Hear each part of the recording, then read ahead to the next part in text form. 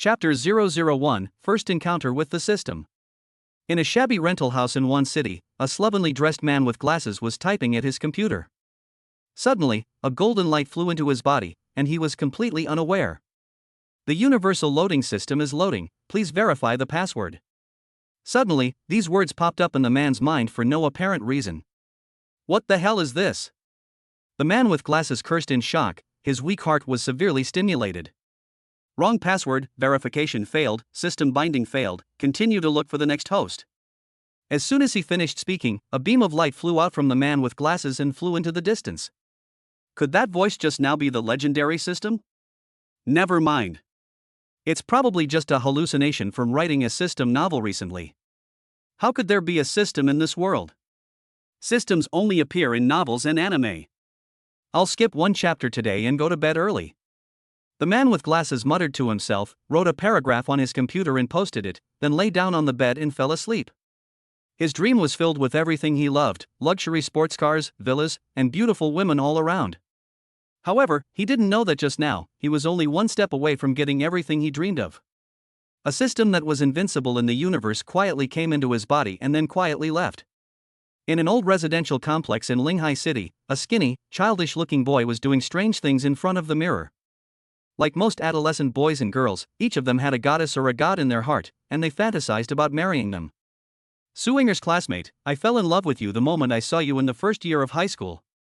Your pure smile, beautiful flowing hair, and delicate face all attracted me deeply. Now I have something to say to you. Lin Zifeng closed his eyes tightly and clenched his fists, as if this could bring him great courage. At this moment, a familiar golden light flew in from the window and went straight into Lin Zifeng's body.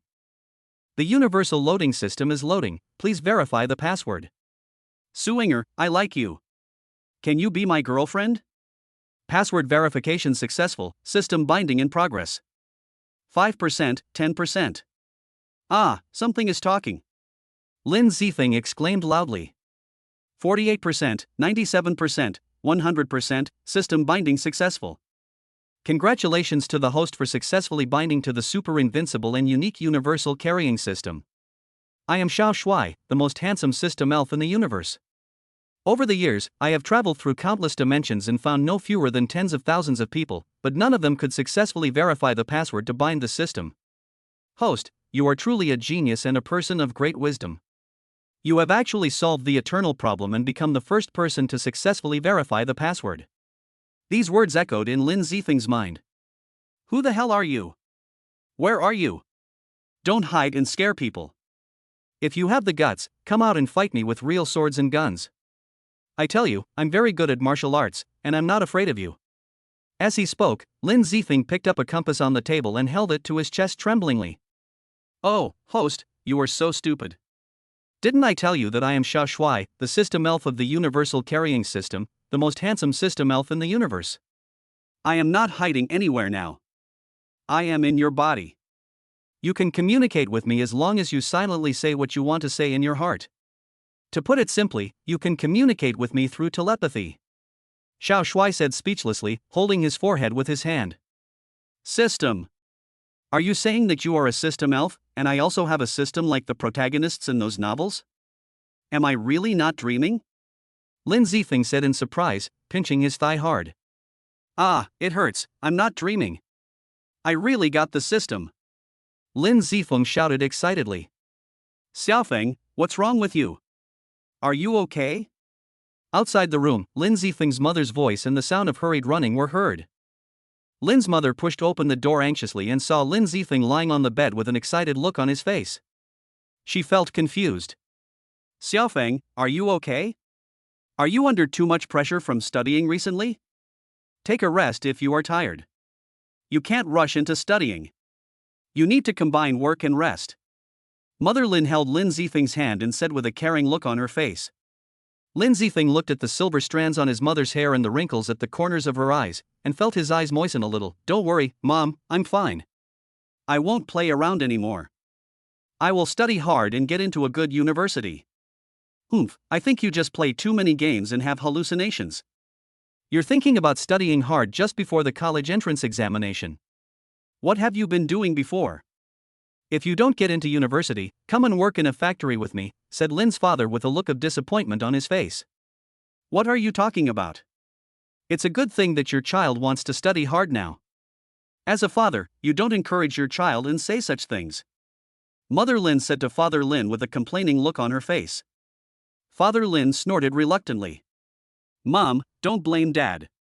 It was my fault in the past that I disappointed you and Dad. I promise that I will study hard in the next period of time and will definitely get into a good university so that you can hold your heads high in front of the neighbors. Lin Zifeng patted his chest and promised confidently. Okay, then we're relieved. You work hard, don't work too hard, and don't put too much pressure on yourself. As long as you are willing to make progress, even if you don't pass the exam this year, your dad and I will pay for a tutor for you. You can repeat the year next year, and we will definitely succeed. Your dad and I will go back to the room first. Don't study too late alone. Make sure you get enough sleep. Mother Lin encouraged Lin Zifeng with a smile on her face and pulled Father Lin back to her room. Ha! Lin Zifeng breathed a sigh of relief. While his words just now had an element of sending his parents away, they weren't empty words. Seeing the gray hair and wrinkles on his parents' faces from overwork, Lin Zifeng felt heartbroken. If he could just work harder, he wouldn't have to make his parents suffer so much, nor would he have to constantly feel ashamed when relatives and friends compared their children's grades. He used to be a lazy person, just getting by, but now he had a system. He didn't know what kind of magical powers this system had, but since it claimed to be super invincible, he figured it couldn't be too bad. Xiao Shuai, are you still there? Lin Zifeng muttered in his heart. However, he did not receive any response. Chapter 002, The Origin of the System. Xiao Shuai, are you there? Say something quickly, Lin Zifeng shouted anxiously. Could it be that everything was just an illusion? Lin Zifeng felt his heart sink. Host, are you calling me? I'm sorry, I was in a deep sleep when I was wandering between dimensions. I'm a little uncomfortable after waking up just now, and I almost fell asleep again, hee hee. Xiao Shuai said with a flattering look. I was scared to death. I thought everything before was fake. Fortunately, it's okay. Xiao Shuai, since you said that your universal carrying system is very powerful, what exactly are its functions? Lin Zifeng patted his chest. Speaking of this universal carrying system, it's really amazing. This system can carry various other systems, such as the martial arts system, the super rich system, the miracle doctor system, the male god system, etc., etc. There is nothing you can't think of that this system can't carry. Xiao Shuai said proudly. So awesome. Lin Zifeng's face flushed. Although he'd never seriously studied textbooks in recent years, he'd read countless novels. There were systems for sharing male idols, systems for finding wealthy urbanites, systems for upgrading martial arts skills, and so on. Seeing the protagonists in novels flirting with girls, he was filled with envy and jealousy. He never thought he'd have a cheat someday.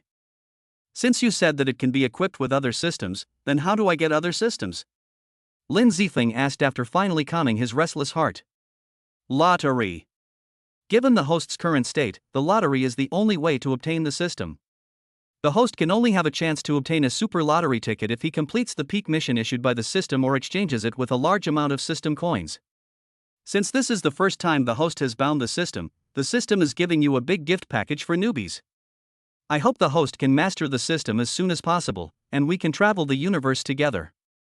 Xiao Shuai put his hands on his hips, looked up to the sky and laughed, as if he was already standing on the top of the universe looking down at all living beings. Congratulations to the host for winning the novice gift package. It has been stored in the system space. Do you want to open it? A cold system prompt sounded. On. Congratulations to the host for winning a super lottery ticket, 3,000 system coins. Xiao Shuai, what's the use of system coins? Dear host, system coins can be used to purchase various items in the system mall, and can also be used for lotteries. Regular lotteries are worth 1,000 coins each, and super lotteries are worth 100,000 coins each. Regular draws can win items that can be sold in the system mall, while super draws can win items that are not for sale, and can even win systems. How's that? Isn't it amazing? Well, it's really amazing. By the way, when I was binding the system before, I seemed to hear some password verification success. What was the password? I seem to have succeeded in the verification inexplicably. Lin Zifeng was really confused about what this password was. Hey, host, you don't even know the password you said. Listen carefully, the password is I like you, do you understand now? Xiao Shuai said contemptuously. Oh, I see. Thinking of the reason why he had just said that, he felt relieved. Su Enger, you've helped me a lot again. I love you so much. I didn't have the qualifications before, but now that I have the system, I will definitely make you my woman. Lin Zifeng secretly swore in his heart. Speaking of which, why did you use I like you as a password, and there weren't any hints at all? If there were a prompt, it would still be your turn, but the system would have belonged to someone else long ago. Xiao Shuai rolled his eyes. Hee, this shows that we are destined to be together. As for why I used this sentence as a password, that's a long story, Xiao Shuai said with a melancholy look in his eyes, gazing into the distance. Although I claim to be the most handsome man in the universe, there was once a man who was even more handsome than me. He was the creator of the Universal Carrying System, a legendary man Yi. Yi is the most outstanding person in the entire universe. He is known as the darling of the god of creation. He has a stunning appearance and unparalleled talent. He has made extraordinary achievements in cultivation, medicine, inventions, and even food. Such a man is bound to be surrounded by beauties. It can be said that every woman in the universe wants to be his wife, whether it's the daughter of a powerful planetary leader or a saint of the pinnacle of power. However, such an outstanding man has a fatal flaw: indecision.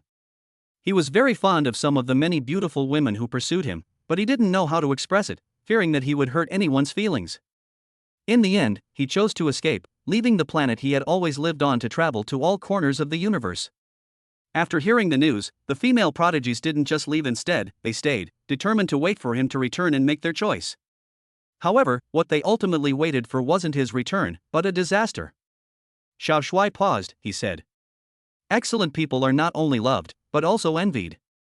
When Yi was here, no one dared to stand out, but with Ye's departure, those people gradually showed their fangs. They took revenge on Ye's relatives and friends and launched a large-scale attack on Ye's blessed land. They believed that if they could get everything from Yi, they would be as powerful as him, and then they would not have to be afraid even if he came back. The attacks of the evildoers were met with desperate resistance from the female prodigies.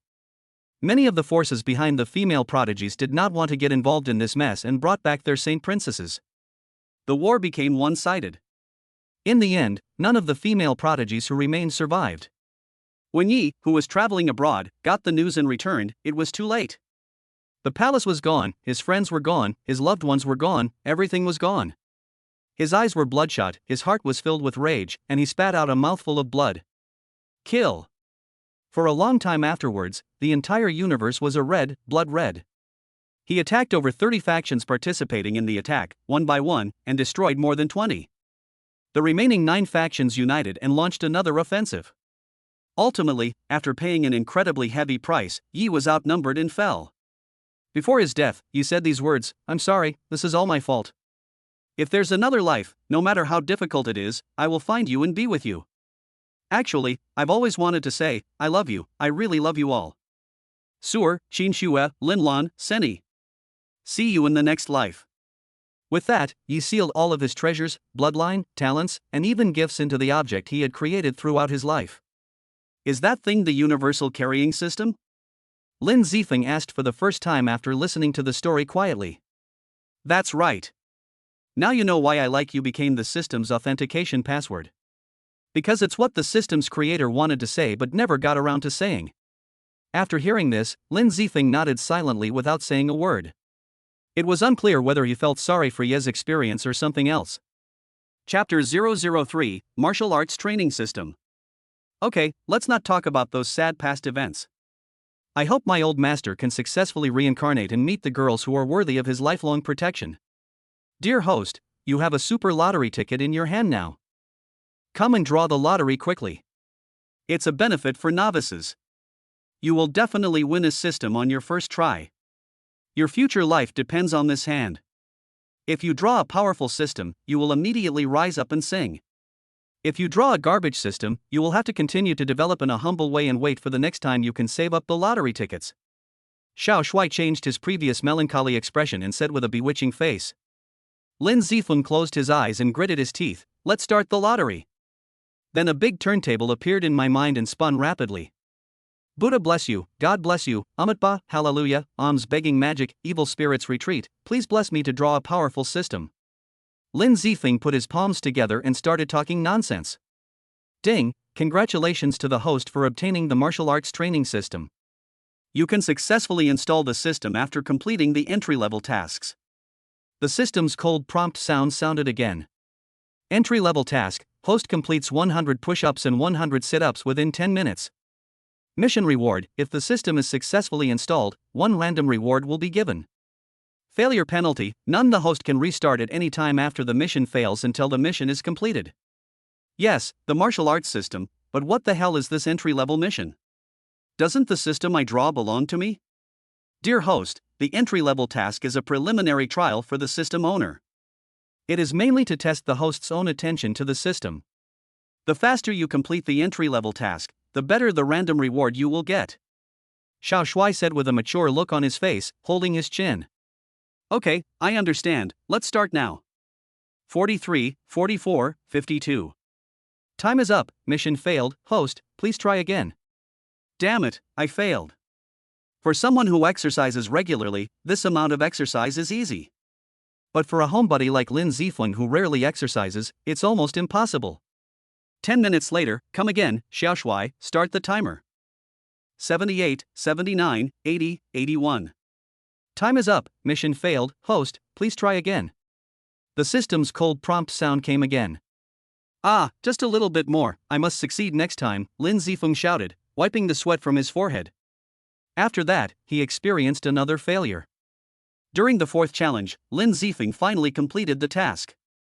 Mission accomplished, the martial arts system was successfully installed. I obtained a lower grade heavenly skill, a copy of the Nine Yang manual. Do you want to learn it? The system's voice remained the same, but this time Lin Zifeng felt extremely excited. Study. Congratulations to the host for comprehending the Nine Yang manual. Host, you should thank me very much. Without my help, how could you recover your strength so quickly and complete the task so quickly? Xiao Shuai said, spreading his hands. Okay, thank you very much, Xiao Shuai. From now on, we will be good brothers. No matter whether what Xiao Shuai said was true or not, Lin Zifeng was just full of excitement. Maybe if someone slapped him and said they were helping him swat a mosquito, he would be overjoyed to thank them. Universal Carrying System. Host, Lin Zifeng. Available systems, Martial Arts Training System 010. Martial Arts Talent, Human Level 3. Martial Arts Realm, Mortal. Gongfa, Nine Yang Manual Introduction. Skills, none. System Coins, 3,000. System Mall, Martial Arts Mall partially opened. Items, none. Xiao Shuai, I'm still at the mortal realm, and my talent is average. How can I improve my talent and realm? Host, you can browse the system mall. I suggest you spend 2,500 system coins to buy a first-level marrow cleansing pill. This will raise your physique to the 9th level of the human level. Talent directly affects the host's speed of comprehension of skills and martial arts, as well as their sudden enlightenment of the great principles. It can also directly raise your realm to the first level of body forging. Later, when you have more system coins, you can buy a higher-level marrow cleansing pill to further improve your talent. Lin Zifeng opened the system mall and saw the dazzling array of goods. His eyes seemed to be twinkling with little stars. First-level marrow cleansing pill, 2,500 system coins. Effects, cleanses the marrow and strengthens the bones, raising talent to the 9th level of human level and allowing a breakthrough to the first level of body forging. Suitable for mortals new to cultivation. Mid-grade marrow cleansing pill, 5,000 system coins. Effects, cleanses the marrow and strengthens the bones, raising talent to Earth level 5 and allowing a breakthrough to the first level of Qi refining. Suitable for practitioners at the peak of physical training. Top-grade marrow cleansing pill, 15,000 system coins. Effects, cleanses the marrow and strengthens the bones, raising talent to the 9th level of the Earth rank and allowing a breakthrough to the first level of foundation establishment. Suitable for practitioners at the peak of Qi refining. Body forging pill, 1,000 system coins. Effect, improves the realm of a cultivator in the body forging stage. One pill can allow a cultivator in the first stage of body forging to break through to the second stage. 2 pills can allow a cultivator in the second stage of body forging to break through to the third stage, and so on. Cultivation Guide records various knowledge about the cultivation world, an encyclopedia of the cultivation world. Suitable for beginners. After a moment's deliberation, Lin Zifeng decided to buy a first-level marrow cleansing pill and a cultivation guidebook. He had just asked Xiao Shuai about this. He knew that once he officially began cultivation, he would be past the novice protection period. Any information or knowledge related to cultivation from the system would require a certain amount of system coins. Therefore, Lin Zifeng decided to buy the cultivation guidebook once and for all, and absolutely refused to let the system deduct a single cent from him. After taking the marrow cleansing pill, Lin Zifeng's body was covered in black impurities, emitting a disgusting odor. He hurried to the bathroom to rinse. Afterward, he stood in front of the mirror and looked at himself. His previously thin body had become much more toned, and the few pimples on his face had disappeared. He exuded a sunny and warm temperament. TSK, although there is still a big gap compared to me, I have to say that you, the host, are also a handsome man now. This was Xiao Shuai's mean voice. It doesn't matter. I'll become more and more handsome and one day I'll surpass you. Lin Zifeng said with a smile. After completing the marrow cleansing, not only did he feel much lighter, but his mind was also clearer. If he studied hard now, he might be able to rebound in the college entrance examination. Open the personal interface again. Universal Carrying System. Host, Lin Zifeng. Available systems, Martial Arts Training System 110. Martial Arts Talent, Human Grade 9. Martial Arts Realm, First Level of Body Forging 0-1000. Gongfa, 9 Yang Manual Introduction. Skills, none. System Currency, 0. System Mall, Martial Arts Mall partially opened. Item, Training Guide. His realm was raised to the first level of body forging, but there was not a penny left of the system coins. Lin Zifeng didn't know whether to laugh or cry. Xiao Shuai, how do I get system coins? Lin Zifeng asked helplessly. There was no other way. If he wanted to become stronger, he had to work hard to make money. The system will randomly release various tasks, including main tasks, side tasks, daily tasks, etc. Sometimes, if the host is lucky, a hidden task may be triggered. The system will give the host varying amounts of system coins and rewards based on the difficulty of the task. Please complete the task well. Oh, I thought that some systems could easily lead me to the pinnacle of life, but I didn't expect that in the end I still have to work for the system, Lin Zifeng thought distressfully. Host, don't be so ungrateful. If you don't work hard, you will cry when your ringer falls into the arms of another man, Xiao Shuai said sarcastically. Lin Zifeng's eyes became determined. For my parents, for my little Inger, and to reach the peak of my life, I will definitely work hard. Chapter 004, Daily Mission. Lin Zifeng lay on the bed, took out the cultivation guide from the system space and read it. The order of martial arts realms from lowest to highest is body tempering, chi refining, foundation establishment, golden core, nascent soul, spirit transformation, fusion, Mahayana, tribulation crossing, and semi-immortal. Before semi-immortal, each major realm has 9 minor realms. Seeing this, Lin Zifeng nodded. Well, it's not much different from ordinary cultivation novels.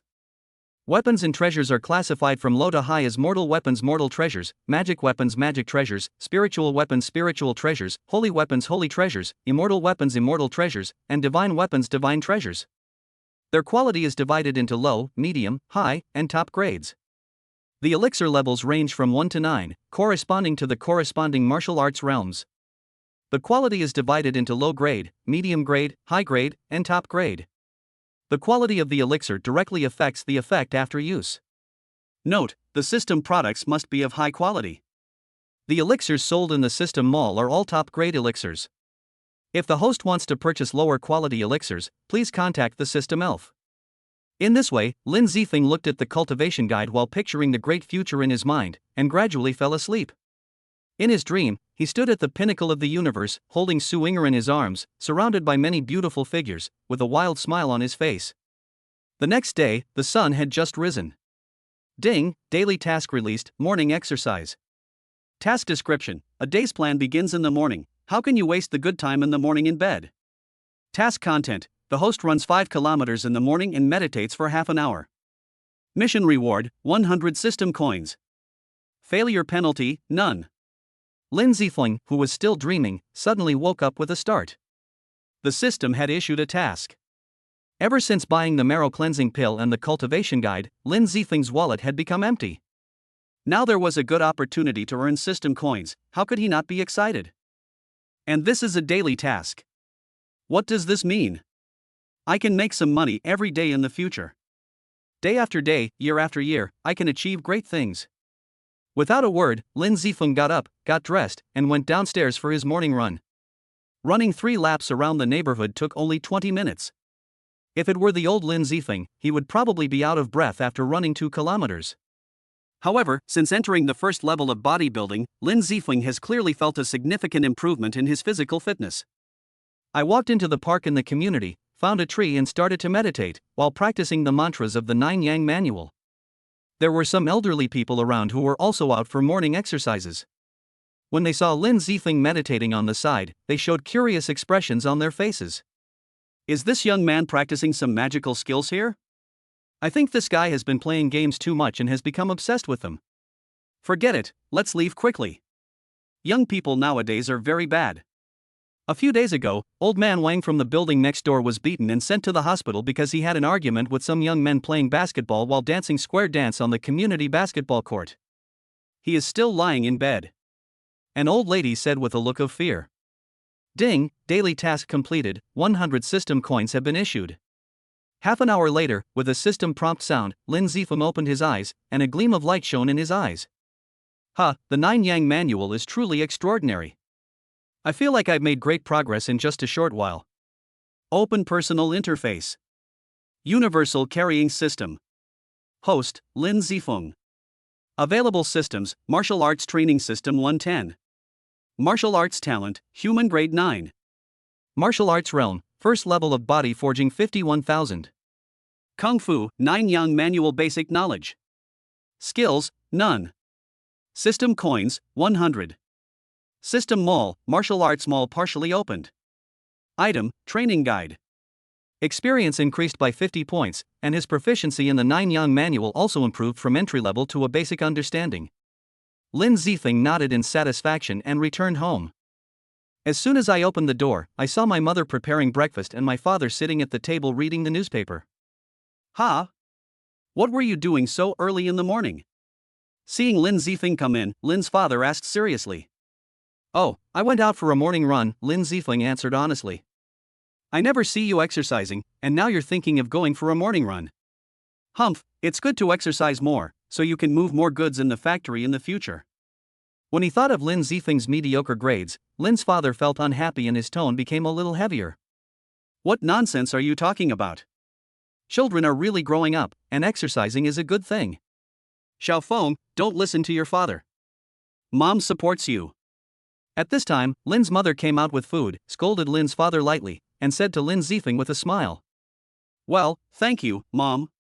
Okay, eat quickly, and then ask your dad to take you to school. Linghai No. 1 Middle School, standing in front of the familiar school gate, Lin Zifeng's mood became unusual. Before yesterday, I was just an ordinary senior high school student, still nervous about the college entrance examination 3 months later and afraid of the society I might soon enter. But now everything was different. With the system, the future would be completely different. Without further ado, after receiving the marrow cleansing pill, Lin Zifeng's logical thinking and memory had become incredibly powerful. It was easy for him to catch up on 3 years of high school knowledge in the last 3 months. It is easy to get into a key university, and you no longer have to worry about disappointing your parents by failing to get into university and then having to go far away to work. When I entered the classroom, many students were already doing morning reading or reviewing their lessons. At Linghai No. 1 Middle School, students are seated in separate rows, meaning they don't sit side by side. The order of seats is based on a combination of students' vision and academic performance. For a poor student like Lin Zifeng, who has good eyesight, always has low grades, and is barely average when his luck improves, he can only sit in the second to last row by the window. That's right, it was the seat of the high school boy who supposedly saved the world. Lin Zifeng used to scoff at the online comments. But now, he just wanted to say, netizens are so cunning, they can even calculate this. For Lin Zifeng in the past, it didn't matter where he sat, because he just didn't want to study. If there is one advantage to this position, it should be the graceful figure with beautiful long hair in the front right. That is right, that is the girl that Lin Zifeng has always been thinking about in his dreams, suing her. Chapter 005, Suinger. Lin Zifeng was once a good student with excellent grades. He was admitted to this key city high school with excellent grades. He loved reading but was not good at talking and was a bit dull. I still remember that it was the first day of high school. Lin Zifeng was holding the admission letter in his hand, looking for his class. Class 1 and 2 of senior high school, this is it. Lin Zifeng pulled the school bag on his shoulder and walked in. Aya, a coquettish cry was heard. Lin Zifeng and a girl who ran out of the classroom hugged each other and both fell to the ground. I'm sorry, it's my fault. Are you okay? Lin Zifeng quickly got up, apologized repeatedly, and stretched out his hand to help the girl up. I should be the one saying sorry. I was in a hurry so I ran too fast. The girl put her fair and white hand into Lin Zifeng's hand and stood up. The hand felt smooth and tender, like a tender catkin, its skin like cream, its fingertips like bamboo shoots, its wrist like a white lotus root. Lin Zifeng was stunned. It felt like he was holding the finest white jade. Lin Zifeng swore that this hand was the most beautiful he had ever seen in his life, a masterpiece of the creator. Classmate? What's wrong with you? The girl felt a little embarrassed when she saw Lin Zifeng holding her hand tightly. If she knew that Lin Zifeng was intoxicated by her jade hand, would she think that Lin Zifeng was a hooligan and pervert? Oh, sorry, I was distracted just now. Lin Zifeng quickly let go of the girl's hand, raised his head and showed an awkward but polite smile.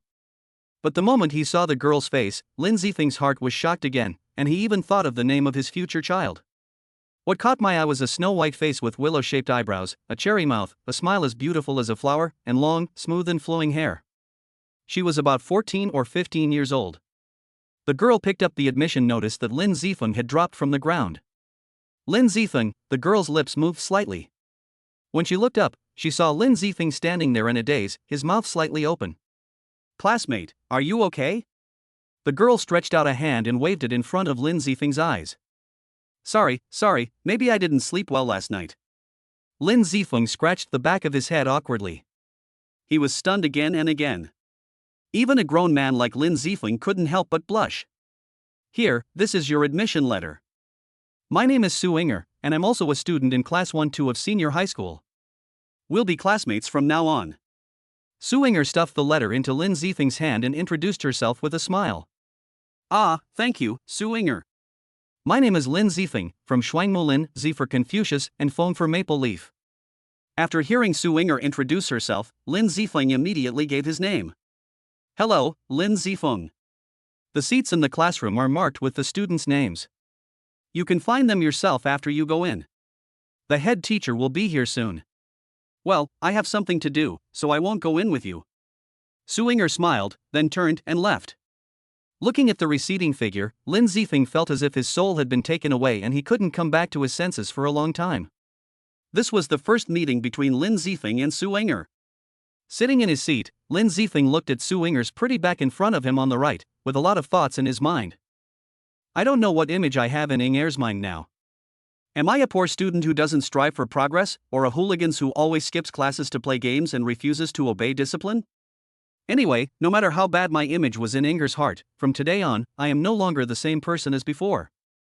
Linghai No. 1 Middle School, your emperor is back. Lin Zifeng thought with high spirits. Lin Zifeng, turn in your homework, the study committee member shouted solemnly from the table beside Lin Zifeng. In the past, Lin Zifeng rarely turned in his homework throughout the year, and even when he did, no one knew where he copied it from. How could a well-behaved student like the study committee member be so nice to him? Oh shit, there's still homework. I've never handed in homework before, and I don't even know what I had yesterday. Inger is watching, so I can't just hand in a blank one. Hey, I just said I wanted to change myself, and this embarrassing thing happened. Lin Zifeng muttered to himself, then said to the study committee member with a smile uglier than tears, well, classmate Zhao Mengmeng, this is it. Last night, I racked my brains and stayed up most of the night to finally finish my homework. It was too late, and I fell asleep in a daze, and forgot to put it in my bag. Tomorrow, I will definitely bring it to you, or I'll find time to make it up to you later. Okay, stop explaining. I didn't expect you to hand in your homework, and don't worry that I will report you to the teacher. It's not the first time anyway, so the teacher won't be surprised. Zhao Mengmeng glanced at Lin Zifeng and said in disbelief. Hey, I have a bad temper. If you don't believe me, I will let you know what a real man is today. I will kill with a spit. Just wait and see, this is the first step for me, Lin Zifeng, to turn over a new leaf. Don't worry, I will definitely make up the homework for you today, Lin Zifeng patted his chest and said to Zhao Mengmeng confidently. Humph, then I'll wait. Zhao Mengmeng snorted disdainfully and turned to collect other people's homework. Su Inger, who was sitting in the front, looked back at Lin Zifeng, not knowing what she was thinking, then turned her head away indifferently. Wow, Inger turned around to look at me. Was she shocked by my domineering aura? Lin Zifeng thought excitedly. Immediately afterwards, Lin Zifeng began the long journey of making up his homework. Ding ling ling, the morning self-study ended and the bell rang. This class was a math class. An old teacher walked slowly into the classroom, stepped onto the podium, and then explained the common question types and solutions in the exam. Lin Zifeng scratched his hair like crazy. Why are there so many? 1 Chinese paper, 2 math papers, 3 English papers, and 3 sets of science exercises. How long will it take to finish all this? Do high school students usually have so much homework? The Ministry of Education should advocate reducing the burden. After thinking wildly for a while, Lin Zifeng plunged into the sea of test papers again. The math teacher standing on the podium glanced at Lin Zifeng's seat, sighed softly, and a look of regret appeared in his eyes. Ding dang, the bell rang, the morning classes ended, and it was lunchtime. I'm finally halfway done. I should be able to finish it before school. There are still a lot of questions I'm not sure about. I've really missed a lot. I guess I need to get out my freshman and sophomore textbooks and review them thoroughly. After a busy morning, Lin Zifeng stretched happily. If he had simply wanted to fill his homework book, he wouldn't have had to put in so much effort. But since he had decided to change himself, he couldn't fool himself. Lin Zifeng's philosophy in life was either don't do it, or if you do, stick to it. Otherwise, what's the point of making a promise? Chapter 006, A Hero Saves a Beauty. Brother Feng, what are you busy with? Let's go eat together. Let's go to my house for dinner in the evening, and then go to Xingyao Internet Cafe to play some games. At this time, Ding Leon, Lin Zifeng's only best friend in school, came over and took Lin Zifeng to the cafeteria for dinner. Forget it, fatty, I want to go back and review my old textbooks in the evening. After the college entrance examination, we will accompany you to have a good time for 3 days and 3 nights. Ding Leon is a little fat boy. His family runs a restaurant. Lin Zifeng has helped him before. Since then, Ding Leon has always called Lin Zifeng Brother Feng, and Lin Zifeng also gave him a cute nickname, Fatty. No way, Brother Feng, you don't have a fever, do you? Why did you suddenly change your personality and want to be a good student? Didn't we agree to start a business together after graduating from high school? We agreed to grow old together, but you secretly got a hair treatment. Jigglypuff pretended to cry and said to Lin Zifeng. Okay, stop making such a disgusting face. It's the last 3 months now. Regardless of whether I can succeed or not, I want to give it a try. It won't be in vain for me to come to this world. Don't people often say that life without going to college is incomplete? What if I get admitted to the university? Lin Zifeng said jokingly while hugging Jigglypuff. Well, Brother Feng, I believe in you. You have the potential. As long as you work hard, you will succeed. Jigglypuff changed his usual playful look and said firmly to Lin Zifeng. Okay, fatty, stop flattering me. I'm not a complete nobody, so how could I possibly be so high-minded? You've almost blown me up with just these 2 sentences. Lin Zifeng laughed at Jigglypuff's words. Although he spoke modestly, he deeply agreed with them. Well, this guy has good vision. When I become successful, I'll definitely give him some of the benefits. In the future, I'll not only strive to be strong myself, but also to help those around me become stronger. When they arrived at the cafeteria, Lin Zifeng and Pang Ding were each holding a plate of rice and looking for a seat. Hey, Brother Feng, look quickly, Jigglypuff nudged Lin Zifeng twice with his elbows and said to him with a wink, your goddess is being harassed by a little hooligan. Why don't you come and save her? Maybe you can win her heart right away. Lin Zifeng followed Jigglypuff's gaze and, as expected, saw a few hoodlum students gathered around Su Inger's dining table, grinning and saying lewd things. Su Inger's best friend stood by, angry but unable to speak. Campus Beauty Sue, what's so delicious about the food in the cafeteria? Come out for dinner with us brothers tonight, and then have some fun together after dinner. I guarantee you'll enjoy the meal and have fun. It would be even better if you are willing to be my girlfriend. I promise to take you to eat delicious food and drink spicy drinks every day in the future. The leader said with a gangster look on his face as he sat next to Su Inger. Yeah, let's go out and have some fun together tonight. What's the point of studying every day? When you enter society, you'll still find a rich man to marry. That's right. Look at our brother Jia's family, he has several bars and nightclubs. Instead of being a lover of an old man in the future, it's better for you to follow our brother Jia as soon as possible. Then you can be considered marrying into a wealthy family. Several younger brothers around echoed. Look at this hand. It's a waste to hold a pen every day. It would be so cool if you held a man's thing. As he said this, the man called Brother Jia was about to touch Su Inger's hand. Please be respectful, or I will sue the teacher. Su Inger quickly pulled her hand back and shouted at Brother Jia with an angry look on her face. Lin Zifeng was furious when he saw this scene and walked over quickly with a tray in his hand. After taking a few steps closer and seeing the man's appearance, Jigglypuff quickly reached out and grabbed Lin Zifeng, a look of fear on his face. Brother Feng, I know that man. He's Yuan Jia from the high school repeater class. He's been at school for 2 years. His family owns several bars, KTVs, and nightclubs on Denghang Street. He knows a lot of people in society. We can't afford to offend him. You just watch from the side and leave it to me. Lin Zifeng broke free from Jigglypuff's hand and walked forward.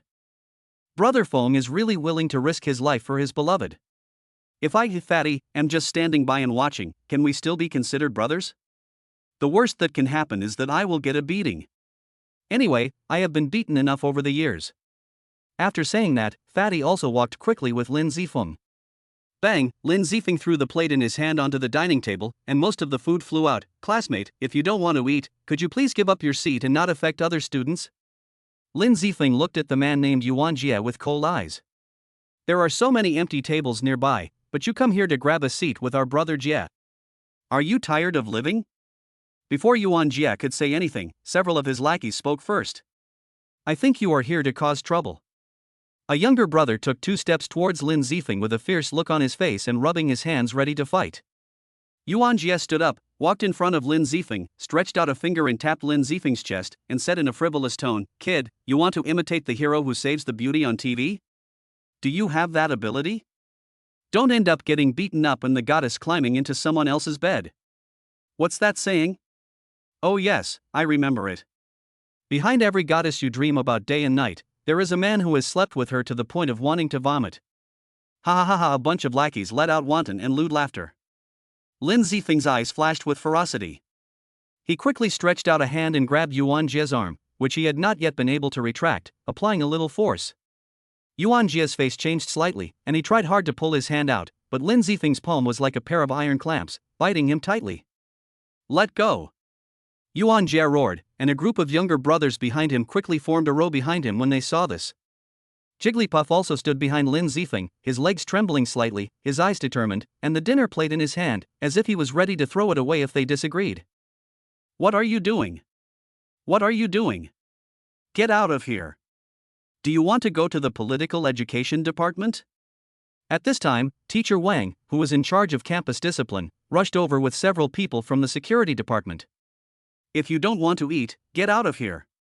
You'll graduate in a few months. When the time comes, it won't be any of the school's business if you go out and fight each other. But as long as you're in school, you'll be under the school's control. All of you should behave yourself in school. Be a dragon and lie down. I don't want to expel 1 or 2 of you at the last minute. Teacher Wang roared, glaring through a pair of bright glasses, like an angry King Kong. Lin Zifeng released his grip on Yuan Jia's hand and took a step back. Yuan Jia and his gang of younger brothers also took 2 steps back. He didn't dare to openly confront the teacher at school, otherwise he would have to explain to his grandfather. Good boy, wait for me after school. Yuan Jia said harshly with an unwilling look on his face. What are you doing? Are you treating me like I don't exist? Teacher Wang roared. This student simply didn't take him seriously. Poof. Yuan Jia looked at Lin Zifeng coldly and left with a group of younger brothers. Be careful outside of school. This kid is no pushover, Teacher Wang kindly warned Lin Zifeng. Having taught at the school for so many years, she'd seen it all. The moment she arrived, she could already picture what had happened. It was probably a case of jealousy over a beautiful girl. Plus, Yuan Jie and the others had a bad reputation, and their visits to the political education office were as frequent as their own. It was clear who was right and who was wrong. Thank you, Teacher Wang. Although Lin Zifeng was not afraid of these people, he also expressed his sincere gratitude to Teacher Wang for reminding him. Not every teacher is willing to help the weak like him. Teacher Wang nodded and left with the two security officers. The students who were watching around also dispersed. Chapter 007, Being Stuck After School. Thank you, Lin Zifeng.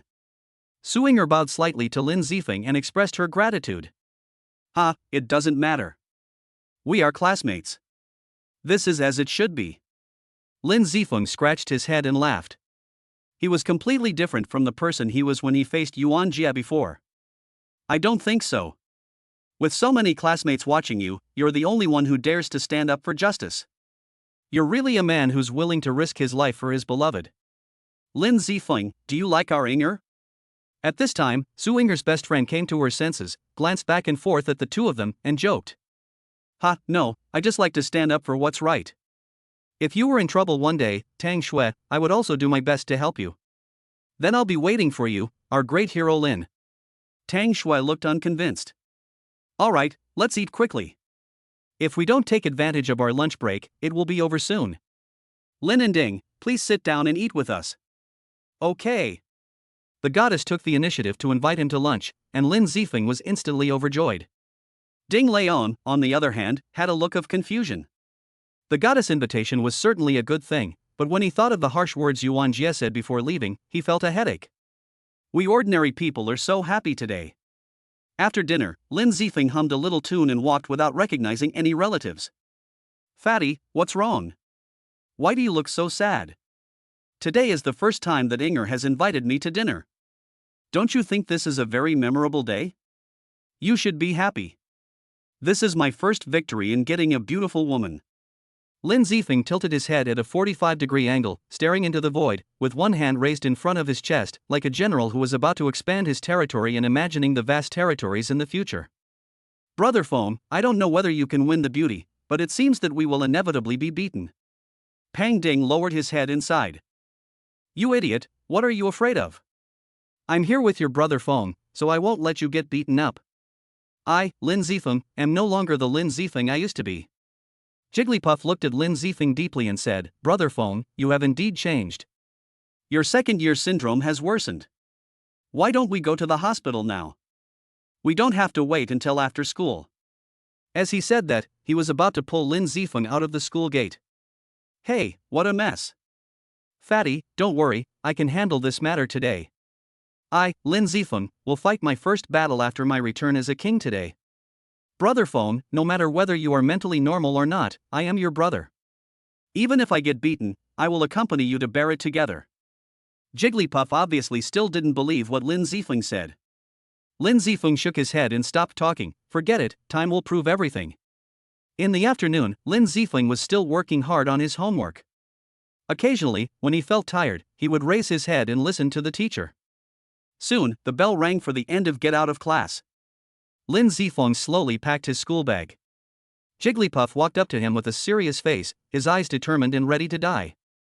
Lin Zifeng, on the other hand, had a carefree expression, as if he didn't care about Yuan Jie and the others at all. Slowly, the two of them walked to the school gate. About 20 or 30 meters away, Yuan Jie and his 6 younger brothers were squatting on the curb, smoking. Seeing Lin Zifeng and the other two come out, the lackey shuddered and pointed at them. Boss, look, those two little bastards are coming out. The others looked in the direction the man pointed, and sure enough, it was true. Let's go. Yuan Jie threw the cigarette in his mouth to the ground and walked up quickly with a few people, fearing that the two would run away. Brother Foam, why don't we run away quickly? Seeing the people coming at him aggressively, Jigglypuff's legs were shaking a little. You can hide for a while, but you can't hide forever. Solve it as soon as possible and go home as soon as possible. Lin Zifeng disagreed. You little bastards are quite courageous. When you saw us, you didn't run away but waited here for us. Since you are so sensible, we will be gentle with you later and let you lie in bed for 3 to 5 months. Yuan Jie said with contempt, not taking the two of them seriously at all. If you want to fight, do it now. If you don't want to fight, get out of here right now. Don't waste my time by nagging me. Fuck you, you're quite arrogant. Hearing Lin Zifeng's provocative words, one of Yuan Jia's followers immediately rolled up his sleeves and was about to step forward, but was stopped by Yuan Jia. Little brat, don't think I don't know what you're up to. Yuan Jia glanced at the security guards who were waiting at the school gate. Do you dare to follow us to the grove across the street? If not, kneel down and kowtow to us 100 times, then yell I'm a big idiot 100 times, and I'll let you go today. What are you shouting? Lin Zifeng asked, pretending not to hear clearly. I'm a big idiot, Yuan Jia replied. It's good that you know you are an idiot. Lin Zifeng expressed his concern about the intelligence of these villains. You're so stupid. Yuan Jia couldn't help himself and punched Lin Zifeng. Wait a moment. What? Are you scared now and want to apologize? I told you it's too late. Yuan Jia stopped waving his hand halfway, thinking that Lin Zifeng wanted to beg for mercy. Fighting in front of the school gate has a bad influence. I'll go to the woods with you. After saying that, he took the lead and walked towards the woods opposite the school. Jigglypuff followed Lin Zifeng nervously. Boss, does this kid have any conspiracy? A follower said cautiously. What a bullshit conspiracy. I think this kid is just a fool with a problem in his brain. Another follower retorted. No matter why, there are so many of us and we are still afraid of those two people. Let's go and kill him. Yuan Jia was furious. He waved his hand and followed with a few people. Why did Lin Zifeng go to the woods with them? They didn't dare to do anything ruthless when there were so many people at the school gate, so how could he get away with running to such a remote place? What should I do? After school, Su Inger didn't go home directly, but ran to a small store near the school. Because today's incident was caused by her, she knew Lin Zifeng liked her, but she was not the kind of green tea bitch who treated her suitors like fools, so she couldn't help but feel anxious. Oh right, call the police. Hello, is this 110? There are a few people fighting in the woods opposite Linghai No. 1 Middle School. Could you please send police as soon as possible? It may be too late if it's too late. Su Inger dialed the police number and said anxiously to the person on the other end of the phone. Miss, please don't worry. We have sent police officers. Please pay attention to your own safety. The police will contact you when they arrive. Okay, thank you. After hanging up the phone, Su Inger held the phone and looked anxiously towards the woods. Chapter 008, Beating Up the Bad Students. Lin Zifeng, who had just walked into the woods and stood still, turned around and said, Shall we start? Yuan Jia swung his hand forward, Go. The lackeys looked at each other and rushed towards Lin Zifeng. Lin Zifeng's eyes instantly became serious. He bent his knees slightly, raised his arms, and made a fighting stance. Henchman A took the lead and threw a straight punch at Lin Zifeng's face. Lin Zifeng raised his hand to block, and with his other hand, he grabbed the opponent's arm and pulled it towards himself, then swung his elbow hard and hit him in the face, causing him to see stars and bleed from his nose. Seeing his companion fall to the ground, Henchman B roared angrily and launched a side kick at Lin Zifeng's waist. Lin Zifeng channeled his energy into his lower body, planted his feet firmly on the ground, and withstood the kick. He grabbed his partner's legs with both arms and pulled them back, then kicked him in the crotch, throwing him out with all his might. Immediately, Henchman B, who was lying on the ground, turned red like a cooked prawn. The remaining 4 followers saw their 2 companions lying down so quickly and decisively, knowing that Lin Zifeng was a tough guy. They exchanged glances and began to attack him. Lin Zifeng first kicked one of them to the ground with a straight kick. At this time, Jigglypuff, who was a little dazed by Lin Zifeng's extraordinary skills, came to his senses and sat down on the man, punching him in the face again and again, cursing, I told you to block your fat uncle. If the tiger doesn't show its power, do you think I'm a sick cat? Although he had reached the first level of body forging, Lin Zifeng, who seldom fought, showed his inexperience in this area. He was in a stalemate with the 3 students and could not resolve the fight for the time being. A minute later, Lin Zifeng exerted his strength and knocked one of them down, leaving only 2 people who were unable to withstand Lin Zifeng. Yuan Jia, who had been watching the fight from the sidelines with a cold attitude, could no longer sit still and rushed in with 2 steps. It must be said that Yuan Jia was quite good, and seemed to have learned fighting techniques such as Taekwondo. Together with the other 2, they temporarily forced Lin Zifeng into a weak position. But mortals are still mortals, and their physical strength, offensive power, and resistance to blows are far inferior to that of a cultivator like Lin Zifeng. Under Lin Zifeng's relentless onslaught, Yuan Jia and his 6 followers were all knocked to the ground in just 2 minutes. The one who suffered the most was the man under Jigglypuff's crotch. Seeing that Lin Zifeng didn't need help, Jigglypuff focused on the man and beat him, hitting him in the face. His parents probably wouldn't recognize him when he got home. I got beaten this time, but don't be too proud. We will meet again in the future. Yuan Jia, who was still unwilling to accept the beating, continued to speak harshly. I see you're not satisfied with being beaten up, are you? Lin Zifeng said as he raised his fist and was about to step forward. Stop fighting, I admit defeat and surrender, I will never dare to do it again. Yuan Jia perfectly interpreted the true meaning of the sentence that in the face of life, any dignity and status are useless. If you mess with Suinger again, don't blame me for being blind. Humph. Lin Zifeng left with Jigglypuff after leaving a warning. Boss, are we just going to let this go? A younger brother asked cautiously beside Yuan Jia. Forget it, forget your head. If it's so easy to let it go, am I still Yuan Jia? If people know that we were defeated by a student, how the hell will we survive in society in the future? I'm going to find Brother Snake tonight. I must avenge this grudge.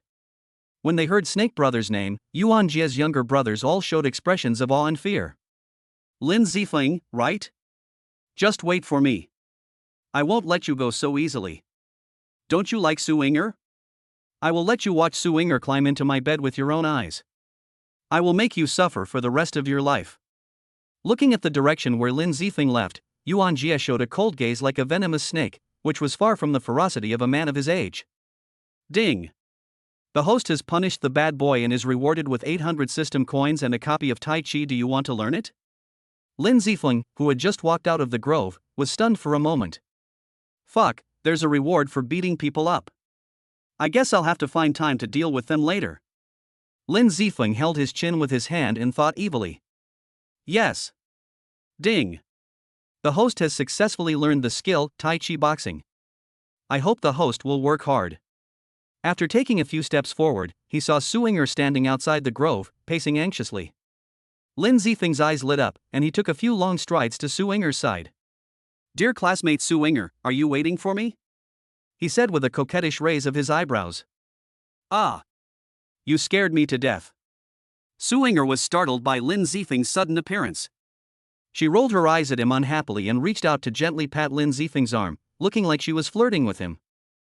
Hey brother Foam, is it really okay for you to do this in front of me, a single dog?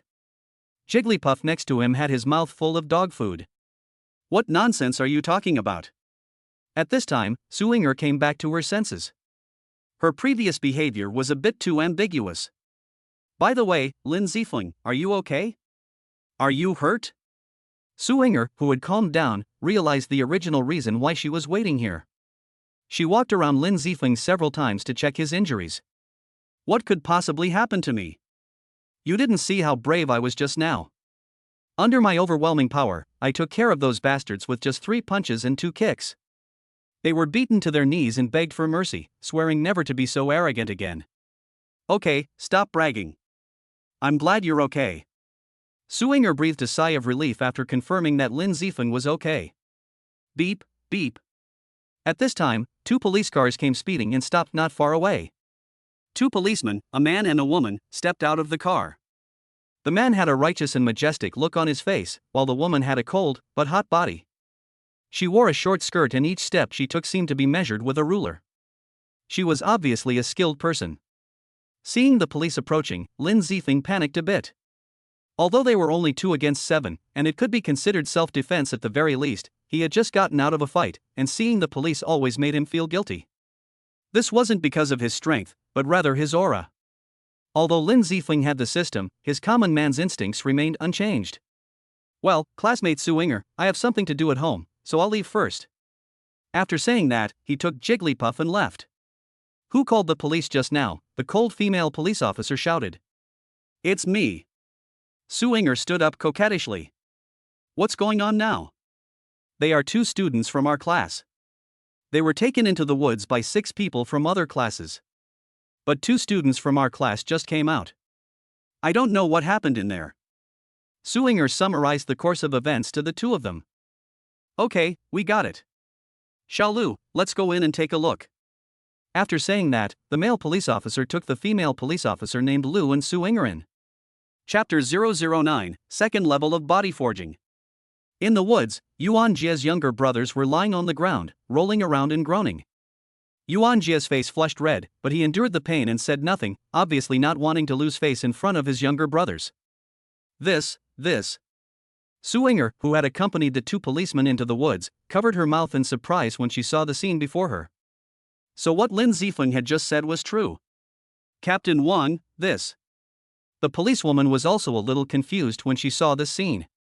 To be able to knock down 7 adult men so easily, he must be at least a special forces soldier. But the girl just said that the other party in the fight was 2 of his classmates. When did 2 students become so skilled? Call an ambulance first, and then take them to the police station to take their statements. Captain Wang frowned, obviously realizing this.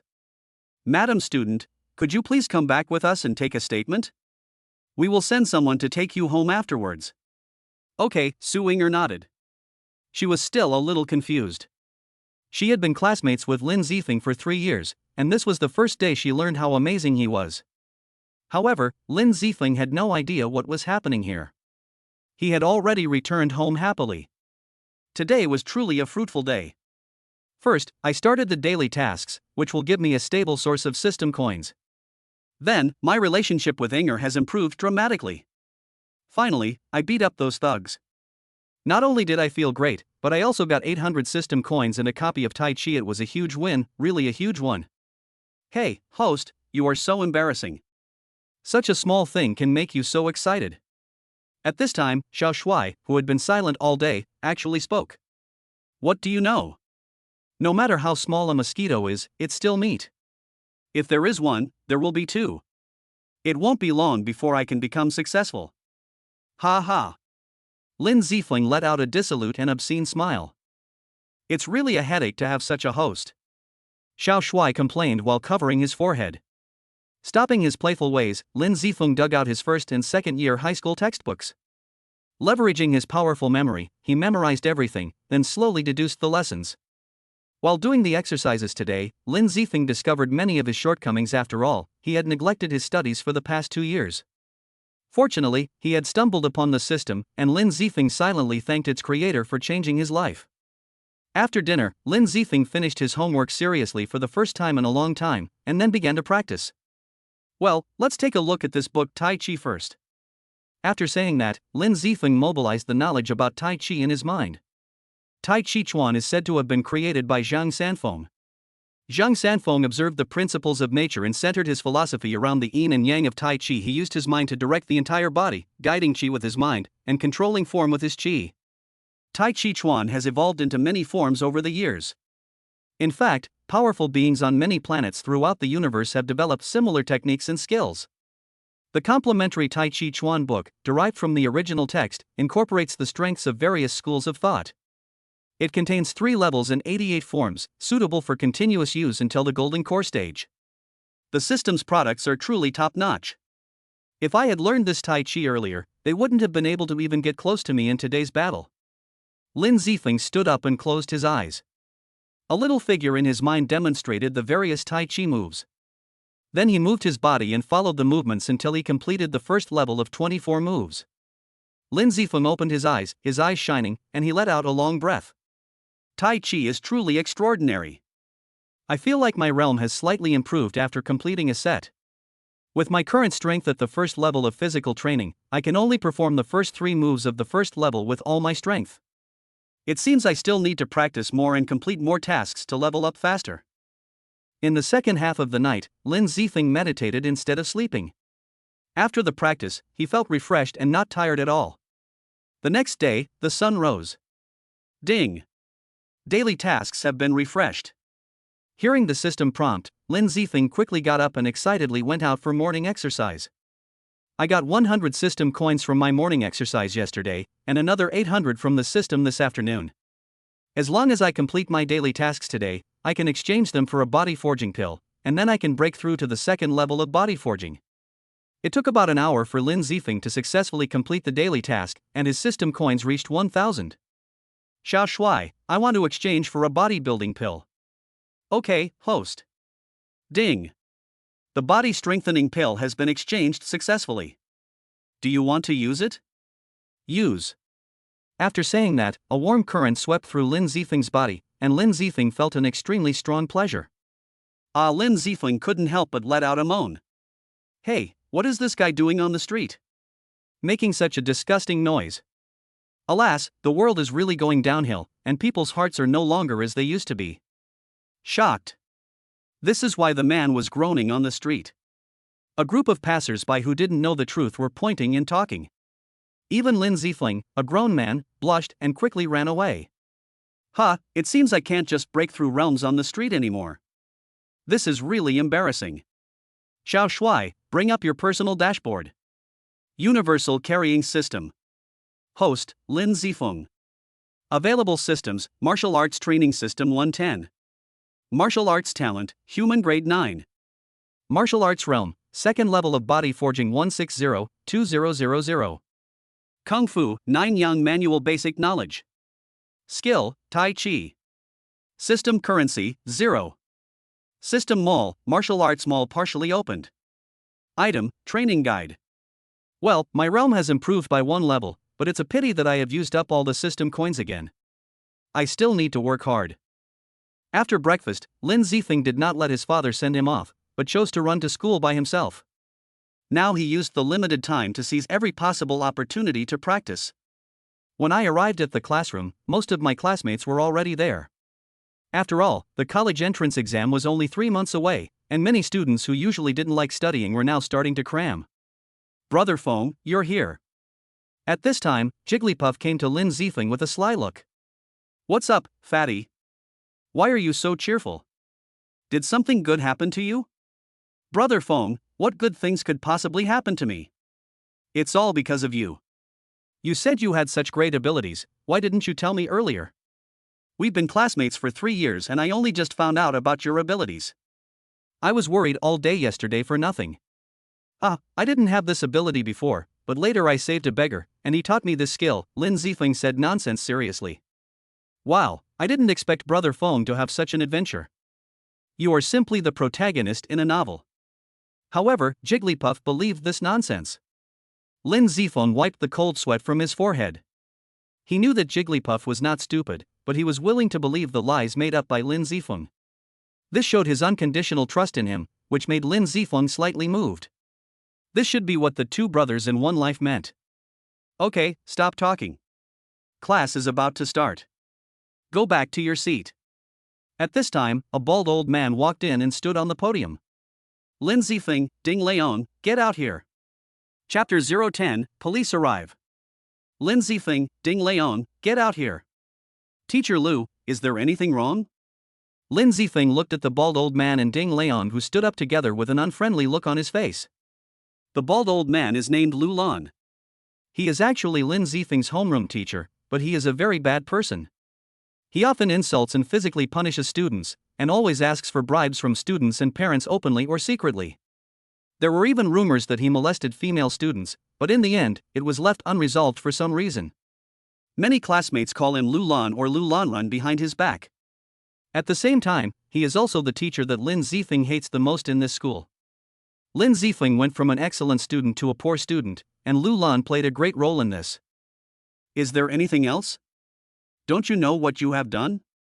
Let me ask you, what did you do after school yesterday? Did you fight with others? Now the police are here.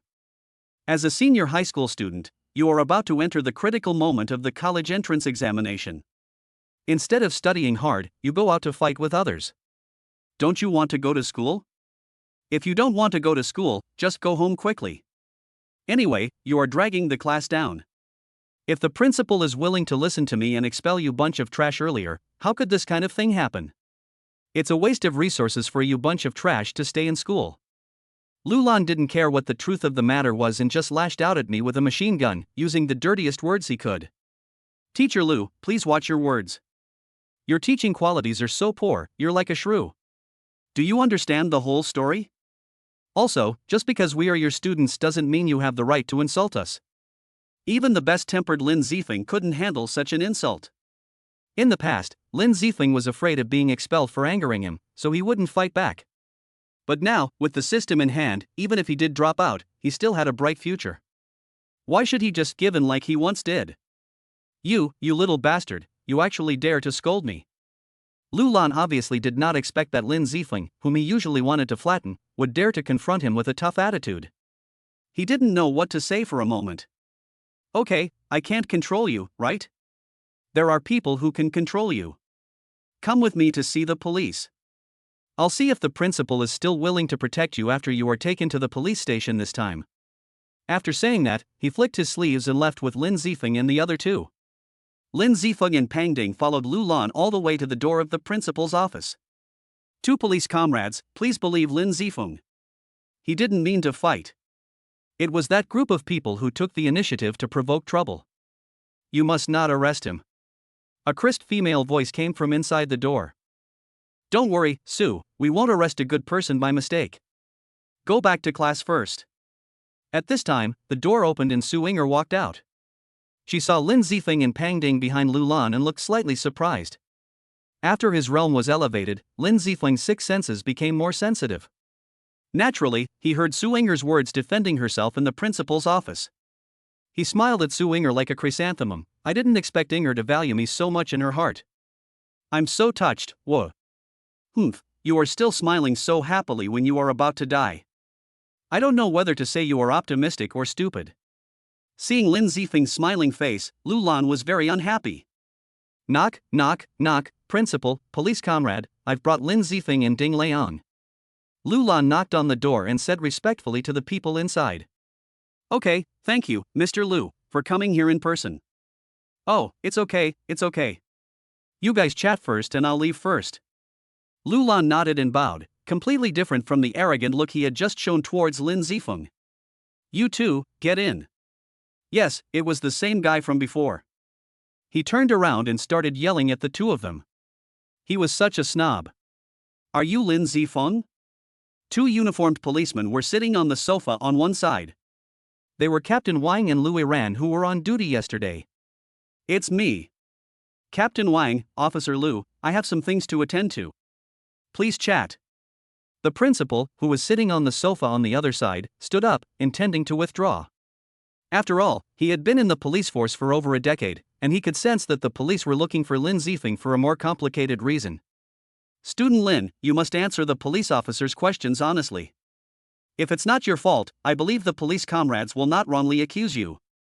The principal patted Lin Zifeng's shoulder and said something meaningful, then turned and left. Do you know why we are looking for you? I think I know a little bit about it. It's because of the fight with Yuan Jia and his gang yesterday afternoon. Well, it's a little bit related to this matter, but not entirely. I've also learned a general outline of what happened yesterday from Su Yinger. You weren't at fault. And the statements I took from the injured young people yesterday also confirmed what Su Yinger said. Also, none of the people injured yesterday chose to report the crime. You know, in cases like this, if the parties involved don't report it, we're happy to be left alone. Then why are you looking for me? Lin Zifeng wondered what else the police might want to talk to him about besides this matter. Policewoman Louis Ran flipped open a notebook. According to the records we took yesterday, you almost single-handedly defeated all 7 of them yesterday. However, we've done extensive research and haven't shown any evidence of martial arts prowess in the past. We even found out that in your freshman year of high school, you were beaten by a few thugs and had to stay in bed for 2 weeks before you could go to school. This means that you were an ordinary person at least 2 years ago. Then may I ask, where did all your kung fu skills come from? Louis Ran stared at Lin Zifeng with a pair of shining eyes. Lin Zifeng felt his whole body crawling with fear when he was looked at, a drop of cold sweat running down his face, and he was intimidated by the other party's powerful aura. Is there any problem? It should have nothing to do with you where I learned the kung fu. Even if it's the police, there's no need to be so involved. Lin Zifeng was intimidated by a woman, feeling a little unhappy, but he said unyieldingly. You. As the most popular girl in the police force, Louis Ran was always obedient to everyone, no matter if it was other policemen in the team or criminals in society.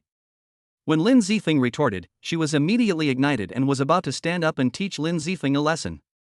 Xiao Lu, sit down and watch your attitude. Seeing Louis Ran actually wanting to attack, Captain Wang immediately scolded her in feigned anger. His eldest niece really had a hot temper and could get irritated at the slightest provocation. Mr. Lin, I apologize on behalf of Xiao Lu. I hope you won't hold it against her. We simply wish to inquire about the secret to your rapid improvement in strength. If possible, I hope to promote this method to the entire police force, thereby reducing casualties during police investigations.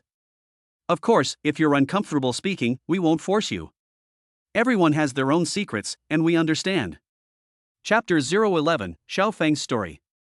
After hearing Captain Wang's explanation, Lin Zifeng's anger subsided. If he truly had a secret, he would definitely hand it over to the country without hesitation, assuming he possessed sufficient strength, of course. This would benefit both the country and the people, significantly reducing casualties among police officers on the front lines of conflict with criminals. The problem was, Lin Zifeng didn't have one. He couldn't tell them that he'd suddenly gained strength from a fortuitous encounter with the system. That would have led to him being pulled out for dissection. In desperation, Lin Zifeng could only call upon his wandering beggar master once again. Well, now I won't hide it from you. During the summer vacation before my senior year of high school started, I was out playing. When I was walking home at night and passing by the brightly lit street, an old beggar suddenly ran out and crawled in front of me. I was startled at the time and thought he was a scammer.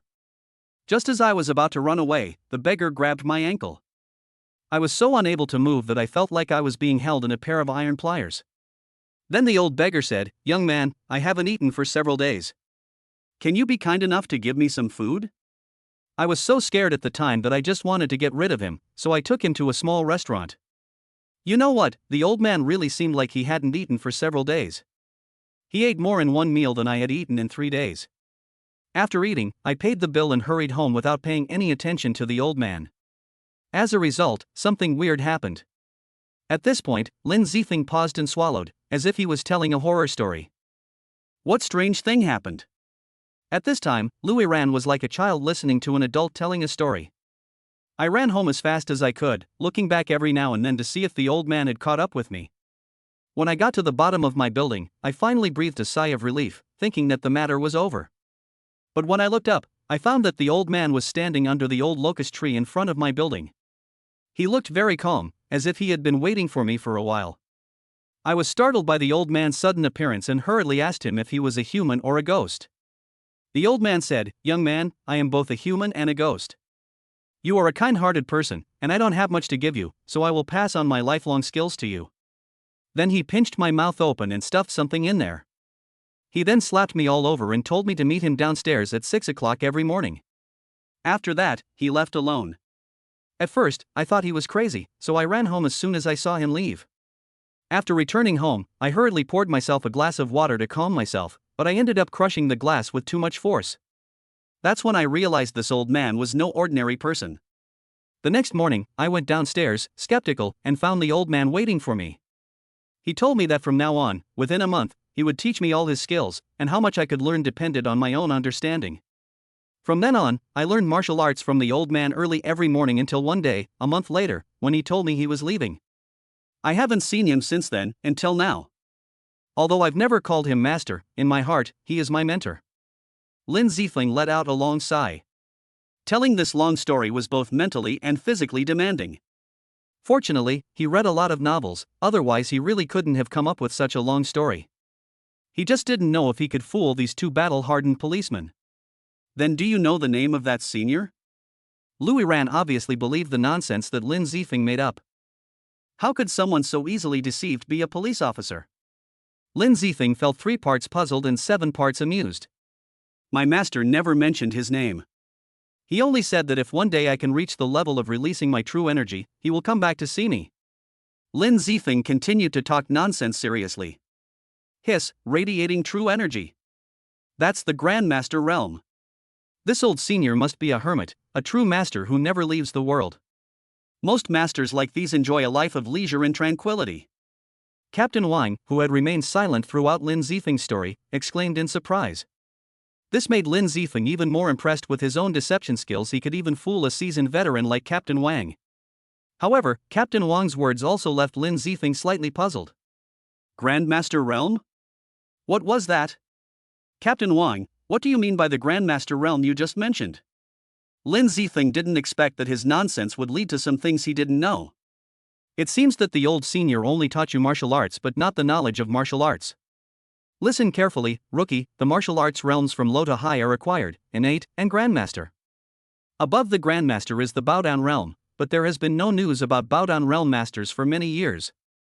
It is still unknown whether there are still Bowdown masters in China. Louis Ran, who found out that Lin Zifeng was a theoretical idiot, immediately stood up and talked like a teacher. After being suppressed by Lin Zifeng for a long time, he finally had something to win back. How could he not show off? After hearing Louis Ran's introduction, Lin Zifeng frowned. Xiao Shuai, why is there such a big difference between what this female police officer told me and the cultivation guide I bought in the system store? Host, please wait a moment. The system is currently investigating and analyzing. Information processed. In less than 5 seconds, the system prompt sounded.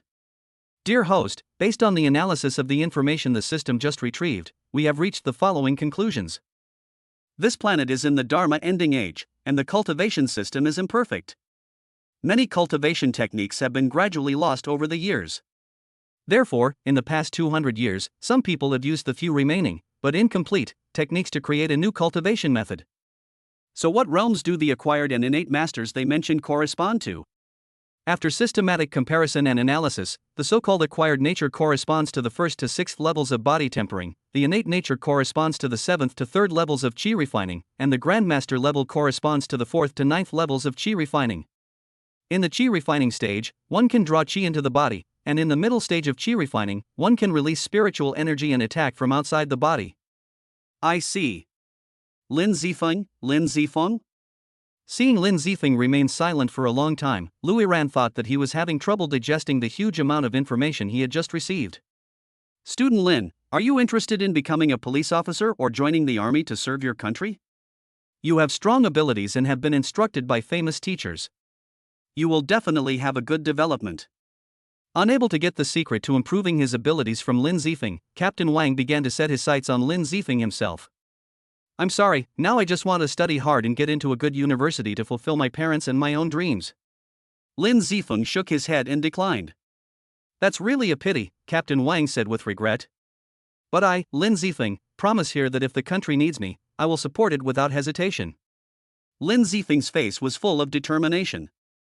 Okay, if everyone has such a high level of awareness as you, there will be no worries about the prosperity of our China. Everyone should learn from you. Captain Wang patted Lin Zifeng's shoulder and laughed. Chapter 012, School Announcement. In that case, let's stop here today. I still have some things to deal with at the bureau. Xiaolin, this is my cell phone number. You can contact me if you have anything in the future. We'll be leaving first. After saying that, Captain Wang stood up and left with Louis Ran. As I walked to the door and opened it, I bumped into the principal who was returning. Are you two going back now, comrades? Yes, Principal Li, I have some matters to deal with at the bureau. Captain Wang looked at Lin Zifeng beside him and said, Student Lin Zifeng is a good comrade. I think he can set an example for everyone to learn from. Lin Zifeng acted bravely and fought against bad youths to maintain a harmonious campus. He should indeed be praised. I will draft a commendation letter and announce it to the whole school later. The principal obviously saw something. In this circle, it is important to make friends with everyone as much as possible. After all, there is no loss in praising a student. If you can make a good relationship with him, why not do it? Okay, we'll be leaving first. See you later, Principal Li. After Captain Wang and the other two left, Principal Li patted Lin Zifeng on the shoulder with a smile on his face. Young man, work hard, I believe in you. After that, he returned to the office. Brother Feng, we are all fine now, right? This was the first time that Jigglypuff, who had been silent since entering the principal's office, spoke. What can happen with your brother Feng here? Lin Zifeng felt relieved after the fight was perfectly resolved. It would be a lie to say that he was not afraid before. After all, there would be a natural fear of the police after doing something bad. Then where are we going now? It can be seen that Jigglypuff is confused now. I think you are really stupid. Where is this place? This is a school. Why are we here? To study. So where else can we go now except back to the classroom? Lin Zifeng was speechless. Oh, it seems so. Brother Feng, you are still smart. Pudding came back to his senses and flattered him with a fawning look on his face. Wait a minute, Jigglypuff. What's wrong, brother Feng? Well, when we go back later, if Lu Lan is here, pretend to be very sad. Why, brother Feng? To show off and get slapped in the face, just watch me do it later. Lin Zifeng showed a foxy smile as if he was planning something big. Back at the classroom door, Lu Lan was standing at the podium, talking animatedly. Next Friday, we'll have the first mock exam. This exam is a district-wide exam, so you all need to go home and study hard. If our class average score doesn't rank among the top 3 in the grade, I think you know what I'm going to do. Also, there are less than 3 months left until the college entrance exam, so during this time, you all need to behave yourself and don't cause any more trouble for me. Don't be like those 2 people just now. Report. Lin Zifeng and Pang Ding stood at the door with sad looks on their faces. Oh, speak of the devil and he will appear. Seeing the embarrassed expressions on your faces, do you two have any good news to tell everyone? Seeing the embarrassed expressions on their faces, Lu Lan, who thought they were being severely punished, was in high spirits. Come on, tell us everyone. Did the principal give you a warning or a serious demerit? He's not going to expel you outright, is he? That would be really exciting. Teacher Lu, no matter what, we are your students and you are our class teacher. Are you so happy when we are punished? Lin Zifeng said, pretending to be sad. Now you know I'm your teacher. Weren't you arrogant when you talked back to me just now? I'm telling you it's too late, and don't even think about me pleading for you. Trash students like you will only drag down the class average if you stay in the class. Not to mention your poor academic performance, you also go out and stir up trouble, always messing with the wrong people. What kind of person is Yuan Jie? Can you, a nobody whose parents work and run a small restaurant, afford to mess with him? I feel ashamed to have students like you. I wish you'd just get out of my class right away. Lu Lan, who thought he was in control, began to curse arrogantly again. Teacher Lu, do you really think that the 2 of us have been punished? Also, why do you look down on our parents? Our parents make money with their own abilities, not by stealing or robbing. What qualifications do you have to look down on them? Do you have to be bullied just because you are poor? Lin Zifeng narrowed his eyes and said coldly. He was extremely angry in his heart. This Lu Lan not only abused him wantonly, but also looked down on his parents. For people like you, how could the principal not punish you but reward you? I've seen a lot of people like you. Your parents are incompetent, and you don't work hard either. You daydream all day long. I think you'd better go home and take over your parents' jobs as soon as possible. Lu Lan continued to be harsh with his words, a sinister smile on his face. He is now in great glory, and anyone who goes against him will not have an easy time. Ding dong, at this time, the radio in the classroom suddenly rang. Ahem, hello everyone, I'm Principal Li Shand. Due to weather conditions, the morning exercises are cancelled today, and I'd like to make an announcement. A classmate reported that after school yesterday, a physical altercation broke out in the woods across from the school between Lin Zifeng and Ding Liang from Class 2, Grade 3, and 7 students from the refresher class, led by Yuan Jie. School officials took the matter seriously and launched an investigation. The following is a reconstruct of the events. Yesterday at noon, Yuan Jie and 4 of his classmates approached Lin Zifeng's female classmate, Su, in the cafeteria, using frivolous language and engaging in indecent behavior, such as touching her hand and blocking her path. Lin Zifeng and Ding Liang, who were passing by, witnessed the incident and stepped forward to stop and dissuade Yuan Jie and the others. However, Yuan Jie and his group not only ignored their warnings, but instead repeatedly verbally abused and provoked them. A conflict ensued, but Teacher Wang, who was present, promptly intervened and persuaded them to leave. We thought the situation was over, but Yuan Jie and his group harbored resentment and organized a few more people to block Lin Zifeng and Ding Liang at the school gate after school. A physical altercation ensued in the woods. Fortunately, the police arrived in time to intervene. I have some personal opinions on this matter. As high school students, your studies should be your top priority. As seniors, facing the Gaokao National College entrance examination, you should work even harder. The school has repeatedly stated that it does not encourage premature love, and I hope you will take this as a warning. Furthermore, the campus is a sacred place for teaching and educating people, and we should not bring in bad social practices. Ganging, fighting, and other behaviors are expressly prohibited by school rules, and serious violations may even trigger legal consequences. Therefore, I urge all students to be strict with themselves, contribute their own efforts to building a harmonious campus, and be law-abiding and promising young people. Chapter 013, Outstanding Students. Of course, there are also positive aspects to this incident. Lin Zifeng and Ding Liang bravely stood up when their classmates were bullied. We strongly advocate for this spirit of courage and righteousness. We encourage everyone to learn from them. Of course, we also hope that everyone will protect themselves in the process of bravely doing what is right and not be too aggressive. We hereby announce the following decision of the school. 7 students, including Yuan Jia, will be given a warning and required to write a self-criticism of no less than 1,000 words and submit it to the Political Education Department within 3 days. Lin Zifeng and Ding Liang were awarded the title of Outstanding Students and Second-Class Scholarships, and their class was awarded the title of Advanced Class. After the broadcast, the 2 students will come to the Political Education Office to receive their certificates and prizes. This broadcast concludes. After the broadcast, the classroom of Class 2, Grade 3 fell into a deathly silence. Brother Feng, do we both count as being praised? It was Jigglypuff who spoke first, breaking the silence. Teacher Lu, it seems that you were right. Not only were we not punished, but we seemed to be praised. We also brought the title of Excellent Group to the class. I wonder what you think about this. Shouldn't we, 2 excellent students who have brought honor to the class, apologize? Lin Zifeng looked at Lu Lan with a hint of sarcasm, with a faint sneer on his lips. You 2 bastards, you knew you would be praised, right?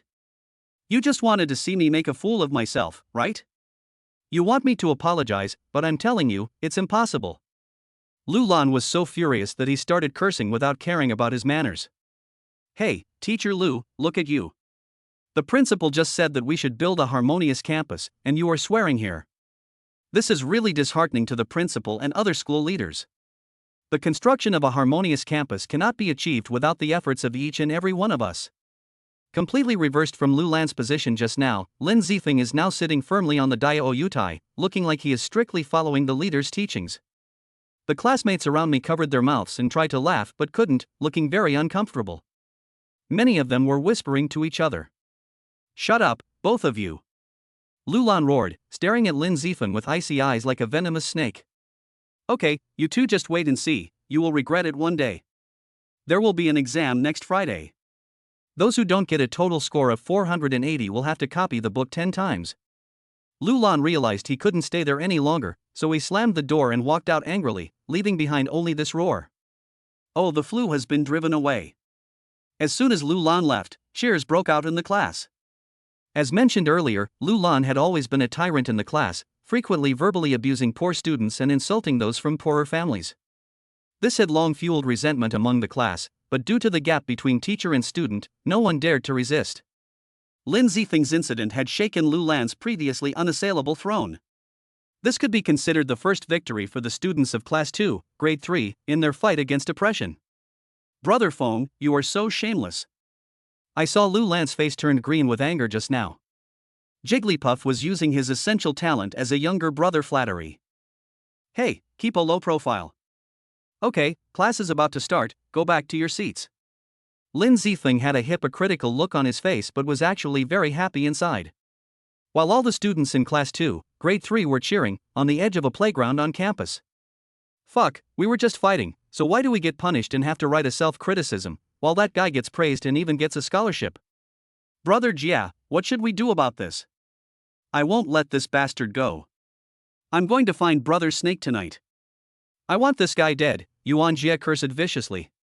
Brother Jia, what should we do about the self-criticism?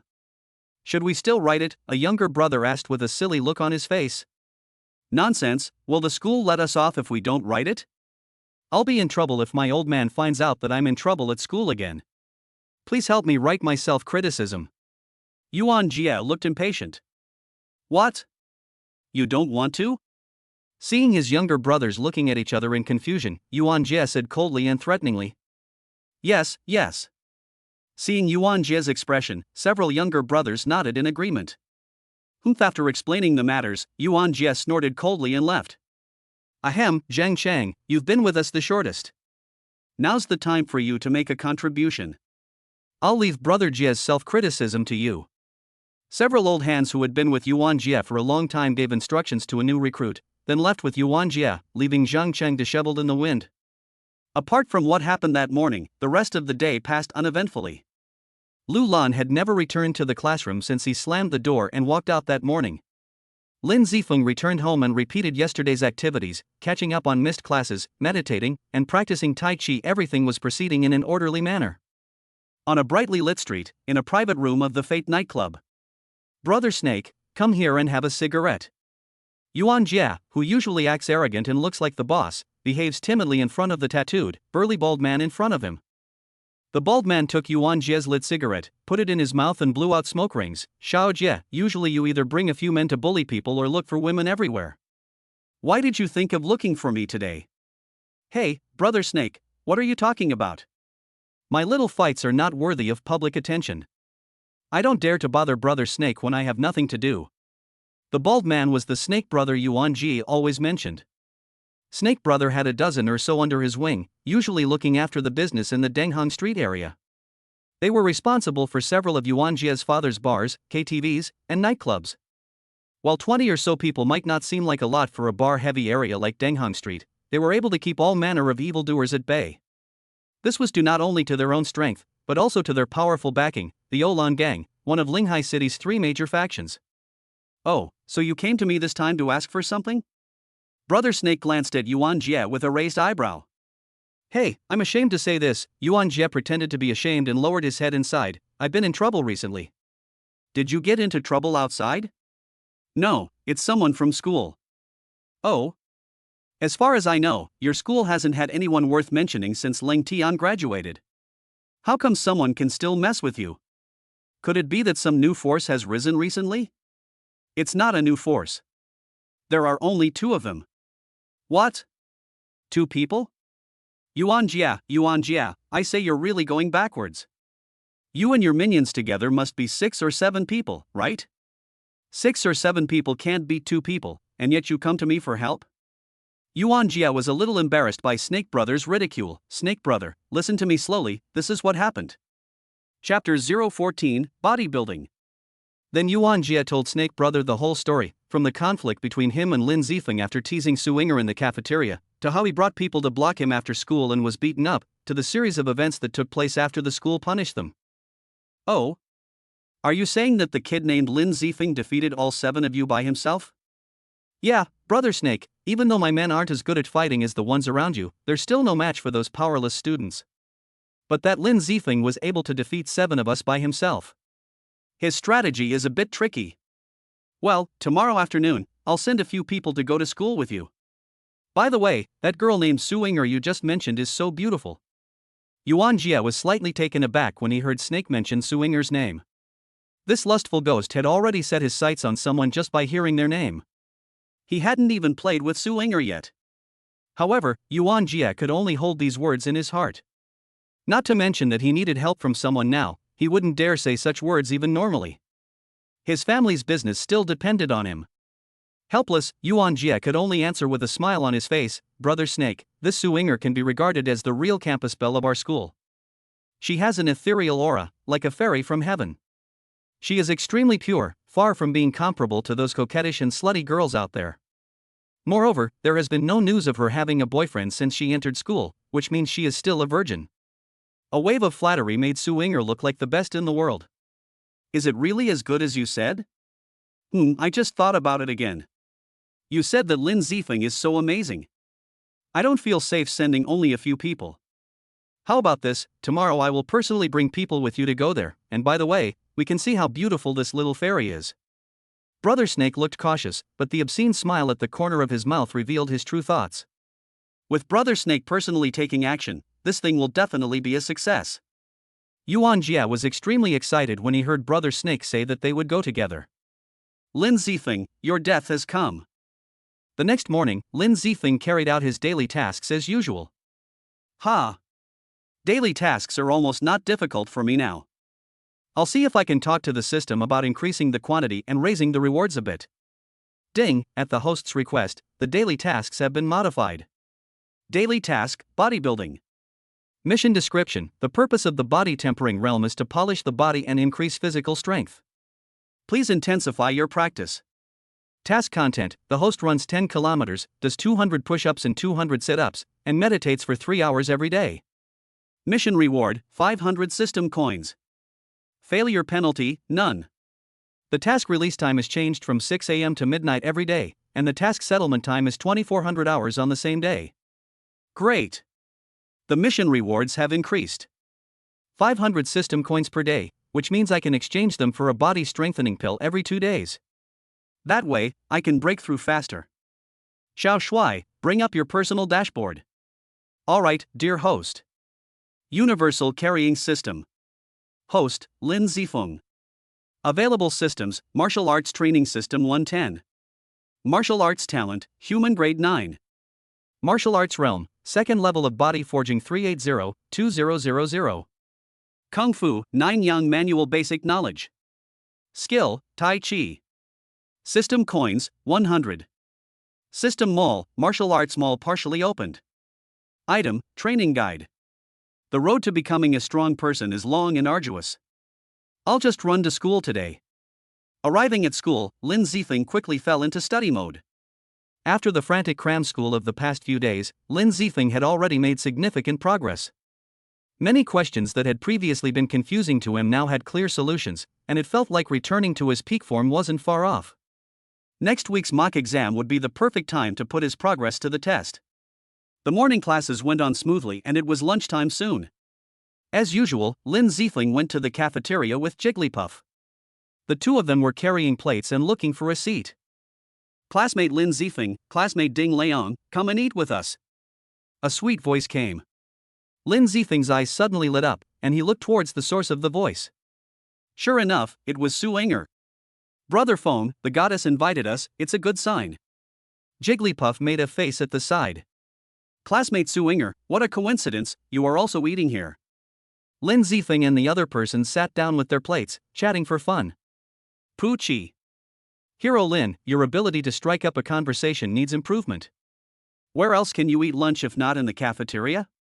The toilet? Hearing Lin Zifeng's childish way of striking up a conversation, Su Inger's best friend couldn't help but laugh out loud. Ha, I'm not good at speaking. Lin Zifeng scratched his head and showed an awkward but polite smile on his face. Okay, Xiaoxue, don't feel sick. We're eating. Su Inger patted Tang Shui lightly and said angrily. Student Lin Zifeng, thank you again for your generosity in the cafeteria. It's okay, it's okay. It's what I should do.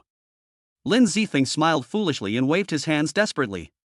Lululo, Inger is a hero who saves the beauty, so why don't you just marry her? Tang Shui said teasingly, sticking out her tongue. Xiaoxue, I'll be angry if you keep doing this. Su Inger blushed with embarrassment at what Tang Shui said, and glanced at Lin Zifeng who was staring at her stupidly. Student Lin Zifeng, how are you preparing for next week's mock exam? Su Inger, you can just call me Lin Zifeng or Xiaofeng. There's no need to be so formal. I'm confident in next week's exam and I'm sure I'll do well. Just wait and see. Okay then, just call me by my name from now on. I was thinking that if you didn't have much confidence, I could give you tutoring, but it seems that's not necessary now. Su Inger smiled and nodded her head. Lin Zifeng twitched slightly recently, feeling depressed. I have such a broken mouth, can't I say anything wrong? But I had to pretend to be cool, and missed the opportunity for close contact in vain. By the way, I saw a very funny joke on the internet a while ago. Would you like to listen to it? Lin Zifeng tried to strike up a conversation. Listen, Jigglypuff assisted very timely. After that, Lin Zifeng kept telling various jokes he saw on the internet, which made the two girls laugh. Inger is so beautiful when she smiles. Lin Zifeng thought to himself as he stared at Su Inger infatuatedly. The lunch ended with laughter and joy. The afternoon classes ended peacefully, and it was time to go home from school. Su Inger, let's go together after school. I don't quite understand a few questions the teacher asked in class just now. Could you please explain them to me? Lin Zifeng felt he couldn't sit still any longer and needed to take the initiative. The college entrance exam was less than 3 months away, and he had to confirm his relationship with Inger before the exam, otherwise there would be no chance later. Ah. Of course. Su Inger was stunned for a moment, then nodded with a smile. Lin Zifeng first asked a rather difficult question, and then Su Inger explained to him the ideas for concluding the problem all the way until they reached the school gate. Chapter 015, Battle with Snake Brother. Across the street from the school, an old Jinbei van was parked. Next to it stood a bald, middle-aged man and a young man with a shaman hairstyle, followed by a few young students. They were Snake Brother, Yuan Jia, and his underlings. Brother Snake, that guy is out, and the girl next to him is the joke Su Yinger I told you about. Yuan Jia, who was smoking a cigarette, saw Lin Zifeng and Su Yinger leaving the school gate and quickly pointed at them. Oh? Snake looked in the direction Yuan Jia pointed and saw a rather handsome boy, a lovely and innocent girl next to him, and a plump boy following behind. Snake glanced at the two boys and then stared at the girl intently. Brother Snake, Brother Snake? Seeing that Brother Snake didn't respond for a long time, Yuan Jia turned around and saw that Brother Snake's eyes were wide open, his saliva was almost coming out, and he looked like a pig. Ah. Oh. Brother Snake came back to his senses and wiped his saliva. Brother Snake, as long as you take care of those two guys, that little girl will be easy to catch. Yuan Jia was afraid that Brother Snake would forget about his business, so he urged him on. Don't worry, since I'm here today, I won't let that kid get away with it. Guys, let's get to work. Brother Snake waved his hand, and a few ruffian-looking young men jumped out of the Jinbei car, holding batons, baseball bats, and other weapons in their hands. Brother Snake, I won't be going with you. I was recently punished. If I get caught causing trouble again, the old man will beat me to death. Look at how cowardly you are. If you don't want to go, then don't go. You can't help much anyway. Brothers, let's go. Brother Snake teased Yuan Jia a few times, then called a few younger brothers to come forward. Brother Snake, I'll call and reserve a place for everyone to celebrate. I'll wait for your triumphant return. Yuan Jia shouted from behind. Lin Zifeng and Su Yinger were walking and talking and laughing when suddenly a bald man and a few people dressed as gangsters blocked their way. Are you Lin Zifeng? Brother Snake looked as if he was questioning Lin Zifeng, but in fact his eyes were always wandering on Su Yinger. Su Yinger felt uncomfortable being stared at by Snake Brother's naked eyes, so she took a step back and hid behind Lin Zifeng. I'm Lin Zifeng. What can you do with me? Lin Zifeng changed his playful expression from when he was with Su Yinger. He looked at them coldly, his eyes rather hostile. These damn guys actually scared my Yinger. Yuan Jia is my little brother. Now you know why we are here. Are you here to avenge Yuan Jia? That guy didn't have the courage to come to me, so he went out to find someone? Lin Zifeng looked disdainful. You are really as arrogant as Yuan Jia said. Aren't you afraid of so many of us? If I say I'm afraid, will you let me go? Lin Zifeng asked back. Actually, this matter is not unsolvable, and we don't necessarily have to resort to violence. After all, it's not a decent thing to tell others about bullying you students. I, Zhangxi, am a well-known figure in the underworld. Hearing Lin Zifeng's submissive tone, Brother Snake thought he was scared and had a righteous expression. Oh? How do you want to solve it? Actually, I also heard about what happened from Yuan Jia. Didn't he have some conflicts with you when he was hooking up with that girl? If you ask me, the main responsibility for this matter is on you. You insist on interfering in something that both of you are willing to do. Let me make the decision. You set up a table to apologize to Yuan Jia and pay him some money. And this little girl is the one Yuan Jia likes, right? Let her be Yuan Jia's girlfriend and then let this matter go. Brother Snake acted like a righteous man and said those hypocritical words. He said that he wanted Su Yinger to be Yuan Jia's girlfriend, but in his heart he just wanted to monopolize Su Yinger. You want me to hold a banquet to apologize? And you want Yinger to be Yuan Jia's girlfriend? Lin Zifeng's voice gradually became low, and he was almost unable to suppress his anger. Why don't you want to?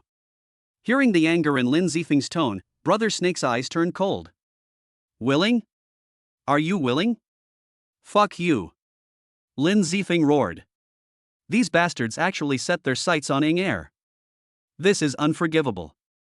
You little bastard, you dare to scold me? I think you are looking for death. Brothers, come on. Brother Snake waved his hand, and several of his men rushed up like vicious dogs out of a cage. Several security personnel at the school gate had been paying attention to the situation here for a long time, but neither side had taken action, so they had been observing how the situation developed. But now that Snake Brothers' side had taken the first step, they could no longer sit still, and several of them rushed over with sticks in their hands. What are you doing? Stop it. Our Brother Snake is doing things, so don't interfere. 4 of the 6 people brought by Brother Snake surrounded Lin Zifeng, while two of them held baseball bats and threatened the security personnel who came over. There was a sound of flesh colliding and a series of screams behind them. The two men who were in a stalemate with the security officer saw the stunned faces of the people in front of them and realized something was wrong.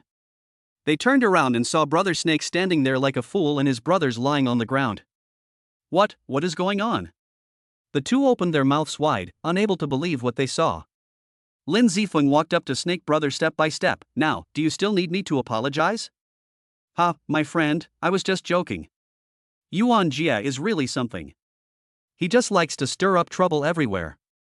I will deal with him when I get back.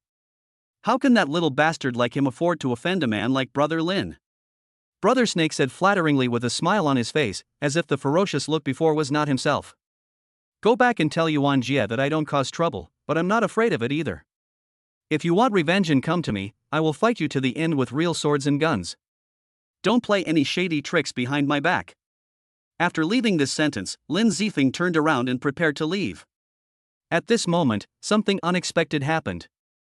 Brother Snake, who had just been a coward, suddenly had a ferocious expression. He pulled out a folding knife from his waist pocket and stabbed Lin Zifeng in the back with all his might. Go to hell. Zifeng, be careful.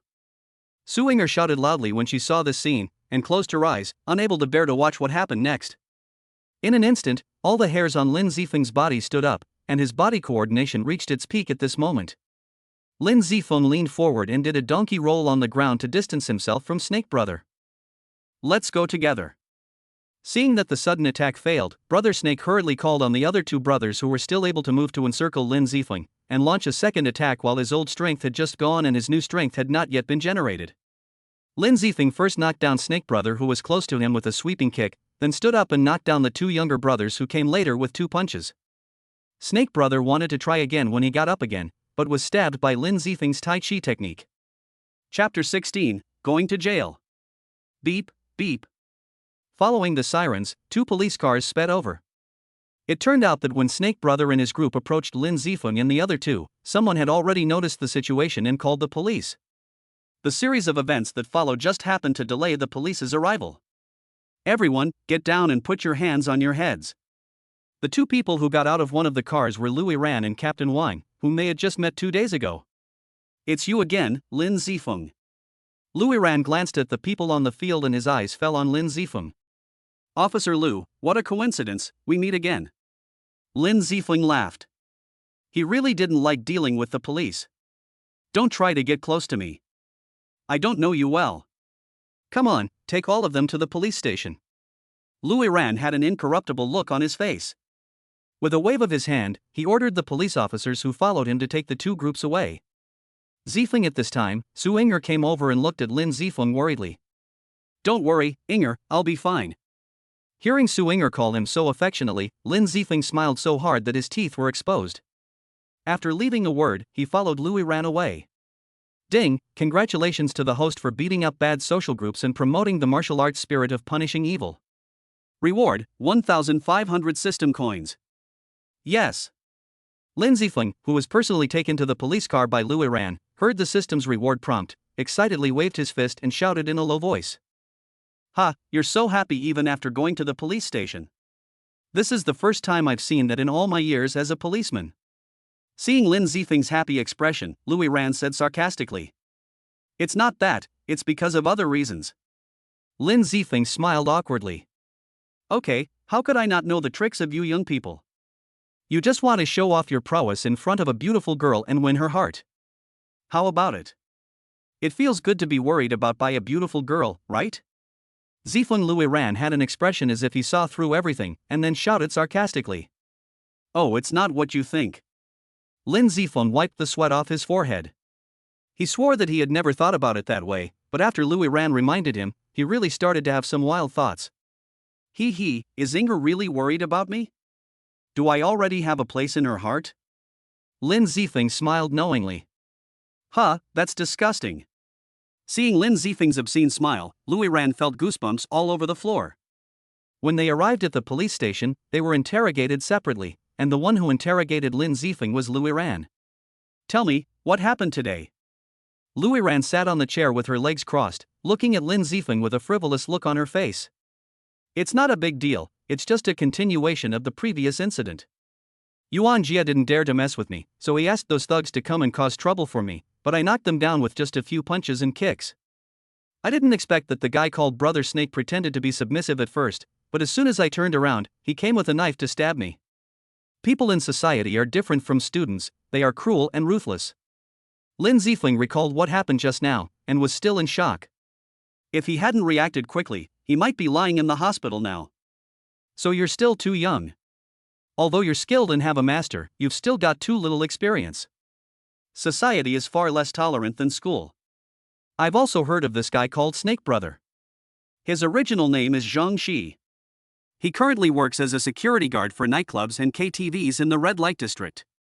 To put it bluntly, he's just looking after the place, and he has a few people under him. He himself isn't very capable, but he's backed by the Olan Gang, one of the 3 major factions in Linghai City. He's a small-time leader there, and he's no pushover. I don't understand. You know that these people are criminals or even H-forces, but why don't you wipe them out? Instead, you let them develop wantonly.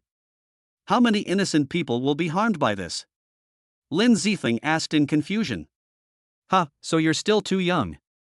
Luiran sneered, we live in a society ruled by law now, and we police officers must rely on evidence when investigating cases. These days, highly intelligent criminals often find ways to evade the law, which is a real headache for us. Besides, many former gangs have now cleaned themselves up and turned themselves into entrepreneurs by starting companies. They pay taxes to the country and provide employment opportunities for the people. Without solid evidence, we must not act rashly. If we can't catch the big fish, there's no point in catching the small shrimps. Louis Ran had a lonely expression on his face, mixed with a bit of unwillingness. Just like your case this time, no matter how severe the sentence is, it's just a gang fight. The most you'll get is 2 to 3 years. If you plead guilty and are willing to pay a fine, you might be released in half a month. What's the point? Also, you have to be careful in the days to come. If they get humiliated this time, you can't guarantee they will retaliate. It's easy to mess with the king of hell, but it's hard to mess with the little devils. To put it bluntly, it's not impossible for them to find someone who's not afraid of death to die with you. Anyway, they won't be able to find it in the end. Louis Ran reminded kindly. After listening to Louis Ran's words, Lin Zifeng remained silent for a long time. This fucked up world, if you can't change it, you can only choose to obey it. If it were my old self, I might have bowed to reality, but now I have decided to change it because I have the ability to do so. Hey, are you listening? Seeing that Lin Zifeng had been silent, Louis Ran thought that he didn't hear her and frowned slightly. Ah, I'm listening, I understand. Lin Zifeng replied quickly. Okay, you stay here for a while. I'll go out and see what the situation is with other colleagues. After saying that, Louis Ran left the interrogation room. After Louis Ran left, Lin Zifeng fell into deep thought alone. About 20 minutes later, the door of the interrogation room was opened again and Louis Ran walked in. Okay, we've almost finished interrogating the others. I think the details are pretty similar to what you said. Then can I leave now? Hearing Louis Ran say this, Lin Zifeng thought that the matter had come to an end, and stood up excitedly and prepared to leave. Oh, you wishful thinking. At this time, Louis Ran showed a fox-like smile. Chapter 17, Panicked Yuan Jia. Seeing Louis Ran's sly smile, Lin Zifeng felt a chill on his back, as if something bad was about to happen. What? Is there anything else? Lin Zifeng's voice was trembling a little. Actually, this matter can be serious or minor. To put it in a serious way, it's a gang fight, and serious cases may result in a prison sentence. Lin Zifeng shuddered and asked in a trembling voice, then, what's the smallest thing to say? To put it simply, a group of hooligans went to the school to cause trouble, and then you bravely knocked them down, preventing possible illegal infringement. You might even be named an outstanding citizen. Louis Ran threatened Lin Zifeng with a sweet promise in one hand and a big stick in the other. Officer Liu, I don't expect to be awarded the title of outstanding citizen. Just declare me innocent and let me go home quickly. If it's any later, I'm afraid my parents will worry. At this time, Lin Zifeng also knew that Louis Ran just wanted to tease him, and he was not so scared anymore. Look, my memory hasn't been very good lately. I remember a little brat talking back to me a few days ago, but I can't remember it right now. Could you help me recall it? At this time, Lin Zifeng also understood what Louis Ran wanted. He didn't expect that such a beautiful policewoman would be so vengeful. Hey, who was so blind to contradict Officer Liu? Our Officer Liu is so handsome and so serious and responsible in handling cases. What a good person he is. We can't wait to protect him. How dare someone do that? Lin Zifeng looked indignant and didn't care at all that the person he was scolding was himself. Okay, use your sweet talk to seduce your little Inger. I'd be ashamed if it got out that I argued with a little brat like you. Come, sign this record and you can leave. After being flattered by Lin Zifeng's few words, Lu Yiran's resentment in her heart disappeared, and she threw a document in front of Lin Zifeng. Lin Zifeng picked up the pen and signed his name without even looking at it. Oh, so straightforward. Aren't you afraid that I will punish you and ask you to sign a confession? Seeing Lin Zifeng signing quickly, Lu Yiran was a little surprised. Don't be afraid. I believe that Officer Liu is such a kind person and he won't hurt me. Lin Zifeng looked innocent and free-spirited. Okay, it's getting late, let's go back quickly. Lu Yiran waved her hand and urged Lin Zifeng to leave quickly. Goodbye, Officer Liu. Lin Zifeng said hello and rushed out of the police station and returned home. As soon as I opened the door, I saw my father sitting on the sofa watching TV, and my mother looked panicked, constantly dialing on the phone. Mom, what are you doing? Seeing his mother's anxious look, Lin Zifeng thought something had happened. Hearing Lin Zifeng's voice, Lin's mother hurriedly raised her head, complaining, "You kid, why did you come back just now? I couldn't get through to your cell phone. I thought something happened to you." "I'm sorry, I went to Ding Liang's house and played for a while and forgot the time. My phone is out of battery." "Hey, I told you not to worry. You will be an adult in a few days. You are no longer a child. How could you encounter any danger?" Father Lin interrupted calmly. "Is there any father like you? Aren't you worried that your child doesn't come back so late? There are so many bad people in society now. What if something happens?" When Lin's mother heard what Lin's father said, she was unhappy. Okay, I can't argue with you." Alas, a loving mother often spoils her son. After being scolded by Lin's mother, Lin's father had no choice but to bow his head and admit defeat. "Okay, Mom, you two are both right. It's all my fault. Let's eat quickly. I'm hungry." Lin Zifeng hurriedly tried to mediate. "Yes, hurry up and eat. I bought some fish today. Eating more fish will nourish your brain and help you get into a good university in the future."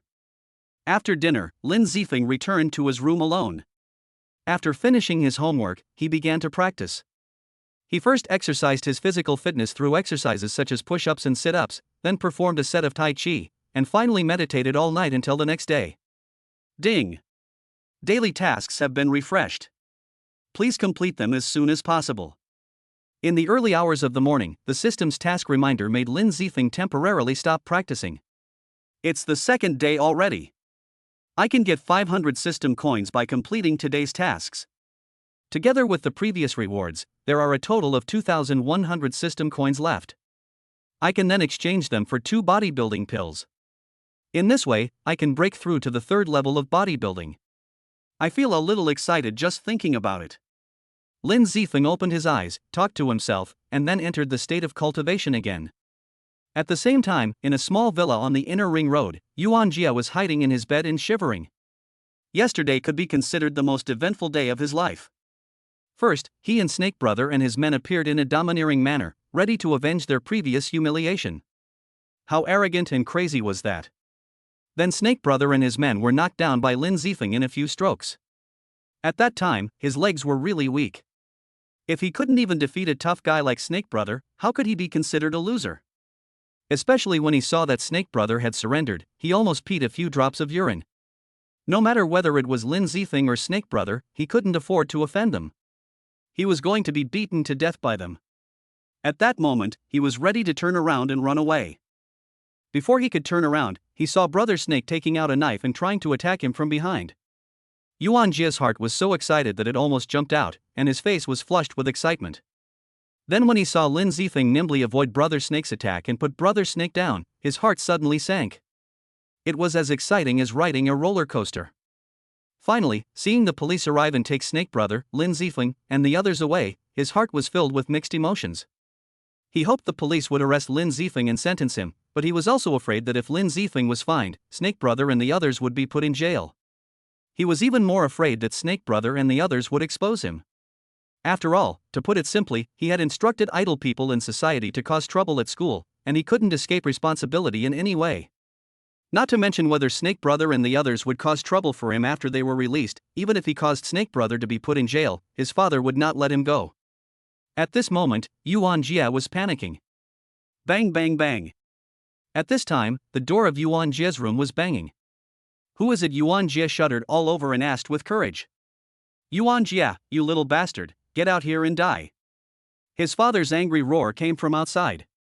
Yuan Jia's face was full of hesitation. If he stuck his head out, he would be stabbed.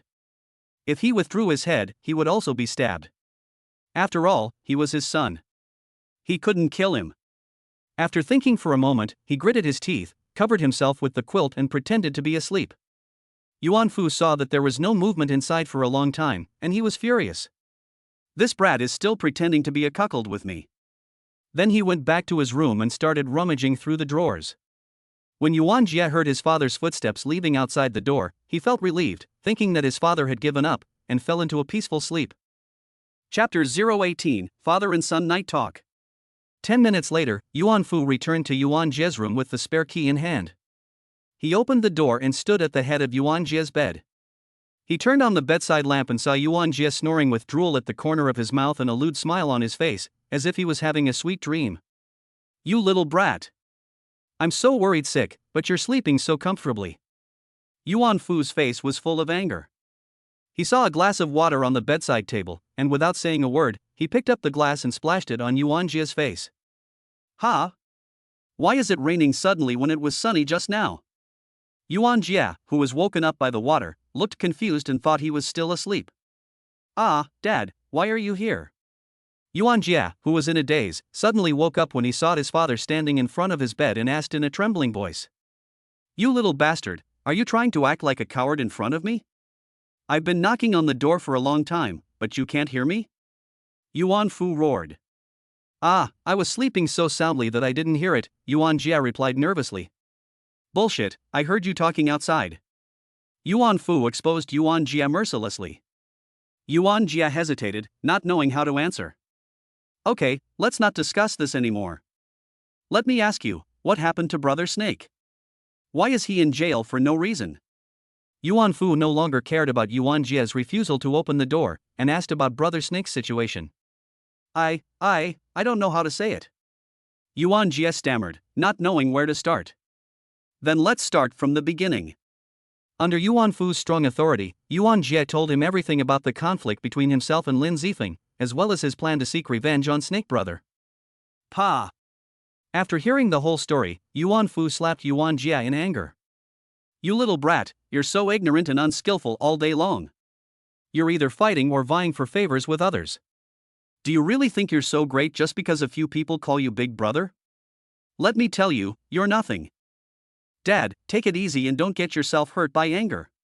Seeing Yuan Fu gasping for breath, Yuan Jia also panicked. "How can I not be angry when I have a scoundrel like you? Can you use your brain a little more in the future? Like you said, that Lin Zifeng is very skilled. Can an ordinary person cultivate such a master? Can his background be simple? Besides, that bastard Zhang Shi, don't you know what kind of person he is? He is simply a hungry wolf that eats people without leaving any bones. Why would he be willing to help you? What does he want from you? He clearly wants to gain more benefits from me, your father. Cooperating with such a person is like trying to get the skin of a tiger." Yuan Fu cursed Yuan Jia in frustration. "Then why should we let him go to see so many places in our house?" Yuan Jia retorted unconvincingly after being scolded by Yuan Fu. "I call you stupid, but you refuse to admit it. The entire Denghan Street is controlled by Zhang Shi and his gang. If you don't let him take care of things, you will only face endless retaliation. If he sends people to pick on you every day, how can you still do business? Every industry has its own rules. For those of us in the gray industry, dealing with people like Zhang Shi is inevitable. Do you really think I hired them to help me maintain law and order? I paid them to stay out of trouble. It's easy to mess with the king of hell, but it's hard to deal with the little devils. If you encounter such a scoundrel causing trouble, even the police can't help you. Yuan Fu said to Yuan Jia earnestly, his face full of helplessness. Also, do you know how much it costs me to hire this group of people?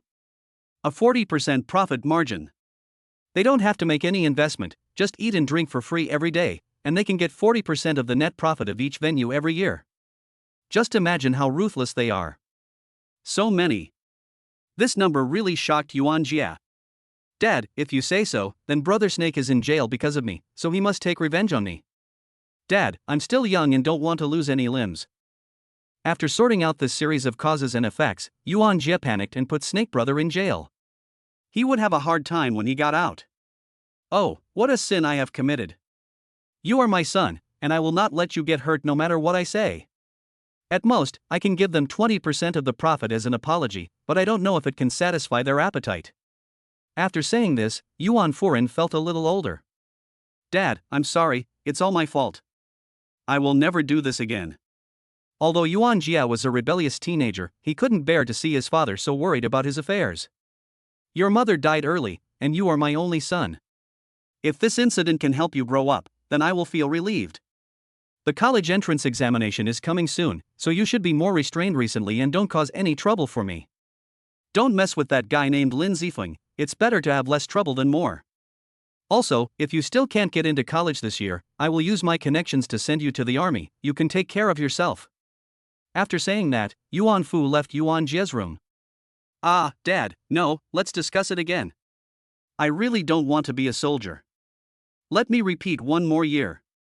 When Yuan Jia heard that his father wanted to send him to the army, he panicked. That wouldn't work. How could he be a playboy after being a soldier? No room for negotiation, Yuan Fu said, and walked out the door back to his room, leaving Yuan Jia sitting on the bed with a constipated look on his face. At first light, Lin Zifeng began his daily tasks. He had already completed the 3-hour meditation task that had been posted in the early hours of the morning, and then spent the next hour completing 200 push-ups and sit-ups. Lin Zifeng took a moment to check the daily task display. Daily tasks, bodybuilding. Task content, the host runs 10 kilometers, does 200 push-ups and 200 sit-ups, and meditates for 3 hours every day. Mission reward, 500 system coins. Failure penalty, none. Current progress. Push-ups 200. Sit-ups 200. Running 10,000. Meditation practice 180. If I run another 10 kilometers, I can get 500 system coins, and then I can exchange them for 2 bodybuilding pills. Lin Zifeng wiped the sweat from his forehead, feeling extremely excited. Huff. Recently Lin Zifeng has gotten into the habit of running to school, which not only exercises the body but also saves energy and reduces emissions. Good morning, Lin Zifeng. As soon as I arrived at the school gate, I happened to meet Su Inger. Wow, I met Inger so early in the morning. What a great day starting from the early morning. Good morning, Su Inger. Lin Zifeng greeted with a big smile.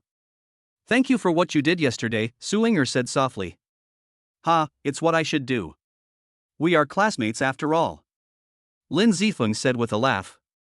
The air was quiet for a while. That. The two of them spoke at the same time in perfect tacit understanding. You speak first. Wow, Inger and I are a perfect match, we have such a good understanding.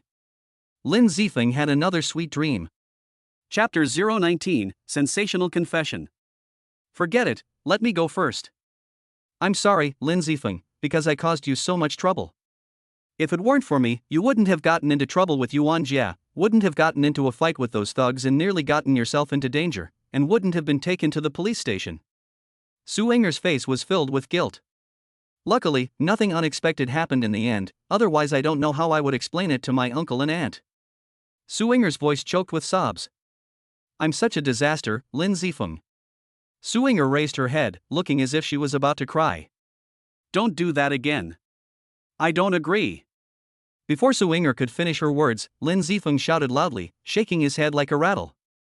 I won't leave you. I'm not afraid of Yuan Jie or those thugs.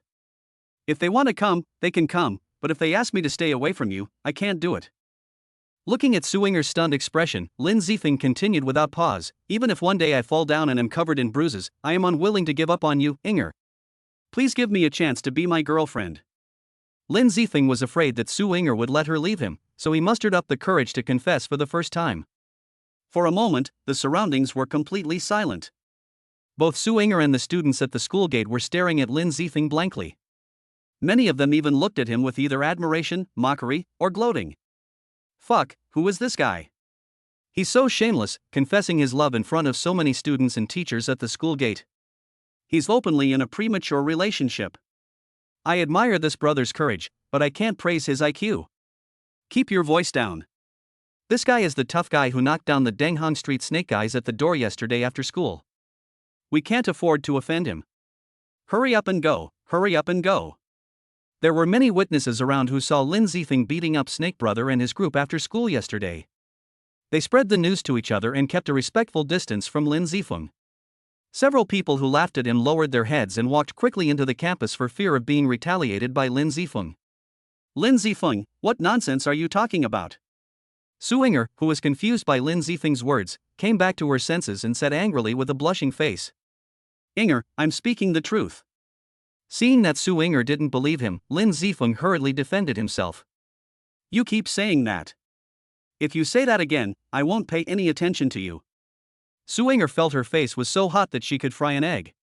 She threatened Lin Zifeng like a little woman, then turned around and ran quickly into the campus. Yinger, wait for me. Seeing Su Yinger running away, Lin Zifeng hurriedly chased after her. Yinger, wait for me. You haven't told me whether you agree or not. Lin Zifeng successfully caught up with Su Yinger on a tree-lined path in the school. The usually shrewd Lin Zifeng acted like an idiot at this moment. Are you stupid? Su Yinger stopped running and turned around, desperately poking Lin Zifeng's head with her finger. There were so many teachers and classmates here just now, and you still said that. Aren't you deliberately embarrassing me?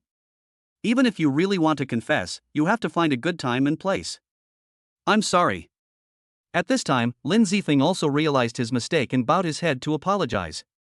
I just heard you ask me not to get close to you in the future, so I said those words in a hurry. I'm very sorry for causing you trouble.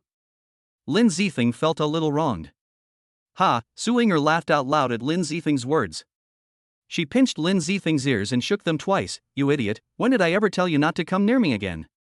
At this moment, Lin Zifeng seemed to realize something and suddenly raised his head, his eyes shining. Didn't you just say that you were a disaster star and asked me not to do it again, not to do it again? As he spoke, Lin Zifeng didn't know what to say. Don't say anything else, just say it. Su Yinger crossed her arms and stared at Lin Zifeng. You can't say it, you admit it when I say you're a fool. You're adding so much drama to yourself before I even finish my words. You're such a dramatic person. Su Yinger mercilessly complained about Lin Zifeng's behavior just now. So what did you want to say just now? Lin Zifeng asked weakly. I want to say, don't be so impulsive in the future. I don't want you to get hurt because of me again. I can't do it. If something happens to you, I can't just turn a blind eye. Although it was a misunderstanding, it turned out to be a good thing and made Lin Zifeng express his feelings. It was a good move. Then it's up to you. Listening to Lin Zifeng's embarrassing love words, Su Yinger could only rely on Sundara to hide her inner restlessness. Well, Yinger, although there was a little misunderstanding just now, what I said was sincere. Will you be my girlfriend? Lin Zifeng brought the topic back on track. Humph, my first choice for the college entrance exam this year is Linghai University. If you can get into the same school as me, I'll consider giving you a chance. Linghai University is the best university in Linghai City and considered one of the top institutions in all of China. With Su Yinger's excellent grades, admission was a sure thing, but with Lin Zifeng's current level, even thinking about getting in was a pipe dream. Su Yinger made this promise to Lin Zifeng hoping he could make a last-ditch effort. After all, she knew Lin Zifeng's original strength. While she didn't know why he had fallen so far, she knew his potential was still there. Then it's a deal. As long as I get into Linghai University with you, you will be my girlfriend, Lin Zifeng said excitedly. I said I'd consider it. Don't get it wrong. The clever little Yinger still left herself a way out. Su Yinger, just wait, you will be mine in the end. Lin Zifeng shouted loudly, then ran back to the classroom quickly, seizing every minute and every second to study. He had studied hard before just to avoid disappointing his parents, and now with the agreement with Su Yinger, Lin Zifeng became even more motivated. What Lin Zifeng didn't know was that no matter the sensational confession at the school gate or the pure promise on the tree-lined road, they were all being watched by a pair of eyes in the dark. For the whole next day, Lin Zifeng was desperately reading books, doing exercises, and filling in the gaps. He even muttered English words when he went to the toilet. Even when Jigglypuff came over to chat with him several times, he responded with irrelevant words. Hiss, Brother Foam has gone crazy after coming back from the police station. What if he really becomes a nerd? Jigglypuff scratched the back of his head and walked towards the door muttering to himself. Just at this moment Su Inger walked in. Student Ding, what's wrong with you? You seem very confused? Because of Lin Zifeng, Su Inger and Pang Ding's relationship has improved a lot. Sister-in-law. Oh, classmate Su Inger, I was wondering what happened to Brother Fong today. He ignored me when I talked to him and just kept reading. Do you think he might have been in police station and picked up something dirty? Fatty said mysteriously. What nonsense are you talking about? That's all feudal superstition. Now we live in a scientific society. I think Lin Zifeng has come to his senses and wants to get into a good university, so he works so hard. But you and his good brother, why don't you study with him? Su Inger naturally knew the reason why Lin Zifeng worked so hard, but she just didn't want to say it. Oh, forget it. I'm not cut out for it. Unlike Brother Foam, he has potential. Jigglypuff shook his head. Asking him to study is more difficult than asking him to lose weight. Okay, class is about to start, go back to your seats. Chapter 020, The Kind Principal. The principal's office at this time.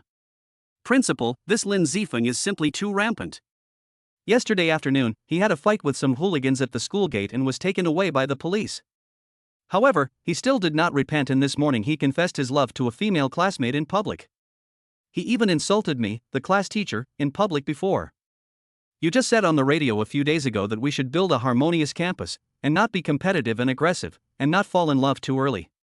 As a result, he violated both of the above in less than 2 days. I think that people like him who do not respect teachers and do not take school rules and regulations seriously will be like a bad apple that spoils the whole barrel if they stay in school. They will have a very bad influence on other students. I suggest that he be expelled to serve as a warning to others. Lulan was reporting Lin Zifeng's bad deeds to the principal. A mobile phone on the principal's desk was playing the footage of Lin Zifeng's confession at the school gate that morning.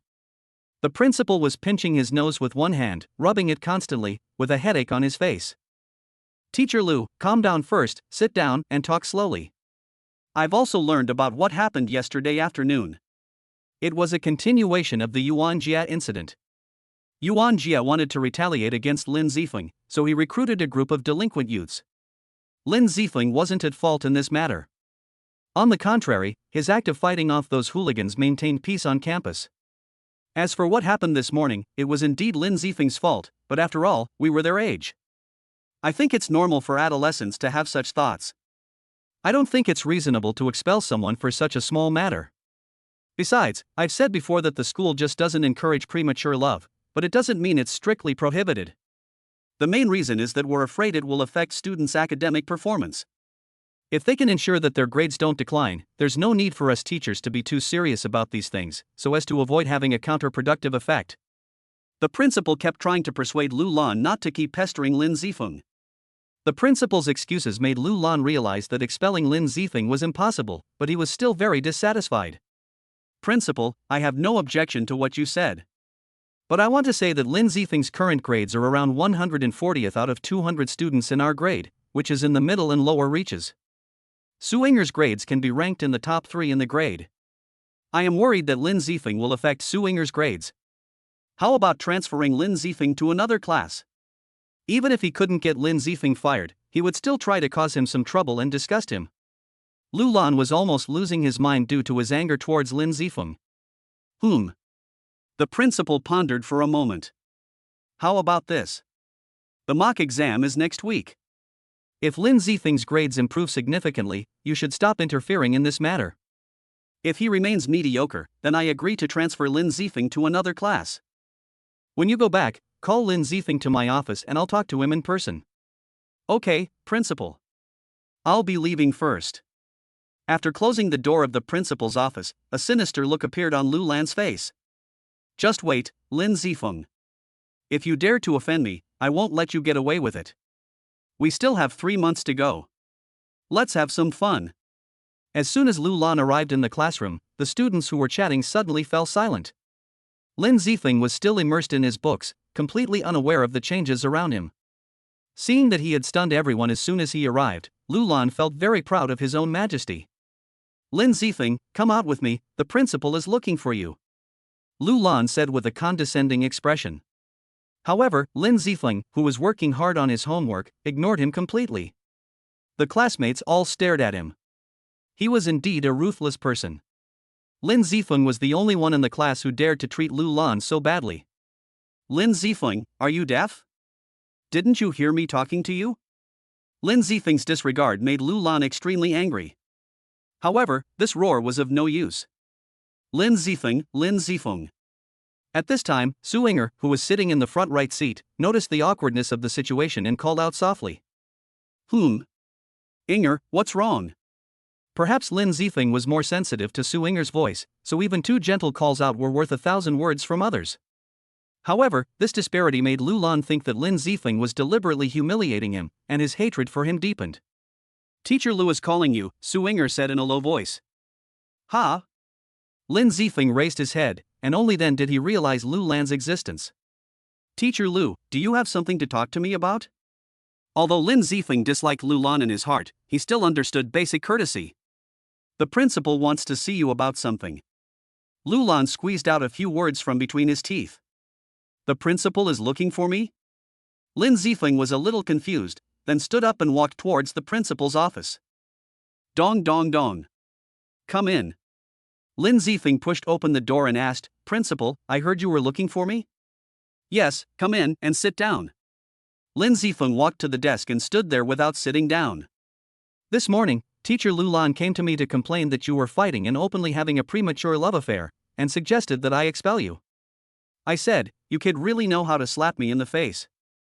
I just said in the broadcast a few days ago that I don't advocate premature love, and I also gave you a certificate of outstanding student, and you do this to me." The principal didn't keep anyone in suspense and got straight to the point. "This Lu Lan is really vicious," Lin Zifeng thought. "Then what about the principal's decision? You're quite straightforward, don't you have anything to defend yourself? I know the principal is a reasonable person and would not wrongly accuse a good person. Any decision he makes is reasonable, and I have no excuses." "Ha, stop flattering me." The principal scolded with a smile. "Compared to your carefree attitude, Teacher Lu's aggressiveness pales in comparison. I've learned about your fight with someone outside the school. It wasn't your fault, so the school won't pursue the matter. This time, I'm mainly talking about your premature love affair. The school doesn't encourage it, but it doesn't prohibit it either. Teacher Lu and I have an agreement. If your overall score improves significantly during the mock exam next Monday, we won't say anything. Otherwise, if you remain like this, we'll transfer you to another class. Do you understand?" "I understand, but I have a question." "What's the problem?" "I want to know how significant the so-called significant improvement is, and whether there are specific measurements." "Well, that's true. If it's not clear enough, it won't be convincing.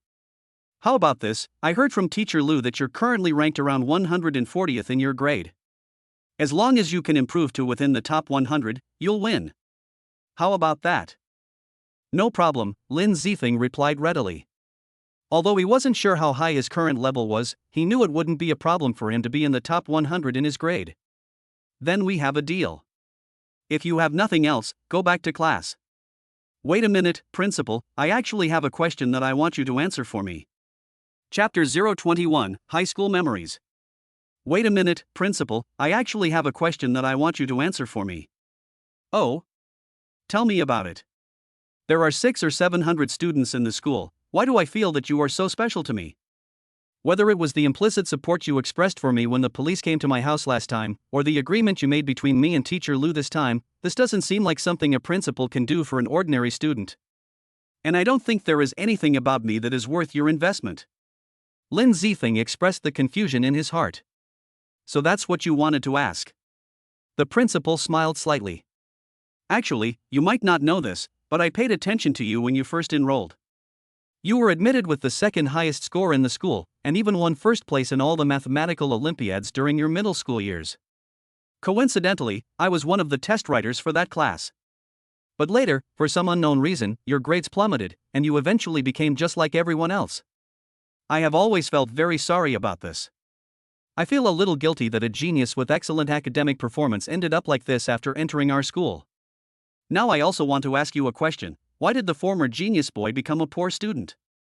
Is it really because premature love affected his studies? The principal stared at Lin Zifeng with a gleam in his eyes.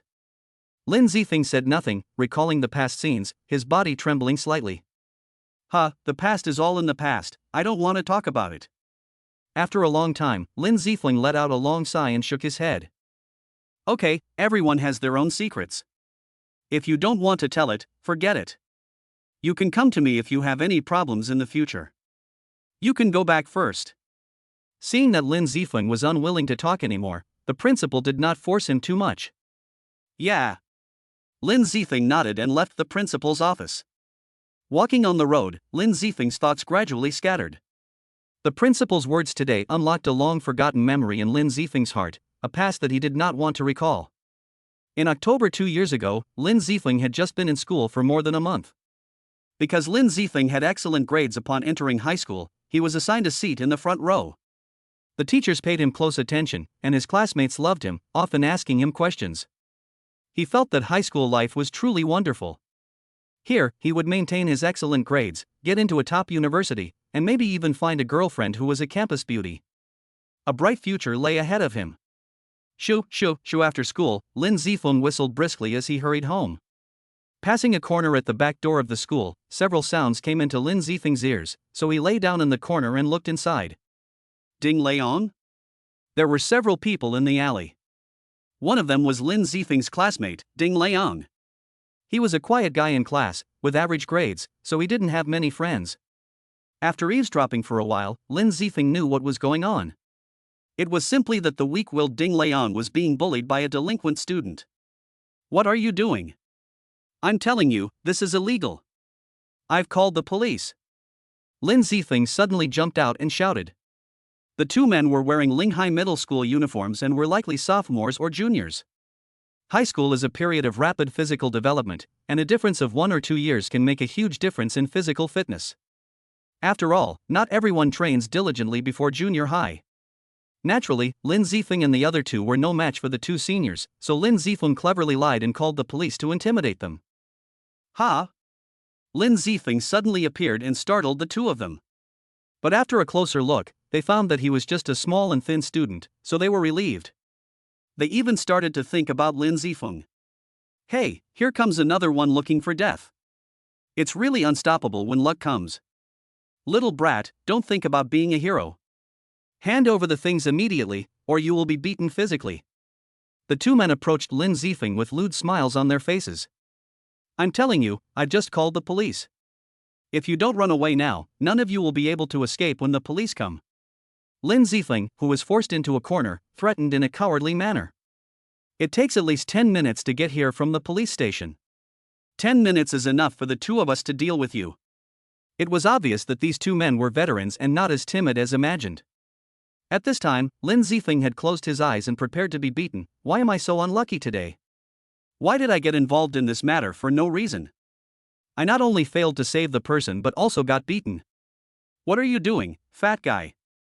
Fuck, you dare to bite me. At this time, one of them roared. Lin Zifeng opened his eyes and saw Ding Leong holding someone's calf, biting it with his teeth. The person who was bitten hit Ding Leong hard with his fist. Another person saw his companion being bitten, so he ran to him and kicked him hard. Ding Leong, who had been hit several times, loosened his mouth weakly and lay on the ground, saying weakly, Lin Zifeng, run, get the police to save me. Lin Zifeng, who was so weak that he was trapped in the corner, mustered up the courage to get up and ran out desperately. Don't let him run away. Seeing that Lin Zifeng was about to run away, the two men gave up beating Ding Leong and turned to rush towards Lin Zifeng. At this moment, a siren sounded appropriately, and a police car came speeding over. When the two senior students saw the police car, they thought it was Lin Zifeng who called the police, so they ran away in fear, not caring about Lin Zifeng and Ding Leong behind them. Huff, huff, huff, Lin Zifeng gasped, I'm so lucky. I escaped this disaster. Then he quickly ran to Ding Leong and helped him up. Ding Leong, are you okay? Lin Zifeng, thank you so much today. Ding Liang endured the pain and smiled at Lin Zifeng. It's okay, we are classmates. The teacher said that classmates should help each other. Lin Zifeng's face was full of sunshine. Ha, Ding Liang said with an expression that made it hard to tell whether to laugh or cry. To be honest, you shouldn't have come out today. I could have just given them the money. I'm really sorry for getting you into trouble. No, we can't indulge such people again and again. If there is a first time, there will be a second time and countless times in the future. We can't bow to such evil forces. At this time, Lin Zifeng had no idea what society and reality were.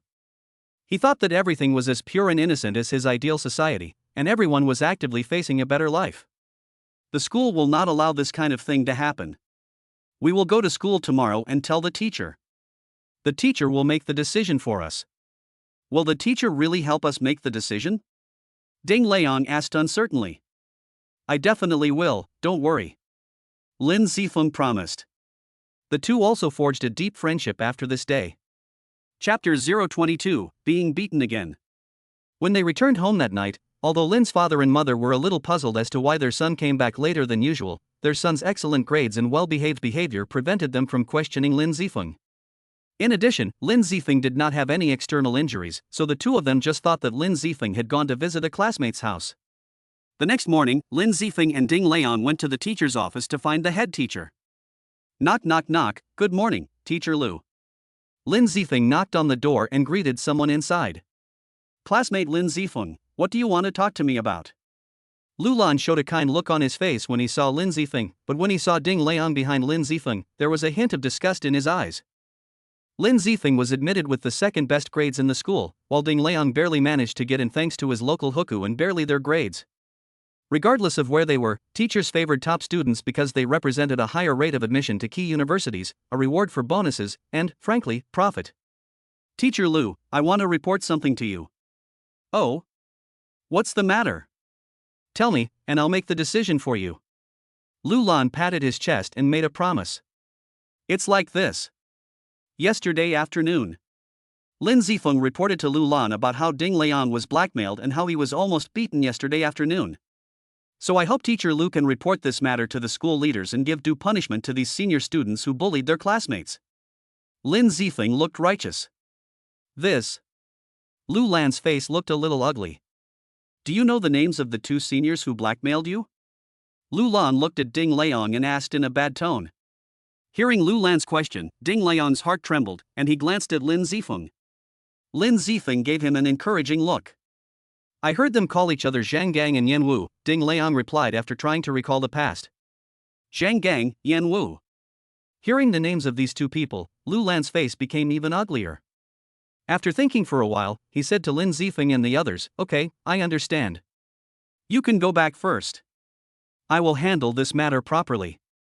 Okay, Teacher Lu, we'll go back first. We must not let this kind of black sheep go, otherwise who knows how many innocent classmates will be persecuted by them. The young Lin Zifeng didn't know how to read people's expressions, and didn't notice the changes in Lu Lan's face at all. Okay, I got it. You guys go back first. After hearing Lin Zifeng repeat it again, Lu Lan's face became even worse and his tone became a little heavier. At this time, even if Lin Zifeng had a low EQ, he noticed that Lu Lan seemed to be in a bad mood, but he didn't know the reason, so he could only nod blankly and leave the office with Ding Liang. Don't worry, Ding Liang, the teacher will definitely help us severely punish those evil guys. Lin Zifeng was still reassuring Ding Liang on the way.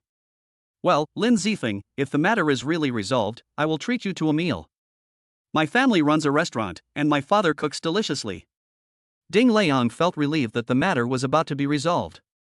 At this time, the two had no idea what was waiting for them.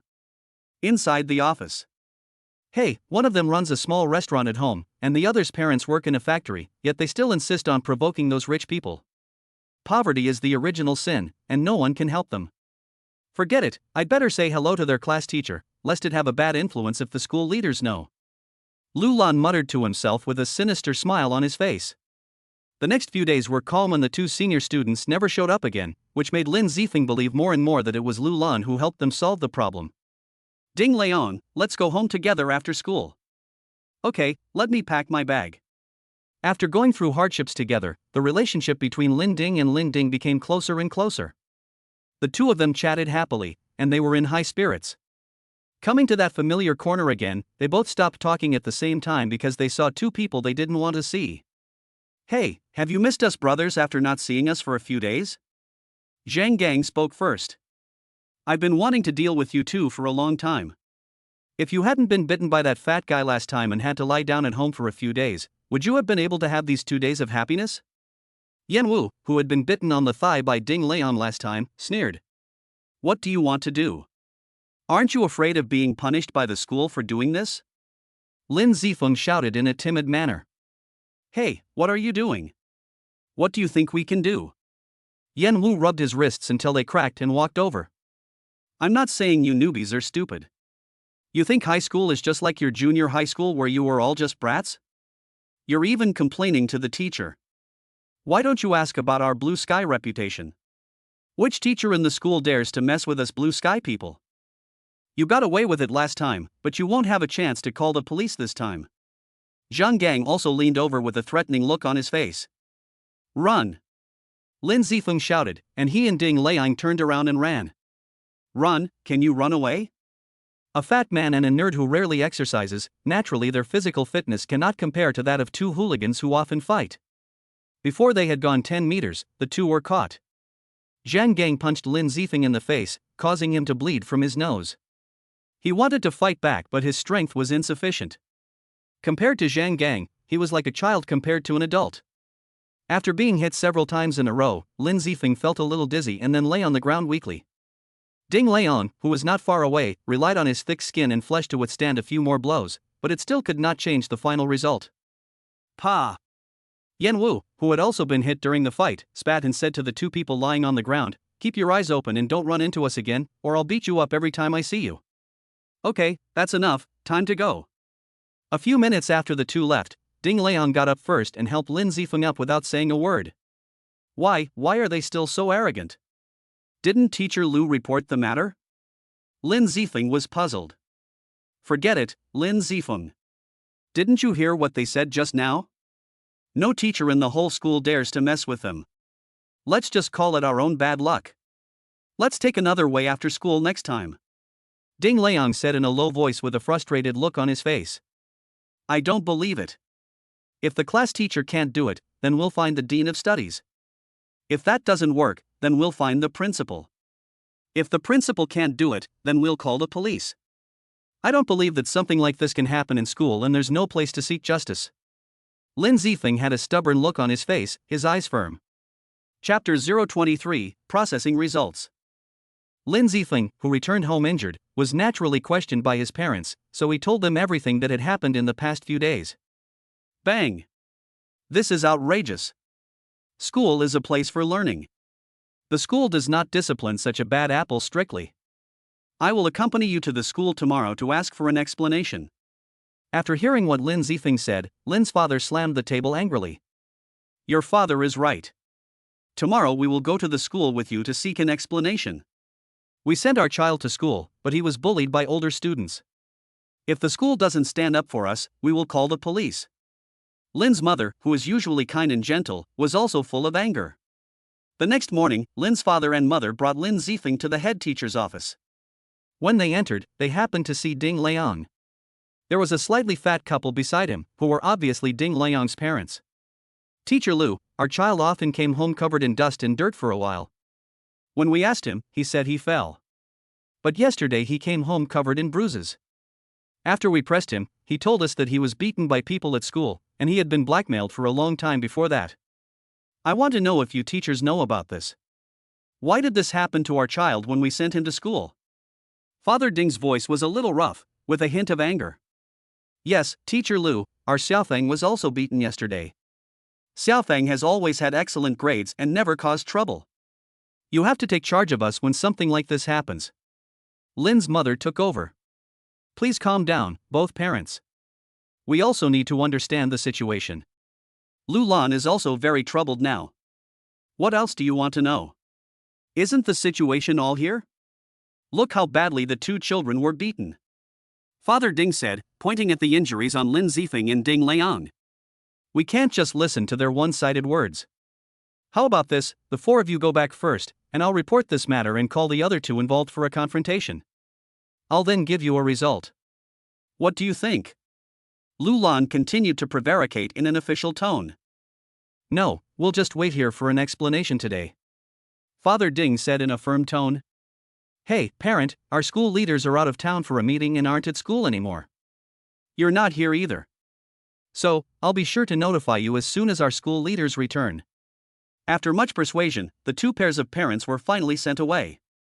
Lin Zifeng and Ding Liang stayed in the school because they still had to attend classes. The morning passed quickly, and in the afternoon Lu Lan notified Lin Zifeng and Ding Liang to go to the political education department. When they arrived at the political education department and opened the door, there were 5 people inside: the director of the department, Lu Lan, the arrogant Zhang Gang and Yan Wu, and an unfamiliar teacher who should be their homeroom teacher. Lin Zifeng, Ding Liang, you're here. Director Zhang of the political education department smiled at the two of them. I've also gotten a preliminary understanding of your situation. It's actually no big deal. Zhang Gang and Yan Wu admitted that they had an argument with you yesterday, which led to a fight. They've both apologized, and I've seriously reprimanded them. They're willing to pay each of you 1,000 yuan as compensation, and they'll cover all your medical expenses. I think we can make this a small matter. What do you think? Although he spoke as if seeking the opinions of Lin Zifeng and the others, his expression and tone revealed that there was no room for doubt. Director Zhang, the situation is not what you said at all.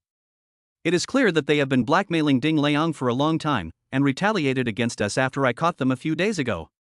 I have reported this matter to Teacher Lu before. And look at the two of them, they don't look like they are admitting their guilt or making amends at all. Lin Zifeng retorted, pointing at Zhang Gang and Yan Wu's arrogant faces with sneers on them. I say, you kid, are you getting too aggressive? I haven't punished you enough. Zhang Gang was furious when Lin Zifeng pointed at his nose. He rolled up his sleeves and was about to beat him up. Zhang Gang, stand there. Do you know where this is? Do you still take me, the director of political education, seriously? Seeing that Zhang Gang was about to take action, Director Zhang angrily slammed the table and shouted. Tisk. Zhang Gang spat softly and stopped. Student Lin Zifeng, you have to provide evidence when you speak. Since you said that student Ding Liang has been blackmailed for a long time, do you have any evidence to prove that what you said is true, excluding the third-party witnesses or physical evidence from you two? After scolding Zhang Gang, Director Zhang returned to the main topic. No. Lin Zifeng glanced at Ding Liang and saw him shaking his head, so he could only grit his teeth and say helplessly. Since there is no evidence, we cannot accept your accusation. Moreover, judging from their family backgrounds, both Zhang Gang and Yan Wu's families own companies and have a net worth of tens of millions. You two are just from working-class families, so when you say that Zhang Gang and Yan Wu are blackmailing you, I personally don't believe it. Director Zhang spoke eloquently, and his eyes revealed a hint of contempt when he looked at Lin Zifeng. Since the extortion didn't happen, then your claim that Zhang Gang and the others retaliated against you for snitching on me is also unfounded. I believe it takes two to tango. They hit you but not others, which shows that you have certain problems of your own. Therefore, I believe both sides should bear equal responsibility for your fight yesterday. This. Lin Zifeng opened his mouth, not knowing what to say. Given that you two are seriously injured, and Zhang Gang and Yan Wu are willing to cover your medical expenses and make some compensation, let's leave this matter at that. Director Zhang made the final decision in a few words, not giving the two a chance to refute. Also, Zhang Gang and Yan Wu must not have conflicts with Lin Zifeng and Ding Liang in the future. Can you do this? Finally, Director Zhang warned Zhang and Yan, but it is unknown how binding this warning is. Got it. Zhang Yan and the other two responded frivolously. But, Director Zhang. Lin Zifeng wanted to say a few more words. Is there anything else, Mr. Lin? If you are not satisfied with my handling of the matter, you can go to the principal, but unfortunately the principal is out for training and will not be back for at least 3 months. If there is nothing else, just go back. Director Zhang drove several people away with an unhappy look on his face. Helpless, Lin Zifeng had to leave with Ding Liang indignantly. Teacher Lu, I hope you'll manage your students well in the future and stop reporting every little thing to me. Also, you're already high school students, and you're constantly complaining to teachers and parents. These new students are truly worse than the previous generation. Director Zhang lectured Lu Lan, then lamented the current state of high school students. He didn't consider the significance of his role as director of the political and educational department. If even he, the director of political and educational affairs, couldn't discipline those misbehaving students, who would help those who were being bullied? Often, school bullying stems from the inaction of teachers and directors. Yes, I will follow Director Zhang's instructions. Lu Lan bowed and nodded, feeling very unhappy inside, but as a higher-ranking official, he could domineeringly suppress others, so he had to accept the reprimand even if what the other party said was bullshit. Chapter 024, Fall? Cheer up? No, let's go find Teacher Lu again. I don't accept this result. Lin Zifeng, who was walking on the road, suddenly blurted out a word and turned to run towards Lu Lan's office. At this moment, Lu Lan was returning to the office with a furious look on his face when Lin Zifeng barged in at an inopportune moment. Teacher Lu, Lin Zifeng was about to speak. Why are you here again? Isn't everything resolved? Seeing Lin Zifeng, Lu Lan became even angrier, and the scene of being scolded by the director of political education just now came to his mind again. Teacher Lu, I don't agree with Director Zhang's decision just now. Things are not at all as he said. You let. Okay, stop talking, Lu Lan interrupted Lin Zifeng mercilessly. If you don't agree, go find Director Zhang. I can't get involved in your affairs. Don't come to me with this kind of thing in the future. After saying that, he turned around and muttered to himself, you knew you were poor, but you still insisted on fighting with the rich young man. Can you win? You even caused me to be scolded by the director. What bad luck! Teacher Lu, we are all students who come to school. Do we have to endure being bullied just because others have wealthy families? Lin Zifeng asked angrily after hearing Lu Lan's whispers. You're right. This is the way the world is now. Whether in school or in society, the poor cannot beat the rich. Although you have good grades, what good will it do even if you get into a prestigious university? You'll still have to work for others after graduation. And those second-generation rich people, even if they are idle, they will eventually reach a height that people like you can never reach. Lu Lan said sarcastically. Good grades may make your life more comfortable in the future, but if you want to become a superior person, you still have to rely on your parents. So, reincarnation is a skill. Blame it on you for not being born in a good family. Lu Lan instilled in Lin Zifeng what he believed to be the truth of survival. Lin Zifeng said nothing and was a little dazed, thinking about what Lu Lan said. After a long time, Lin Zifeng came to his senses and turned to leave the office. Lin Zifeng was absent-minded in class for the whole day, and even waited until Ding Leon came to call him after school before he realized what was going on. Forget it, Lin Zifeng, let's just leave it at that. We can't beat that group of people. Ding Leon said this, but from his expression you can tell that he is very reluctant in his heart. Lin Zifeng shook his head and said nothing. He picked up his bag and left with Ding Leon. After returning home, Lin's parents naturally found that something was wrong with their child. After asking and learning the reason, they were extremely upset and threatened to go to the school to ask for an explanation. Unfortunately, the two of them had low educational levels and no connections in society, so every time they went to ask for an explanation, they were sent away with a few words by the director of political education.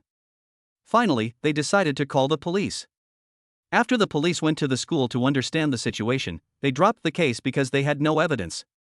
However, Lu Lan and Director Zhang were extremely dissatisfied with Lin Zifeng's family for calling the police, and often criticized him openly and covertly.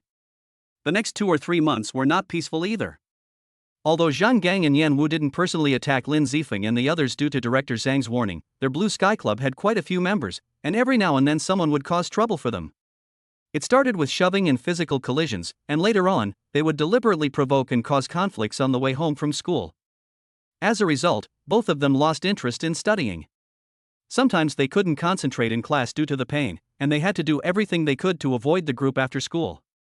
During the midterm exam, Lin Zifeng got arguably his worst score ever, failing 3 subjects and barely passing 2. Bang! Lu Lan picked up a stack of test papers and angrily slammed them on the table. Everyone did okay on this exam, but some students are seriously dragging the class down. Lin Zifeng and Ding Leon, step out, Lu Lan called out the names. There are 40 students in this class. Excluding Wang Li, who took leave and missed the exam, you two are 39th and 38th, dragging down our class average by 3 points. Are you taking this exam with your butts, not your brains? Lu Lan was extremely angry because the two of them lowered the average score, causing him to lose several $100s in bonus. Pointing at Lin Zifeng, he said, especially you, Lin Zifeng. Half a year ago, you were admitted with the second highest score in the school, but look at what you have done in the past 6 months. You skipped classes, didn't do your homework every other day, and you still did so poorly on the exams. Don't you want to go to school anymore? If you don't want to go, then apply for withdrawal and go work in your parents' factory. And you, Ding Leong, if you are not a good student, then don't waste your parents' money. Go back and run your family's restaurant. You can even save a waiter's salary. Ha ha. Lu Lan completely disregarded Lin Zifeng and Ding Leong's face and cursed in front of everyone, even laughing at the end. He didn't realize that his happiness was built on the suffering of others. Seeing that the two remained silent despite being scolded, Lu Lan also felt that his one-man show was meaningless, so he snorted coldly and said, "You two must write a self-criticism for me and hand it to my desk before school is over. But you are not allowed to write it in my class." "Okay, you guys go down," Lu Lan waved his hand, "class will start now." During this class, Lin Zifeng was still daydreaming, thinking about his future. After being hit several times by Lu Lan, Lin Zifeng had lost his enthusiasm for learning. No matter how well I study, I won't achieve anything in the future. What should I do then? Should I do something that can make a lot of money quickly? Lin Zifeng had an evil thought in his mind, and then he shook his head. "Forget it, I can't do anything illegal even if I die of poverty. This is my bottom line as a human being. If a person has no bottom line, no matter how much money he has, he will live in fear every day. Forget it, let's take it one step at a time." It can be said that Lin Zifeng's firm principles saved him, otherwise he might not have had such a great adventure in the future. There are many people in the world who do things that break the law and go against their conscience for money. Even if those people are on the money, how can they feel at peace? After class, Lin Zifeng was concentrating on writing his self-criticism. Some of his classmates pointed at him and looked at him with mocking eyes, while others didn't even look at him, acting as if it was none of their business. At this time, a fragrant breeze blew by, and a person stood in front of Lin Zifeng's table. Looking up, he saw a pure face, flowing hair, and a notebook in her delicate hands. Otherwise, it was none other than Lin Zifeng's goddess Su-Inger. "Lin Zifeng, I don't know what happened to you recently, but I believe you can cheer up." After saying this, he handed the notebook in his hand to Lin Zifeng. "This is my notebook. Go back and review it carefully. I hope you can show your true strength in the next exam." "Thank you, Su-Inger." Lin Zifeng took the notebook, with a lot of thoughts in his mind. What a kind person. When Lin Zifeng was down, none of his former classmates came to encourage him. Instead, Su-Inger, who had never had much contact with Lin Zifeng, stepped forward. It was at this moment that Su-Inger's position in Lin Zifeng's heart reached an irreplaceable level. Even though he has become a waste, he can still get the favor of Su-Inger. Lin Zifeng is really lucky. Su-Inger is beautiful, kind and has good grades, so naturally there are many people who admire her. His happy days won't last many days. He has offended the people of Blue Sky Society. I am really worried about Lin Zifeng's future. Although he said this, his gloating expression completely betrayed him. "Oh, what do you mean?" The other person was interested in his words. "You may not know this yet, but Lin Zifeng has offended someone from the Blue Sky Society. The Blue Sky Society is the biggest force in our school, and there are many rich kids in it. The person who spoke also had a little money, so he had more channels of information than the average person. Especially their president Lang Tian, he is the undisputed school bully of our school. His home is in the east of Linghai City." After saying that, he stretched out his thumb and moved it up and down. "Oh my God." The other person covered his mouth in surprise, and then cast a regretful look at Lin Zifeng. Chapter 025, Seeds of Hatred. After school, Lin Zifeng and Ding Leon walked home together as usual. Along the way, Lin Zifeng lowered his head in thought, and finally he made up his mind to cheer up again. His parents had always hoped that he could get into college and bring honor to the family. He didn't want to disappoint their expectations, nor did he want to be embarrassed in front of Su-Inger. But what can we do? This damn society is always like this. It often makes things worse for you when you are at your worst. Lin Zifeng, Lin Zifeng. Ding Leong beside him pulled his clothes. Lin Zifeng came back to his senses and looked at him, then followed his gaze. Two people they never want to see in their entire lives. Zhang Gang, Yan Wu, and three other well-dressed young men stood beside them, clearly from wealthy families. Zhang Gang and Yan Wu no longer had the arrogance they had in front of Lin Zifeng, and instead followed the three of them like two lackeys. A gang, what happened to Ah? A rich boy in white casual clothes asked when he saw the two of them standing still. Brother Sean, I met two little guys. Zhang Gang replied humbly. Then Yen Wu ran up to the three of them and told them about the conflict between him and Lin Zifeng. Oh? There is such a thing. The man called Brother Sean had a sneer on his face, and looked at Lin Zifeng and the other man as if they were two toys. Then go and have fun. Don't worry, with our support, Zhang Shiyu can't do anything to you. Another rich second generation who had been silent before spoke up. The Zhang Shiyu he mentioned was Director Zhang of the Political Education Department.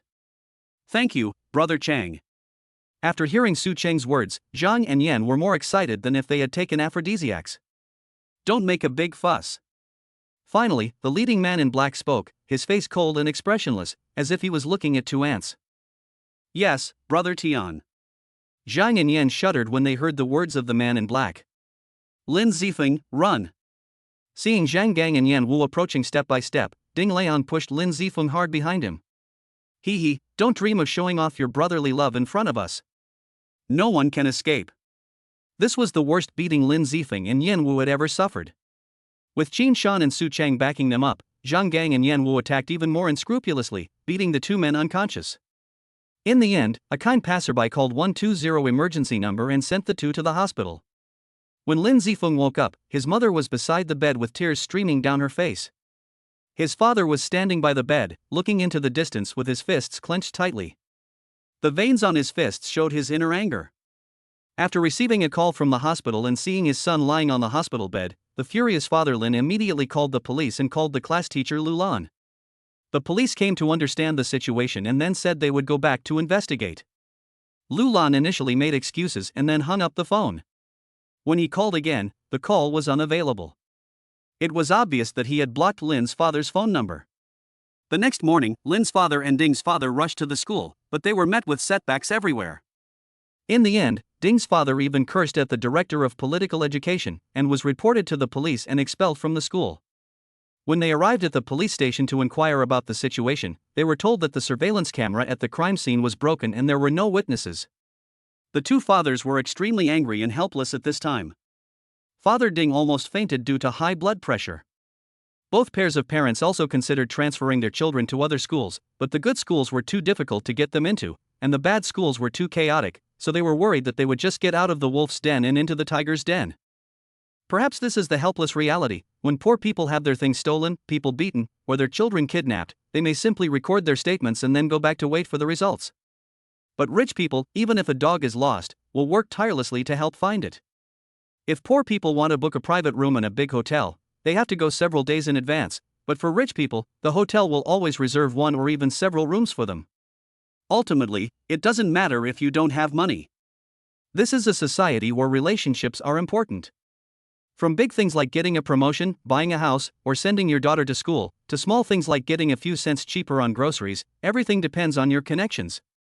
People are born unequal. Lin Zifeng and Ding Leon were discharged from the hospital after staying in it for more than half a month. Back at school, having missed over half a month of classes, it was naturally difficult to catch up.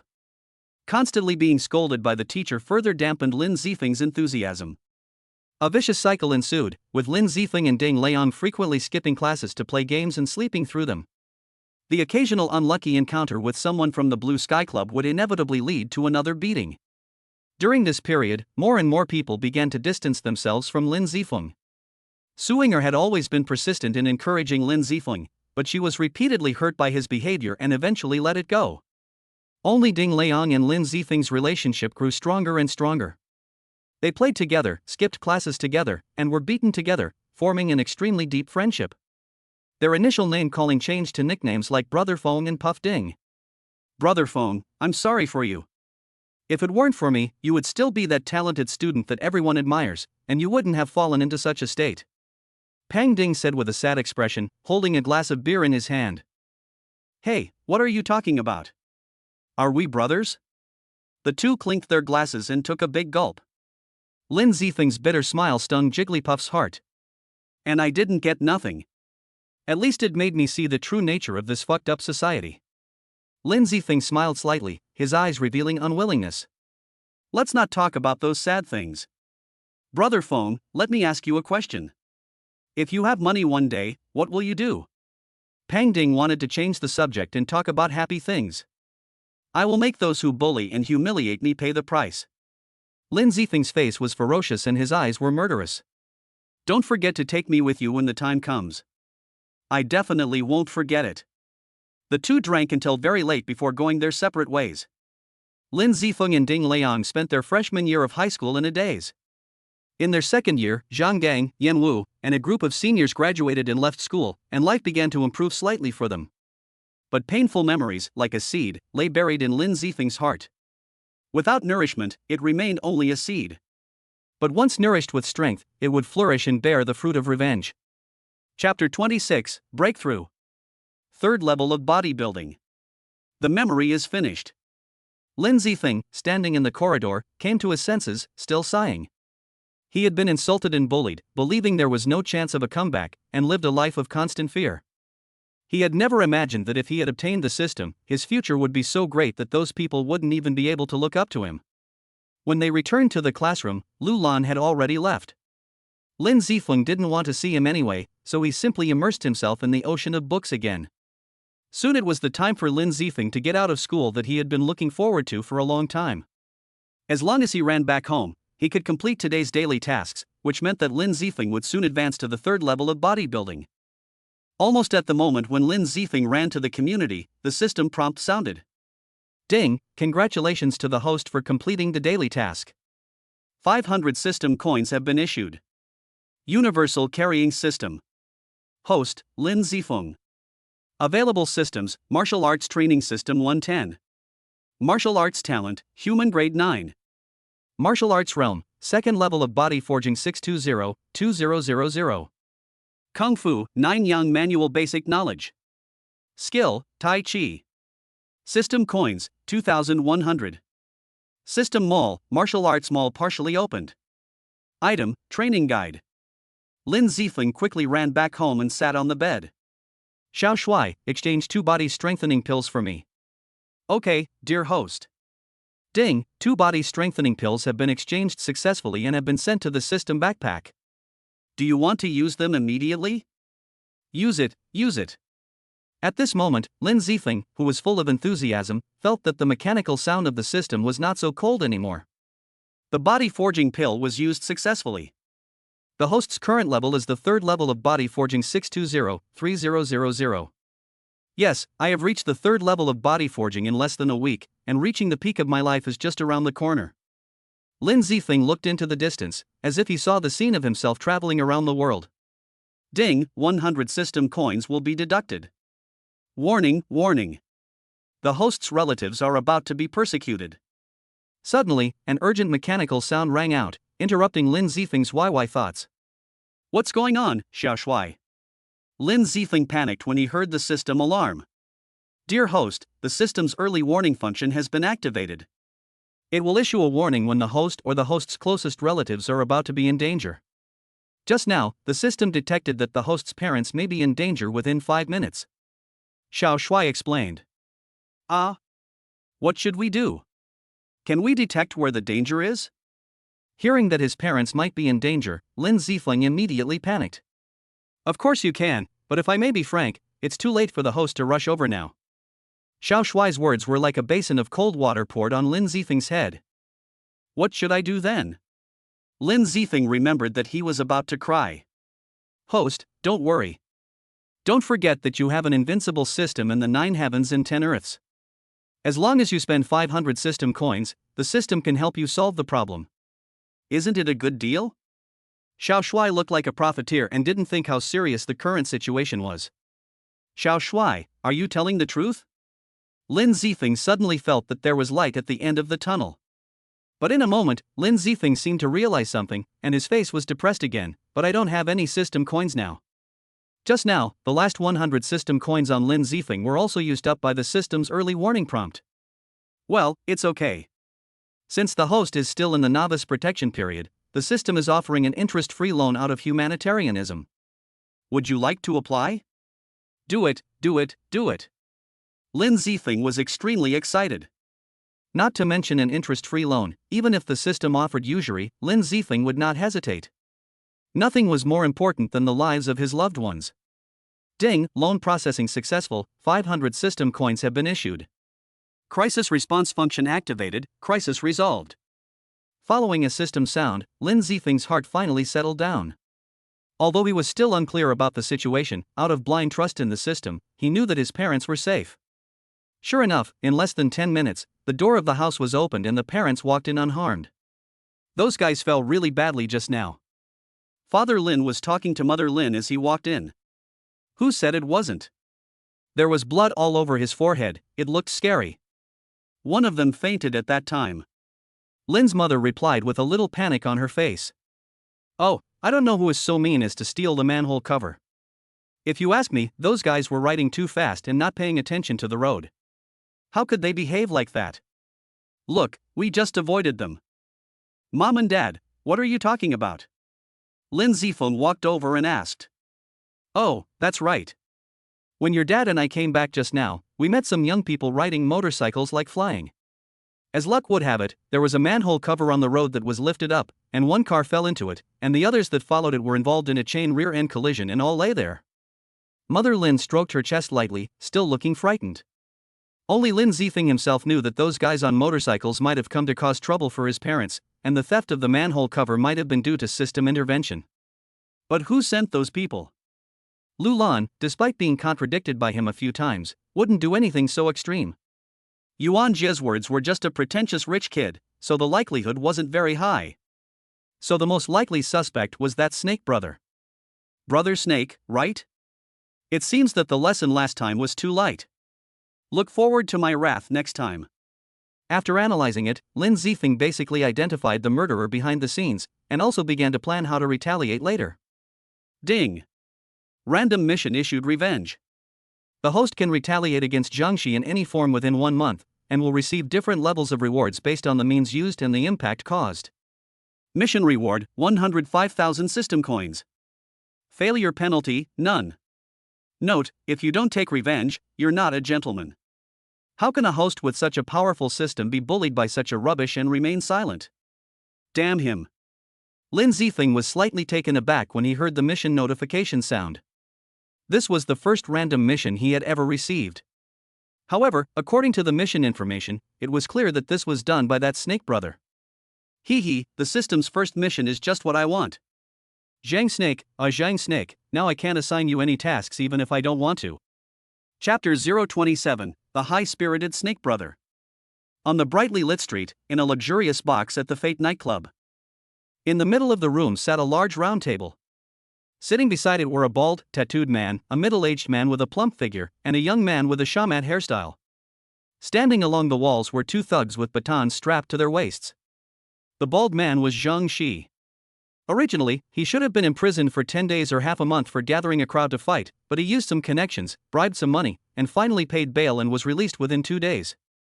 Zhang Shi, who had just been released, immediately arranged for his men to investigate Lin Zifeng's family background. After learning that his parents were just 2 workers, he sent several men to block Lin Zifeng's father and mother on their way home from get-off work, ready to teach them a lesson. Lin Zifeng, I'm indeed no match for you, but in this society, just being able to fight isn't enough. I will make you live in pain for the rest of your life. Just as Zhang Shi was muttering to himself with a vicious look on his face, his cell phone rang. Who is disturbing my rest? Brother Snake, who had not eaten or slept well after 2 days in the detention center, was just about to take a nap when he was startled by a sudden ringing of the phone. He started cursing without even checking the caller ID. Brother Snake, I'm sorry to disturb your rest. I'm Yuan Fu. I heard that you were coming out today, so I specially prepared a table in the nightclub to welcome you. Do you have time to come and visit? The caller was Yuan Jie's father, Yuan Fu. He looked for Brother Snake for no other reason than to apologize and ask him not to cause trouble for Yuan Jie. How dare you call me? Zhang Shi felt furious when he thought that Yuan Jie had contributed to his arrest. But then, his eyes rolled, and he wondered what he was thinking. Brother Snake, what happened before was a misunderstanding. I just want to apologize to you on behalf of my son. If you can't do me the honor of talking to me in person, please do me a favor. Hearing Zhang Shi's roar, Yuan Fu suddenly realized what was happening and said with a mournful face. His tone was so humble that even Yuan Jia, who was watching from the side, felt sorry for him. Okay, then let's talk face to face. I also have a business deal to discuss with Boss Yuan, so let's meet at 7 o'clock in the evening. Brother Snake said in a serious tone, but only he knew what he was thinking in his heart. Okay, I will personally welcome Brother Snake to come. Yuan Fu on the other end of the phone nodded and bowed, although Zhang Shi couldn't see it at all. At 7 o'clock in the evening, Zhang Shi drove to Yuanfen nightclub. Yuan Fu and Yuan Jia were already waiting at the door.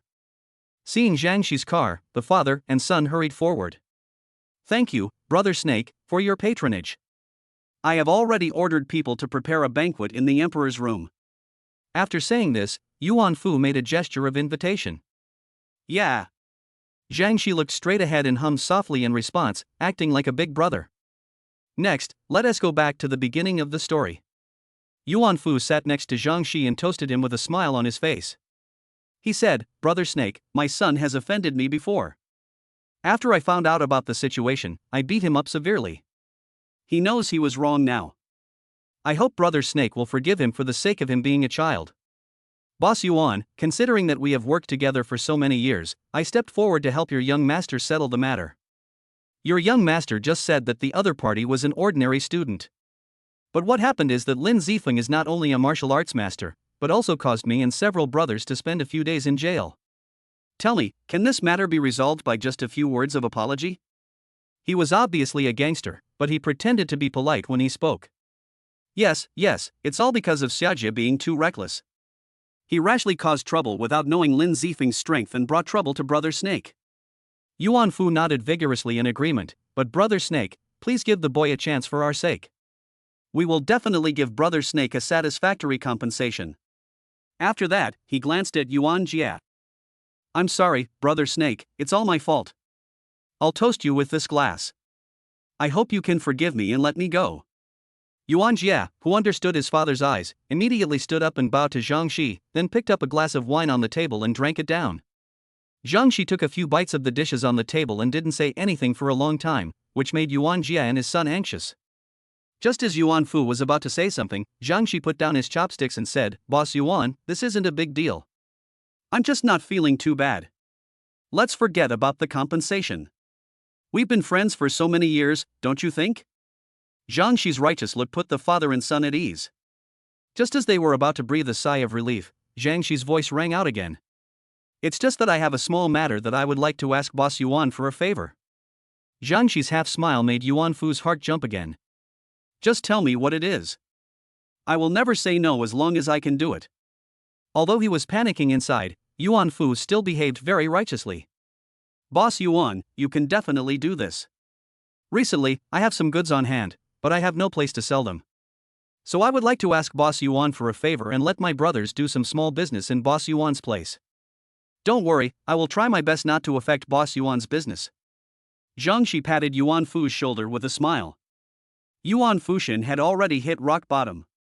He knew exactly what Zhang Shi was talking about, but he just didn't dare to refuse. If he refused, Yuan Jia would be tortured to death. These people were so cruel and merciless that they could do anything. Brother Snake. My business hasn't been very good recently. Why don't you go ask Su Shan? His place is packed every night. Brother Snake's goods will surely sell well. Yuan Fu wanted to struggle a little longer.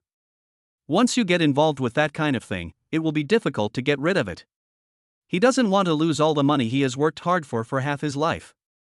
What? Boss Yuan, that's not what you said just now. Zhang Shi's face suddenly darkened. Then, Zhang Shi suddenly thought of something, and his expression suddenly turned from gloomy to bright. Boss Yuan, let me tell you something interesting. After I got out, I checked Lin Zifeng's family background and found out that his parents were just ordinary workers. So this afternoon, I sent a few people to give them a good beating on their way home from get off work. I guess they are both lying in the hospital now. After speaking, he glanced at Yuan Fu and said, I'm not saying this for any other reason. I just want to say that anyone who dares to make me, Zhang Shi, unhappy will be paid back tenfold or 100-fold. I will make them live in regret for the rest of their lives. Boss Yuan, do you think I'm doing the right thing? Zhang Shi's words were full of threats, clearly warning Yuan Fu that he would retaliate against Yuan Jia if he did not agree to his request. On one side is his only son, and on the other side is the foundation he has worked hard to build for half his life. All of this will be left to his son after he passes away. After thinking for a long time, Yuan Fu still chose his own child. What would be the use of having more money if Yuan Jia was disabled? I promise you. Yuan Fu said this weakly, and he looked a little older. Ha, I hope we can have a pleasant cooperation. Zhang Shi laughed out loud after getting Yuan Fu's response, as if he saw the scene of a lot of money going into his pocket. Chapter 029, Fate Bar. After exchanging contact information, Yuan Jia and Lin Zifeng left the rooftop and returned to their respective classrooms. Lin Zifeng, are you okay? Is Yuan Jia bothering you again? As soon as Lin Zifeng returned to the classroom, Su Yinger and Pang Ding ran up to him one after another, with concern on their faces. Lin Zifeng felt warm in his heart and smiled brightly. It's okay, Yuan Jia got scared and came to apologize to me. Lin Zifeng naturally would not say that he had reached a cooperation with Yuan Jia. It was not because he did not trust the two of them, but because he did not want them to know too much about the darkness in this world. Really? Su Yinger had a look of disbelief on her face. She didn't think that a second-generation rich man like Yuan Jia, who valued face more than life, would humble himself to apologize to Lin Zifeng. You don't know, as soon as we got to the rooftop, Yuan Jia burst into tears and cursed himself as a bad person, regretting everything he had done before. He cried and begged me to forgive him. Men are like this. Once they are in front of the goddess they like to show off their power and dominance. You also know that a compassionate and kind person like me cannot hold on to other people's minor problems. Besides, the ancients once said that knowing one's mistakes is the best way to improve. After seeing Yuan Jia's heartfelt repentance, I forgave him. Lin Zifeng made a compassionate expression. Ugh.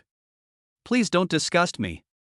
Su Yinger pretended to vomit, rolled her eyes at Lin Zifeng, then turned around and returned to her seat. Brother Feng, you can do it. It must feel great to be cared for by a goddess. When did you two get together? Tell me quickly and share some of your experience. Jigglypuff made faces at the side, his expression looking indescribably obscene. Lin Zifeng patted the back of Jigglypuff's head and said, If you don't know how to speak, don't talk nonsense. What do you mean by hooking up? We are just having a normal relationship. After that, he ignored Jigglypuff and returned to his seat alone. Brother Feng, I didn't expect you to be the kind of person who forgets your friends for the sake of beauty. Have you forgotten the days we shared joys and sorrows now that you have the favor of a goddess? Pang Ding made an expression as if he was about to cry, like an abandoned woman. If you didn't know, you would think there was some gay relationship between him and Lin Zifeng. Lin Zifeng, who had not walked far, shuddered and got goosebumps after hearing what Jigglypuff said. He turned around with a dark face and said, Stop talking so much nonsense and go back to read. If you let me listen to you talk nonsense again, I will teach you a lesson. After saying that, he raised his fist as big as a sandbag. Jigglypuff just giggled and stopped joking around. The day's classes ended quickly. After returning home, Lin Zifeng finished his homework and exercised for a while.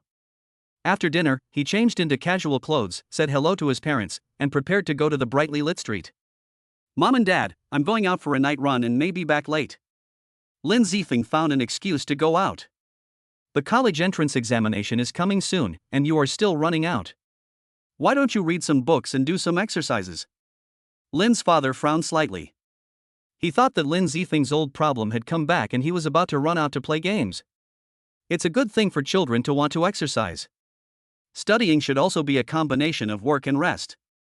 At this time, Lin's mother came out to help, and then said to Lin Zifeng with concern, Come back early, and be careful when you are alone outside at night.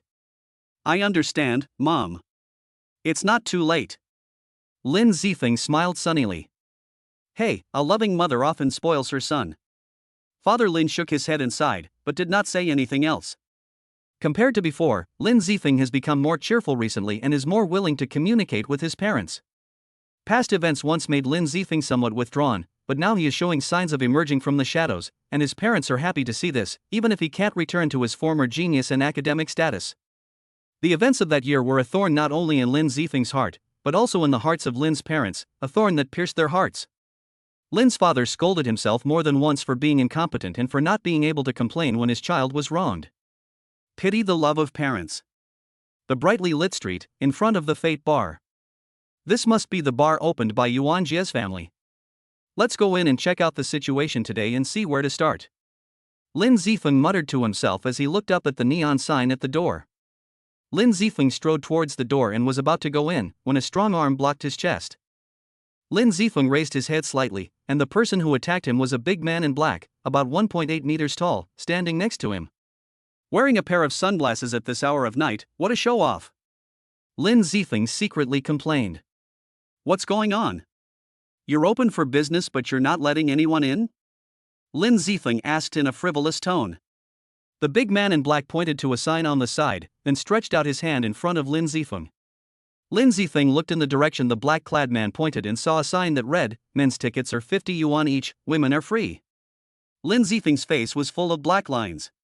They said that everyone is equal in a harmonious society, but this is naked gender discrimination. Ahem, I don't have any cash on me, can I pay with my mobile phone? Lin Zifeng couldn't force his way in. He was here to scout the enemy today, so he had to keep a low profile. It would be difficult if he was recognized.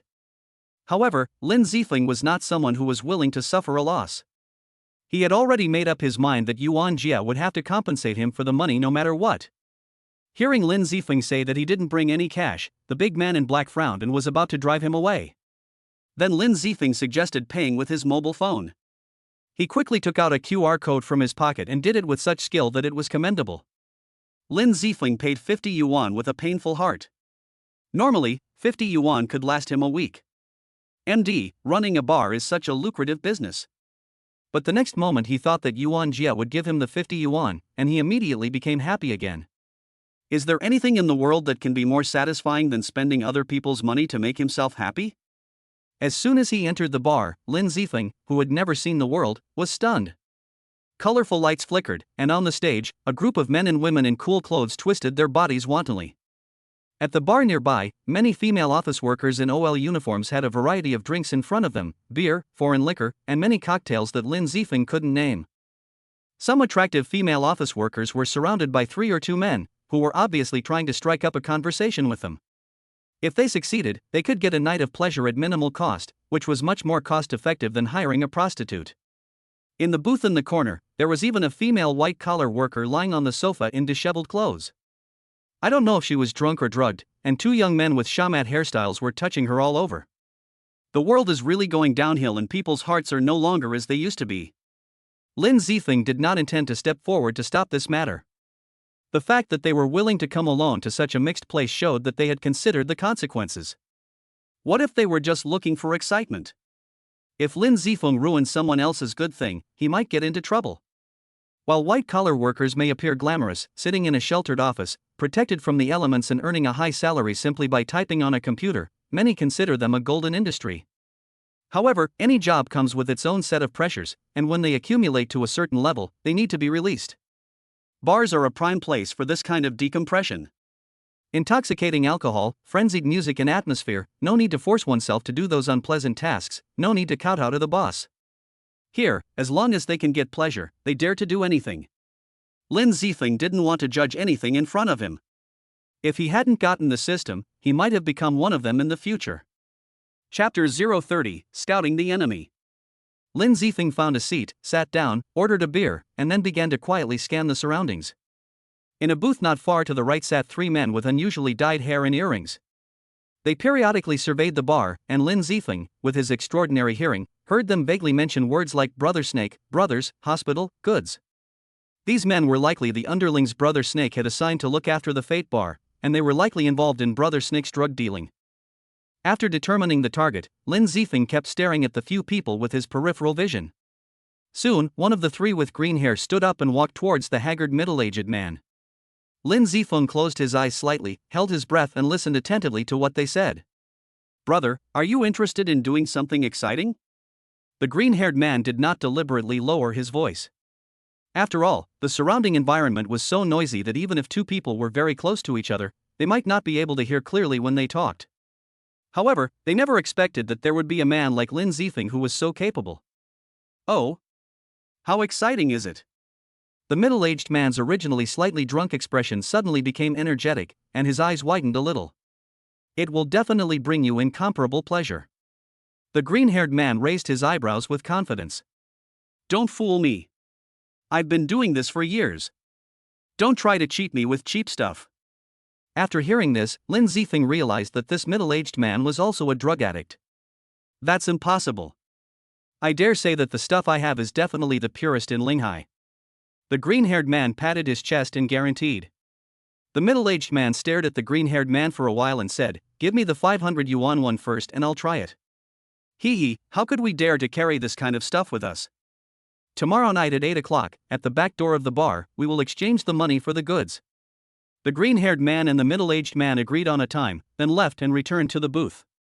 Sure, Xiang, it's so easy to make a deal. Seeing the green-haired man coming back with a smile on his face, a man with a row of earrings on his ears said, "Well, it's just a small business of 500 yuan, and I can't make much money." The green-haired man Xiang shook his head with a look of dissatisfaction, but the red glow on his face betrayed his true thoughts. "Hey, you are being too modest. Everyone knows that once you get your hands on our goods, you can't get rid of them. This time it's 500, and next time it will be 5,000. It won't take long for you to get rich." Another gangster with dyed red hair directly said Xiang's true thoughts. It's that old guy Yuan Fu who doesn't know what's good for him. If he had let Brother Snake sell goods in his place earlier, we would have become rich a long time ago and would not be in such a mess now. The man with earrings cursed angrily. Who said it wasn't true? Zhao Meng started selling goods at Shushan's place 3 months ago. I heard that he's already buying cars. Damn, it's all the fault of that old bastard Yuan Fu. The three of them began to curse Yuan Fu for blocking their way to wealth. These beasts. Lin Zifeng, overhearing the three's conversation, was filled with rage. The drug had harmed countless lives, torn apart countless once harmonious families. The Opium War had caused a significant decline in the health of the Chinese people and forced China to sign countless unequal treaties. These beasts, with only profit in their sight, were willing to harm their own people for the sake of money. They deserved death. At the same time, Lin Zifeng also felt a little admiration for Yuan Jie's father. He believed that Zhang Shi must have made requests to him more than once, but he was not moved by the interests and insisted on his bottom line under tremendous pressure. It was a pity that he had a son who betrayed his father, which gave Zhang Shi an excuse to attack him. Lin Zifeng secretly made up his mind to eradicate all these beasts who had lost their humanity and only cared about money. Lin Zifeng observed for a while and saw that the red-haired man and the man with earrings had each made an appointment with someone to trade tomorrow night. Lin Zifeng secretly took it to heart and began to plan tomorrow's actions. It was almost 10 o'clock when he returned home. Lin Zifeng opened the door and found his mother half lying on the sofa in the living room with her eyes slightly narrowed. "Mom, why are you lying here sleeping so late?" Lin Zifeng ran to his mother and shook her gently a few times. "Ah, Xiaofeng, you're back." Mother Lin rubbed her eyes and said, "I was worried if you didn't come back, so I waited for you here. By the way, your father went out to look for you just now. I have to call him back quickly." After that, she ran to make a phone call. Lin Zifeng's eyes were slightly moist. No matter when, no matter where you are, there are always one or two people who are thinking about you and caring about you. They are your parents. Lin Zifeng walked over to his mother after she finished her call and said with a tearful tone, "Mom, I ran a little far and forgot the time. Don't worry if I come back late in the future. I'm grown up now and can protect myself." Mother Lin touched Lin Zifeng's head lovingly. "Silly boy, no matter what time, you are always a child in my eyes. Now, go wash up and go to bed quickly, you have to go to school tomorrow morning." "Yeah." Lin Zifeng nodded and walked towards the bathroom. Behind him, Lin's mother's eyes kept falling on Lin Zifeng. She knew that Lin Zifeng had lied to her. If he had really run a long way as he said, there would be no obvious sweat on Lin Zifeng's body. On the contrary, there was a slight smell of alcohol. Lin's mother thought that he might have run out to drink with someone, but she didn't want to be too strict with Lin Zifeng's words, behavior, and daily interactions. As long as he can get over it, let everything be as it will. Mother Lin said with a kind look and a faint smile. In fact, Lin's mother only guessed half right. It was true that Lin Zifeng drank alcohol, but the reason why Lin Zifeng didn't sweat was simply because his physical fitness was too strong. After taking a shower, Lin Zifeng lay on the bed and opened his personal panel to look at it. Universal Carrying System. Host, Lin Zifeng. Available systems, Martial Arts Training System 110. Martial Arts Talent, Human Grade 9. Martial Arts Realm, 3rd level of Body Forging 790-3000. Kung Fu, 9 Yang Manual Basic Knowledge. Skill, Tai Chi. System currency, 0. System mall, martial arts mall partially opened. Item, training guide. Mission, revenge. After completing today's daily tasks, I finally paid off the debt.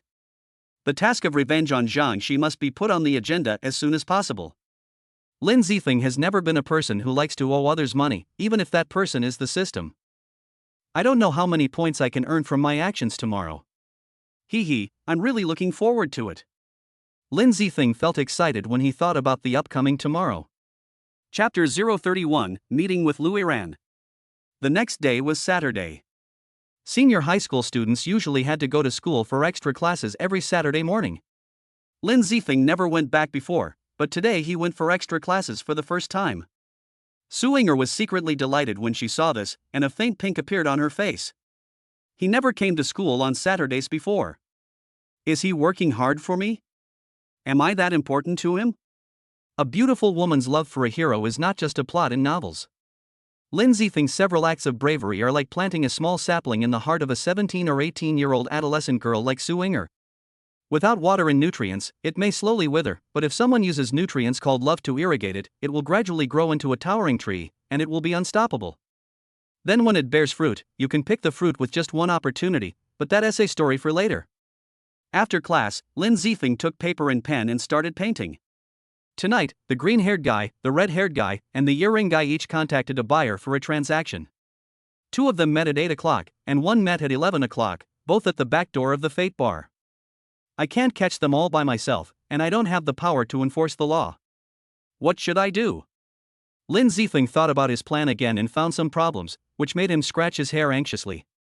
I got it. Suddenly, Lin Zifeng's eyes lit up, as if a light bulb had turned on in his head.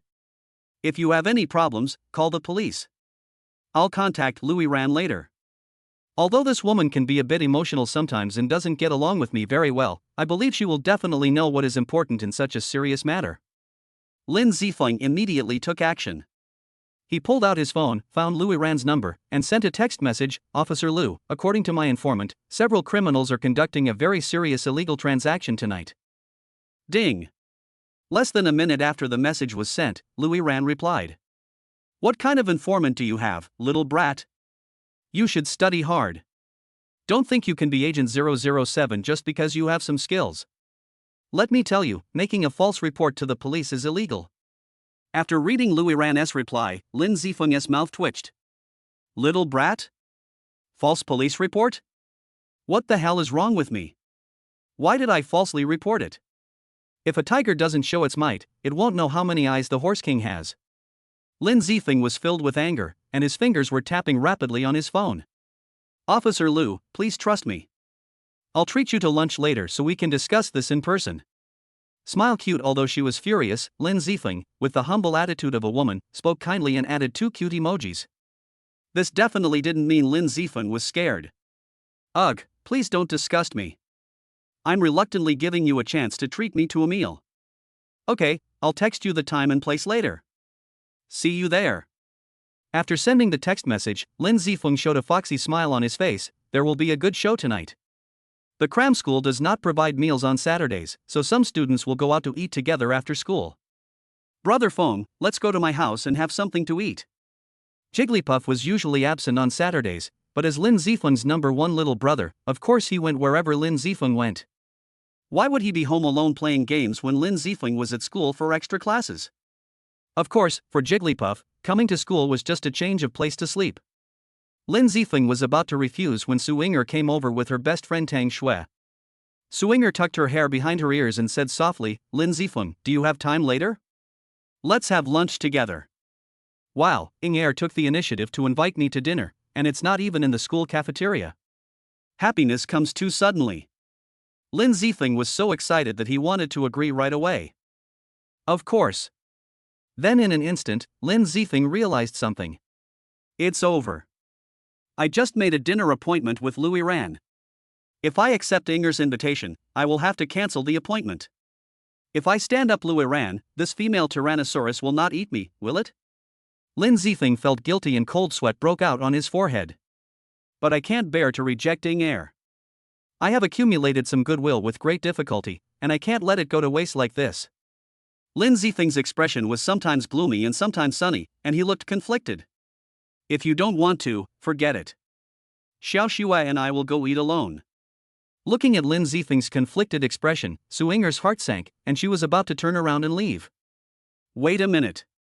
Lin Zifeng quickly stopped Su Yinger. Why wouldn't I want to? I'm just wondering which restaurant has better food. I can't let my beautiful Su down. It has to be said that Lin Zifeng's mind became more active after getting the system. Have you thought about it? When Su Yinger heard Lin Zifeng say that she was a great beauty, her cheeks turned slightly red and she felt a little sweet in her heart. Well, after thinking about it, I still think the food at Pudding's house is delicious. Lin Zifeng nodded and gave Pudding a look. Brother, I'm really short of money lately, so I can only rely on you. Brothers who have known each other for many years can sometimes understand what the other person is saying with just a glance. Don't worry, Brother Feng, leave it to me. Jigglypuff nodded vigorously and responded to Lin Zifeng with his eyes. At this time, Tang Xue, who had been silent on the side, could not help but said, "All right, you two grown men, stop flirting with each other. I'm hungry, go eat quickly. My best friend is really a tomboy." Su Yinger was shocked by her best friend's fatal complaint. Hee, since Miss Tang is hungry, let's go quickly. Tang Xue, I'm not bragging to you, but our sweet and sour cushion carp is a specialty. You must try it later. With that, Pudding took the lead and walked out. Lin Zifeng was behind them, his eyes flickering between Jigglypuff and Tang Xue. It seems this little fatty likes Tang Xue. As the boss, I have to try to bring them together. Lin Zifeng, let's go too. Okay, Yinger. Chapter 032, Yinger likes me too? Walking on the road, Lin Zifeng kept clicking on his mobile phone. Ahem, Officer Lu, I'm very sorry. I have something urgent to do here, so I may not be able to treat you to lunch. After hesitating for a long time, Lin Zifeng finally decided to send a message to Lu Yiran. A few minutes passed and Lu Yiran didn't reply to the message, which made Lin Zifeng nervous. A few minutes later, the ding-ling-ling sound of a cell phone rang out. Lin Zifeng hurriedly took out his cell phone from his pocket, and the caller ID showed the three big words Lu Yiran. Damn it! They called me directly to hold me accountable. Lin Zifeng wiped his sweat and picked up the phone. Hey Lu. Lin Zifeng, you were so bold that you actually stood me up. Before Lin Zifeng could even open her mouth, she was stunned by the roar from the other end of the phone. Officer Lu, please calm down and listen to my explanation. He asked someone for help, made an appointment with them, and then broke the appointment. This was indeed not a decent thing to do, and Lin Zifeng was willing to be blamed. I don't want to hear it. I don't want to hear it. Lin Zifeng had 3 black lines on his head. Oh, then I won't say anything. Okay, you don't even want to give me an explanation. I didn't expect you to be this kind of person. Don't contact me again in the future. Lu Yiran's arrogant voice came from the other end of the phone. Lin Zifeng frowned.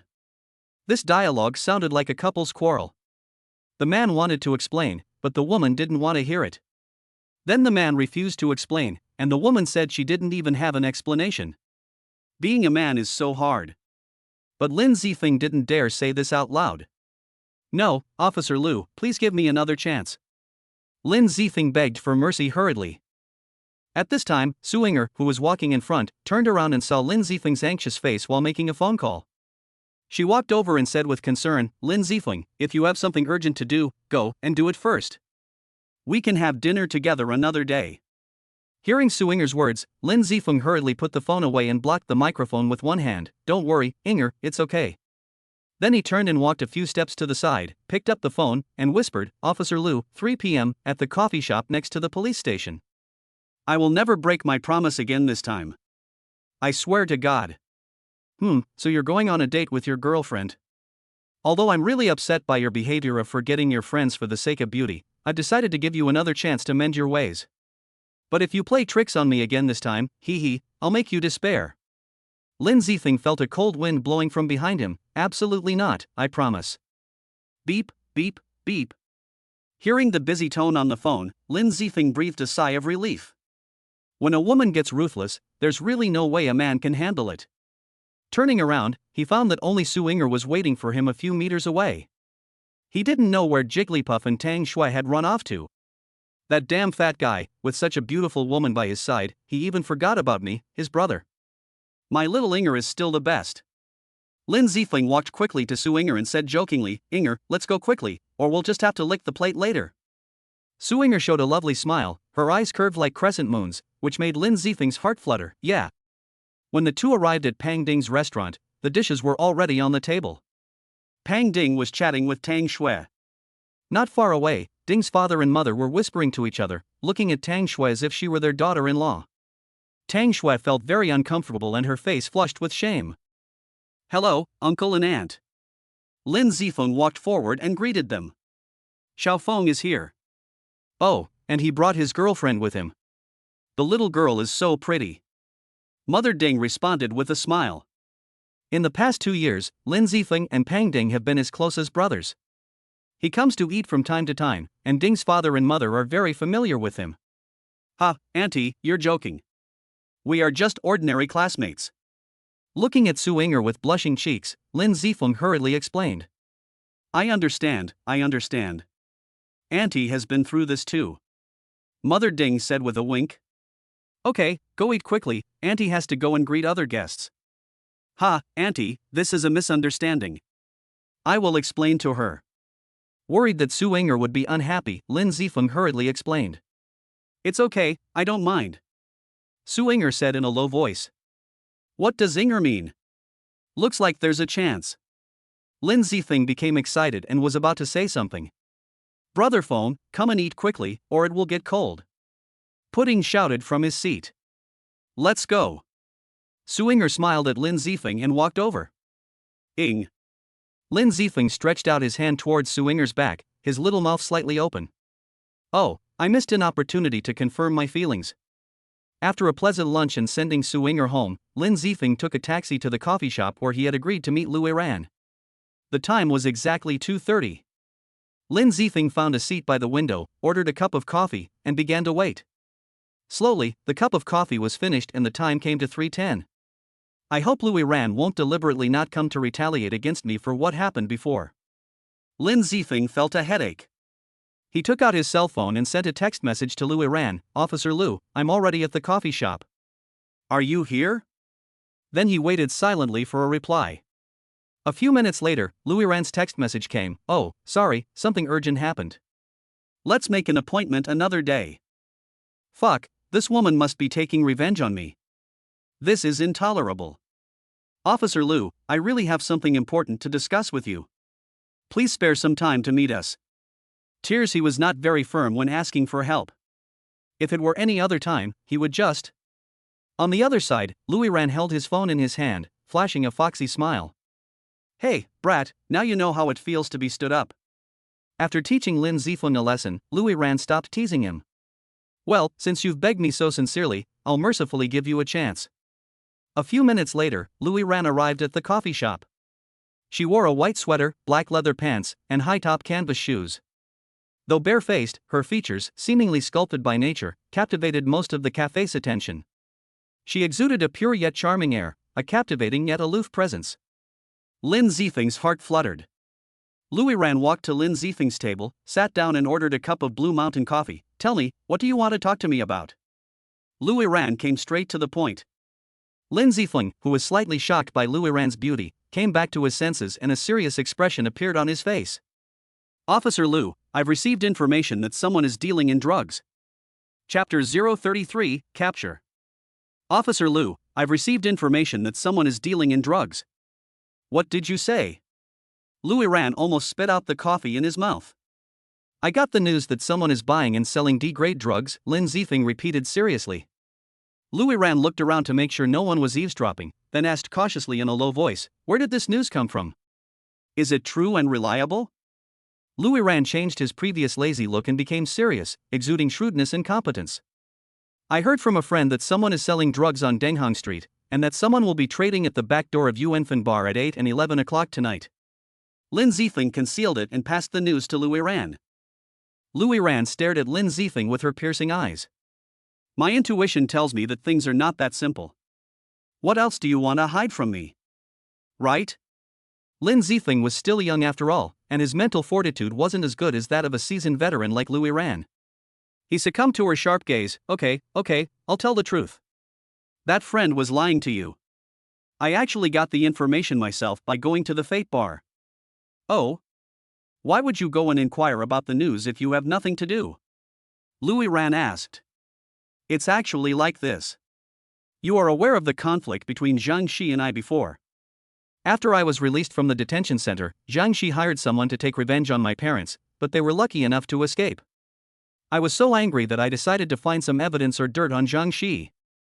I knew that many places on Dengham Street were managed by Zhang Shi's men, so I went to Yuanfan Bar to try my luck. By coincidence, I heard some of Zhang Shi's brothers recommending a kind of powder that can bring intense pleasure to others. So I guessed that they might be trading drugs. Lin Zifeng told the story half-truthfully, hiding the existence of Yuan Jia, the little spy. After listening to Lin Zifeng's explanation, Louis Ran pondered for a moment. Lin Zifeng's words made sense and were flawless. First, he couldn't possibly have filed a false police report to frame Zhang Shi that would have been fruitless and potentially landed him in jail. If what he said was true, then this was a heinous crime. The harm of drugs was clear to all. If they became popular in Linghai City, the consequences would be unbearable for anyone, potentially destroying countless harmonious families. Tell me all the information you know. Louis Ran's expression was more serious than ever. Okay. According to the information I gathered yesterday, there will be 3 transactions tonight. The 3 brothers Zhang Shipai hired at the Yuanfan bar have each made an appointment with one person. The locations are all at the back door of the bar, 2 at 8 p.m. and 1 at 11 p.m. I have a plan for this. Oh? Tell me what the plan is. Louis Ran was curious about the plan mentioned by Lin Zifeng. At night, let's do this, and then this. What do you think? Louis Ran nodded, then stood up. I'll go back and report this to Captain Wang first. Then keep in touch and notify me if there is any situation. Catching bad guys is the police's duty. Kids should go home and study. Louis Ran sneered and turned to leave the cafe. Hey, what's wrong with you? Lin Zifeng was confused. Is this considered as being abandoned after you've done your job? Even if you don't let me go, I'll go anyway. Lin Zifeng snorted twice with a proud look on his face, then paid the bill and walked towards home. As the night lights come on, Linghai City is ablaze with colorful neon lights. Sadly, some people say that with the progress of the times, the boundary between day and night is no longer so clear. At 7 o'clock in the evening, after dinner, Lin Zifeng found an excuse to leave home. It was already 7:40 when he arrived at the Yuanfan bar. Lin Zifeng found an inconspicuous corner and hid in it, waiting quietly for things to develop. Bored, Lin Zifeng looked around and saw a black Volkswagen sedan not far away. The window was rolled down and 2 people were chatting happily inside. But if you look closely, you can see that their eyes kept glancing towards the alley behind the Yuanfan bar. He's wearing a miniature headset, so he's definitely in plain clothes. 5 minutes before 8 o'clock, a middle-aged man in a windbreaker walked into the alley. 2 minutes later, a skinny young man followed. 2 plainclothes officers in a distant Volkswagen got out and followed silently. Lin Zifeng also went in from a nearby alley. Brothers are here? At this time, the red-haired man and the green-haired man walked out from the back door of the bar with lewd smiles on their faces. Where is the stuff I want? The thin young man asked impatiently. Brother, don't be so anxious. This is your share. The red-haired man took out a small bag of powdery substance from his arms. Is this all for 1,000 yuan? The young man looked unhappy. Hey brother, once you try our products you'll know your money is well spent. The red-haired man looked confident. On the other side, the green-haired man also took out something and stuffed it into the middle-aged man's hand. Let's take action. A plainclothes officer not far away said something into the microphone and then ran out. Don't move, police, squat down together where you are. 2 plainclothes officers raised their pistols and shouted at the 4 people. At the same time, a series of sirens blared outside. 7 or 8 police cars drove onto the brightly lit street. 20 or 30 uniformed officers disembarked and, in groups of 3 or 5, ran into several bars and clubs. Inside the Fate bar, a curvaceous female police officer stood before the crowd, her ID in hand. This is just a routine check, please cooperate, she said, waving her hand as several people rushed in. The DJ turned off the background music, and the originally noisy environment suddenly became quiet. At this time, the bar manager came over and said, Comrade police officer, I'm the manager of this bar.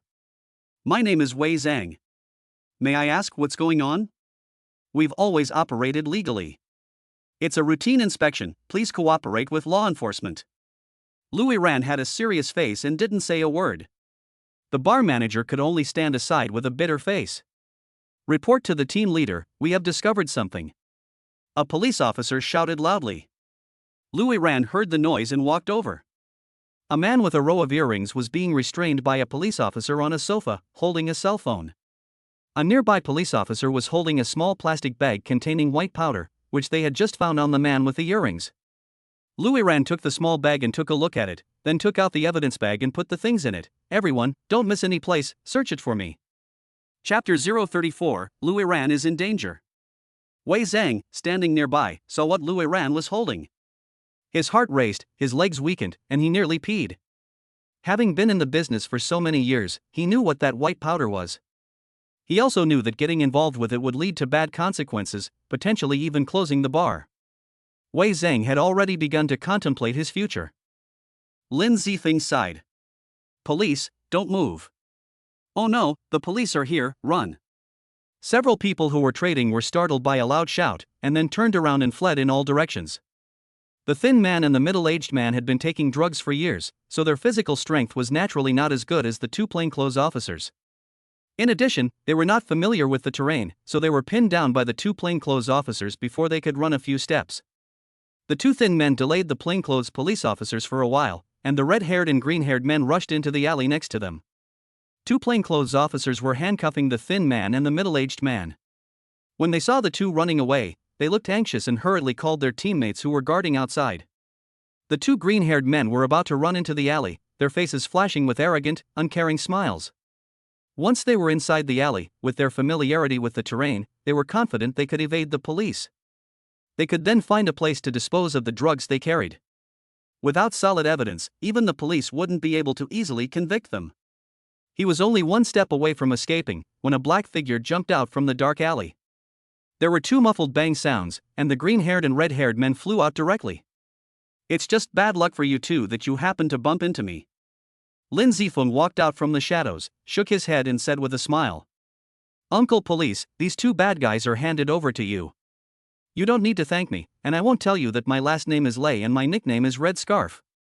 Lin Zifeng waved at the two plainclothes officers with a sunny smile, then turned and walked into the alley, leaving the two plainclothes officers standing there with confused faces. Inside the Fate Bar. Captain, we found this in a private room upstairs. A young police officer ran down excitedly, holding a bag of white powder, weighing as much as 5 kilograms. A kilogram of drugs was no small feat for this young police officer. It wasn't just a chance to make a name for himself, it was also something he could brag about to his grandchildren. Compared to the young police officer's excited face, Louis Ran, who took the white powder, was only angry, and his face was as cold as 1,000-year-old ice. How many families can be destroyed by so many drugs? And this is just a small den. How terrifying must their lair be? If these drugs are allowed to spread widely, the consequences will be unpredictable. At this time, Lou was still very grateful and thankful for Lin Zifeng's tip-off. Go over there and have everyone sign the confidentiality agreement and delete the videos and photos on their phones. Louis Ran gave orders to his subordinates. Yes, Captain. Several police officers responded and walked towards the crowd of onlookers. At this time, only Louis Ran was guarding the man with earrings to prevent him from running away, but he kept his head down, not knowing what he was thinking about. What she didn't notice was that the man with earrings who was handcuffed looked at her with a sly look on his face, then looked at his left trouser pocket, with a look of hesitation on his face from time to time, and it was unknown what he was planning.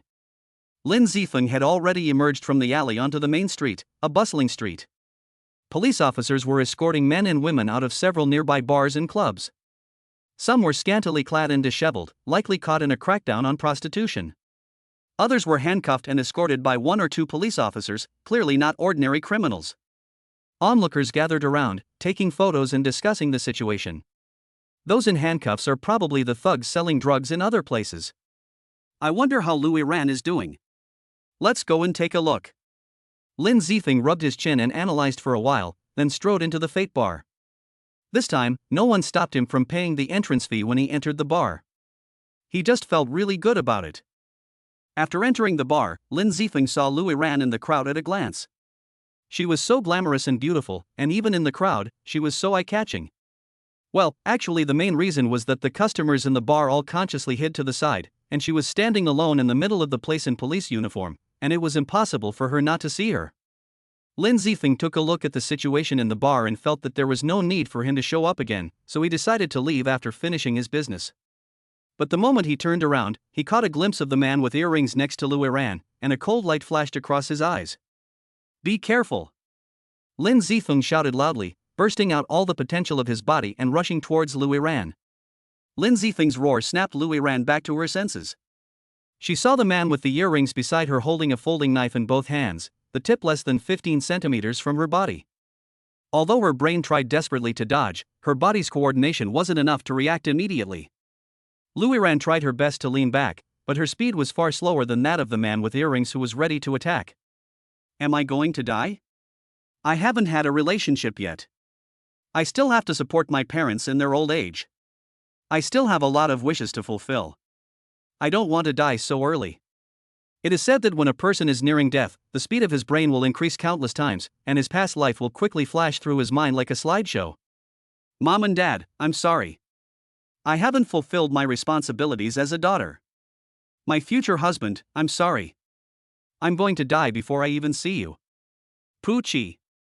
The sound of the blade piercing the skin, and a splash of bright red splashed out.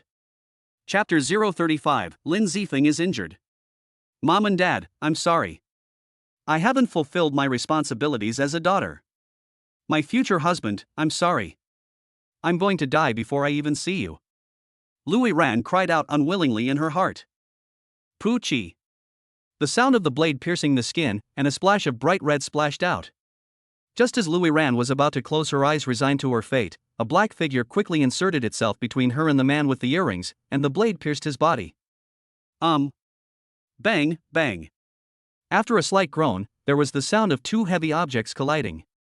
One was made by Lin Zifeng kicking the man with the earring away, and the other was made by the man with the earring falling to the ground. Behind Lin Zifeng, Lu Yiran, who had her eyes closed, opened her eyes when she heard the sound and looked at her body and hands. "I'm still alive?" Lu Yiran murmured softly, then looked up and saw a towering figure before her. The figure wasn't strong, perhaps even a little frail, but in Lu Yiran's eyes, it was as majestic and powerful as a mountain, causing her heart to flutter uncontrollably. "Is this the Prince Charming sent by God to save me?" Every girl has a princess dream, hoping to meet her own Prince Charming one day. Even the policewoman Lu Yiran is no exception. Just as Lu Yiran's eyes were full of hearts, staring at Lin Zifeng's back like a fangirl, Lin Zifeng, who had been holding on, finally fell down. The earring man's knife had pierced Lin Zifeng's left shoulder. Although the wound wasn't deep, it still caused him to break out in a cold sweat. Add to that the aftereffects of his sudden burst of energy, and Lin Zifeng was a little exhausted. Even at the third level of physical forging, the combined blow to his mind and body was enough to make him feel overwhelmed. "Hey, are you okay?" Seeing his hero lying on the ground, Lu Yiran hurried over to support him. "Lin Zifeng?" Lu Yiran came closer and only then could she see Lin Zifeng's face clearly. "What's wrong, Officer Lu? You didn't expect it to be me, did you?"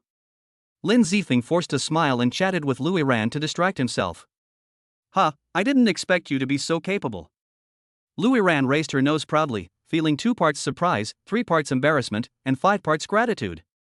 He was naturally grateful for Lin Zifeng's selfless act to save him, otherwise the knife would at least rupture his internal organs. If it had hit a vital point, he might have really died in the line of duty. The embarrassing thing was that she had just treated this little brat as the Prince Charming sent by God to save her. If people knew about this, she would be so embarrassed. That's right, in Lu Yiran's heart, Lin Zifeng, who was 6 or 7 years younger than her, was just a little brat. She and him were not the same kind of people, and there was no future for them. However, Lu Yiran may have overlooked something called the law of true fragrance. Furthermore, what surprised Lu Yiran the most was Lin Zifeng's strength. After coming to his senses, Lu Yiran realized that the shout had come from Lin Zifeng, and that the sound had likely come from the bar entrance. Lin Zifeng's ability to react in less than a second and run over 10 meters to save him proved to be far superior to Lu Yiran's. My current realm is at the peak of the early postnatal stage, so Lin Zifeng's realm is at least the middle postnatal stage, possibly even the late stage. This Lin Zifeng is only 18 years old, and he has such strength without abundant resources. His talent is comparable to those genius children in the family. His future is limitless. What's wrong, Officer Liu? You haven't spoken for so long. Are you fascinated by my majestic image? Lin Zifeng looked at Louis Ran, who was still in a daze and couldn't help talking nonsense. What nonsense are you talking about? Louis Ran blushed when her inner thoughts were exposed, and patted Lin Zifeng's arm lightly. Hiss, oh, when the wound was touched, Lin Zifeng couldn't help but take a few breaths. Oh, I'm sorry, I forgot you were injured. Louis Ran also realized at this time that her behavior just now was rash, and hurriedly apologized to Lin Zifeng. I'm fine. Lin Zifeng was really in pain and had no words to express it. He couldn't blame anyone but himself for being too talkative. Wait here, I'll take you to the hospital later. I want to help you get revenge. Louis Ran helped Lin Zifeng to the sofa, then turned around and walked towards the man with earrings lying on the ground with a fierce look on his face. It seems that the lesson I gave you just now was too light. You still have the idea of resisting.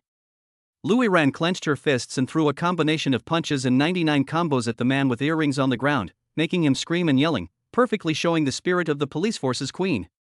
After a while, the earring man's screams gradually subsided, and Louis Ran finally stopped his violent behavior. Next, you will face multiple charges, including drug trafficking, assaulting a police officer, and attempted murder. The most lenient sentence awaiting you is life imprisonment. At this time, 2 plainclothes officers also handed the 4 people they had arrested to their teammates through the back door of the bar, and then quietly left through the back door. As plainclothes officers, they cannot be exposed to the spotlight and cannot receive the praise and admiration of the people, but they are still on the front line of protecting the people and dedicating their lives to the well-being of the people and their families. Pull up the team and take the suspect back for interrogation overnight. Seeing that all the people who should be arrested had been arrested and the evidence had been almost collected, Louis Ran gave the order to withdraw the team. Yes, Captain. The earring man's sudden attack had truly frightened the officers, but fortunately, Louis Ran was saved by the young man who suddenly appeared. Hearing her orders, the officers became even more excited than usual, their voices rising a bit. Let's go, be quiet. Several police officers, each escorting 1 or 2 suspects, walked out of the bar. The one who was escorting the man with earrings took the opportunity to kick him a few times, as if it was revenge for Louis Ran and Lin Zifeng. Let me take you to the hospital. After giving the order, Louis Ran hurried to take Lin Zifeng to the hospital. Lin Zifeng hesitated for a moment, then finally nodded. Although some minor injuries wouldn't affect him much at the moment, he was afraid that wearing bloodied clothes would make his parents worry. Chapter 036, Crazy Rewards. Lin Zifeng followed Louis Ran into a police car and sat in the passenger seat. Ding, mission rewards are being settled. Just as Lin Zifeng got into the car, the system's prompt sound suddenly rang in his mind. Ding, after system analysis, the host's actions have caused the closure of 6 of Jiangxi's operations, the arrest of 11 of his subordinates, and direct and indirect losses of approximately 5 million. The host is being awarded 2,000 system coins. That's great. Lin Zifeng looked happy and excited. Ding, congratulations to the host for achieving the achievement of bravery and righteousness, and reward of 1,000 system coins. Ding, congratulations to the host for achieving the hero saves the beauty achievement, rewarded with 1,000 system coins. The sudden reward caught Lin Zifeng off guard. Xiao Shuai, what's going on? Have I triggered some hidden mission? Ahem, dear host, don't be so excited. Let me explain it slowly. In fact, each installed system has its own set of achievements and honors. The host currently has the martial arts system, so the achievements are mostly related to chivalry. If the host obtains other systems in the future, he will see different achievements. Then can I see the achievements I have made? Lin Zifeng asked in his heart. Yes, the host just needs to silently recite the Wall of Honor in his mind. Wall of Honor. Lin Zifeng muttered silently, and then a golden wall emerged. There were many things shaped like metals hanging on it, but most of them were gray, and only the 2 in the front were shining white. Lin Zifeng walked forward and took a closer look. As a warrior, you should be brave and righteous. When you see injustice, you should draw your sword and help. This is what a real man should do. A hero saves a beauty. How can a beauty be bullied by an evildoer? As a warrior, you should bravely step forward when you see a beauty in danger. Often, a beautiful marriage originates from an unexpected hero saving a beauty. Brave young man, strive to pursue love. When reading the previous introduction, Lin Zifeng nodded in agreement, but the row of small words below almost broke Lin Zifeng's old waist. This system is really perverse. It asked me to pursue Louis Ran, the Queen of Flowers. I feel scared just thinking about it. Lin Zifeng complained in his heart with a dark face. Call up the personal interface. Universal Carrying System. Host, Lin Zifeng. Available systems, Martial Arts Training System 110. Martial Arts Talent, Human Grade 9. Martial Arts Realm, 3rd level of Body Forging 990-3000. Kung Fu, 9 Yang Manual Basic Knowledge. Skill, Tai Chi. System Coins, 4,500. System Mall, Martial Arts Mall partially opened. Item, Training Guide. Mission, Revenge. Hey, 4,500 system coins, I've suddenly become rich. I'm going to go home and spend some money. While Lin Zifeng was immersed in the system, Louis Ran's heart was also surging. Now there are only 2 of us left. Shouldn't we thank him properly? But wouldn't it be too insincere to just thank him verbally? How about I treat him to a meal? No, how can my precious life be equated with a meal? Louis Ran felt extremely complicated and conflicted. Why don't I let him make his own request? Louis Ran suddenly felt that he had a good idea. Instead of trying hard to think of it himself, it would be better to hand the initiative to Lin Zifeng. But what if he makes some rude request, like asking me to be his girlfriend or something? No, he's just a little brat, not my type at all. What should I do? In the end, Louis Ran gritted her teeth, stomped her feet, and made up her mind. Forget it. It's not my character to be ungrateful. If he really wants me, I'll just close my eyes and pretend I was bitten by a dog. If Lin Zifeng knew what Louis Ran was thinking, he would be so angry that he would vomit blood. Thank you for what you did just now. Finally, Louis still plucked up the courage and thanked Lin Zifeng softly. Ha? What did you say?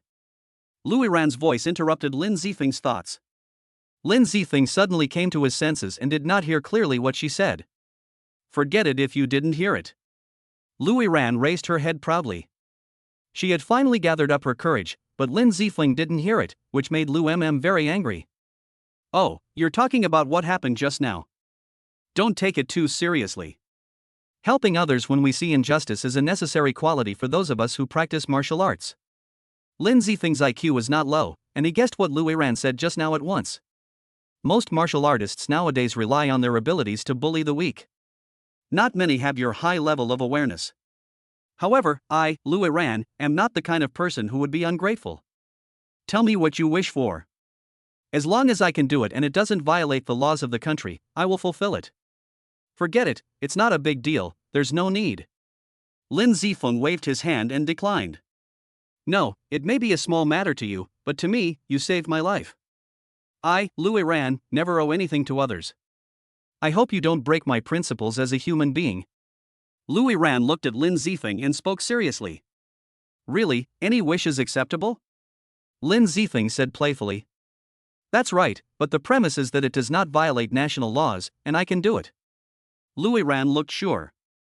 Then, can I ask you to do it? Lin Zifeng smiled wickedly. He also had some thoughts of revenge in his mind. After all, the incident at the coffee shop still made him feel a little resentful. He really made this request. Louis Ran felt sad and a little desperate. I promise you. Louis Ran smiled bitterly and uttered a few words in a hoarse voice, while giving himself crazy hints in his mind. Just think of it as a dog bite, just think of it as a dog bite. Okay, I was just kidding. Seeing that Louis Ran seemed to take it seriously, Lin Zifeng's resentment in his heart was wiped out and he let out a barbell-like laugh. Lin Zifeng. Louis Ran squeezed out these 3 words from between his teeth. All right, don't be too angry. I just thought the atmosphere was too serious and wanted to liven it up a bit. If you really want to repay me, treat me to a meal at the most luxurious restaurant in Linghai City. Okay. After taking several deep breaths, Louis Ran finally regained his composure. But is your salary as a police officer enough to eat? I don't want the 2 of us to end up washing dishes with no money to pay the bills. Don't save money for me. I've never lacked money in my life. Then I feel relieved. Lin Zifeng said this, but he was thinking in his heart, I didn't expect that this woman's family background is quite wealthy. However, it is also admirable that a rich girl is willing to do the dangerous job of a police officer. Chapter 037, Going to the Hospital. Just as the two were chatting casually, Louis Rand's car drove to Linghai First People's Hospital. It was a little after 9 in the evening, and there were only a few doctors and nurses on duty in the hospital. Louis Rand helped Lin Zifeng to go to the emergency room. The surgical clinic was on the second floor, so Louis Rand took Lin Zifeng to the second floor by elevator. The surgery department is over there. You go there first. I'm going to the bathroom and will be back soon. After going up to the second floor, Louis Rand handed the medical card and casebook to Lin Zifeng, then pointed in a direction and hurried to the bathroom. Tonight's events were incredibly complex, eventful, and thrilling. Louis Rand had been holding it in for half the night, especially when life and death were at stake, when she almost gave up. After all, men have a natural advantage over women when it comes to holding urine. Lin Zifeng came to the outside of the surgical clinic alone, and through the glass on the door, he found that there was no one in the room. Lin Zifeng thought the doctor might have gone to the bathroom, so he stood there and waited for a minute or two. Lin Zifeng was getting a little impatient as there was no sign of the doctor. He then tried to turn the doorknob. The door was locked. Lin Zifeng closed his eyes, put his ear to the door, concentrated his mind, and used his hearing to the fullest. Snore, snore. A light snoring sound came from inside the door. It looks like the doctor is sleeping in there. Knock, knock, knock, knock, knock, knock. Lin Zifeng knocked on the door, but there was no response. Doctor, doctor, please open the door. Lin Zifeng knocked on the door again and shouted. What are you arguing about? What are you arguing about? You're disturbing people's rest. Don't you know? At this time, a curtain in the room was pulled open, and a slightly fat man in a white coat walked out yawning and sleepily, and opened the door. After letting Lin Zifeng in, the slightly plump doctor walked to the desk and sat down. What's going on? The slightly plump doctor asked indifferently while yawning. Oh, I was injured and wanted to treat the wound. Lin Zifeng didn't care about the doctor's attitude. He loosened the simple bandage on his shoulder and revealed the wound. Ha! Is this a knife wound? Let me ask you, where is the knife that was originally stuck in your shoulder? At this time, the fat doctor also showed his professionalism. Oh, I pulled it out when I was treating the wound myself. Lin Zifeng answered honestly. In fact, Louis Rand tried to stop him when he pulled the knife out, but because the wound was not deep and Lin Zifeng felt uncomfortable with the knife stuck in his body, he resolutely pulled the knife out. But one has to admit that Lin Zifeng's physical condition is very strong now. In just a short time after coming to the hospital, Lin Zifeng's wound has stopped bleeding and has even begun to heal slowly. I hate people like you who know nothing but like to show off the most. What if the wound bleeds profusely? Are you still blaming us doctors for our poor medical skills? Do you know that this will increase the risk of emergency treatment for us? The fat doctor scolded Lin Zifeng angrily, with a mixture of resentment for being woken up just now. If it is due to my own fault, I will bear all the consequences myself. Doctor, please help me treat the wound now. Lin Zifeng did not expect the doctor to be so angry. He spoke harshly to him because of some trivial matters. He could not help but feel a little angry and his tone became a little heavier. Okay, you write the risk assumption statement first. As he said that, the fat doctor took out a pen and paper from the drawer and placed it in front of Lin Zifeng. Are all doctors like this nowadays? In order to avoid taking responsibility, they postpone the patient's condition and save themselves. Lin Zifeng thought angrily in his heart. What's going on? At this time, Louis Rand came in after returning from the toilet and found that the atmosphere was a bit tense. Lin Zifeng and the doctor both had unhappy expressions on their faces. Hello, police officer. There is a patient here. Seeing the beautiful Louis Rand in police uniform, the fat doctor hurriedly stood up and greeted her. The doctor was afraid that my incorrect way of treating the wound would bring about unpredictable consequences, so he asked me to write a letter of guarantee here. Lin Zifeng interrupted before the fat doctor finished speaking. Oh? There is such a thing. Louis Rand looked at Lin Zifeng and then at the fat doctor. Ahem, comrade police officer, you know, medical disputes have occurred frequently in recent years. I'm doing this for the hospital's sake.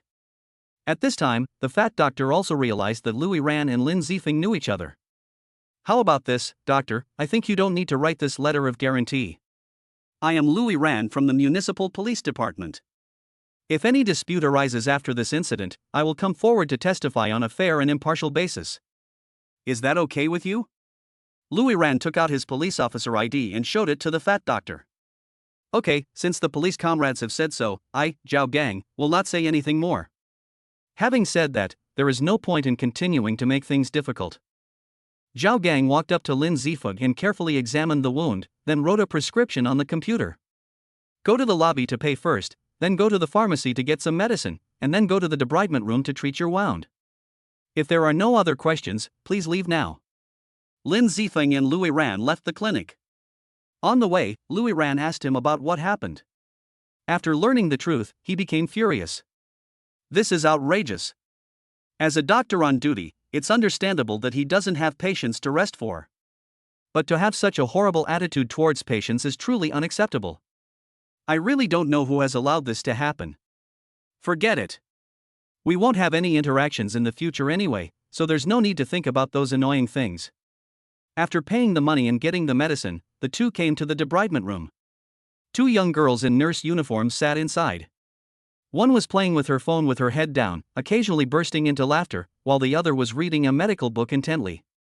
Knock knock, hello, I'm here to treat my wound. Lin Zifeng knocked on the door politely. Xiao Xiao, go and handle it.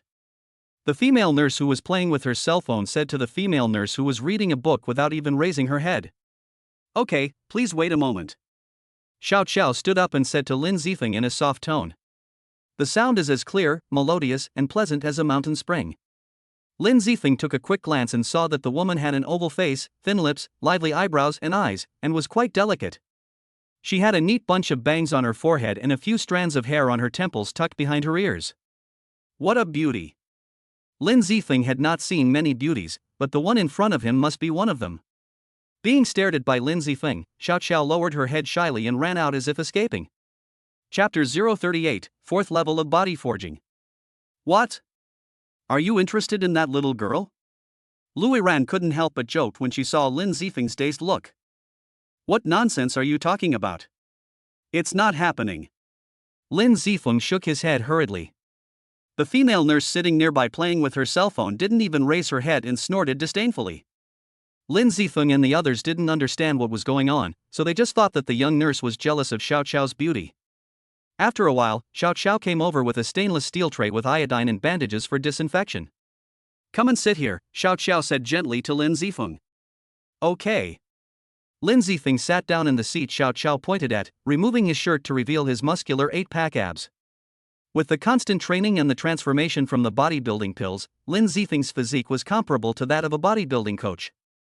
Xiao Xiao and Louis Ran's eyes lit up slightly. Even the nurse who was playing with her phone not far away raised her head and stared at Lin Zifeng with red eyes. Just as men like beautiful women, women also like men with strong bodies. Then I'll start treating the wound. Be patient, it might hurt a little. Xiao Xiao came back to her senses and carefully instructed Lin Zifeng, then gently picked up the iodine cotton ball and carefully wiped Lin Zifeng's wound. Xiao Xiao had a serious expression and her movements were skillful, but because she was too close, the hot air she exhaled sprayed onto Lin Zifeng's naked upper body. Coupled with Xiao Xiao's handsome face, Xiao Zifeng almost looked up and saluted. Helplessly, Lin Zifeng had to look around to distract his attention. That's it. Xiao Xiao finished the final bandage and was about to straighten up. Ha! Lin Zifeng saw that there seemed to be something like catkins on the ends of Xiao Xiao's hair, so he reached out to help her wipe it off. Ah! Seeing Lin Zifeng's hand about to touch her bangs, Xiao Xiao screamed and stepped back in panic, even accidentally knocking the tray on the table behind her to the ground, and the bandages and cotton balls on it scattered all over the floor. I'm sorry, I think there seems to be something on your head, so... Seeing Xiao Xiao's reaction so violently, Lin Zifeng was a little surprised, but he still apologized in time. It's okay, I was just too nervous. Xiao Xiao said in a mosquito-like voice, then squatted on the ground and quickly cleaned up the scene, then ran out in a hurry. I think I scared her. Lin Zifeng muttered to himself as he watched Xiao Xiao's receding figure. Hee, every good man can't walk when he sees a beautiful woman. Louis Ran complained mercilessly from the side. I really just wanted to help her wipe the dirt off her head. Lin Zifeng explained awkwardly. Okay, you don't have to explain to me. I'm not your girlfriend. Louis Ran said indifferently, but there seemed to be a hint of inexplicable resentment in her tone. Let's go back quickly. It's getting late. Lin Zifeng felt that the atmosphere was a little weird and quickly changed the subject. Louis Ran nodded slightly and left the hospital with Lin Zifeng. At this time, in a bathroom in the hospital, Xiao Qiao lightly lifted her chest, took a deep breath, and looked at the mirror in front of her. I don't know if he saw it or not. I still care too much about it. Xiao Qiao's eyes showed a sad look. Xiao Qiao brushed her bangs back, revealing a terrifying birthmark beneath them. It was about the size of 2 coins, dark brown in color, and stood out against her otherwise angelic face. If Xiao Qiao's overall appearance were a 90, this birthmark would detract at least 20 points. Xiao Yushi, since it's destined to follow you for the rest of your life, you have to slowly accept its existence. Maybe one day, you'll meet your soulmate who doesn't care about it. Xiao Yushi, come on, come on. Xiao Yushi kept giving herself psychological hints and encouraging herself. However, even she herself was unsure whether she would ever meet someone she liked in this life who would not care about her flaws. Louis Ran sent Lin Zifeng downstairs. Go to bed early when you get back, Louis Ran said with concern. The same to you. Oh, I won't be able to sleep well tonight. We've arrested so many people and have to interrogate them all night long. It's really miserable. Louis Ran had a headache on her face. Although she was complaining, one could hear a hint of joy in her words. Catching so many bad guys means that fewer good people are harmed, which is perfect for a female police officer like Louis Ran who has a strong sense of justice. Goodbye then. Lin Zifeng said goodbye and turned to walk towards the stairs. After returning home, Lin Zifeng hurried back to his room and excitedly opened the system store. Exchange for 4 body strengthening pills. Ding, 4,000 system coins consumed. Congratulations to the host for successfully exchanging for 4 body strengthening pills. Do you want to use them? Yes. The body forging pill was used successfully. The host's current realm is the 4th level of body forging 1994,000. Yes. I have broken through another small realm. Less than 10 days after obtaining the system, Lin Zifeng broke through from an ordinary person to the 4th level of body forging, and he was extremely excited. Comrade, you still need to work hard. After the excitement, Lin Zifeng realized that he was not strong enough yet, so he devoted himself to meditation and practice again. Speaking of Zhang Shi, he was sitting in a private room at this time, hugging 2 of the club's top girls on his left and right. Zhang Shi has been very successful recently. Although I was a little depressed after being put in jail before, I quickly reached cooperation intentions with several places after I got out.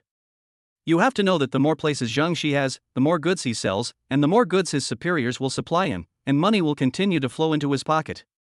Brother Snake, have some fruit, a princess said sweetly, then picked a grape and put it into Zhang Shi's mouth. Okay. Zhang Shi swallowed the grapes handed to him by the princess with a lustful look on his face, and he wanted to eat her fingers as well. You're annoying, the princess said in a coquettish voice. Brother Snake, have a drink. The princess on the other side was not to be outdone. Well. Just when Zhang Shi and the 2 princesses were being affectionate, the door suddenly opened and a younger brother rushed in. Damn it, who let you in? Don't you know I'm doing business in there? Zhang Shi was filled with rage when his good deeds were interrupted. Snake, brother Snake, something terrible has happened, the younger brother said nervously. I'm not dead yet, what big deal can it be? Zhang Shi still looked angry. This. The younger brother stammered and glanced at the 2 princesses twice. You 2 go out first. At this time, Zhang Shi also felt that his younger brother must have something very important to report, so he sent the 2 princesses out. Chapter 039, Panic Zhang Shi. After the 2 princesses left, the younger brother hurried to Zhang Shi's ear and whispered a few words. Zhang Shi's expression changed from being relaxed and contented at first, to being covered in frost, and finally to being furious. What did you say? Several places were raided by the police? Zhang Shi's voice was like thunder, veins popped out on his face, and anyone could see the rage in his heart. The younger brother beside him was shaking like a sieve, not daring to breathe, and his head was nodding as if he was having a seizure. What's going on? Tell me clearly. I heard from my brothers below that around 8 o'clock, more than 20 policemen went to several places on Denghang Street for inspection. Several places were found to have violated regulations, and. The younger brother hurriedly spilled out everything he knew, but began to hesitate halfway through. And what? Just say it. Zhang Shi's face turned darker with every word the younger brother said. He became even more annoyed when he saw that the younger brother kept the question in suspense halfway through. And several of my brothers were caught by the police while selling goods. The police also found a bag of powder in the venue. The younger brother mustered up the courage and said it through gritted teeth. What? Jiangxi stood up suddenly upon hearing this. Then he felt his blood pressure surge, his vision went dark, and he sat back on the sofa, his feet unsteady. Jiangxi sat there panting, his younger brother stood aside with his head down and remained silent. The air was so quiet that only the sound of breathing remained. They should know what to say and what not to say. After a long while, Jiangxi suddenly said something, and it was unclear whether he was asking his younger brother or himself. Ah? The younger brother was stunned and didn't react. Give me my phone. The younger brother hurriedly handed the phone to Jiangxi. Jiangxi took the phone and glanced at his younger brother. Go and tell the brothers in the cell to think carefully before they make any promises. They are in there, but there are people outside. The little brother was stared at by Jiangxi's venomous gaze, which made his whole body go hairy and his heart chilled. Yes. The younger brother nodded and walked out the door anxiously. Jiangxi turned on his phone, opened the address book, scrolled through it, thought for a moment, and dialed someone's number. Hello? Captain He? I'm Jiangxi. I know. What's the matter? A man's voice came from the other end of the phone. It's like this. There will be a surprise police inspection on Denghan Street tonight. Some of my men have some minor problems. I want to ask about the situation. Jiangxi said in a low voice. Huh, what? Are you blaming me for not notifying you in advance? Let me tell you, if you do business legally and in compliance with regulations, why do you have to worry about being inspected? The person on the other end of the phone was still speaking in an official tone. Yes, Captain, he is right. But I'd like to trouble you to take care of the affairs of my subordinates. Jiangxi was unhappy after being scolded, but he still suppressed his resentment and spoke in a low voice. I'll go and find out about the situation first and get back to you later. Then he hung up the phone. Why aren't you so arrogant when you're trying to get benefits from me? Jiangxi, who was hung up on, looked angry. After waiting quietly for more than half an hour, Captain He still didn't call. Jiangxi couldn't wait any longer and called Captain He again. The call went through, but no one answered. Jiangxi frowned, feeling a bad feeling coming over him. Jiangxi persevered and called several more times until the fifth call was finally connected. I have something to deal with here, so stop calling me. Before Jiangxi could even speak, the other end of the phone said this. Hey Captain He, wait a minute, just a few words won't take up more than a few minutes. I have nothing to say to you. Captain He shouted angrily and was about to hang up the phone. He Minghui, if I die, you can't escape. Jiangxi finally couldn't help but explode. There was silence on the other end of the phone for a few seconds. This time, the city police dispatched directly, bypassing our local police station. I can't do anything about it. The person on the other end of the line sighed, then growled in a low voice, besides, I never thought you'd be so bold as to sell drugs. Why would the municipal bureau send so many police officers to investigate my place for no reason? Jiangxi was full of doubts. Why would the municipal bureau investigate for no reason, and why did they find something wrong? I heard from my friend who works at the municipal bureau that their team leader, Lu Iran, received a report from the public. Someone reported it? Jiangxi first suspected that it was revenge from his colleagues, but after thinking about it, he gave up this idea. Could there be a traitor? Jiangxi thought secretly. This is the last time I will help you. From now on, you'll be on your own. He Minghui said on the other end of the phone. Captain He, aren't you afraid that I will expose the evidence of your bribery? Jiangxi threatened with a scheming look on his face. I'm telling you, Jiangxi, don't threaten me. The worst that can happen is that we'll both die together. I have a lot of dirty secrets about you. The most I'll get for taking bribes is losing my job and spending a few years in jail.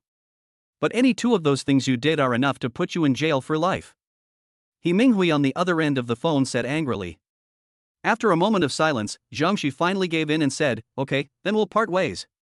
Poof. He Minghui snorted and hung up the phone. Listening to the busy tone on the phone, Jiangxi fell into deep thought for a long time. Who was behind this? After Lu Iran sent Lin Zifeng away, she went straight to the police station's interrogation room. Tonight, the police arrested 8 people involved in drug-related activities, 13 people involved in pornography, and 6 people involved in gambling. Those involved in pornography and gambling should be released after paying a fine and writing a letter of guarantee. The remaining main issues were those involved in D, and Louis Ran was interrogating the man with the earrings. Although the man with earrings looked miserable after being beaten up by Louis Ran, his injuries were mostly superficial. With the treatment of medical staff, he was basically fine. Pa! Louis Ran slammed the table angrily, staring at the man with earrings with wide eyes. Tell me, where did the drugs on you come from? When did you start selling drugs? Where else do you hide drugs? The man with the earrings said nonchalantly, Sir, I'm not selling drugs. I found that bag on me. I thought it was lost by a customer and wanted to hand it over to you to find the owner. Het, do you think it's okay if you don't admit it? We found a kilogram of powder in a private room upstairs. According to the bar waiter, that private room is where you and 2 other people live. You're not going to tell me that you picked up that kilogram of powder too? Seeing the man with earrings refusing to admit it, Louis Ran sneered. Sir, you have to provide evidence when speaking. They say you have to catch a thief and steal the stolen goods. Have you caught me in the act of drug trafficking? No. As for the drugs in the private room you mentioned, I have no idea. Didn't you also say that the room was for the 3 of us to stay in? Maybe it was done by the other 2 people. You police officers can't wrongly accuse a good person. The man with the earrings pretended to be innocent, but his disgusting face made Louis Ran grit his teeth. Chapter 040, Confession and Retraction. Knock, knock, knock. At this time, the door of the interrogation room was knocked. Louis Ran walked forward and opened the door, and a police officer walked in. Reporting to the team leader, the comrades who stayed behind on Denghang Street apprehended a suspicious individual at the back door of Yuanfen Bar. Upon investigation, the man claimed to have arranged to trade drugs with someone in the bar. Through photo identification, the man identified Chen Cohen, the man with the earrings, as the one who recommended drugs to him. The police officer glanced at the man with earrings sitting on the chair and said, at the same time, the surveillance footage from Fate Bar last night that we investigated confirmed everything the man said. Poof. Louis Ran sneered and turned around to stare at Chen Cohen. Now that we have a witness, tell us everything you have to say. Confess and be treated leniently, resist and be treated severely. If you plead guilty now, you can still strive for a reduced sentence. If you wait until your other 2 accomplices confess, you will have no chance. Even if you don't think about yourself, you should think about your family. Drug trafficking is not a small crime. After you have been in prison for decades, who will remember you? Louis Ran persuaded Chen Cohen with reason and emotion, and slowly broke down his psychological defenses. Chen Cohen's expression kept changing, and it was obvious that he was very conflicted. Report to the team leader, Lu Fei and Hong Ji next door have confessed. At this time, a young police officer ran in excitedly. The Lu Fei and Hong Ji he mentioned were the green-haired man and the red-haired man. The young policeman's words were like the last straw that broke the camel's back, and Chen Cohen shouted impatiently. I admit it. I admit it all.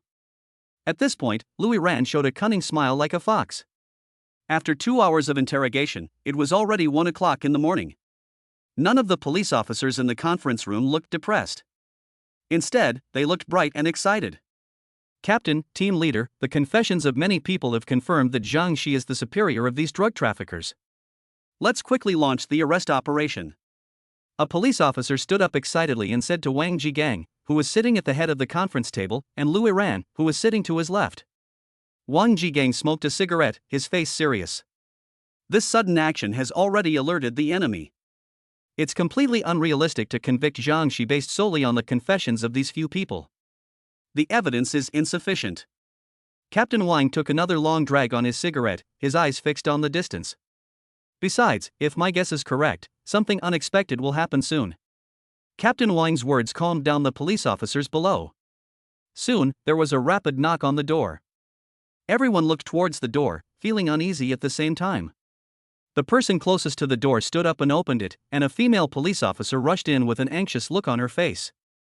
Captain, Chen Cohen just changed his statement and no longer identified Zhang Shi as his drug trafficking supervisor, and what? Wang Jigang asked solemnly. Lu Fei and Hong Ji have suffered from food poisoning.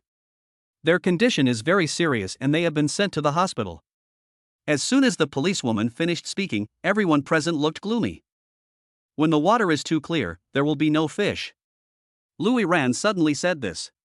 Fuck, a hot-tempered police officer cursed. Sometimes I think it's so fucking pathetic. Knowing clearly that the person is guilty of a heinous crime, they still insist on sticking to the law and evidence. Seeing those criminals who have committed countless crimes jumping around in front of me, I really want to shoot them. The law is like a net, with no loopholes. Even the most cunning fox will eventually be exposed. Seeing that everyone was in a very low mood, Wang Jigang came forward to comfort them. The next meeting room was filled with smoke like a sauna, and cigarettes were smoked one after another as if they were free. It was going to be another sleepless night. The sun rose. It was a rare Sunday. Lin Zifeng planned to practice for half a day to finish his daily tasks, and then start reviewing well because he would have a mock exam tomorrow. Tomorrow will be the time for me to show my skills. I feel a little excited just thinking about it. Lin Zifeng thought while doing push-ups. Ding-ling-ling, ding-ling-ling. At this time, the mobile phone placed aside rang. Who could it be? Could it be Fatty asking me to play games? Lin Zifeng interrupted his exercise, stood up and picked up the phone. Louis Ran, could it be that the interrogation has produced some results? Lin Zifeng thought excitedly and quickly picked up the phone. Hello, Officer Liu, you called me so early in the morning. Do you have any good news to tell me? There was silence on the other end of the phone for a moment. I'm sorry. Louis Ran's low voice came from the microphone. Sorry? What do you mean? At this time, Lin Zifeng also realized that things seemed to be different from what he had imagined. Originally, those people had already pleaded guilty and confessed that their drugs came from Jiangxi. We even held a meeting to discuss the arrest operation. Louis Ran told Lin Zifeng what had happened. And then an accident happened? Lin Zifeng had already guessed the outcome. Yes, the man with the earrings changed his confession. Green-haired and red-haired were hospitalized with food poisoning and are still in a coma. Lin Zifeng remained silent for a moment and then said, I understand. Hearing the disappointment in Lin Zifeng's tone, Louis Ran hurriedly comforted him, the law will not let any criminal escape. Jiangxi will not remain at large forever. I understand. I have something else to do, so I'll hang up first. Lin Zifeng hung up the phone and fell into deep thought for a long time. Oh, it's better to rely on yourself than on anyone else. The day passed quickly and it was time to go to school again. Lin Zifeng whistled and walked into the classroom leisurely. Good morning, Inger. Seeing Su Inger already reading a book in the classroom, Lin Zifeng went forward to greet her enthusiastically. Good morning, too. Su Inger raised her head and smiled at him, asking, Are you confident about the exam today? Lin Zifeng patted his chest twice and said, Just wait and see. It will definitely surprise you. After that, he winked at Su Inger and whispered, Don't forget our agreement. Su Inger blushed slightly and patted Lin Zifeng's arm, Hurry back and review. If you fail the exam, I won't pay any attention to you. Ha ha. After flirting with Su Inger for a few words, Lin Zifeng, in a very good mood, returned to his seat, took out his books and started reviewing. Not long after, Lu Lan walked in. The exam is coming up soon. I hope everyone can perform well. This exam can also accurately test your level. Especially for some students. At this point, Lu Lan glanced at Lin Zifeng and then quickly looked away. If you don't do well in the exam, you know the consequences. After leaving a few words, Lu Lan left the classroom without staying. The mock exam started at 8:30 and the seats of all candidates were shuffled. At 8:20, the students packed up their things and went out to find their examination rooms. In the morning, we take math and Chinese, and in the afternoon, we take science and English. The bell rang and the test papers were distributed.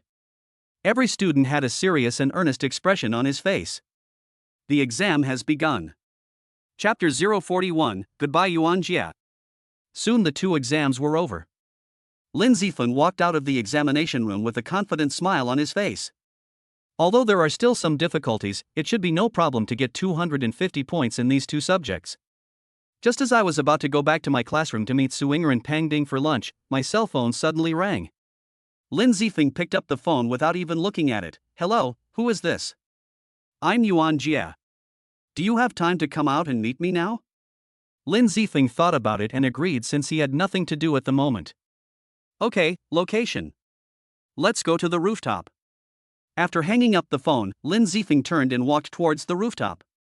When I got to the rooftop, Yuan Jia was looking into the distance with a cigarette in his mouth. Hearing the movement behind him, Yuan Jie turned around and looked at Lin Zifeng, who was walking towards him. Seeing Yuan Jie's appearance at this moment, Lin Zifeng was a little surprised. His original non-mainstream hairstyle was cut into a short flat top, and the earrings he had always worn were gone.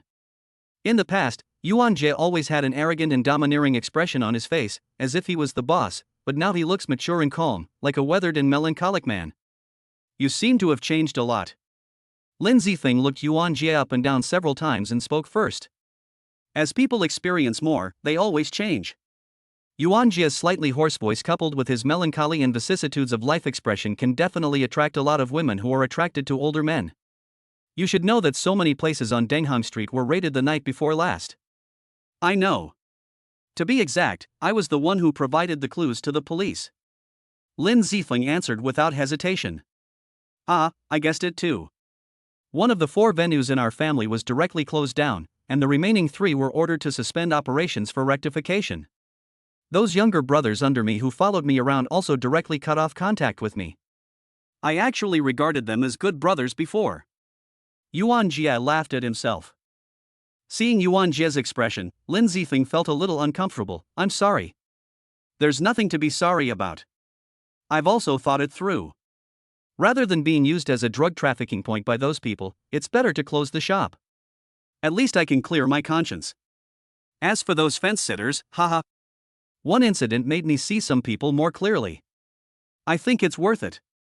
Yuan Jie said as if he didn't care, but from his subtle expression, it could be seen that he hadn't really let it go. Okay, let's stop talking about those boring things and talk about something meaningful. We made such a big fuss the night before last, so what did you get out of it?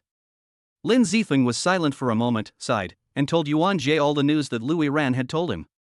I knew that Jiangxi would not be so easy to deal with. Yuan Jie slapped the railing beside him hard, his eyes full of hatred. What are your plans next?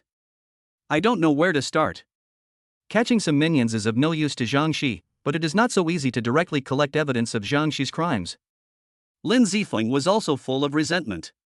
People like them who are very cautious usually don't trust others easily, so the evidence of his crime is most likely to be in his residence or a private place he always goes to.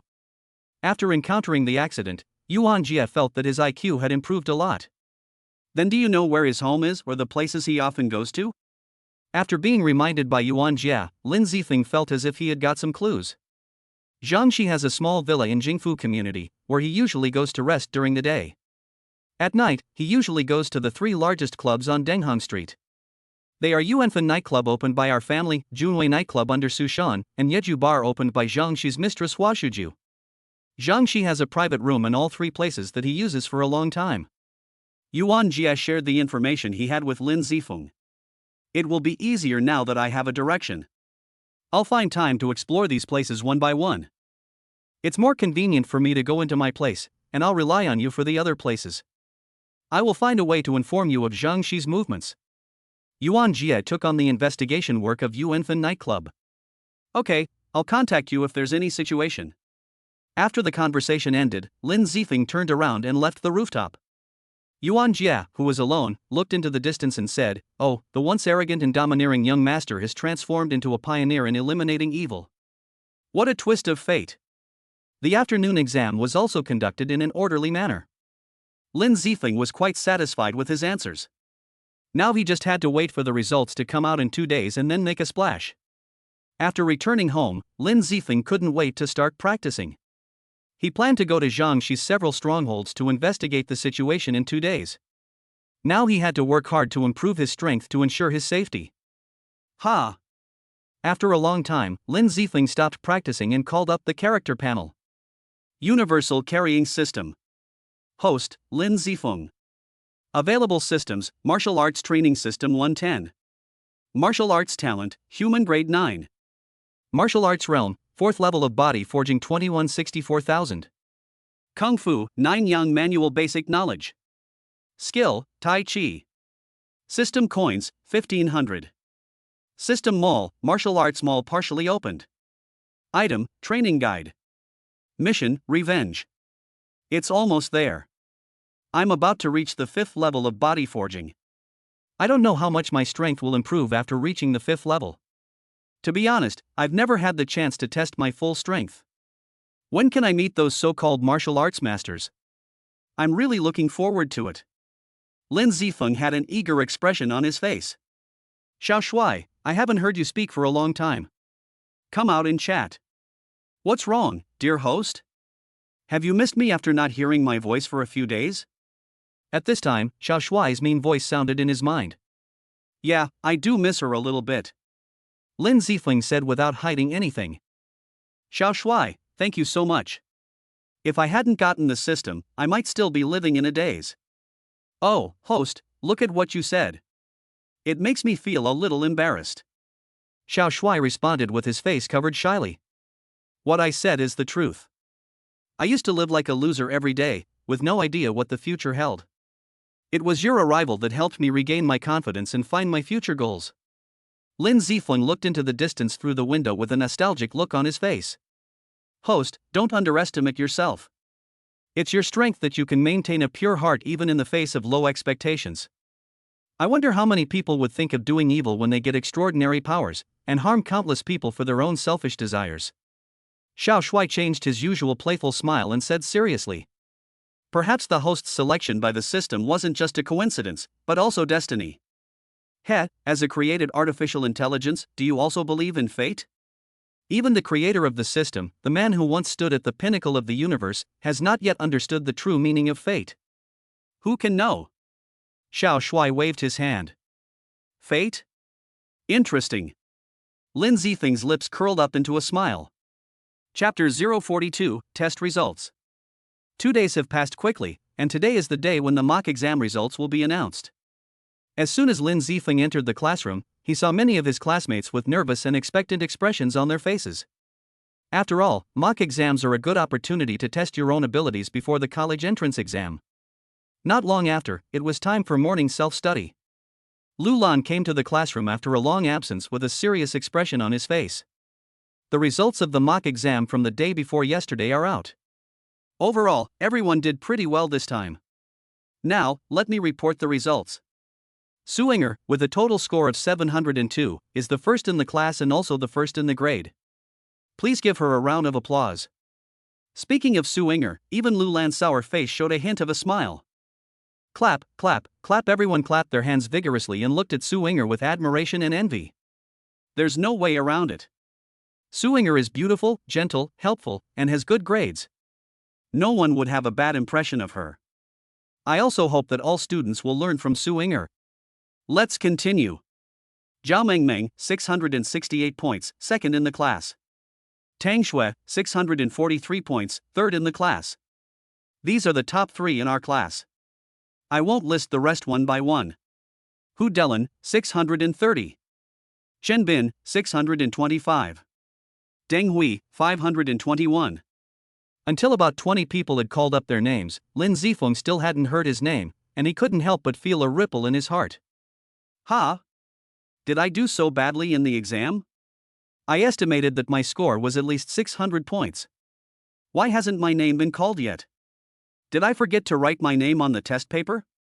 Lin Zifeng's head was full of question marks. Ding Leong, 435. Zhang Dachuan, 350. At this point, all the class's results have been reported, except for Lin Zifeng's.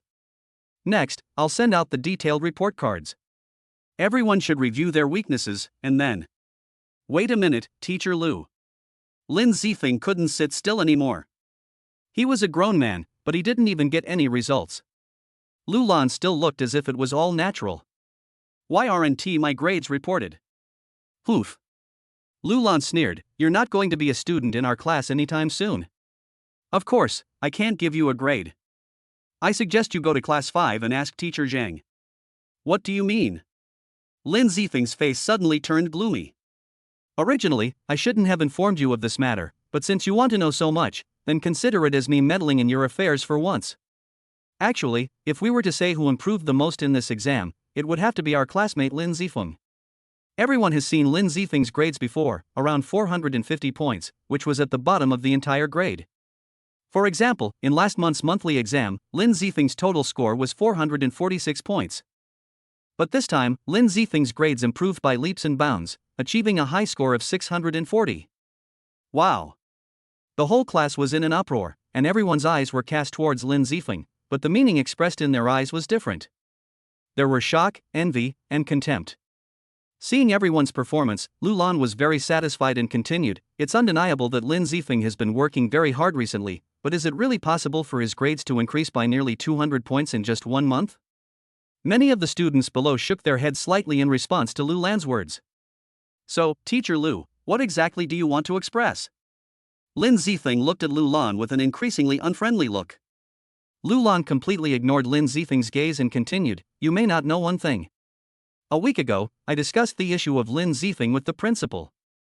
At that time, we decided that if Lin Zifeng's total score was in the top 100 in the grade, he would remain in our class too. Otherwise, he would be transferred to another class. So I have reason to suspect that Lin Zifeng cheated in the mock exam because he didn't want to transfer to another class but couldn't improve his grades." The students below were in an uproar and started talking to each other. Currently, the school leaders are discussing Lin Zifeng's mock exam results, and I believe there will be a result soon. If nothing unexpected happens, the results will definitely be cancelled, and he may even be punished or even expelled. You know, this mock exam is a city-wide unified exam, and cheating in the unified exam will bring shame to our school. Lin Zifeng, you'd better take care of yourself. The sarcasm on Lu Lan's lips became stronger. "I didn't cheat, you are framing me." After hearing what Lu Lan said, Lin Zifeng was furious. "Whether you cheated or not is not my decision, but the facts are out there. If you don't believe me, ask your classmates. Who would believe that your score of 640 was based on real ability? I believe it." Jigglypuff was the first to stand up and support Lin Zifeng. "Humph, you two really are a pair of brothers in distress. If Lin Zifeng gets expelled, you might as well not go." Lu Lan wished that the two people who always went against him would get out of here as soon as possible. "I believe it too." At this time, a delicate voice sounded, and Su Inger, who was sitting in front of Lin Zifeng on the right, stood up. "I believe Lin Zifeng did not cheat. Although Lin Zifeng's grades have not been very good before, Teacher Lu, don't forget that Lin Zifeng was admitted to our school with the second highest score in the whole school. Lin Zifeng may have neglected his studies in the past 2 years, but I think his potential is still there." Su Inger's words made many classmates nod secretly. They have been classmates with Lin Zifeng for 3 years, and he used to be so outstanding. "Su Inger, don't interfere in this matter." Lu Lan's face darkened. "But." "No buts, sit down." Lu Lan scolded. Su Inger's expression changed several times, but she finally sat down. Her good girl character made her unwilling to refute the teacher. "This bastard." Seeing Lu Lan scolding Inger, Lin Zifeng was filled with rage and almost rushed up to fight him, but just as he took a step forward, Su Inger beside him reached out and grabbed him. Lu Lan was also shocked when he saw Lin Zifeng rushing towards him with an angry face. He had heard a lot about Lin Zifeng's reputation during this period of time, and his old bones could not withstand 2 hits from him. But when he saw Lin Zifeng being stopped, Lu Lan started to show off again. "Lin Zifeng, don't act so violently in front of me. Your good days will be numbered." Ding dong. At this time, the radio sounded. "Please ask Lin Zifeng from Class 2, Grade 3 to come to the Political Education Office." I repeat, please ask Lin Zifeng from Class 2, Grade 3 to come to the Political Education Office. Hee, Lin Zifeng, go and accept the school's arrangements. Chapter 043, Punishment. Lin Zifeng snorted coldly and quickly walked out of the classroom and headed towards the Political Education Department. In the Political Education Department, the Director of Political Education, Zhang Xiyu, sat in the main seat, and on the sofa next to him sat Mr. Chen, the head of the senior year mathematics group, and Mr. Zhao, the Director of Science. "Lin Zifeng, you're here. Do you know why we called you here this time?" Zhang Xiyu asked in a dignified manner when he saw Lin Zifeng walking in. "I don't know. Please ask Director Zhang to explain it to me." Lin Zifeng replied with a poker face. Bang! Zhang Xiyu slammed his desk hard and shouted, "Don't you know what you've done? You actually dared to cheat in such a serious exam like the city-wide unified examination. You're so brave." "Cheating? How come I don't know where I cheated?" Lin Zifeng appeared calm on the surface, but he was actually extremely angry inside. "Humph, you still dare to deny it." Bang! Zhang Xiyu pulled out a stack of test papers and slammed them on the table. "This is your monthly exam from over a month ago. Your total score was 446, and you unexpectedly scored a whopping 640 on this mock exam. Tell me, if you didn't cheat, how did you manage to improve your score by 200 points in just 1 month? Zhang Xiyu thought his arguments were reasonable and well-reasoned, but in Lin Zifeng's opinion, they were just bullshit. I don't agree. Isn't it too arbitrary to conclude that I cheated based on this alone? Do you think it will be of any use if you refuse to accept the result? We have already held a meeting to discuss this matter. We have determined that you cheated in this exam. Your test results are invalid and you will be given a serious warning. Zhang Xiyu said with a sly smile. Humph, you can always find a pretext to accuse me. Not to mention the fact that there were 2 teachers supervising in the same exam room. Even if there was no proctor, there's still surveillance footage from the exam room to prove it. You can't even produce a video of me cheating, and yet you're still accusing me of cheating. Isn't that a bit ridiculous? The 2 teachers on the sofa next to them remained silent. They knew that it was against the rules to conclude that Lin Zifeng had cheated based on mere speculation. However, they had no choice but to accept that Zhang Xiyu was clearly plotting against Lin Zifeng. They didn't need to go against their superiors for a student and jeopardize their own futures. We have retrieved the surveillance video from the examination room. Because the view from your position is not particularly clear, we cannot determine that you did not cheat. Zhang Xiyu said seriously. WTF? Lin Zifeng was bewildered. The surveillance footage wasn't clear, so they couldn't tell me I wasn't cheating? Are you kidding me? Where's the promise of presumption of innocence? Director Zhang, it's a good thing you didn't choose to be a policeman, otherwise who knows how many unjust, false and wrongful cases would happen every day. Lin Zifeng said with a sarcastic smile. Are you saying that I have wronged you? Let me tell you, Lin Zifeng, the fact that you cheated in the exam is a foregone conclusion. We will inform all teachers and students during the morning meeting. You should just go back and wait quietly for the punishment. Having said that, Zhang Xiyu was too lazy to hide it anymore and spoke out what was in his heart. I have another question. Does the principal know about this? Lin Zifeng narrowed his eyes and looked at Zhang Xiyu. The principal had to go to the city for a meeting this morning and didn't come to school.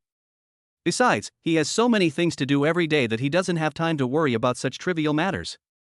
When Principal Zhang Xiyu was mentioned, his expression changed slightly and his eyes flickered from side to side. Then I'll call the principal myself. Lin Zifeng took out his cell phone and was about to dial.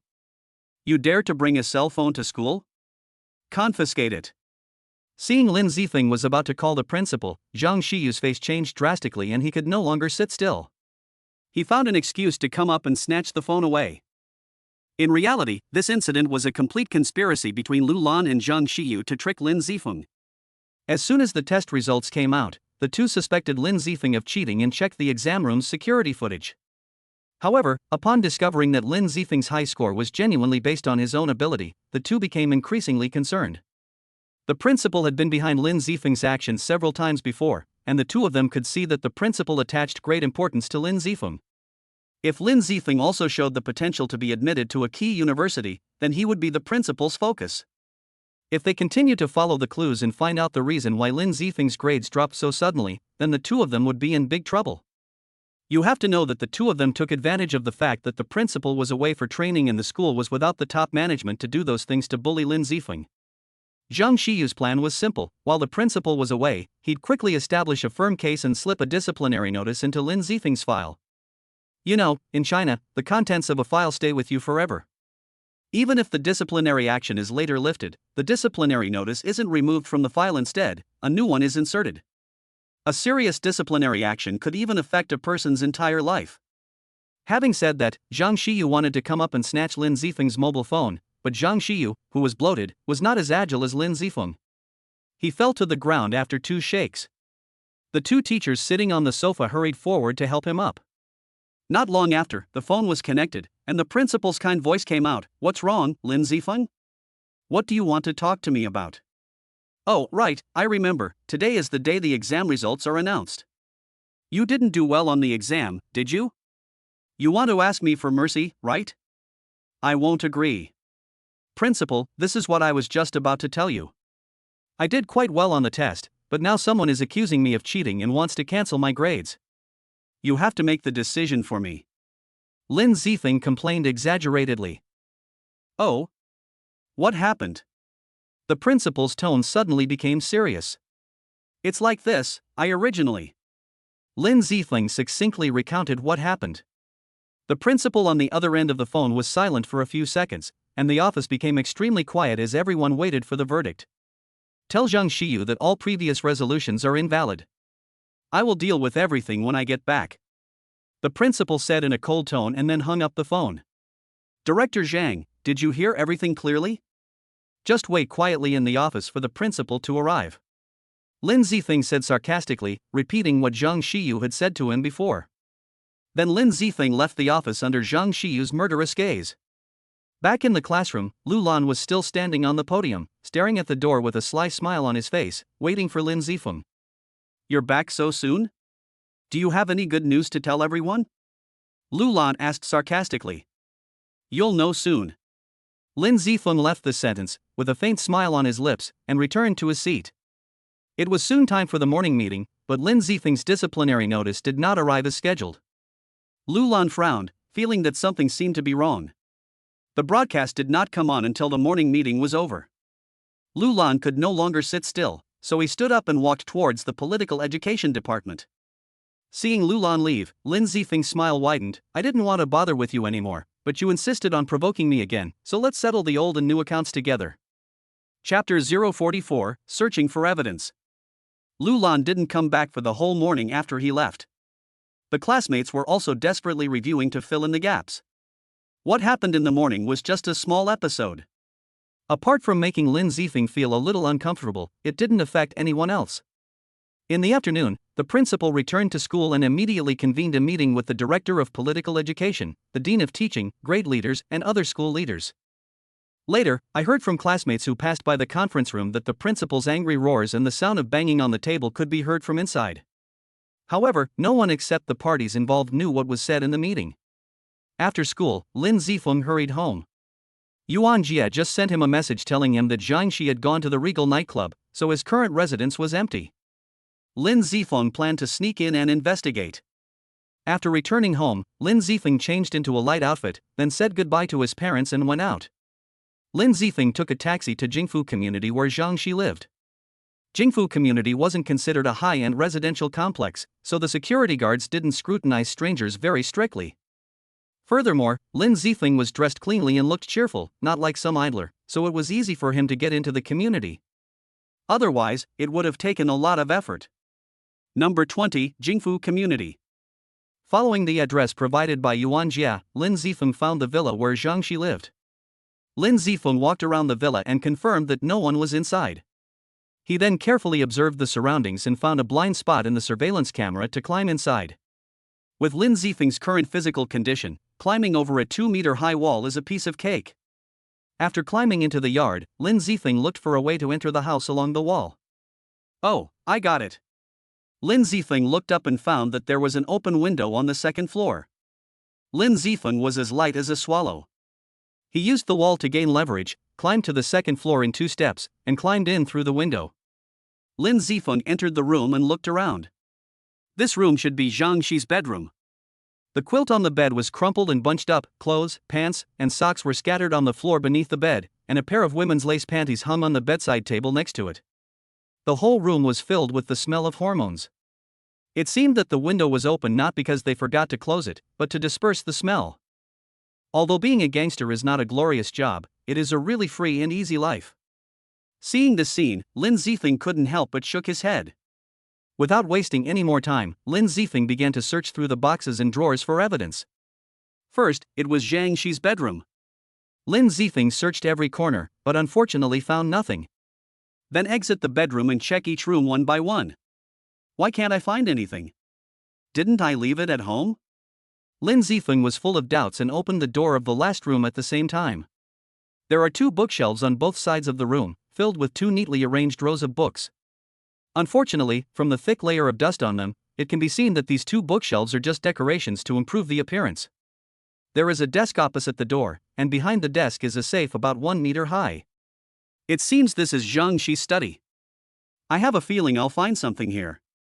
Lin Zifeng searched carefully in the drawer of the desk and only found a few account books that recorded the dividends given by various places every month.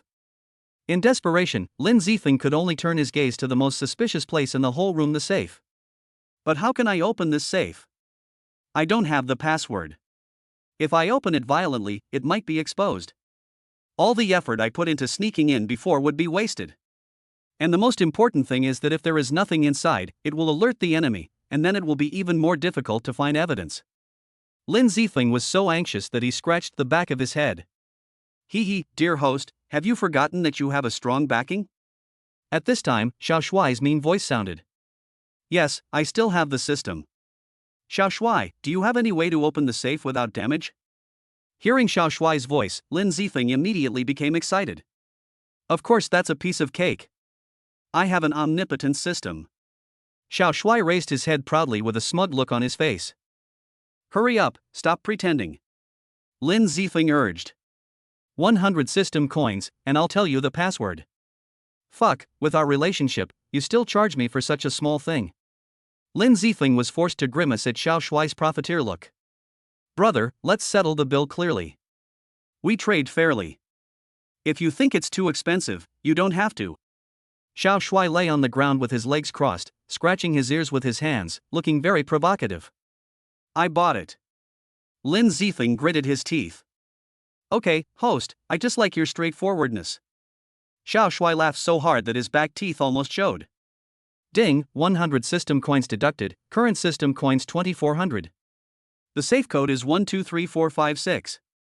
Okay, host, we'll give you the money and the goods. Our system values integrity and honesty. We welcome the opportunity to cooperate again next time. Puff. Lin Zifeng was so angry that he almost spit out a mouthful of blood. Fuck, the password is so simple, why don't I try it myself first? Lin Zifeng suppressed the depression in his heart and opened the safe. Ha! Another account book. There was only one account book lying quietly in the huge safe. It was treated so preciously, which showed that this account book was not simple. Lin Zifeng nervously turned to the first page of the account book. The red words read, on November 20th, third brother purchased 50 kilograms of white flour and 10 kilograms of rock sugar, totaling 80,000 yuan. The blue words read, November 21st, Huzi, Alang, and Lama shipped 2 kilograms of white flour and 500 grams of rock sugar. November 22nd, Alang, Defei, and Lama shipped 5 kilograms of white flour and 1.3 kilograms of rock sugar. November 23rd. On November 30th, Dafei and Xiangzi shipped 4 kilograms of white flour and 1.2 kilograms of rock sugar. The entire first shipment was sold out, with a net profit of 270,000 yuan. Lin Zifeng held the account book, his hands trembling slightly. It seems this account book is the import and export list of Jiangxi's drug trading. The so-called white flour and rock sugar must refer to Whitefin and iced tea. In just 10 days, 60 kilograms of drugs were sold. How many people must have been harmed by this? Lin Zifeng flipped through a few more pages. The content was similar, except that each shipment was no longer recorded in detail because the purchase volume was getting larger and larger. Lin Zifeng made a rough calculation and found that from November last year to now, Jiangxi had made tens of millions of dollars by trafficking drugs. I must hand in the account book. I can't let such a heartless person go unpunished. Lin Zifeng was determined to bring Jiangxi to justice. Xiao Shuai, can you help me clone a copy of the account book? Lin Zifeng was worried that Jiangxi would have the habit of checking the safe every day, so he didn't dare to take the account book directly. But this time he learned his lesson and asked Xiao Shuai for help directly. 100. Deal. A dirty PY transaction was concluded in just a few words. Chapter 045, Results Announced. Taking the account book and closing the door, Lin Zifeng left the villa. Dear host, I have some bad news. Would you like to listen to it? It's free. As soon as we left the community, Xiao Shuai's mean voice rang out again. What news? Jiangxi placed some pinhole cameras in some private corners of the villa, and the host's previous behavior of sneaking in and picking the lock was completely recorded by the cameras. Fuck, why didn't you say so earlier? Lin Zifeng cursed angrily. Because it cannot be avoided, the system does not provide early warning. Since you told me this news, it means you have a way to solve it, right? You don't have to tell me, just deduct the money directly. Lin Zifeng also saw through Xiao Shuai's character. The host is a decent person, just straightforward. Ding, 300 system coins have been deducted, the current system coins are 2,000. Dear host, I promise you that your image will completely disappear from the camera without leaving any flaws. I hope so. Lin Zifeng, feeling very tired, didn't want to say anything more. The mission was successfully completed and Lin Zifeng took a taxi back home. As soon as he got home, Lin Zifeng used the remaining 2,000 system coins to exchange for 2 bodybuilding pills and took them. Evidence of Zhang Shi's crimes has slowly surfaced, and there may be a tough battle to fight soon. Now Lin Zifeng needs to quickly improve his strength. Open the personal interface. Universal Carrying System. Host, Lin Zifeng. Available systems, Martial Arts Training System 110. Martial Arts Talent, Human Grade 9. Martial Arts Realm, 5th level of Body Forging 670-5000.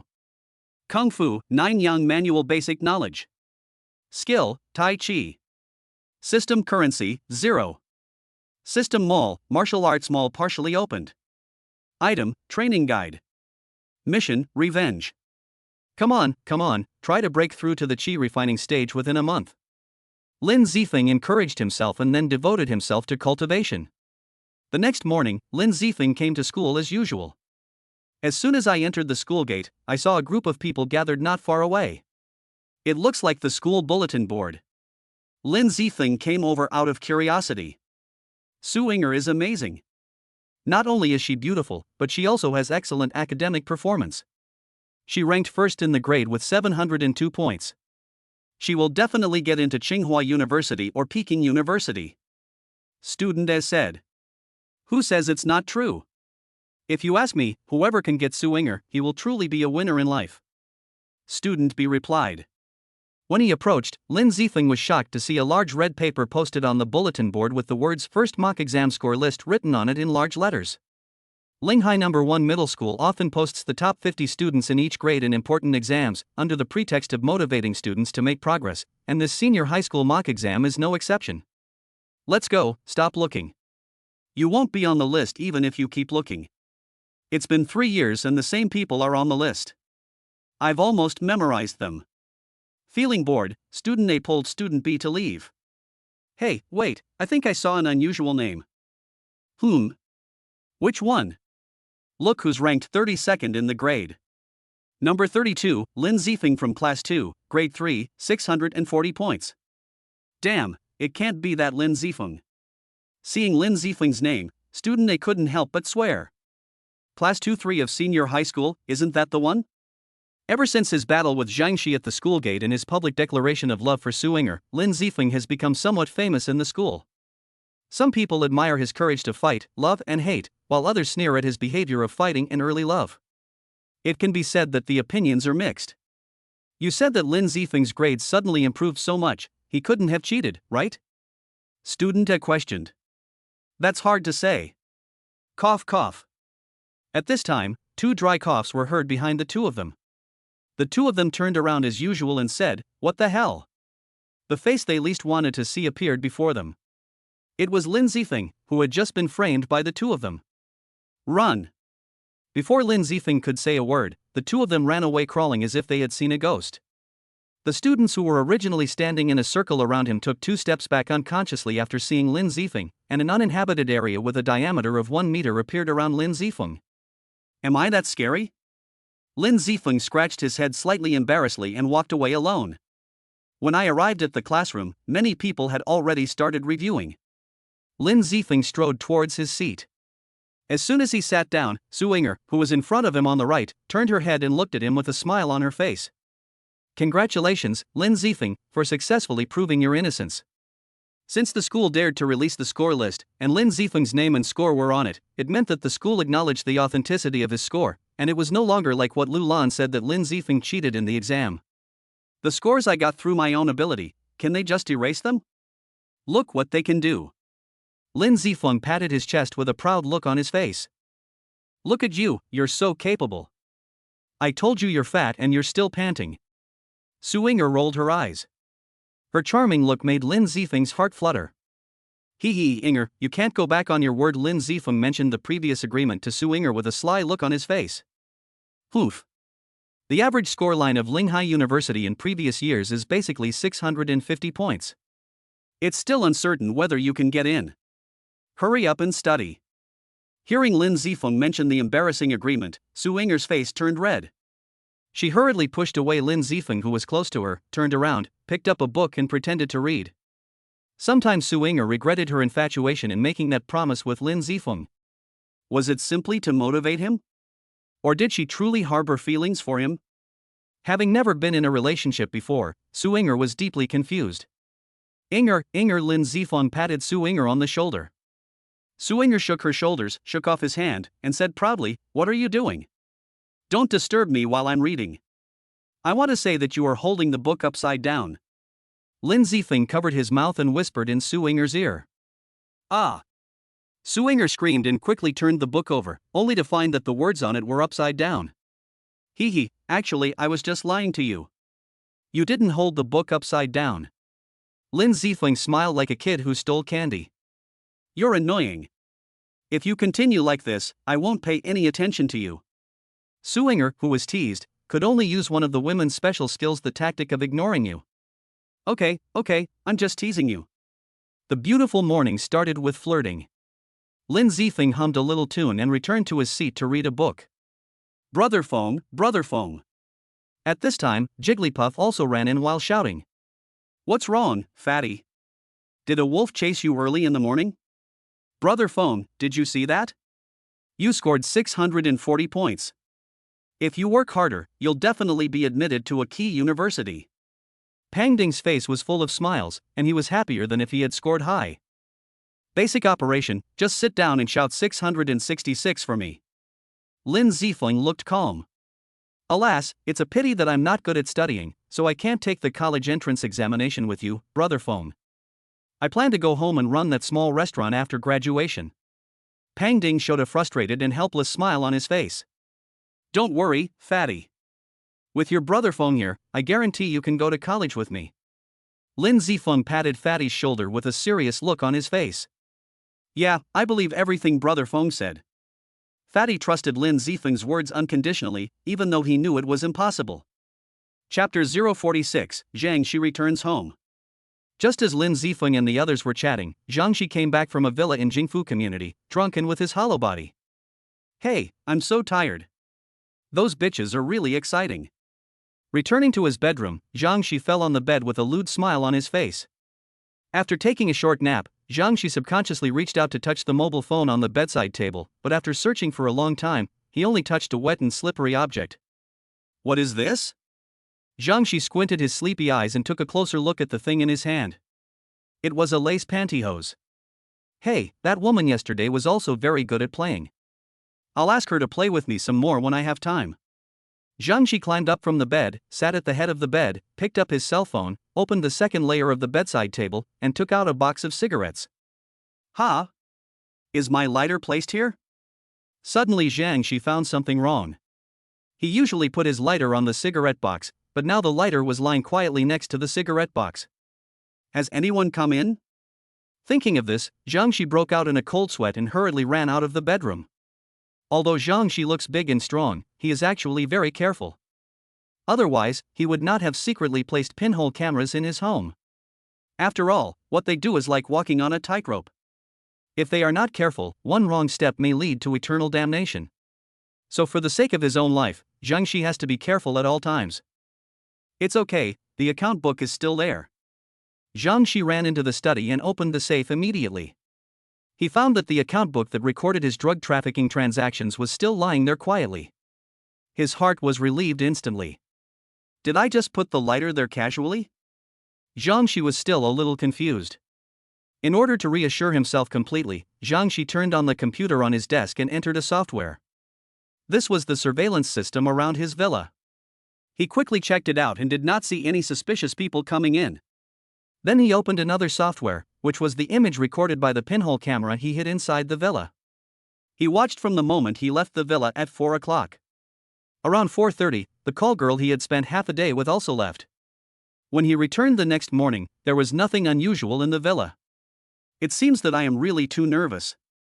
Zhang Shi sighed, and his heart sank completely. Zhang Shi took a deep drag on his cigarette, puffing out clouds of smoke as he stared at the wall with a dazed look in his eyes. For money, I embarked on this path. For my life, I live in fear every day.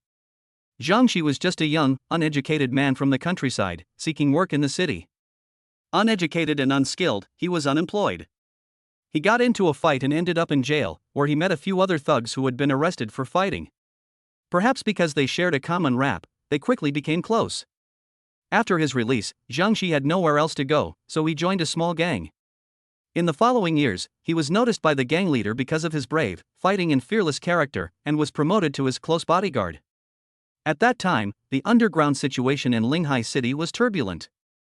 His boss was framed by a rival gang and became paralyzed on one side of his body. He eventually died of depression, and the gang members also left and scattered. Zhang Shi took more than 10 of his subordinates who were willing to stay and joined the Olan gang, which was at its peak at that time. After more than 10 years of hard work, Zhang Shi became a middle-level leader in the Olan gang. It was at that time that he was pulled into the circle of the third brother. At first, when the third brother invited him to join in the drug trafficking, he refused. It was not because he knew that this thing would harm people.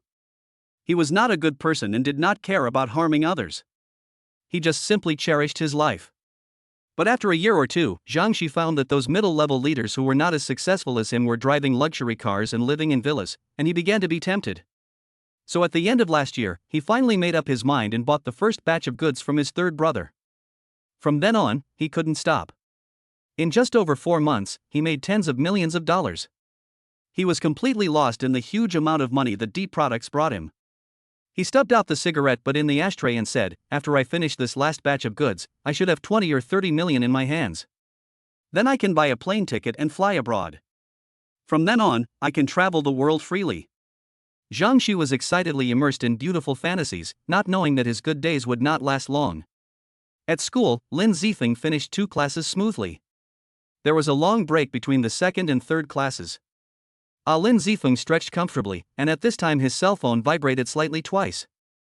It was a message from Yuan Jia, asking him to go to the rooftop. It seems that Yuan Jia can't wait to hear the good news.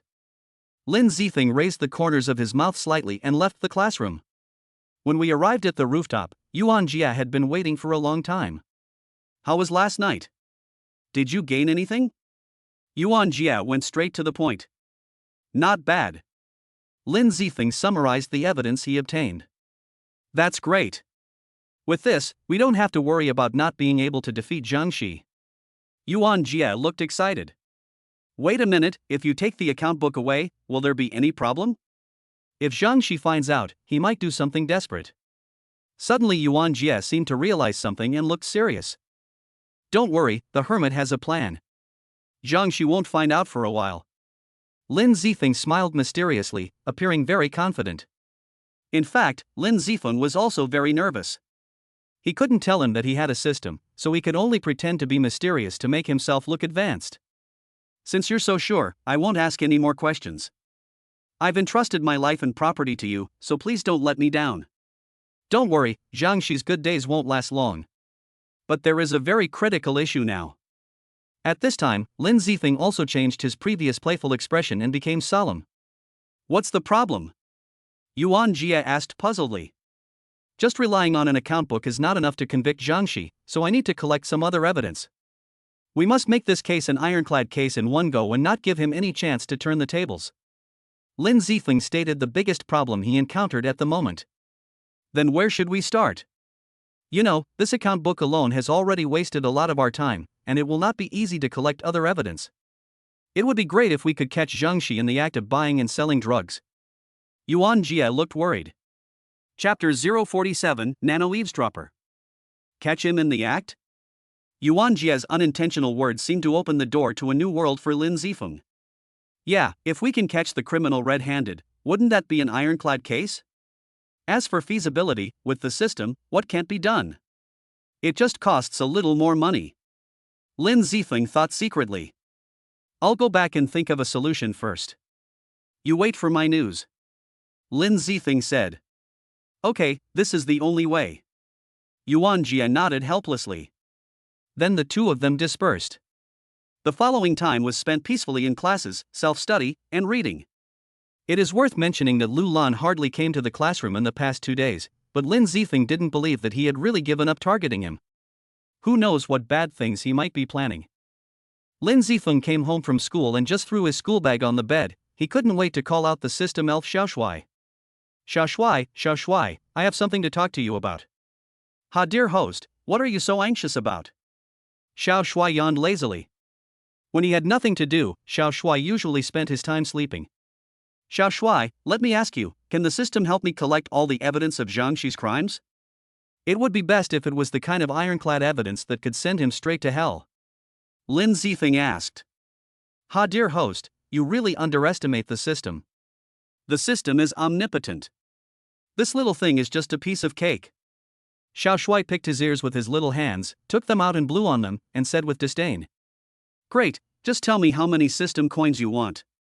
Lin Zifeng acted like a generous local tycoon, because if he got all the evidence of Zhang Xi's crimes, he could put him in jail, and he would definitely be sentenced severely.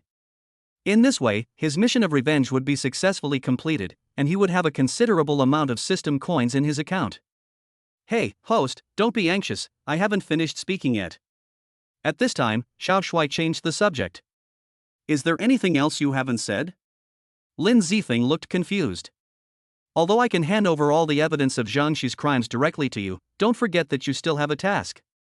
The system has an unspoken rule that the system elf and the system can provide assistance in the process of your tasks, but they cannot directly help you complete the tasks, otherwise the tasks issued by the system will be meaningless. As soon as each task is released, you rely on the system to help you cheat to complete it, then you will lose the opportunity to exercise, which is not good for your growth. Xiao Shuai spoke calmly. So that's how it is. Lin Zifeng scratched the back of his head a little dejectedly. He thought he had found a system bug, but in the end it turned out that he was just overthinking it. It was really infuriating. But host, don't be discouraged. As I said just now, you can get help from the system while completing your task. Seeing Lin Zifeng's face full of disappointment, Xiao Shuai stood up and encouraged him. Ha? How can you help me? Upon hearing this, Lin Zifeng immediately became energetic and asked excitedly. Since this is the first random task issued by the system, out of humanitarian spirit, the system has decided to provide you with powerful assistance for free as a newbie reward. Host, accept it. Then a bright light flashed. Ding, congratulations to the host for obtaining 5 ultra-precise nano-level eavesdropping devices. A cold prompt sound from the system rang out. Ultra-precision nano-level eavesdropping device? What are they from? Looking at the 5 black objects the size of flies on his palm, Lin Zifeng's face was full of curiosity. When Yi, the creator of the system, traveled around the world, he once stopped at a planet dominated by technology. The technology on that planet is at least 10,000 years ahead of this blue planet. The people there do not follow the path of cultivation, but rely on the power of technology to strengthen themselves. They strengthen genes and other methods to give humans a strong body and a long life, and rely on a variety of super advanced weapons to protect the planet. Yi was once attracted by the unique scenery there, and settled there for a long time and conducted in-depth research. These eavesdropping devices are just gadgets that Yi made at the time based on the knowledge he learned. Xiao Shuai explained the origins of these eavesdropping devices. I just made this thing casually. Can it be reliable? Lin Zifeng looked worried. Although I respect you as the host, you can't belittle the IQ of the creator Yi and me, the system elf. If it's a bad thing, can I give it to you? I can't afford to lose face. If you don't want it, I will take it back. The little handsome boy's cheeks puffed up and his face flushed. Hey, no, I was wrong, don't be angry. Lin Zifeng apologized hurriedly. Xiao Shuai turned his head away proudly. But you haven't told me how to use this thing yet, and I don't have time to eavesdrop on their conversations all the time. The signal receiving module of this bug is directly connected to the system. Once you place the bug, the system will automatically collect all the sounds it receives and integrate them. Then the host only needs to filter out the important information through the system. That's great. You really helped me a lot. Thank you, Xiao Shuai. Lin Zifeng's face was full of excitement. As long as we place these eavesdropping devices in places where Zhang Xi often appears, we will have no trouble finding any clues. Lin Zifeng acted immediately. He first contacted Yuan Jie to inquire about Zhang Xi's current location, the room number of Zhang Xi's private room in the 3 major clubs, and the license plate number of Zhang Xi's car. Why not ask the system? Because Xiao Shuai was in a bad mood, he directly quoted a sky-high price of 500 system coins for a message, which made Lin Zifeng feel helpless. A few minutes later, Yuan Jie's message came back. I just saw Zhang Shi's car parked in front of the Yeju bar. He should be staying there today. Because Zhang Shi is very superstitious, his private rooms in the 3 clubs are all numbered 888. This is something everyone in the circle knows. Zhang Shi also drives a BMW 7 Series with the license plate number Ling JJ01CM. Okay, just wait for my good news. After getting the information he wanted, Lin Zifeng ran out excitedly. The first place Lin Zifeng came to was Jingfu Community, which was Zhang Shi's residence. Since it was not his first time there, he was familiar with the place. After sneaking into the villa, Lin Zifeng took out a bug and threw it into a dark corner, because Xiaoshui said that the sound collection function of this bug was very powerful and could collect all sounds within 500 square meters, even if there was a wall blocking the way. Done, next place. Lin Zifeng clapped his hands, turned over and jumped out of the villa. Chapter 048, Gaining Intelligence. After leaving Jingfu Community, Lin Zifeng took a taxi to Denghang Street. It was not yet the busiest time of the day on the brightly lit street, so Lin Zifeng first entered the Regal nightclub and after several twists and turns, he found the 888 Supreme Room.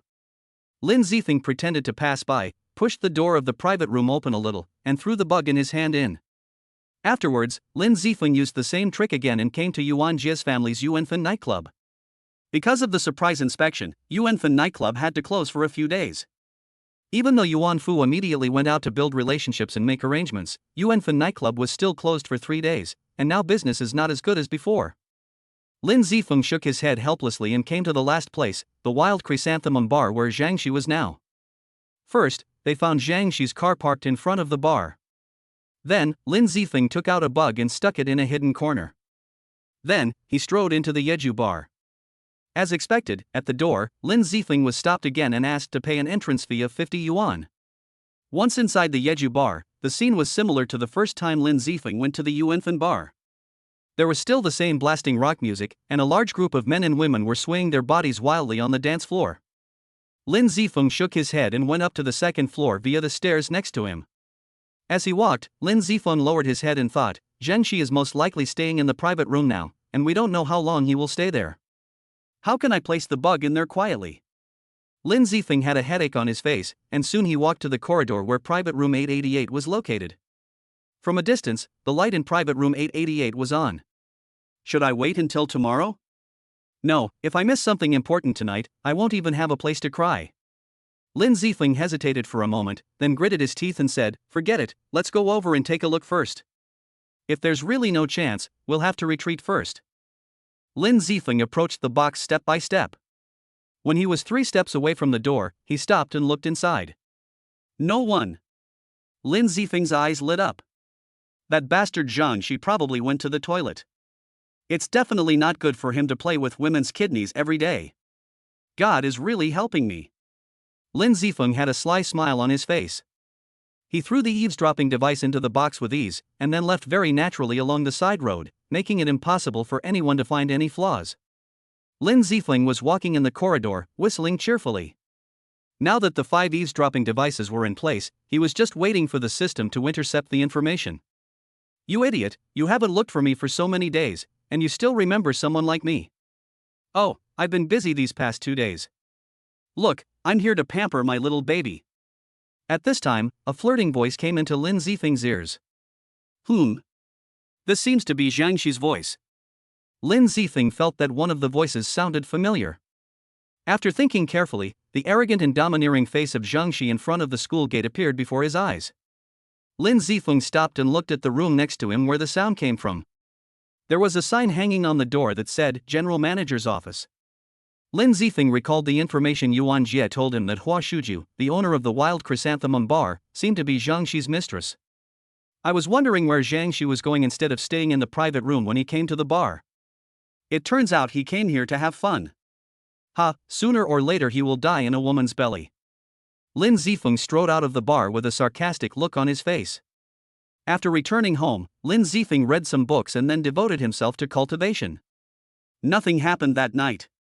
The next day, Lin Zifeng came to school as usual and teased Su Inger until her face turned red. The day's classes passed peacefully. During this time, Yuan Jie looked for Lin Zifeng to ask about the follow-up plans. Lin Zifeng just told him not to worry, the plan was progressing steadily. After school, Lin Zifeng immediately returned home and called out the system. Xiao Shui, help me filter out some useful information. Okay, host.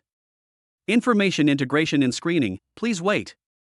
About a minute later, the system prompt sounded again. Ding, 2 important messages have been screened.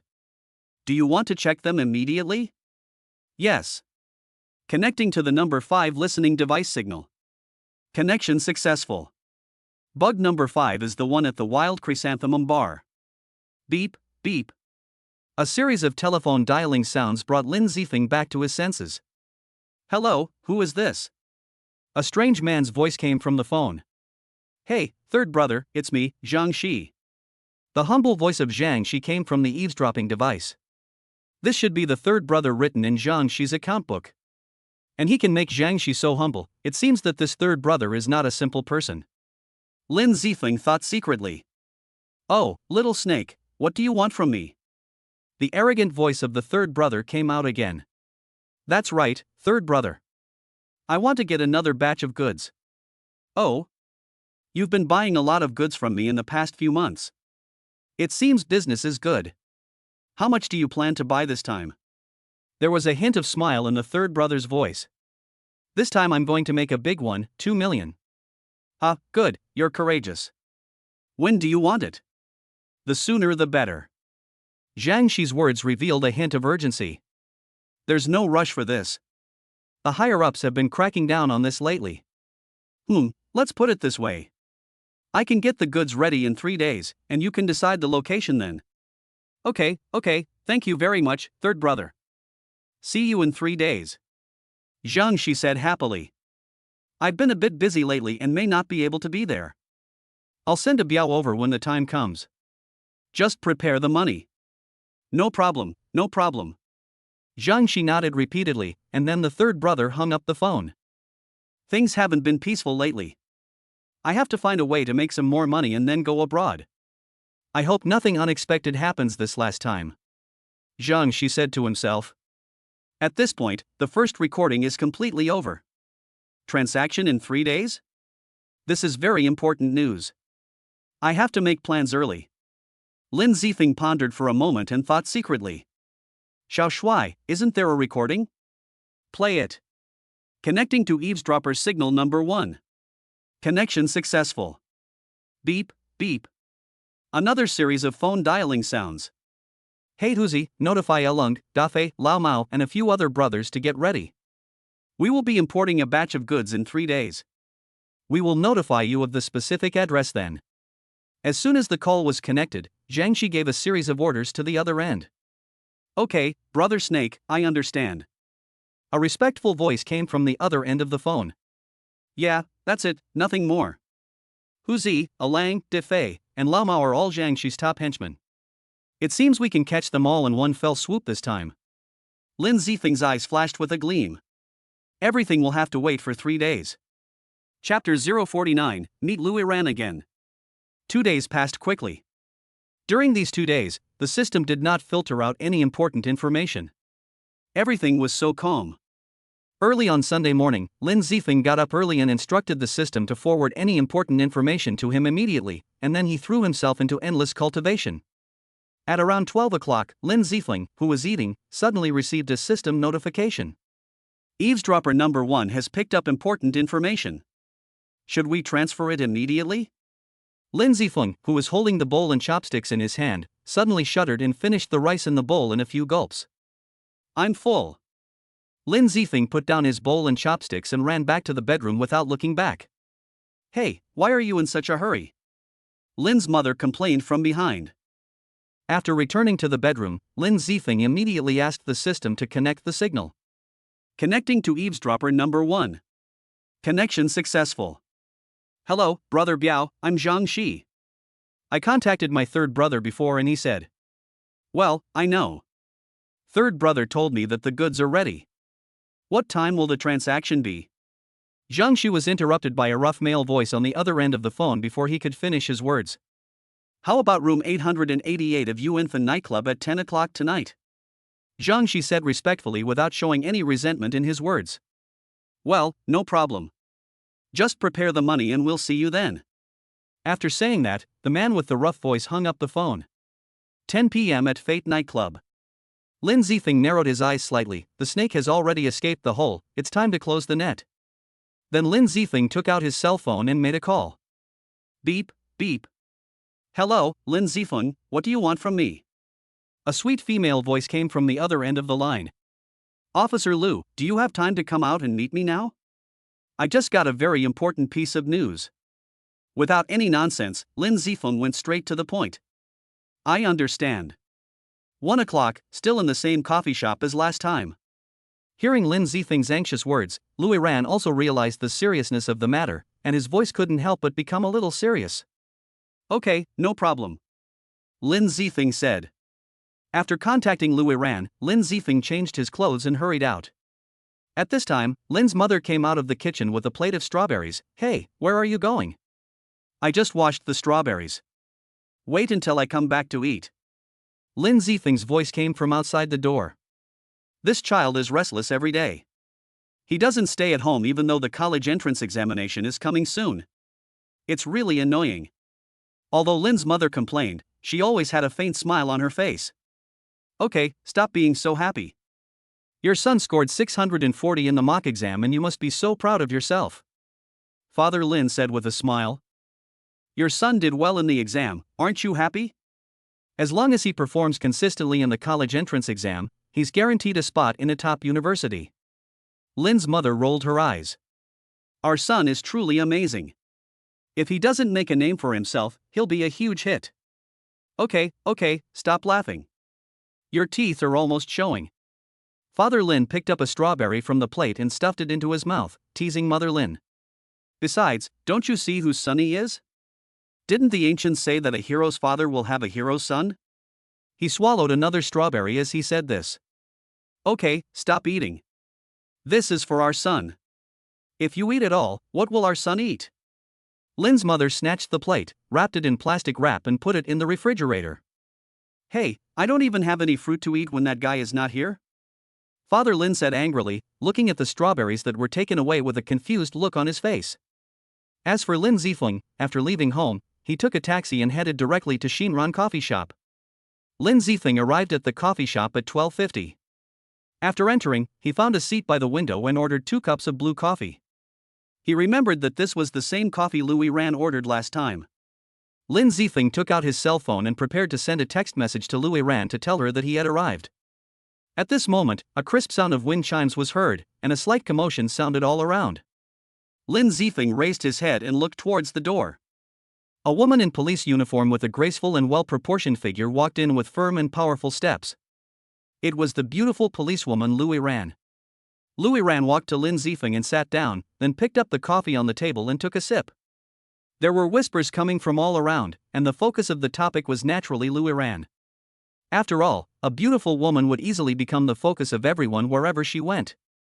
As a warrior, Louis Ran could naturally hear what the people around him were talking about, and he glanced around with an unfriendly look. Under her compelling gaze, the surrounding discussions gradually died down.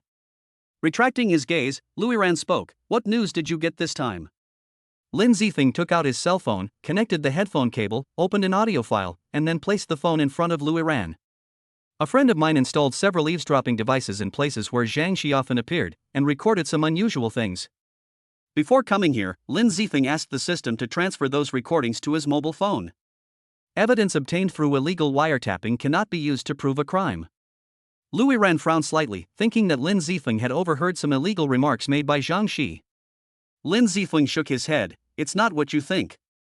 Listen to it first before you make a conclusion. Louis Ran picked up the earphones doubtfully and put them into his ears. 2 minutes later, Louis Ran's expression turned a little colder, and then she clicked on the second file.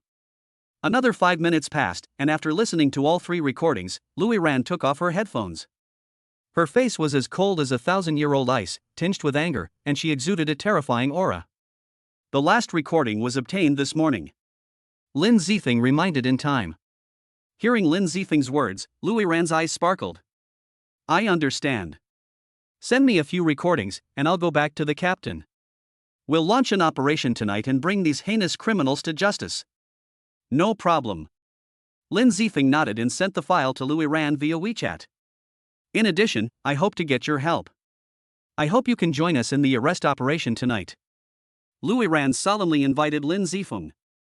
You won't let me go home to study this time? Lin Zifeng teased. He still remembered that it was here last time that Louis Ran said to him after getting the clue provided by Lin Zifeng, catching bad guys is the duty of the police. Kids, you should go home to study. I apologize for looking down on you before. Louis Ran said seriously. Okay, I'm not that petty. But is it really okay for me, an outsider, to participate in such an important police operation? Your strength is evident to all. Furthermore, you are the source of this information.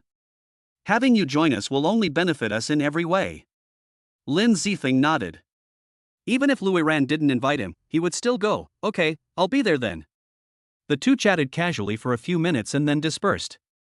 Louis Ran still had to rush back to attend a meeting to discuss the specific details of the arrest.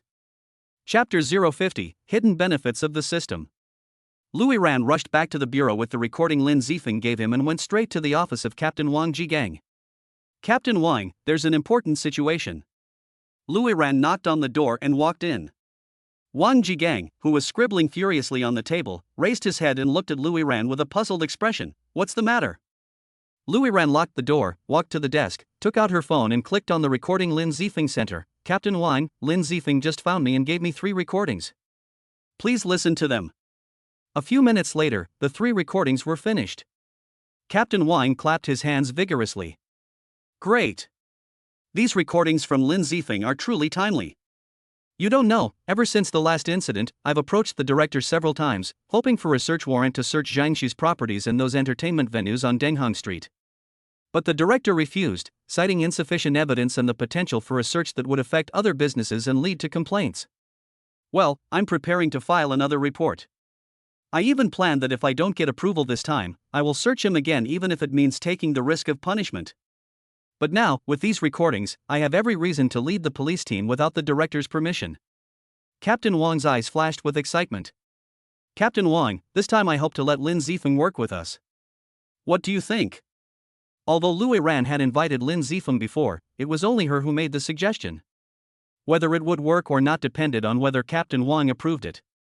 If Captain Wang said no, Louis Ran could only apologize. You told me before that Lin Zifeng's strength is at the middle stage of the acquired realm? Louis Ran answered affirmatively, yes, his strength is stronger than mine, he should be at the level of the middle stage of the acquired realm. Lin Zifeng is quite capable and has provided us with such important intelligence. It's fine to let him participate in the operation. I approve it. After thinking for a moment, Captain Wang gave an affirmative answer. Captain Wang, shall I go and notify the people below to hold a meeting now? Louis Ran asked. Wait a minute, tell the people below that they will work overtime tonight, but don't say anything else. Also, don't notify Team 3 yet. Captain Wang raised his hand and stopped Louis Ran. Team 3 is in charge of drug control. Why didn't you notify them about this operation? I understand. Captain Wang, are you afraid that the news will leak out? At first, Louis Ran thought that Captain Wang didn't want Team 3 to share some of the credit, but she knew that Captain Wang was not the kind of person who was greedy for credit. After thinking about it, she understood what he meant. Captain Wang nodded twice gently. This operation is crucial. I don't want any mistakes.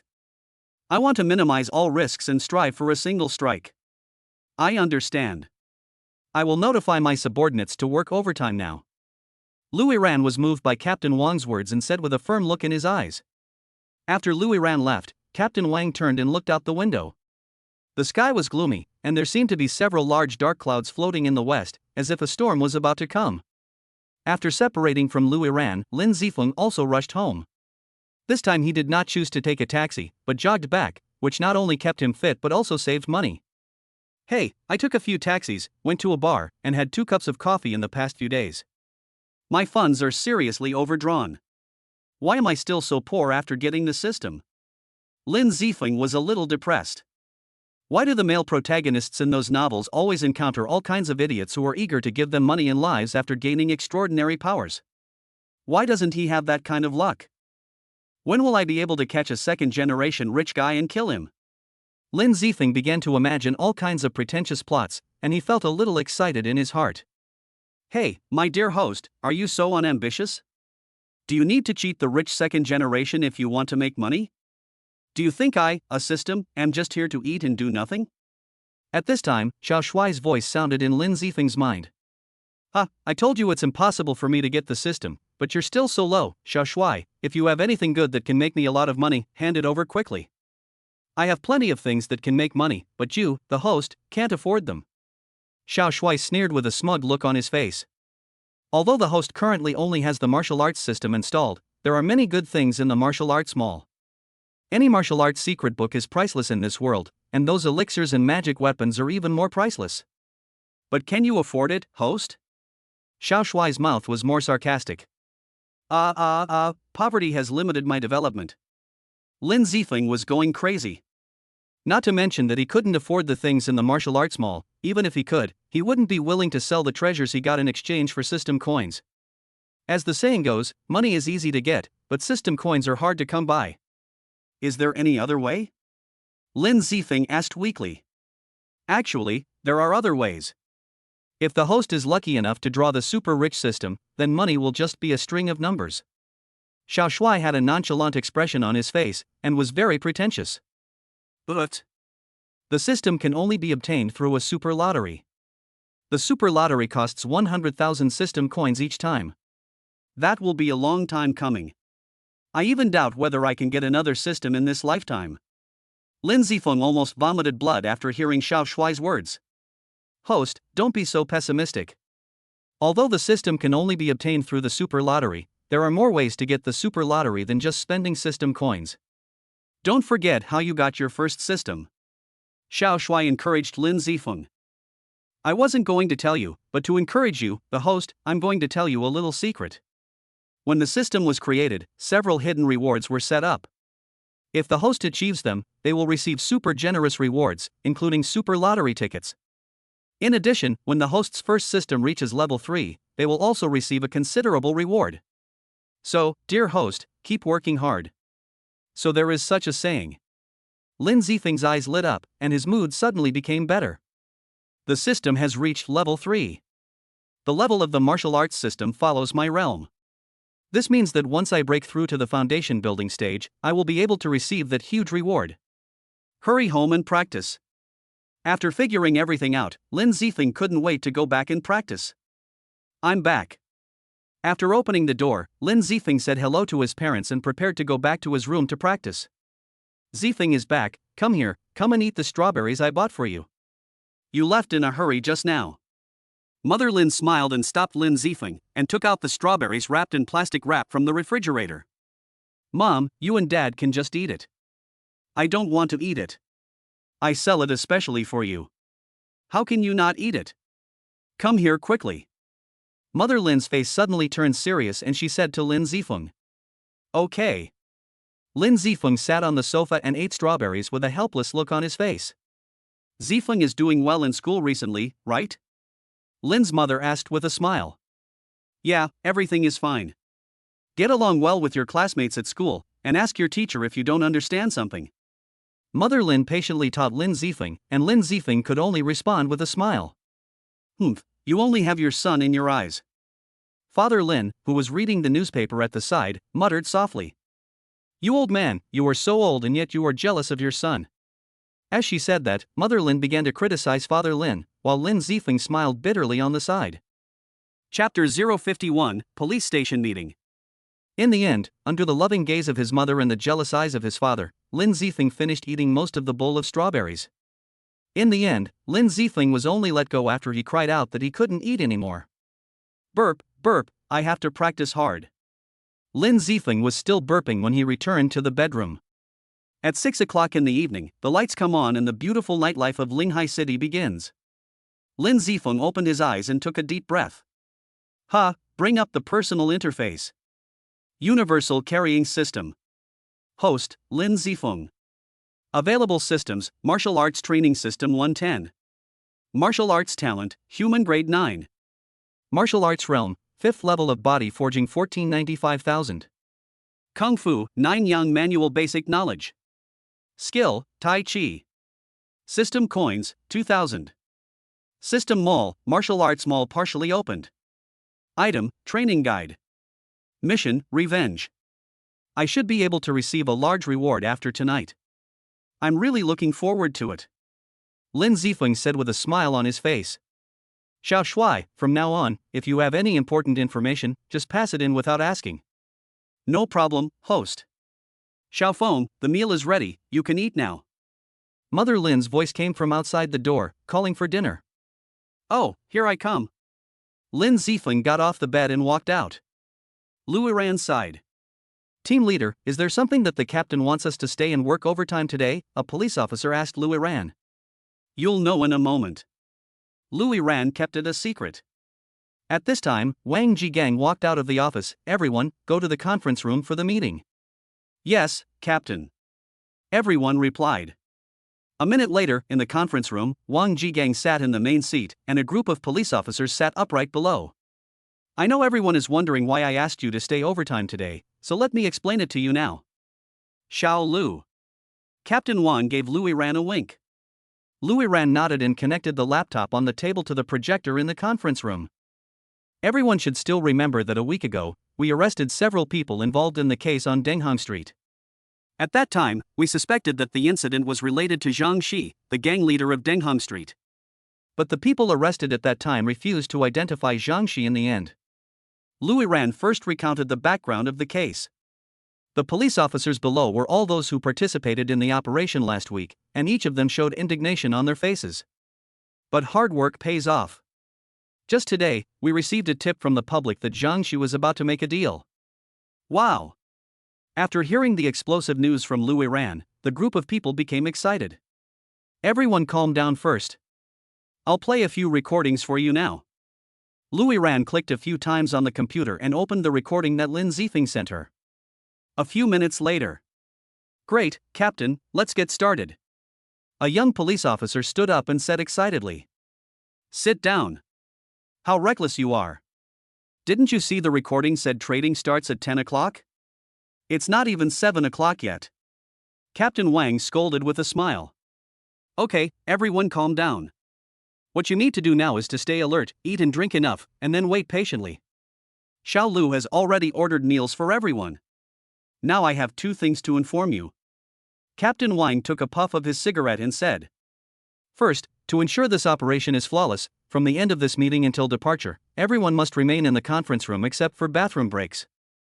Furthermore, everyone must hand in their cell phones until the operation is complete. If you need to contact your family, do so now. Everyone nodded without any objection. Secondly, I have asked Xiao Lu to invite Comrade Lin Zifeng, the provider of this intelligence, to join us in the operation. What? Captain, this is not in compliance with regulations. Wang Jigang's words were like lighting a powder keg, and there was an uproar below. I know what everyone is concerned about. Let me first tell you my opinion. First of all, Lin Zifeng is the provider of this intelligence, so we naturally don't have to doubt his loyalty. Secondly, Lin Zifeng's personal strength is extraordinary. To put it bluntly, no one here can match him in fighting. Wang Jigang said with a smile. Captain, you have to be kidding. Who is this Lin Zifeng? His fighting skills are better than ours. The police officers below obviously didn't believe it. If it wasn't their captain who said this, they would have started cursing. Lin Zifeng is a senior high school student at Linghai No. 1 Middle School, but he studied under a hermit master and is very powerful. I believe that everyone has been a police officer for so many years and has heard of the existence of warriors. I guess Lin Zifeng's strength is about the middle stage of the acquired realm. Moreover, he saved my life before. Xiao Zhang, Xiao Chen, and Xiao Li can testify to this. Frankly speaking, I am not his opponent in a single round. Lu Yiran suddenly explained. Hiss. Many people below gasped, while some people remained skeptical. After asking each other, they got confirmation from Xiao Zhang, Xiao Chen, and Xiao Li. You know, even though Lu Yiran is a woman, she has been the champion of the city's police fighting competition since she joined the force. She can definitely be called a queen of flowers.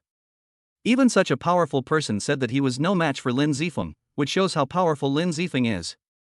Okay, if everyone has no questions, the reminiscing will end now. If you need to make a phone call, please do so quickly. Your phone will be collected in 5 minutes. Wang Jigang announced after taking a puff of his cigarette as he watched the crowd below gradually calm down. After a while, everyone reported the incident to their families and handed in their phones. Dinner arrived. Afterward, everyone sat in the conference room in small groups, smoking and chatting. While appearing calm on the surface, they were actually stirring within.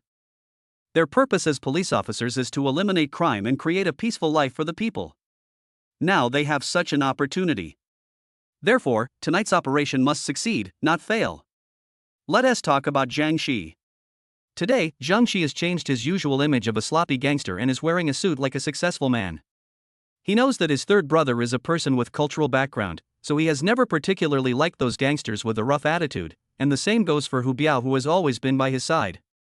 So for today's meeting, Jiang Shi dressed very formally. One word to describe his dress is that of a cultured hooligan.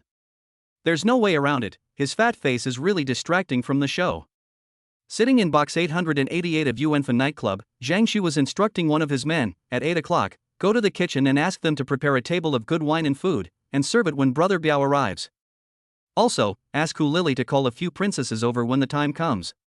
Do you understand? Hu Lily is the mommy of Yuanfen nightclub. Ma Zai nodded continuously. Yes, Brother Snake, I understand. Well, go wait at the door. The henchman nodded and backed out of the private room. Chapter 052, Transaction Advance. At this time, Jiang Shi's cell phone rang. It was Brother Biao calling.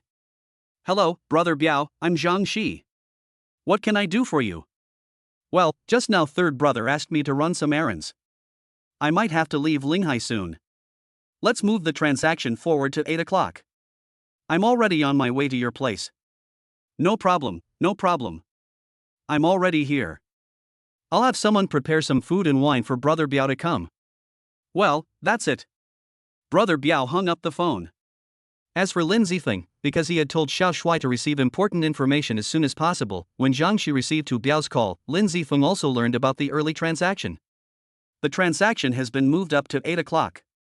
I have to inform Louis Ran and the others immediately.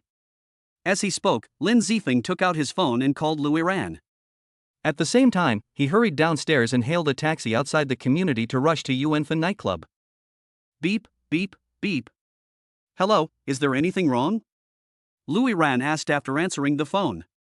I just got the news that they have moved up the transaction to 8 o'clock. Time is running out. Lin Zifeng's anxious voice came over.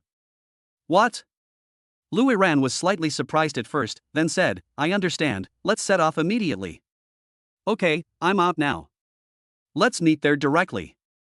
After saying that, Lin Zifeng hung up the phone. Let's set off immediately. Louis Ran looked at Wang Jigang. Wang Jigang nodded, stood up and gave the order. Yes. Everyone responded in unison and quickly left the room. At 7:45, in the 888 box of Yuanfen nightclub, the table was already filled with a large table of dishes, including Australian lobster, abalone, and shark fin. Jiang Shi was lying comfortably on the sofa, dreaming sweet dreams in his mind. At this moment, a middle-aged man in a suit and tie with a sturdy build walked in, followed by 3 young men in black, each holding a trolley case. Brother Biao, you are here. Please take a seat. Seeing the man in a suit come in, Jiang Shi hurriedly stood up and greeted him. Yeah. Hu Biao nodded and found a seat to sit down. Brother Biao, this is the specialty dish I specially asked the chef here to make. Please sit down and have a taste. Jiang Shi said, pointing to a large table of dishes. There's no rush for these things, let's talk about business first. Hu Biao waved his hand and asked Jiang Shi expressionlessly. Jiang Shi chuckled and said, Yes, Brother Biao, whatever you say is true. Hu Biao sat on the sofa, picked up a few dishes with chopsticks, and then waved at a younger brother he brought with him. The younger brother understood what he meant and opened the suitcase he brought with him. When Jiang Shi saw what was inside, his expression immediately brightened. Chapter 053, Yuan Fu in Danger. At this time, outside the box, Yuan Fu was walking towards box 888 with a bottle of high-end red wine in his hand. He heard from his men that Jiang Shi was going to entertain distinguished guests, so he thought of coming over to offer a glass of wine. Although he didn't expect to win Jiang Shi's favor, he couldn't make enemies with him either. Just as Yuan Fu walked outside the box and was about to knock on the door, he glanced inside through the glass on the door and was shocked. Then he fell into a dilemma. He definitely couldn't go in now.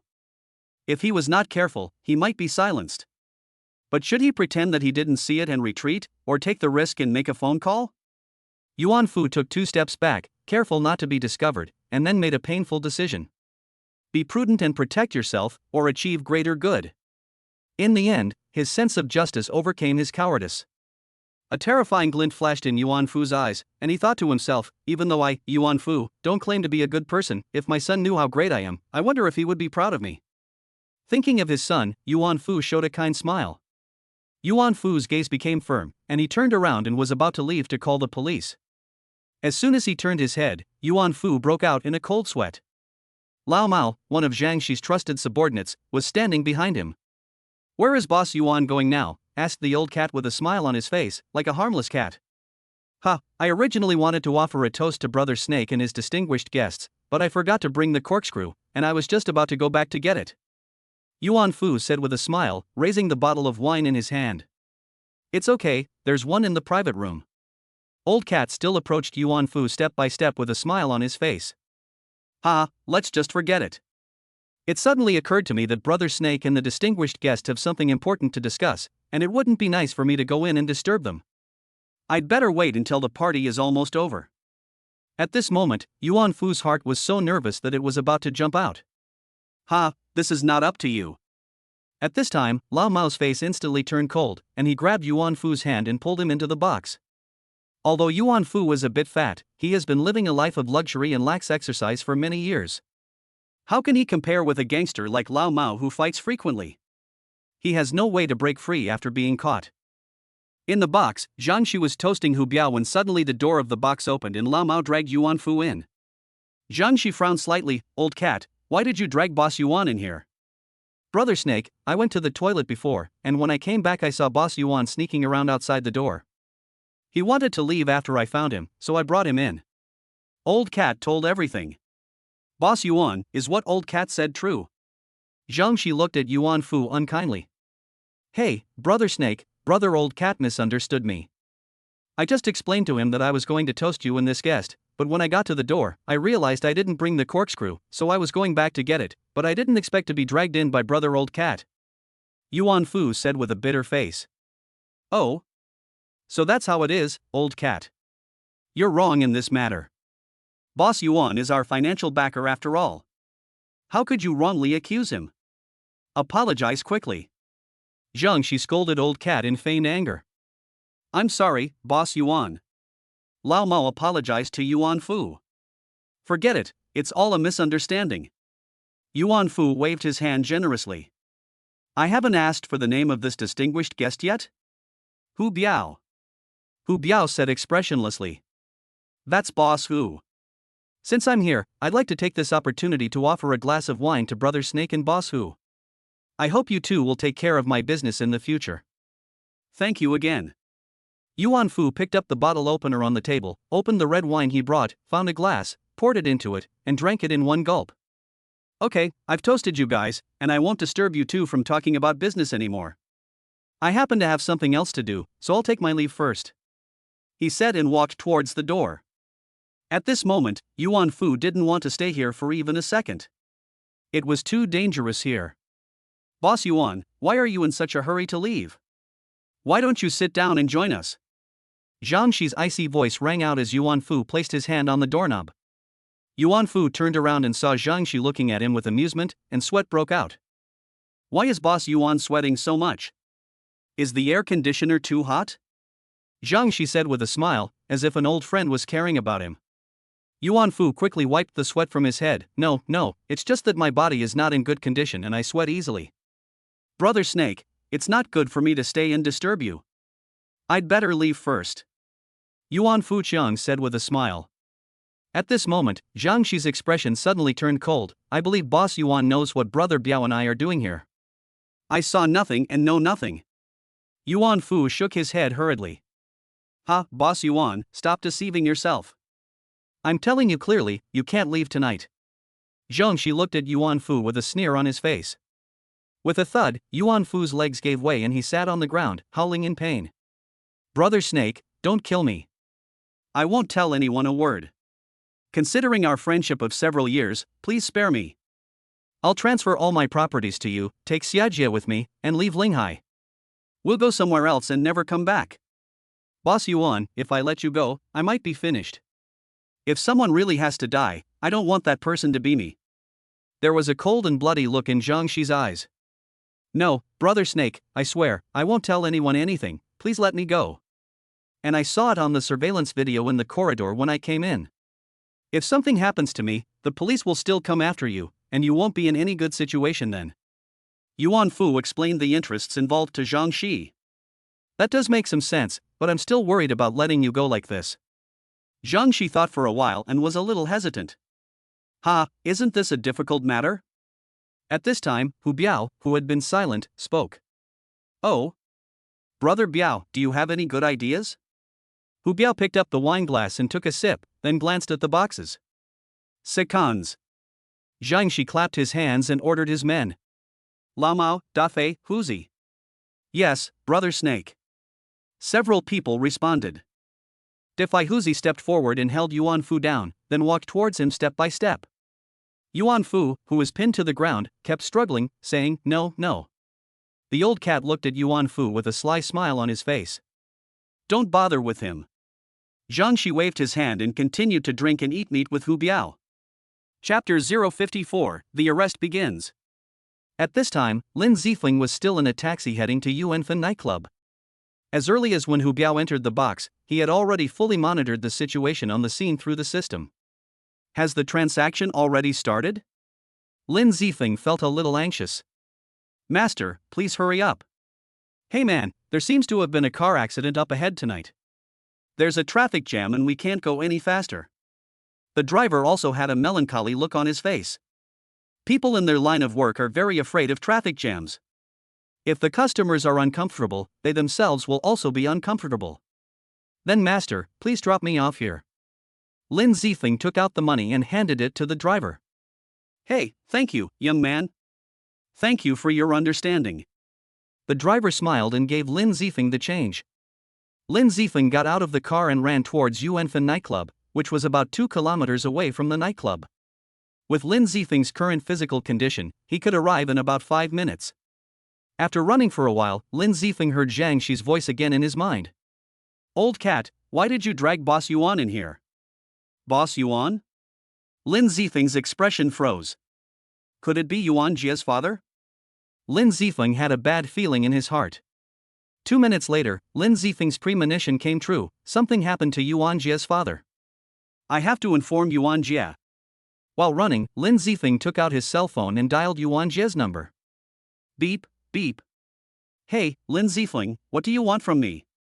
Yuan Jie, come to Yuanfen nightclub quickly, your father may have been in trouble. Lin Zifeng said anxiously.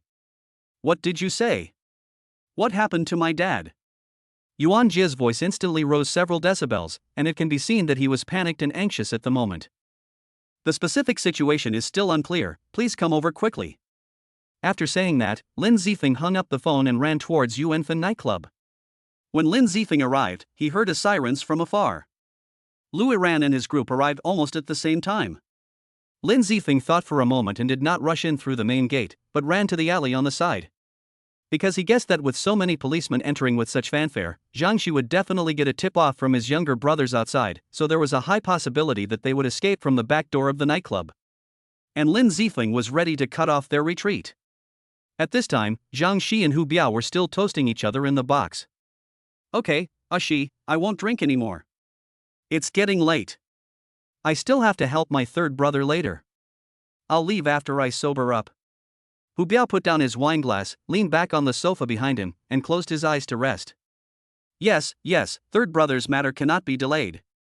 I'll ask the chef to bring up a bowl of sobering soup right now.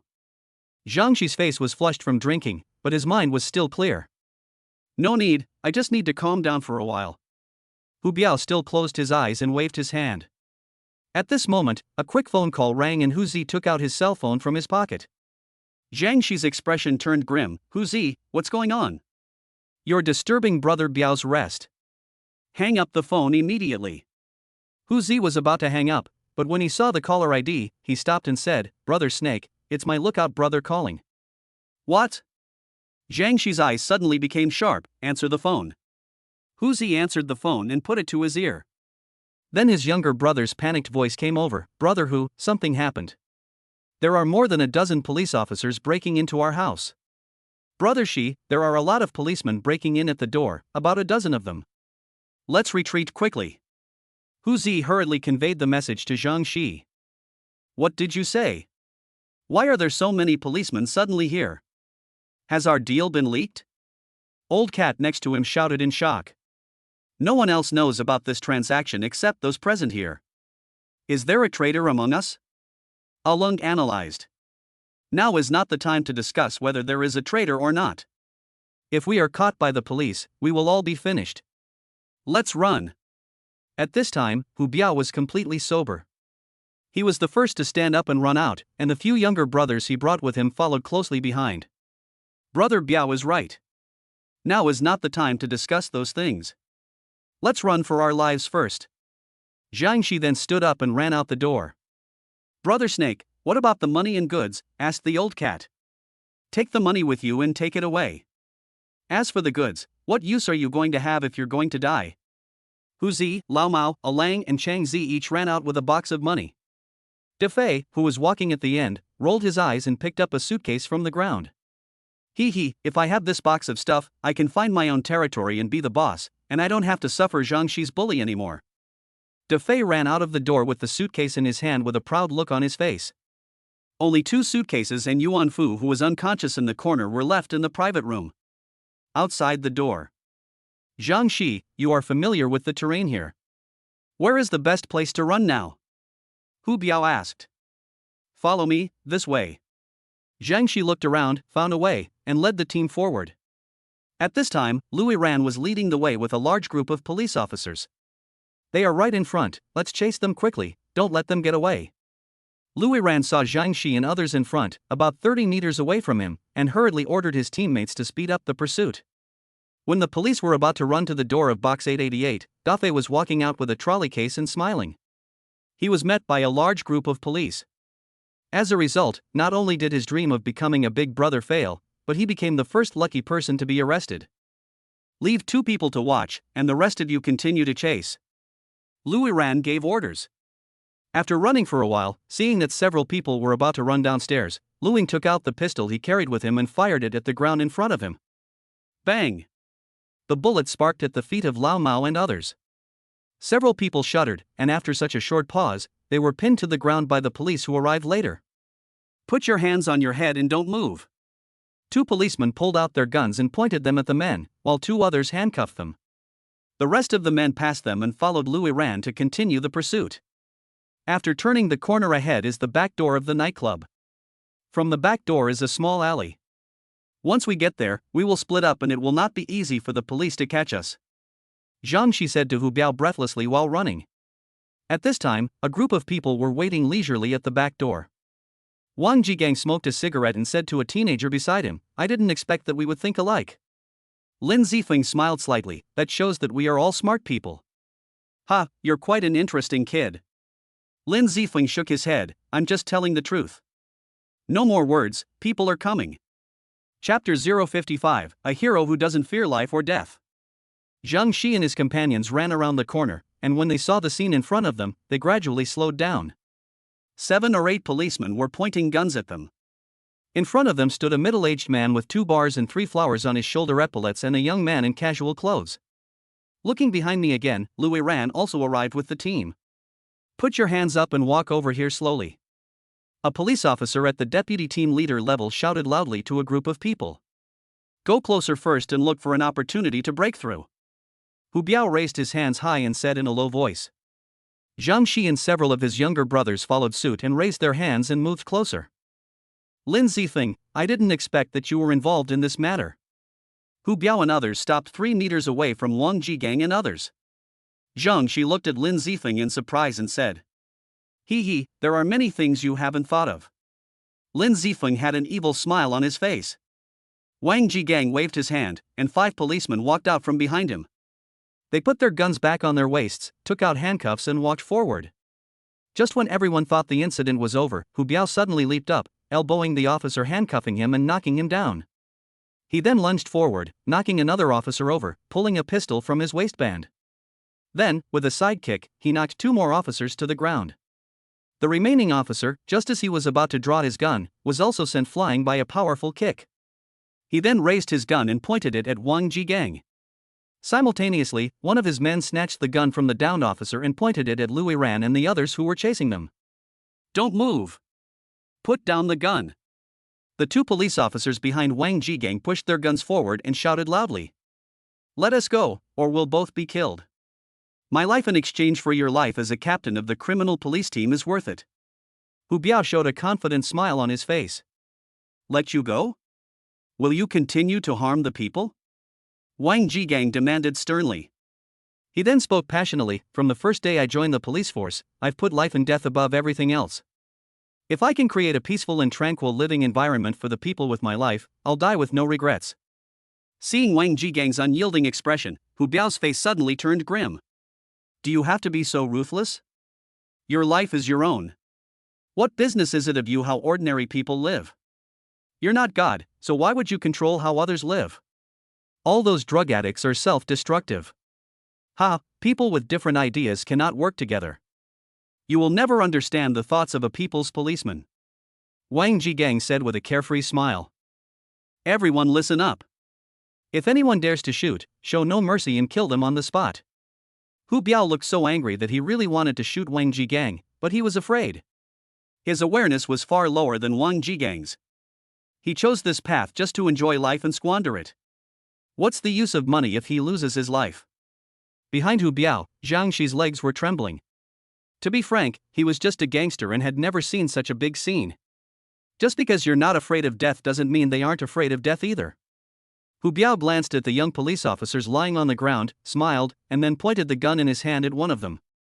Think about how young they are.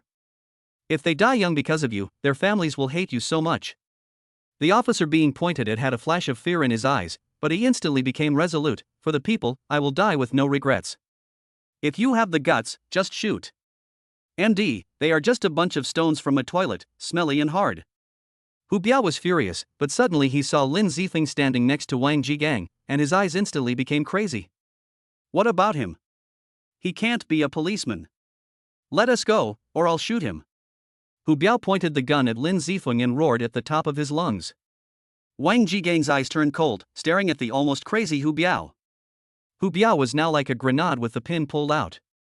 Once someone touched it, it might explode. He didn't dare to take the risk. Hurry up, I'm really going to shoot. Hu Biao warned again. Let them go.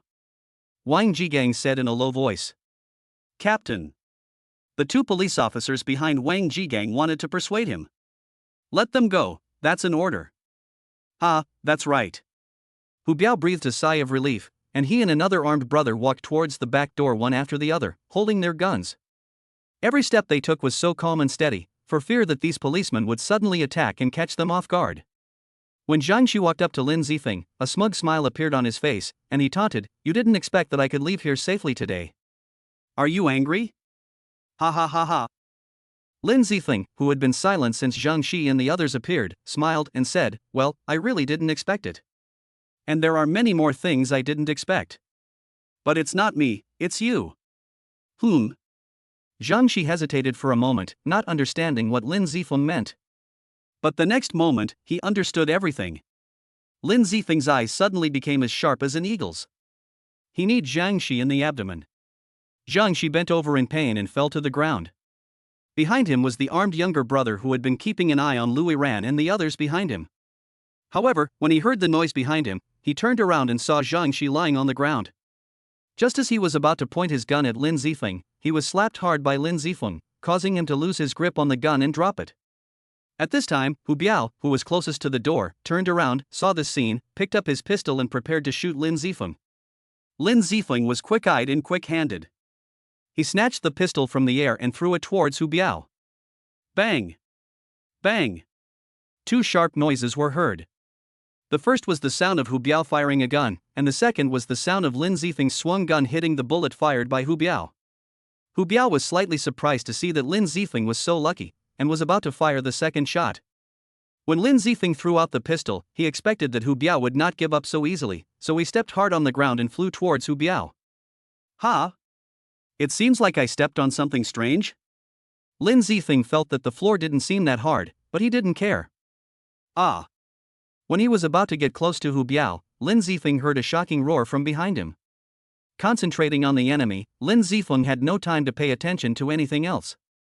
He kicked the gun in Hu Biao's hand into the air with a high kick with his right foot. Then, with his left foot as the center of the circle, he kicked Hu Biao's neck with a roundhouse kick, knocking him to the ground on the spot.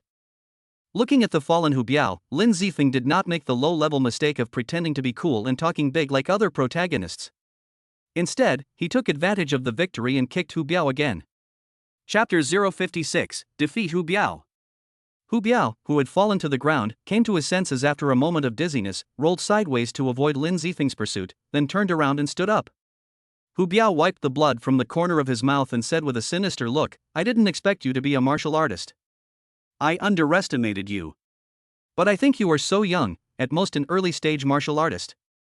Today, let me teach you the true meaning of martial arts." After saying that, Hu Biao rushed forward and threw a straight punch at Lin Zifeng's face.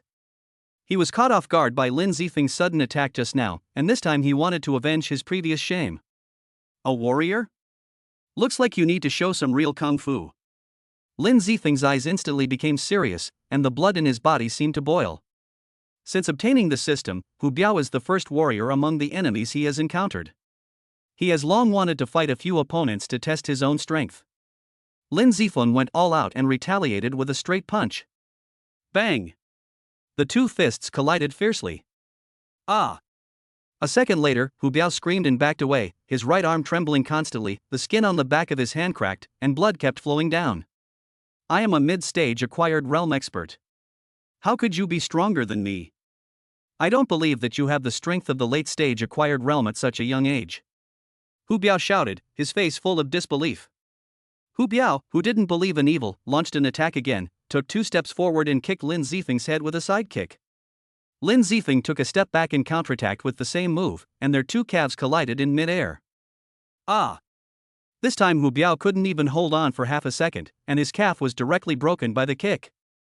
Weak, too weak. Lin Zifeng shook his head, looking bored. He never thought that the first warrior he met would be as weak as a little chicken. Go! Seeing Hu Biao being knocked to the ground, Wang Jigang waved his hand and the police officers behind him rushed forward to surround him. MD. Hu Biao glanced at the policemen who were coming aggressively, cursed, and fled towards the back door. Before he could run 2 steps, Lin Zifeng stepped on him and knocked him to the ground. Then he was subdued and handcuffed by the police who surrounded him. At this time, Lin Zifeng had time to observe behind him. Hu Biao's 3 younger brothers had been subdued, and Zhang Xina, who had been knocked to the ground by him, was covering his crotch with his hands and foaming at the mouth, fainted. Lin Zifeng was a little surprised. How could this policeman be so cruel as to beat the man like this? But suddenly, an idea flashed in his mind. The howling just now seemed to be the voice of Zhang Xi. Combined with the unusual feeling under his feet, he could infer, am I killing Zhang Xi's descendants? What a sin! Lin Zifeng lowered his head and observed a 3-second silence for Zhang Xi. The policeman escorted the criminals out of the nightclub in groups of 2, and Lu Yiran also moved closer to Lin Zifeng. Now things are basically over. Lu Yiran said sincerely with a rare smile on his face. Yes, all the hard work during this period has finally paid off. Lin Zifeng also smiled back. Suddenly, Lin Zifeng remembered something, his eyes fixed as he said, let's go to box 888. There's something there that I'm a little concerned about. Okay. Lu Yiran was stunned at first, then nodded in agreement. When I arrived at box 888, the first thing I saw was a large suitcase at the door. After I walked in, I saw 2 more suitcases lying quietly on the floor with their mouths open. When I opened the lids, I saw bags of white powder filled inside. A police officer was standing guard by the side. Team leader. Seeing Lu Yiran come in, the young police officer greeted him politely. Lu Yiran nodded in response, but his expression was unusually cold. As soon as Lin Zifeng entered the room, he walked towards the person lying in the corner. The person was slightly fat, and his eyebrows were somewhat similar to Yuan Jia. He was lying quietly on the ground, next to a pool of filth. This person should be Yuan Jia's father. Louis Ran also followed, looking a little puzzled. Why is there someone lying here? The young officer next to him replied, Captain, upon investigation, this individual is Yuan Fu, the owner of the nightclub. We found needle marks on his right arm. Preliminary diagnosis is that he's unconscious from a drug overdose. I've already given him first aid and called 120. Xiao Shuai, what's Yuan Fu's condition now? Yuan Jia and he had some friendship. Now that his father was unconscious here, his life or death unknown, Lin Zifeng felt a little uncomfortable. Yuan Fu was supervised by someone who took too large a dose of drugs, so his neurons were damaged. Although it's not fatal, it's a serious injury. Even if he wakes up later, he may become unresponsive, forgetful, and unconscious. Xiao Shuai replied. Is there any medicine in the system mall that can cure him? Lin Zifeng's heart sank when he heard Xiao Shuai's answer. Yes, but also no. What do you mean? Lin Zifeng was puzzled. At present, there are no medicines or pills that can cure nerve damage in the system mall opened by the host, but if the host is equipped with a system such as a miracle doctor or a pill god, then such medicines can be exchanged. Xiao Shuai explained patiently. Is there no other way?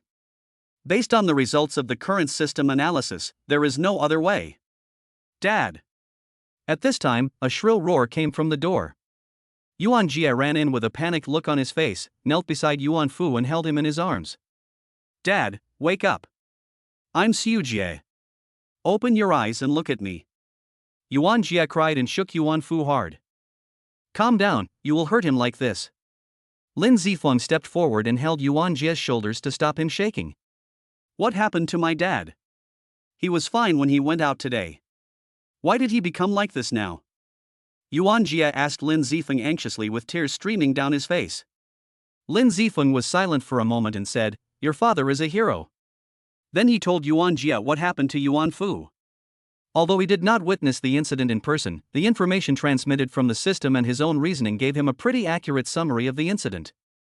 Your father is a good man. On behalf of the country and the people, I pay tribute to Comrade Yuan Fu. Later, I will apply to my superiors for commendation for Comrade Yuan Fu.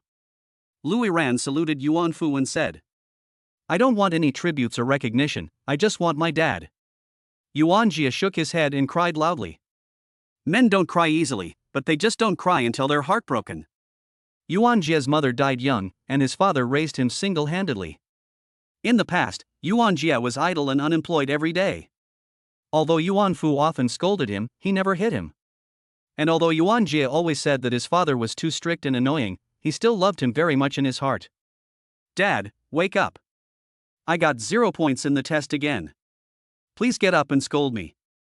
Dad, as long as you wake up now, I promise to listen to you, study hard, and never play around again. Yuan Jia's roars also hurt Lin Zifeng's heart. No matter whether they are from a poor family or a rich family, parents mean too much to their children.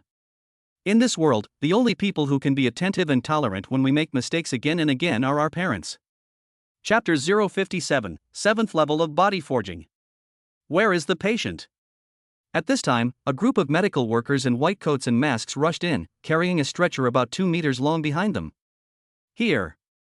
Lin Zifeng and others took 2 steps back and pointed at Yuan Fu, who was lying on the ground. Move aside and don't interfere with our rescue. A doctor stepped forward to check, then ordered the people accompanying him to lift Yuan Fu onto a stretcher, and then quickly left the private room.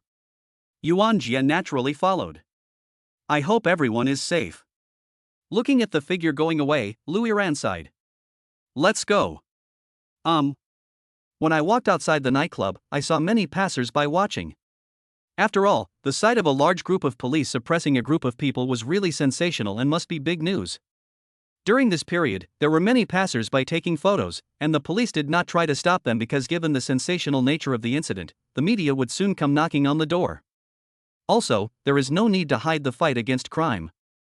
I believe that within a day, there will be related reports in major news media. I'll go back first. Seeing this scene, Lin Zifeng frowned slightly and just wanted to leave here quickly.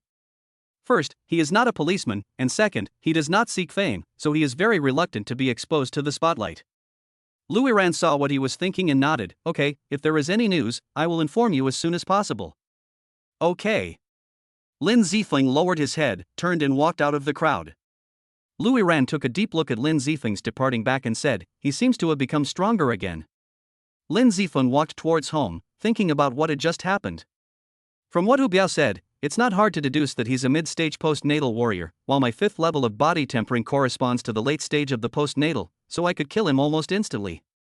However, I always feel that even when I was at the 3rd level of body tempering, Hu Biao might not be my match. Perhaps this is what Xiao Shuai said, that the cultivation laws of this world are imperfect. There are also Yuan Jie and his son. Although my first impression of Yuan Jie was very bad, he was a playboy, idle, and caused trouble everywhere with a group of younger brothers.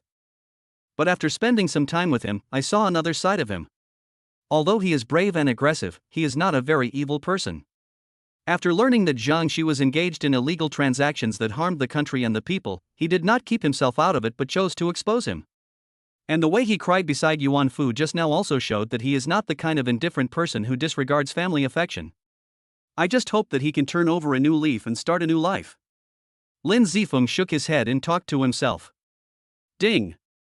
The host has dealt a fatal blow to Zhang Shi's body, rewarding 4,000 system coins.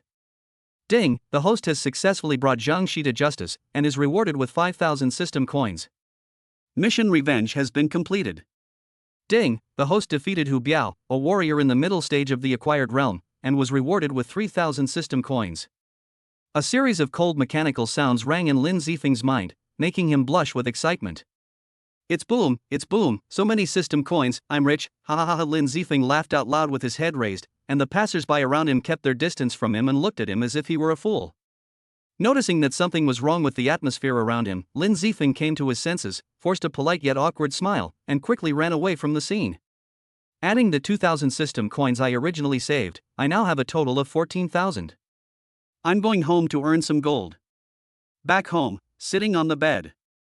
Open the personal interface. Universal Carrying System.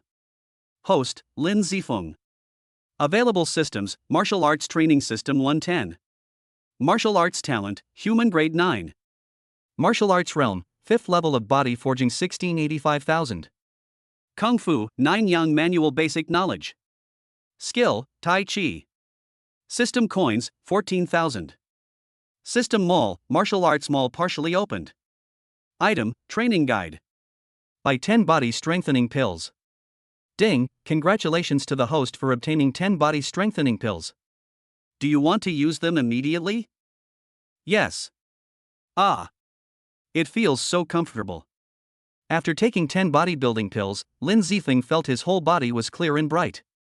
My current realm has reached the 7th level of body forging 680-7000, which is already the late stage of body forging. According to the information provided by Xiao Shuai, the corresponding realm of warriors in this world is the early stage of innateness. If I were to face Hu Biao again, I feel that I could blow him up with one punch. Lin Zifeng glanced at his powerful fist and felt very excited. Ding! The main quest has been released. Host, would you like to check it out? Just when Lin Zifeng was feeling high-spirited, a cold system prompt sounded. Another mission? And it's a main mission? Lin Zifeng was a little surprised. You know, in the game, the main mission has the most generous rewards. Check it out now. Main mission Breakthrough Qi Refining Stage. Mission description: the host breaks through to the first level of Qi refining within 1 month. Mission reward: 10,000 system coins, 10 regular lottery chances, and a mysterious gift pack. Failure penalty: none. When Lin Zifeng saw the generous mission reward, his eyes almost popped out with excitement. But soon, Lin Zifeng calmed down and began to make precise calculations. 30 days, 500 coins for daily tasks, a total of 15,000 system coins, plus the 4,000 I have on me, which is 19 bodybuilding pills and 19,000 experience points. Plus the average experience points I get from bodybuilding every day is about 180-210, which is about 6,000 in 30 days. A total of 25,000 experience points. With my current experience value, I need 23,320 to reach the peak of the 9th level of bodybuilding. Well, there should be no problem. Lin Zifeng smiled knowingly, as if he had already seen a lot of treasures in front of him. Ahem, dear host, although it's not very nice to break your beautiful fantasy, I have to stand up and point out your problem. At this time, Xiao Shuai's voice came out. Ha? Is there something wrong with my calculation? Lin Zifeng scratched his head, feeling puzzled. Host, there is no big problem with your calculation. It is indeed necessary to have so many experience points to reach the peak of the 9th level of body forging. But you have overlooked the biggest problem. The system task requires you to break through to the chi refining realm, not the peak of body forging. So you still need to make a breakthrough. Xiao Shuai explained calmly. That's right. Lin Zifeng clapped his hands and suddenly realized, how could I have forgotten this? Xiao Shuai, is there any way to break through to a higher realm? In fact, there are only a few ways to break through to a higher realm. The first is to practice on your own to touch the threshold of the next realm, and then achieve enlightenment. The second is to use elixirs or rare treasures to forcibly break through the bottleneck and achieve a breakthrough. The third is to have a powerful person at a higher realm than the spirit transformation stage and at least 3 higher realms than you to provide enlightenment or pass on your skills. That is, a powerful person at the spirit transformation stage can use enlightenment to help a person at the foundation establishment stage break through to the golden core stage at most, and a person at the fusion stage can help a person at the golden core stage break through to the nascent soul stage. But this method is the least recommended. The sudden enlightenment will damage the foundation of the person being broken through, and is often used for those mediocre talents who have no hope of breaking through in their entire lives. The transmission of skills will damage the strength of the person transmitting the skills, and is usually something that only those great people who are about to die will seek a successor. Moreover, this method has a fatal disadvantage, which is that the conversion rate is too low. Often, the full strength of a strong man in the first level of the spirit transformation is passed on to a person in the first level of the chi refining, and it can only allow him to break through to about the 5th level of the nascent soul. Because a large amount of spiritual energy enters the body will activate self-protection when it can no longer bear it, and the spiritual energy that cannot be refined instantly will be expelled from the body and dispersed into the air. Xiao Shuai patiently explained to Lin Zifeng. Chapter 058, Third Brother Appears. Actually, these things are also introduced in your cultivation guide. Host, you may not have seen it yet, so I will help you popularize it first. So that's how it is. Lin Zifeng listened carefully to Xiao Shuai's explanation and nodded. Analyzing the current situation, the method of enlightenment has definitely been directly ignored. Not to mention that there is no way to find a master in the spiritual severing stage. Even if one were to be found, Lin Zifeng would not damage his foundation just to break through a small chi refining stage. Then there is the issue of practicing enlightenment on his own to break through, which is needless to say. As a result, Lin Zifeng has not really practiced seriously yet. Because the main training of the body tempering stage is still the strength of the physical body, and Lin Zifeng reached his current level by taking drugs like crazy. So there is only one last way left. Xiao Shuai, what are the elixirs that can help me break through to the chi refining stage? Please select them and show them to me. Lin Zifeng didn't even want to look at the various elixirs in the system mall. There was nothing he could do. He couldn't afford to buy them after being envious of them. Screening, please wait. Ding, screening completed. A total of 5 elixirs suitable for the host's needs have been selected. Would you like to view them? Check. Chi-inducing pill, 500 system coins, effect, 10% chance of breaking through to the chi refining realm. Only suitable for peak level body tempering. Note, there is no limit to the number of uses, but the probability remains unchanged. Ideally, 10 breakthroughs are possible. With a bit of luck, one can break through. With bad luck, you might not be able to break through 20. It's too dependent on luck. Let's move on to the next one. Pomeridian pill, 1,500 system coins, effect, 50% chance of allowing the user to break through a major realm, 50% chance of causing the user to regress a small realm. Suitable for breaking through the Jindan stage and below. Note, the user must be at the peak of their current realm before using this pill, otherwise it will be ineffective. This pill can only be used once at a major realm. It's a 50-50 chance. The risk is too high. Next one. Breakthrough pill, 3,000 system coins, effect, 50% chance of allowing the user to break through to a major realm. Suitable for breaking through the golden core stage and below. Note, the user must be at the peak of their current realm before using this pill, otherwise it will be ineffective. This pill can only be used once at a major realm. It's similar in effect to the broken veins pill, but without the risk of regressing. It's also twice as expensive, so you might want to consider it. And then see if there's anything better out there. Tongxian pill, 5,000 system coins. Effect, allows the user to enter a state of enlightenment, increasing the probability of breakthrough. Suitable for the nascent soul stage and below. Note, there is no limit on the number of uses. Entering a state of enlightenment may not be suitable for me now. This is the last one.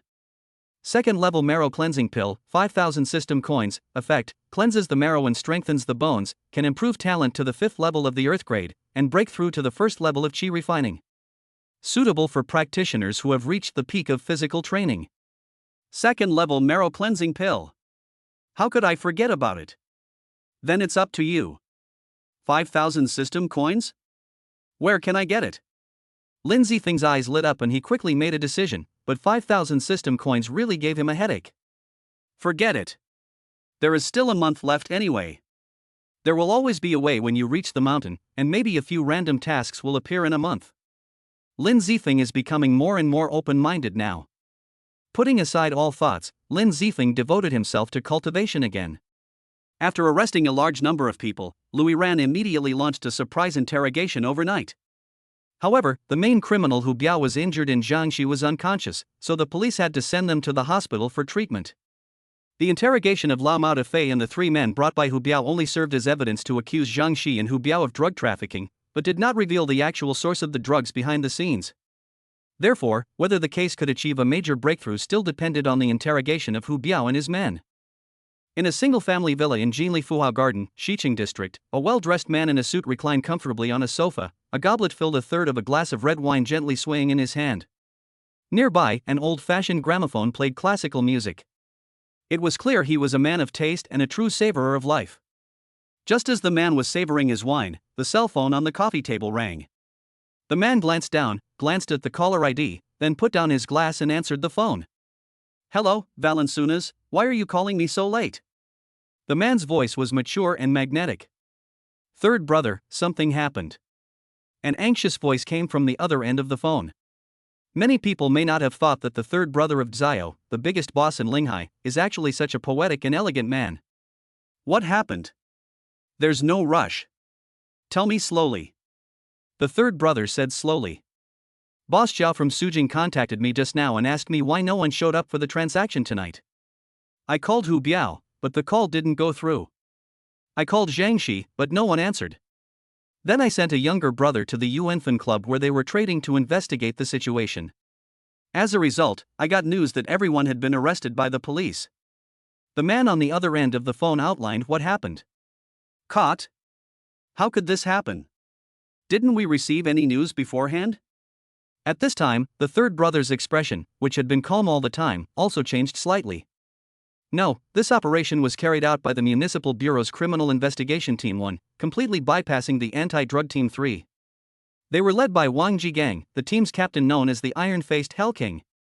The Criminal Investigation Team 1 is filled with Wang Jigang's personal guards, so we have no chance of infiltrating them." Wang Jigang is leading the team personally?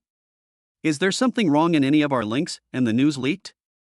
Otherwise, they couldn't have taken action suddenly and hit the target directly. The third brother's eyes gradually became cold. "Everyone present at the time has been arrested, so it's hard to know what went wrong. Third brother, I'm really worried that Hu Biao will say something he shouldn't, and that could put us in trouble. I remember Hu Biao has an old mother in her 60s and a 3-year-old son." The third brother suddenly changed the subject and said something seemingly irrelevant. "That's right, third brother. Hu Biao's wife ran away, leaving behind a 3-year-old son who was now being raised by his mother." The man on the other end of the phone answered, and suddenly he seemed to think of something. "Third brother, what do you mean?" "Ask someone to tell him to think carefully about his family and think carefully about what he should and shouldn't say. And if possible, it would be best to make Jiangxi shut up forever." The third brother said viciously. "I understand, third brother. I'll find someone to do it right away." Beep, beep. The third brother hung up the phone, picked up the wine glass again, poured the wine in the glass onto the ground, his eyes blurred. "Biao, go ahead and don't worry. I hope you won't do anything that you will regret for the rest of your life." Chapter 059, Hua Kitchen. The next morning, Lin Zifeng woke up from his practice, had breakfast, and ran to school. When he passed by the express station, he sent the account book he found from Jiangxi's house to Louis Ran. The cloned version created by the system only existed for 3 days and had already disappeared from Jiangxi's safe. Therefore, even if the police searched Jiangxi's villa, they might not find anything. Lin Zifeng had it delivered the same day, and he didn't leave his name on the courier because he didn't want to reveal too much about himself. After all, police officers like to unravel the truth based on subtle clues. After doing all this, Lin Ziefling went to school happily. Office of the Municipal Bureau Director. A middle-aged man with a dignified look and wearing a white police uniform was sitting in the boss chair behind the desk. In front of him stood two burly men in blue uniforms with 2 bars and 3 flowers epaulets on their shoulders. "What are you two doing here so early in the morning?" the man in white police uniform asked after taking a sip of tea. "Director Liu, Wang Jigang is being very unreasonable. He led a team to arrest a drug trafficking gang without informing our drug enforcement team. Isn't this a clear sign of his lack of trust in us? His behavior of disrupting harmony should be severely criticized by the organization." Hua Kitchen said seriously.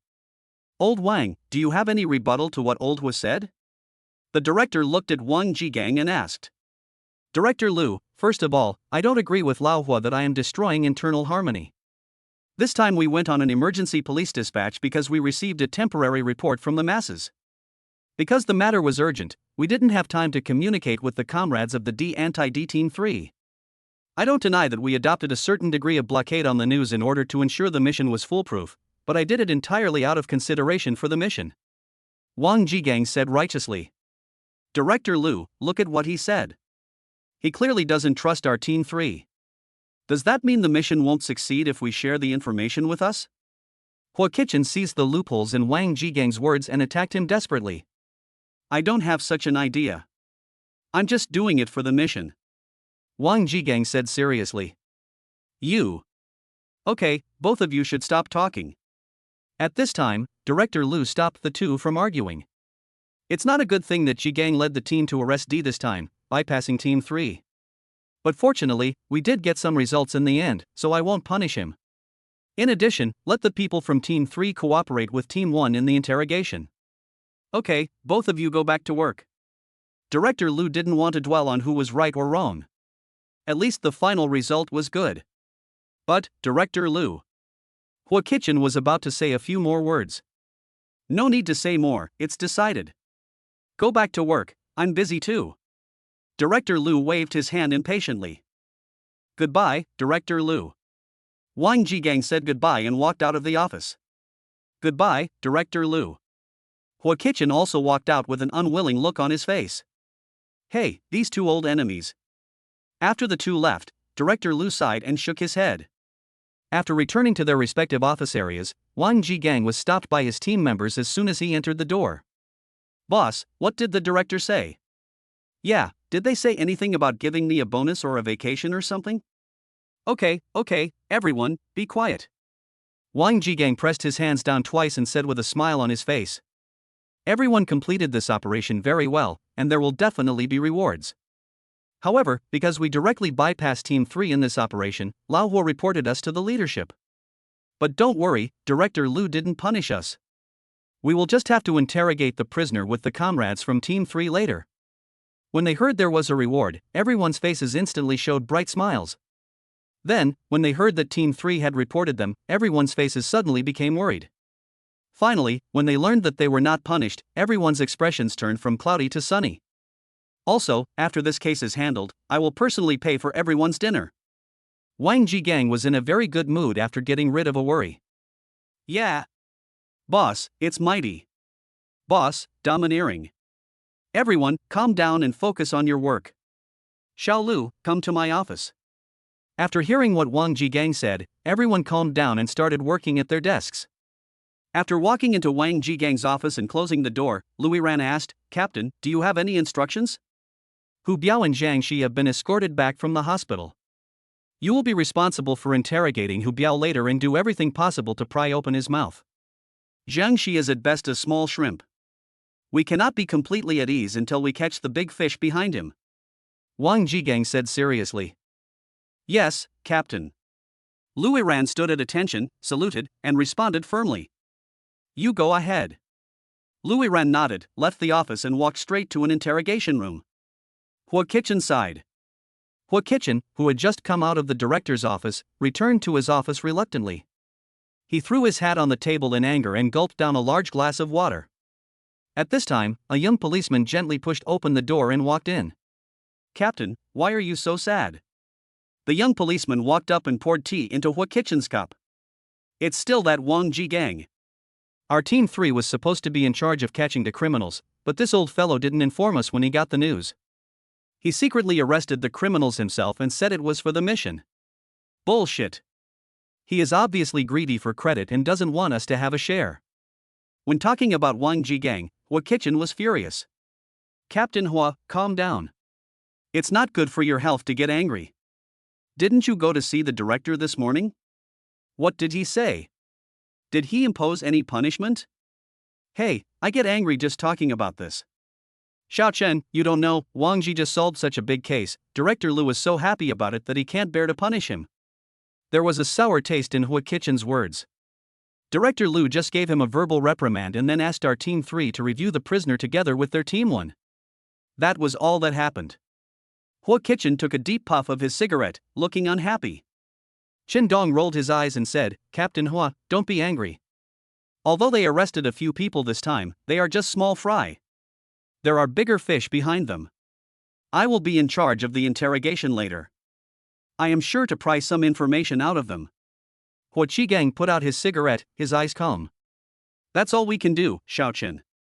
This time, whether our 3 teams can come back depends on you. Don't worry, Captain, I will complete the mission. Chen Dong saluted with a serious face. Chapter 060, Interrogation of Hu Biao. Chen Dong walked into the interrogation room with a notebook. At this time, Lu Yiran had already arrived. Team Leader Lu. Chen Dong greeted with a smile.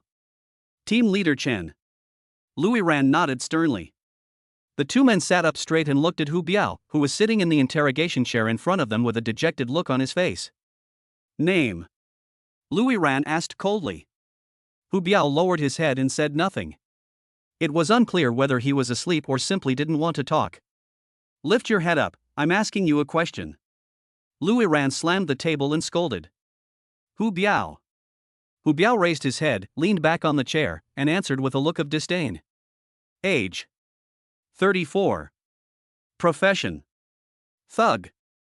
Where were you and what were you doing between 7:45 and 8:15 last night? At Yuanfen nightclub, doing drug trading with Zhang Shi. Are the 3 suitcases in the box and the drugs in your car parked outside the nightclub all the drugs you want to trade this time? Yes. When did you start doing this? Where did these drugs come from? Who did you sell them to? Tell me everything. Lu Yiran's series of powerful questions struck Hu Biao's soul. Hu Biao was stunned at first, and subconsciously prepared to reveal the mastermind behind the incident, but suddenly came to his senses. I first started doing this in September last year. It's been so long I can't remember who I sold it to. Then where do you get all these D-grade items? And who are your superiors? I used to hang out in the Yunchuan area in my early years. At that time, I met several drug traffickers who smuggled in from the Golden Triangle area. I got the goods directly from them. Hu Biao made up a lot of nonsense. I hope you can confess your crimes on your own initiative, help the police solve the case, and maybe even get a reduced sentence for yourself. Lu Yiran persuaded him with both emotion and reason. Ha! Hu Biao sneered. Confess and get leniency, spend the rest of your time in prison. Resist and get severe punishment, and go home for the new year. Although I've been caught red-handed by you this time and can't count on going home for the new year, don't even think about getting anything out of me. In our line of work, loyalty is paramount. We only have one life. Are you willing to accept the punishment of the law while those people live a comfortable life? Lu Yiran continued to persuade him, I swear on my profession. If you are willing to confess and cooperate with us, I will do everything I can to get you a reduced sentence. You must have other relatives at home. Think about how miserable they will be without anyone to take care of them after you are gone. If your former enemies come looking for them, how will they live a good life? Hu Biao's face was tangled. Lu Yiran's words did indeed move him. He had been in the underworld for so many years and had made many enemies. He knew that his crime this time was a death sentence. He didn't expect a reduced sentence. He just hoped to make a deal with the police so that his elderly mother and son could live safely. And you have to know that this time, besides you, we also captured Zhang Shi. Although he may not know as much as you do, if he is willing to confess, you will have no chance of a reduced sentence. It's up to you to decide how to handle this. Lu Yiran's words were like the last straw that broke the camel's back. Hu Biao gritted his teeth and prepared to confess everything he knew. Hu Biao was interrupted just as he was about to speak. Officer Lu was right. If you don't think about yourself, you should think more about your family and think about what to say. Chen Dong said with a smile, his index finger gently scratching the table. Hu Biao was a little confused at first. He didn't understand why he had to repeat this sentence when he was ready to confess. But when his eyes described Chen Dong's fingers lightly scratching the table, his expression suddenly changed, a few drops of cold sweat slid down his head, and finally he shook his head. I've said everything I need to say. I don't have any superiors. I got the goods directly from Di Xiao in the Golden Triangle. As for who I sold them to, I can't remember who it was except Zhang Shi. Lu Yiran was stunned, not understanding why Hu Biao, who was about to confess, suddenly changed his mind and took all the charges on his own. Oh, it seems I can't get anything useful out of you. Chen Dong stood up and packed up his pen and notebook. Officer Lu, do you need to continue asking questions? I have to leave first. Lu Yiran looked unwilling, stood up and walked out of the interrogation room without saying a word. Chen Dong followed closely behind, but before leaving, he looked back at Hu Biao and made an okay gesture with his hand on his thigh. Hu Biao was the only one left in the interrogation room. He had a sad smile on his face, and he lay back on the backrest as if all his strength had been drained. Mom, Tianer, I'm sorry. Third brother, I hope you can treat them well. After leaving the interrogation room, Luin walked into Wang Jigang's office with an angry look on his face. Wang Jigang was a little surprised to see Lu Yiran barging in without even knocking on the door. What's wrong, Xiao Lu? Who offended you again? How's the interrogation going with Hu Biao? Speaking of this makes me angry. I had tried to reason with Hu Biao and appeal to his emotions, and he was about to confess, but who knew he suddenly shut up for some reason? It really pissed me off. Oh? Tell me exactly what happened. Wang Jigang said to Lu Yiran with a smile, not angry. He knew that it would be difficult to get a vicious person like Hu Biao to confess his crime and expose others. Originally, After that, Lu Yiran spent a few minutes recounting what had happened in the interrogation room. Oh? You mean when Hu Biao was about to confess, his expression suddenly changed and he took all the blame on himself? Yeah, I don't know what he suddenly thought of. He would rather take it all on himself than give out the mastermind behind it. Lu Yiran looked unwilling. Did anything different happen before Hu Biao changed his attitude? Wang Jigang continued to think about what Lu Yiran had just said. It's nothing. Chen Dong from Team 3 just repeated what I said before to Hu Biao. Lu Yiran thought about it for a moment, then shook his head and said, Do you remember exactly what was said? Wang Jigang frowned. It seemed to say something like Officer Lu is right. If you don't think about yourself, you should think more about your family and think about what to say. There was nothing else wrong. Then Chen Dong casually scratched the table with his fingers a few times. Lu Yiran tried to recall it again and answered. Wang Jigang frowned. Xiao Lu, go get the surveillance footage from the interrogation room. Lu Yiran was stunned. Captain Wang, you are suspicious. I'm not suspecting anyone, I just don't want to miss any details. Wang Jigang interrupted Lu Yiran. Yes, I'll do it right away. Lu Yiran nodded and walked out. Chapter 061, Hu Biao's Past. 5 minutes later, Lu Yiran returned to the office and opened the video through Wang Jigang's computer. The two watched it carefully. Pause, rewind 30 seconds, zoom in. Suddenly Wang Jigang seemed to have discovered something and quickly asked Lu Yiran to rewind the video. Look, when Chen Dong finished speaking, Hu Biao's face froze for a moment. Then he glanced down, his expression instantly becoming stunned, and then confused. Such a change of expression in just 1 or 2 seconds is very unusual. And the direction of his glance. Wang Jigang swiped his mouse, zooming in on the table in the interrogation room. That's where Chen Dong's hand was scrabbling on the table. Lu Yiran's expression changed, and he rewound the video, repeatedly checking Chen Dong's movements, but Chen Dong really seems to be just drawing circles randomly. I can't say that Chen Dong is really a suspect. I just provided a direction for solving the case. It's time for dinner. After dinner, you go and interrogate Zhang Shi. I will find a way to stop Chen Dong from getting involved. I hope we can gain something. Wang Jigang said seriously. I understand, Captain Wang. Knock knock knock. There was a rapid knock on the door. Wang Jigang frowned, a bad feeling rising in his heart. Come in. Captain Wang, something terrible has happened. Hu Biao and Zhang Shi are dead. A young police officer ran in with an anxious look on his face and shouted loudly. "What? What?" Two surprised screams were heard. "Take me to see it." Wang Jigang hurriedly stood up and walked out of the office. "Tell me everything that happened. Let us go back to 20 minutes ago." After Hu Biao came out of the interrogation room, he returned to the detention room. In the dim little dark room, there was only one person curled up leaning against the wall. Seeing the door open and a man walk in, the man leaning against the wall stood up and asked tentatively, "Brother Biao?" "It's me," Hu Biao replied. The person in the dark came out. It was Zhang Shi. "Brother Biao, how did you get in?" Zhang Shi was a little surprised.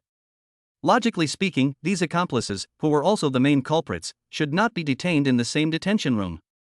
Maybe there are not enough guard rooms, Hu Biao said casually, then sat down against the wall.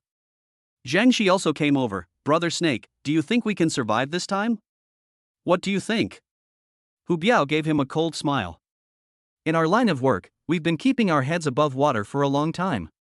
We should have expected this day to come." "Fuck." Zhang Shi spat on the ground angrily. "I still have a lot of money to spend and a lot of women to play with, and now I'm going to be ruined like this. Damn it, why should those people still be living a life of luxury and debauchery outside when I'm about to go to see the king of hell? Even if I die, I'll take a few people with me to be buried with me." Zhang Shi roared fiercely. "Zhang Shi, do you regret taking this path?" Hu Biao asked casually, looking at the ceiling. Zhang Shi was stunned for a moment, then said, "Of course I have regrets. After all, I'm dying so young. But I've also lived a carefree life for so many years. My parents died young, and I had no skills. I relied on my courage and ruthlessness, and used my brains to get out into the world, and slowly worked my way up to where I am today. I've suffered hardships, and I've also enjoyed good things. I've lived in villas, and I've had women that ordinary people would never get to have in their lifetime. Thinking about it, it's quite a sense of accomplishment." As he spoke, Zhang Shi laughed out loud. "Do you have any family?" Hu Biao asked again. Although Zhang Shi was puzzled as to why Hu Biao was still telling him all this at this point, he still answered him, "My parents are both dead, and all the women I've played with over the years were just fleeting affairs. Aside from the brothers who work under me, I'm completely alone." Zhang Shi made a few self-deprecating remarks. "Once, I had a woman whom I loved very much.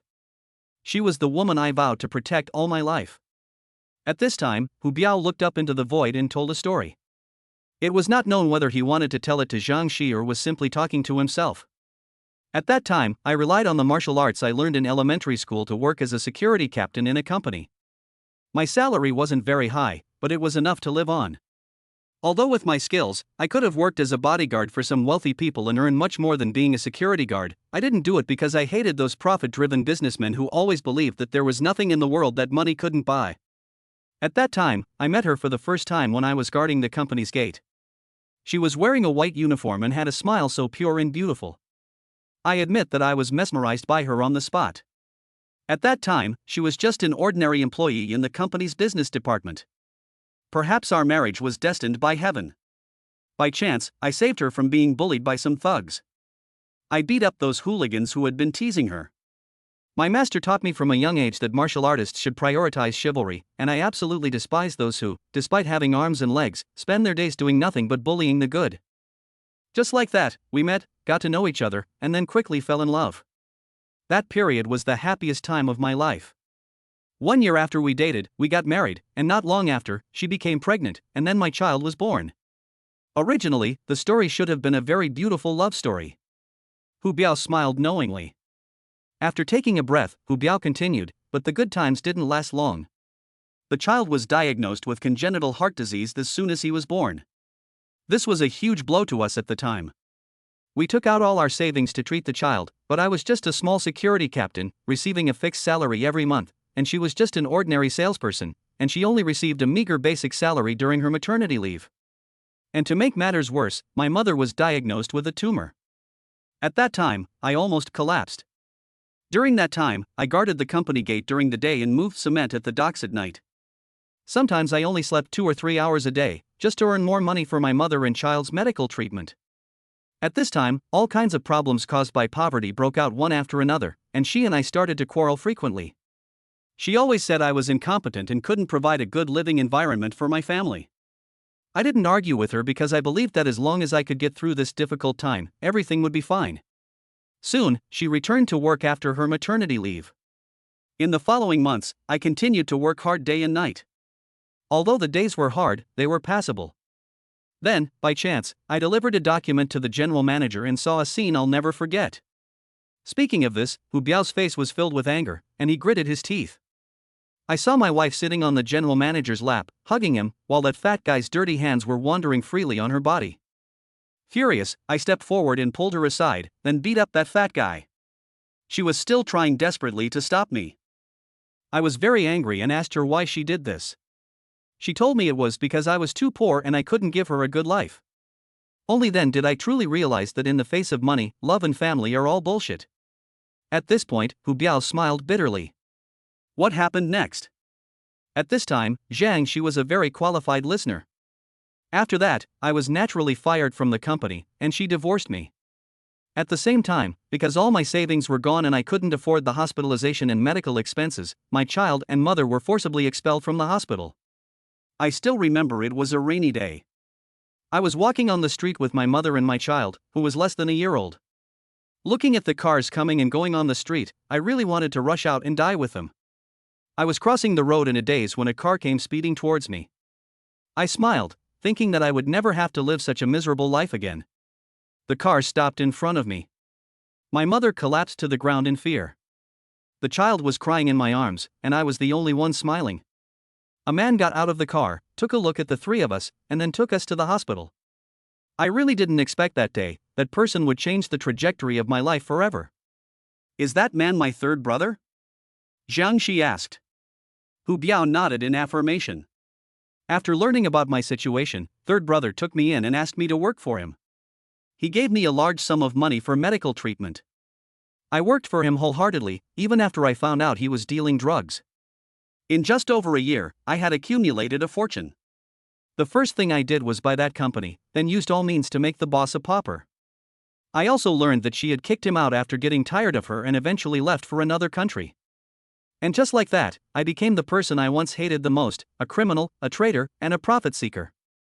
After hearing this, Zhang Shi remained silent. So what I want to say in the end is that sometimes, having no relatives also has its advantages, as it frees you from burdens. Third brother has done me a favor, and I don't want anything to happen to my mother and children, so do you understand what I mean? After finishing the story, Hu Biao looked at Zhang Shi with cold eyes. Zhang Shi was instantly horrified. Brother Biao, you. Before he could finish his words, Hu Biao's hand had already clamped around his neck. In order not to expose third brother, you have to shut up forever. You. Hu Biao exerted force with his palm, and Zhang Shi said goodbye to this world completely. Ha ha. Hu Biao laughed bitterly. Mom, Tianer, see you in the next life. After saying that, he slapped his crown with his palm, following Zhang Shi's footsteps. Zhang Shi and Hu Biao died. Chapter 062, Traitor. When Wang Jigang and others arrived, the bodies of Zhang Shi and Hu Biao were lying quietly by the wall. 3 policemen were standing beside them, one of whom was trembling like a sieve and looked panicked. Wang Jigang walked forward, squatted down and checked the cause of death of the two. He could analyze that Hu Biao first strangled Zhang Shi to death and then committed suicide. After completing the inspection, Wang Jigang stood up with a gloomy face. Thump, thump, thump. At this time, a series of hurried running sounds came over, and Hua Kitchen walked into the guardroom. What on earth happened? Why did the person disappear just like that? Hua Kitchen asked loudly as he entered the room and saw the body by the wall. No one said a word, only one person was still trembling in place. Seeing no one saying anything, Hua Kitchen flew into a rage. Who's on duty in the guardroom today? Stand up. The trembling man lowered his head and walked up tremblingly. Today is my shift. What on earth happened here? Why did the 2 prisoners not accept the court's punishment but died in our police station? And why were the 2 main suspects in a case detained in the same guardroom? Tell me. Hua Kitchen angrily questioned the man. I. The man stammered, not knowing how to start. What do you mean by I? If you have something to say, say it now. If you have something to say, say it now. Actually, I didn't want to do this either. It was team leader Chen who told me that Hu Biao had already confessed, and the cells were full, so it was okay to lock him up with Zhang Shi. Zhang Shi would be brought in for interrogation soon, so we just had to make do with it temporarily. I didn't expect something like this to happen in such a short while. The policeman on duty had a sad face, looking aggrieved. Team leader Chen? Is it Chen Dong? Wang Jigang, who had been silent all this time, suddenly spoke. Yes. The policeman on duty nodded. What? Xiao Chen arranged this? Hua Kitchen looked surprised, then looked around and asked, "Where's Xiao Chen? Why didn't he come with us?" The people brought by Hua Kitchen shook their heads to indicate that they didn't know. "You, go find him and call him over." Hua Kitchen pointed at one of the people he brought with him and ordered. The man nodded and ran out, and the guardhouse returned to peace again. After waiting for 2 minutes, no one came back. At this time, Wang Jigang said, "Old Hua, I hope you are mentally prepared." Hua Kitchen looked solemn and nodded slightly. Another 3 minutes later, the police officer who had gone out to look for the person came back. "Captain Hua, we can't find him." I asked the colleagues at the gate, and they said that team leader Chen left the police station alone more than 10 minutes ago and hasn't returned yet. Have you called? Hua Kitchen's tone was cold and low. I called, but no one answered. Everyone was silent. At this moment, everyone could see that there was something wrong with Chen Dong. "Send the order, a city-wide wanted notice for Chen Dong," Wang Jigang ordered. Hua Kitchen tilted his head 45 degrees with his eyes closed. God knows how sad and disappointed he was inside. Chen Dong is young, talented, and good at reading people's expressions. He is deeply favored and trusted by Hua Kitchen, who even plans to train Chen Dong as his successor. However, he never expected that Chen Dong would betray the organization and the people. "Old Hua, don't be too sad. Maybe there is nothing wrong with Chen Dong, it's just some misunderstanding." Seeing his friend's sad and painful expression, Wang Jigang felt bad and had to step forward to comfort him. "You don't have to say anything. Now that things have come to this, there's no need for us to deceive ourselves. I didn't know people well enough. I feel sorry for the country and the people. I will personally arrest Chen Dong and then resign." Hua Kitchen opened his eyes, shook his head, and said seriously, "Old Hua, don't be impulsive." Wang Jigang couldn't sit still when he heard Hua Kitchen say that. His old friend always kept his word. "Old Wang, stop talking. You know my character. I've made up my mind." Hua Kitchen interrupted Wang Jigang's thoughts of continuing to speak and quickly walked out of the room. "Hey, this old Hua." Wang Jigang sighed, looking helpless. At Linghai Railway Station, in the train waiting hall, there was a man wearing a baseball cap and holding a suitcase. "Hee, I guess they are looking for me all over the world now." They never dreamed that I would change into a fake identity and run away on a train in broad daylight. If Hua Kitchen was there, he would definitely recognize that the man was the missing Chen Dong. Ding ling ling. At this time, Chen Dong's cell phone rang. This was a number he opened using someone else's ID card, and he didn't use it often, so it would not be monitored or located. "Hello." Chen Dong answered the phone. "How's it going?" A male voice came from the other end of the phone. "I've delivered my message, and I've put Hu Biao and Zhang Shi in the same room as you instructed." "Ha, well done." As long as Hu Biao still has his relatives in his heart, he knows what to do. The man laughed sinisterly twice. "I can't stay there anymore. When will the 10 million you promised be here?" "I'm already at the train station," Chen Dong said again. "When you get to Yunnan, someone will naturally pick you up. Then when you cross the border to Myanmar, no one will be able to catch you. Then you can travel freely in the world," the person on the other end of the phone said in a seductive voice. "It's a pleasure working with you." Ha ha ha. Chen Dong seemed to have seen his happy life of spending money like water and partying every night in the future, and laughed out loud. Beep, beep. The phone was hung up.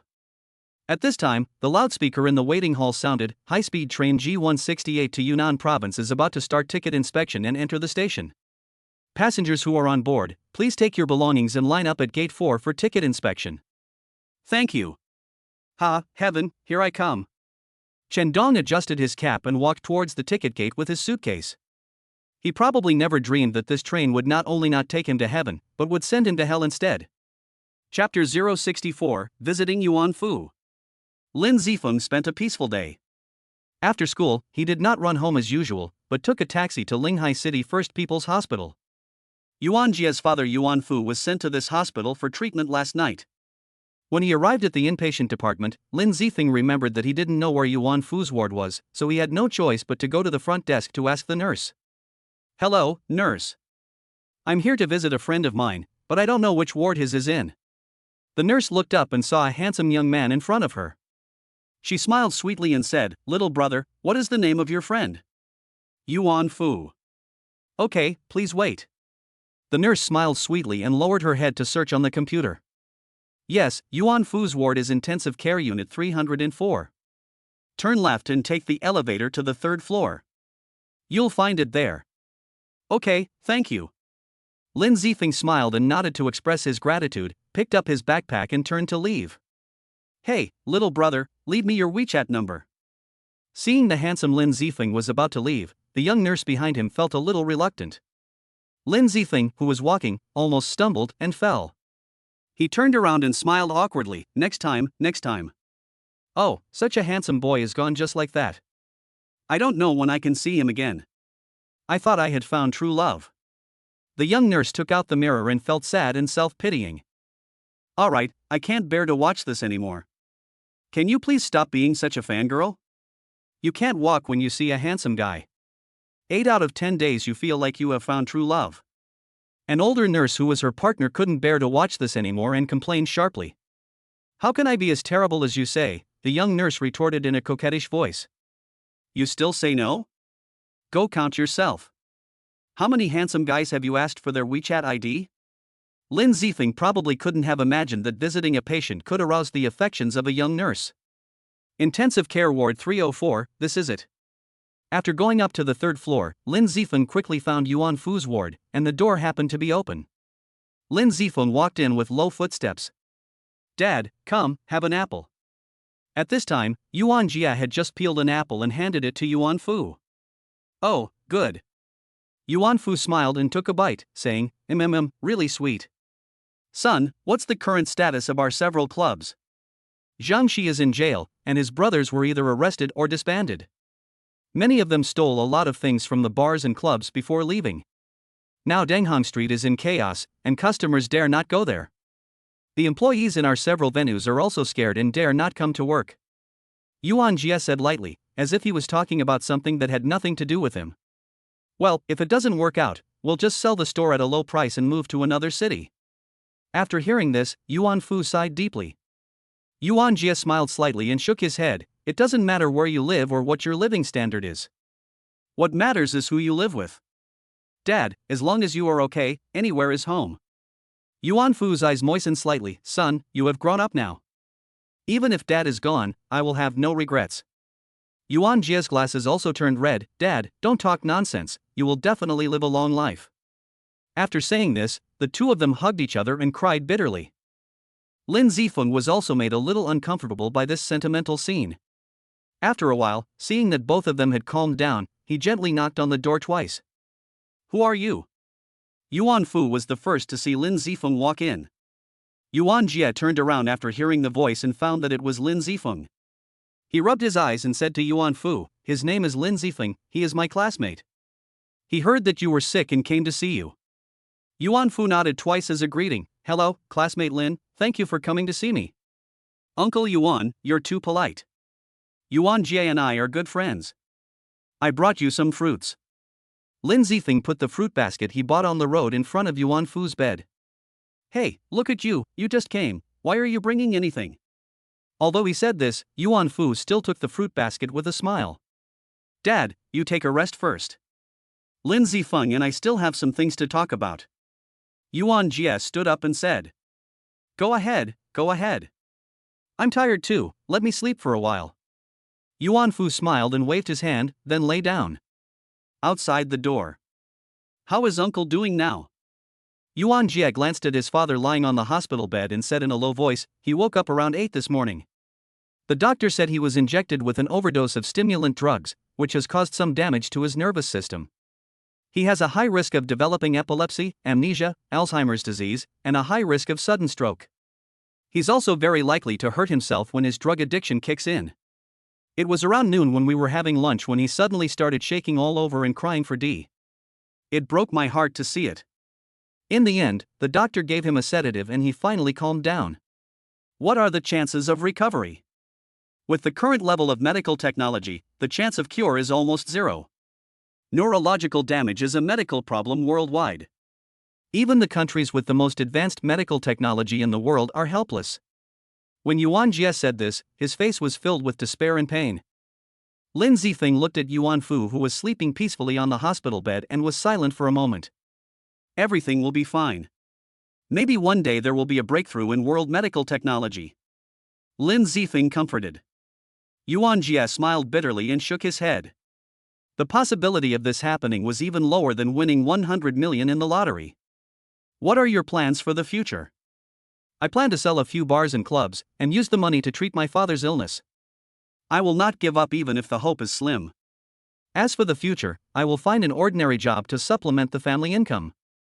With my grades, I can forget about going to college. Yuan Jie said firmly.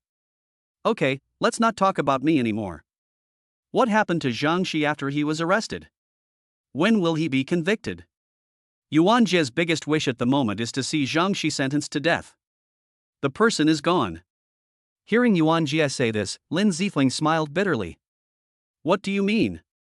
Yuan Jie asked in surprise. Before coming here, I received a call from my police friend. Zhang Shi was murdered in the police station by the man who had made a deal with Zhang Shi. The murderer committed suicide after killing Zhang Shi. It might be the real mastermind behind the scenes who planned this in order to avoid exposing himself. After school, Lin Zifeng received a call from Lu Iran and learned about Zhang Shi's death. She also told her that he was the one who sent the account book. After all, he didn't disguise himself when he sent the express delivery. She could find out by checking the surveillance footage, and there was no need to hide it. Bang!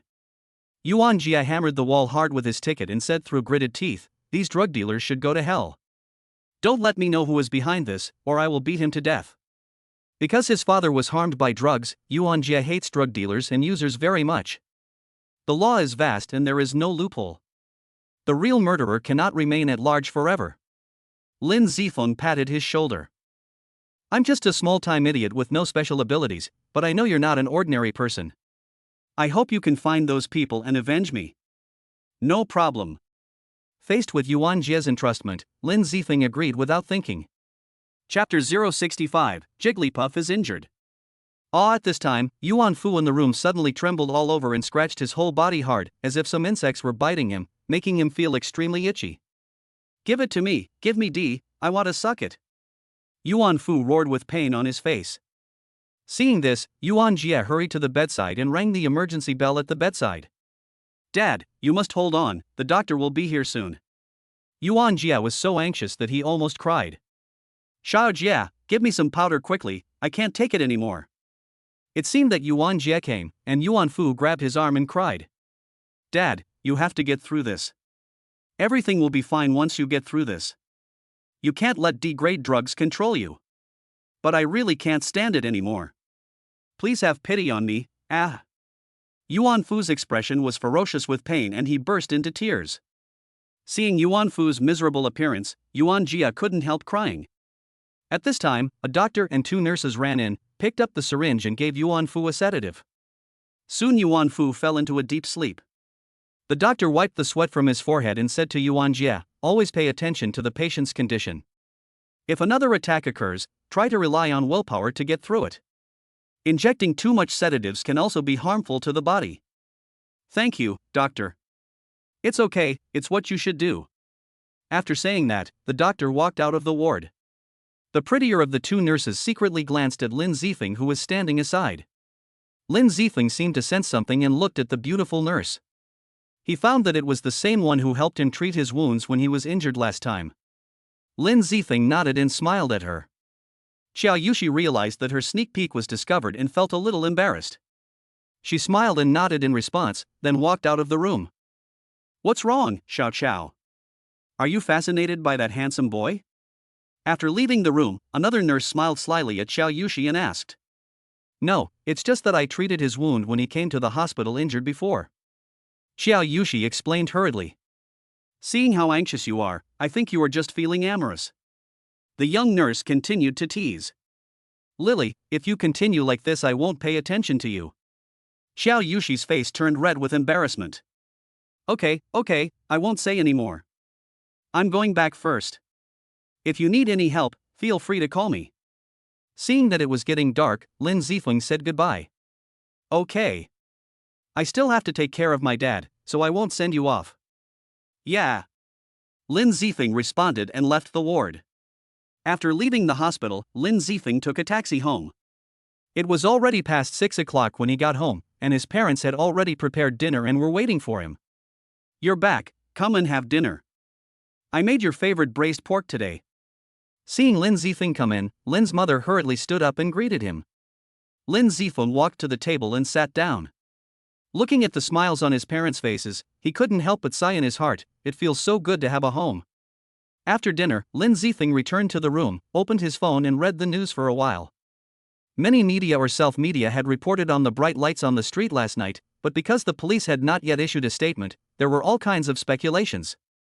Some said they were arresting prostitutes, some said they were arresting gamblers, and some said they were arresting people who fought. After watching for more than 10 minutes, Lin Zifeng felt it was boring and started exercising again. Although the method of raising the realm through extensive exercise is a bit inefficient, it is currently the easiest for Lin Zifeng to do. The methods of raising the realm during the body tempering stage are nothing more than improving physical fitness through exercise or tempering the body with herbs. Lin Zifeng is now seizing every spare moment to practice. After all, there is an urgent task to break through the qi refining stage. At night, Lin Zifeng would meditate instead of sleeping, and the next day he would wake up feeling refreshed and energetic. He wasn't sure why at first, but after asking Xiao Shuai, he learned that meditation subtly drew spiritual energy from the air into his body. Although the amount was negligible, the repetitive circulation of spiritual energy through his meridians had a tempering effect on his body. The next morning, Lin Zifeng went to school as usual. When he arrived at the classroom, many of the students who had arrived early had already begun reviewing. Lin Zifeng also went to his seat and took out his book to study. Since the mock exams, everyone's enthusiasm for studying has been even higher, and every day is spent tossing and turning between books, exercises, and test papers. However, Lu Lan, the homeroom teacher, has rarely come to the classroom since he failed to falsely accuse Lin Zifeng of cheating. Even when he teaches a class, he simply asks the class monitor to tell him to go to study hall. He tries his best to avoid seeing the students in the class. More than 10 minutes later, Jigglypuff walked in with a smile on his face, and with him came Su Yinger's best friend Tang Shui. When Jigglypuff walked in, Lin Zifeng raised his head and his eyes instantly became serious. Jigglypuff, what's with the wound on your face? I didn't seem to see it yesterday. It turned out that there were several bruises and some redness and swelling on Jigglypuff's chubby face, obviously caused by being punched. But instead of looking sad or angry, Jigglypuff said to Lin Zifeng with a grin, Brother Phone, I did something really manly yesterday. Lin Zifeng frowned slightly. Is this how you got the scar on your face? Yes. Just listen to me and I will tell you slowly. This is what happened. Yesterday afternoon after school, I just returned to the store when my mother called me out to the market to buy some seasonings. When I came out of the market after buying the things, guess who I met? Fatty told the story with a proud look on his face. Lin Zifeng pondered for a moment, then tentatively guessed, Tang Shui?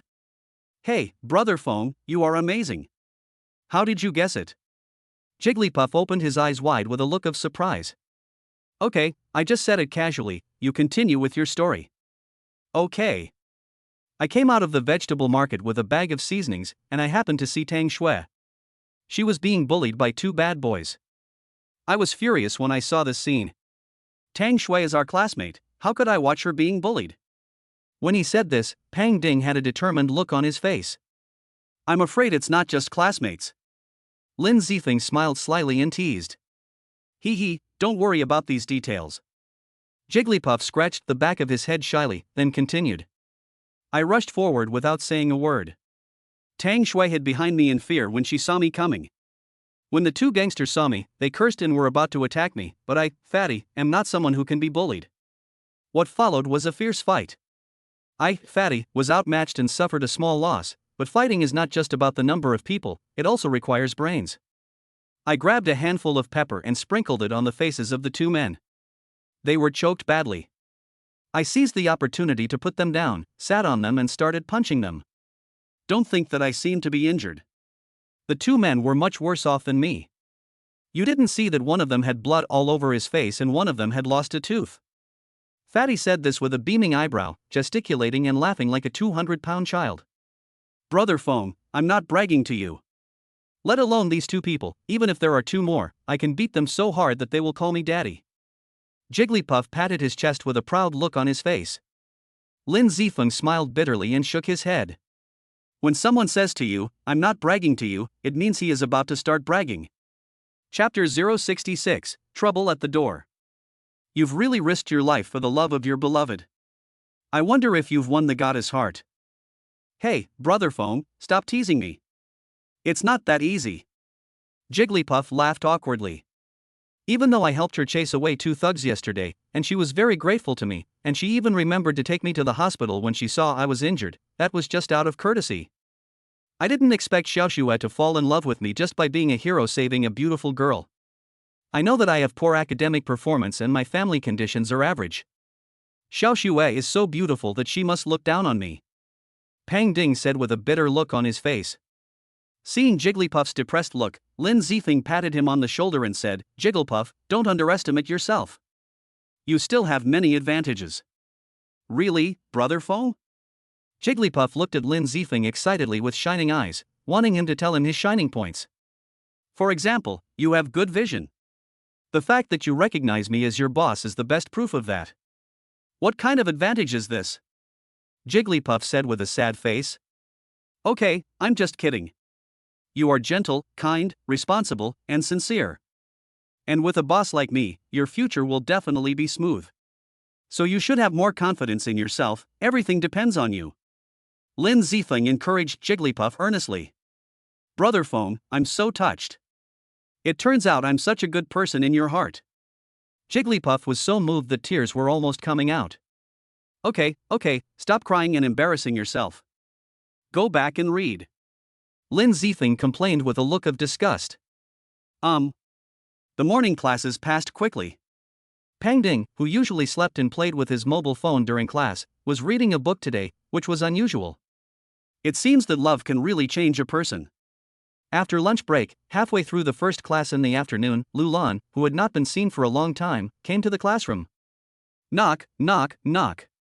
Lulan knocked on the door expressionlessly and said to the math teacher who was teaching, Excuse me, Teacher Chen, I'm looking for two students. Although he was not in a good mood after being interrupted in the middle of his lecture, Teacher Chen still nodded and tacitly agreed to Lulan. After all, he was the head teacher of class 2, okay.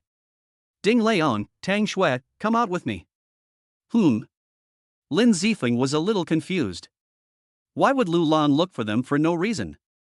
Could it be related to what happened yesterday afternoon? Tang Shui and Pang Ding may have also made the connection, so they stood up and followed Lulan out of the classroom. A few minutes later, Lulan brought the two to the door of the political education department and knocked. Come in. Zhang Shiyu's majestic voice came from inside. Pushing the door open, Lulan said to Jigglypuff and the other guy, Come in. Jigglypuff and Tang Shui walked into the office with trepidation. There were 5 people in total. The director of political education, Zhang Shiyu, sat in his office chair. 2 middle-aged women, dressed in dazzling jewelry, sat cross-legged on a nearby sofa. 2 young men with unusually permed hair stood nearby. Their faces were covered in bruises and redness. They were the same thugs who had bullied Tang Shui the previous night and had been beaten up by Jigglypuff. Do you know these 2 people? As soon as he entered the door, Zhang Shiyu pointed at the 2 gangsters with a serious face and asked Pang Ding and Tang Shui in a majestic tone. Being questioned so harshly by the director of political education, Tang Shuifang's heart trembled, and she nodded with embarrassment. Jigglypuff looked at the 2 frivolous hooligans with a bad face, nodded and said, I've seen them before, but I don't know them. Okay, it's good that you know each other. Let me ask you, were the wounds on Su Kong and Lu Hui's faces caused by you? Seeing that Pang Ding and Tang Shui did not deny it, Zhang Shiyu glared at them and questioned them loudly. Yes, I was the one who hit them. It has nothing to do with Tang Shui. Besides, it was those 2 who bullied Tang Shui first. I couldn't stand it anymore, so I had a conflict with them. Although Pang Ding was a little scared, he still stood up and took all the responsibility on himself. Just admit it, you little bastard. Look at what you did to my son. He even lost a tooth. I tell you, you're finished. At this time, the two women wearing jewels and gems who were sitting on the sofa suddenly stood up. One of them pulled over the gangster with a permed coxcomb haircut and cursed at Jigglypuff. The other woman's face was also filled with anger. She looked at Zhang Xiyu threateningly and said, "Director Zhang, now that everything is clear, students like this who don't study hard and are constantly causing trouble must be dealt with seriously. I suggest expelling them from school to serve as a warning to others. Otherwise, I'll have my son, Old Su, file a complaint with the Education Bureau." Zhang Shiyu's heart tightened when he heard the woman talking about making a scene at the Education Bureau. If an ordinary person said this, he might just sneer at her, but the woman in front of him was no ordinary person. Her husband was a successful person in Linghai, with a fortune of over 100 million and some connections in both the black and white worlds.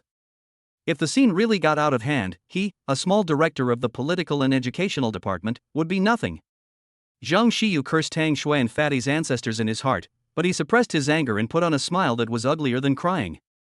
He said to the two women who were cursing like shrews, "Mrs. Su, Mrs. Lu, please calm down. The truth of this matter is clear, and I will definitely deal with it seriously. I will not tolerate it. Director Zhang, that's not the case at all. They were the two who stopped me and tried to strike up a conversation, and when I refused, they resorted to force. Ding Liang was acting bravely to save me." Tang Shui, who had been trembling with fear and not daring to speak, mustered up the courage to appeal loudly. "Humph, what nonsense are you talking about, you little vixen? Do you think you are such a beauty that my son can flirt with you? I think it's obvious that you and your adulterer saw that my son was rich, so you deliberately seduced him and tried to trick him into giving you a try. When he saw through you, you tried to rob him." Mrs. Lu cursed viciously, the powder on her face almost falling off. "Sister Lu is right. You two are just trying to cheat people out of money. You're so young but you're already seducing men everywhere. What will happen if you grow up?" Mrs. Su also echoed. "Shut up, you two old women are so disgusting, no wonder the son you raised is not a good thing." Seeing Tang Shui, who was scolded and was about to cry, Pang Ding felt a pain in his heart and retorted to the two women in anger. "What did you say, you idiot? Just curse me again." Su Kang and Lu Hui, who were standing aside and watching the show, saw Pang Ding scolding his mother, and rolled up their sleeves to step forward and start fighting. "What? You still want to fight? I'm going to knock all your teeth out today." Jigglypuff also let go of himself, clenched his fists and walked forward. "Enough, stop it." At this time, Zhang Xiyu could no longer sit still. After all, this was the political and educational department, his home ground. Do these people take him seriously? Zhang Xiyu's roar stunned everyone in the field, and they all stood still in silence. "Mrs. Su, Mrs. Lu, please go back first. I will definitely give you a satisfactory answer to this matter." Zhang Xiyu pinched his nose bridge and said with a headache, "I won't leave. I'll wait for your reply here." Mrs. Lu didn't appreciate it and shouted loudly with her hands on her hips. When Zhang Xiyu heard this, he was furious and looked at Mrs. Lu with gloomy eyes.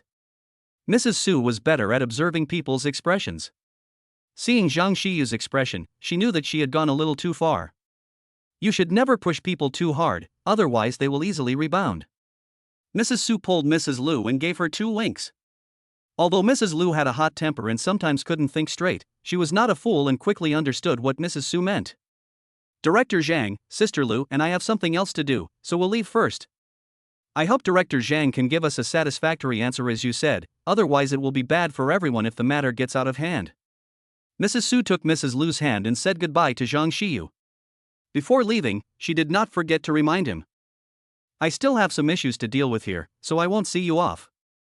Zhang Xiyu said to the two of them with cold eyes and a low voice. "Poof." Mrs. Lu shook her head and walked out with her handbag. Chapter 067, Lecherous Director. As Mrs. Su and her 3 companions left, Lu Lan, who had been waiting outside the door, also walked in. "Teacher Lu, the students in your class are more troublesome than the other. First there was the unlearned Lin Zifeng, and now here comes a pair who are setting up a honey trap. How on earth do you teach your students?" Zhang Xiyu was furious when he saw Lu Lan coming in. Lu Lan didn't refute a word when he was scolded. He bowed his head repeatedly and said, "I'm sorry, Director Zhang, this is all my fault. I will discipline him strictly when I return and never let this happen again." After scolding Lu Lan, Zhang Xiyu turned his attention back to Pang Ding and Tang Shui. Now it's time to talk about your problem, Ding Leong. You beat up students from other schools and tarnished the school's glorious image. The circumstances are serious. Now I will punish you by making you write a 3,000-word self-criticism, record a disciplinary action, and suspend you from school for 1 month. Then I will ask your parents to come to the school to discuss compensation for Su Kong and Lu Wei. Zhang Xiyu said in an unquestionable attitude. What? It was obviously those two who caused the trouble first. I was just acting bravely. Why are you punishing me? Are you the director of political education of our Linghai No. 1 middle school? Not only do you not stand up for the students of your own school, but you also turn around and cheat your own people? Fatty was extremely dissatisfied with the punishment given by Zhang Xiyu. Oof. I won't deliberately favor anyone. I'm just dealing with the facts. The fault lies with you. There is nothing wrong with my punishment. Zhang Xiyu said righteously. In fact, what I was thinking was, humph, two poor guys are trying to compete with powerful people. Can you win? Just blame your parents for being incompetent. Aren't you afraid that I will report this to the principal? Pang Ding was so angry at Zhang Xiyu's words that he was shaking all over and clenched his fists tightly. Humph, the facts are clear and well-founded. It will be useless even if you find the principal. Zhang Xiyu grinned with confidence. The entire incident has so far lacked witnesses and physical evidence, and is simply a matter of bickering between the two sides. However, one side is a wealthy and powerful family, while the other are two children from working-class families. I believe the principal can clearly tell who is right and who is wrong. Okay, stop talking nonsense. This matter is over. You should quickly ask your parents to pay you back. Zhang Xiyu said with an expression that said, my words are the imperial decree. You. The veins on Jigglypuff's forehead bulged, and he wanted to say something else. Humph, Lulan, drag him out and call his parents to come to the school. I suspect this student has violent tendencies. Zhang Xiyu snorted disdainfully and ordered Lulan to take Fatty out. Lulan dragged Jigglypuff out. Outside the door, Jigglypuff looked at Lulan angrily and asked, Teacher Lu, do you also think it's our fault? Ha, if you want to blame someone, just blame your family conditions for not being as good as others. Lulan sneered twice, turned and left. As Pudding watched Lulan's departing back, he felt as if he had returned to those miserable days. No, I can't let myself be manipulated like this anymore. Xiao Shuai is still in there. There's no way that bastard Zhang Xiyu will let her go so easily. What should I do? Fatty was spinning around in circles in a hurry. I got it, let's find Brother Phone. Suddenly, the tall figure flashed through Jigglypuff's mind. His eyes lit up instantly, and then he turned and ran towards the classroom. Only Zhang Xiyu and Tang Shui were left in the office, and the atmosphere was very quiet for a while. You know, a quiet atmosphere always makes people imagine a lot. Zhang Xiyu stared at Tang Shui from head to toe several times, and the more he looked, the more frightened he became. Hiss, I didn't notice it before, but I didn't expect this little girl to be so pretty. No wonder Su Kong and Lu Hui, those two little bastards, wanted to flirt with her. Ahem. Zhang Xiyu coughed twice and said in a low voice, Tang Shui, right? Raise your head and look at me. Tang Shui slowly raised her head and saw that she was pretty and delicate.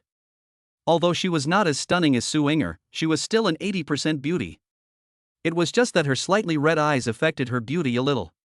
Zhang Xiyu looked at Tang Shui in front of him, and then thought of his 180-pound, yellow-faced wife at home. His eyes almost popped out, she's really pretty. Tang Shui looked at Zhang Xiyu's stupid face and the saliva flowing from the corner of his mouth, and was so scared that she lowered her head again. Zhang Xiyu wiped the corner of his mouth and said with an unhappy look, Why are you lowering your head again? I won't eat you. Raise your head. Tang Shui shook her head desperately and took 2 steps back. Oof. Zhang Xiyu snorted coldly, but did not continue to force Tang Shui. Classmate Tang Shui, actually this matter has nothing to do with you.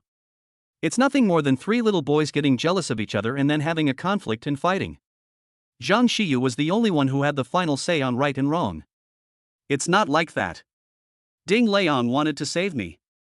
Tang Shui raised her head and shook her hands desperately to explain. Don't bother explaining yourself for Ding Leong. The truth is right in front of you. Although you're not the primary person responsible for this incident, it started with you, so you should bear some responsibility. I'll punish you by making you write a 3,000-word self-criticism. Do you have any objections? I have no objection. Tang Shui shook her head and said in a low voice. But, Director Zhang, can you please not punish Ding Liang? He really only hit people to save me. Tang Shui felt uncomfortable when she thought about Ding Liang being punished because of her. Zhang Shiyu's eyes rolled around twice, with the look of a fish on the hook, and he said with a smile, "Come, classmate Tang Shui, sit down first." Zhang Shiyu walked out from behind his desk, pointed to the sofa and asked Tang Shui to sit down, and then he sat down himself. Actually, this matter is not beyond negotiation. After all, there are only 4 of you involved in this matter, so there is still room for maneuver. Zhang Shiyu looked as if he wanted to say something but hesitated. Really, Director Zhang? Tang Shui shouted excitedly, "Please help us." Actually, this matter is easy to resolve. As long as Ding Liang admits his mistake and is willing to compensate the injured's family will not come to the school to make trouble. It will be much easier to resolve the matter, and the punishment on my side can be reduced. They are all my students, and I don't want to be too harsh, don't you think? Zhang Shiyu looked kind. I will apologize to them and I am willing to pay compensation. Director Zhang, please cancel the punishment against Ding Liang. Tang Shui quickly took the responsibility. Hey, don't be anxious, just listen to me. In fact, you have just seen that the family of the injured person is not short of money, they are just angry. As long as someone comes out to help mediate and let them calm down, things will be easy.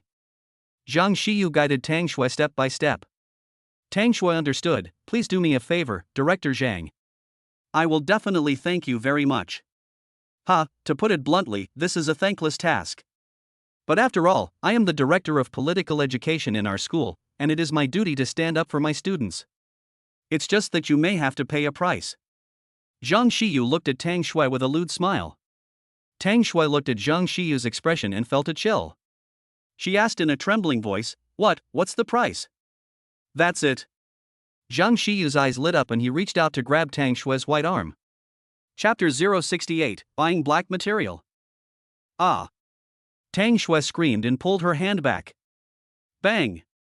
At this time, a loud noise was heard, and the office quilt collapsed to the ground, and a cloud of smoke and dust rose. Zhang Shiyu was shocked and looked towards the door, only to see Lin Zifeng walking in with a cold expression on his face, with Ding Liang and Su Ying'er standing beside him with angry faces. Director Zhang, long time no see. The story goes back to 5 minutes ago. After coming out of the political education department, Pang Ding hurriedly ran back to the classroom to call for help. Just as he arrived at the classroom, the bell rang for the end of get out of class. Jigglypuff almost had a fight with Teacher Chen, who was about to leave. What are you in such a hurry for? Teacher Chen complained. I'm sorry, Teacher Chen. Jigglypuff hurriedly bowed and apologized, then ran into the classroom. Brother Feng, something terrible has happened. Tang Shui is in trouble. As soon as he entered the door, Pang Ding shouted loudly. What's wrong? Lin Zifeng, who was looking at the review materials, raised his head, frowned, and asked. Here's what happened. Just now. Jigglypuff hurriedly recounted what had happened. The surrounding students all started shouting after hearing it. How could Director Zhang be like this? He helps people from other schools bully students from his own school. That's right, and I still have to record the punishment. That's really too much. Is Xiaoxue still in there? Su Ying'er also came over and asked anxiously. Yeah, after Zhang Shiyu kicked me out, I ran back to find Brother Feng. Now Xiaoxue is the only one left in there.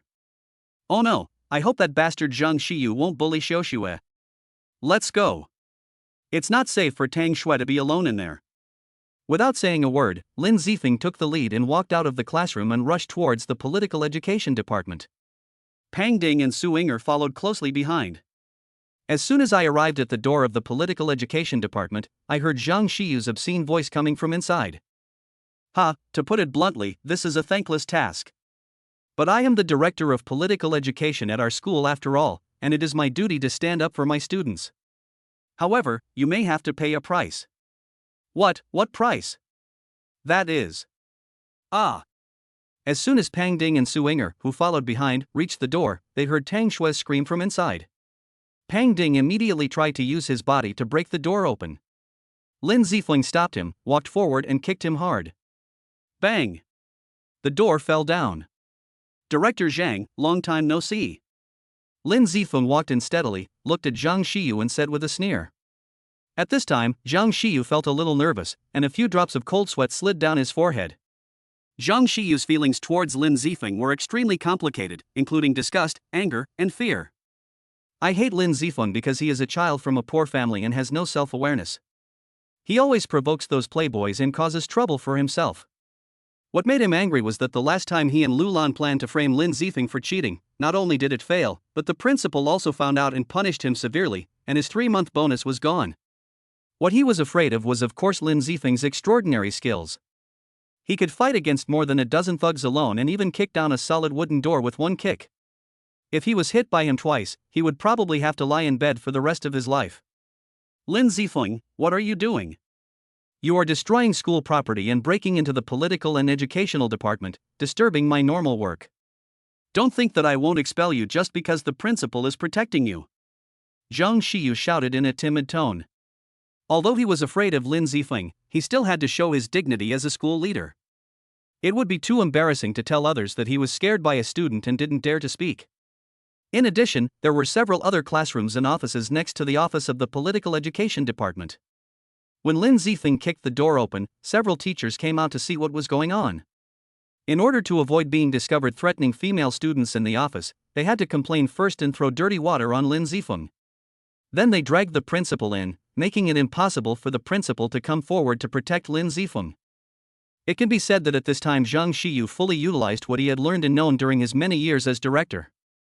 The teachers around and the students passing by started talking and pointing at Lin Zifeng. Gossip and excitement can attract people's attention anywhere. Inger, sob. Seeing Su Inger, Tang Xue seemed to have found her backbone and ran to her crying. Xiaoxue, don't be afraid, it's okay. Su Inger hugged Tang Xue and patted her back to comfort her. What? You want to be the first to complain and divert everyone's attention? This way you can cover up the fact that you threatened and bullied female students in the office? Lin Zifeng saw through Zhang Xiyu's trick at a glance and said disdainfully. Then, the people around turned their eyes to Zhang Xiyu and whispered to each other. Zhang Xiyu saw that public opinion was not on his side and quickly said, "Humph, don't think you can frame me by crying and making a scene. Justice is in the hearts of the people. Justice is in the hearts of the people. I hope Director Zhang can always keep this in mind." Lin Zifeng looked at Zhang Xiyu mockingly, turned around and left with Pang Ding and others. Brother Feng, are you going to let that bastard Zhang Xiyu go so easily? On the way, Pang Ding asked Lin Zifeng angrily. Why, can I still go up and beat him up? If beating him up can solve the problem, I can beat him into the hospital. Lin Zifeng rolled his eyes. But I can't bear to let him go like this. Let's tell the principal about this. Only the two parties involved know that Zhang Xiyu bullied Tang Xue. We have no evidence. And as for your fight, even if Zhang Xiyu handled the matter poorly, it was at most a work mistake and he would not receive any severe punishment. Even if the principal wanted to stand on our side, he would not be able to find a reason. Lin Zifeng explained patiently. Seeing Jigglypuff's tangled and uncomfortable expression, Lin Zifeng comforted him. Okay, don't be so sad. Evil will be punished. Maybe Zhang Xiyu will be finished in a few days. I hope so. Jigglypuff smiled bitterly, obviously not quite believing it. In fact, along the way, Lin Zifeng was communicating with Xiao Shuai in his mind. Xiao Shuai, I want this Zhang Xiyu to pay a price. Do you have any good ideas? Host, you are right to ask me this. As an omnipotent system, I can provide you with all the negative information about Zhang Xiyu. Xiao Shuai shook his eyebrows and grinned. Seeing your expression, I know it's not that easy to get something from you. Tell me, how much do you want? Lin Zifeng asked lightly. Hey, 500 system coins, you can take away the whole set of black materials. You won't suffer any loss or be cheated for 500 yuan. 500 yuan is definitely worth the money. Xiao Shuai was like a profiteer selling his own products. Make a deal. Great. Xiao Shuai snapped his fingers excitedly. Zhang Xiyu's complete set of negative information has been sent to the system space. Please check it carefully. When he heard the system's prompt, Lin Zifeng's mouth corners unconsciously filled with an impudent and evil smile, which was as evil as it could be. Chapter 70, Report. Lin Zifeng returned home as soon as school was over and couldn't wait to take out the negative information about Zhang Xiyu that he had bought from the system space. Huh, it's a USB flash drive? Lin Zifeng was slightly stunned. He didn't expect that the system would use a USB flash drive as a carrier to give him information. Lin Zifeng picked up the USB drive and plugged it into the computer. After opening it, he found a picture folder and an audio folder inside. Lin Zifeng tentatively opened the pictures folder, and hundreds of images instantly came into view. He quickly scanned the images, finding most of them to be indecent photos of Zhang Xiyu. The women in the photos were mostly heavily made up, exuding a sleazy air, clearly prostitutes. Judging by the angle in which the photos were taken, they were likely Zhang Xiyu's selfies. Hey, what is this? Just as Lin Zifeng was browsing quickly with a disgusted look on his face, several sets of unusual pictures caught Lin Zifeng's attention. He clicked on one of the photos and enlarged it to see that several of the people in the picture were familiar faces. Judging from the angle of the photo, it is definitely not a selfie between the two of them. After clicking on the two pictures, Lin Zifeng's doubts were resolved. Seeing the two young men, Lin Zifeng felt a surge of anger and clenched his fists. Those two men were none other than Zhang Gang and Yan Wu, the two who had brought a lot of trouble to Lin Zifeng's heart in the past. To this day, Lin Zifeng still clearly remembers the bullying inflicted on him and Jigglypuff by the two men, how Lulan and Zhang Xiyu shielded them, his own weakness, and his parents' helplessness. I looked at the time when the photo was taken, and it was just a few days after he and Jigglypuff were bullied and reported to the school. No wonder Zhang Xiyu and Lulan have such a good relationship. No wonder they protected Zhang Gang and Yan Wu so much. It turns out they are sworn brothers who have lived together through thick and thin. Lin Zifeng had a cold expression on his face, with an evil smile on his lips. Then, Lin Zifeng walked out and opened the audio folder. Most of the content is similar to the pictures, except that it's been transformed from static to dynamic. Of course, there are a few differences. After watching it, Lin Zifeng discovered that it was a video of Zhang Xiyu accepting bribes. Some videos showed parents giving red envelopes to their children to avoid punishment, and some showed school teachers giving him gifts to get promoted. Lin Zifeng also had a question. The previous pictures could be said to have been taken by Zhang Xiyu and others and then stolen by the system, but the sources of many of these videos seemed unfounded. Because some of the videos were taken at Zhang Xiyu's home, it was obviously impossible for him to place surveillance cameras in his own home to monitor himself. Xiao Shuai, where did these videos come from? Since he couldn't figure it out, he naturally asked Xiao Shuai for help. Dear host, some of these videos come from surveillance devices or mobile phone cameras, and some are fitted through the system's scene reproduction to ensure 100% restoration. Xiao Shuai explained. So powerful? Lin Zifeng was surprised. The system can do everything. Xiao Shuai accepted Lin Zifeng's compliment with a proud look on his face. At this time, Lin Zifeng discovered that there was suddenly an extra video in the folder, and the time was exactly a few minutes ago. Lin Zifeng clicked on it curiously and found out that it was about Zhang Xiyu going to the club. After spending a few minutes watching the video, Lin Zifeng slammed the table in anger. How can there be such a shameless person? He doesn't even give his girlfriend money, yet he still talks about morality. And the most important thing is that this bastard actually drove after drinking. Doesn't he know that you shouldn't drink and drive, or drive after drinking? If something happens, it will bring unforgettable pain to so many families. If I were his father, I would have wanted to shoot him against the wall. Lin Zifeng cursed with contempt on his face. Forget it. This is not something I can control. I'd better think about how to make the most of these things in my hands. Lin Zifeng held his chin with his hand, his eyes rolling around. Oh, I got it. Suddenly, Lin Zifeng had an idea and took out the letter paper from the drawer. He had bought these to write love letters to Su Inger, but he used to be timid and introverted. Although he wrote a lot, he didn't have the courage to send them out, so in the end, nothing came of it. Lin Zifeng picked up the pen, organized his words, and wrote. To the respected leaders of the Education Bureau, as an ordinary citizen of China, I always care about those students. They are the flowers of our motherland and the pillars of the future.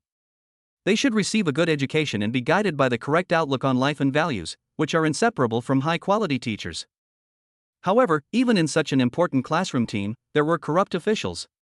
Zhang Xiyu, director of the Political and Educational Department of Linghai No. 1 Middle School, embezzled funds for the school playground renovation project, accepted bribes from students' parents and teachers on many occasions, frequently frequented brothels, violated national laws, brought extremely negative impacts, and brought discredit to the teaching staff.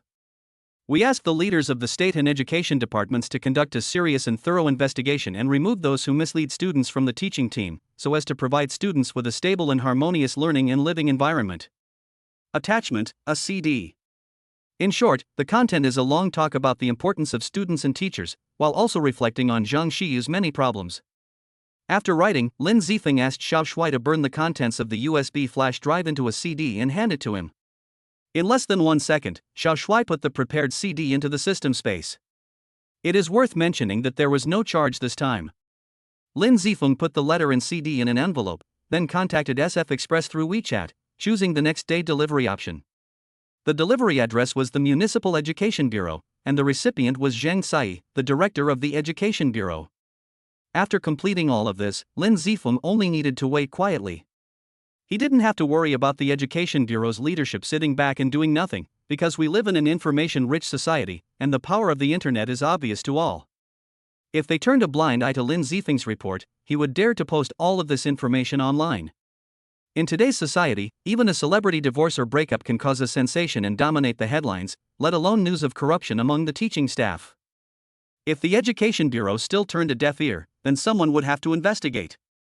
I believe they all understand the principle of a friend's death is better than my own.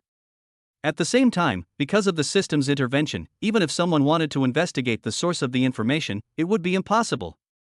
Everything will be clear within 2 days. Chapter 71, Unlucky Zhang Shiyu. The next morning, Lin Zifeng came to school whistling happily. When he entered the classroom, he found that Jigglypuff had arrived before him.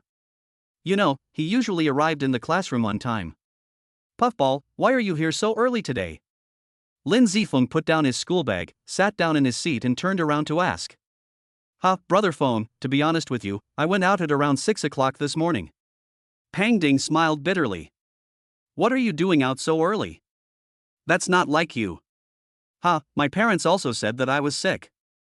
I went out early this morning and went downstairs to Xiaoshue's house, and then followed her quietly since she left the house. Pang Ding explained. Hey, what do you want to do by following me all the way?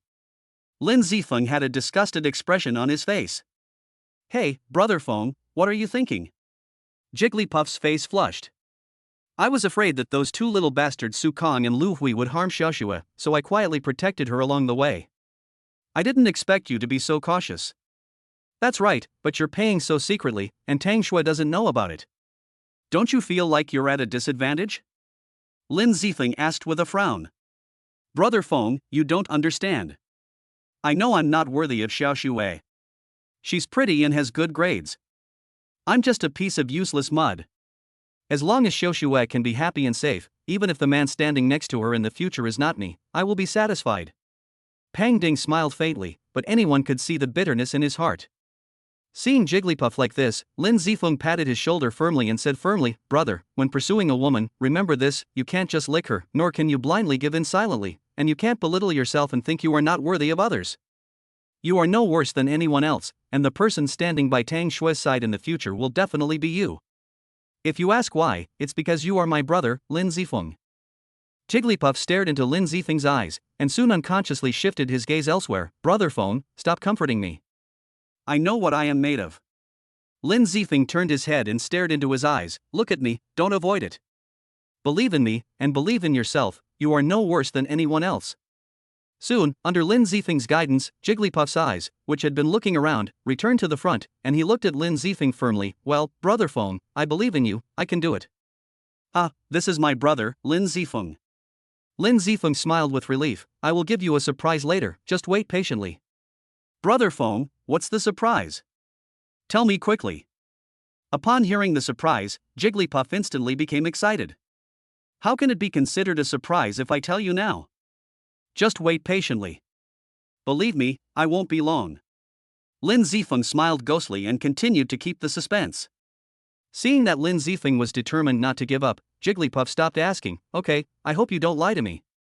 At noon, Lin Zifeng received a courier message that the item had arrived at its destination. Next, let's begin the second step. Lin Zifeng smiled faintly.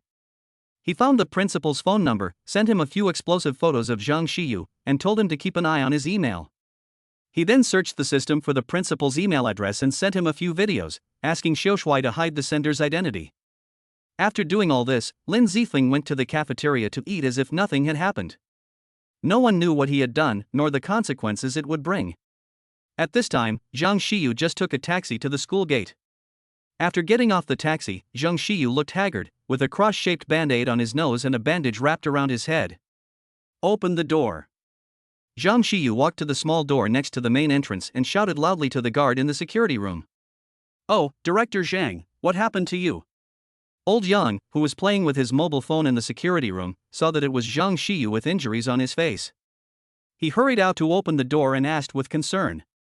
Zhang Xiyu walked into the school expressionlessly and said casually, "I fell while walking." Zhang Xiyu walked towards his office, his heart brimming with resentment. Yesterday, first the two wealthy wives had given him a headache, then Tang Shui had infuriated him, and then Lin Zifeng had nearly frightened him to death. That evening, he'd gone to the club to relax and have some fun with a princess, hoping to distress, but before he could enjoy himself for much longer, he was called home by a bartender. He was almost home when, having had a few drinks and his vision was blurry, he suddenly crashed into a tree while turning a corner, slamming his head hard against the steering wheel. It was bloody and horrible. He quickly abandoned the car and ran to the side of the road, hoping to get a taxi to the hospital. But none of the 4 or 5 taxis that passed by stopped to take him. Finally, a kind black car driver took him to the hospital, charging him 500 yuan. By the time he was bandaged, he was so exhausted from blood loss that he nearly passed out.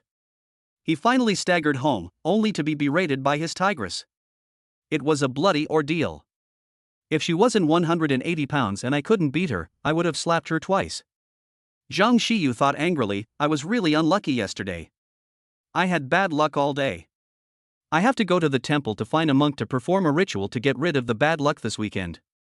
Zhang Xiyu had just arrived at the office and hadn't even sat down when the phone on the desk rang. He saw that the caller number was 8001. It's a call from the principal's office. Why is the principal looking for me at this time? Is he trying to plead for mercy in Ding Lian's case? I don't think that little fat guy has any relationship with the principal. Zhang Xiyu was a little confused. Hello, principal, I'm Zhang Xiyu. I've been looking for you on the phone for so long, why did you just answer it? The principal's calm voice sounded on the other end of the phone. Oh, I'm sorry, principal. I had an accident yesterday and went to the hospital to change the dressing this morning. I just arrived at school and I'm really sorry that I didn't have time to say hello to you. Zhang Xiyu hurriedly explained. Okay, let's not talk about this for now. Come to my office now. Okay, I'll just... Beep, beep, beep. Before Zhang Xiyu finished speaking, a busy tone came from the phone. Zhang Xiyu was puzzled. Why was the principal so anxious to find him? And from his tone, it seemed that he was not in a good mood. But it didn't matter. What mattered was that he had to obey the principal's orders. 2 minutes later, Zhang Xiyu knocked politely outside the principal's office. Come in. A majestic voice came from inside. Zhang Xiyu pushed the door open and walked in. He bowed slightly and said cautiously, Principal, what do you want to talk to me about? I have to say that Zhang Xiyu is a very smart person. He knows in front of whom he can be arrogant and in front of whom he needs to be low-key, when he can reveal his true nature and when he must abide by the old rules. Well, you're here? The principal, who was writing furiously at his desk, glanced up at him, then continued writing. As if chatting casually, he asked, Old Zhang, how many years have you been in our school? It's been almost 15 years. I've been at number 1 middle school since I graduated from university. That's indeed been quite a long time. I remember when you first came in, you were teaching math to the first-year high school students. At that time, I was still the dean of studies, the principal continued. Yes, I was still young at that time, and I didn't do many things well. It is thanks to your support, principal, that I have achieved what I have today. Zhang Xiyu flattered him subtly. It's not a question of promotion or not. I just saw that you were quite ambitious back then, so I gave you more opportunities, the principal replied calmly. He then asked, You've been at number 1 middle school for so many years. Have you noticed any significant changes? Speaking of this, I feel very deeply. 15 years ago, number 1 middle school's university admission rate and key undergraduate admission rate ranked 6th or 7th in the city, but it has been steadily improving over the years and now ranks among the top 3 in the city. All of this is inseparable from your wise leadership, principal. Zhang Xiyu said as he stretched out his thumb and licked it shamelessly. I don't think my leader is any better than the old principal. All this is thanks to our motivated students and responsible teaching team. The principal did not take all the credit for himself. What the principal said is absolutely right. Take building a house as an example. Students are the cornerstone, and teachers are the craftsmen. Without a good cornerstone, the craftsman cannot build a solid house. And if the craftsmen are not good enough, even the best cornerstone will be buried. Zhang Xiyu bowed and nodded in agreement.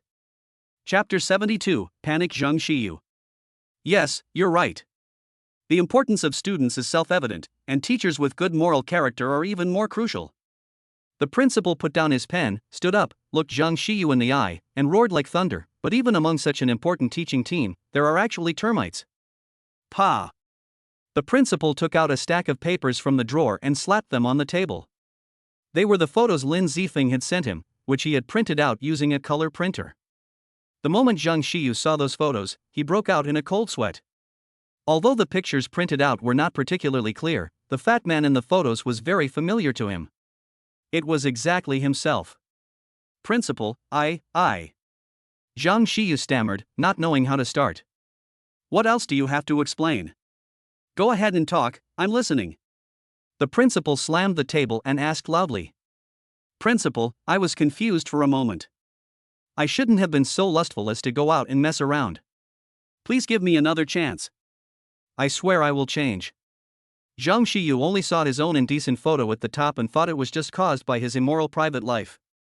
Ha, do you think it's just this kind of shit? The principal sneered twice, opened a video on his computer, and turned the screen towards Zhang Xiyu. Take a look for yourself. After one video ended, Zhang Xiyu clicked on several other videos one after another. At the beginning, he broke out in a sweat, then his body became weak, and finally he simply collapsed on the ground. What else do you have to explain now? You forced students to give you gifts, and then you acted as a protective umbrella for them, and you turned a blind eye to the persecution of poor students. When the school allocated public housing, you coerced and bribed female teachers to make them commit to you. When the school renovated the playground cafeteria, you asked the construction unit to use inferior sand and gravel as raw materials, and took kickbacks from them. Each of these things not only violated school regulations but also violated national laws. You only thought about how you could benefit yourself. When did you ever think about the students and teachers who were harmed because of your inaction or malicious coercion, and when they could get out of the shadow you brought them? The principal was furious and listed the mistakes Zhang Xiyu had made. Are you still a human being? This soul-searching question made Zhang Xiyu faint and cry loudly on the spot. Principal, please give me another chance. I am willing to resign from all my positions, compensate those who have been hurt by me, and ask for their forgiveness. I beg you not to call the police. I really know I was wrong and I don't want to go to jail. Zhang Xiyu cried with tears and snot, as if he really realized his mistake. How can I give you a chance? How can I cover up for what you have done? The principal asked Zhang Xiyu with a look of disappointment on his face. Principal, please, if you don't consider my face, you should at least consider my father-in-law's face. Seeing that the principal refused to give in, Zhang Xiyu had to bring up his father-in-law who had already retired. The principal pinched his nose with a headache and a hesitant expression on his face. Zhang Xiyu and he had worked together for more than 10 years, and Zhang Xiyu's father-in-law Zhu Hao had been one of the previous vice principals, and he had also been one of his students. He could not get to this point without his help. Mr. Zhu dedicated his life to number 1 middle school and education. He cultivated countless pillars for the country. His students are all over the world. But what have you done? How did Mr. Zhu end up with a son-in-law like you? Are you worthy of his cultivation of you? The principal sighed and said indignantly. I am not a human being. I am sorry to my father-in-law. I shouldn't have been possessed by the devil and made so many mistakes. I will definitely change in the future. Zhang Xiyu repented with tears.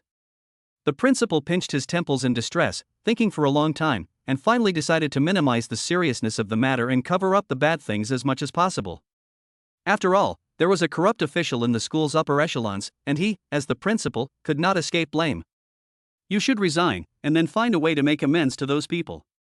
I will not notify the police about this matter. Hearing this, Zhang Xiyu immediately got up from the ground, wiped his tears and said, Thank you, principal, thank you, principal. Ding ling ling. Just as the principal waved his hand and prepared to let Zhang Xiyu leave, the cell phone rang. The principal picked it up and took a look. On it were 3 big characters, Director Zhang. The principal made a gesture to Zhang Xiyu to keep quiet and then answered the phone. "Hello, Director Zhang, I'm Li Shan." Principal Li said respectfully. "Hello, Principal Li. I'm calling to ask if your school has a director of the political and educational department named Zhang Xiyu." Director Zhang's tone was calm, but there was a hint of anger in it.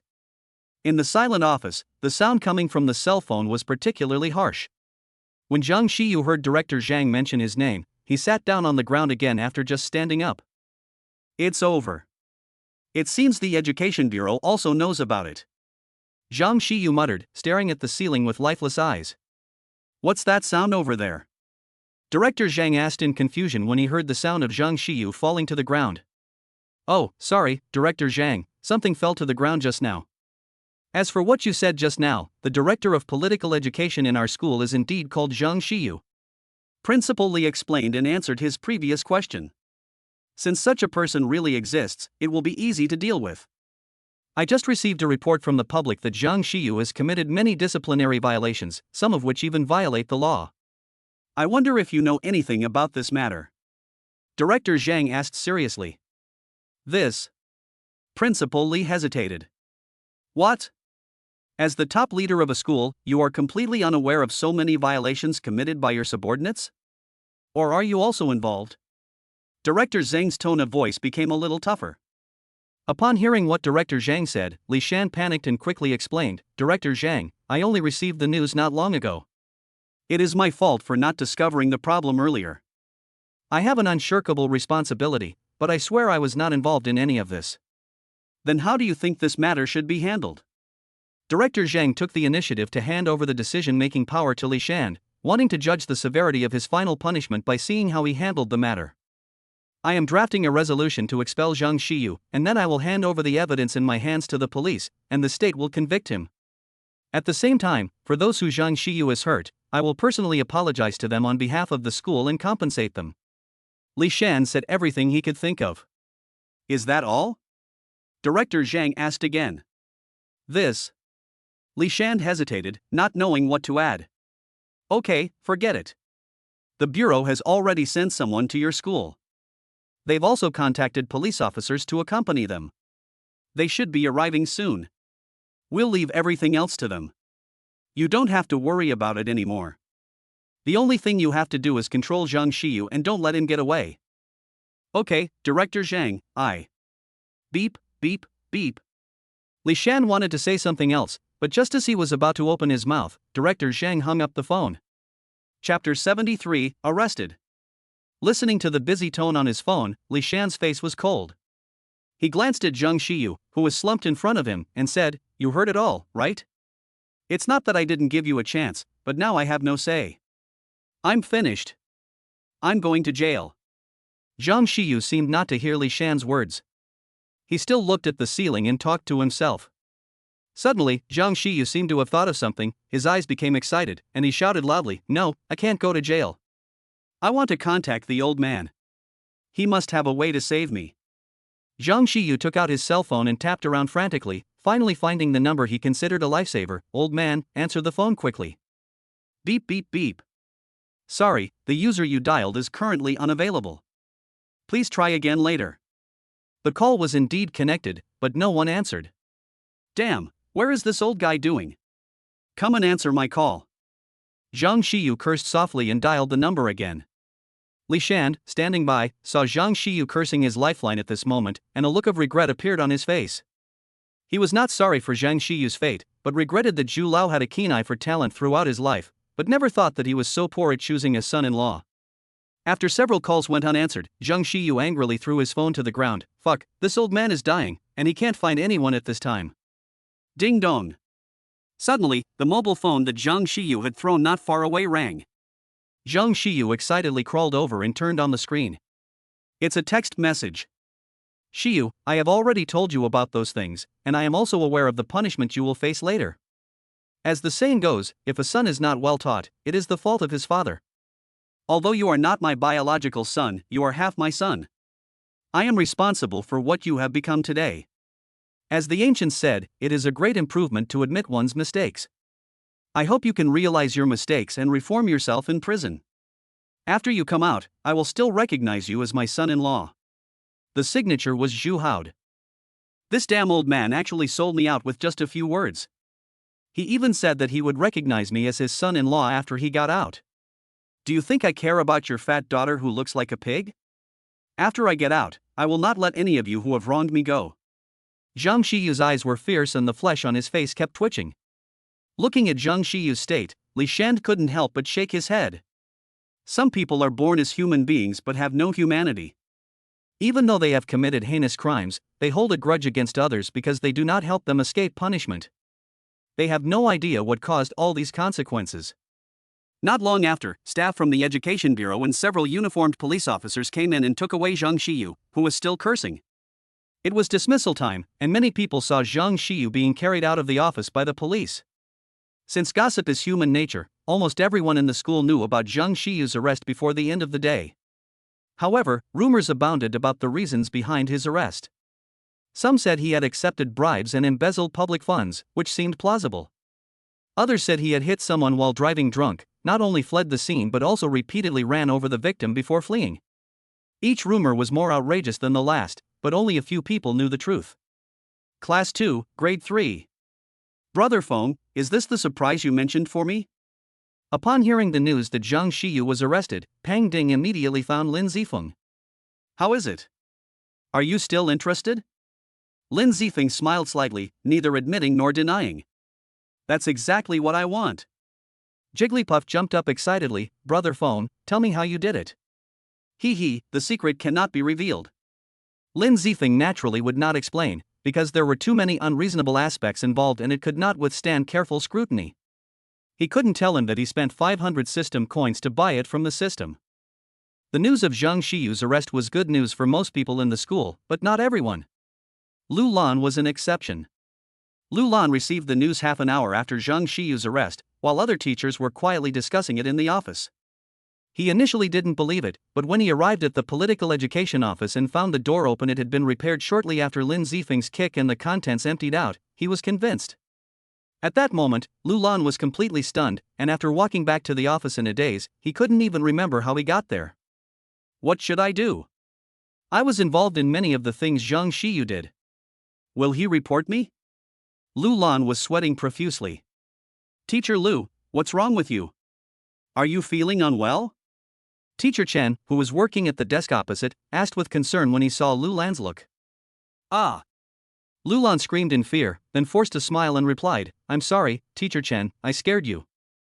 I just feel a little uncomfortable in my stomach. It's an old problem, but it will be better soon. Oh, I'm glad you're okay. If you really can't stand it, take a leave and go to the hospital. Teacher Chen was also frightened by Lu Lan's sudden movements at first, but still gave him a suggestion. It's okay. Lu Lan said with a stiff smile twice. After sending Teacher Chen away, Lu Lan continued to think about his own way out. Calm down first and analyze the current situation. I have only played with women a few times with Zhang Shiyu, and I framed Lin Zifeng a few times. Apart from that, I have not committed any serious crime. The police should not bother to arrest me. I should still be safe. After figuring it all out, Lu Lan breathed a sigh of relief. But I can't stay in number 1 middle school anymore. After my affairs are exposed, I will definitely not be welcomed. I'd better go to another city to develop. Lu Lan thought again, then took out an envelope from the bottom of the drawer with the words resignation letter written on it. This was something Zhang Shi had prepared early in the morning.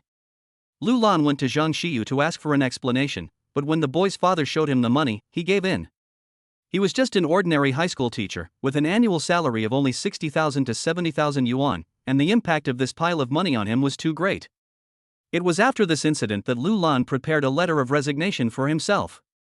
The day his illegal behavior was exposed was the day he left number 1 middle school. However, the following years were not only smooth sailing, but because of his previous collaboration with Zhang Shiyu, he often treated him with ease, as if he were a confidant. He thought everything would be stable until his retirement, but he didn't expect Zhang Shiyu to suddenly turn things around. Oh, I didn't expect that I would actually be able to use you one day. Lu Lan sighed, picked up the envelope and walked towards the principal's office. Principal, I'm here to resign. This is my resignation letter. Lu Lan handed over the envelope with both hands.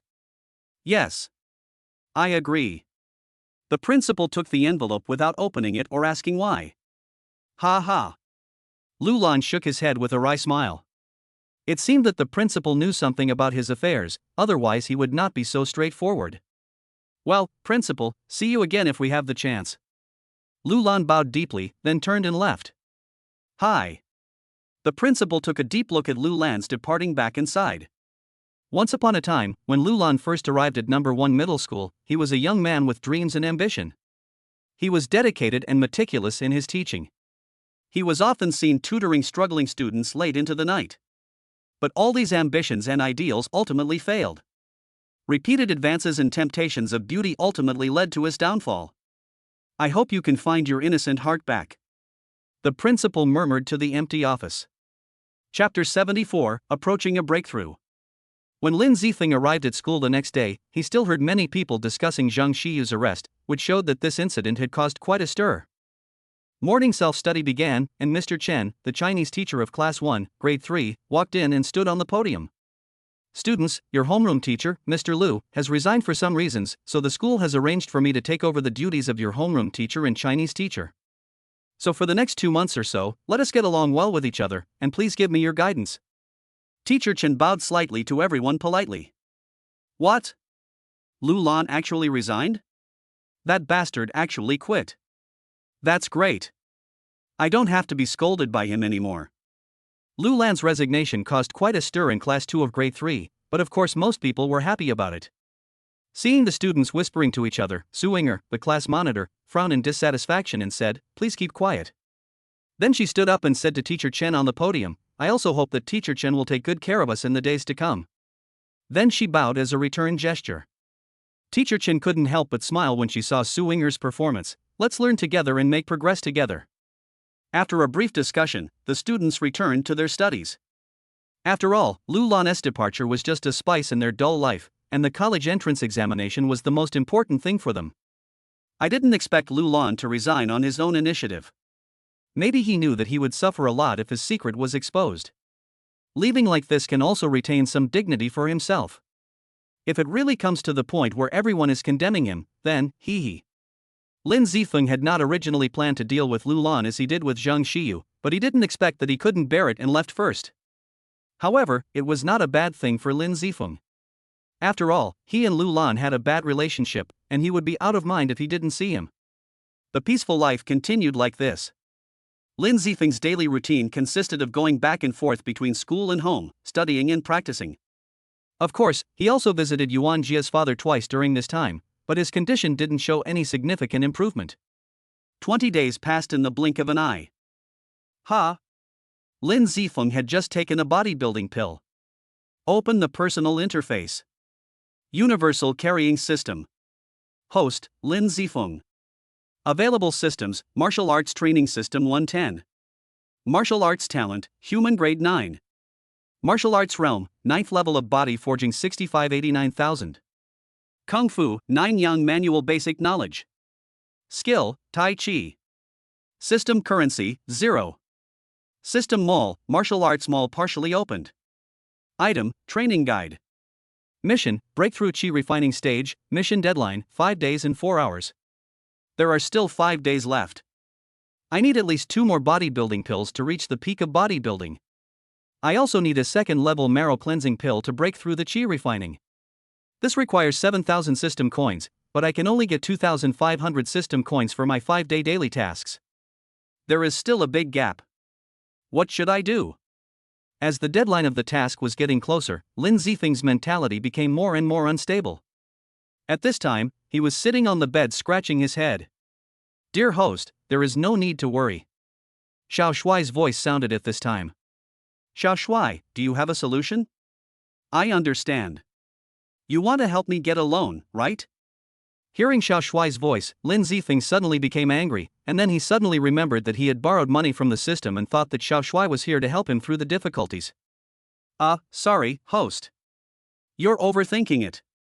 The system refused to lend money this time, so even a small system elf like me is helpless. Xiao Shuai smiled awkwardly and said, I came here to tell you, host, what's destined to happen will happen, and what's not destined to happen should not be forced. Don't let a short-term struggle ruin your Dao heart. What is this, encouragement? Lin Zifeng asked with a sad face. Dear host, sometimes you have to believe in fate. Xiao Shui said calmly, anyway, you won't get any more system coins even if you stay at home and scratch your head. Why not go out and have a look? Maybe you'll catch a few wanted criminals by chance, and the system will issue you a certificate for punishing evildoers and eliminating evil, and then reward you with tens of thousands of yuan or something. Hey, that makes sense. Lin Zifeng's eyes lit up, as if the door to a new world had opened up. I'll go out and try my luck tonight. After dinner, Lin Zifeng changed his clothes, said goodbye to his parents and went out. Where should we go? After going downstairs, Lin Zifeng put his hand on his chin and thought, criminals usually choose to commit crimes in places with few people, but places with a lot of people are more likely to cause conflicts. Forget it. I don't want to think too much about it. It all depends on fate. I'll just choose a direction and run forward. That's where I'll go. I'll choose whoever the little rooster points to. Lin Zifeng looked at the several forks in the road before him and chose a path using the most scientific method. It's decided to be you. After choosing the direction, Lin Zifeng began his journey of destiny. Huff, huff. More than an hour later, Lin Zifeng sat on a bench in the park, panting heavily, holding a bottle of ice cola in his hand and drinking it in big gulps. In more than an hour, Lin Zifeng ran more than 10 kilometers, through sparsely populated dark alleys and crowded night markets, but he didn't encounter any vicious incidents and didn't even have the chance to take action. Hey, thanks to our hard-working public security personnel, the public security in Linghai City is ridiculously good. Lin Zifeng wiped the sweat from his forehead and said resentfully. Forget it, let's go home first and try our luck tomorrow. Lin Zifeng threw the Coke bottle into the trash can and ran towards home. In the next 2 days, Lin Zifeng ran out every night, and it cannot be said that he gained nothing. On the third night, Lin Zifeng taught a lesson to a few hooligans who ate and freeloaded at the night market, and the system rewarded him with 800 system coins. Lin Zifeng was originally feeling a bit disappointed because he had gained so little, but he didn't expect those thugs who had been taught a lesson to leave a message before they left. Kid, if you have the guts, don't leave. Wait for me, I'll send someone over to take care of you right away. At that time, Lin Zifeng was so happy that he almost went up to hold the man's hand and say thank you. It would be great if every villain was as sensible as you.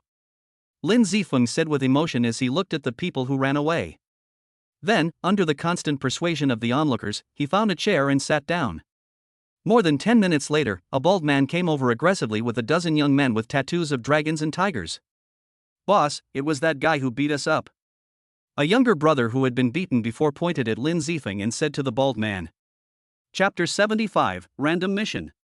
The bald man was a little surprised to see Lin Zifeng's calm demeanor. He stepped forward and asked, Hey kid, I'm Zhao Guangming. Everyone on this street calls me Brother Ming. Where are you from? Tell me your name. Come on. Just before Zhao Guangming finished his speech, Lin Zifeng rushed up with an excited look on his face and kicked him aside. At this moment, this group of gangsters were just a handful of system coins in his eyes. Why are you talking so much nonsense? You're just wasting time. After kicking Zhao Guangming away, Lin Zifeng still scolded him disdainfully. Come here, come here.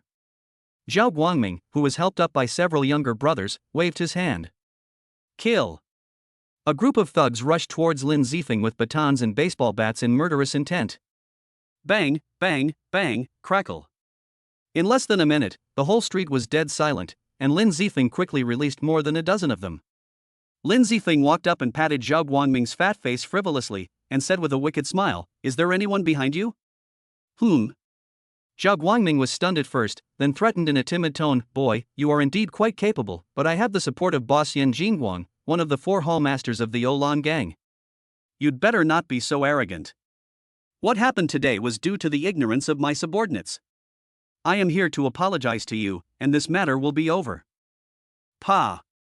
Lin Zifeng slapped him hard, then looked at Zhao Guangming who was lying on the ground with cold eyes. Go and call your boss, and remember to bring more people. Lying on the ground with his hands covering his face, Zhao Guangming's eyes changed several times. Finally, under Lin Zifeng's cold gaze, he completely surrendered. He quickly stood up, knelt on the ground, hugged Lin Zifeng's thigh and cried, Brother, I know I was wrong. I was just bragging to you. How could I know Boss Yen? Just treat me like a fart. Looking at Zhao Guangming's disgusting face covered in tears and snot, Lin Zifeng kicked him away in disgust. Get lost, take care of your own people, and don't let me see you again in the future. Yes, yes, yes. Zhao Guangming nodded quickly, then turned around and ran away. All the younger brothers looked at each other, and finally fled around like rats crossing the street. Ding, the host punishes the scum of society and rewards 1600 system coins. Ha, this group of people are really my own mascots. They have given me 2,400 coins one after another. It's a pity that there is no one behind this useless guy, otherwise I might be able to break through tonight. Lin Zifeng shook his head in disappointment, turned and left, leaving behind only a group of passers-by who praised his righteous act. Back to the present, there are only 28 hours left until the task deadline. Host, Lin Zifeng. Available systems, Martial Arts Training System 110. Martial Arts Talent, Human Grade 9. Martial Arts Realm, 9th level of Body Forging 8409,000. Kung Fu, 9 Yang Manual Basic Knowledge. Skill, Tai Chi. System Coins, 3,400. System Mall, Martial Arts Mall partially opened. Item, Training Guide. Mission, Breakthrough Chi Refining Stage. Xiao Shuai, if I take another bodybuilding pill, my experience will exceed the upper limit. Will the extra 400 experience points be carried over to the next level? Lin Zifeng, lying on the bed, asked while looking at his current experience bar. Yes, but because the value of experience between the two realms is not equal, the host's experience value in the body tempering stage will be diluted. 400 experience points should be converted into 100 experience points in the Qi refining stage. Xiao Shuai explained. I see. Lin Zifeng nodded, then got up, changed his clothes and went out. He had to make good use of the last day or so.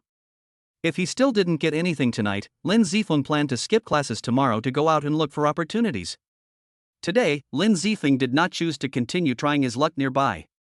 In the past 3 or 4 days, he has run all over the area within a radius of more than 20 kilometers.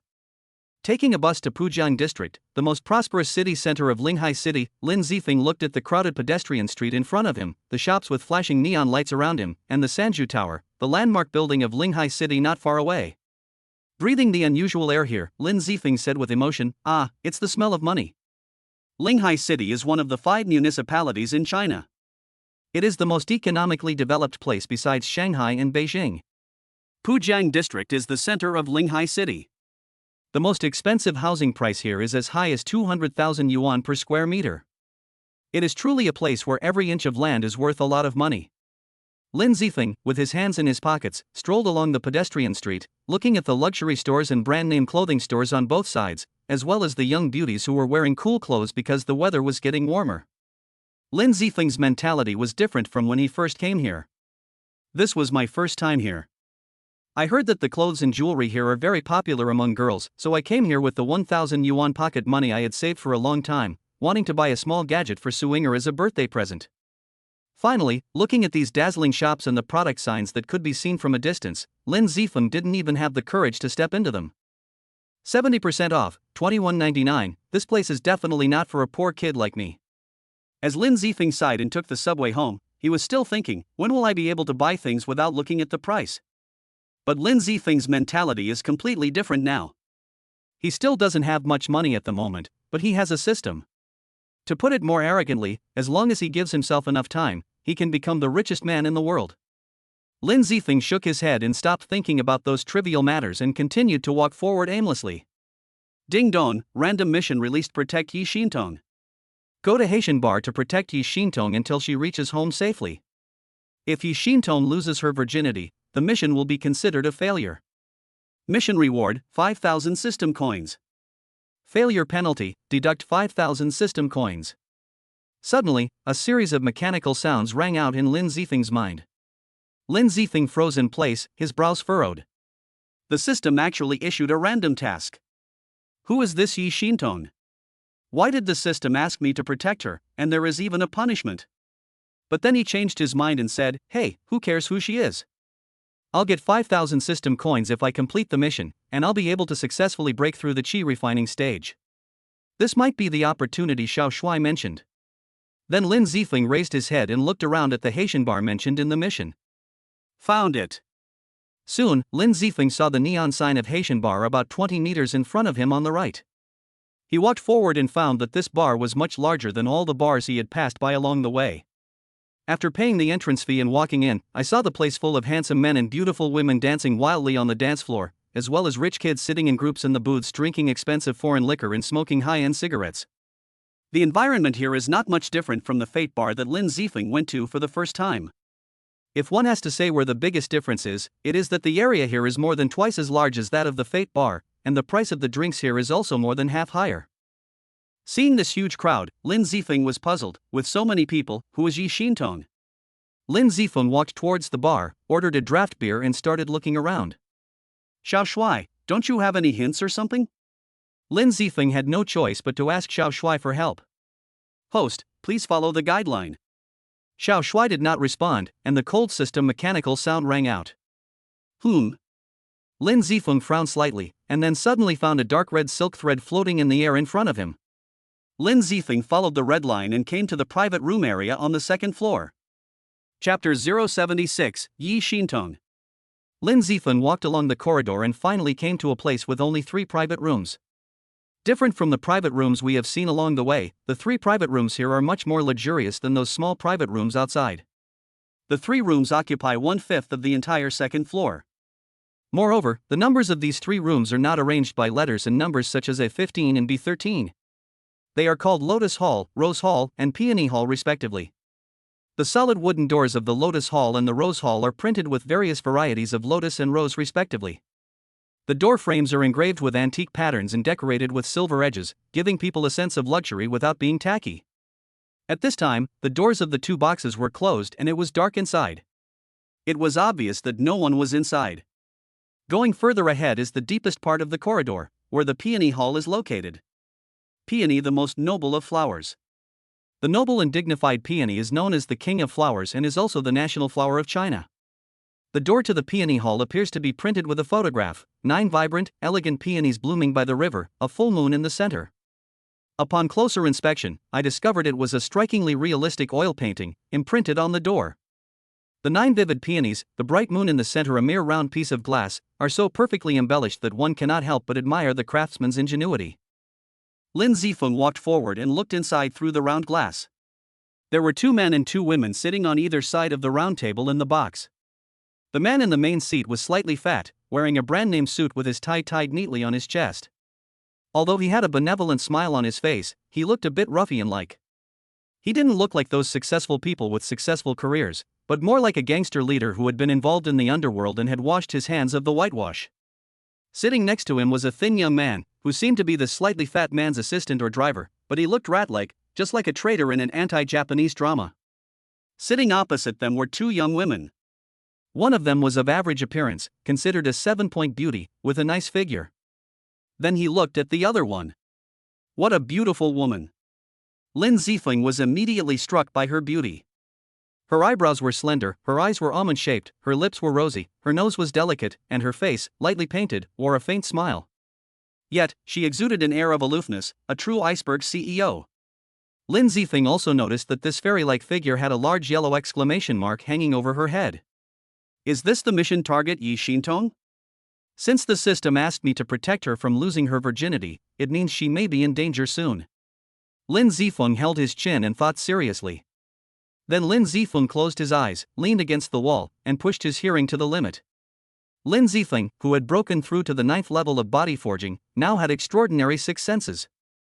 Even with such a strong soundproofing effect on the wall, Lin Zifeng could still hear clearly what everyone said as if he was there in person. Mr. Yi, I'm sorry to invite you to a place like this to discuss business. I hope you can forgive me for my poor hospitality. The slightly plump man said apologetically. Mr. Wang, you are too polite. I was too abrupt. I asked you to discuss something so late at night. Please forgive me. Although Yi Xintong said the words of apology, her tone was still cold. Ah, Mr. Yi, you're so polite. Wang Defa laughed and said, I wonder what brings you to me so late at night? I want to bring up the old matter again this time. I hope that our Xintong company's products can be sold in the Xinling Commercial Plaza.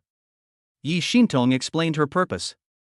Mr. Yi, I've said before that we at Xinling Trading welcome all major companies to open stores here. As long as your product quality is up to standard, we will accept everyone.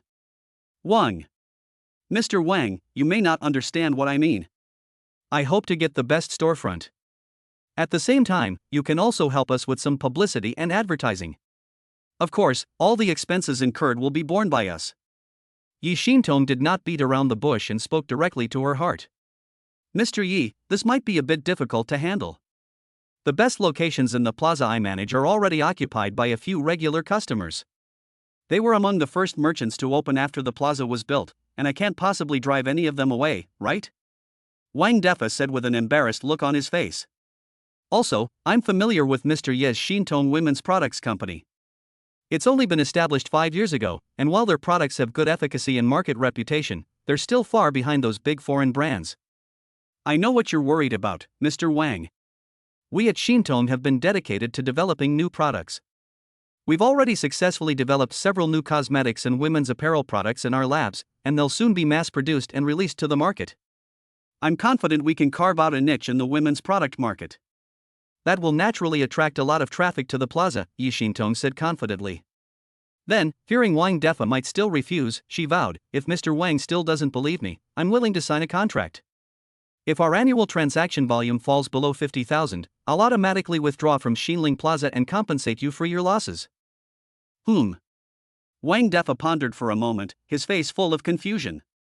Finally, he gritted his teeth and said, since Mr. Yi has said this, it would seem petty if I still disagree. Lin Zifeng, who was outside the door, was puzzled. This was just a normal business meeting. Why did the system ask him to protect Yi Xintong? He shook his head and continued to listen to the movement in the box. Wang Defa winked at his assistant, who understood and picked up the bottle of red wine in front of him, poured half a glass for Yi Xintong and her secretary, and poured some into his own and Wang Defa's glasses. Come, Mr. Yi, and this beautiful lady, this is wine produced by a Bordeaux estate in France. Drinking it regularly can beautify women's skin. Let me use this glass of wine to wish us a happy cooperation in advance. Wang Defa raised the glass high and said a toast, then drank the red wine in the glass in one gulp like a cow chewing a peony. Although the wine is good, I, Wang Defa, am just a rough man and cannot appreciate it. Mr. Yi, please forgive me. Boss Wang is a generous man who doesn't care about trivial matters. I can't let him down. Yi Xintong picked up the wine glass and poured it into her mouth with difficulty. The female secretary beside her saw that the boss had already drunk it, so she drank it all in one gulp. Gulp, gulp. Looking at the Adam's apple on Yi Xintong's white neck appearing and disappearing from time to time, Wang Defa almost drooled, and a smile of success flashed in his eyes. Ms. Yi is indeed a heroine, and she is as capable as any man. Come, let's eat. Although this Haitian bar is a bar, the food is still good. After saying that, Wang Defa picked up a shrimp and put it on Yi Xintong's plate. Mr. Wang, you are too polite. I can do it myself. Yi Xintong smiled and declined. Okay, eat more. Wang Defa smiled heartily, but no one knew how many conspiracies and tricks were hidden beneath his harmless smile. Chapter 077, Mission in Progress. More than 10 minutes passed unknowingly. During this time, no waiter came here, as if they were told to stay away. Come on, Mr. Yi, let's drink another glass. Wang Defa raised his glass and said to Yi Xintong. At this time, Yi Xintong's face was slightly red, her eyes were blurry, and she shook her head from time to time to refresh herself. The female secretary next to her was already lying on the table. Boss Wang, I really can't hold my liquor. If I drink anymore, I'm afraid I won't be able to go home drunk. Hey, Mr. Yi, you're worrying too much. I'll arrange someone to send it back for you later. Just drink it without worry. Wang Defa continued to persuade him to drink. I really can't drink anymore. I have to go to work tomorrow. Yi Xintong shook her head and refused. Then let's have one last drink. We'll leave after that. I'll arrange for a driver to take Mr. Yi home. Yi Xintong looked at the cup that Wang Defa held up, thought for a moment, and finally nodded, okay. Yi Xintong gulped down the wine in her glass, then staggered to her feet and said to Wang Defa, Mr. Wang, it's getting late. I'll take my leave now. Then she leaned over to help the secretary who was lying on the table. Xiao Yun, we're leaving. Wang Defa said with a smile, okay, Mr. Yi, take care. Yi Xintong was about to leave the table with Xiao Yun when she suddenly lost her balance and sat back on the chair. She felt her eyelids getting heavier and heavier, and finally she fell asleep. Oh my god, she finally fainted. I thought the medicine had failed to work. Wang Defa's assistant was not surprised at all when he saw Yi Xintong faint. Instead, he had a lewd smile on his face. This kind of drug is designed to take effect slowly, so you won't feel any physical discomfort afterward. Even if you wake up later, you'll just think you were drunk. Wang Defa had a confident look on his face, a sinister smile on his face. Second son, I'll give you that female secretary as a reward. Take her home and have some fun. Brother Wang, you are so kind. I've had my eye on this female secretary since those two came in. You're truly my brother. Hearing Wang Defa's words, Erzi's eyes sparkled. He almost drooled at Xiao Yun's curvy figure. This is much higher quality than the 200 or 300 yuan foot massage parlors. At least she's the top courtesan. Ha, you'll have meat to eat if you follow your brother Wang. Wang Defa laughed twice, then pointed at Yi Xintong and the other two. Come on, let's each have one, and have some fun tonight. I never thought that Yi Xintong, the famous and icy CEO of Linghai City, would one day let me ride on him. If those young masters knew about this, they would be so jealous of me. Only a woman like Yi Xintong can match your elegance and grace, brother Wang. The second son flattered him. Ha, well said. After saying that, Wang Defa stood up and walked towards Yi Xintong, extending his hand with a wretched look on his face. Such a beautiful face, it must be very smooth to touch. Just when his hand was about to touch Yi Xintong, bang! There was a loud noise and the door of the peony hall opened. Who? Wang Defa retracted his hand, suddenly raised his head and shouted loudly. Just a passerby who saw injustice and cried out. Lin Zifeng pressed the brim of his hat, put on an unruly smile, and said in a pretentious manner. What the hell is that? Erzi, get him for me. Having his good time interrupted, Wang Defa pointed at Lin Zifeng angrily and shouted. Humph, he's just a student, brother Wang, just wait and see how I trample him. Erzi stood up, clenching his fists until they crackled, and looked at Lin Zifeng with contempt. Boy, I see you're not that old. If you kneel down and kowtow to us and apologize, I can spare your life for your youth and innocence. Oh? Why don't you kneel down and kowtow a few times? I can treat you as idiots and spare your lives. Lin Zifeng retorted. Ha, when I was doing underground boxing, I met countless young men like you who didn't know how to live or die. Do you know what happened to them in the end? They were all useless. The second son laughed angrily and threatened viciously. Lin Zifeng said nothing, stretched out his right hand, and moved his index finger back and forth a few times as a provocation. You bastard, you're looking for death. Erzi clenched his fist, took 2 steps forward, and punched Lin Zifeng in the face. Go, die. Bang bang. When Erzi's fist was still 20 or 30 centimeters away from Lin Zifeng kicked him in the face. He flew 2 meters away and fell heavily to the ground. Ah! Wang Defa trembled with fear when he saw his 2 sons being killed instantly in one move. Now, what do you want?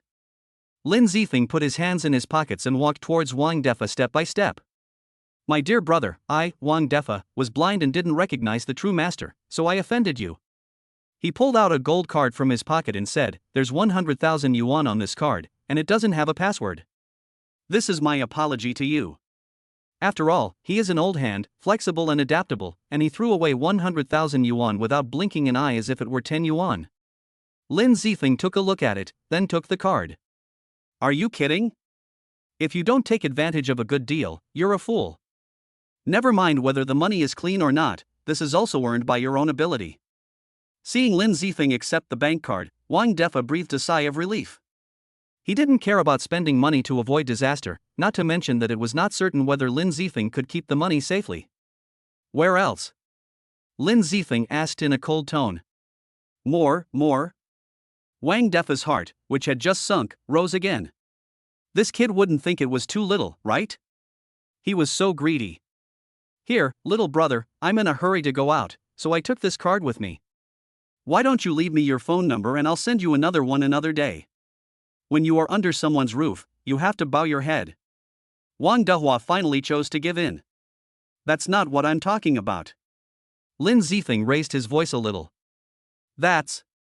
Wang Defa looked around and finally saw Yi Xintong and the other person sitting at the table. That little brother, Ms. Yi is drunk. I wanted to take her home, but now I have something urgent to do. How about you help take care of her? Wang Defa thought Lin Zifeng was interested in Yi Xintong, so he quickly found an excuse to dump Yi Xintong to him.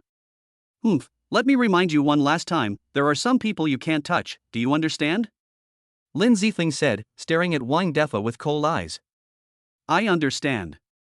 Wang Defa was frightened by Lin Zifeng's gaze. He broke out in a sweat and nodded continuously. Oof. Lin Zifeng snorted coldly, turned around and helped Yi Xintong and her female secretary up, one in each hand. Just as he was about to go out, he heard the sound of hurried running. Lin Zifeng glanced at the more than 10 adult men with sticks running quickly in the corridor, then turned around and looked at Wang Defa, who had a smile on his face as if his conspiracy had succeeded. Chapter 78, Battle with Yan Jingwang. Lin Zifeng put Yi Xintong and the other person back in their seats and stood up. Lao Wang, who was so blind as to touch you in my place? After a while, more than a dozen men ran in, and a tattooed man in the lead shouted loudly. Old Yan, you're finally here. If you'd come a step later, you wouldn't have seen me. Seeing the tattooed man, Wang Defa ran to him with tears in his eyes as if he had found a savior. It's this guy. He relied on his skills to rob me.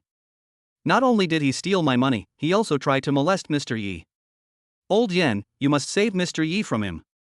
Hearing this, the tattooed man glanced at the unconscious Yi Xintong beside Lin Zifeng, then exchanged glances with Wang Defa, nodded, and shouted at Lin Zifeng, "Boy, don't you know that this is my Yan Jingwang's territory? How dare you cause trouble here? Don't even think about leaving today without an arm left." Yan Jingwang, one of the 4 hall masters of the Olan gang? Lin Zifeng asked with a slight frown. Lin Zifeng didn't have a very good feeling about the Olan gang because Zhang Shi seemed to be a member of the Olan gang. It seems you've heard of me. Yan Jingwang said arrogantly, "In that case, you might as well cripple your own arm to save me from being so reckless." Even so, I still want to try. Lin Zifeng shook his shoulders and said to Yan Jingwang with a firm face. I don't think you'll cry until you see the coffin. Seeing Lin Zifeng still actively provoking him, Yan Jingwang was furious and waved his hand. "Come on." Ah. The younger brothers behind Yan Jingwang rushed into the house one after another. Lin Zifeng's expression became a little more serious. Judging from their aura and actions, Yan Jingwang's group of subordinates were several levels higher than Zhao Guangming and Zhang Shi's subordinates. They were not on the same level at all. Lin Zifeng rushed into the crowd like a tiger into a pack of wolves, kicking 2 people away with 2 bangs. Then the 3 people in front of him raised their baseball bats and hit Lin Zifeng's head fiercely, without any concern for the possible consequences. Lin Zifeng took a step back, then turned his body with his right foot as the fulcrum, and swept his left foot towards the 3 people with great force, sweeping them away and hitting the people coming in from behind. Just as Lin Zifeng was about to press his advantage, the 2 who had been kicked first climbed up and attacked him from behind. Lin Zifeng seemed to sense something and ducked forward to avoid the incoming baseball bat. Then, taking a step back, he struck the 2 men in the waist with 2 powerful punches, seizing them before their old strength faded and their new strength returned. The 2 men fell to the ground with severe injuries, unable to move for a while. Turning back, the thugs outside had already crowded into the hall.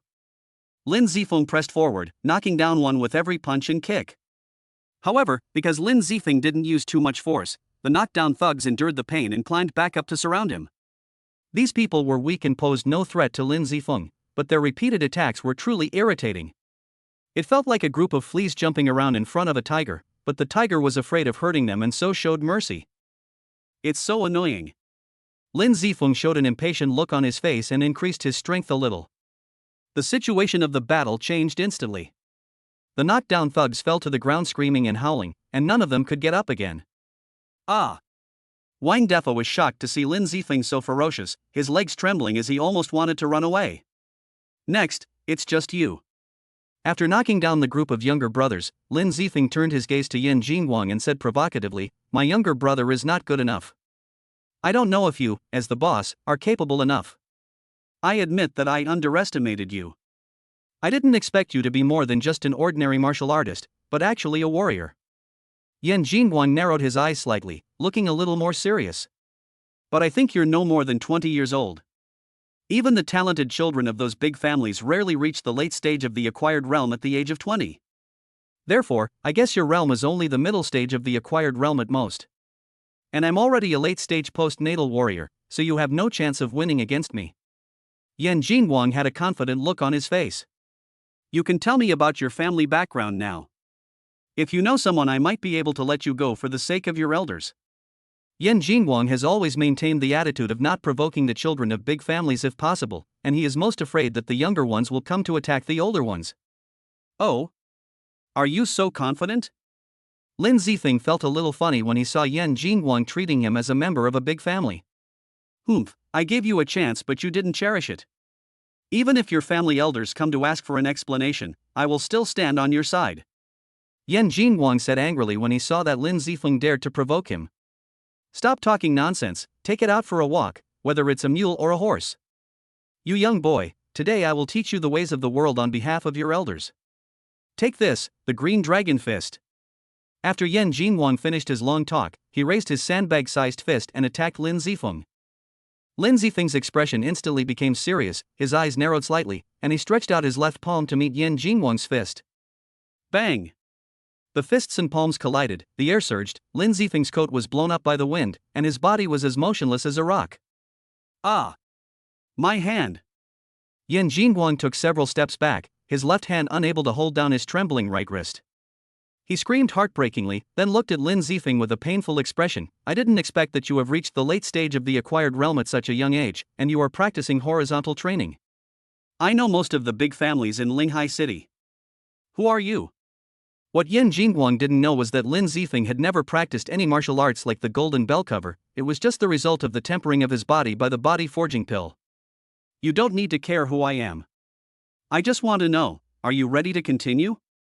Lin Zifeng remained silent about Yan Jingguang's question, making Yan Jingguang think that he was a core member of a big family hidden away. No matter what I say today, you can't take Yi Xintong away. Yan Jingguang's painful expression was filled with determination. He believed that with his rich experience in fighting enemies, he would always be able to find a breakthrough as long as he didn't confront Lin Zifeng head-on. In that case, come on. This time, Lin Zifeng chose to take the initiative and punched him in the face with a straight punch from his right hand. Yan Jingguang jerked his head aside, and Lin Zifeng followed with a left hook, sending Yan Jingguang retreating. Lin Zifeng gave him no time to breathe, unleashing a barrage of punch combinations. For 2 minutes, it was a constant stream of Lin Zifeng attacking and Yan Jingguang dodging. If Lin Zifeng struck him, Yan Jingguang would immediately roll off the ground, leaving him no chance to pursue. Chapter 79, Breakthrough in the Qi Refining Stage. Looking at Yan Jingguang, who was breathing heavily in front of him, Lin Zifeng said calmly, "Okay, I've had enough fun, you can lie down now." With a swish sound, Yan Jingguang only felt a flash of light in front of his eyes, and before his brain could react, he was kicked to the ground by Lin Zifeng with a side kick. So you have been hiding your strength all along. You are innate. Yan Jingguang looked at Lin Zifeng in surprise and spoke with difficulty, but he fainted before he finished speaking. In fact, in the previous duel, Lin Zifeng hadn't even used 30% of his strength. Based on Lin Zifeng's peak 9th level physical forging, that was roughly equivalent to mid-stage Xiantian strength. For someone like Yan Jingguang, who had just entered the late postnatal stage, it was like playing. He had let Yan Jingguang win because he wanted to play with him, to see his annoyed expression, like a cat playing with a mouse after catching it. The reason was because Yan Jingguang's pretentious demeanor in front of him had really annoyed him. Ah! Seeing Yan Jingguang, whom he regarded as his life-saving straw, lying down, Wang Defa was so scared that he collapsed against the wall, his pants a little wet. Lin Zifeng looked at Wang Defa unkindly. Wang Defa looked around and finally saw the wall behind him. His eyes lit up instantly. He hugged the wall and banged his head against it hard, then fainted on the spot. Humph, you're smart. Lin Zifeng didn't care whether Wang Defa was really fainted or pretending to be fainted, but his attitude was still very good. Lin Zifeng helped Yi Xintong and her female secretary up one by one, and strode out of the private room, not caring about the people lying on the ground behind them. After walking out of Haitian Bar, Lin Zifeng was in a dilemma. The mission required him to send Yi Xintong home, but he couldn't find Yi Xintong's home. Now Yi Xintong was unconscious, and the only person he could ask for help was the system. Xiao shui. Lin Zifeng shouted in his heart.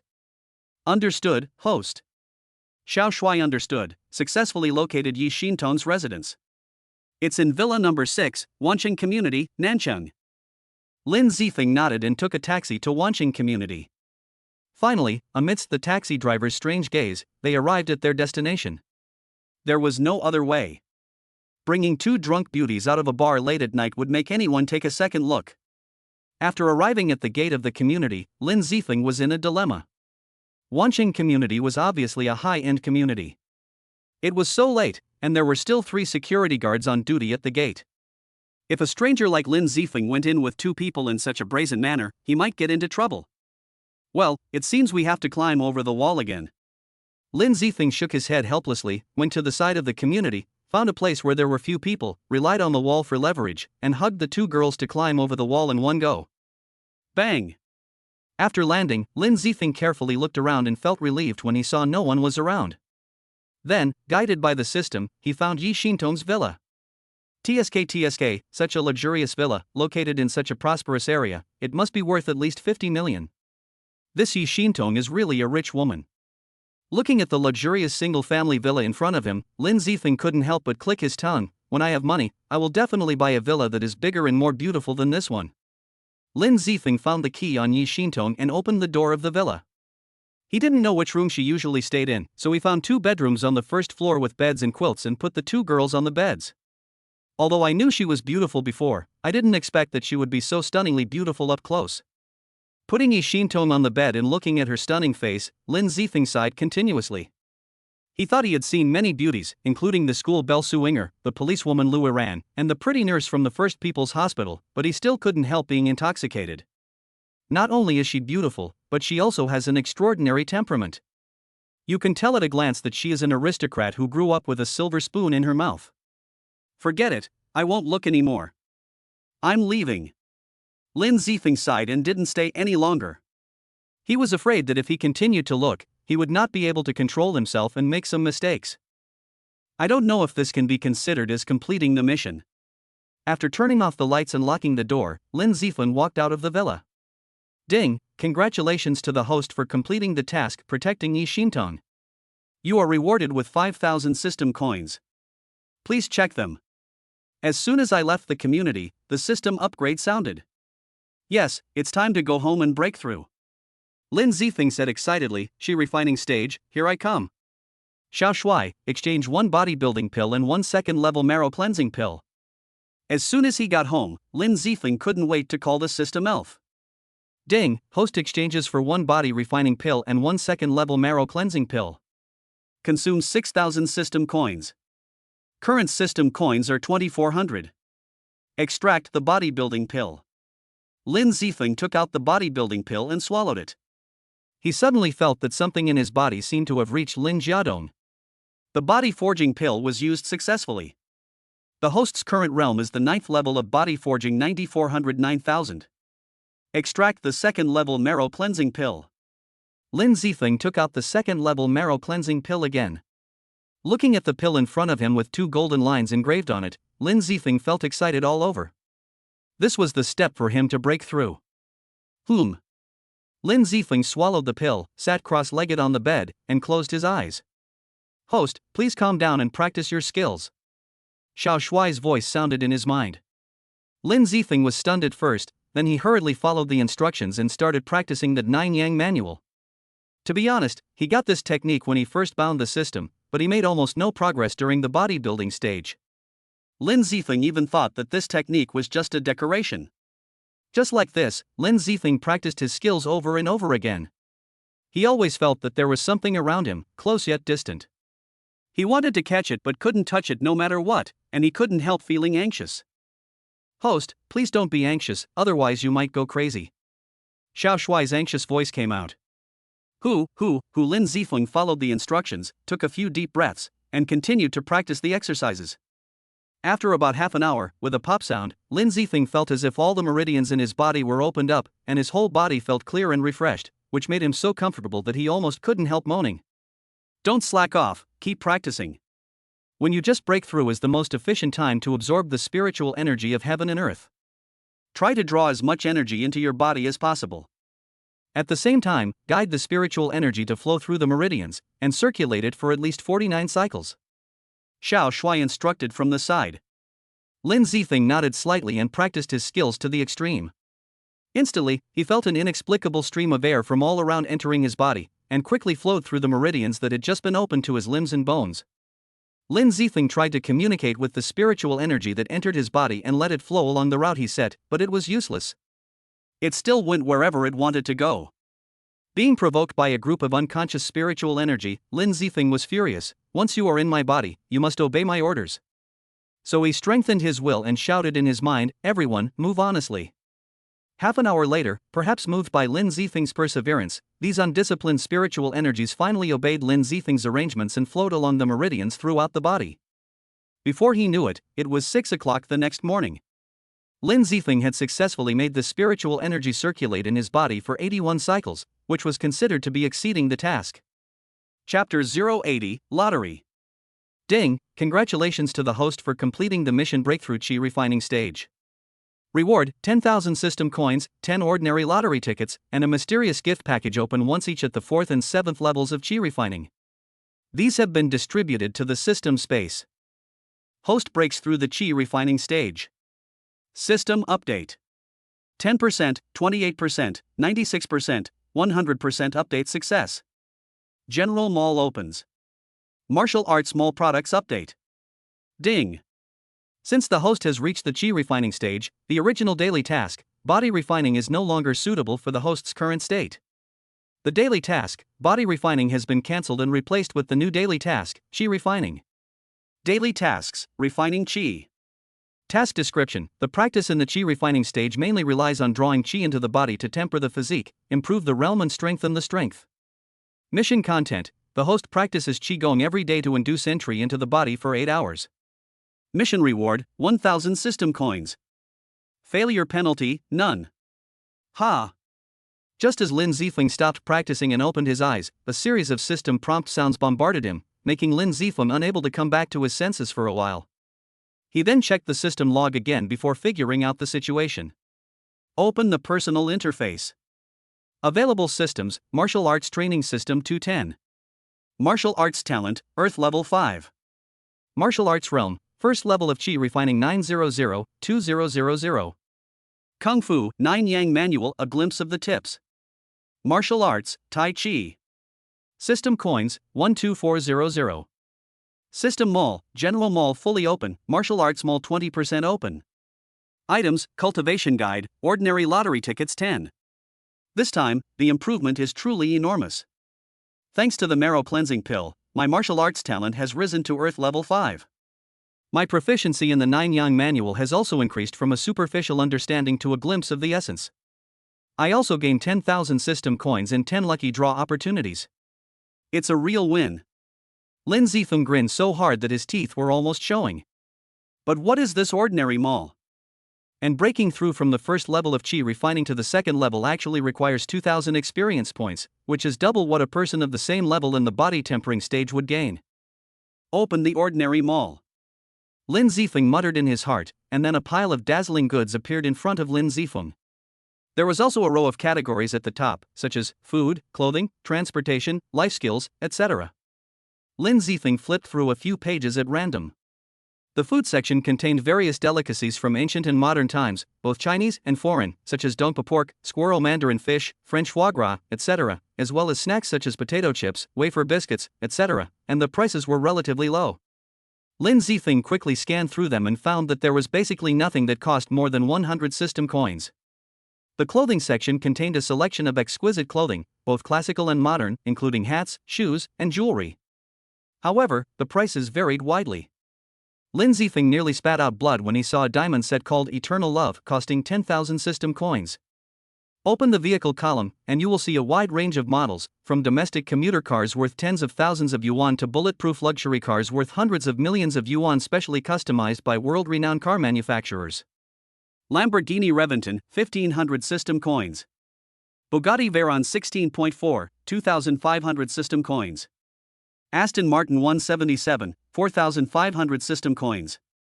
TSK, seeing all these luxury cars makes me envious. A man's main hobbies: football, beautiful women, and luxury cars. Even a recluse like Lin Zifeng falls into the clichés. After looking around, I have a general idea of what this ordinary mall is for. Basically, they sell anything that can be found on Earth, and the price is about 10,000 Chinese currency to 1 system currency. When I save enough system coins, I will definitely get a luxury car to drive. Lin Zifeng thought to himself. Finally, Lin Zifeng clicked on the life skills column in the general mall. Basic cooking skill, 100 system coins. Basic painting skills, 200 system coins. Basic driving skills, 300 system coins. Basic computer skills, 500 system coins. Basic medical skills, 500 system coins. Note, 3 primary skills can be upgraded to 1 intermediate skill, and 3 intermediate skills can be upgraded to 1 advanced skill. Advanced skills are at the maximum level. Possessing an advanced skill is equivalent to being at the top of the world in terms of that skill level. The power of this system has once again exceeded my expectations. It's so simple to acquire powerful skills. Even those veteran scholars who have devoted their entire lives to studying a particular field would be so shocked that they would vomit 3 liters of blood. Lin Zifeng shook his head inside. But unfortunately, even if I reach the maximum level, I can't break through the limits of this world. I don't know if I can cure Yuan Jie's father if I have the maximum medical skills. Lin Zifeng has always been very sorry about Yuan Fu's physical condition. Such a good man who loves his son and has a strong sense of justice was harmed by Di Pin. Leaving the ordinary mall, Lin Zifeng entered the martial arts mall again, because he heard that the martial arts mall had been refreshed, and he didn't know what new good things had come out. A golden interface came into view, and the items in the mall were more than double what they were before. Qi-inducing pill, 2000 system coins. Effect, improves the Qi refining stage cultivator's realm. 2 pills can allow a Qi refining stage 1 cultivator to break through to the second stage.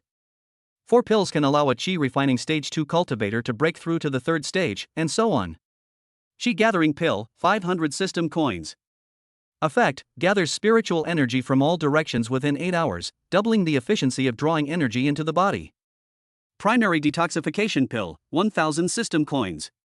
Effect, removes poisoning caused by low-level poisons. The Qi induction pill should have similar effects to the body refining pills used in the body refining stage, but the cost of 2 pills to reach the second stage of Qi refining is 4 times that of the same level in the body refining stage. Lin Zifeng thought to himself after taking a quick look. Cultivation really is a money-burning endeavor. Finally, Lin Zifeng looked at the 10 lottery tickets in his system backpack. He knew that a typical lottery draw cost 1,000 system coins, so these 10 tickets were essentially equivalent to 10,000 system coins. However, during his physical training period, Lin Zifeng had saved every penny to improve his realm and had never experienced the feeling of a lottery draw. Xiao Shuai, start the lottery. Give me 3 first. Lin Zifeng waved his hand and said with a domineering look on his face. Okay, dear host, the lottery begins. Xiao Shuai's childish voice sounded. Then something like a large turntable appeared in front of Lin Zifeng and began to spin rapidly. Congratulations to the host for obtaining a Qi-inducing pill. Congratulations to the host for receiving encouragement from the system. Congratulations to the host for obtaining the primary driving skill 3. The lottery is completed, and the rewards have been distributed to the system space. Ding, the host's driving skill has been upgraded to intermediate level. What is this encouragement from the system? Lin Zifeng took it out from the system space with confusion. It was a letter. Dear host, don't be discouraged if you didn't get the reward. There will definitely be something better waiting for you next time. Then at the bottom of the letter was a graffiti version of Xiao Shuai's little face. After reading the contents of the letter, Lin Zifeng's face darkened instantly. Xiao Shuai, can you explain to me what is going on? Oh, my dear host, isn't what's written in the letter clear enough? You won an empty gift pack. In order not to undermine your self-confidence, I very humanely wrote you a letter of encouragement. Xiao Shuai smiled and scratched the back of his head. Don't look at me like that. I know you are very grateful to me, but it's all I deserve. If you don't win anything in the future, just tell me the truth. I'm not that fragile. After hearing Xiao Shuai's words, Lin Zifeng didn't know whether he should be touched or angry. He thought he had won some great treasure and opened it excitedly to take a look. I understand, host. Okay, continue with the draw and draw all the remaining 7 times. Congratulations to the host for obtaining a spirit opening pill. Thank you for your patronage. Thank you for your patronage. Congratulations to the host for obtaining the primary firearms skill 2. Congratulations to the host for obtaining Qi-inducing pills 2. Thank you for your patronage. Congratulations to the host for obtaining the elementary cooking skill 6. Ding, the host's cooking skill has been upgraded to intermediate level 2. Ding, the host has drawn the lottery 10 times for the first time, and is rewarded with the ultimate physique, the all-powerful spiritual body. Chapter 081, Third Brother's Conspiracy. Fuck, what a pleasant surprise. Lin Zifeng had been so unlucky that he wanted to hold onto the wall and spit out blood after drawing 4 out of 10, but the sudden reward made Lin Zifeng swallow the blood in his throat again. Lin Zifeng couldn't wait to open the system space to check it out. What he saw was a ball of colorful fog, and he couldn't see what it was. After clicking it, detailed information appeared. The holy body of all-powerful spirits, it is perfectly compatible with any attribute. Practicing any attribute skills and martial arts can achieve twice the result with half the effort. It is one of the top-level physical fitness for cultivation in the universe. Then there are 2 options below, use and discard. Use it, use it. Lin Zifeng shouted impatiently. The physical condition is being transformed, and it is estimated to take 1 hour. Immediately afterwards, Lin Zifeng felt as if his soul had left his body, and then a ball of colorful mist wrapped around his soul, but he did not feel any discomfort. Lin Zifeng in the soul state felt comfortable all over, opened his mouth and moaned loudly, but unfortunately he could not make any sound. In this state, time passed by minute. Just when Lin Zifeng was undergoing a major physical overhaul, in a villa in Jinli Fuhao Garden in Xiqing District, an elegant middle-aged man was sleeping peacefully on the bed. Suddenly, a rapid phone call woke him up. The middle-aged man, whose sweet dream was disturbed, looked angry. He picked up the phone on the bedside table and answered it. "Agan, why are you calling me so early in the morning? Don't you know that I pay great attention to sleep?" "Third brother, I'm really sorry to disturb you so early, but something happened. Things went wrong with Lao Wang and Lao Yan." The man called Arung said respectfully. "What did you say? What's going on?" The third brother's face became even uglier, and his voice became a little higher. "Third brother, this matter is not very clear over the phone. I'm already at the door of your villa." "May I know where you are?" Arung said cautiously, for fear of making this gentleman angry. Come in. I can't sleep well after you disturbed me." The third brother snorted coldly and hung up the phone. 5 minutes later, in the villa hall, the third brother was sitting on the sofa, with a sturdy middle-aged man with ordinary appearance standing next to him. "What's going on? The plan was so perfect, why did the mission fail?" The third brother slammed the coffee table and asked loudly. Originally, according to the plan, Yi Xintong took the initiative to find Lao Wang to seek cooperation, which can be said to have completed the most difficult part. Later at the dinner table, Yi Xintong drank the drugged wine without any preparation. Lao Wang was on the verge of victory, but he never expected that Chang Yaojin would suddenly appear and save Yi Xintong. Arung recounted the whole story. "That means the mission failed last night? Why are you reporting to me now? Also, who rescued Yi Xintong? Was he the bodyguard arranged by the Yi family to be by her side? Did they know about our plan?" The third brother asked several questions in succession. The identity of the person who rescued Yi Xintong is unknown. According to the information provided by Lao Wang and others, it was a young man around 20 years old. He claimed to be a passerby who saw injustice and wanted to speak out. He should not be a bodyguard arranged by the Yi family. Arung replied. "A young man in his 20s just walked away?" The third brother was filled with disbelief, followed by boundless anger. "Isn't that Yan Jingguang's place? Is he a piece of shit? He can't even handle a little brat. Tell him to come here and see me." "Third brother, calm down," Arung advised hastily. "This incident really isn't Jingguang's fault. I heard from Lao Wang that the young man first took out his bodyguard Erzi, and then the dozen or so skilled fighters Jingguang brought with him couldn't take him down. In the end, Jingguang took action himself, but he couldn't last more than 20 rounds against the young man. Old Yan is still unconscious in the hospital. How is this possible?" "Yan Jingguang is at least in the late acquired realm, but he couldn't last 20 rounds against that young man." "How could he be an innate master? Is Wang Defa taking me for a fool?" The third brother thought that Wang Defa was making up a story to deceive him to cover up his incompetence, and he immediately became furious. "Third brother, don't be angry. I have retrieved the surveillance video from the Haitian bar. We will know whether what Lao Wang said is true or not at a glance." Arung took out a CD from the bag he was carrying. "Yeah. The third brother shook Arung's neck and signaled him to play the video. After more than 10 minutes, both of them fell silent after watching the video. Investigate thoroughly and find out who this person is.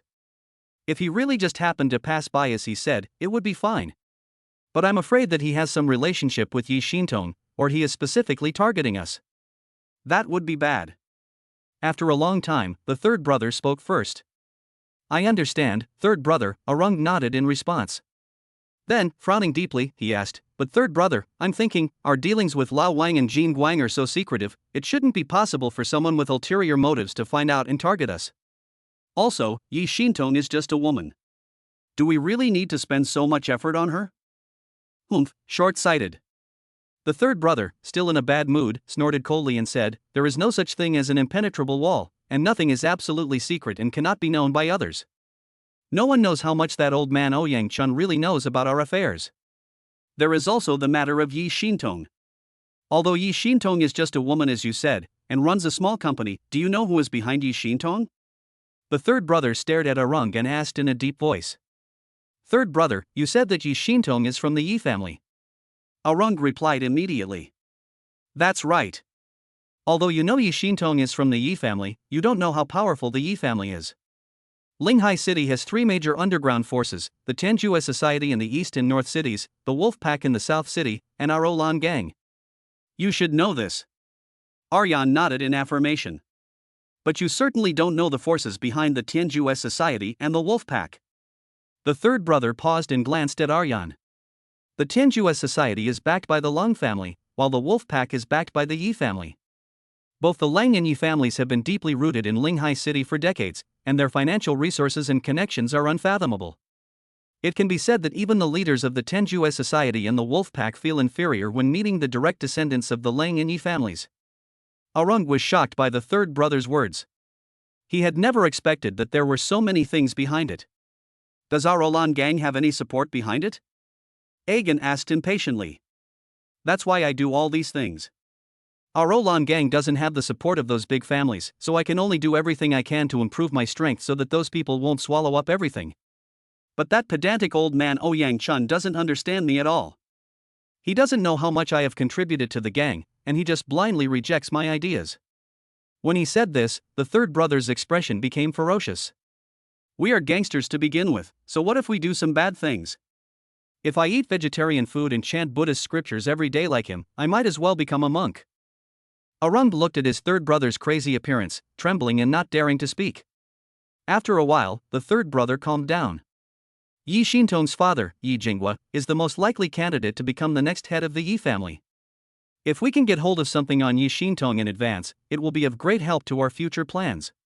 Besides, many projects within the Yi group are exempt from customs inspection. Do you understand? I understand. No matter what the third brother said, Arung just nodded continuously. Okay, you can go down now. Remember 2 things. Yi Shintong's plan must not fail. Also, you must find out the identity of that young man for me. I understand. Goodbye, third brother. Chapter 82, Kalingdon. In fact, there is more than one family investigating Lin Zifeng's identity at this time. Villa number 6, Wancheng Community, Nancheng. A series of horse screams rose straight into the sky, almost blowing the roof off. What's wrong? What's wrong? What happened to Sister Shintong?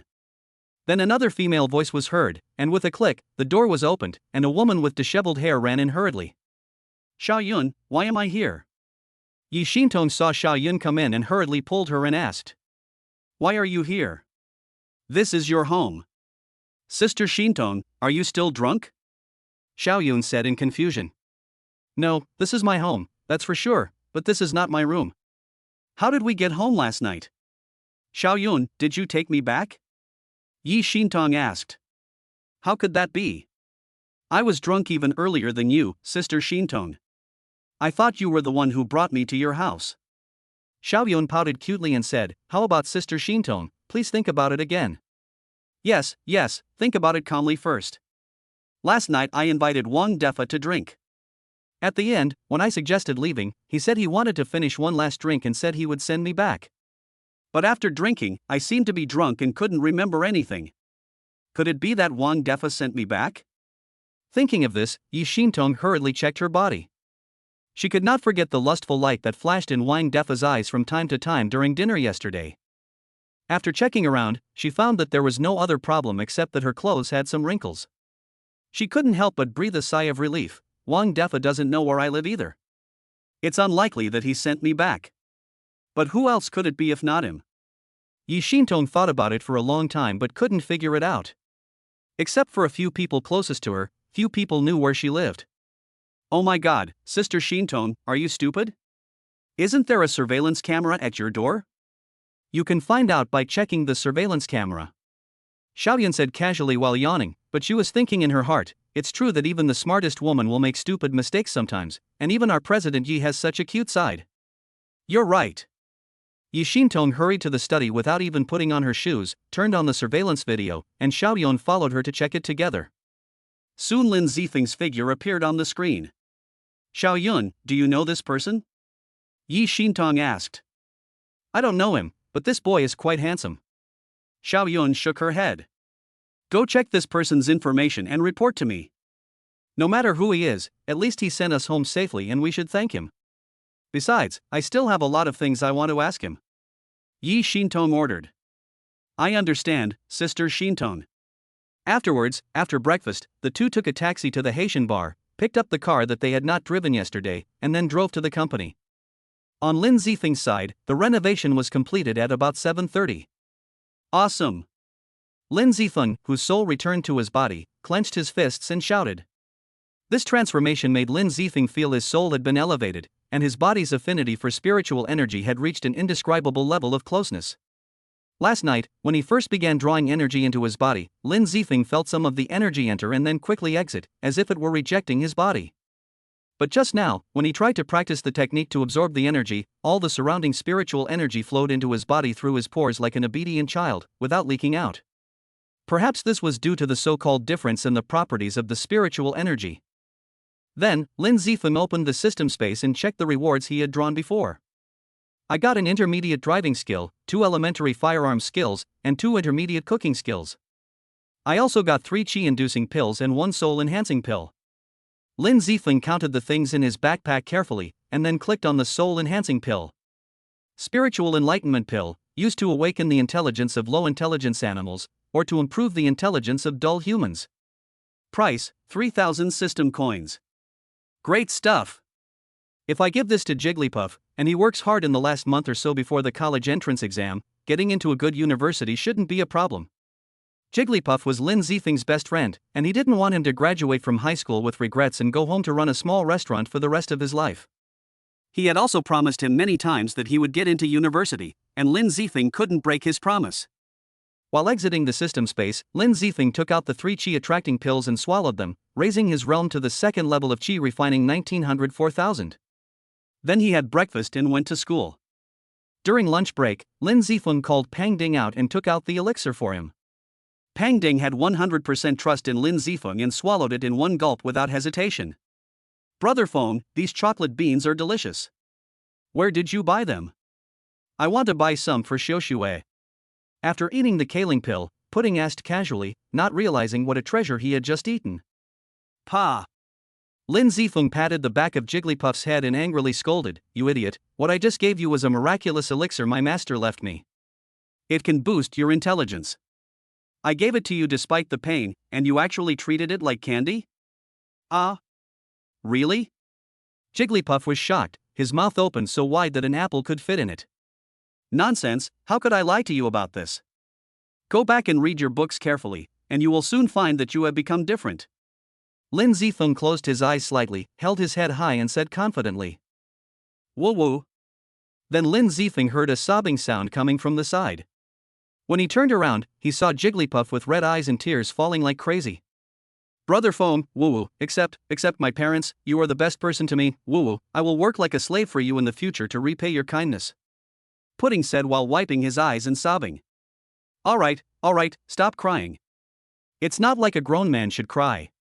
Lin Zifeng's handsome face set in a serious tone as he said, We're brothers for life. Don't ask me if I'm grateful or not. As long as you're willing to work hard, get into a good university, win over Tang Shui, and then ask me to be your best man at your wedding, I'll be completely satisfied. Well, Brother Feng, I will definitely work hard. Also, I will definitely not ask you to be the best man when I get married in the future. Pudding said after wiping away his tears. Well, that's right, wait, what did you say? Lin Zifeng suddenly came to his senses and asked Jigglypuff with an unhappy look on his face. Brother Feng, you are so handsome. If I ask you to be my best man, you will steal all my limelight. I can't do such a stupid thing. Pang Ding explained with a silly smile on his face, and at the same time flattered Lin Zifeng loudly without leaving any trace. Well, that sounds like a reasonable thing to say. After listening to Jigglypuff's explanation, Lin Zifeng nodded with satisfaction. Alright, go back to your book. If I help you so much and you still don't live up to my expectations, and Tang Shui gets chased away by someone else, go cry on your own and don't come to me. Brother Feng, please go ahead. I will definitely not let you down. Pudding said seriously, then hurried back to the classroom to read. This guy. Looking at the back of Jigglypuff running like a ball, Lin Zifeng couldn't help but curse with a smile. So far, all of Lin Zifeng's wishes in high school have been almost fulfilled.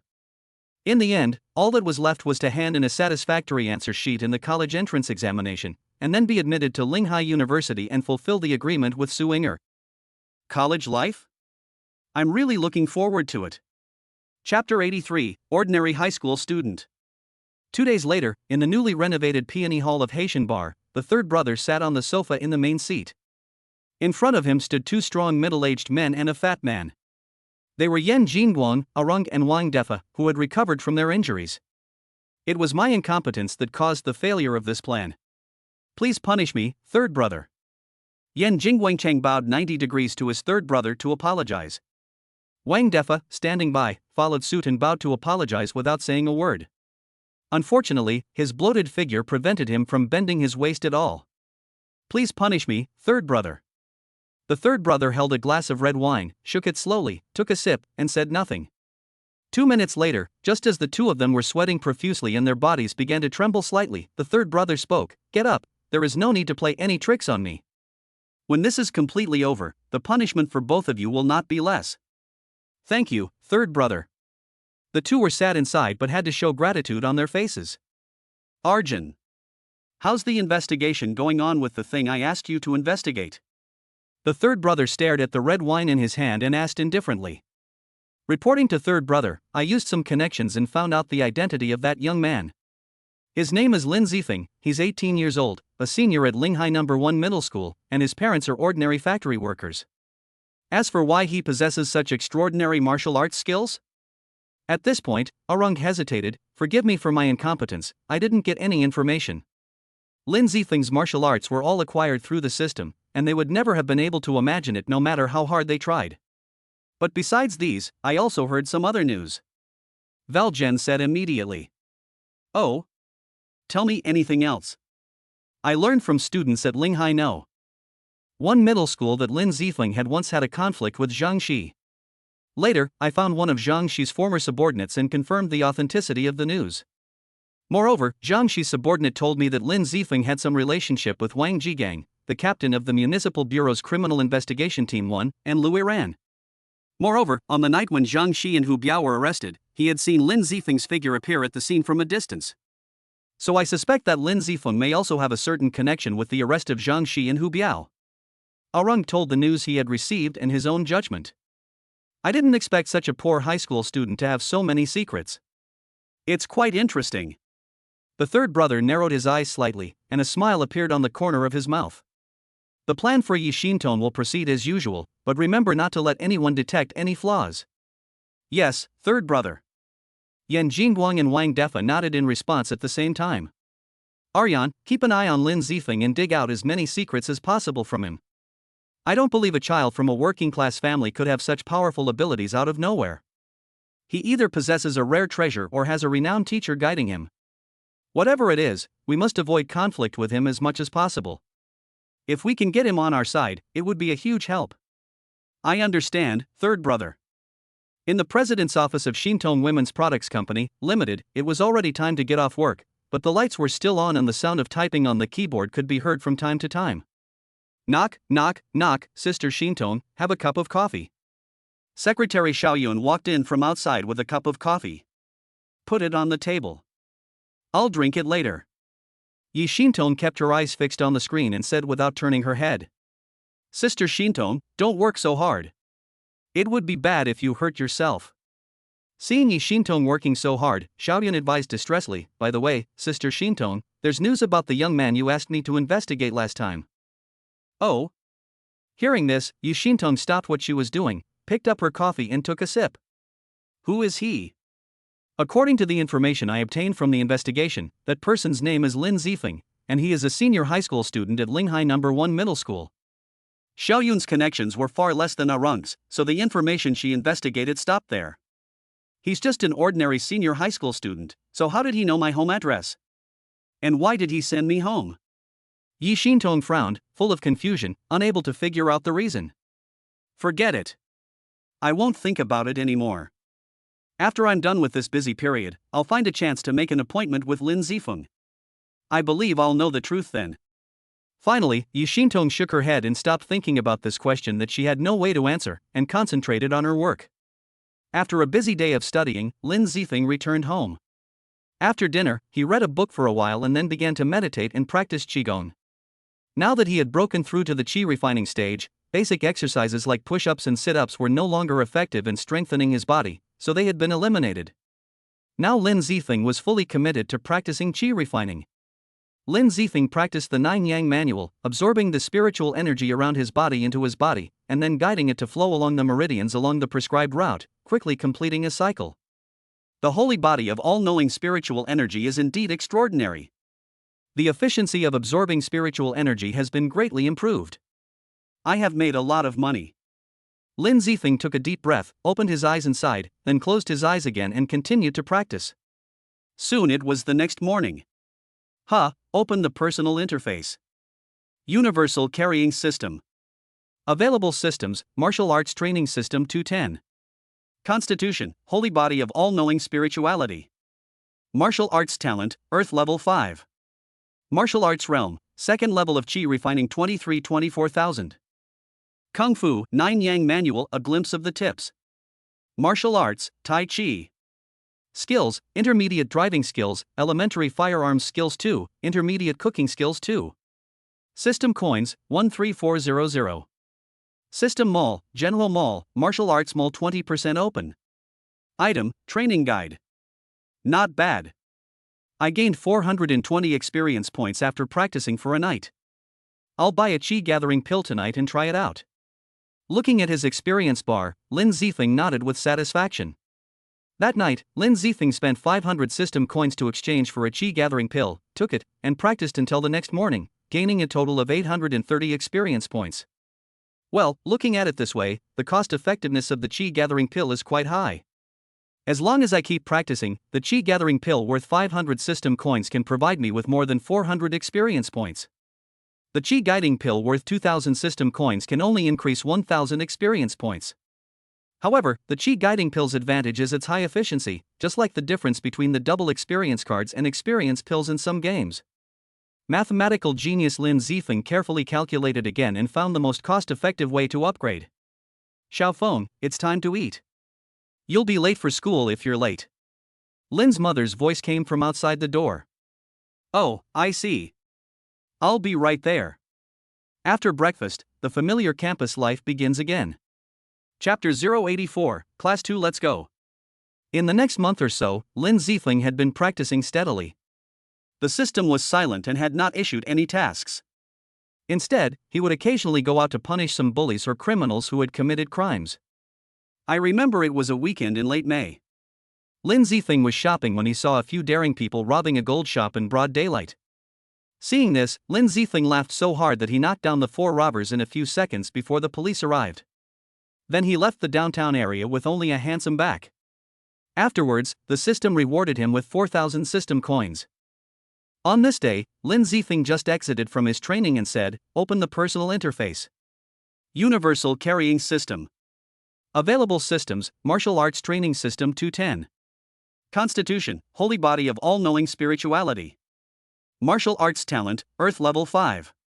Martial arts realm, Chi refining level 7 3000 and 70 14,000. Kung Fu, 9 Yang manual, a glimpse of the tips. Martial arts, Tai Chi, air blade, fire control. Skills, intermediate driving skills, elementary firearms skills 2, intermediate cooking skills 2. System coins, 32500. System Mall, General Mall, Martial Arts Mall 20% open. Item, Training Guide. During this month, Lin Zifeng practiced steadily every day and did not waste any system coins, so he now has some savings.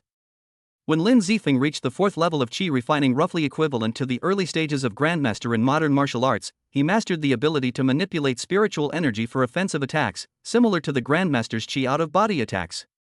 Opening the mysterious gift package the system had gifted him upon his breakthrough, he discovered a technique called Qi Blade, a method for manipulating spiritual energy as a blade attack. It had 3 levels: Qi into blades, 100 blades simultaneously, and Qi Blade Storm. When he reached the 7th level of Qi refining, a book called Fire Control Technique was opened in the mysterious gift package. The description was very simple: it was about controlling fire to achieve the state of being able to do whatever one wanted. It could not be practiced by people without a fire-attributed physique. Lin Zifeng spent some time cultivating the air blade to perfection in the 1st level, but because he had just obtained the fire control technique not too long ago, Lin Zifeng had not studied it much. It's getting late. It's time to go to school. There aren't many days left. Lin Zifeng got up from the bed and walked towards the door. At Linghai No. 1 Middle School, at the podium of Class 2, Grade 3, the acting head teacher, Mr. Chen, is speaking. Students, today is May 30th, which means you'll be taking the Gaokao in a week. I believe you've all clearly understood its importance. Although it's a challenging time for everyone, I hope you can overcome all kinds of psychological pressure, maintain a good mental state, and perform consistently in the exam. Teacher Chen paused. The school will give everyone 3 days off before the Gaokao to adjust. I hope you can all submit a perfect exam paper and achieve ideal results, worthy of your 3 years of hard work. Finally, I'd like to leave you with 2 lines of poetry: 10 years sharpen a sword, 3 days sharpen its edge, several years of life lie within it. Teacher Chen recited these lines with tears in his eyes. Although he had been the homeroom teacher of Class 2, Grade 3, for only 2 months, he had watched these students grow from their first day on campus to their impending graduation. In fact, every time a teacher guides a new student from their first year of high school to their final year, it's the most heartbreaking. It's like sending a child they've raised for 3 years to someone else's home. As they send off class after class of students, how many of them will remember their alma mater and their mentors when they achieve success? After listening to Teacher Chen's speech, the students fell silent, their faces etched with disappointment. True, the Gaokao National College entrance examination was approaching. Afterward, they wouldn't have to study late into the night, and they could look forward to a wonderful college life. But this also meant parting ways with the classmates they had spent 3 years with. Middle school friendships were purest. After entering society, accustomed to the fickleness of human nature and the preoccupation with money, how many would still remember the deskmate who lent them a pen? Or the friends they played online games with? Okay, you'll be free soon. Everyone, be happy. After you finish the college entrance examination, no one will care about your love life, and no one will care about you playing games until late at night. Isn't that great? Seeing everyone's depressed look, Teacher Chen wanted to mobilize everyone's emotions, but unfortunately it was of no use. Okay, I won't assign any exercises for you today. You can chat freely, but don't disturb students from other classes. I have some things to take care of, so I'll leave first. Teacher Chen felt that his presence might be preventing everyone from expressing their true feelings, so he left after saying a few words. Teacher Chen's departure did not bring about any changes. The classroom was still so quiet that you could hear a pin drop, with only the slight breathing sounds of everyone. If you and I get admitted to the same university, can you be my girlfriend? The last not-so-loud voice broke the silence. It was a male classmate named Su Kuan confessing to the female classmate next to him. Yu, who was standing beside him, was a little confused by the sudden confession, but immediately blushed with embarrassment and slapped Su Kuan's arm hard. Are you stupid?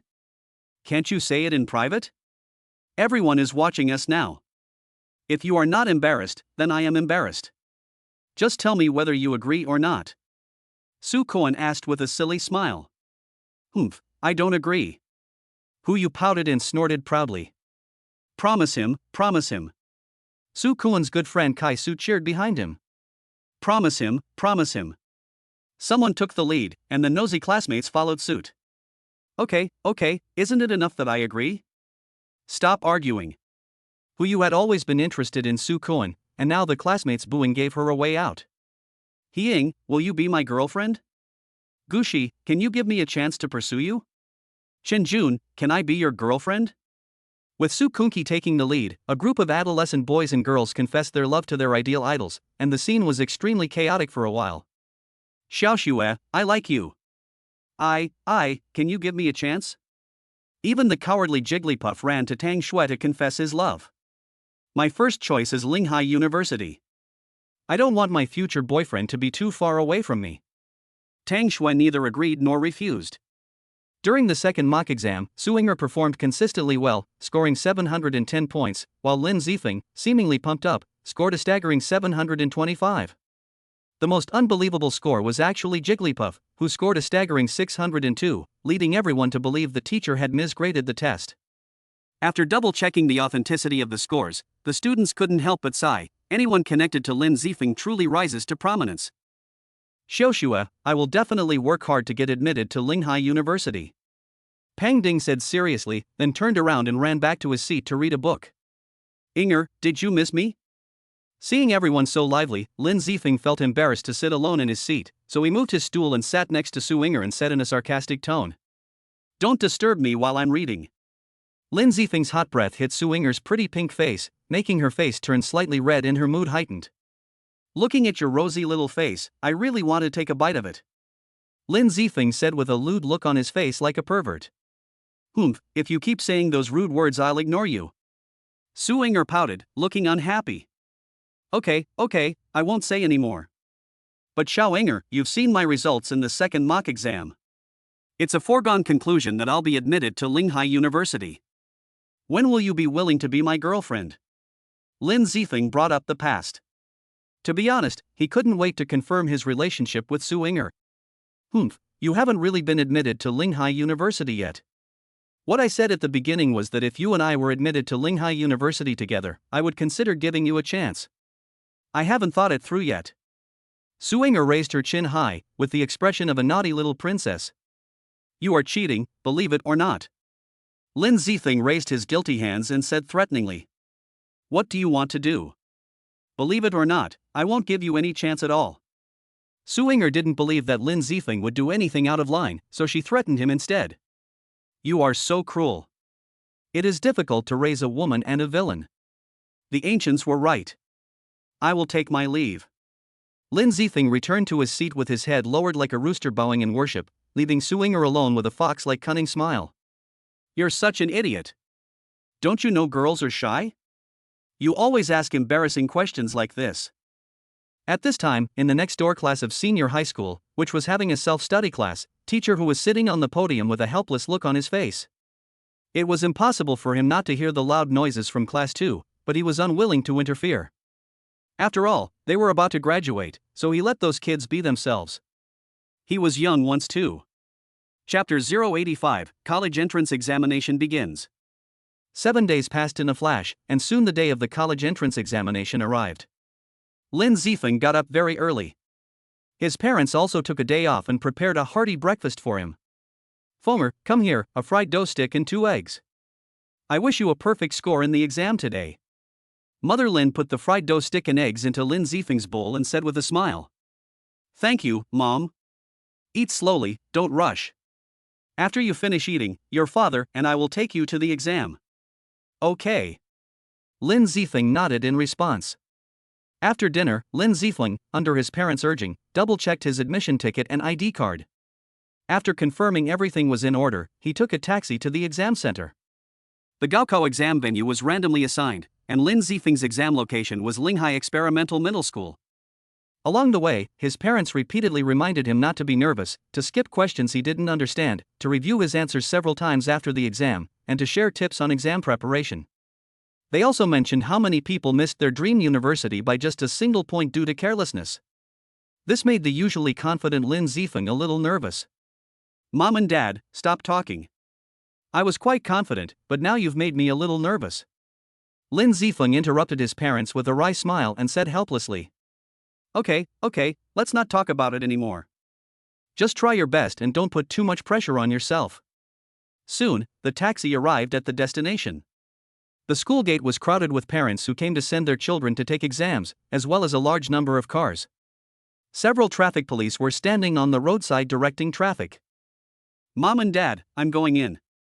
Lin Zifeng greeted his parents and then stepped into the campus. A war without gunpowder smoke was about to begin. Lin Zifeng found the examination room through the sign at the gate. Room 402, Building 3, this is it. After finding the classroom, Lin Zifeng strode in. There were a total of 25 seats arranged in an orderly manner, with a 1-meter wide aisle between each seat. At this time, more than half of the students were already in place. Lin Zifeng found his seat and sat down, then turned around and hung his school bag on the back of the chair. What a pretty girl. She has a neat ponytail, fair skin, a straight nose, and charming eyes. Although she is wearing a slightly rustic sky blue school uniform, it does not affect her stunning beauty at all. The only flaw is her overly skinny figure, and her arms are so thin that they seem like they will break if she exerts too much force. Maybe she would look better if she were a little fatter. Lin Zifeng thought to himself. As if noticing other people's gazes, the pretty girl in school uniform put down the book in her hand and raised her head slightly. Ah, he. Lin Zifeng was caught peeping, and he smiled awkwardly and turned away. Before leaving, he glanced at the name on the upper right corner of the table, Qin Shuyao. Wow, her appearance is comparable to my little Inger. I have met a lot of beautiful women recently. Although it was just a glimpse, Lin Zifeng could not help but marvel at the beauty of Qin Shuyao when she looked up. Soon, the invigilator came in and distributed the test papers. The first test was Chinese. The moment the bell rang, everyone picked up their pens and started writing on the test papers. The college entrance examination began. Lin Zifeng took a quick glance at the test paper. Given his current level, the entire paper seemed perfectly comfortable.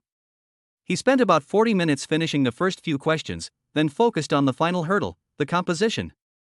This time the composition is semi-propositional, the title is Thank You, Dear.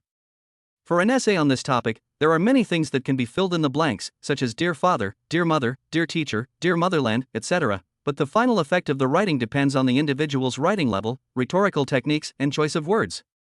Lin Zifeng thought for a moment, recalling the events of his 3 years of high school, and began to write. Thank you, dear classmate. In this article, Lin Zifeng wrote completely from the heart, using extremely flowery words, and slightly adapted the events that had happened to him to include his own downfall and the unwavering support of his classmates. The dark history of those 2 years was like a thorn in Lin Zifeng's heart, and it almost became his obsession. Perhaps only on the day of revenge could he let it go completely. With more than 20 minutes left before the exam ended, Lin Zifeng stopped writing. He checked the paper several times over. Although he was completely sure that there were no mistakes caused by carelessness, he would not hand it in early, otherwise his parents would worry about him again. In the last 5 minutes, most people in the classroom had left. Lin Zifeng signaled to the invigilator, then put the test paper on the table and quietly retreated. Xiaofeng, how did you do in the exam? As soon as they walked out of the school gate, their parents couldn't wait to run up to hold Lin Zifeng's hand and asked anxiously. Lin Zifeng was left in a state of confusion by his parents' questions. Mom and Dad, I just handed in the test paper and the results haven't come out yet. How can I know how I did?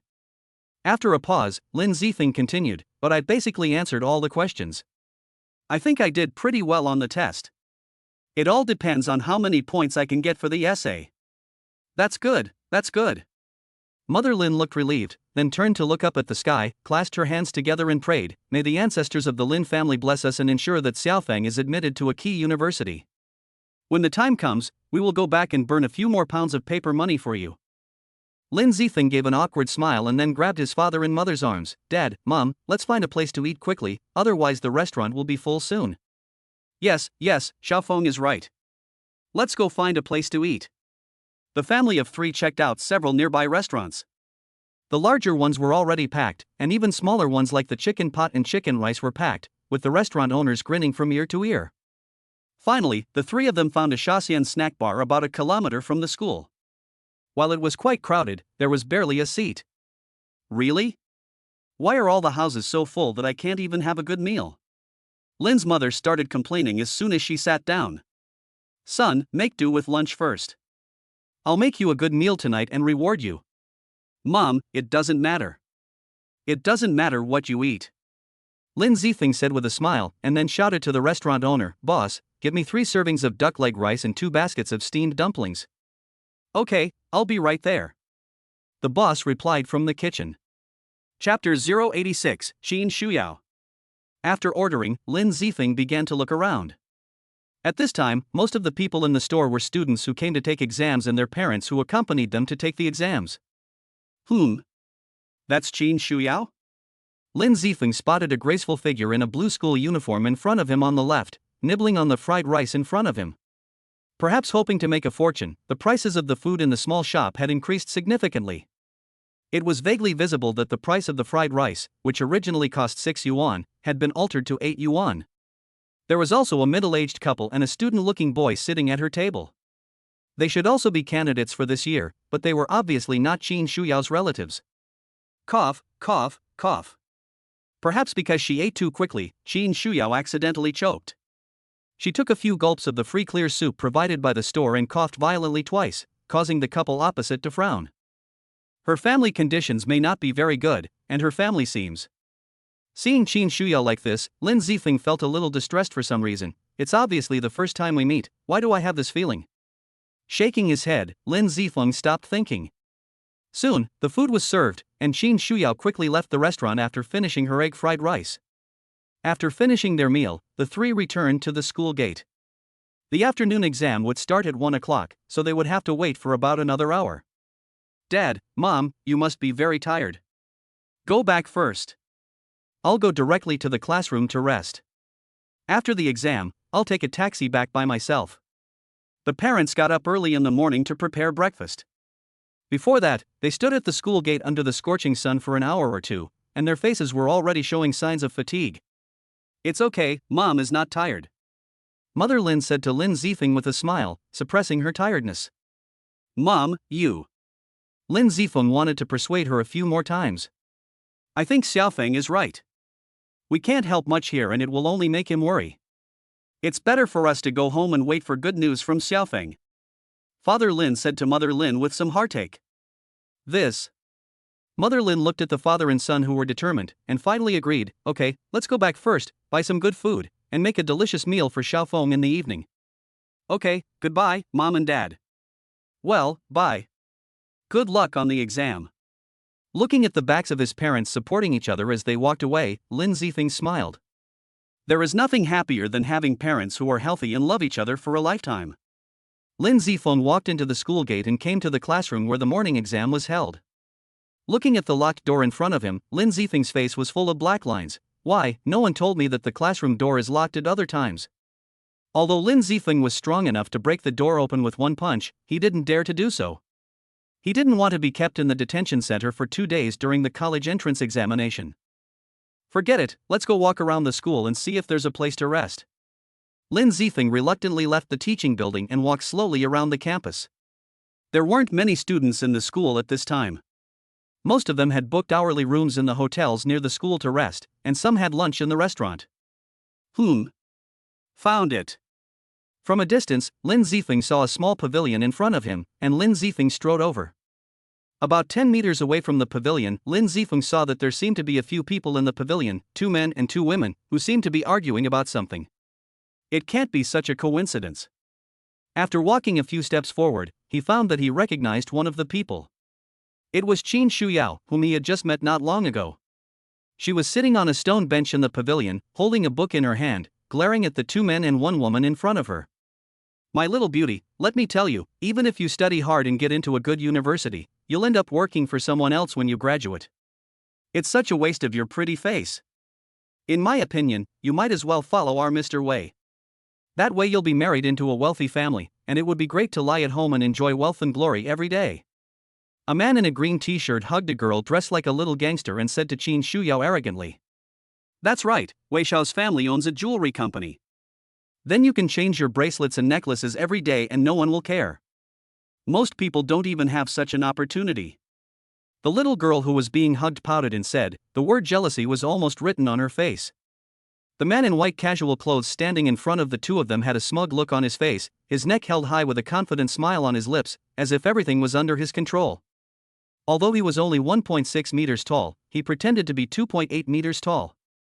Please move aside, you are disturbing me while I am reading. Qin Shuyao said with a cold face and angry eyes, looking at the three people in front of her. Ha! Woman, do you know who you are talking to? The man in white casual clothes narrowed his eyes slightly, deliberately pretending to be a domineering president.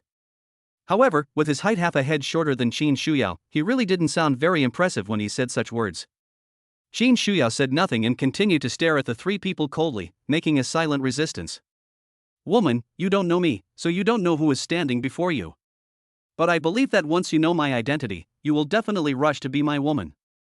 Seeing that Qin Shuyao had no reaction to his words, the man in casual clothes had to continue pretending. Actually, I really don't want to reveal my family background. I just want to have a relationship that has nothing to do with money. My name is Bai Mingwei, the young master of the listed Bai Jewelry Group and the sole heir. After saying that, Bai Chaowei looked up at the sky, waiting for Qin Shuyao's exclamation, "Ah, so you are the famous." But after waiting for a long time, there was no sound. Bai Chaowei lowered his head and found that Qin Shuyao was still looking at him coldly, and her attitude did not change at all because she knew his identity. Hey, beautiful girl, you must know Bai's Jewelry, right? Then let me tell you right now, Bai's Jewelry is one of the largest jewelry companies in Linghai, with a market value of over 1 billion. Seeing that his boss failed to show off, the man in green, as his younger brother, hurriedly stepped forward and raised his hand. What does it have to do with me? I still say the same thing, please don't disturb me while I'm studying. Qin Shuyao said lightly. Hey, little girl, why don't you understand me? Our Wei is young, rich, and handsome. He is a rare young talent. Qin Shuyao was unmoved. The man in green was anxious. The boss must be taking his anger out on himself for failing to pick up girls. Haha, handsome? Young talent? Are you talking about this shorty? A joking voice was heard at this time. Lin Zifeng put his hands in his pockets and walked into the pavilion slowly. You bastard, you dare to scold me. Believe it or not, I will find someone to kill you. Bai Chaowei glared at Lin Zifeng, wishing he could vent all the anger he had accumulated from being humiliated by Qin Shuyao on him. Chapter 87, Venomous Tongue Zifeng. You bastard, you dare to scold me. Believe it or not, I will find someone to kill you. Bai Chaowei glared at Lin Zifeng, wishing he could vent all the anger he had accumulated from being humiliated by Qin Shuyao on him. Who? Who is talking? Lin Zifeng suddenly pretended to be surprised and looked around for the source of the voice. Bastard. Bai Chaowei was teased by Lin Zifeng like this. He gritted his teeth in anger and squeezed out a few words from between his teeth. Oh, so it's you. After looking around, Lin Zifeng lowered his head to look directly in front of him. At first, he had an expression of sudden enlightenment, but then his face suddenly changed drastically. He shouted loudly with fear on his face, "Who the hell are you? A mole that has become a spirit? Don't you know that animals are not allowed to become spirits after the founding of the People's Republic of China?" Poochie. Lin Zifeng acted funny and made Bai Chaowei so angry that his face turned red, purple and black, and Qin Shuyao beside him couldn't help laughing. So beautiful. Qin Shuyao was already beautiful enough, and this enchanting smile made Lin Zifeng a little infatuated, and a happy smile appeared on the corner of his mouth. You bastard, if I don't kill you I'm not Bai Chaowei. Even a clayman would get angry, let alone a self-righteous dandy like Bai Chaowei, who came up to beat Lin Zifeng without saying a word. The green-clad younger brother behind him saw the boss coming up and also raised his fist to meet him. Humph, too trash. Lin Zifeng sneered disdainfully, stretched out his hands and grabbed the arms of the two men, then twisted them casually. The two men sat on the ground in pain and begged for mercy loudly. Brother, I know I was wrong, please forgive me. That's right, we were blind and offended, big brother. We will never dare to do that again. Humph, a bunch of trash. Lin Zifeng was too lazy to argue with them. He threw the two forward and then looked at Bai Chaowei and asked, "You said you know you are wrong. Then let me ask you, where is your mistake?" I. Bai Chaowei, lying on the ground, looked nervous and trembling, answered timidly, "I shouldn't have insulted you, big brother, shouldn't have been so pretentious, and shouldn't have disturbed my sister-in-law from reading." Lin Zifeng stepped forward and made Bai Chaowei think that he was Qin Shuyao's boyfriend, so he called her sister-in-law. Although Qin Shuyao felt a little embarrassed to be addressed like that, she did not object because she knew that this was not the right occasion for her to speak. It seems you still haven't realized your real mistakes. Lin Zifeng shook his head regretfully. "Now I'll list all the mistakes you've made." The motherland has created such a good learning and living environment for you, but you don't strive for progress and spend your days idle. You are unworthy of the motherland's cultivation. This is disloyalty. Your parents work hard to earn money to provide you with food, clothing, and daily necessities, but not only are you ungrateful, you spend all day thinking about inheriting the family business after they pass away. This is unfilial. As a man, you oppress and bully a weak woman in every possible way. This is inhumane. Finally, as a big brother, you raped your brother's woman. This is unjust. Lin Zifeng glanced at the trembling little girl standing behind the two of them. You are so unfaithful, unfilial, unkind and unjust. How can you live in this world with dignity? You're talking nonsense. I haven't done anything to offend Brother Gua. The little girl yelled at Lin Zifeng in a cowardly manner. Oh? No? Lin Zifeng gave her a playful look, then pointed at Bai Chaowei. I could smell the scent of a slutty vixen from a distance. Didn't you pass it on to him? Ah, Xiao Bai, tell me yourself, have I wronged you? Lin Zifeng asked, kicking Bai Chaowei who was lying on the ground. Brother, you are so wise and powerful, solving cases like a god. Every word you say is so insightful that I feel deeply ashamed of my mistakes. But I must reiterate, it's not that I want to let you down, brother. It's all because of this bitch who seduced me for my money. Bai Chaowei first licked Lin Zifeng furiously, then pointed at the little gangster and shifted the blame. The green-clad man beside him had a look of anger, pain, and helplessness on his face. Lin Zifeng squatted down, patted the green-clothed man on the shoulder, and comforted him. Little brother, although your hat is the same as your clothes, it is not a bad thing. The man in green opened his mouth slightly and looked at Lin Zifeng with a puzzled look, hoping for an answer. Look, as the ancients said, if you want to live a decent life, you have to have some green on your head. Seeing the green-clothed man's face become even uglier, Lin Zifeng continued to persuade him, think about it from another perspective. Although you have green on your head now, you never know if it will get greener in the future. So getting used to it in advance can help you strengthen your mental endurance, right? Puff. The man in green was so angry that he spat out a mouthful of blood. He collapsed to the ground, pointing at Lin Zifeng with resentment and saying, "You are a devil, you are a devil." Then his head tilted and he fainted. Ah, it's because his psychological endurance is too poor. He needs to practice more. Lin Zifeng looked at the fainted man in green, shook his head helplessly, and then turned his gaze to Bai Chaowei. Exclamation point. Bai Chaowei felt goosebumps all over his body after just one look from Lin Zifeng. He trembled and said, "Brother, do you have any other advice?" Well, forget it. Take your brothers and your mistress and get out of here right away. I have to take an exam soon. If I can't compare to you rich second generations, and I fail the exam because you disturbed my review, I don't know what bad things I will do. Lin Zifeng looked at Bai Chaowei kindly and said. Bai Chaowei stood up without a word and ran out of the pavilion dragging the man in green. His speed was so fast that even sprinters would be ashamed. Thank you. My name is Qin Shuyao, a student of Linghai No. 3 Middle School. After driving away Bai Chaowei and the other two, Qin Shuyao felt relieved and took the initiative to extend her hand to greet Lin Zifeng. Oh, hello. My name is Lin Zifeng, from Linghai No. 1 Middle School. Looking at Qin Shuyao's delicate hand, Lin Zifeng was momentarily stunned. It was the second most beautiful hand he had ever seen in his life, the first being Su Yinger's. But he quickly recovered, smiled politely rather than awkwardly, and then reached out and gently shook Qin Shuyao's hand twice before quickly separating. Mr. Lin, thank you again. I'm really not good at dealing with this kind of people. This time it's really thanks to you. Qin Shuyao bowed slightly and thanked again. It's okay, it's all I deserve. I can't stand those playboys who take advantage of their family's wealth to bully others. Lin Zifeng quickly helped Qin Shuyao up and said. But will this bring you trouble? Thinking of what Bai Chaowei had just revealed about her family background, Qin Shuyao's face turned a little ugly and she said worriedly. It's okay, I didn't hit him. It was self-defense anyway. I believe there is still reason in this world. You don't have to worry too much. Lin Zifeng was worried that this incident would affect her mood, so he comforted her repeatedly. Yeah. Qin Shuyao thought about it and finally nodded in agreement. Chapter 088, Genius. For a moment, the scene was quiet, and neither of them knew what to say. There's still more than an hour before the afternoon exam starts. Why don't you read some more in review? Lin Zifeng suggested to break the silence. Okay. Qin Shuya sat down on the stone bench and took out a book from her bag to read. Lin Zifeng felt a little bored.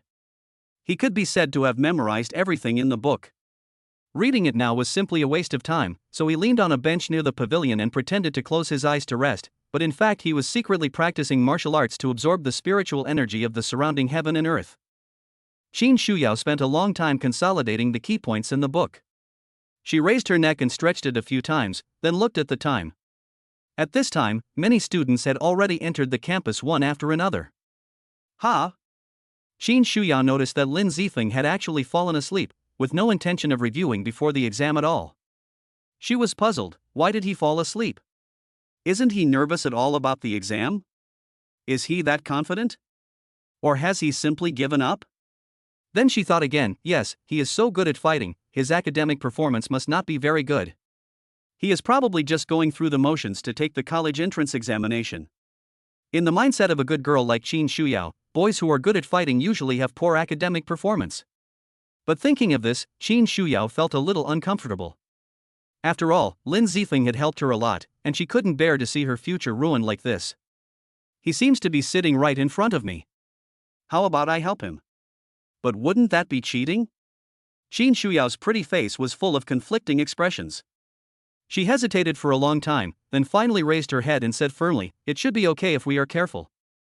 At least we have to let him get into university." Then she walked over and sprayed Lin Zifeng lightly.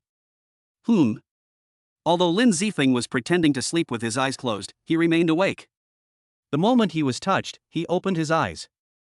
What's wrong with Qin? Is the exam about to start? No, it's just. Qin Shuyao thought about her words, because although she helped Lin Zifeng cheat for his own good, she was also afraid that it would hurt his self-esteem. What's wrong? Lin Zifeng was curious about what Qin Shuyao wanted to say after hesitating for so long. I want to ask, the exam is coming soon, don't you need to review temporarily, Lin? After thinking for a long time, Qin Shuyao decided to bring up the topic in a more tactful way. Oh, so that's what happened. Lin Zifeng smiled slightly and said confidently, "I have a great memory. I remember everything in the textbook, so I don't need to practice beforehand." Really? Qin Shuyao said with some doubt. She felt that Lin Zifeng might have said this just because he didn't want to lose face in front of her. Who really has a good memory that can memorize an entire book? Even she, a talented girl who ranked among the top 3 in the city in the second mock exam, didn't dare to say that. Of course.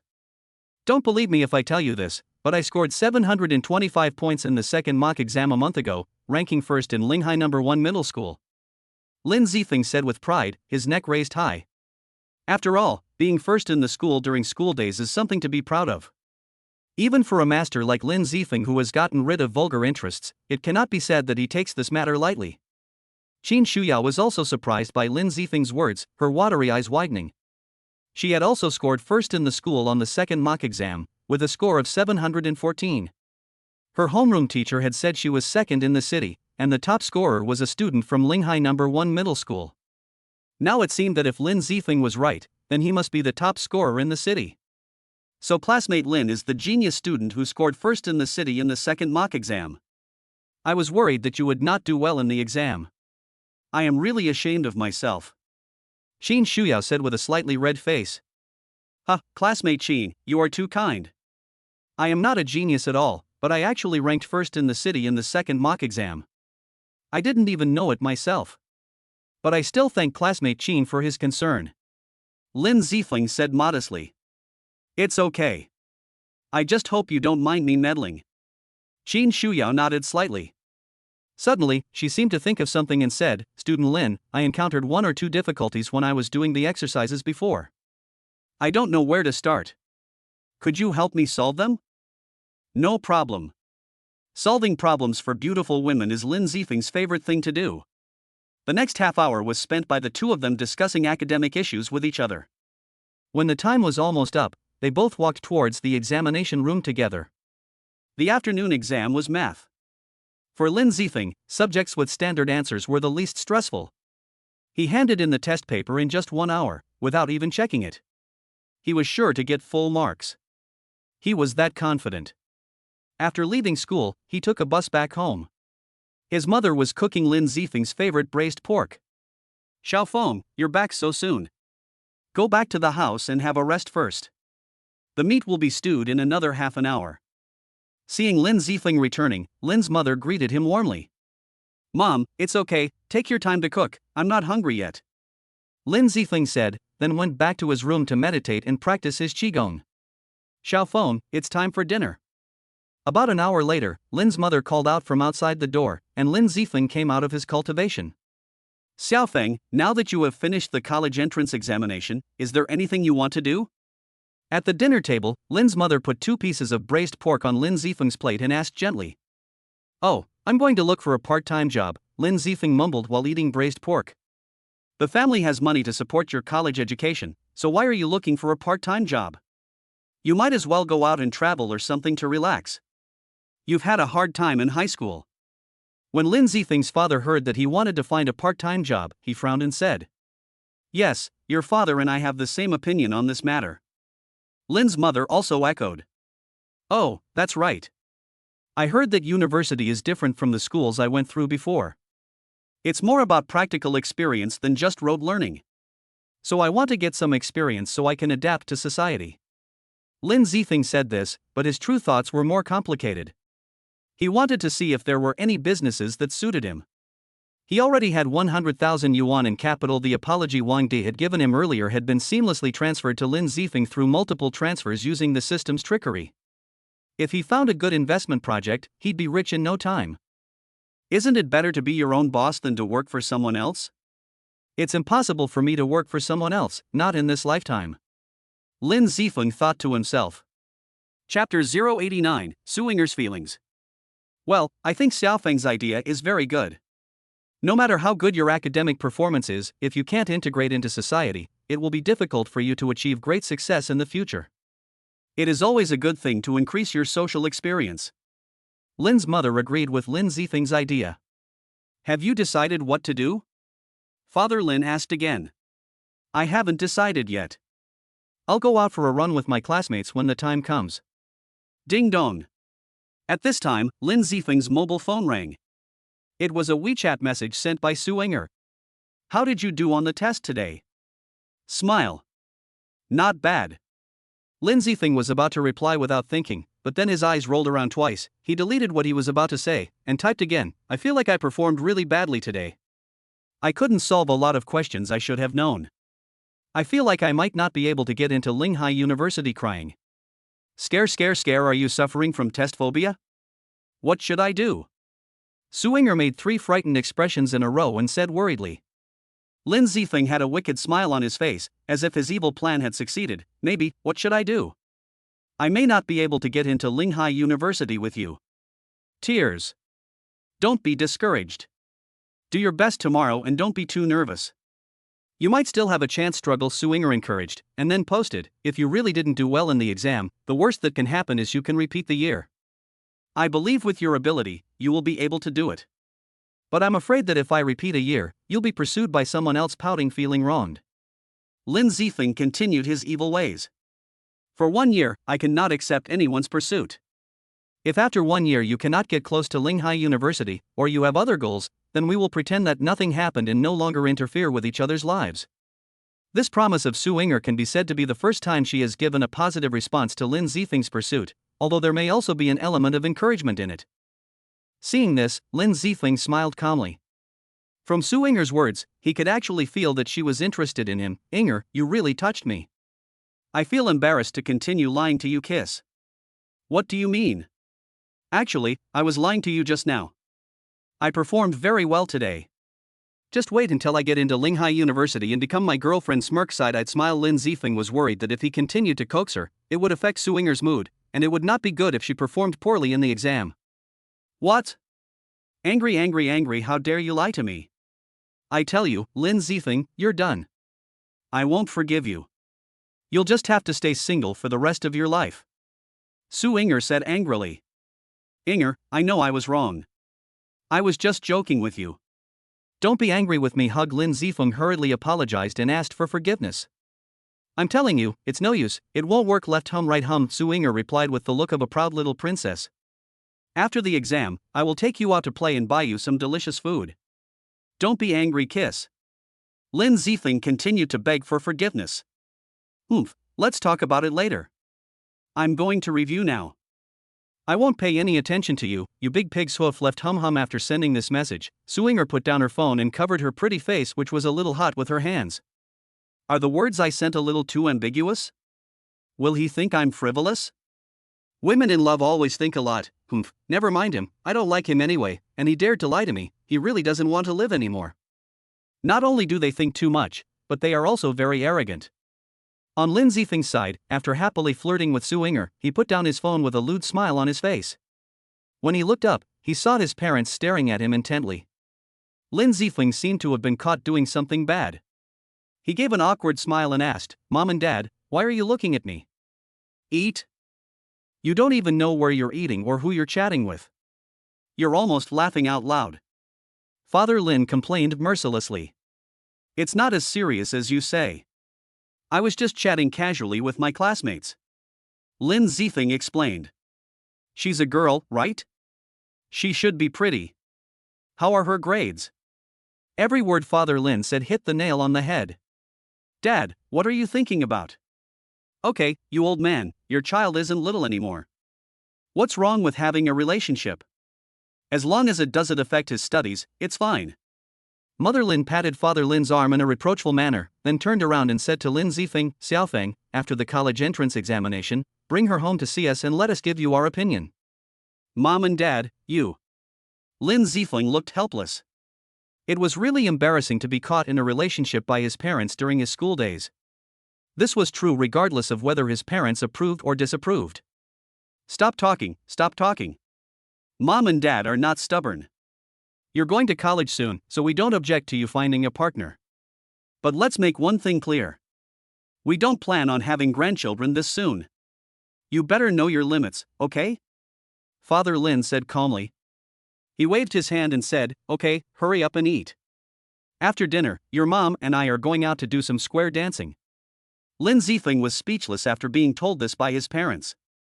He could only lower his head and eat the rice in his bowl, wanting to escape this place as soon as possible. If Suinger knew that Lin Zifeng, who had just been teasing her so hard that he couldn't even lift his head, was teased by his parents, she would probably fall off the bed with laughter. Lin Zifeng finished his rice in a few mouthfuls and fled back to the bedroom. Instead of continuing to practice, he lay on the bed and turned on his mobile phone. Let's see if there are any fun places. I'll take Inger there after the exam. Lin Zifeng was looking for amusement parks and some tourist attractions on the internet. Happy Valley? Well, I heard it's quite thrilling there. When we ride the roller coaster together, Inger will definitely be so scared that she'll hold my hand tightly. It's a good place and can be kept as a backup plan. Disneyland? I miss it a lot. I also watched Mickey Mouse and Donald Duck when I was a kid. But the reviews of Disneyland online don't seem very good. I'll ask Inger for her opinion later. Oh, by the way, how about we go out of town? Anyway, it will take a long time after the exam before I can fill in the application form. And once I go out of town, I will have to stay overnight. I am unfamiliar with the place. To ensure safety, I must share a room with Inger. Then, Lin Zifeng was imagining exciting scenes and grinning like a pervert. His saliva was almost flowing out. It was so disgusting. Well, this is the preferred option. As for the location, Wulin West Lake is a good choice. The environment is beautiful and it can easily arouse the emotions between men and women. It's a good place. I will do some ideological work on Inger later and make sure he agrees. Lin Zifeng's eyes lit up, as if he saw a better life right in front of him. Chapter 90, Cautious Yi Xintong. The next morning, Lin's father and mother sent Lin Zifeng to the examination room, gave him a few instructions, and then left for work. The day passed quickly. Lin Zifeng was full of confidence in both exams. He didn't spend much effort and handed in the papers in just 1 hour. I'm free from now on. After returning home, Lin Zifeng threw his school bag, lay down on the bed, stretched, and cheered. Hurry up and contact Xiao Inger to see where she would like to go and play. Lin Zifeng took out his mobile phone, found Su Inger's WeChat account, and sent it. Inger, the college entrance exam is over, let's go out and play. Silly smile. Okay, where are we going? Su Inger replied quickly. I found a few good places, Happy Valley and the Wildlife Park, both local. Or we can go to West Lake in the neighboring city. You can decide which one you like best. It's a bit far to go to the nearby city. I might not be able to get back in one day. It's okay. It's vacation time anyway. We can find a hotel and spend a few more days there. Disdain, what bad idea are you planning? I'm telling you, don't even think about it. Su Inger saw through Lin Zifeng's evil intentions at a glance and replied. Little entanglement, no way, I just want to take you out for some fun, that's all. Why don't we ask Tang Shui and Fatty to go with us? That way you can rest assured. My mom will be worried if I go that far. I won't go left. Don't be afraid, I will protect you. Forget it, the one I'm most worried about is you contempt, let's just go to Happy Valley and have fun. Okay, I'll listen to you grievance, then when do you think we can go? Finally, Lin Zifeng gave in. I'm going out with my mom tomorrow or the day after tomorrow. It'll probably be Friday when I get back. Let's go on Saturday. Okay, I'll wait for you. After that, the two chatted for a while, and Lin Zifeng's hot and straightforward love words made Su Inger shy. At the same time, in the president's office of Xintong Company, Yi Xintong and Xiao Yun were sitting on the sofa, sweating profusely. Sister Xintong, who were those people just now? Xiao Yun looked aggrieved and rubbed her ankles covered in black stockings. I don't know either, but I can see that they are coming for us, or to be exact, for me. Yi Xintong leaned back on the sofa, rubbing her temples with her thumb and middle finger. Just now, as Yi Xintong was driving back to the office after finishing a business meeting, two black cars were tailing her. At first, they didn't notice anything unusual, but as they passed a secluded section of the road, the two cars suddenly doubled up on Yi Xintong's car, one from the front and one from the back, trying to force her to stop.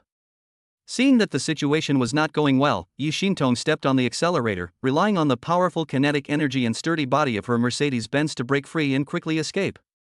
The two cars pursued her all the way, not giving up until Yi Xintong drove into the downtown area. Who could they be? Could it be an enemy in my family who wants to capture me to threaten Grandpa? Or are they just my competitors? Yi Xintong muttered to herself, wondering about the other party's origins. At this time, Yi Xintong's cell phone rang, and the caller ID showed Wang Defa. Yi Xintong frowned slightly and answered the phone. Hello, Mr. Wang? Hey, Mr. Yi, it's me. Hello. Wang Defa responded politely on the other end of the phone. I wonder what Mr. Wang wants from Xintong right now. Oh, it's like this, Mr. Yi. Didn't we agree on cooperation before? But since Mr. Yi went back, there has been no response for a month, so I called to ask if there is any change. Wang Defa was betting that Yi Xintong didn't know that he had drugged her, and he was also betting that Yi Xintong attached great importance to this cooperation, so he wanted to use the same trick again and invite her to the Hongmen banquet again. Mr. Wang, I'm really sorry. Since the banquet, I have entrusted this matter to the vice president of our company. I didn't expect that he has never contacted you. This is a mistake in our work. I am really sorry. Yi Xintong made up an excuse perfunctorily. The last dinner made Yi Xintong feel that Wang Defa was a man with bad intentions, which made her feel very uncomfortable. Moreover, after she got drunk, it was a strange man who sent her home. There were many suspicious points in this, which made the cautious Yi Xintong unwilling to have any private contact with Wang Defa again. Oh, so that's the case. I wonder if Mr. Yi has time tonight. I have booked a private room at the Hill Hotel. Let's sign the contract while we're there. Wang Defa didn't know if he could tell that Yi Xintong was making an excuse, and he spoke to himself. Wang Defa invites me to a dinner at this time. Isn't the timing too coincidental? Could it be that the group of people before is related to him? But why would he do this? Yi Xintong had just escaped from danger, and Wang Defa invited her at such a sensitive time, which made Yi Xintong, who was cautious by nature, feel a bad premonition. I'm sorry, Mr. Wang. My family contacted me this morning and told me that I have a family dinner tonight, so I may not be able to accept your invitation. How about we go to another day? Yi Xintong made an excuse to shirk.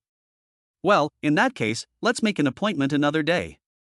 Wang Defa didn't continue to pester her, worried that Yi Xintong would see through something, so he pretended to speak casually. Okay, goodbye, Mr. Wang. After hanging up the phone, Yi Xintong sat on the sofa and began to think alone. After a while, Yi Xintong said to Xiao Yun, who was sitting next to her, Xiao Yun, please publish a job posting for an assistant to the CEO. Be sure to specify that those with strong fighting skills are preferred. Sister Shintong, are you planning to hire a bodyguard? Xiao Yun asked tentatively. Just do as I say. Okay.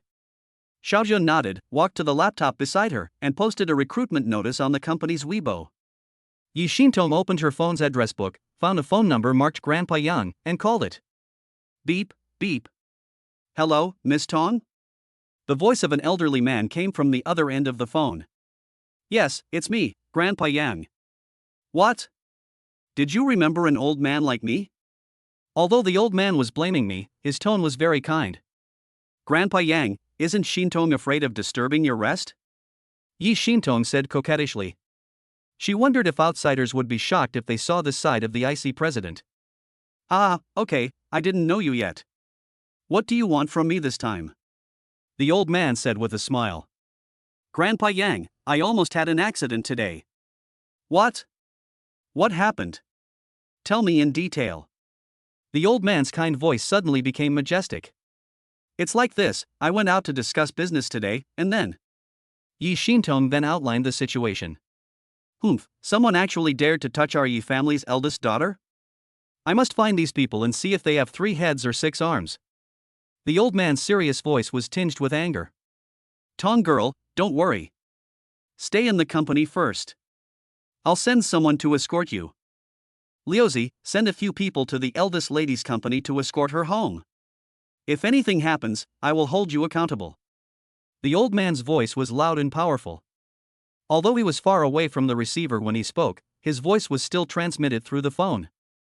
Then the old man said to Yi Shintong earnestly, Tong girl, you are the same. You are so stubborn and unwilling to listen to your grandfather's arrangements. If you had stayed in the old house, this kind of thing would not have happened. Grandpa Yang, you don't have to say anything. I have my own ideals and ambitions. I won't do as you said, find a man of equal status to marry and then take care of the children. That's not my character. Yi Shintong replied in a firm tone. Oh, okay, you two, grandfather and grandson, are both stubborn. If you have anything to say, we can talk when you come back. I'll hang up first. The old man sighed helplessly. Okay, goodbye, Grandpa Yang. Chapter 91, Conspiracy Resurfaces. Tianming Community, the largest villa area in South City, was developed solely by the Yi family and named after the head of the Yi family, Yi Tianming. Villa Area Number 1, which covers an area of 5,000 square meters, is the residence of the Yi family, one of the 2 major families in Linghai City, after they became rich. At this time, in the back garden of Ye's house, 2 old men were sitting on both sides of a stone table with a chessboard on the table. One of the gray-robed elders placed his phone on the stone table and sighed deeply. Ah. What's wrong, Lao Yan? It's Xiaotong calling. What happened to her? The old man in black robe opposite asked as he moved a chess piece on the chessboard. Xiaotong told me that her car was followed today and was almost forced to stop, but she finally escaped with a narrow escape. The gray-robed old man replied. What? There is someone in Linghai City who dares to murder my granddaughter, Yi Tianming? Is it because I haven't appeared in public for too long that the world has forgotten me, Yi Tianming? The old man in black robe was the famous head of the Yi family, Yi Tianming, who was also Yi Shintong's grandfather. At this moment, he was glaring with anger and shouting loudly.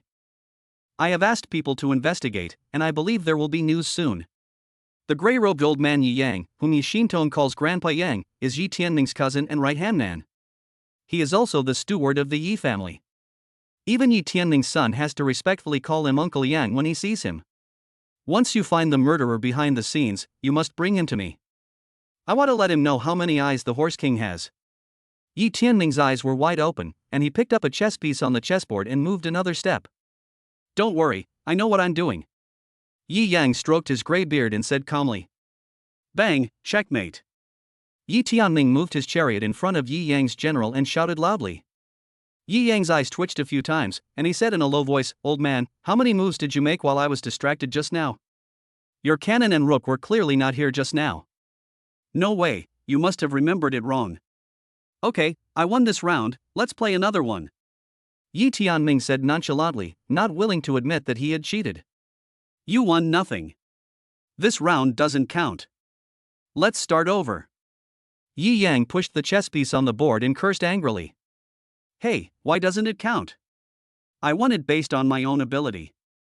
Yi Tianming cheated. You have no ability at all. You are clearly cheating. Hey, how can you talk like that? I'm your brother.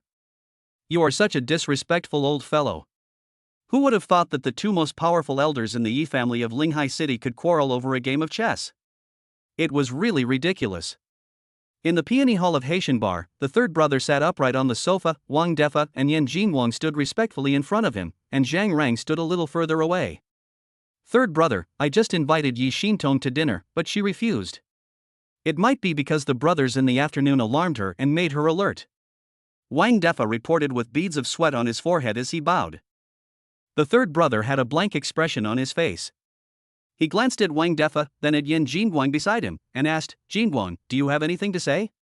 Yan Jinwang, who was already nervous, bent down to 90 degrees when questioned by his third brother and said, My men were incompetent and failed to stop Yi Xintong. Please punish them, third brother. Ha ha. The third brother sneered twice, then angrily slammed the table and cursed, How dare you ask me for punishment? You have a bunch of useless subordinates. You can't even stop two women. Why don't you go home and pick up trash? Why are you still hanging around in society?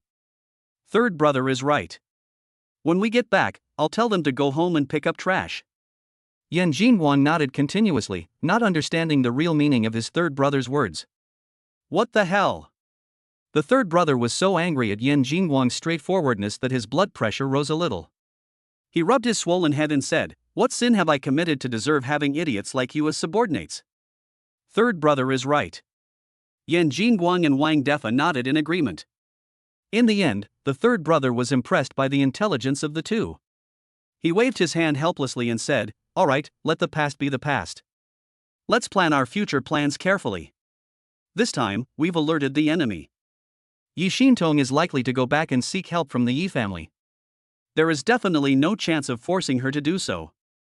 Moreover, it is not advisable to take action again in the short term to avoid being discovered by the Yi family.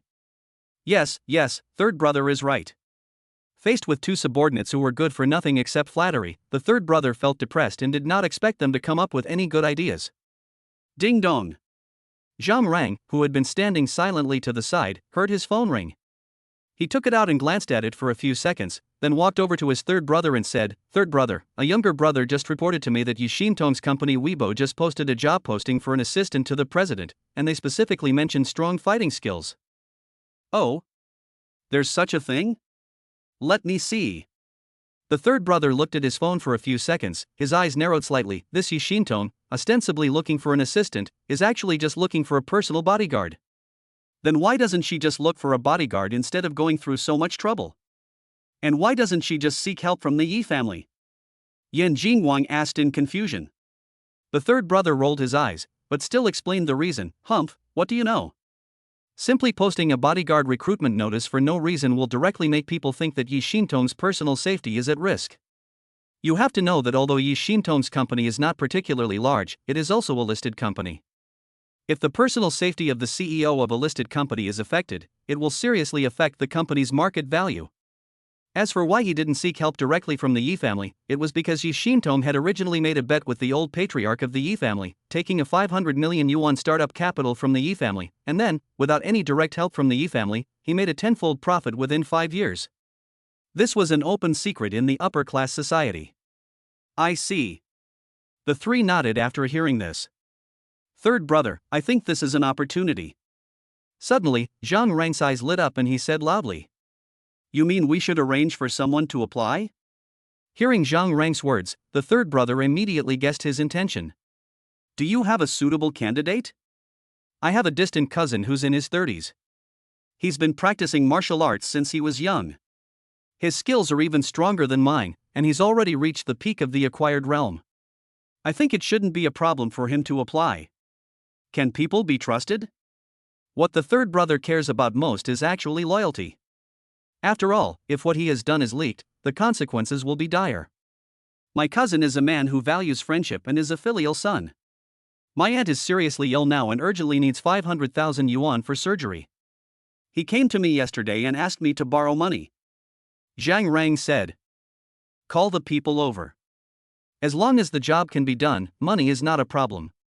The third brother waved his hand and said cheerfully. Okay, I'll contact them right away. Zhang Rang nodded and left the private room. Chapter 92, Applying. That morning, Lin Zifeng came out of his cultivation state. Open the personal interface. Universal Carrying System. Available systems: Martial Arts Training System 210. Constitution, Holy Body of All-Knowing Spirituality. Martial Arts Talent, Earth Level 5. Martial Arts Realm, 8th level of Qi Refining 1710-16,000. Kung Fu, 9 Yang Manual, a glimpse of the tips. Martial Arts, Tai Chi Boxing 1st level Perfection, Airblade 2nd level Early Stage, Fire Control Beginner. Skills: Intermediate Driving Skills, Elementary Firearms Skills 2, Intermediate Cooking Skills 2. System Coins, 34500. System Mall, General Mall, Martial Arts Mall 20% open. Item, Training Guide. I will have a long period of rest after this. I will be able to break through to the foundation building stage in about 20 days. I am a little excited just thinking about it. Lin Zifeng sat cross-legged on the bed. Now he didn't need to study or do exercises anymore. He had more time to practice. Hello, dear host, have you missed me? At this time, Xiao Shuai's tender and crisp voice sounded. Ha? Xiao Shuai, why did you show up by yourself? Lin Zifeng asked in confusion, because Xiao Shuai was usually like a nerd, and he would always sleep unless he was called by himself. Hee, haven't I found a good job for you, the host? Xiao Shuai laughed twice. What a good job. Why do I feel like you didn't hold your fart well? Lin Zifeng frowned slightly and said with a look of doubt. I heard from the host and your parents that you were planning to find a part-time job during the summer vacation. I have a good job to recommend to you. I guarantee you will be satisfied. Hey, when did you start working for an agency? Lin Zifeng's eyes widened in surprise. He crossed his arms, shook his thighs, and said, and don't tell me you don't know. My idea of looking for a part-time job was just a cover. My real idea is to open my own shop and be my own boss. Dear host, this job is really good, with good benefits, high salary, and not too tiring. Would you really like to reconsider it? Xiao Shuai continued to persuade earnestly. Xiao Shuai, since I said I want to start a business, it's impossible for me to work for others. I tell you, it's impossible for me to work. I will never work in this life. Lin Zifeng sneered disdainfully, with an arrogant expression, and he seemed to have some of the demeanor of that great man. Well, if that's the case, I won't try to persuade you any further. Xiao Shuai sighed dejectedly, with a look of regret on his face. It's just a pity that those 10,000 system coins were missed out on just like that. Oh, how sad and lamentable. What the hell? 10,000 system coins? Just as Xiao Shuai was mumbling to himself in the corner, Lin Zifeng almost jumped up when he heard his words. Xiao Shuai, explain to me clearly, what do those 10,000 system coins mean? Oh, the job I just told you about is actually a task. I would like to ask for your opinion first. If you are unwilling to accept it, this task will be automatically abandoned. Xiao Shuai explained. Who told you that I didn't want to accept it? I accepted it. Please send me the task information. Lin Zifeng said calmly, without any trace of arrogance. Didn't you just say that you wouldn't work for others? Xiao Shuai looked at Lin Zifeng with a strange look. Plans cannot keep up with changes. This shows that I know how to adapt. Lin Zifeng closed his eyes and said shameless words with a calm expression. This should be the so-called law of true fragrance. Xiao Shuai said to Lin Zifeng with contempt. Stop talking nonsense and send the task information over here quickly, or I'll spank you. Lin Jingze, oh no, Lin Zifeng threatened Xiao Shuai with a grin on his face. Okay, the host has taken it. Publish random tasks apply for. Task description: the host successfully applied for the position of assistant to Yi Xintong, president of Xintong Women's Products Company, Ltd. Mission reward: 5,000 system coins, 5 ordinary lottery tickets. Failure penalty: none. Yi Xintong, the CEO's assistant? Lin Zifeng was confused. No, Xiao Shuai, is this Yi Xintong your relative? Why do I keep getting quests for her? Dear host, these random tasks are generated by the system based on certain factors. As for what these factors are, I don't know. But what I do know is that these random tasks are somehow connected to the host. Okay. Lin Zifeng said helplessly. He didn't care what the task was, as long as he could get benefits. Host, this is a recruitment notice. Please take a look and get ready. Xiao Shui materialized a paper notice in front of Lin Zifeng and it floated quietly in the air. Lin Zifeng took it and started reading, recruiting an assistant to the president, under 35 years old, male. Requirements: proficiency in at least one foreign language, proficiency in using various office software, and strong fighting skills. Military personnel are preferred, as are those with work experience. Salary and benefits are negotiable. Interview location: Room 601, Xintong Building, number 168, Anqing Road, Suwei District. Strong fighting skills? I'm afraid Yi Xintong has other intentions. Although she said she's looking for an assistant, she's probably actually looking for a bodyguard. After all, things haven't been going well around her lately. Lin Zifeng pondered secretly, then smiled knowingly, but this is actually a good thing for me. I don't believe anyone who interviewed can fight better than me. Lin Zifeng washed up, changed into a light t-shirt, and rushed to the interview location. As for why he didn't prepare a resume for the interview, it was just a joke.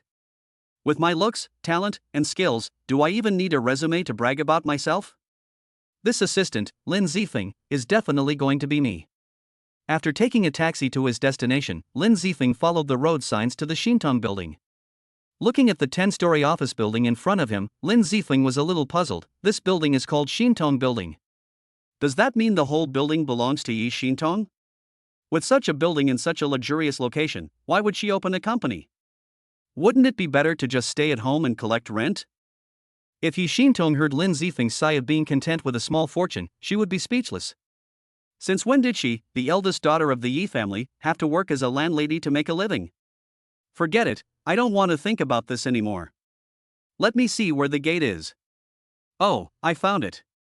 Lin Zifeng looked around for a while, found the right direction and walked over. This is it. Lin Zifeng looked at the magnificent hall and the spacious sensor door in front of him, straightened his collar, and strode in. Hey, kid over there, I'm talking to you, stop. At this time, a rough roar came into Lin Zifeng's ears, making him stop. Chapter 93, Arrogant Security Guard. Ha! Lin Zifeng frowned slightly and looked around. He saw a fat middle-aged man in a blue security uniform walking towards him quickly, pointing a baton at him. Are you calling me?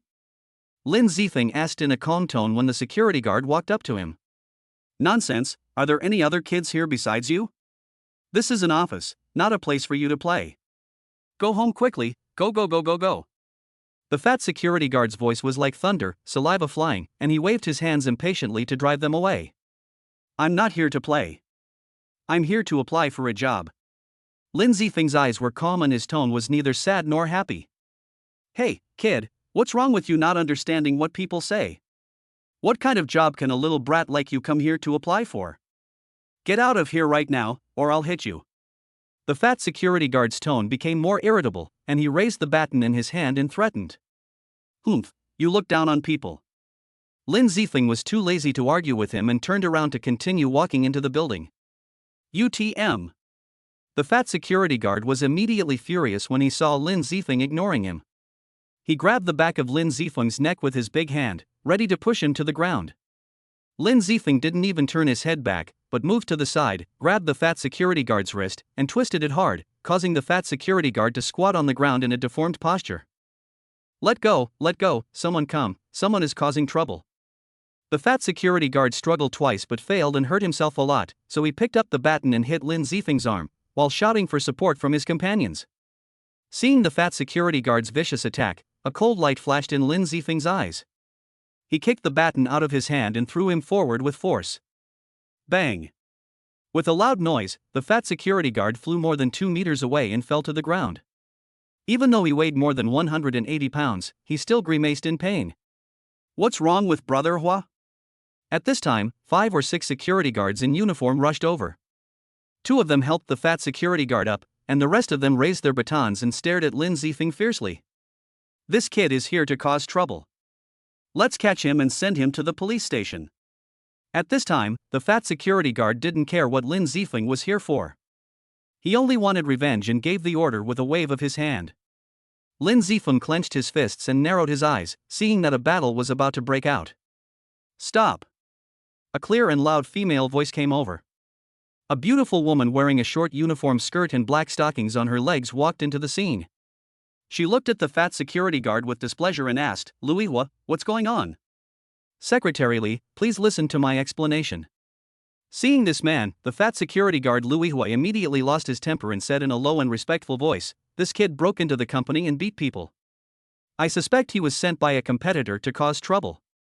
I am preparing to call the brothers to take him to the police station." After saying that, he pointed at Lin Zifeng behind her. Secretary Li frowned, turned to look at Lin Zifeng. His face changed drastically, ecstasy was beyond words, but he quickly put on a calm expression. Lin Zifeng also saw the woman's face at this time and recognized her as Yi Xintong's secretary Xiao Yun. The moment this woman saw me, her expression changed drastically. Did she recognize me? That should be the case.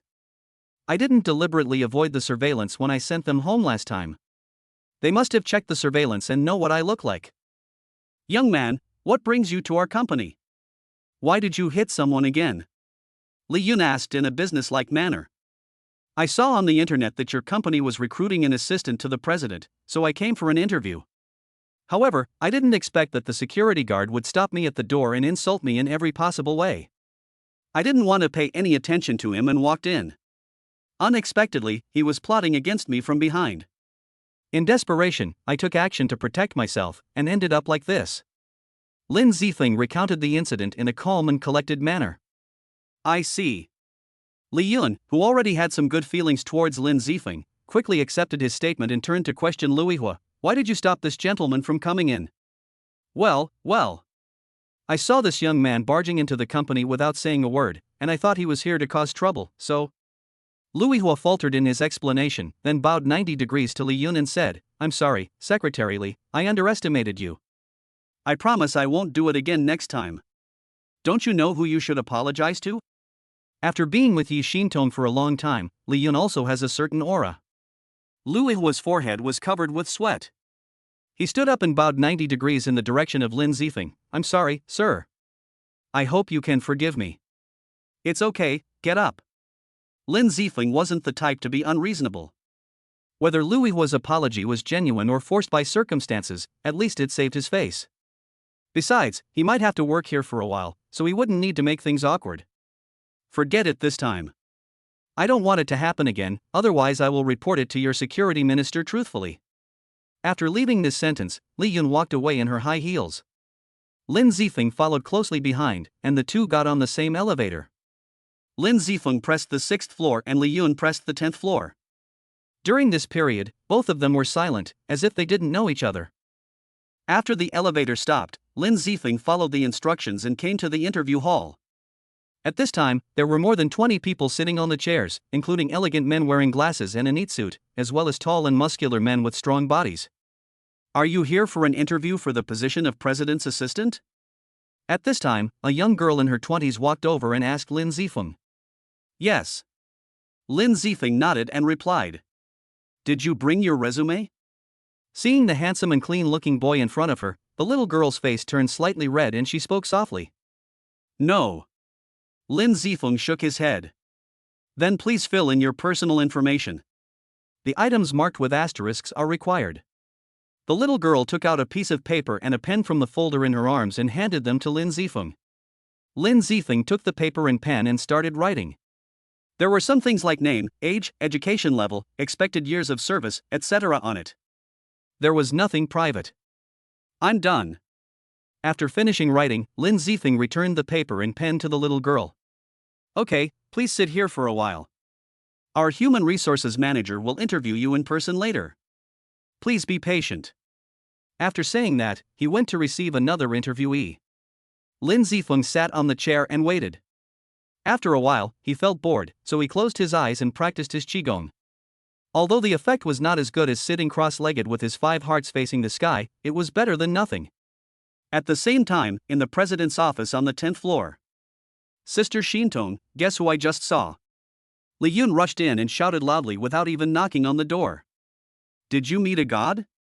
You're so excited." Yi Xintong joked with a faint smile.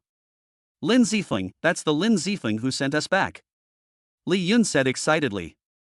"Lin Zifeng?" Yi Xintong was a little surprised to hear the name. She would naturally not forget this name. She had planned to find time to invite Lin Zifeng to dinner and ask him about what happened that night, but afterwards she was overwhelmed by a lot of things in the company and this matter was forgotten. Where did you see him? Yi Xintong asked. It was in the company. He came here to apply for the position of assistant to the president. He had some minor conflicts with the security captain downstairs and I mediated them, but I didn't show that I knew him. Li Yun said complacently, but she didn't know that her cunning thoughts had long been seen through by Lin Zifeng. I understand. I'll ask He Jie to send me the list of people who passed the preliminary test. Lin Zifeng must be among them. I will go for the interview in person afterwards. Yi Xintong instructed. Okay, I'll do it right away. After saying that, Li Yun ran out of the president's office in a hurry. Chapter 94, A Little Test of Skill. Next, Kutong. A tall female employee in an office lady uniform called out in the interview hall. Hey, here I come. A thin man stood up and followed the female staff out. What followed was another long wait. MD, why are you so slow? Why does an interview take so long? When will it be my turn? At this time, a muscular and fierce-looking man shouted impatiently. Humph, if you don't want to wait, just get out. No one is asking you to wait here, barbarian. A gentleman next to the muscular man, who was dressed formally and wore a pair of quaint black-framed glasses, curled his lips and said disdainfully. What are you talking about, you boy with glasses? Believe it or not, I'm going to cut you up. The muscular man grabbed the collar of the man with glasses, raised his right fist high, and shouted threateningly. You, what are you doing? Let me go, you barbarian, or I'll call for help. The man with glasses roared in a timid tone, his legs trembling a little. A weakling like you comes to apply for a job? Go home and drink milk. The muscular man cursed angrily, and his fist as big as a sandbag was about to hit the man with glasses in the eye socket. Well.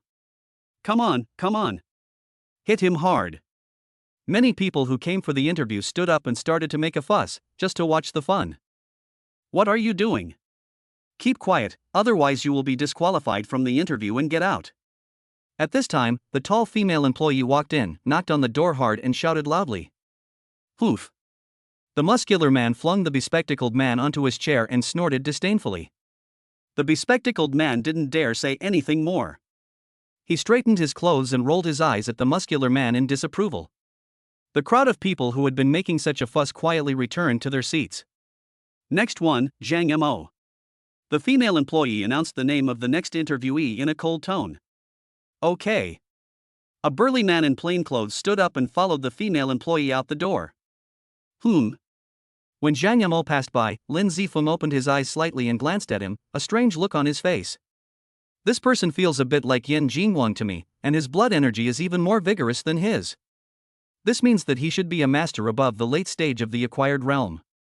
It's interesting that a master of such a realm is applying for Yi Xintong's assistant. Lin Zifeng had a smile on his face, closed his eyes and started practicing again. The next interviewees entered the small room one after another, and soon it was Lin Zifeng's turn. Next, Lin Zifeng.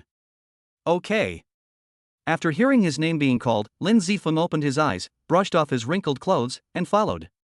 Walking into the interview room, a charming woman in her 30s was sitting behind the desk. Seeing Lin Zifeng come in, she smiled slightly, then pointed to the chair in front and said, "Please sit down." Lin Zifeng nodded, didn't refuse, and sat down on the chair. The charming woman looked Lin Zifeng up and down, feeling a little surprised at his youthful appearance. At the same time, she was curious about the order that the president's secretary had just conveyed to her. Let me introduce myself. I'm He Jie, the HR manager of our company. He Jie politely introduced herself and then looked through the personal information Lin Zifeng had filled out. Suddenly, her eyes widened and she let out a surprised cry, "You just turned 18? Yes. Lin Zifeng nodded calmly without any hesitation, "I just took the college entrance examination and haven't started university yet." Hey handsome boy, our company is recruiting for a long-term assistant to the president, not a temporary job. If you are thinking of finding a part-time job during the summer vacation, I suggest you look for places like coffee shops and fast food restaurants. He Jie shook her head helplessly. At the same time, she felt strange about what Li Yun had just said. Why did Mr. Yi insist on keeping Lin Zifeng? He was obviously just a little brat who had not grown up. Could it be that Mr. Yi fell in love with this handsome young man? In just a moment, Hijia shook her head desperately to get rid of this dangerous idea. If Yi Shintong knew that she was criticizing her like this, she would definitely skin her alive. Hearing Hijia's slightly sarcastic tone, Lin Zifeng showed no anger at all. He smiled faintly and said, "First of all, I'm not looking for a part-time job during the summer. I simply want to apply for this position, and I can properly meet all the employer's requirements. Secondly, I believe I meet all the requirements in the job notice." "Oh? So confident? Then tell me which conditions you meet." "First, I'm a man. Second, I'm under 35. Third, although I don't have a level qualification, I'm very confident in my English. I'm also computer savvy and can use all kinds of software with ease. Lastly, and most importantly, I'm a very good fighter." "I can believe the other ones, but how can you prove the last one?" "You know, the recruitment requirement of having strong fighting skills is not something you can achieve just by studying taekwondo or karate for a few years." Hijia laughed mockingly and didn't quite believe what Lin Zifeng said. Ha ha. Lin Zifeng also wanted to prove himself, so he stretched out the thumb, index finger, and middle finger of his right hand, pinched the solid wood desk in front of him and applied a little force. Squeak snap under Hijia's shocked gaze, Lin Zifeng directly broke off a small piece on the desk. "Oh my god, how did you do that?" Hijia opened her sexy red lips slightly and screamed, then she tried to pinch the desk hard, but it didn't move at all. Lin Zifeng put the sawdust in his hand on the table, looked at Hijia and asked, "Now, do you believe it?" Hijia took a deep breath, calmed herself down, and looked Lin Zifeng in the eye. "I admit that your move really shocked me a little. Tomorrow, at this time, you can come back for the re-examination. Then our president will personally interview those of you who passed the initial test. Thank you. If there's nothing else, I'll be leaving." "Nothing else. Goodbye." Lin Zifeng nodded, stood up, turned around and walked out the door. It seems that Mr. Yi knows something about Lin Zifeng's strength. I wonder how many interesting things will happen next. Looking at Lin Zifeng's departing figure, Hijia fell into long contemplation. After Lin Zifeng left the building, he took a taxi back home, while Hijia continued to interview the next applicant. Shintong Company was a well-known company in Linghai, and was known for having many beautiful women, so there was a constant stream of applicants. It wasn't until 2 in the afternoon that Hijia finished interviewing everyone. After stretching vigorously, Hijia sorted out the information of all the interviewees, then selected a few of the most outstanding ones, took out the documents containing their information, and walked towards the president's office. Chapter 95, The Dilemma of Loyalty and Filial Piety. Knock, knock, knock. Come in. Mr. Yi, today's interviews are all over. These are the people with the best qualifications selected by me according to your requirements. Please take a look. Hijia handed the information of several people to Yi Shintong's desk and said softly, "Okay." Yi Shintong took it and started flipping through it. Lin Kuan, 30 years old, retired Special Forces soldier, once awarded the 3rd-class individual merit. Kang Kai, 29 years old, graduated from the finance department of Cambridge University, and holds a 9th-degree black belt in Taekwondo. Zhang Yamo, 29 years old, a lay disciple of Shaolin Temple, champion of the 2015 Zhejiang Province Wushu competition. Lin Zifeng.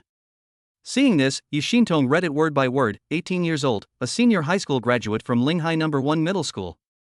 Personal evaluation: how many people in the world are as outstanding as me? Seeing this, Yi Shintong's face was full of black lines. She didn't expect that Lin Zifeng was so narcissistic. At the bottom of the paper was a comment Hijia had written about him: a young man with a fair complexion, extraordinary in appearance. He seems weak, but is actually very strong. You seem to have a very high opinion of Lin Zifeng. What kind of person is he? Yi Shintong asked intentionally or unintentionally. Mr. Yi, don't you know this Lin Zifeng? Hijia asked in confusion. Yi Shintong had specifically asked her to keep Lin Zifeng, so why would she ask her such a question? Actually, I've only met him a few times. I don't know what his situation is like. Yi Shintong said casually while flipping through the book. Speaking of which, this Lin Zifeng really surprised me. Hijia couldn't help but smile at the mention of Lin Zifeng. When I first met him, to be honest, I was shocked by his young face. Especially when I knew he was only 18 years old, I even underestimated him a little. I told him we weren't looking for summer interns, and he smiled faintly and told me he was confident he could handle the job. His confidence, maturity far beyond his peers, and aloof demeanor even made me feel attracted to him. Are you attracted to that young hunk? Yi Xintong joked with a smile. If I were a dozen years younger, maybe I would really pursue him. He Jia responded without any hesitation. Back to the topic, apart from these, Lin Zifeng also has extraordinary martial arts. He Jia's expression became a little more serious. Oh? What do you mean? Yi Xintong asked. To prove his strength to me, he crushed a corner of the solid wood desk in the interview room with 3 fingers. If I remember correctly, when I purchased the office equipment, the vendor claimed the desk could bear 300 kilograms. 3 fingers? At his age, that's quite astonishing. As a scion of a prominent family, Yi Xintong naturally knew much more than the average person. Lin Zifeng's actions clearly showcased his martial artist status, but to achieve this feat, one must be at least in the late stage of the acquired realm. There were many late-stage martial artists in the Yi family, but none as young as him. Most were around 35 years old. Lin Zifeng's talent was truly terrifying. Notify Lin Cohen, Zhang Mo, and Lin Zifeng to come for the retest tomorrow morning. Forget about the others. Okay, Mr. Yi, I'll do it right away. He Jia took the remaining information sheets, nodded, turned around and left the office. In an ordinary small hotel in Linghai City, a burly man with simple clothes and a resolute face was sitting by the bed and talking on the phone. Hello, Brother Rang. Hey, brother. How was the result of today's interview? A man's cheerful voice came from the other end of the phone. I passed the first test. They just called me and told me to go for the second test tomorrow. The burly man said in a muffled voice. I knew you would be fine. You must work harder, brother. My success or failure depends on you. The man on the other end of the phone laughed a few times and said, Brother Rang, I want to borrow some money from you first. The strong man said hesitantly. No problem. I'll transfer 100,000 to your card first. Go pay your aunt's surgery fee first. I'll give you another 900,000 after it's done. Really? The burly man asked with his mouth wide open in surprise, half believing and half doubting. Can there really be so much money? Brother, do you still not believe me? When have I, Zhang Rang, ever said anything nonsense? Let me tell you, this money is not given to you by me, but by my third brother.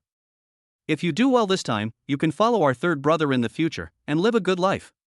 Isn't it better than opening a small martial arts school to teach kids how to box? The person on the other end of the phone was Zhang Rang, the loyal younger brother of the third brother, and the strong man was the undercover agent he had found to be placed next to Yi Xintong. Okay, brother, I'll listen to you. The strong man said excitedly. That's it. I have something else to do, so I'll hang up first. After saying that, Zhang Rang hung up the phone. Holding the phone whose screen had long gone black, only the clock was still ticking in the silent room. Mom, I'm sorry. I know Zhang Rang isn't a good man, but I have to do this. I can't watch you lying in agony on your hospital bed, powerless to do anything. Tears welled up on the sturdy man's face. You taught me from a young age to be filial, respectful, loyal, honest, righteous, and honest, and to never do anything that harms the people or the country. I promised you that, but since ancient times, it's been difficult to be both loyal and filial. This time, I might have to break my promise. After a long while, the strong man wiped away the tears from his face and said with a firm look, As long as your illness can be cured, I will bear all the sins alone. Villa number 7, Jinli Fuhao Garden. Third brother, my cousin just told me that he has been notified to go for the re-examination tomorrow. I believe that with his ability, this should be a sure thing. Our success is just around the corner. Zhang Rang, who had just hung up the phone, was standing respectfully aside to report the good news to his third brother. Okay. If your cousin can help me get things done this time, I will make an exception and bring him into our team. I really appreciate talents. The third brother said with a big laugh. Then I would like to thank you, third brother, for the promotion on behalf of my good-for-nothing cousin. Zhang Rang bowed and expressed his gratitude. That's not a big deal, but there's one thing I need to warn you about in advance. The third brother waved his hand, his eyes a little cold as he spoke. I really hate the feeling of being betrayed. If your cousin doesn't want to join us, I won't say much, but if he dares to betray me. When he said this, a bloodthirsty light flashed in the eyes of the third brother. You know the consequences. Zhang Rang was terrified by his third brother's icy gaze. He swore, Third brother, I promise, if he dares to do anything to wrong you, I will kill him myself, without your telling me. Chapter 096, Re-examination begins. The next morning, Lin Zifeng took a car to Xintong building again. This time, not only was he not stopped when he entered, but Louis Hua also greeted him with a smile. However, it was unknown how sincere his smile was. Lin Zifeng strode into the waiting hall from yesterday. There were already 2 people sitting on chairs waiting. Lin Zifeng had some impression of one of them, the man named Zhang Mo. Lin Zifeng didn't engage in conversation, instead finding a place to sit down. A short while later, 3 stylishly dressed beauties walked in, accompanied by the clacking of high heels. One of them was He Jia, who had interviewed the previous day. The 3 of them sat down at the head of the table as soon as they entered. He Jia then stood up and said, "Hello, let me introduce you all.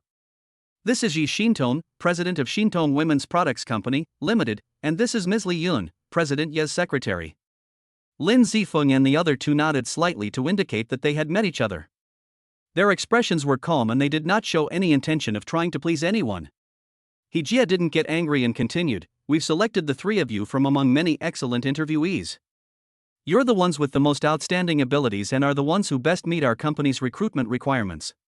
Unfortunately, our company only needs 1 assistant to the president, so we have to choose the best one among you 3. The other 2 will unfortunately be eliminated. Now, let President Yi announce the method of this assessment." Yi Xintong, wearing tight trousers, leaned back in her chair with her legs crossed. Her snow-white neck slightly raised, she said in a cold voice, "I like to keep things simple, and I don't want to compare anything else. I noticed that your resumes all state that you 3 have extraordinary fighting skills, so let's use that as the test.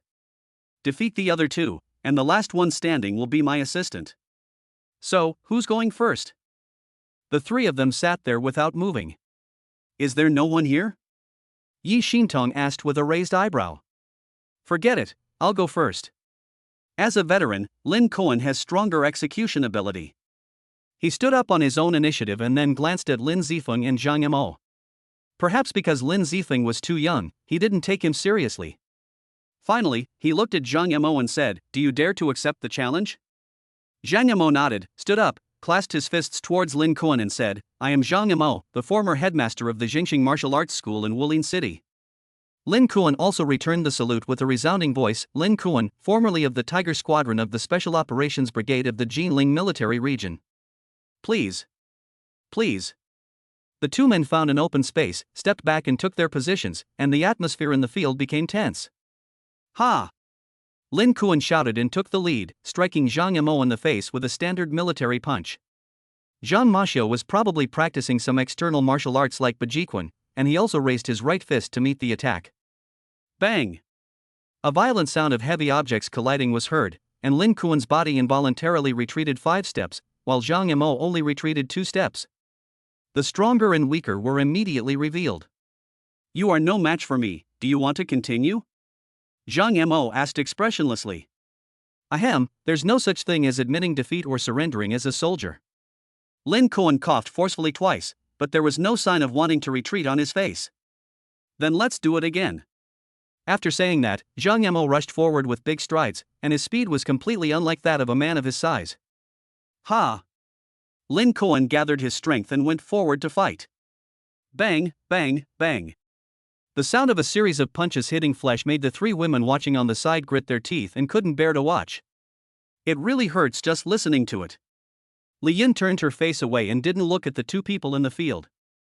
Lin Zifeng, on the other hand, sat by, legs crossed, watching at ease, a faint smile on his face. This Zhang Mo is quite capable. He looks relaxed, clearly not using his full strength. It seems my earlier judgment of him was correct, he's at the peak of the acquired realm. As for Lin Cohen, he's a real tough guy. Clearly being forced to retreat, he's constantly searching for his opponent's weaknesses, hoping for a comeback. Unfortunately, his barely advanced acquired realm strength still lags far behind the opponents. If nothing unexpected happens, the outcome will be decided in 10 rounds. As Lin Zifeng expected, in the 6th round, Zhang Mo deliberately created a flaw. Lin Cohen thought he had seized the opportunity and used all his strength to kill him with one blow. Skyrocket. Lin Cohen clenched his right fist, veins bulged on his forehead, and punched Zhang Mo in the abdomen. Zhang Mo was not in a hurry. He leaned slightly to the right and approached closely, Iron Mountain lean. Bang! Bang! One sound was the collision of limbs, and the other was the sound of Lin Cohen being knocked 2 meters away and falling to the ground. Lin Kuan was knocked to the ground. He wanted to get up and fight again, but he couldn't get up. Zhang Yimou walked forward and stretched out a hand. Lin Kuan was stunned for a moment when he saw it, then he smiled bitterly and held his hand. I lose. You're very strong. After being pulled up by Zhang Yimou, Lin Kuan smiled bitterly twice. If you join the army, you will definitely be a soldier at the level of a king. Although I didn't join the army, I can still serve my motherland. If the country needs me, I will do it without hesitation. Zhang Yimou said with determination, but how many people can understand the pain in his heart? Okay. Lin Kuan shouted loudly, then clasped his hands together and said, if we are destined to meet again, we will meet again in the martial arts world. See you in the rivers and lakes. Men's friendship is sometimes born in such an inexplicable way. After the two said goodbye, Lin Kuan walked out of the hall slowly. Zhang Yimou watched Lin Kuan leave, then turned his gaze to Lin Zifeng. My dear brother, it's just the two of us left now. Do you want to fight or? I've been waiting for this for a long time. It's not my character to give up so easily. Lin Zifeng stood up slowly with a faint smile on his face, then imitated the previous two people and saluted with his fists clasped. Lin Zifeng, a student who just graduated from high school. This. Lin Zifeng's words made Zhang Yimou slightly stunned, with a puzzled look flashing in his two big eyes. Brother, are you sure you want to fight? Don't look at me because I'm young, I'm very strong. Lin Zifeng showed off his biceps with his right hand, clapped his left hand twice, and said confidently. In that case, then you go first. Although Lin Zifeng said so, Zhang Yimou still did not take him seriously. There was no way a teenager could compare to himself who had practiced martial arts for more than 20 years. Then I won't be polite. Lin Zifeng took a half step back and pushed the ground hard with his heels. The distance of more than 5 meters between him and Zhang Yimou was shortened in the blink of an eye. Chapter 97, Battle with Zhang Yimou. What? Zhang Yimou was shocked by Lin Zifeng's speed. He took a few steps back in panic, but he couldn't get rid of him at all. So Zhang Yimou stopped retreating, stood still, and kicked Lin Zifeng in the waist with a side kick. Bang! Lin Zifeng quickly retracted his left arm to protect his waist. Although he blocked Zhang Mo's attack, his own attack was also resolved. Are you practicing horizontal training? Zhang Yimou distanced himself from Lin Zifeng, his right leg still trembling slightly. When his side kick was blocked by Lin Zifeng's arm, he was worried about breaking it, so he even held back a bit. But who would have thought that Lin Zifeng's arm would actually feel harder than steel? He was even glad he held back a bit, otherwise his calf might have been broken. Well, who knows? Lin Zifeng said with a smile, neither admitting nor denying. Do you want to continue? Zhang Yimou narrowed his eyes slightly. He was ready to give it his all. Whether he would win or lose was still uncertain. But for the sake of his old mother who was still lying in bed, he couldn't give up no matter what. Continue. As soon as he finished speaking, Zhang Yimou attacked like thunder, but Jiquan, ha! Good timing. Lin Zifeng put his waist and horse together, folded his arms forward with his hands into palms and folded them in front of his chest. Bang! Lin Zifeng wrapped Zhang Mo's fist with both palms and took it easily without taking even half a step back. What? How can your internal strength be so profound? Zhang Yimou was shocked and quickly wanted to retract his fist and retreat, but how could Lin Zifeng let him go so easily? Now that you're here, don't be in a hurry to leave. Lin Zifeng looked relaxed. He grasped Zhang Mo's wrist and pulled him towards himself, then raised his left knee high and hit Zhang Mo's lower abdomen. Ugh! Zhang Yimou groaned in pain, his body taking several steps back under the impact. But Lin Zifeng didn't seem to have any intention of letting him go. He pulled him forward again and launched a series of ruthless blows. In this set of punches, Lin Zifeng employed the cloud hand technique from Tai Chi, forcing Zhang Yimou to look for an opportunity to break through, but he would fall back into Lin Zifeng's rhythm. The man, nearly 1.9 meters tall and weighing about 180 kilograms, was pushed around by Lin Zifeng like a puppet. I didn't expect that such a handsome and delicate boy could be so terrifying when fighting. Men are really scary. Li Yin couldn't help but muttered softly when she saw Zhang Mo's miserable condition. Bang! After Lin Zifeng completed his 99-hit combo, he knocked Zhang Yimou to the ground with a heavy punch. Still smiling, he said, "You are no match for me. You don't need to prove yourself anymore." He can still laugh after beating someone up like this, he's simply a devil. Li Yun said with a terrified look on her face, patting her chest, but then suddenly changed to a crazy expression, but he's really handsome. In the previous set of punches, although Zhang Yimou looked badly beaten, Lin Zifeng held back everywhere. After all, Zhang Yimou seemed to be an honest and decent person from his performance just now, and he had no grudges against him. Sorry. Zhang Yimou struggled to get up, swaying from side to side, and said with difficulty, his eyelids drooping, I have reasons to insist, so, continue. At this time, Lin Zifeng also restrained the smile on his face, and his eyes became a little more serious. You should be able to feel that I just held back my strength. Even if you stand up again, the final result will be falling down. What's the point? Ha ha. As I said before, I have reasons to persevere, unless I can never stand up again. Zhang Yimou smiled bitterly and wiped the blood from the corner of his mouth. Well, you're a respectable person, so I'll be more serious this time. Lin Zifeng's expression became more serious. Get ready. Swish. As soon as the words fell, Lin Zifeng's figure seemed to suddenly disappear from sight. How come it's so fast? Is he already in the middle stage of Xiantian? When this thought popped up in Zhang Mo's mind, he felt a heavy blow on the back of his head, and then everything in front of him became dark.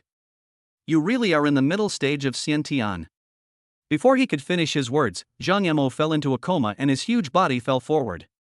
Pa! Lin Zifeng, who had run behind Zhang Yimou and killed him instantly, reached out his hand in time and hugged Zhang Mo's waist to prevent him from falling face first. Can you please call 120? Xiao Yun. Yi Xintong, whose eyes were fixed on Lin Zifeng, shouted to the female secretary beside her. Oh, okay. Li Yun, who had been completely captivated by Lin Zifeng's neat and sleek figure, finally came to her senses after hearing Yi Xintong's call. She took out her phone and dialed the emergency number. Hello, is this 120? This is Xintong Building, number 168, Anshin Road, Suwei District. Now that you're the only one left, it stands to reason that you've been accepted. Yi Xintong stood up, looked directly at Lin Zifeng, and said calmly, Now, I'll hand this over to my secretary.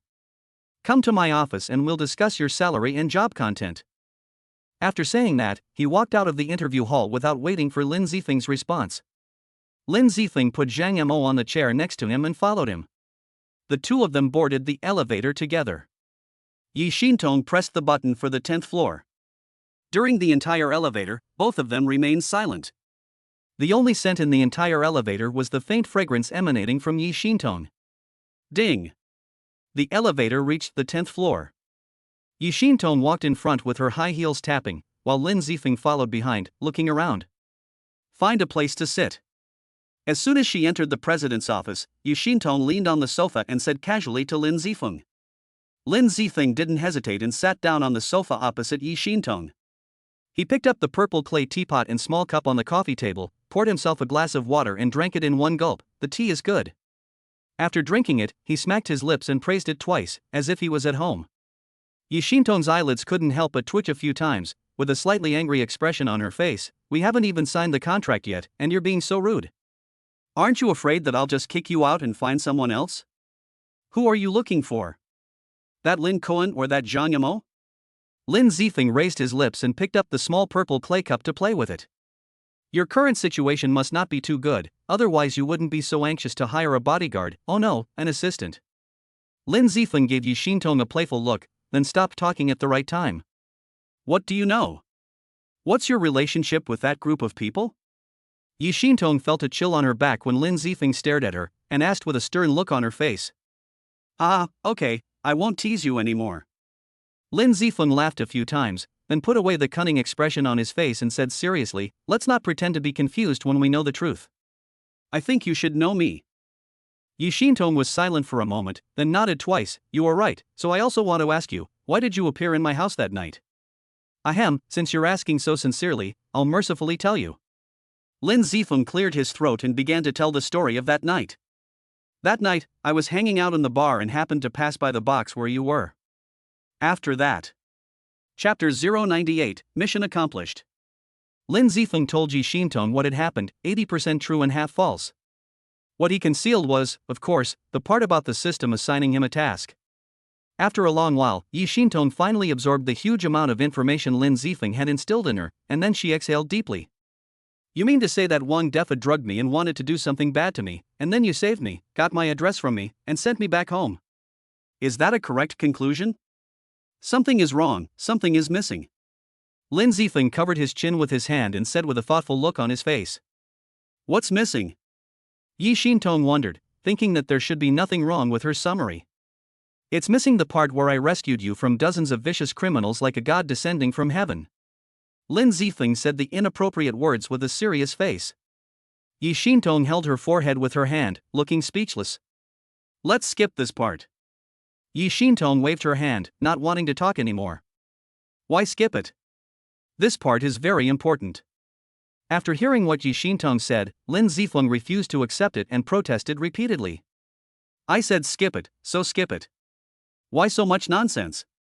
Yi Xintong, in an annoyed mood, slammed the coffee table and shouted loudly. Okay, you are more powerful and you have the final say. Lin Zifeng curled his lips and muttered a few words with an unwilling look on his face, but finally compromised. What did you say? Hearing Lin Zifeng's complaints, Yi Xintong seemed to be a sinister powder keg ignited, with a furious look on her face. Nothing. After a long while, Yi Xintong finally calmed down her anger and returned to her icy expression. Let's not talk about the past anymore. Now let's get down to business. Your main job is to protect me. From now on, you must accompany me on my trips. To the public, you can claim to be my assistant. By the way, can you drive?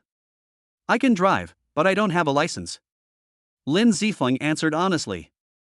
Okay, I'll have Xiaoyun enroll you in a driving school. You can take the test directly without any training and get your driver's license as soon as possible. Before that, Yi Xintong rubbed her nose helplessly a few times. I'll drive the car myself. No problem, Mr. Yi, leave it to me. Lin Zifeng patted his chest twice and said with determination. What a sin. Yi Xintong shook her head, looking melancholy.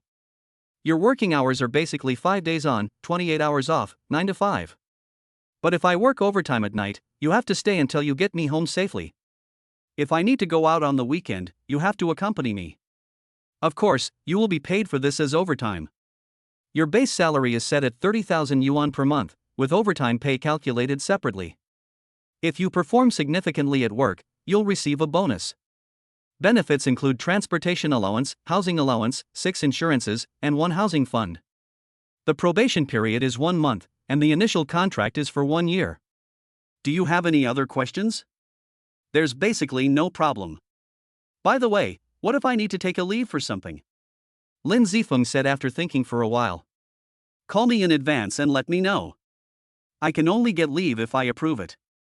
Okay, then let's sign the contract. Lin Zifeng was now anxious to sign the contract, because once the employment relationship was confirmed, Lin Zifeng's mission would be completed and he would get 5,000 system coins. Okay, wait a moment. After saying that, Yi Xintong returned to her office chair and started typing on the keyboard. Soon, 2 contracts were typed out. Take a look and sign if there's no problem. Yi Xintong handed the 2 contracts to Lin Zifeng. Lin Zifeng glanced at them and then signed his name. Take the contract to the Human Resources Department on the 6th floor later and give it to Hijie to stamp it. She is the one who interviewed you yesterday, and then come to work on time tomorrow morning. By the way, remember to take a pre-employment physical examination later. Although you look strong, this is a must. If you have nothing else, you can leave first. As soon as the contract was signed, Yi Xintong gave a few instructions and started to drive Lin Zifeng away. Oh, okay, see you tomorrow. Lin Zifeng nodded, picked up the contract and walked out the door. Taking the elevator to the 6th floor, Lin Zifeng walked into the Human Resources Department and found Hijie. He handed her 2 contracts and said, "Bossy asked me to stamp this for you." Oh. Hijie, who was typing on the keyboard in front of the monitor, turned around, took the 2 contracts, flipped to the last page, stamped it with the company's seal, and then handed one to Lin Zifeng. "Keep this one for yourself." Okay, thank you. I'll be leaving first. See you tomorrow. Lin Zifeng put away the contract, nodded, turned and left. After Lin Zifeng left, Hijie quietly flipped open the contract and took a look. 30,000 a month, wow, that's the salary for a department manager. This Lin Zifeng is definitely not an ordinary assistant. Shaking her head, Hijie stuffed the contract into the file cabinet and sealed it. Ding. Random task application completed. 5,000 system coins reward issued. Current balance, 39,500. 5 ordinary raffle tickets issued to System Space. When Lin Zifeng walked out of the Human Resources Department, a reminder sounded in his mind that the task was completed. Ha, we ordinary people are so happy today. After receiving a huge sum of money, Lin Zifeng smiled from ear to ear and walked out of the building humming a little tune. He took a taxi to the nearest hospital for an employment physical examination. After the examination, Lin Zifeng found a place to have lunch, and then walked leisurely towards the subway station. I'm sorry, Jean, I failed. Sounds like a familiar voice. When passing a corner of the hospital, Lin Zifeng heard a familiar voice. He turned his head to look and found that it was Zhang Mo, who had just fought with him in the morning. He saw that he was holding a bag of medicine in his hand. It seemed that he had woken up, got some medicine and left, and did not choose to be hospitalized. He seemed to be saying something about a failed mission. It doesn't seem like things are that simple. Lin Zifeng vaguely overheard something. Thinking about Zhang Mo, a peak-level cultivator, applying for a small assistant position, and what he had said earlier, he felt something was amiss. Although eavesdropping on others' privacy was not a good thing, Lin Zifeng decided to be an eavesdropper. After breaking through to the qi refining stage and being able to use spiritual energy, Lin Zifeng's 6 senses became more than twice as sharp as before. He attached the spiritual energy to his ears and began to eavesdrop. What did you say? The mission failed? How is that possible? You are a peak-acquired martial artist. If it weren't for a purpose, which peak-acquired martial artist would go to a small company to be an assistant?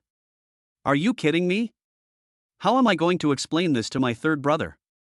There was a man's voice on the other end of the phone, roaring loudly at this moment. I'm sorry, Brother Rang. Although it's hard to believe, I did fail. I lost to a young man around 20 years old, that. Zhang Mo apologized again and was about to explain the situation in more detail, but he was rudely interrupted before he could say a few words. A young man in his 20s? Are you taking me for a fool?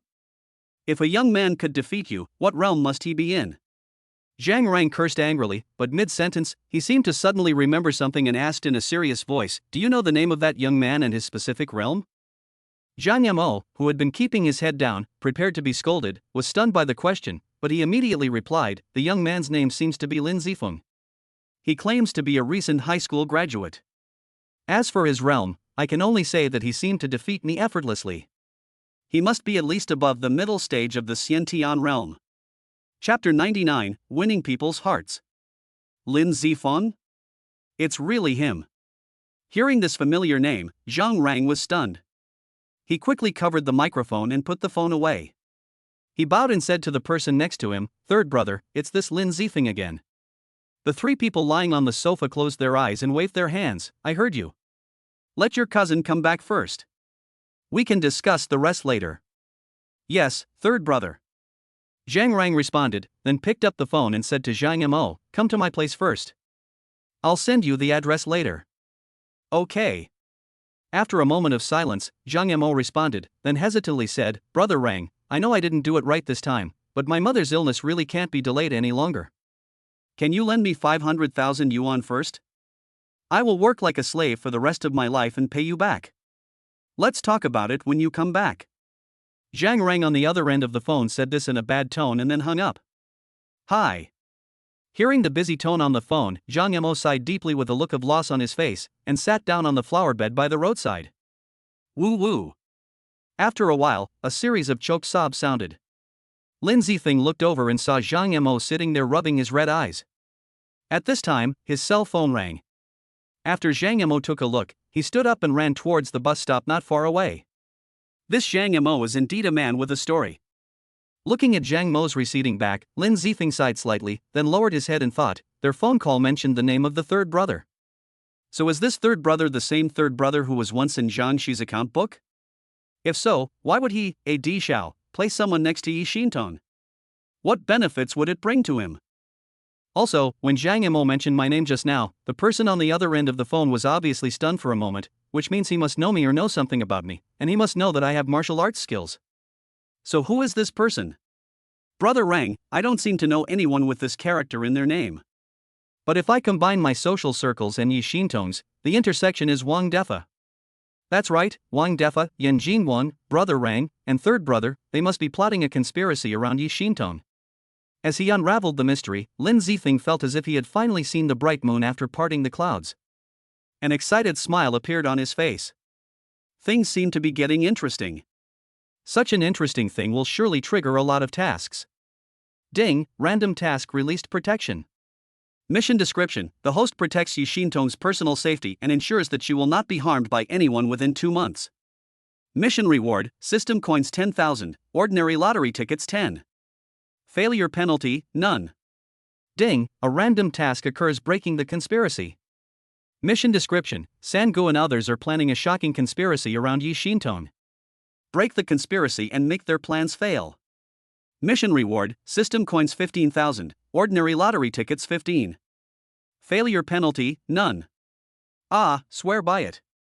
25,000 system coins for 25 raffle tickets. Yi Xintong, you're truly my good fortune boy. I love you so much. Hearing the system's announcement, Lin Zifeng nearly jumped for joy. He wasn't afraid of failing to complete a mission, he was just afraid of not having any. After saying that, Lin Zifeng ran briskly towards the subway station like a happy boy like the wind. Along the way, he felt that those gangsters with bad reputations looked so cute, and the old lady who was trying to scam people on the roadside smiled so kindly. Everything was so beautiful. 2 flowers bloom, each with its own beauty. When Lin Zifeng took the subway home, Zhang Mo also arrived at the address Zhang Rang sent him Haitian bar after taking 3 buses. Knock knock knock. Zhang Mo arrived at the general manager's office of Haitian bar. He knocked on the door politely and walked in after getting permission. Why did it take you so long to do this? Zhang Rang scolded him in a bad tone as soon as he entered the room. I'm sorry, brother Rang. I came here by bus and was delayed on the way. Zhang Mo didn't dare to say a word in return. He could only bow his head and apologize. Didn't I transfer 100,000 yuan to you before? Can't you take a taxi? Third brother is so busy. Do you know how much time you have wasted? Can you afford to compensate him? Zhang Mo's reason not only failed to satisfy Zhang Rang, but aroused his inner anger. I'm sorry, I'm really sorry. Zhang Mo continued to bow and apologize. He felt extremely humiliated, but he could do nothing about it. You. Zhang Rang was angry and wanted to curse a few more times. Alright, stop talking, Rang. Brother Zhang Mo has a seriously ill mother to support at home, so it's completely understandable that he wants to save some money. I'm just a freeloader, so it's no big deal if I lose a little time. The third brother, who was sitting in the main seat, waved his hand to stop Zhang Rang, then smiled faintly at Zhang Mo and said, Brother Zhang Mo, don't worry too much. As long as you stick with me, money is nothing. I'll have a Rang transfer 1 million to your card later, and you can use it to pay for your mother's surgery. Yes, third brother, you are truly a man of great righteousness. Meeting you is truly a blessing for a good-for-nothing cousin like me. Zhang Rang flattered his third brother, then turned and shouted at Zhang Mo, why are you still standing there like an idiot? Hurry and thank third brother. Zhang Mo, who had been stunned by his third brother's words, was immediately brought back to his senses by Zhang Rang's shout. He suddenly knelt on the ground, tears streaming down his face, and said, Thank you, third brother, thank you, third brother. You are such a kind man. I will work like a slave for the rest of my life to repay your kindness. Hey, brother Zhang Mo, what are you doing? Hurry up and get up. The third brother pretended to be frightened and stood up. He walked quickly to Zhang Mo and helped him up. They say men don't cry easily, but they just haven't been heartbroken. Brother Zhang Mo is a good man with a true nature. I love dealing with people like him in my life. Third brother, I owe you a life. From now on, if you tell me to go east, I will go east. If you tell me to catch a dog, I will never chase a chicken. I. Zhang Mo said all the words he could think of to express his loyalty. Okay, brother Zhang Mo, you don't have to say anything, I understand everything. From now on, you are my brother, Shinicheng. Shinicheng, anyone who knows about the underground world of Linghai City should know this name, because this is the name of the third in command of the Olan gang who was known as the Wise General. Congratulations, third brother, for getting another great general. At this time, Wang Defa, who had been watching the show on the side, stood up and said at the right time. For an honest man like Zhang Mo, what just happened was a matter of gratitude. However, to seasoned warriors like Wang Defa and Yin Jingguang, it was clearly a play by the third brother in Zhang Rang, one playing the good cop and the other the bad cop, to win Zhang Mo's loyalty. 1 million yuan was nothing to the third brother, but using it to acquire a peak-level acquired martial artist was a sure win. You have to know that for a large family to train a peak-level acquired martial artist from scratch would not only cost millions, but also take more than 10 or even 20 years. Zhang Mo's achievements were due to his inherent martial arts talent and his early apprenticeship under a renowned teacher. It was a pity that his master had long since disappeared, otherwise he wouldn't have been in such a predicament. Chapter 100, Courtesy First, Then Attack. Okay, Mo, now that you've joined us, let me introduce you to these brothers.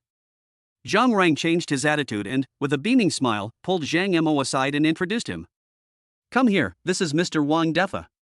He manages the Xinling Plaza in the city center. Hello, Brother Wang. Zhang Mo nodded politely and greeted him. Hello, Brother Zhang Mo. Wang Defa greeted him with a smile without putting on airs. And this guy, this is Yan Jingguang. This Haitian bar we're in right now is Brother Yan's territory. Zhang Reng pointed at Yan Jingguang and said, Hey, you're just embarrassing me, brother, by saying that. This territory has always belonged to third brother. It's just that third brother thinks highly of me and asked me to manage it on his behalf. Yan Jingguang smiled and waved his hand, then took the initiative to greet Zhang Mo. Hello, Brother Zhang Mo, we are brothers from now on. Hello, Brother Yan. Zhang Mo replied woodenly. Okay, today is a happy day. With the joining of Brother Zhang Mo, we can look forward to great things. Jin Guang asked the people in the kitchen to prepare some delicious dishes. We must not go home until we are drunk today. Shiniching did not mention the failure of Zhang Mo's mission, as if it had never happened. Yes, third brother, I'll go right away. Third brother, let me toast you another cup. After 3 rounds of wine and 5 dishes, Zhang Mo, who had been desperately toasting several people, finally fell down first after drinking. Jin Guang, find a place for Brother Zhang Mo to have a good rest. Seeing Zhang Mo drunk, Shiniching picked up the wine cup, took a sip, and gave the order. Yes, third brother. Yan Jinguang nodded, then picked up the walkie-talkie from his waist and called a few people. Soon, 3 or 4 strong brothers came and carried Zhang Mo away. Okay, we've almost finished the wine, now it's time to talk about business. Shiniching put down his chopsticks with a serious expression. After hearing this, Zhang Rang and the other 2 stopped toasting and looked at Shiniching respectfully, waiting for instructions. This mission failed, but at the same time, Yi Xintong has gained another innate master by her side. Everyone, please brainstorm and think about what we should do next. Yi Xintong is of great significance to our plan, so we must not give up on her.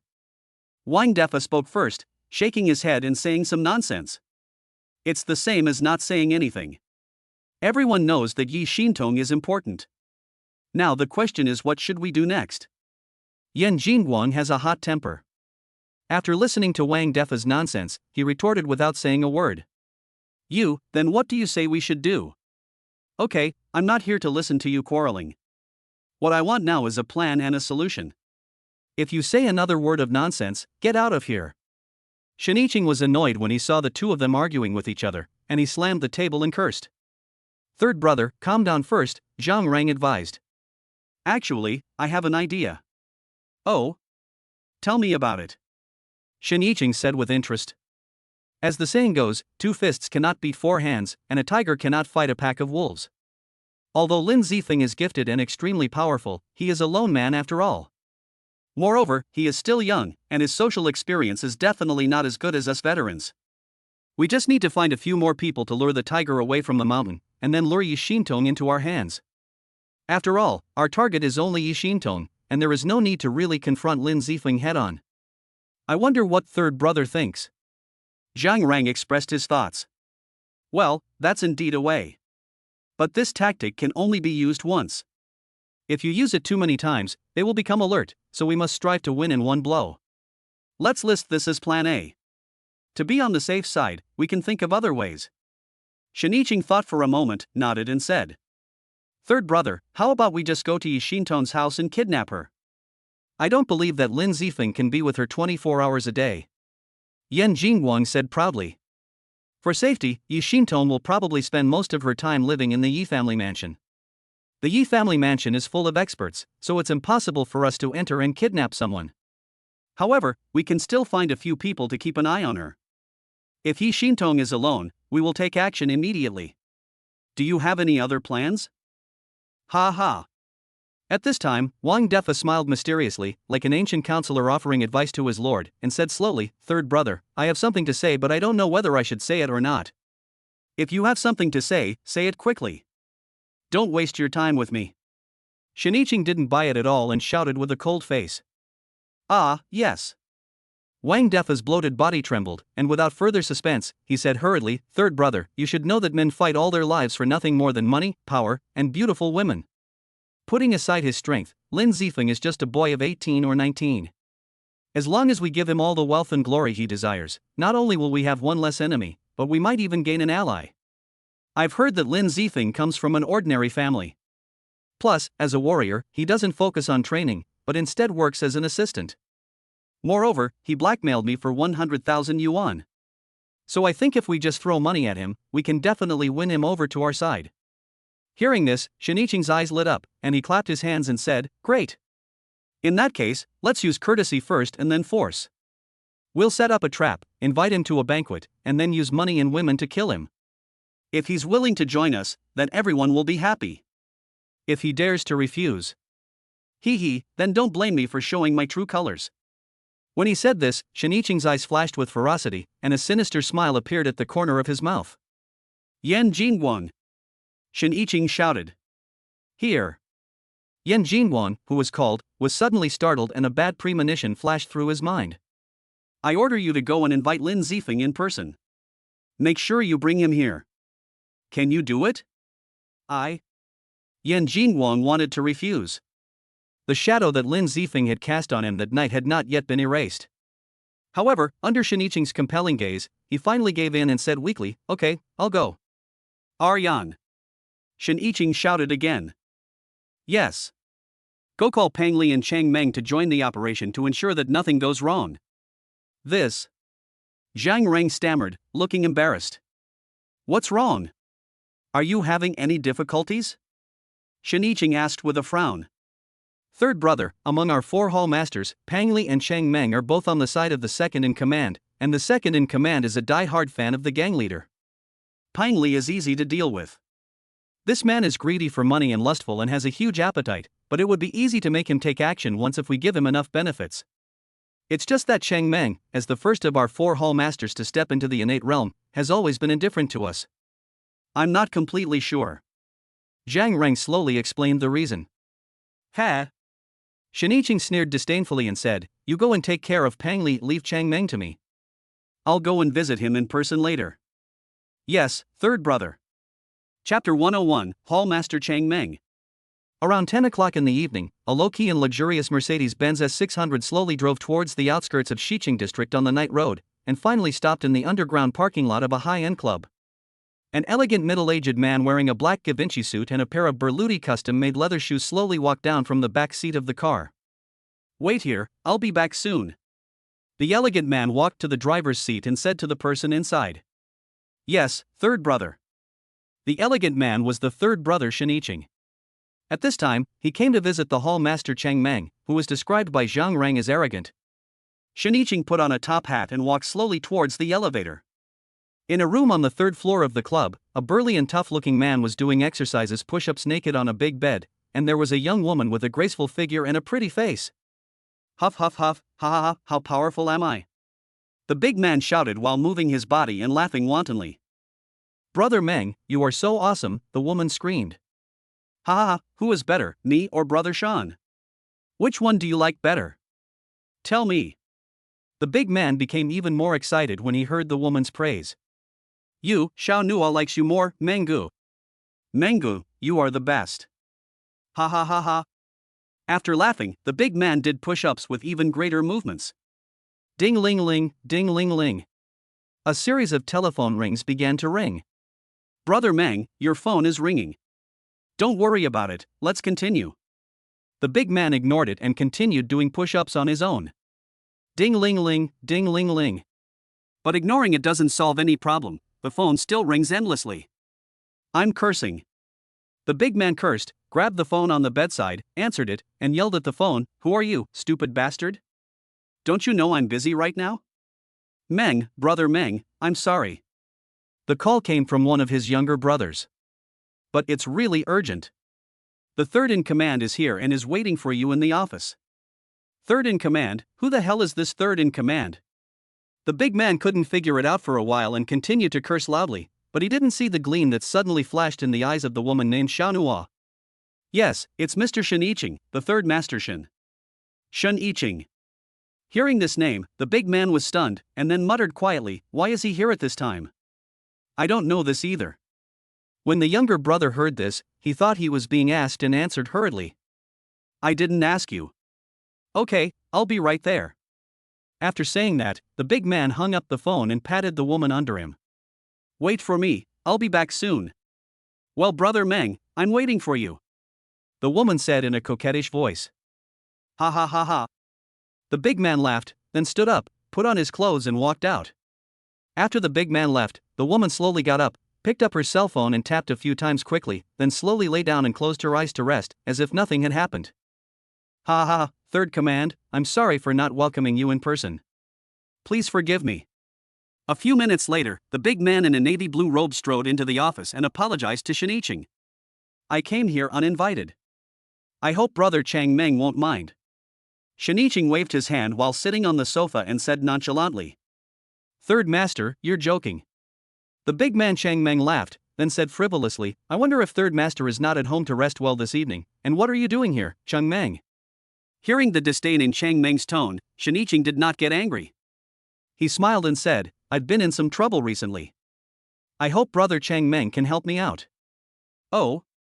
Is there anything else that bothers you, third master Shen?" Chang Meng became even more aggressive when he realized that Shen Yiqing didn't blame him. "But third master, you know that brother Shan trusts me, Chang Meng, so he handed this important legend club over to me. I have to stay here and am afraid I can't help you." "Ha ha."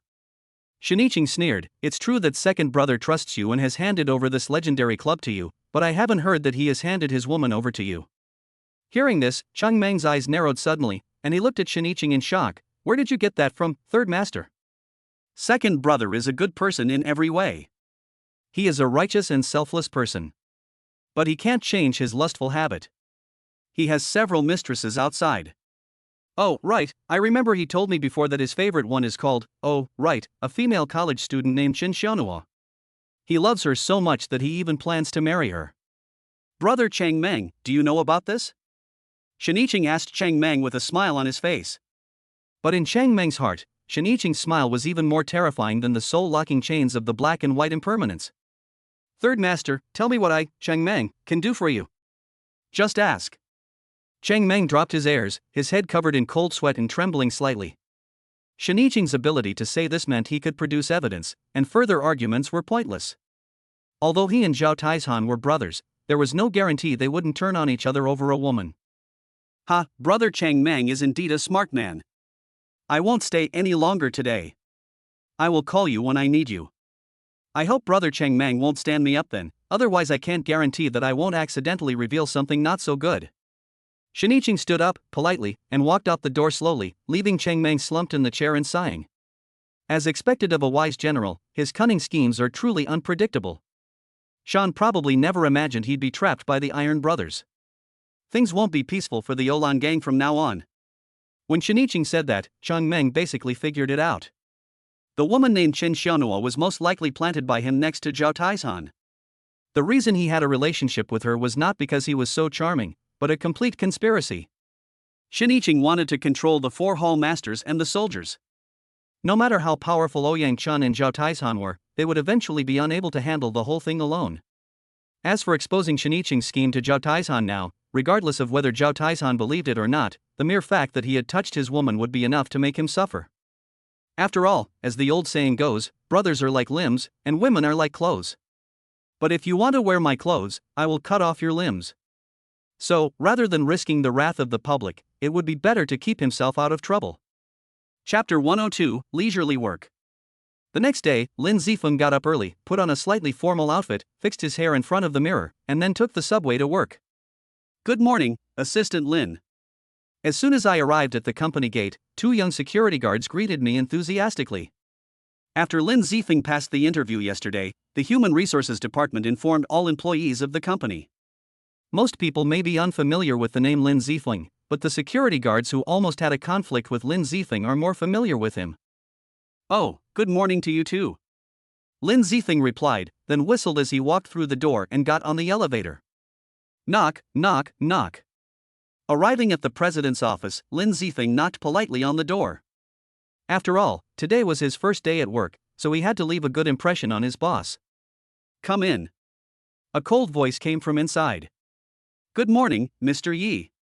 After entering the room, Lin Zifeng greeted Yi Xintong, who was correcting documents. Well, what's the matter? Yi Xintong asked without raising her head. It's okay. Lin Zifeng scratched his head and replied. Why did you come in if nothing happened?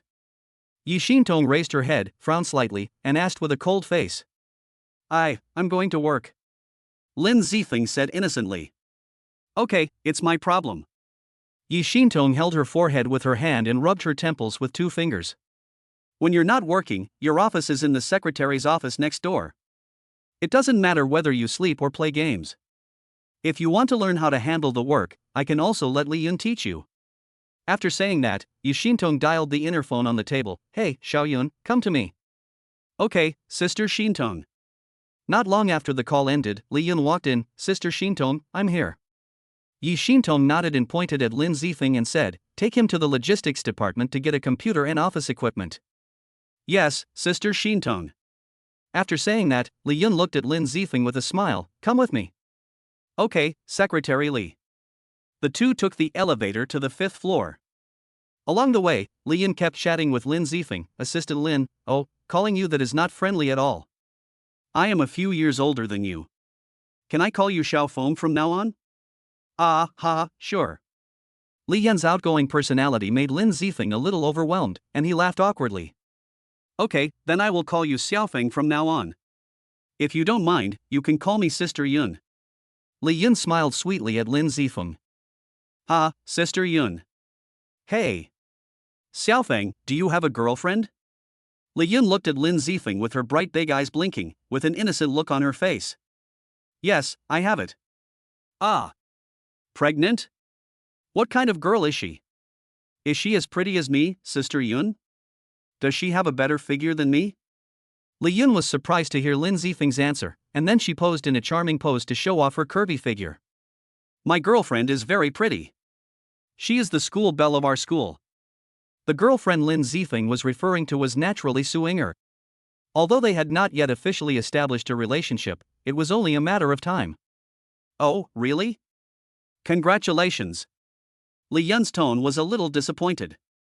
Although she prided herself on her beauty, she was only the most beautiful girl in class and had never been named the school beauty. It was a pity that our beautiful Lady Li's long-awaited love ended in vain. After the two of them went to the logistics department to get their computers and office supplies, they returned to the office on the 10th floor. Along the way, Li Yun no longer chatted with Lin Zifeng.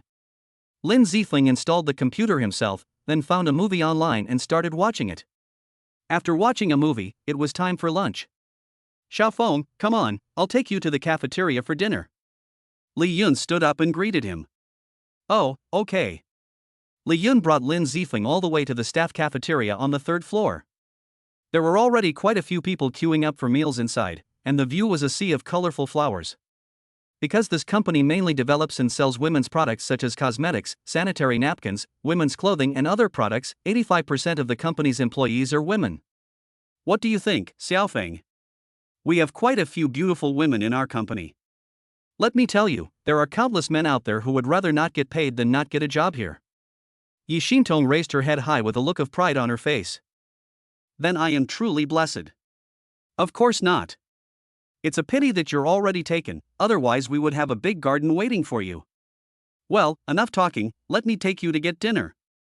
Arriving at the food window, Li Yun pointed at the various cuisines and said, Sister Xintong pays great attention to the quality of life of her employees, so the cafeteria employs top-notch chefs to prepare dishes. They offer over 10 different dishes every day, ensuring there's no repeating dishes throughout the month, satisfying the tastes of employees from all over the country. There's also an employee activity room on the 2nd floor of the company. I'll take you there later. Lin Zifeng ordered a plate of stir-fried pork, a plate of shredded cabbage, and a plate of scrambled eggs with tomatoes, and found a seat with Li Yun. It tastes really good. Lin Zifeng picked up a piece of meat and put it into his mouth. After savoring it carefully, he immediately praised it repeatedly. Hee hee, I told you, eat more, you're still growing. Li Yun smiled, then took a pile of vegetables from her plate and put them on Lin Zifeng's plate. I want to lose weight, I can't finish all this. After dinner, Li Yun returned to Lin Zifeng's second-floor employee activity room, which boasted billiard tables, ping-pong tables, and even a badminton court, providing a place for employees to distress after a busy day. Whether it was the improvements to the employee cafeteria or the establishment of the employee activity room, it was clear that Yi Xintong was completely different from those vicious bosses who exploited and squeezed their employees. She deeply understood the seemingly simple but actually complex truth that employees are the foundation of a company. Only when a company values its employees will they feel a sense of belonging and be able to better contribute their value to the company. After lunch break, Lin Zifeng returned to the office and continued watching the movie. Yi Xintong didn't go out all afternoon, so he spent his first day at work leisurely. Knock, knock, knock. Come in. Mr. Yi, it's time to get off work. Should I take you home or? When it was time to get off work, Lin Zifeng went to the president's office to find Yi Xintong. You can go back directly. My family will send someone to pick me up later. Yi Xintong was still busy working and said casually without turning her head. Oh, goodbye, Mr. Yi. Oh my, I'm so tired after working all day. My waist hurts from sitting so much. Lin Zifeng stretched and complained as he left the company. If anyone heard him say this, they would definitely beat him up. He was earning a good salary, sitting in an air-conditioned office watching movies, and he was still complaining about being tired. He was the typical ungrateful person. It was really infuriating. Chapter 103, Third Brother's Invitation. Mr. Lin, please stay. Lin Zifeng had just walked a short distance when he suddenly heard someone calling him from behind. Hey, it's you. Turning around, he found that it was an acquaintance. It was the gang leader who had tried to stop him in the Haitian bar last time and was beaten up by him. I remember your name? Jean Dagwan? Jean Dia? Oh, I remember now. Your name is Yen Guanto, right? Ah, ha, Mr. Lin, you're joking. My name is Yen Jingguang. Although Lin Zifeng made fun of his name and Yen Jingguang was very indignant, he didn't dare to say anything more. The fear of being ruled by Lin Zifeng last time was still vivid in his mind. What's more, it was his third brother who personally asked him to invite people over today. If he messed up, he didn't know how his third brother would deal with him. Oh, I don't care what your name is. Tell me what you want from me. Do you want to give me some labor fee or something? Lin Zifeng waved his hand impatiently. What labor fee? Yen Jingguan was confused by Lin Zifeng's words. Hey, you ungrateful bastard, I worked so hard to educate you last time, shouldn't you give me some labor fees or tuition or something? I. Yen Jingguan was so miserable that he had no words to express his pain, and his face looked sad. How can you bully me like this? You beat me up like this and still asked me for labor fees. Can you be a little more shameless? I'm having such a hard time. But when he thought of the task assigned by his third brother, he immediately put on a forced smile and said, I am deeply grateful for Mr. Lin's previous teachings to me. Here is 100,000 yuan. I hope you don't mind it, Mr. Lin. After that, he took out a bank card from his pocket and handed it to Lin Zifeng with both hands. Humph, that's better. Lin Zifeng snatched the bank card, waved his hand, and said with a compassionate expression, okay, the labor fee has been paid. If you have nothing else, you can leave. After that, he turned around and left. Hey, thank you Mr. Lin, goodbye Mr. Lin. Yen Jingguan smiled and nodded, said goodbye, turned and walked towards his car. But after taking a few steps, Yen Jingguan stopped and the smile on his face faded. Damn, that's not right, I got tricked by this guy, I didn't come here to give him money. Then he turned around and chased after Lin Zifeng. Mr. Lin, please stay. Yen Jingguan quickly ran to Lin Zifeng and stopped him, saying breathlessly. What? Do you still want me to teach you again? Lin Zifeng asked with a bad face, with a murderous look in his eyes. Yen Jingguan shuddered at first and turned to run, but when he thought of his third brother's terrifying power, he stopped himself in his tracks. He steeled himself and put on what he thought was his best smile. Mr. Lin, the truth is, ever since we had a conflict last time, my boss has severely criticized me. To express his apology, he specially set up a table at the Four Seasons Oasis Hotel. He hopes you'll honor him. I have lost my appetite after seeing your disgusting smile. I won't go. Lin Zifeng pushed Yan Jingwang away with a look of disgust and strode forward. Hey, Mr. Lin, wait a minute. I came here to invite you with a military order. If you don't go, my boss will beat me to death. Please do me the honor of going. Yan Jingwang kept chattering behind him.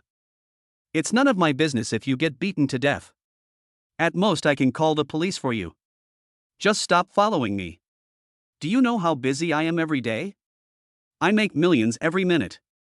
How much time will I have to waste just to have a meal with you? Are you worthy of it?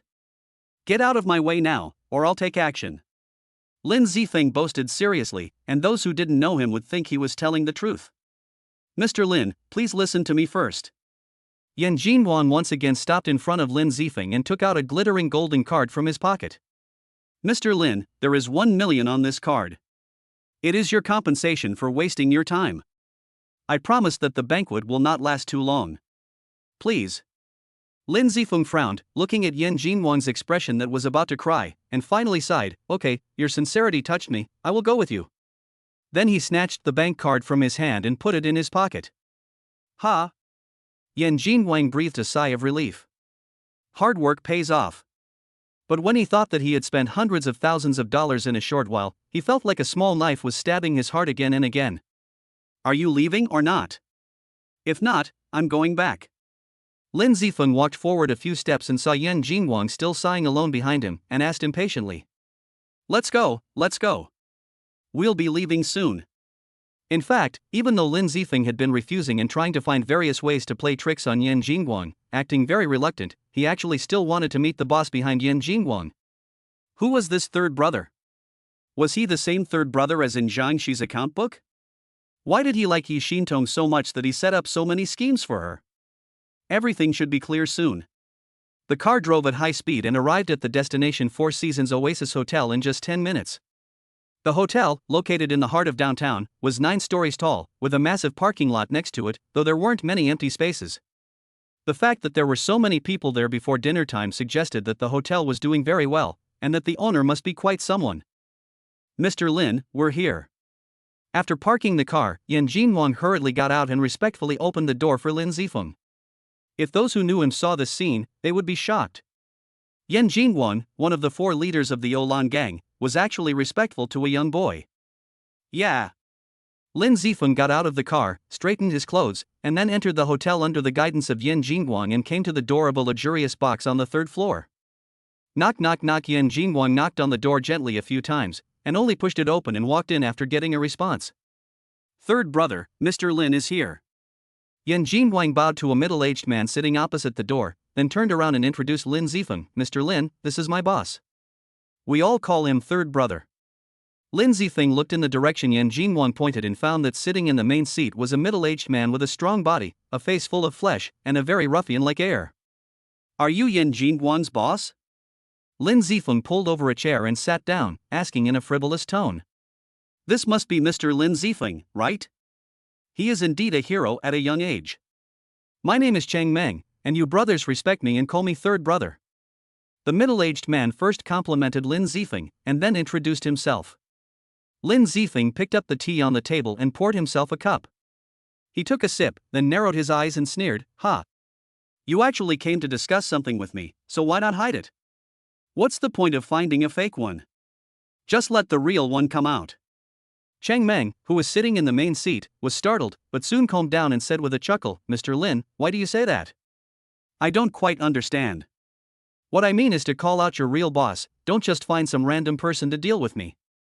Lin Zifeng slammed the table, his eyes wide open, and shouted loudly. Lin Zifeng's sudden attack caught Cheng Meng and Yan Jingwang off guard. They looked at each other, not knowing how to respond. Chapter 104, First Meeting with the Third Brother. Mr. Lin is really talented and can see the clues so easily. I admire you. At this time, with a burst of applause, a middle-aged man with a refined appearance and a well-tailored suit pushed open the door of the box and walked in. It was the real third brother Shinicheng, and behind him was his confidant Zhang Rang. Third brother. Third brother. As soon as he saw Shinicheng coming in, Cheng Meng quickly stood up and gave up his seat. Shiniching took the seat vacated by Chang Meng with a majestic posture, looked at Lin Zifeng with a smile and asked, "I am Shiniching, and I have met Mr. Lin." I had only heard from my few useless subordinates that Mr. Lin was a master of martial arts, but today I have found that Mr. Lin's intelligence is also amazing. Although I am not talented, I would like to ask how Mr. Lin discovered the problem. Is it that my subordinate's performance was not realistic enough, so Mr. Lin saw through it at a glance? Oh, actually, I was just guessing. Lin Zifeng said casually while eating peanuts on the table. Guess. Lin Zifeng's answer made Shiniching a little confused. Why didn't this guy play by the rules?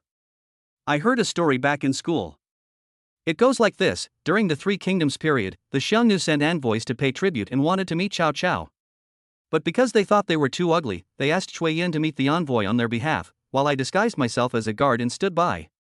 So I wondered, would you, with all your crimes behind your backs, dare to show your true face? So I just tricked you, but I didn't expect you to be so impatient and reveal your true identity right away, huh?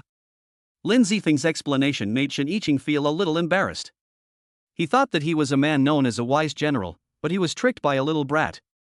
Especially Lin Zifeng's last hee-hee caused 10,000 points of critical damage in his heart. Mr. Lin must be hungry. Arung, quickly tell the kitchen to serve the food. We can't let Mr. Lin feel that we haven't treated him well enough. Shiniching quickly changed the subject to hide his embarrassment. Mr. Lin, the food will be ready soon. How about we talk about something now? Okay. Hearing this, Lin Zifeng put down the chopsticks in his hand and looked at Shiniching's face, because he knew that the real business was coming. I wonder what Mr. Lin is currently doing at Shintong Company and what his salary is like. Help President Yi deal with some chores and protect her from persecution by some bad guys. As for the salary, it's 30,000 yuan a month with 5 insurances and 1 housing fund, 8 hours of work and 2 days off. I think it's pretty good. Lin Zifeng said meaningfully. Oh? Mr. Lin's martial arts skills are extraordinary, yet Yi Shintong only offers you this much. She's completely ignorant. Doesn't Mr. Lin feel wronged? If Mr. Lin is willing to work for me, I'm willing to hire him with an annual salary of 5 million. Shiniching first flattered Lin Zifeng and then belittled Yi Shintong, simultaneously offering a high price to poach him, making Lin Zifeng realize his own value. Even if this ultimately failed to win over Lin Zifeng, it would still create a rift in his heart towards Yi Shintong. As a veteran, Shiniching understood that talented people are generally very proud and can't stand being looked down upon. Are you really willing to pay such a high price? Lin Zifeng asked uncertainly with a hint of interest. Seeing Lin Zifeng's attitude, Shiniching thought he was impressed and laughed loudly. Of course. Mr. Lin's ability cannot be measured by money. To be honest, I think a salary of 5 million a year is a bit too little. How about 10 million? As long as Mr. Lin nods, I will immediately send someone to bring the money over. Shiniching wanted to impress Lin Zifeng in one fell swoop, so he raised the price by half without saying anything. After hearing this, Lin Zifeng's hesitation became even more pronounced. Shiniching watched Lin Zifeng's constantly changing expression and knew that the time was almost right. Now all that was missing was the final straw. So he winked at Zhang Rang, who was waiting on the side. Zhang Rang understood, nodded, and walked out of the private room. After a while, Zhang Rang came back, followed by 5 young beauties with sweet looks and graceful figures, each of them carrying a silver suitcase. Open it. Following Zhang Rang's order, the 5 women put their suitcases on the table and opened them one after another. The suitcases were stuffed full of red $100 bills. Lin Zifeng's pupils shrank, and a few rays of light seemed to shoot out of his eyes. Money, when kept in the bank, is just a string of numbers on the screen, but when the actual stacks of banknotes are placed in front of him, it is still quite shocking. Seeing Lin Zifeng's slightly out of control expression, Shiniching's smile widened. Mr. Lin, there's 1 million in each suitcase, a total of 5 million. And these 5 beauties, I had people carefully select them from various universities. I guarantee they're all girls from good families. As long as Mr. Lin agrees, they'll all be yours. Ha ha ha, okay. Lin Zifeng laughed crazily. Ha, Mr. Lin is really straightforward. Come on, all of you take your money and stand behind Mr. Lin. Shiniching raised his glass and said to Lin Zifeng, who was still laughing, come on, Mr. Lin, let's use this glass of wine to celebrate our happy cooperation. Cooperation? What cooperation? Lin Zifeng stopped laughing at this time. Looking at Shiniching's actions, he asked in confusion, what did I promise you? Mr. Lin, are you joking? Didn't you agree on this just now? The smile on Shiniching's face faded, and he asked in a somewhat cold tone. Oh, you were talking about just now. I was just a little excited when I saw so much money for the first time. You misunderstood. Lin Zifeng waved his hand and said nonchalantly. Since that's the case, I'm going to ask Mr. Lin one last time if he's willing to join us. If you nod now, all this money and beauties will be yours, and you'll be blessed with wealth and glory in the future. But if you refuse... Shiniching's face was cold and his eyes were fierce. I'll assume that Mr. Lin wants to be my enemy. I can't guarantee he won't do anything bad then. Join you? Lin Zifeng sneered, to join you in committing crimes and breaking the law? Don't even think about it. Then Mr. Lin is determined to become our enemy. Shiniching stood up from his chair, looking down at Lin Zifeng intently. The atmosphere in the private room became extremely oppressive, as if a war was about to break out. The five young beauties could not bear the tense atmosphere and retreated a few steps in fear to the wall. What? Are you ready to show your true colors? Lin Zifeng stood up, not wanting to be outdone. He looked at Shiniching with a playful look. Are you worthy enough to be my opponent? Chapter 105, Making a Small Fortune. A tense atmosphere permeated the box. Lin Zifeng and Shiniching stared at each other. Zhang Rang, Chang Meng and Yan Jingguang were also ready, waiting for Shiniching's order to attack. Shiniching raised an empty wineglass on the table high and threw it hard to his feet. Do it. Zhang Rang and his two companions charged at Lin Zifeng, attacking him from above, center, and below. Simultaneously, the door to the private room was kicked open, and a portly, bare-chested man, somewhat resembling the Maitreya Buddha, burst in, followed by a dozen underlings wielding clubs. The portly man was none other than Pang Li, the smiling Buddha whom none of the four hall masters had ever encountered. Shiniching had already prepared a two-pronged strategy, courtesy first, then force. If his monetary offensive failed to subdue Lin Zifeng, he would resort to a lethal attack. Pang Li and his men had been hiding in a private room across the hallway, waiting for Shiniching's signal to slam the cup before sprinting out. Furthermore, the Four Seasons Oasis Hotel was also affiliated with the Olan gang and managed by Pang Li, making it easier to destroy evidence after the crime. I say, Third Master, is it necessary to make such a big fuss about such a little kid? After entering the room, Pang Li took a look at the besieged Lin Zifeng and found that he was just a young man in his 20s. He was unhappy at the time and said to Shiniching with a complaining look, "Don't just stand there, go up and help." Seeing Pang Li leisurely standing aside, Shiniching became angry and shouted loudly. Okay, I'll do it." Pang Li muttered reluctantly and joined the battle. "If it weren't for those 5 million, I wouldn't mess with you guys." Lin Zifeng, meanwhile, remained unfazed by the onslaught of Cheng Meng and Zhang Rang. Clearly untrained in combined attacks, they were actually fighting independently despite appearing to be engaged. Lin Zifeng first stepped left to create distance, then zeroed in on Yan Jingguang, the weakest of the three, and delivered a vicious side kick to his midsection, effectively knocking him out. He then crossed his arms in front of him, blocking the powerful punches from Cheng Meng and Zhang Rang. Then, while their strength was still fading, he pulled them towards him and delivered a knee strike to each. Oh my god. It sounds complicated, but in fact everything happened in just a few seconds. Chang Meng and Zhang Rang, who were kicked away by Lin Zifeng, directly hit Peng Li, who came to help. In just half a minute, the four hall masters of the Olan gang were knocked down by Lin Zifeng alone. Go ahead. Whoever doesn't go today, I'll kill him. The dozen or so men armed with sticks that Pang Li brought in were shocked by Lin Zifeng's ferocity. Two of them even dropped their sticks and ran away in fear. The remaining few brave men who were not scared away heard Shiniching's roar, gritted their teeth, mustered their courage, closed their eyes, and headed towards Lin Zifeng. Seeing Lin Zifeng being stopped, Shiniching seized the opportunity and ran out the door without saying a word. Ha, trash. Seeing Shiniching fleeing in panic, Lin Zifeng snorted in disdain, and then knocked down the group of thugs in front of him with 3 punches and 2 kicks. When Lin Zifeng was the only one left standing in the private room, he kicked Zhang Rang on the ground a few times and said, "Go back and tell Shiniching that I have his Shintong. If he still doesn't want to give up, I don't mind playing with him a few more times." Then he turned and walked towards the 5 women who were already paralyzed on the ground with fear. "Ah, don't hit me, I don't know anything, I'm not in the same group with them." One of the people with weaker mental qualities saw Lin Zifeng approaching step by step and immediately burst into tears. The other people were also crying and making a fuss after being led like this by her. Woo, I don't know anything, big brother, please let me go. I'll do anything, please don't kill me." Lin Zifeng couldn't bear the pitiful looks of the few people, so he said with a kind face, "Stop crying, squat down here, put your hands on your heads, and put on your clothes. Tell me, why don't you do something else at such a young age? Are you worthy of your parents who gave birth to you and raised you?" The girls were stunned by Lin Zifeng's yelling, looking confused, but they immediately squatted in the corner with their hands on their heads. The scene was a bit like a police officer arresting his girlfriend. "Reflect on your own problems when you go back. I will not confiscate the money," Lin Zifeng said with a serious face. He picked up the 5 suitcases on the ground and strode out of the box. As soon as he walked out of the box, Lin Zifeng's expression instantly became excited. I'm rich, ahoo." Afterwards, Lin Zifeng found a restroom and spent 100 system coins to have Xiao Shui transfer the money from the suitcase and the 2 bank cards Yin Jingguang had given him to his own card. He saw the money in the suitcase disappear without a trace in a flash before his eyes, and then the bank's arrival information came.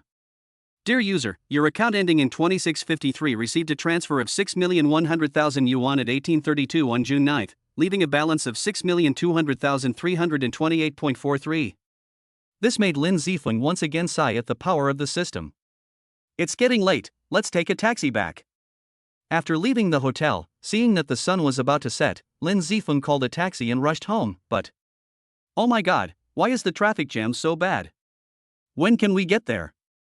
Seeing the long string of red taillights in front of him, Lin Zifeng really wanted to die.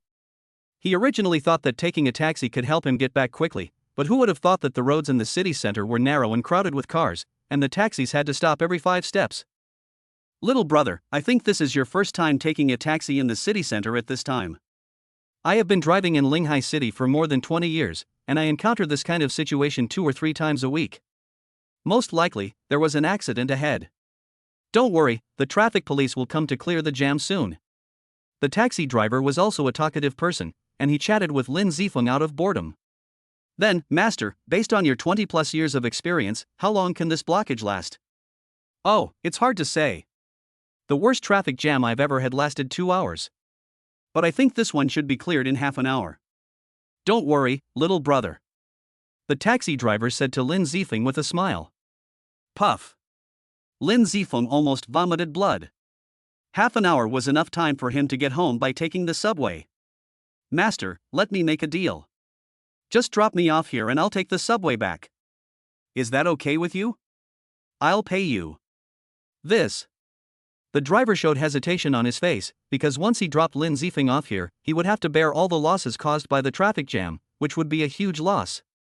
"Master, here are 200 yuan as compensation to you." Lin Zifeng knew what the driver was thinking when he saw his expression. It's not easy for them to drive a taxi. Not only do they sit for more than 10 hours a day, they don't make much money, and they also have to pay a share to the taxi company. So without saying anything, he took out 200 yuan bills and stuffed them into the driver's hand. "Thank you so much, little brother. You are such a good person. I will let you down when I get to the next intersection." The driver showed a look of surprise on his weathered face, but it soon turned into a feeling of being moved.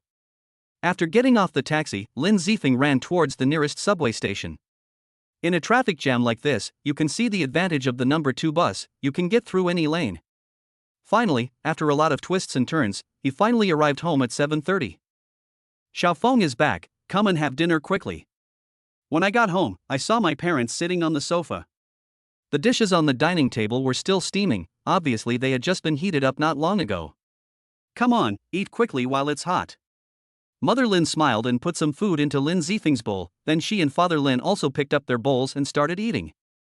"Mom and Dad, haven't you eaten yet?" Usually, the Lin family had dinner around 6 o'clock.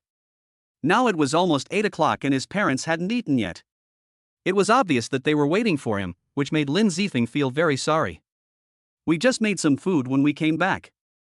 We're not hungry, so we thought we'd wait for you to come back together. Come, eat meat." Mother Lin said with a smile, and put another piece of meat into Lin Zifeng's bowl. "Thank you, Mom."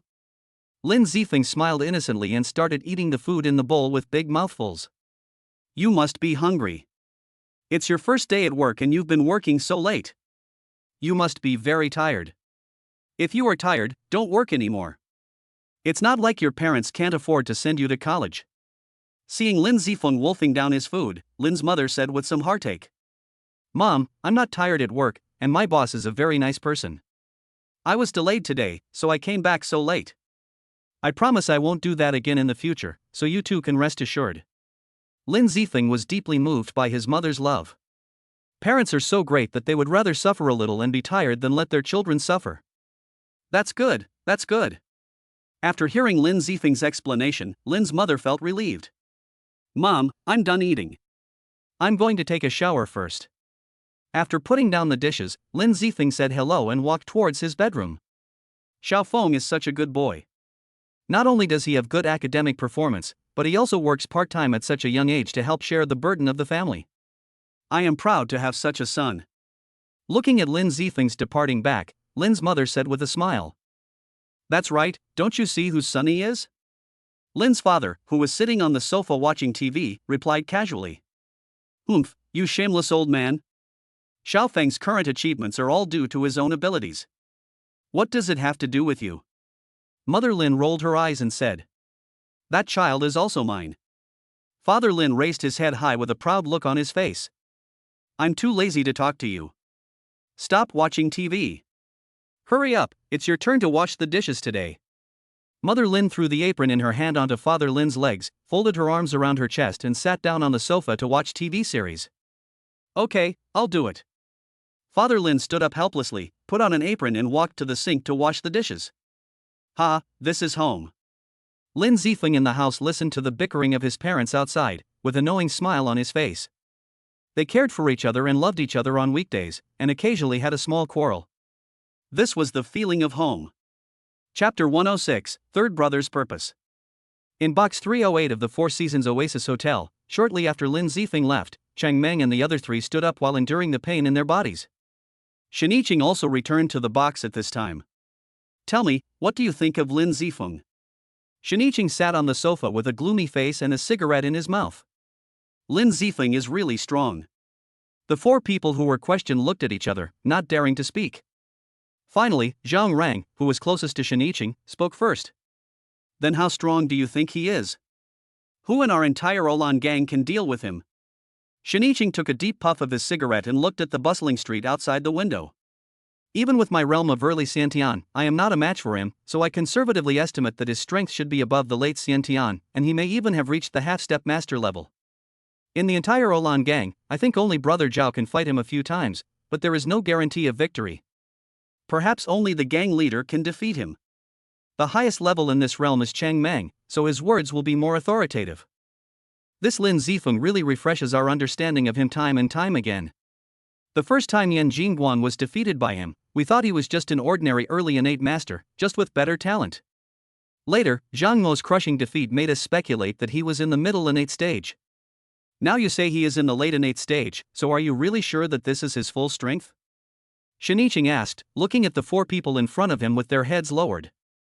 Zhang Rang looked at his younger brother still whimpering on the ground and the girl squatting against the wall, shivering, and waved his hand. You two should get out first. Yes. The younger brothers got up and supported each other as they walked out. Third brother, it is impossible for us to deal with Lin Zifeng with the strength of just a few of us, unless we can ask the second in command or the gang leader to come out. But this... At this point, Zhang Rang hesitated and looked at Pang Li and Chang Meng. After all, among the four hallmasters, he and Yan Jingguang were Shen Yiqing's die-hard fans, while Chang Meng and Pang Li were loyal to Zhao Taizhan and Ouyang Chun. In fact, everything Shen Yiqing was doing now was to seize power, to overthrow Ouyang Chun and thus completely control the Olan gang. Shen Yiqing immediately understood what Zhang Rang meant and looked at Chang Meng and Pang Li. Are you two satisfied with your current lives? Satisfied? How could I not be satisfied? I have food to eat, drinks to drink, money to spend and women to play with every day. What else can I be dissatisfied with? Ha ha ha. Pang Li, who looks a bit like Maitreya Buddha, laughed after hearing Shen Yiqing's question. Well, I'm quite satisfied too. Chang Meng also nodded to express his attitude. Ah, brothers, stop deceiving yourselves. Do you really like your current life? After hearing their answers, Shen Yiqing sneered a few times and asked again.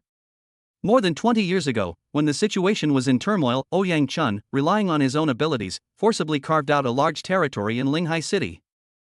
You and I joined at that time.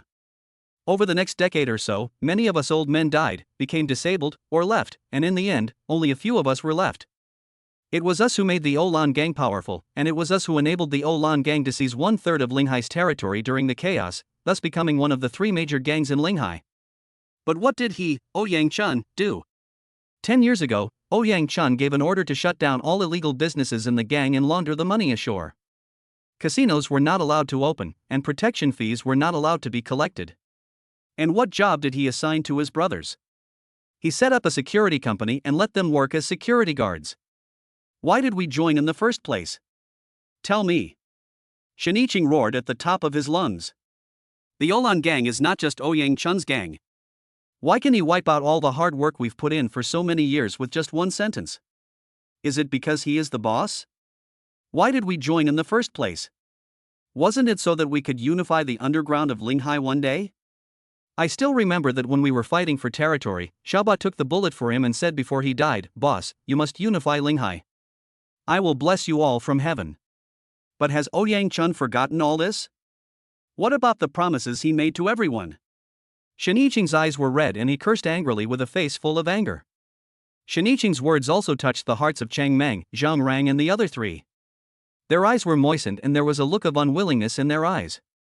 At this point I won't hide it from you brothers.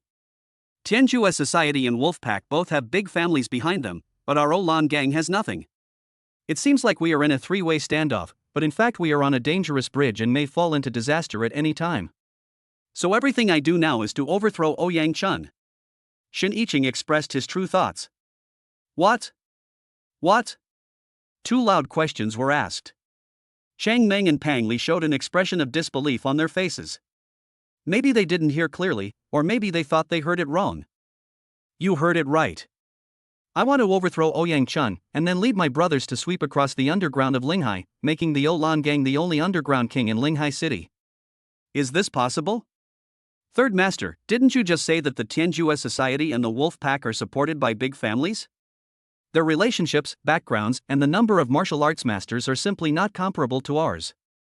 Pang Li didn't believe that what Shiniching said could come true at all, and said with a look of doubt. Relationships and warriors, these are complicated, but they all come down to one thing, money. Those 2 big families have been deeply rooted in Linghai for so many years, and the wealth they've accumulated is indeed not to be underestimated, but that doesn't mean we don't have a chance. Shiniching smiled sinisterly, looking shrewd and calculating. Those 2 big families are ultimately too timid. They control 2 major gangs but dare not make a big move. Since we're all in the business, why should we be so hesitant? Third in command, there's no need to hide anything. Just say whatever you want to say. Chang Meng was confused by Shiniching's words and felt a little impatient. Okay, then I'll be frank.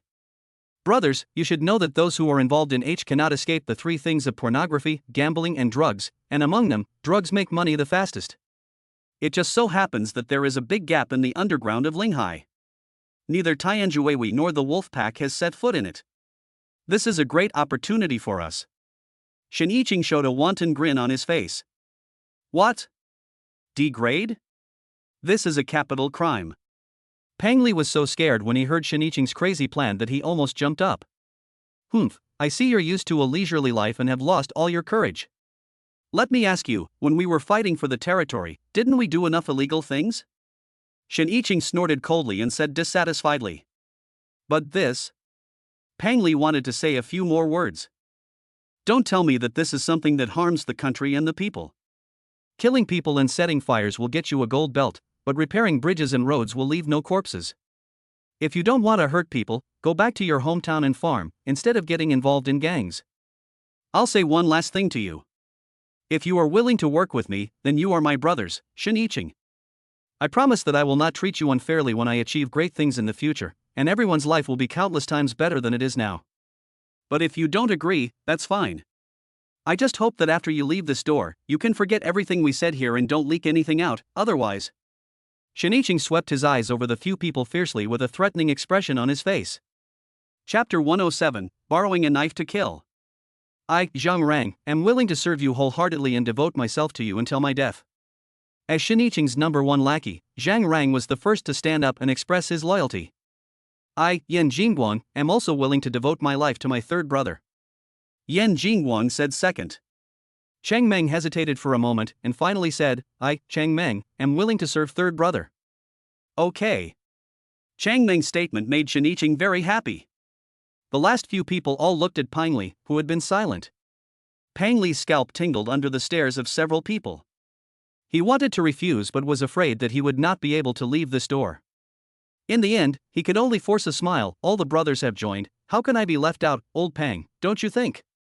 Okay, with the full support of all the brothers, we can look forward to great things. Now let's discuss the next action plan. Controlling the 4 Hall Masters is equivalent to controlling the backbone of the Yolan gang, which makes Shiniching very happy. Third brother, I think the most important thing right now is to get rid of Lin Zifeng. He is extremely talented and has such strength at such a young age. It is hard to guarantee that he will not make progress in a few years.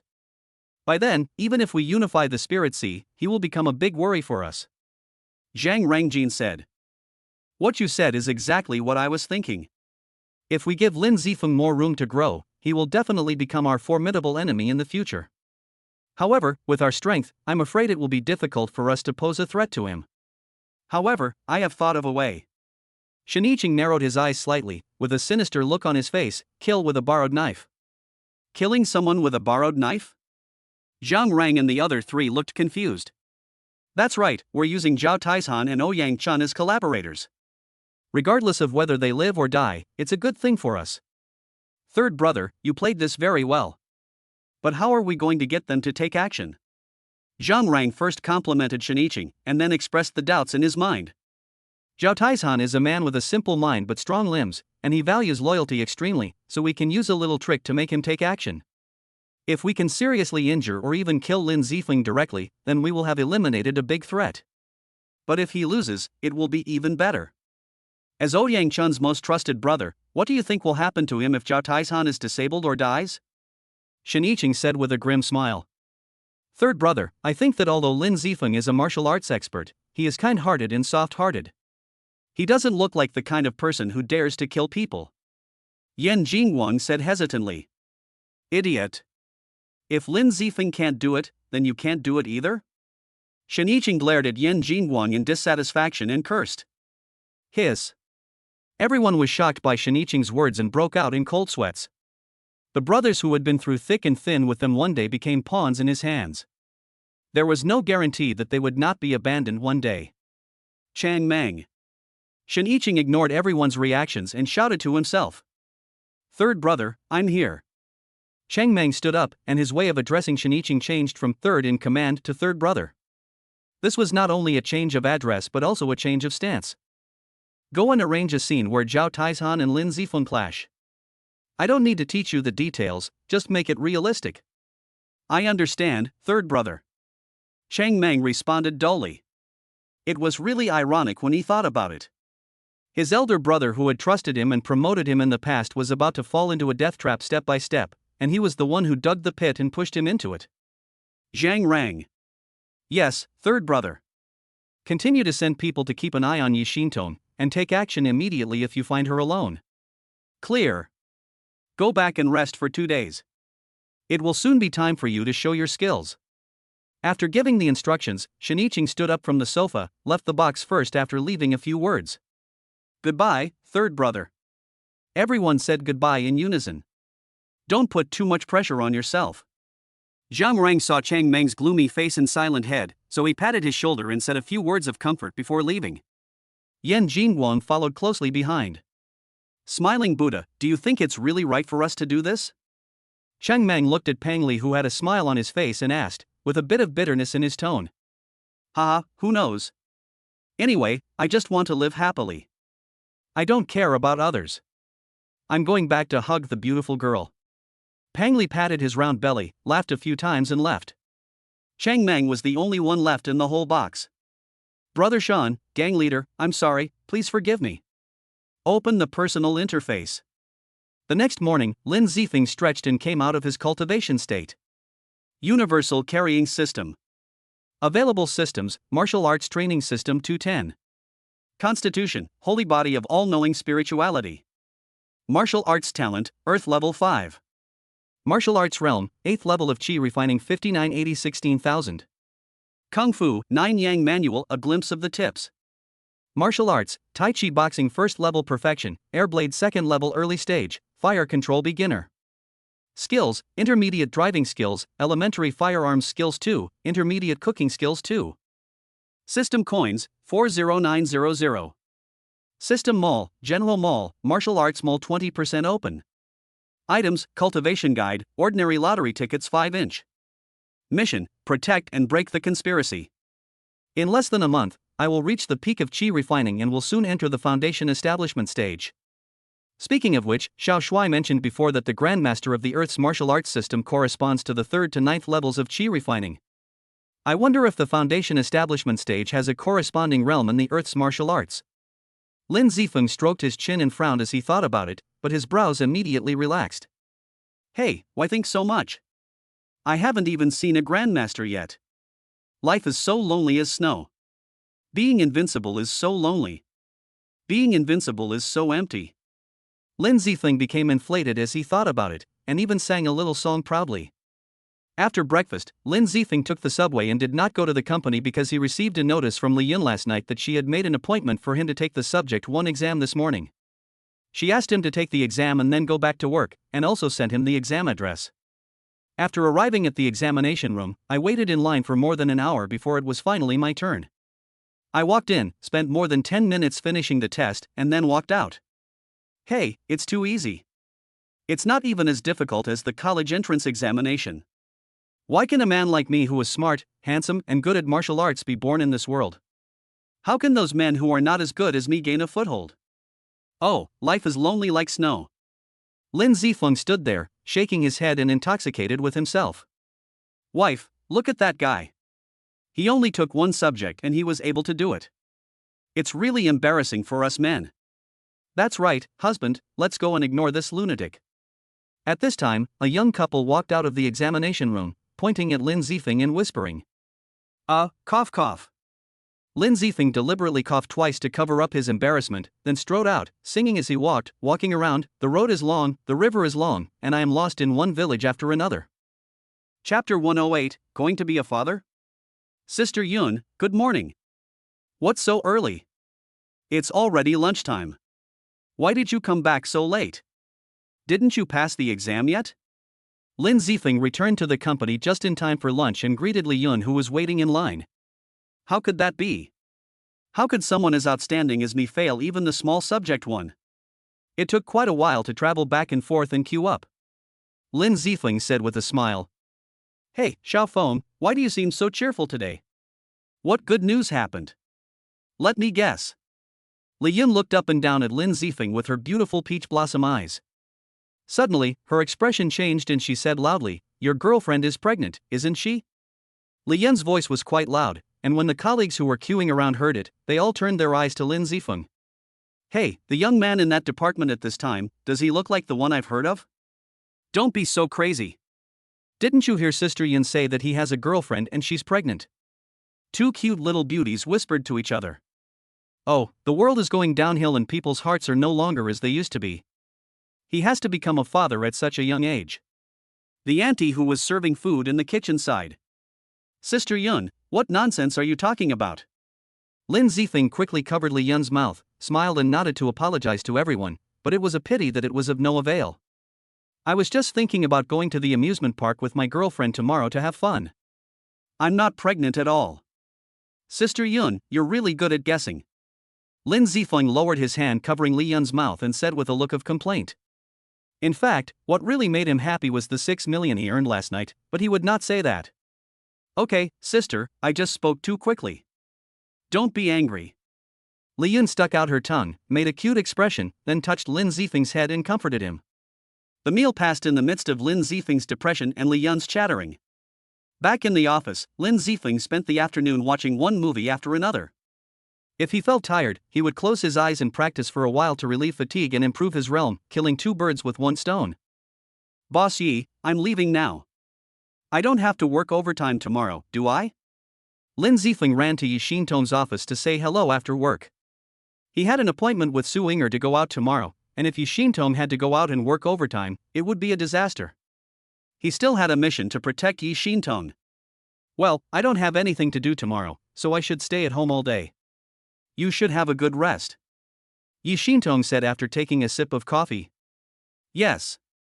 Lin Zifeng excitedly shook his arms. Then Mr. Yi, I'll be leaving first. See you next week. Wait a minute. Yi Xintong stopped Lin Zifeng before he ran out of the door. Mr. Yi, do you have anything else to say? Lin Zifeng asked, his expression twitching a few times as he froze in place. Yi Xintong's expression changed several times, sometimes embarrassed and sometimes slightly red. Finally, curiosity overcame shyness. She gritted her teeth and said, I heard that your girlfriend is pregnant? Don't get me wrong, I don't mean anything else. It's just that your job is quite special, so it would be troublesome for me if you ask for nursing leave. Puff. Lin Zifeng almost spat out a mouthful of blood, his face bitter. Mr. Yi, who told you that? It's totally untrue. I heard this when I went downstairs for inspection this afternoon. Almost everyone in the company is saying that my new assistant is going to be a father. They're saying it with all sorts of details. Isn't it true? Lin Zifeng burst into tears. Gossip is indeed human nature. In just half a day, the news reached the president's ears. It's completely false. I haven't even kissed my girlfriend. How can there be such a child? Then how did this news get out? Yi Xintong frowned, looking unhappy. I must thoroughly investigate where this rumor came from. Okay, Mr. Yi, there's no need to check. What happened is this: at noon in the cafeteria, Sister Yin saw that I was in good spirits today, so she made a joke that my girlfriend was pregnant. As a result, everyone heard it, and suddenly it became like this. Lin Zifeng wiped away the bitter tears and explained. This is outrageous. A few jokes can be spread out of proportion by this group of people. I must teach them a lesson. They spend all day gossiping behind people's backs instead of doing their jobs. Okay, it's okay. You can go back first. Yi Xintong said indignantly, completely forgetting her curious expression just now.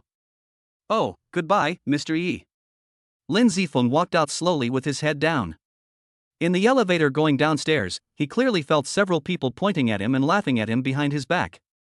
Alas, gossip can melt gold, and constant criticism can destroy a person. It's really hard for me. Inger, are you there? As soon as Lin Zifeng got home, he couldn't wait to run into the room, took out his cell phone and started chatting with Su Inger. Yes, what's up? Su Inger quickly replied to the text message. You told me before that you and your aunt went out of town. Are you back now? Kiss. My mother and I came back this morning. Then let's go out and play together tomorrow. Kiss. Lin Zifeng was very happy and quickly invited. Oh my god, don't send me that expression, it's disgusting and annoying. Left hum. Let me think about it. I don't seem to have anything to do tomorrow, so I'll reluctantly agree to your request. Silly smile. Great, then I'll pick you up at the gate of your community at 9 o'clock tomorrow morning, okay? Okay, I live in Yueshin community. Please wait for me at the north gate of the community. Don't go the wrong way. No problem, wait for me. Kiss. Disgusting. Contempt. I'm not going to pay attention to you anymore. I'm going to read a book. After saying that, Su Inger threw her phone aside and didn't know how to send messages to Lin Zifeng. Forget it, it seems that Xiao Inger really ignores me. Let's plan tomorrow's schedule quickly. First of all, I must make Inger's eyes light up when we meet tomorrow, and show my handsomeness to the fullest. So, I have to buy 2 sets of handsome clothes quickly, and wait, or do a hairstyle or something. Forget it, I'm not going to do it anymore. I'm already handsome enough. If I continue to be so handsome, I'm afraid I'll leave no room for others to survive. Lin Zifeng stood in the bathroom, posing in front of the mirror on the wall and showing off his admiration. After dinner, Lin Zifeng went out whistling. He wanted to dress up handsomely. We took a taxi to Cindy Plaza, the largest plaza in Xiqing district, with countless brand-name clothing stores. Although Lin Zifeng has some money now, he is from a common family after all, and he doesn't know what truly high-end brands are. He only knows that Nike and Adidas shoes seem to be pretty good, and that the classmates in the class with better families are wearing them. Chapter 109, Buying Clothes. So Lin Zifeng found an Adidas store and walked in. Looking at the wide variety of trendy clothes and shoes inside, Lin Zifeng smiled knowingly. Hello, handsome guy, welcome to Adidas. As soon as Lin Zifeng entered the door, a waitress smiled sweetly and greeted him warmly. Hello. Lin Zifeng smiled back, then walked into the store and started looking around. Handsome guy, do you want to buy some clothes or shoes? I can recommend some for you. Seeing Lin Zifeng looking around aimlessly with a confused look on his face, the waitress came up again and asked. Well, I want to buy 2 sets of clothes. I don't want the ones that are too fancy, but something simple that can fully highlight my handsomeness. Lin Ziefling stated his requirements. Ha ha. The waiter was amused by Lin Ziefling's words and chuckled twice. Handsome guy, wait a moment, I will help you pick 2 pieces. Oh, thank you. After saying that, the waiter left, and Lin Ziefling continued shopping by himself. Handsome guy, try this set. This white t-shirt is made of pure cotton. It's very comfortable and close-fitting to wear. It shows your figure very well, and the color is not flashy. And this pair of casual pants is comfortable and breathable. The light blue color and the white t-shirt match well, and it will definitely show off your handsomeness. After a while, the waitress brought a set of clothes and handed it to Lin Ziefling. Okay, I'll try it. Lin Ziefling took his clothes and walked into the changing room, and came out soon. Wow. So handsome. That little brother is so handsome, I feel like I'm in love. As soon as Lin Ziefling pushed open the door of the fitting room, a burst of cheers came from outside. Many young women shouted in surprise, either opening their mouths or covering their mouths. Handsome guy, are you satisfied with this outfit? The waitress was also shocked by Lin Ziefling's handsomeness for a moment, but she quickly came to her senses and came closer with a smile. Well, it's okay. You have good taste. Can you help me pick out 2 more sets? Oh, and choose a better pair of shoes for me. I heard that AJ is quite famous. Let's go with that one. Lin Ziefling adjusted his collar in front of the mirror and said casually to the waitress. This. The waitress was quite happy at first after hearing what Lin Ziefling said. She could get a lot of commission if she sold a few more sets of clothes. But the following request made her feel a little embarrassed. What's wrong? Is there any problem? Lin Ziefling asked puzzledly. Hey handsome guy, we don't sell AJ in our store. You can only buy it across the street. The waitress quietly pointed to the store across the street and said softly. Lin Ziefling glanced in the direction she pointed and saw a large hanging above the shop across the street. He immediately understood what she meant and laughed awkwardly. Sorry, I misremembered. Just pick out a pair of shoes for me. Size 42. Handsome boy, wait a moment, I'll be back soon. Not long after, the waitress came back with 2 more sets of clothes and a pair of shoes. Lin Ziefling tried them on and found that they all fit him well, so he took them and paid for them without saying a word. The total is 4,243 yuan. The store is having a 20% discount on event clothing recently, so the total after the discount is 3,914 yuan. The cashier said with a smile. How much? Lin Ziefling thought he had heard it wrong and asked again. The total is 3,914 yuan. Cash or card? The cashier's eyes flashed with contempt, but he repeated it with his signature smile. Swipe the card. Lin Ziefling slowly took out the bank card from his pocket and handed it to the waiter, then entered the password with trembling hands. After swiping the card, the cashier glanced at the balance and nearly popped his eyes out. Oh my god, over 6 million, and he's a rich kid. But he looks so painfully embarrassed to spend 3,000 or 4,000 yuan, he's obviously stingy. Whoever gets into this situation will definitely be in trouble. The cashier thought jealously that he would definitely not be the lucky one after all, and he could only be the fox who couldn't eat the grapes. Welcome to visit us next time. Lin Ziefling was still shaking slightly as he walked out of the store carrying the clothes. He said with a bitter face, these 2 sets of clothes and shoes cost me 4,000 yuan. This is almost as much as our family's food expenses for 2 months. I feel so bad. But soon, Lin Ziefling calmed down and kept comforting himself. I am a rich man now. I can't be so stingy like before. Well, I have to change my mindset. Lin Ziefling took several deep breaths, finally calming himself down. Then, he continued shopping with a smile. I'll buy a couple of nice outfits for my parents later. They've been frugal and haven't bought new clothes in years. Men usually don't spend too much time shopping. In less than half an hour, Lin Ziefling was ready to go back with his bags full. He had spent more than 10,000 yuan in total. I came back with a lot of things. Just as Lin Ziefling was about to walk out of the square, he was suddenly attracted by something. It was a male mannequin placed in the window of a shop. He was wearing a jet black leather jacket and a pair of low-key and luxurious sunglasses on his head. The moment he saw it, Lin Ziefling's mind immediately flashed with the image of himself wearing a jacket and riding a heavy motorcycle with Su Ying'er on the back, speeding down the road. How could the word cool describe it? It's decided to be you. Lin Zifeng ran in without saying a word, pointed at the mannequin and shouted to the waitress, "Beauty, let me try on that dress." Handsome guy, are you sure? The waitress was stunned and asked uncertainly. That's right, give it to me now. Lin Zifeng said affirmatively, "Oh, and bring those sunglasses too." Okay. The waiter nodded helplessly, took off the model's clothes and sunglasses and handed them to Lin Zifeng. Without a word, Lin Zifeng put on his jacket and sunglasses, and turned around in front of the mirror a few times. Wow, it really suits my temperament. So damn handsome. Then he asked the waiter waiting next to him, "How about it? Do I look eye-catching in this outfit?" "Well, it's quite good and suits your temperament very well." The waiter nodded and said pertinently, "Okay, I'll buy it. I'll pay by credit card." Lin Zifeng took out his bank card without even asking the price. Lin Zifeng's generosity made the waiter's eyes sparkle. He took the bank card and said, "Sir, this jacket originally cost 22,000 yuan, but now it's 30% off for the changing season, so the total is 15,400 yuan. I'll give you another 400 yuan discount, so the total is 15,000 yuan. Wait a minute. Lin Zifeng suddenly hesitated. It would take some time for him to change his frugal nature. Is there anything else you need, sir? Can you give me this pair of sunglasses? At this point, Lin Zifeng felt embarrassed to say no, and he really liked this piece of clothing. Okay, I'll give you the sunglasses, and we'll pack your clothes for you? The waiter said with a smile. She was really scared when Lin Zifeng called her just now, and she was afraid that Lin Zifeng would change his mind and not want them. Okay. Lin Zifeng took off his jacket and handed it to the waiter. After a while, Lin Zifeng carried the packed clothes and a bunch of things he had bought before and set off on his journey home. Well, Xiaoli, is the jacket in the window sold? At this time, a woman in her 30s in uniform walked into the store.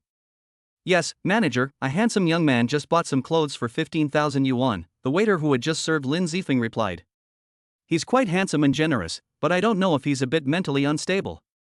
He bought a jacket in the middle of summer and didn't even feel the heat. I was planning to take it down and put it in the warehouse after tonight. Okay, stop talking nonsense. It's a good thing that they can sell it. Maybe they are saving it for autumn. The female store manager rolled her eyes at her and left. But aren't there new styles for autumn? The waitress pouted and muttered a few words with a puzzled look on her face. After leaving Xinling Plaza, Lin Zifeng took a taxi home. It was almost 9 o'clock when he got home, but the next day was Saturday, so his parents were still sitting in the living room watching TV. Chapter 110, A Warm Family. Xiaofeng is back. Oh, what did you buy? So many bags and small bags. Hearing the door open, Lin's mother looked over and saw Lin Zifeng carrying 7 or 8 shopping bags. She hurried forward and took the things. Oh, these are all clothes, and they are all good brands. Mother, look at this skirt and see if it is the one you have always wanted to buy. The shopping bag was thrown on the sofa, and Father Lin picked up 2 and took them out to look at them. Don't mess with the child's things. Mother Lin patted Father Lin's arm, then took out the beautifully packaged sky blue dress. Hey, it's really the one I like. Xiaofeng, where did you get all these? I bought all of them. I bought this skirt especially for you, Mom, and I bought these leather shoes for Dad. Lin Zifeng smiled and took out a pair of leather shoes from a bag and handed them to his father. Dad, try them on and see if they fit. Lin's father and mother stayed where they were without making any movement, with strange expressions on their faces, some surprise, some astonishment, and a little worry. Xiaofeng, where did you get the money to buy these things? You've only been working for 2 days, and we don't usually give you much pocket money. You won't do anything bad, will you? Lin Zifeng was stunned by his mother's words. Damn, how could I forget about this? I was just thinking about buying some gifts for my parents when I had money. What should I do now?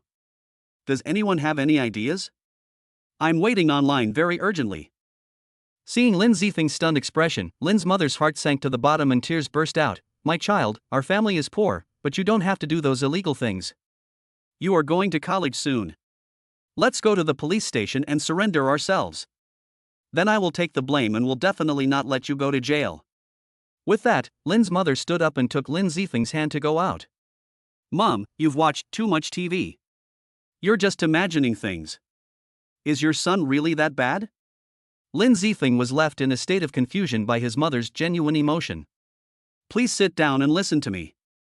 At this time, Lin's father also stood up, held Lin's mother's shoulders and asked her to sit back on the sofa. Don't be so excited first, listen to what Xiaofeng says.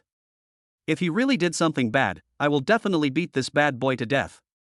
After saying that, he glared at Lin Zifeng threateningly. Mom, the money I used to buy these things was really earned from my work. I have met a very good boss now. She doesn't look at academic qualifications but only at ability. Although I only graduated from high school, my talents are very much in line with her requirements, so she directly offered me a monthly salary of 10,000 yuan, and paid me 1 month in advance. In addition, I helped her solve a big problem today, and she was so happy that she gave me a bonus of 20,000 yuan. If you don't believe me, I'll show you my mobile phone. Lin Zifeng was really quick-witted and he made up a very reasonable excuse in one go. Lin Zifeng took out his mobile phone, opened the bank's app, and handed it to his mother. Look, there are still more than 19,000 yuan. These I bought before cost more than 10,000 yuan. Just now, Lin Zifeng ordered Xiao Shui in his mind to temporarily transfer the more than 6 million yuan in the bank card, leaving less than 20,000 yuan. Moreover, there were only consumption records when swiping the card to buy things, and no transfer records. Even if his parents checked the account, it would withstand inspection.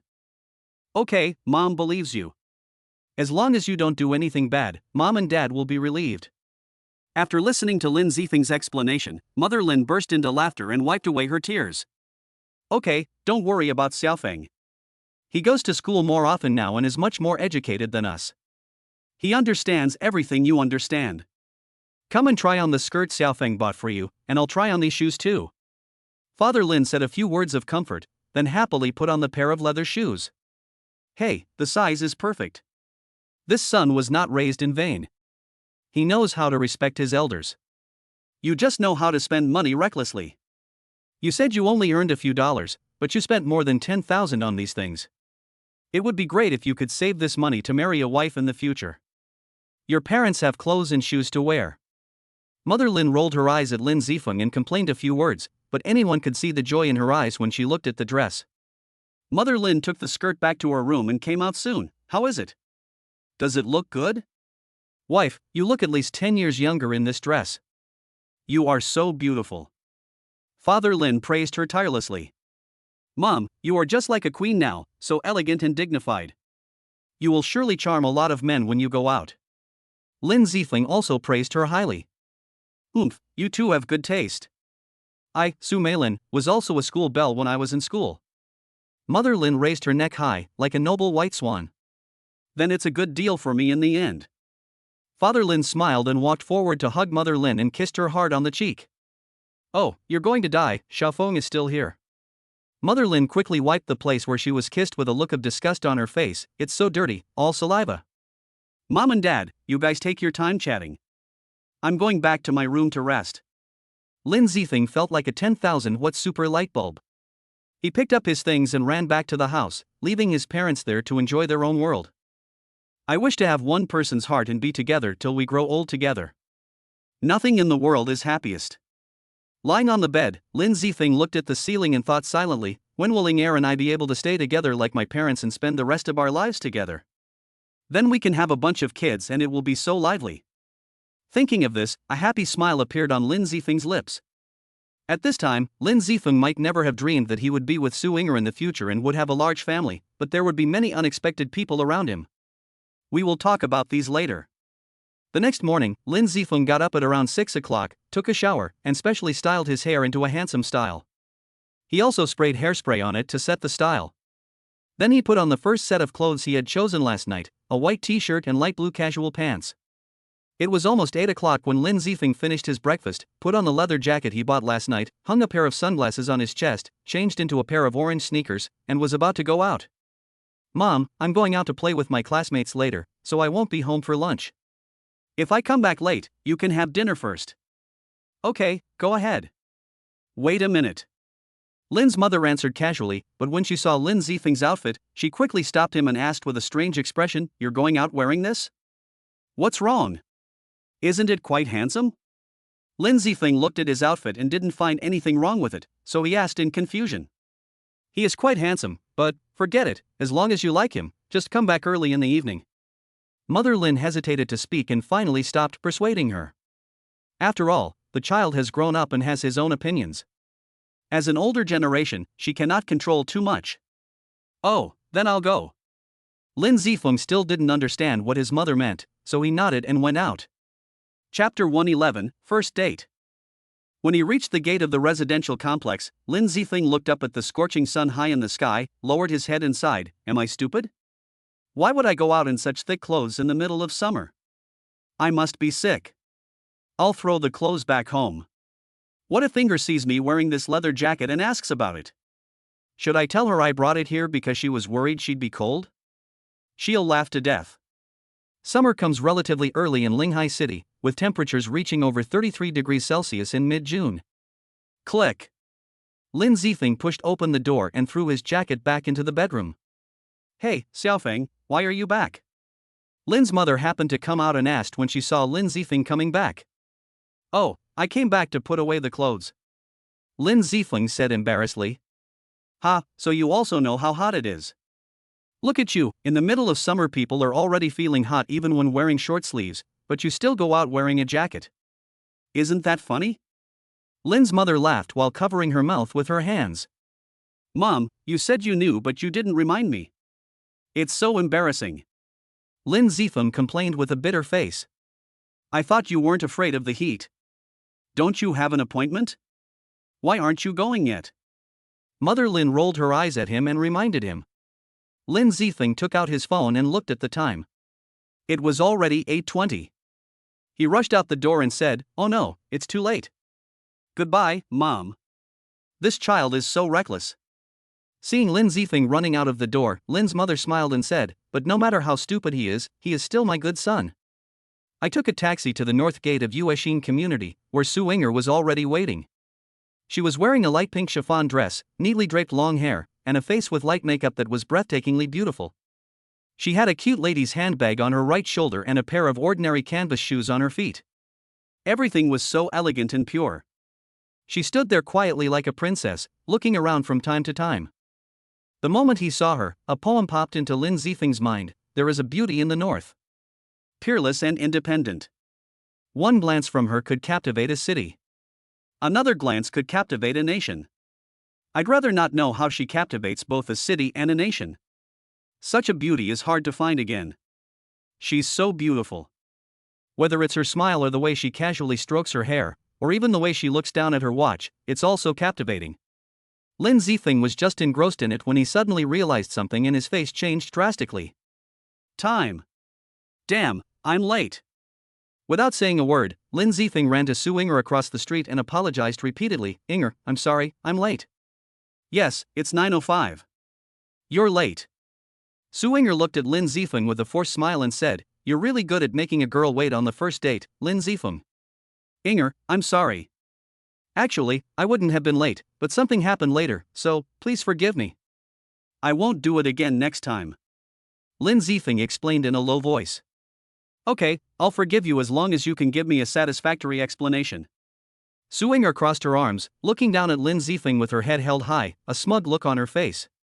Although she was looking down, because she was half a head shorter than Lin Zifeng, she was actually only at eye level with the lowered Lin Zifeng. "I left home before 8 o'clock, but when I got to the gate of the community, I went home to put a piece of clothing away. The trip back and forth took some time, and I couldn't get a taxi for a long time, so I was late." Lin Zifeng explained in a low voice with his head down. "Clothes? What clothes?" Su Inger asked in confusion, frowning. "I wore a leather jacket when I left home this morning, but when I got to the gate of the residential complex, I felt too hot so I took it off and went home." "Leather jacket?" Su Inger was stunned, her mind still unable to process for a while, but she immediately burst into laughter. "Ha ha ha, Lin Zifeng, are you trying to make me laugh to death? You're going out in a leather jacket in such weather, are you stupid? Ha ha ha ha. Laugh it off. My mom has laughed at me at home too." Lin Zifeng said in a low voice with an unhappy look on his face and a pout. Sorry, I didn't mean to. It's just that your story is too funny. I promise I won't laugh anymore. Ha ha ha ha." Su Inger wiped the tears from her eyes and apologized to Lin Zifeng, but before she could finish her words, she burst into laughter again. "I'm sorry, I really couldn't help it. Give me a minute to calm down." Looking at Su Inger, whose face turned red from laughing to holding back her laughter, Lin Zifeng smiled knowingly. No matter whether it was the helpful and gentle campus beauty or the crazy little woman in front of him, they were both Lin Zifeng's favorite person. Okay, I won't laugh anymore. Let's go somewhere to have fun. After adjusting her mood, Su Inger turned back into the sunny and cheerful goddess. Inger, are you not angry with me anymore? Lin Zifeng asked tentatively. I'm quite satisfied with your explanation. I'll let you go today. Don't let it happen again. Do you understand? Su Inger raised her snow-white neck like a victorious rooster. Yes, madam. Lin Zifeng saluted and shouted like Su Inger, imitating the actions in Hong Kong dramas. You idiot. Su Inger gave him a charming look. Hee hee, Inger, how about we go to Happy Valley? I heard it's very exciting there. Lin Zifeng suggested with a silly smile. Well, okay, I also want to go there to play. Su Inger pondered for a moment and finally nodded in agreement. Okay, I'll go call a taxi. Lin Zifeng was overjoyed and walked to the side of the road to stop a car. Hey, wait a minute. Lin Zifeng just raised his hand when Su Inger grabbed him. I said, you have a lot of money, right? Why do you need a taxi when the subway is so convenient? Can you live a better life? Hee hee, Inger, you are so nice, beautiful, and thrifty. Whoever can marry you must be a unique and extraordinary man in the world. Lin Zifeng praised Su Inger openly, but in fact he praised himself secretly. Su Inger was the woman he had chosen, and no one could take her away from him. I don't want to bother with you. Su Inger also heard the hidden meaning in his words, but did not refute it. She snorted proudly and strode towards the subway station. Su Inger's home wasn't far from the subway station, only taking about 10 minutes to get there. Plus, the train wasn't overcrowded at that time of day, so she had a seat right away. But soon, the train arrived at a busy station, and a flood of people suddenly boarded, making the train incredibly crowded. Especially when an elderly couple, gray-haired and unsteady, helped each other onto the train, Su Inger quickly pulled Lin Zifeng along to offer them their seat. Young ladies and young men, you are so kind-hearted. Thank you. The old man kept thanking them. It's okay, Grandma. Respecting the elderly and loving the young is our traditional virtue in China. Su Inger said with a sweet smile. Lin Zifeng, who was standing behind her, had a faint smile on his face. His eyes were always on Su Inger. He put one hand around her to prevent others from taking advantage of her. My Inger is really an angel. There is no flaw in her body. I am so happy. After an hour of riding the subway, we finally arrived at the station. After exiting the subway station, we took the free shuttle bus that Happy Valley had set up specifically to pick up tourists and arrived at our destination for the day, Happy Valley. Chapter 112, Play Please Recommend. You wait here for a while, I'll go buy the tickets. After getting off the shuttle bus, Lin Zifeng said to Su Inger beside him, and then ran excitedly to the ticket office to queue up to buy tickets. Come, have some water. When Lin Zifeng returned with the tickets, Su Inger was wearing a sun hat and holding 2 bottles of ice water. She handed one to Lin Zifeng and said, I knew it might be hot this morning, so I put a sun hat in my bag. By the way, how much are the tickets? I'll transfer the money to you. You treat me to water and I treat you to play. It's fair. Lin Zifeng unscrewed the bottle cap and handed the water to Su Inger, then took another unopened bottle of drink from her. That's impossible. We are just ordinary classmates. How can I waste your money in vain? Su Inger refused and took out her cell phone and insisted on transferring money to Lin Zifeng. Okay, if I say yes, it's okay. Consider it an apology for being late this morning. It's getting late, let's go in and have fun. Lin Zifeng didn't give Su Inger any chance to refuse. He took her hand and checked her ticket to enter the park. As soon as you enter the park, you'll see a variety of entertainment facilities, a winding roller coaster, a carousel that slowly turns to the music, a Ferris wheel that touches the sky, and the screams that can be heard from time to time, all filled with the atmosphere of youthful joy. Where do we start playing? Lin Zifeng asked excitedly. That looks so exciting. I want to play that first. Su Inger said, pointing to the big pendulum that was spinning not far away. Okay, let's go. Lin Zifeng was stunned. He didn't expect Xiao Inger to be so brave, but he didn't say much. He pulled her excitedly to line up. Inger, let me tell you, I'm very experienced in this. It's not scary at all. If you're scared, just hold my hand. Sitting on the pendulum and fastening his seatbelt, Lin Zifeng patted his chest and said to Su Ying'er beside him with a calm face. Okay. Su Ying'er nodded seriously with a bit of nervousness on her face. Let's start. The staff shouted and pulled the starting switch. Whoosh, whoosh, whoosh. The pendulum began to swing slowly. What do you think? I told you not to be afraid. It's not scary at all. Lin Zifeng looked calm. After a while, the pendulum reached its peak, working at full speed, and was parallel to the ground at one point. Aha, so exciting.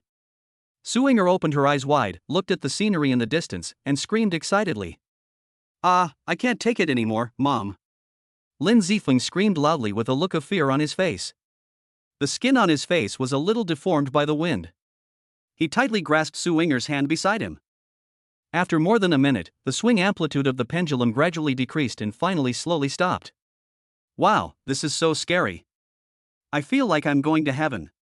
Lin Zifeng held the guardrail, bent over, and walked out slowly with his legs trembling slightly. Ha, I'm experienced and not scary. If I'm scared, I'll hold your hand. Don't brag. Su Ying'er walked behind, carrying a handbag and crossing her chest, looking at Lin Zifeng with a sarcastic expression. Ahem, Ying'er, don't get me wrong. I just haven't played for a long time and I'm not in the right shape for the moment. Let's play something else. Lin Zifeng stood up suddenly, coughed twice, and explained. Okay, I'll trust you again. Su Ying'er said this, but the mocking look on her face did not disappear at all. What do you think, Ying'er? I didn't even make a sound this time. After finishing another project, Lin Zifeng proudly took credit for it to Su Ying'er. Su Ying'er frowned, the corners of her mouth twitching slightly. We were just riding a merry-go-round. Didn't you see that the kid in front of us was scared and crying just now? Lin Zifeng pouted and argued cunningly. That child is only 3 years old at most. Compared with him, what are you thinking about? Su Ying'er stood on tiptoe and poked Lin Zifeng's head repeatedly with her fingers. Oh, it hurts, lady, please spare me. Lin Zifeng pretended to be in great pain and begged for mercy. In fact, Lin Zifeng pretended to be scared and in pain just to make Su Ying'er happy. After reaching the body-tempering realm, Lin Zifeng would not feel any discomfort even if he punched steel. Moreover, as a master of the 8th level of chi refining, how could I be afraid of these toy-like things? It is absolutely impossible. That's right, I, Lin Zifeng, am not afraid at all. Okay, it's getting late, let's find a place to eat. After calming down, Su Ying'er turned back into the gentle school beauty goddess. Okay, what to eat? How about McDonald's? Lin Zifeng suggested.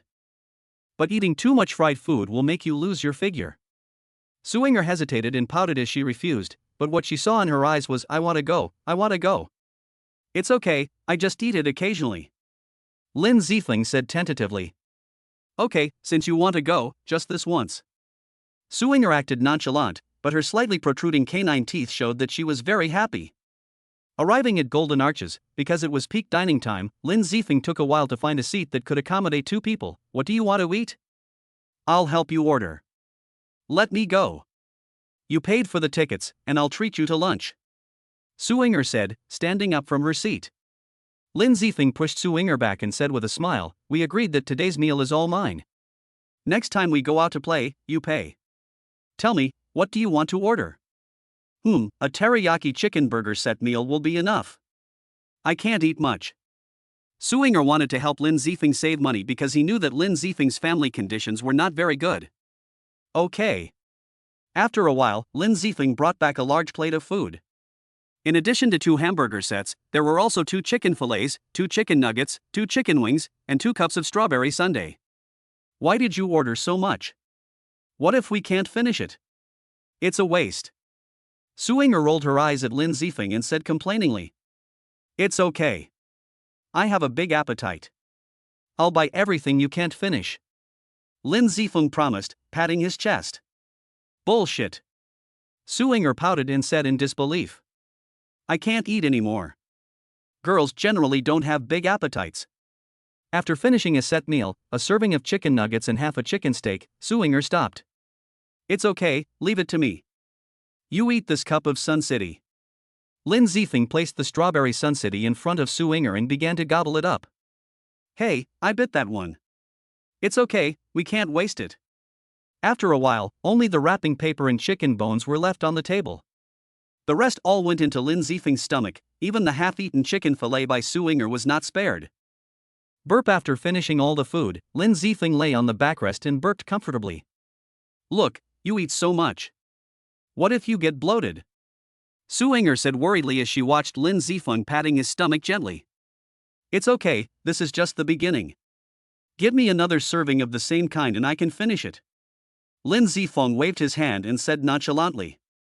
Ever since he started to train his body, the energy required had gradually increased, so his appetite increased dramatically in the beginning. After he learned how to exercise and regulate his breathing to replenish his energy, his appetite returned to normal. Stop bragging.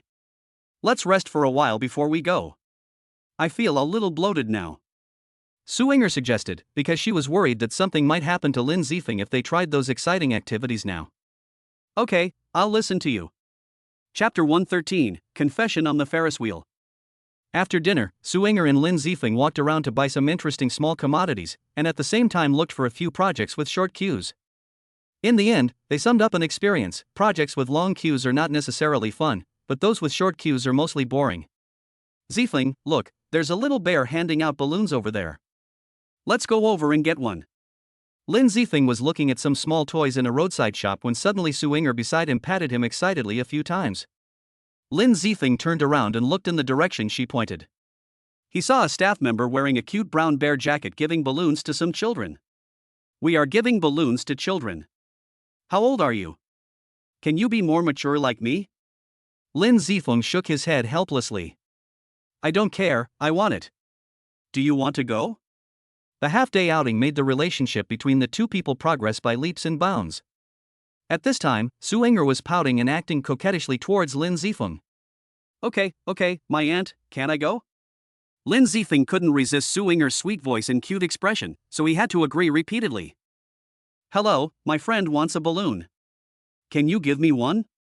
Lin Zifeng strode to the little bear, pointed at Su Yinger not far away and asked with a smile. Ah, it's Lin Zifeng. The person in the bear jacket was startled when he saw Lin Zifeng through the hood and turned around suddenly. No? Sorry. Seeing Xiao Xiong turned around, Lin Zifeng thought that the other party wanted to refuse but was embarrassed to say it. He could only scratch the back of his head awkwardly, apologized, and then prepared to leave. Lin Zifeng had just taken a step when he felt someone grab him. He turned around and saw that it was the little bear. The little bear took out a balloon from his other hand and stuffed it into Lin Zifeng's hand, then nodded twice. Oh, thank you so much, you are such a good person. Lin Zifeng smiled and thanked her, then strode back to Su Yinger and handed the balloon to her. He probably didn't recognize me. Is that girl next to him his girlfriend? She's so pretty, and they're a perfect match. The person in the bear's coat thought a little sadly as she looked at Lin Zifeng and the other man who were smiling brightly not far away, but she quickly adjusted her mood, shook her head and continued with her work. Afterwards, Lin Zifeng and Su Yinger waited in a long line to play the Gumuyulong game. After all, people say that if you come to Happy Valley and don't play the Gumuyulong game, it would be a waste of time, so even if the line was long, they were determined to play it once. Before I knew it, it was already past 5 o'clock. Although the sun was still a long way from setting, it would still take quite a while to go back and take the subway. It's getting late, let's take one last ride on the Ferris wheel before heading back. Riding the Ferris wheel had been Lin Zifeng's plan from the beginning. He didn't know when it started, but the Ferris wheel and love became inextricably linked. Lin Zifeng had once read a legend online that said if lovers kissed at the Ferris wheel's highest point, they would keep going. So, he planned to formally confess his love to Su Yinger just as the Ferris wheel was about to reach the top, and then embrace and kiss each other, so that they could be together forever. What Lin Zifeng didn't know was that there was another half to this Ferris wheel legend: lovers who rode the Ferris wheel together would eventually break up. Okay. After listening to Lin Zifeng's suggestion, Su Yinger seemed to have thought of something, hesitated for a moment, but finally agreed. The two bought tickets and got on the Ferris wheel. As the Ferris wheel slowly rose, the scenery on the ground became smaller and smaller, until it was almost as big as an ant, and they seemed to be getting closer and closer to the sky. When the Ferris wheel turned a quarter of the way, Lin Zifeng felt the time was almost right and looked at Su Yinger seriously. Yinger. What's wrong? Su Yinger, who was looking at the scenery outside the window, turned around quickly when Lin Zifeng suddenly called out. Although I have said it before, I want to say it again here. Su Inger, I like you and I want you to be my girlfriend. Lin Zifeng looked at Su Inger with a firm gaze, his eyes full of seriousness without a trace of joking. I. Su Inger was a little confused by the sudden confession. Although she had expected it, she still didn't know what to do when the time came. You said before that if I could be admitted to Linghai University with you, you would give me a chance. Although the final results have not come out yet, I am 100% confident that I can get in. Can you give me this chance now? Lin Zifeng said softly. I. Su Inger hesitated with her eyes flickering, her heart incomparably conflicted. Finally, she gritted her teeth, mustered up her courage, looked up at Lin Zifeng and said seriously, I promise you. After saying these 4 words, Su Inger felt relieved. She didn't want to deceive herself anymore. Although she didn't know when it started, maybe it was when he angrily scolded Yuan Jie in the cafeteria, or when he defended her without hesitation in front of Zhang Shi and others, she did fall in love with Lin Zifeng. Lin Zifeng was already very outstanding now, and she didn't want to regret her life because of her current reserve. Really? That's great.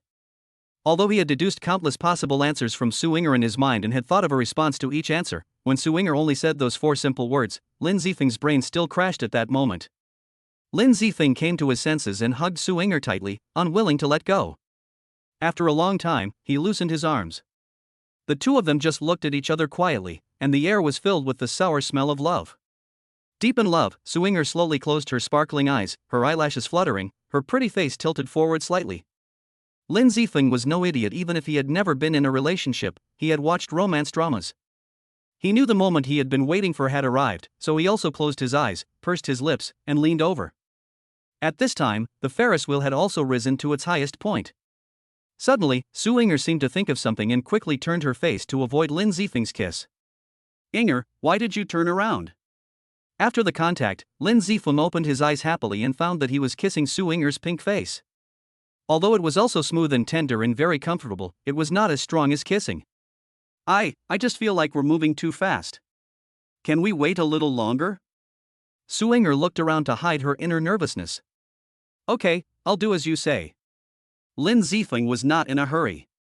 Inger was already in his hands and couldn't escape, so there was no need to rush. He also didn't like to force his beloved woman too much. Thank you. Su Inger was very happy that Lin Zifeng loved her so much, and grinned. Hey, look, isn't that the little bear who gave us balloons before? He seems to have fainted. Su Inger was looking at the scenery outside through the window. Suddenly, she seemed to see something, patted Lin Zifeng's arm and shouted loudly. Let me take a look, let me take a look. Lin Zifeng looked in the direction Su Inger pointed. Lin Zifeng's 6 senses were sharp and he could see more clearly. It seems to be true. It must be heatstroke due to the hot weather. Let's go and take a look after we go downstairs. The 2 stopped chatting for the next few minutes. They were both anxious about the person in the teddy bear's coat. After getting off the Ferris wheel, Lin Zifeng and Su Inger ran towards the scene of the incident without saying a word. When they arrived there were already quite a few people watching, and someone had already taken off the bear mask and started to rescue. Please move aside, sorry, please move aside. Lin Zifeng squeezed into the crowd with Su Inger and walked up. It was a pretty face, exuding an ethereal look like China in the sky.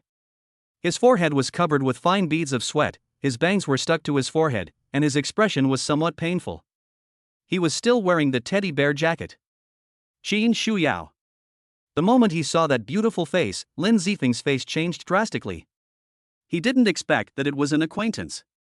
It was the weak, elegant and bookish girl who sat behind him during the college entrance examination. Chapter 114, Meeting Qin Shuyao again. Looking at Qin Shuyao's frowning face and painful expression, Lin Zifeng felt an inexplicable pain in his heart. Xiao Shui, help me exchange for intermediate medical skills. Lin Zifeng quickly contacted Xiao Shui in his mind. Ding, exchange for primary medical skills 3 successful, consuming 1500 system coins, current balance 38300. The primary medical skills have been successfully upgraded to intermediate medical skills. 2 cold system prompts sounded. In just a moment, Lin Zifeng felt that there was a lot more medical knowledge in his mind, as if he had transformed from a complete novice into a master who had been immersed in medical skills for many years. Please move aside. I know medical skills. Lin Zifeng walked up and patted the person squatting next to Qin Shuyao and said. Oh, okay. Although Lin Zifeng looked quite young, the man had no other choice, so he stood up and gave Lin Zifeng his seat without saying a word. Lin Zifeng squatted down and quickly unzipped the bear's coat to pull Qin Shuyao out. However, whether it was due to the poor quality of the coat or some other reason, the zipper got stuck. In a hurry, Lin Zifeng didn't care if he would damage the coat. With a single effort, he tore the zipper apart. Then, he picked up Qin Shuyao and a princess carry and squeezed through the crowd to run to the shade of the trees. Please spread out a little to keep the air flowing, thank you. Lin Zifeng raised his head and said to the crowd who were still watching. Yes, everyone, please step back and don't get stuck here. Several older uncles and aunts took the lead and stepped back. Although Chinese people like to watch the excitement, they also have to be united and friendly at critical moments. Lin Zifeng grasped Qin Shuyao's right wrist. It felt so smooth, as if he were holding a piece of tofu, and he was momentarily distracted. Shaking his head, Lin Zifeng quickly came to his senses. He extended 2 fingers and gently pressed on her meridians, closing his eyes and feeling them. Her pulse is very weak and beating rapidly. Her face is pale, and her temperature is clearly elevated, symptoms of heatstroke. It's almost 6 o'clock now, and the temperature has begun to drop, but her unconsciousness suggests she's already been feeling unwell, but she's been holding on. Inger, go buy me a bottle of ice water, preferably salt water. Lin Zifeng raised his head and said to Su Inger, who was waiting anxiously on the side. Okay, I'll go now. Su Inger nodded, turned around and ran out. The crowd watching behind her hurriedly made way for her. Can any friend help me get an ice pack? Lin Zifeng asked the crowd. Oh my god, I sell cold drinks here. A middle-aged man quickly raised his hand and shouted, then turned and ran towards his shop. After finishing speaking, Lin Zifeng lowered his head and began to gently massage the rinzhong, higu, and other acupoints on Qin Shuyao's body.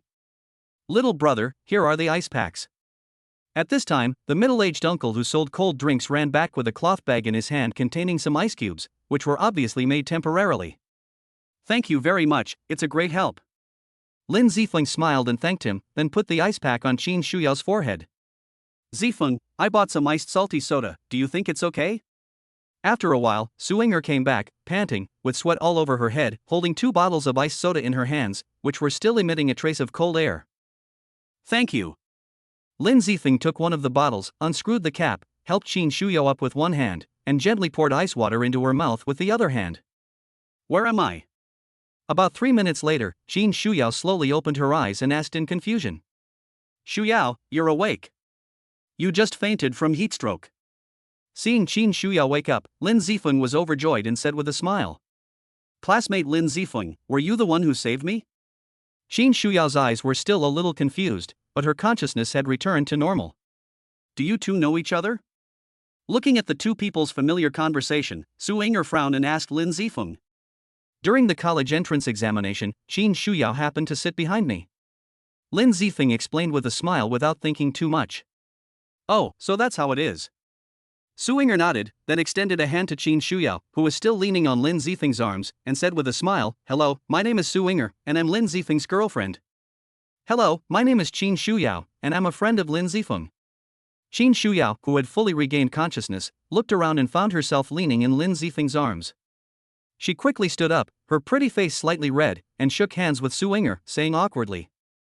Lin Zifeng may not have felt that there was anything wrong, but Qin Shuyao, who was also a woman, could clearly feel the meaning of Su Inger's words, which was to declare her sovereignty. What's going on? What's going on? Why are my clothes torn? Where is that little girl? Where did she go? At this time, a shrill duck voice came over, and the crowd that had gradually dispersed after seeing that Qin Shuyao was fine slowly gathered again.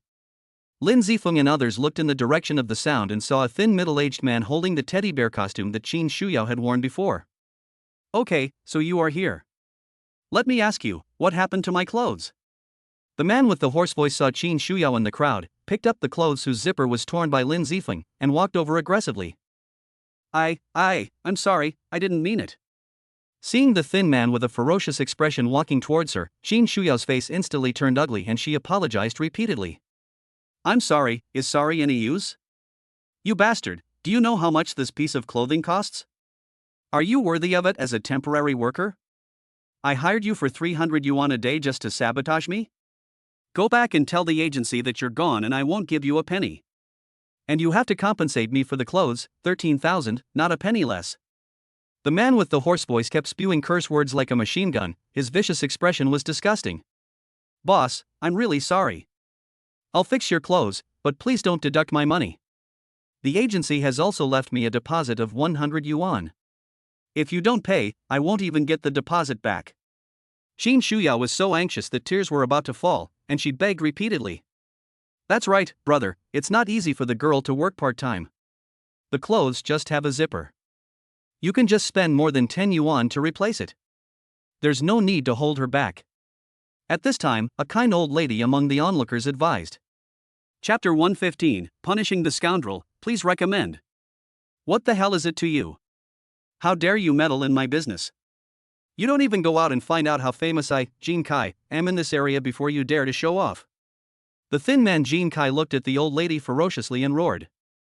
You little bitch, I'm telling you, you'll definitely have no money today, and you have to pay for my clothes, otherwise I'll take you out to work as a prostitute tonight, do you understand?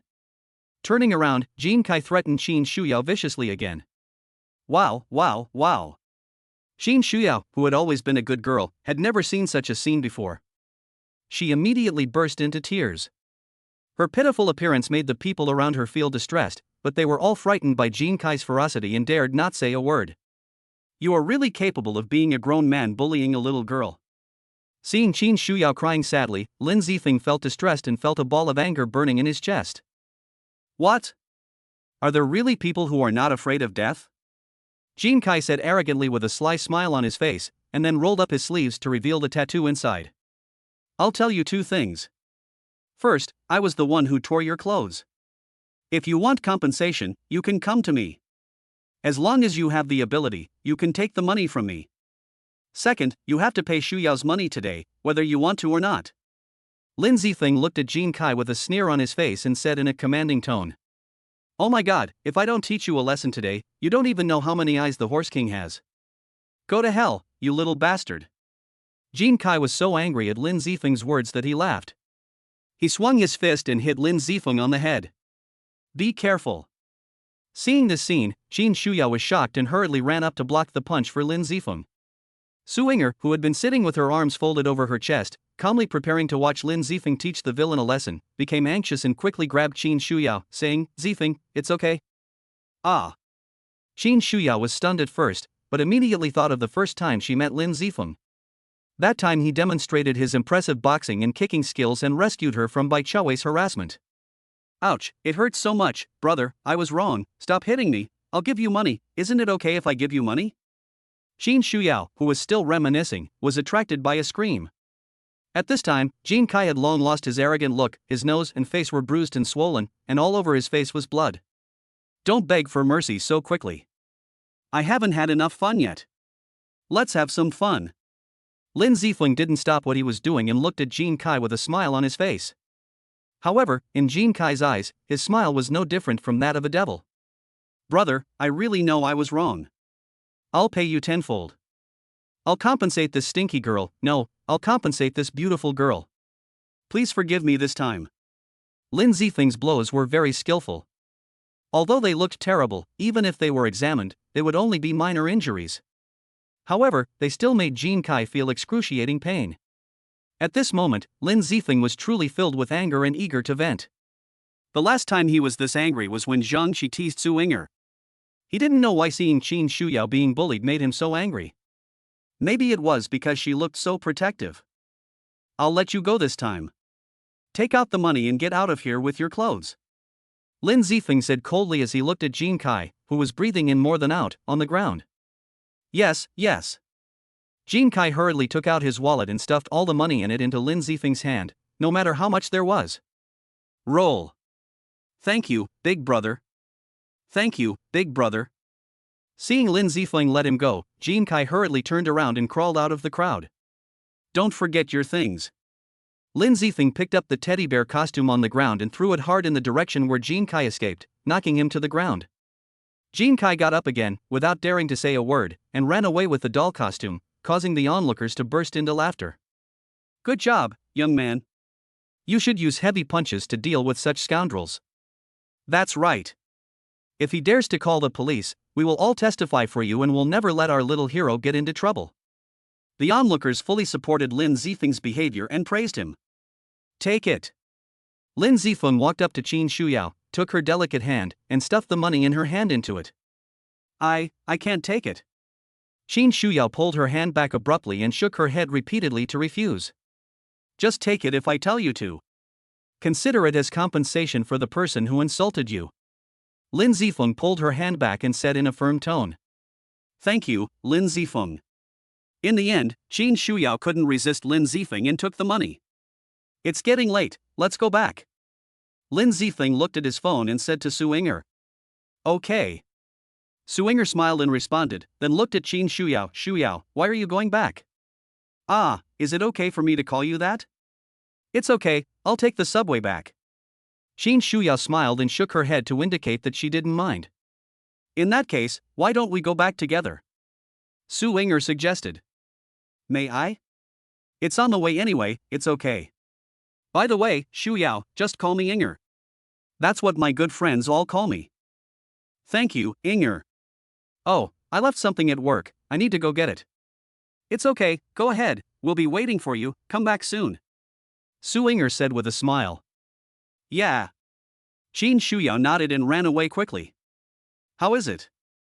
Shuyao's arms are smooth and her body is soft. After Qin Shuyao walked away, Su Ying'er patted Lin Zifeng beside her and asked with a wink. Ying'er, what nonsense are you talking about?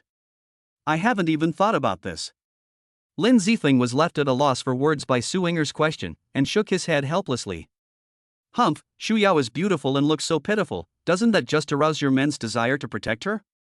Su Ying'er pouted and said angrily, how dare you say you have no bad intentions towards her? Really not, Ying'er, I already have you, how could I dare to have so many wicked thoughts? Just stop thinking about it. Lin Zifeng half hugged Su Ying'er's shoulders, shook her gently, and said softly. Humph, I don't think you dare. Su Ying'er tilted her neck to the side and said proudly. I'm sorry to have kept you waiting. Qin Shuyao came running back, beads of sweat on her forehead, a clean but somewhat worn school bag on her back. Let's go. Okay. Okay. At this time, the western sky had begun to turn red and the sky had darkened. The day's garden party ended happily and several people set out on their journey home. Chapter 116, Ying'er is jealous. When they got on the subway, it was packed with people, most of whom had just come out of Happy Valley. There were no seats, so Lin Zifeng and the other two found a corner near the door and leaned on the handrail. Along the way, Su Ying'er and Qin Shuyao, two girls of the same age, chatted constantly, while Lin Zifeng lowered his head to scroll through the news, occasionally chiming in. Both were well-behaved girls with excellent grades and good looks, so their shared interests were largely similar. They chatted about everything from which library was best to which author had written interesting books, and even some anecdotes from their school days, their entire journey filled with laughter. That's great. She's completely different from those superficial women who only know how to talk about bags, cosmetics, and idols. I'm so lucky to have such a beauty. Lin Zifeng thought secretly with a smile on his face. Shuyao, your skin is so good. Do you usually use cosmetics? Suddenly, Su Ying'er took Qin Shuyao's fair and tender hand, stroked it twice, and asked curiously. Ha! Lin Zifeng felt a little embarrassed, as if he had been silently slapped in the face. Really? I've never used cosmetics. Qin Shuyao touched her face and asked unconfidently. Wow, Shuyao, you are simply a natural beauty. If I were a boy, I would definitely fall in love with you. You are pretty and have a good temper. Su Ying'er praised with a smile. No, Ying'er, you are the nice and beautiful one. Lin Zifeng is so lucky to have you as his girlfriend. Qin Shuyao's face turned slightly red when she was praised by Su Ying'er, and then she reciprocated with a few words. Humph, that's the blessing he has earned in 8 lifetimes. Su Ying'er snorted coquettishly, raised her chin slightly, and said proudly. Yes, it's my blessing to find a girlfriend like Ying'er. I will definitely cherish her. Lin Zifeng took the opportunity to hold Su Ying'er's hand and licked it with a silly smile. That's great. Looking at Lin Zifeng and Su Ying'er loving each other, Qin Shuyao felt a little sad for some reason and forced a smile to say her blessing. By the way, Shuyao, do you have any favorite stars? Su Ying'er asked excitedly, as if she had thought of something. Puff. Lin Zifeng felt as if his knee was hit by an arrow. It seems that no matter whether it is a goddess or an ordinary person, they are bound to fall into clichés. What's wrong with you? Suinger looked at Lin Zifeng with a constipated expression and asked puzzledly. It's nothing, my knee just hurts a little. Lin Zifeng shook his head and said casually. Your knee hurts. Did you get hurt when you hit that guy just now? Let me take a look. Hearing Lin Zifeng say that it hurt, Suinger looked a little worried. She squatted down and was about to roll up Lin Zifeng's trousers. Hey, it's okay, it's okay. The pain suddenly goes away. Seeing that Suinger actually believed it, Lin Zifeng hurriedly pulled her up, feeling a little guilty. Weird. Suinger pouted and complained, then turned around and started chatting with Qin Shuyao again. I like Yang Yueru the most, especially her famous song Youthful Love, which is so touching. I have played it on repeat many times. Suinger's eyes were full of stars, like a little fangirl. Well, I'm not usually a fan of celebrities, and Yang Yueru is one of the few singers I like. Although she has only been in the industry for 3 years, she has won countless fans with her outstanding looks, extraordinary temperament, and boundless musical talent. I often listen to her songs when I have nothing to do. I especially like her song Love, Hard Earned. Every time I listen to it, I feel like crying. Even the quiet and elegant Qin Shuyao started talking about Yang Yueru. Is he as amazing as you say? Why have I never heard of him? Lin Zifeng asked doubtfully. Why had he hardly ever heard of such a famous person? Don't you ever listen to music? The name Yang Yueru is already well known in the Chinese music scene. Several of her songs have won music awards in succession. Suinger looked at Lin Zifeng with contempt, and then gave him some general knowledge. Really? I'll go back and look for her, Lin Zifeng said, scratching his head. It wasn't surprising that Lin Zifeng didn't know about Yang Yueru. Yang Yueru had only become popular in the last 2 or 3 years. Initially, Lin Zifeng was so absorbed in his studies that he hadn't paid attention to anything in the entertainment industry, so he didn't know her. Later, due to all the bad things that happened, he fell into depravity and became obsessed with games all day long. He rarely interacted with other students, so he was completely cut off from the news. Recently, since obtaining the system, he's been completely focused on cultivation, leaving him with even less time to get to know those famous singers. Shuyao, your personalities are so compatible with mine. I feel like we can definitely become good friends. Suinger held Qin Shuyao's hand tightly, smiling brightly as she said, Give me your phone number.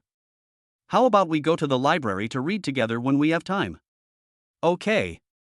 After hesitating for a moment, Qin Shuyao nodded and took out a slightly old mobile phone from the small backpack on her shoulder. It was not from a big brand, and judging from the shape, it was probably a model from 3 or 4 years ago. Qin Shuyao felt a little embarrassed and smiled awkwardly. My cell phone number is 152XXXXXXXX. Okay, I'll call you. It's the one starting with 158. There was no change in Suinger's face, and she was still smiling. And mine, number 189 is mine. When Qin Shuyao reported the number, Lin Zifeng also kept it in mind. If you have any problems in the future, you can find me. Thank you, Lin Zifeng. Qin Shuyao smiled slightly and nodded to express her gratitude. It's okay, we are all friends. If you don't mind, just call me Zifeng. Lin Zifeng said with a smile, looking innocent. Okay, Zifeng, just call me Shuyao. Okay, Shuyao. I'm getting off here. Inger, Zifeng, bye, see you later. When they arrived at the station, Qin Shuyao waved goodbye. Goodbye Shuyao, we will get off in 2 stops. Come to my house when you have time. Suinger also waved. Goodbye Shuyao, call me if you have anything. Lin Zifeng also waved with a smile. Yeah. Qin Shuyao nodded slightly, and walked out after the subway stopped and the door opened. Still looking? The door is closed. Do you want to ask the driver to open the door for you so that you can go out and chat with him? Seeing Lin Zifeng still looking out the door with a silly smile on his face, Suinger bumped him in the waist with her elbow and said in a jealous tone. Hee, no way, Inger, you are joking again. Lin Zifeng put his arms around Suinger's slender waist and coaxed her with a cute look on his face. Humph, you still say no? You're a hero saving a damsel in distress, and you left your phone number, and you even said you can contact me if you need anything, but... Suinger was jealous, her mouth firing like a cannon. She then pulled out her phone, opened the selfie, and held it in front of Lin Zifeng. Come on, take a look for yourself, what do you see? Lin Zifeng turned his head left and right, then smiled knowingly. I saw a handsome face. Bah, you're shameless. Su Yinger spat, a look of disdain on her face. You have a pig face. Didn't you see how pig-like you looked just now? I was almost drooling. I felt ashamed just looking at you. After saying that, Su Yinger twisted her slender waist, turned around and sulked alone. Chapter 117, Love Affair Exposed. Yinger, are you jealous? Lin Zifeng placed his hands lightly on Su Yinger's shoulders, moved a little closer, sniffed the fragrance of her hair and said.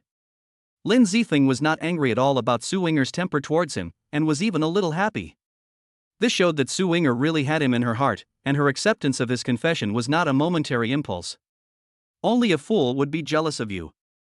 Su Yinger shook her shoulders, shook off Lin Zifeng's hand, and said proudly.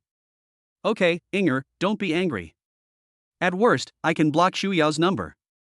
Even if she calls me in the future, I won't be able to answer. How about that? Lin Zifeng said deliberately. Don't do that. If people find out, they'll think I'm stingy.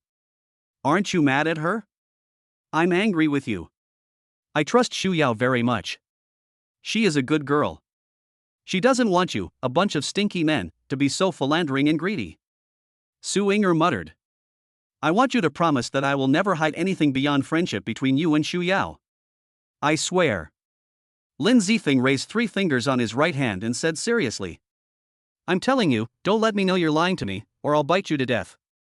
Su Yinger turned around and showed her cute little fangs and said viciously, but with her pretty face, she couldn't scare anyone at all. Instead it aroused someone's interest. Yinger, you are so cute. Come, let your husband kiss you. After saying that, he kissed her forehead without caring whether Su Yinger agreed or not. Whose husband are you? You're shameless. Ouch, it's so dirty, all saliva. Su Yinger wiped her forehead vigorously with the back of her hand with a look of disgust.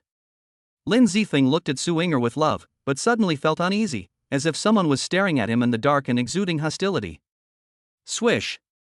Lin Zifeng turned around suddenly and scanned the area sharply, looking for the source of the gaze. After finding those people, Lin Zifeng didn't take any action. Instead, he smiled awkwardly twice to express his apology. Because those eyes were not from anyone else, but from 3 poor single people who were fed up with dog food by Lin Zifeng's behavior. Show off your affection and you'll die soon. One of them bit the toast in his hand hard and said angrily, but anyone could see the longing in his eyes. That's right, it's time for our FFF army to take action. Another person also took out a box of matches from his pocket. I'm so envious of them. The last person simply burst into tears, his head pressed tightly against his thigh, his body trembling slightly. Let's go quickly. The subway arrived at the station at this time. Lin Zifeng hugged Su Yinger and ran out quickly. There was no other way. The anger of single people was too terrible. If he stayed any longer, he might be arranged to die in more than 10 ways. Have a good rest when you get back. You must be quite tired today. Let's go out together again next week.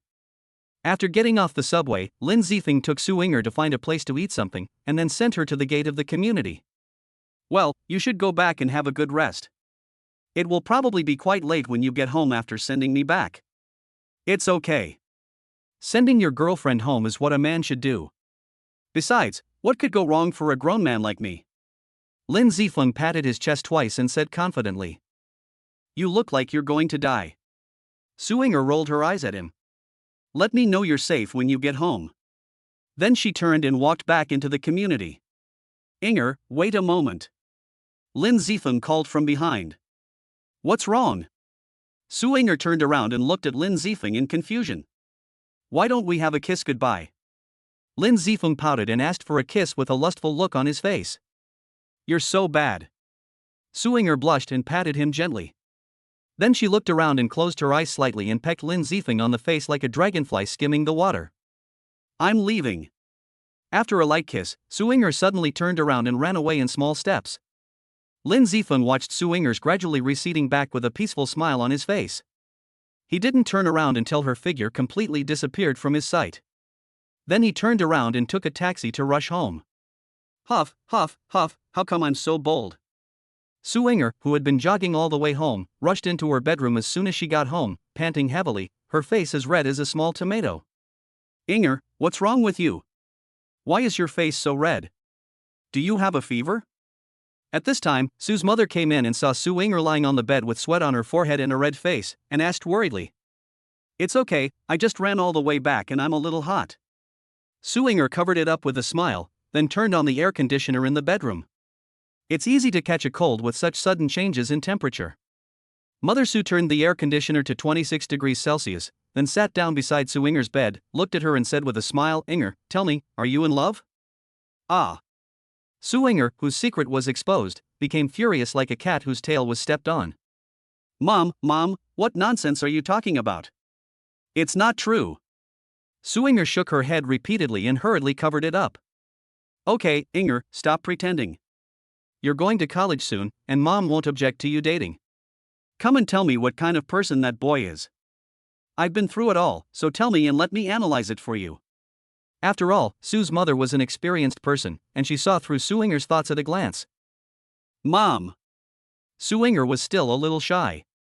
She pulled her mother's arm and shook it gently, acting coquettishly. Speak.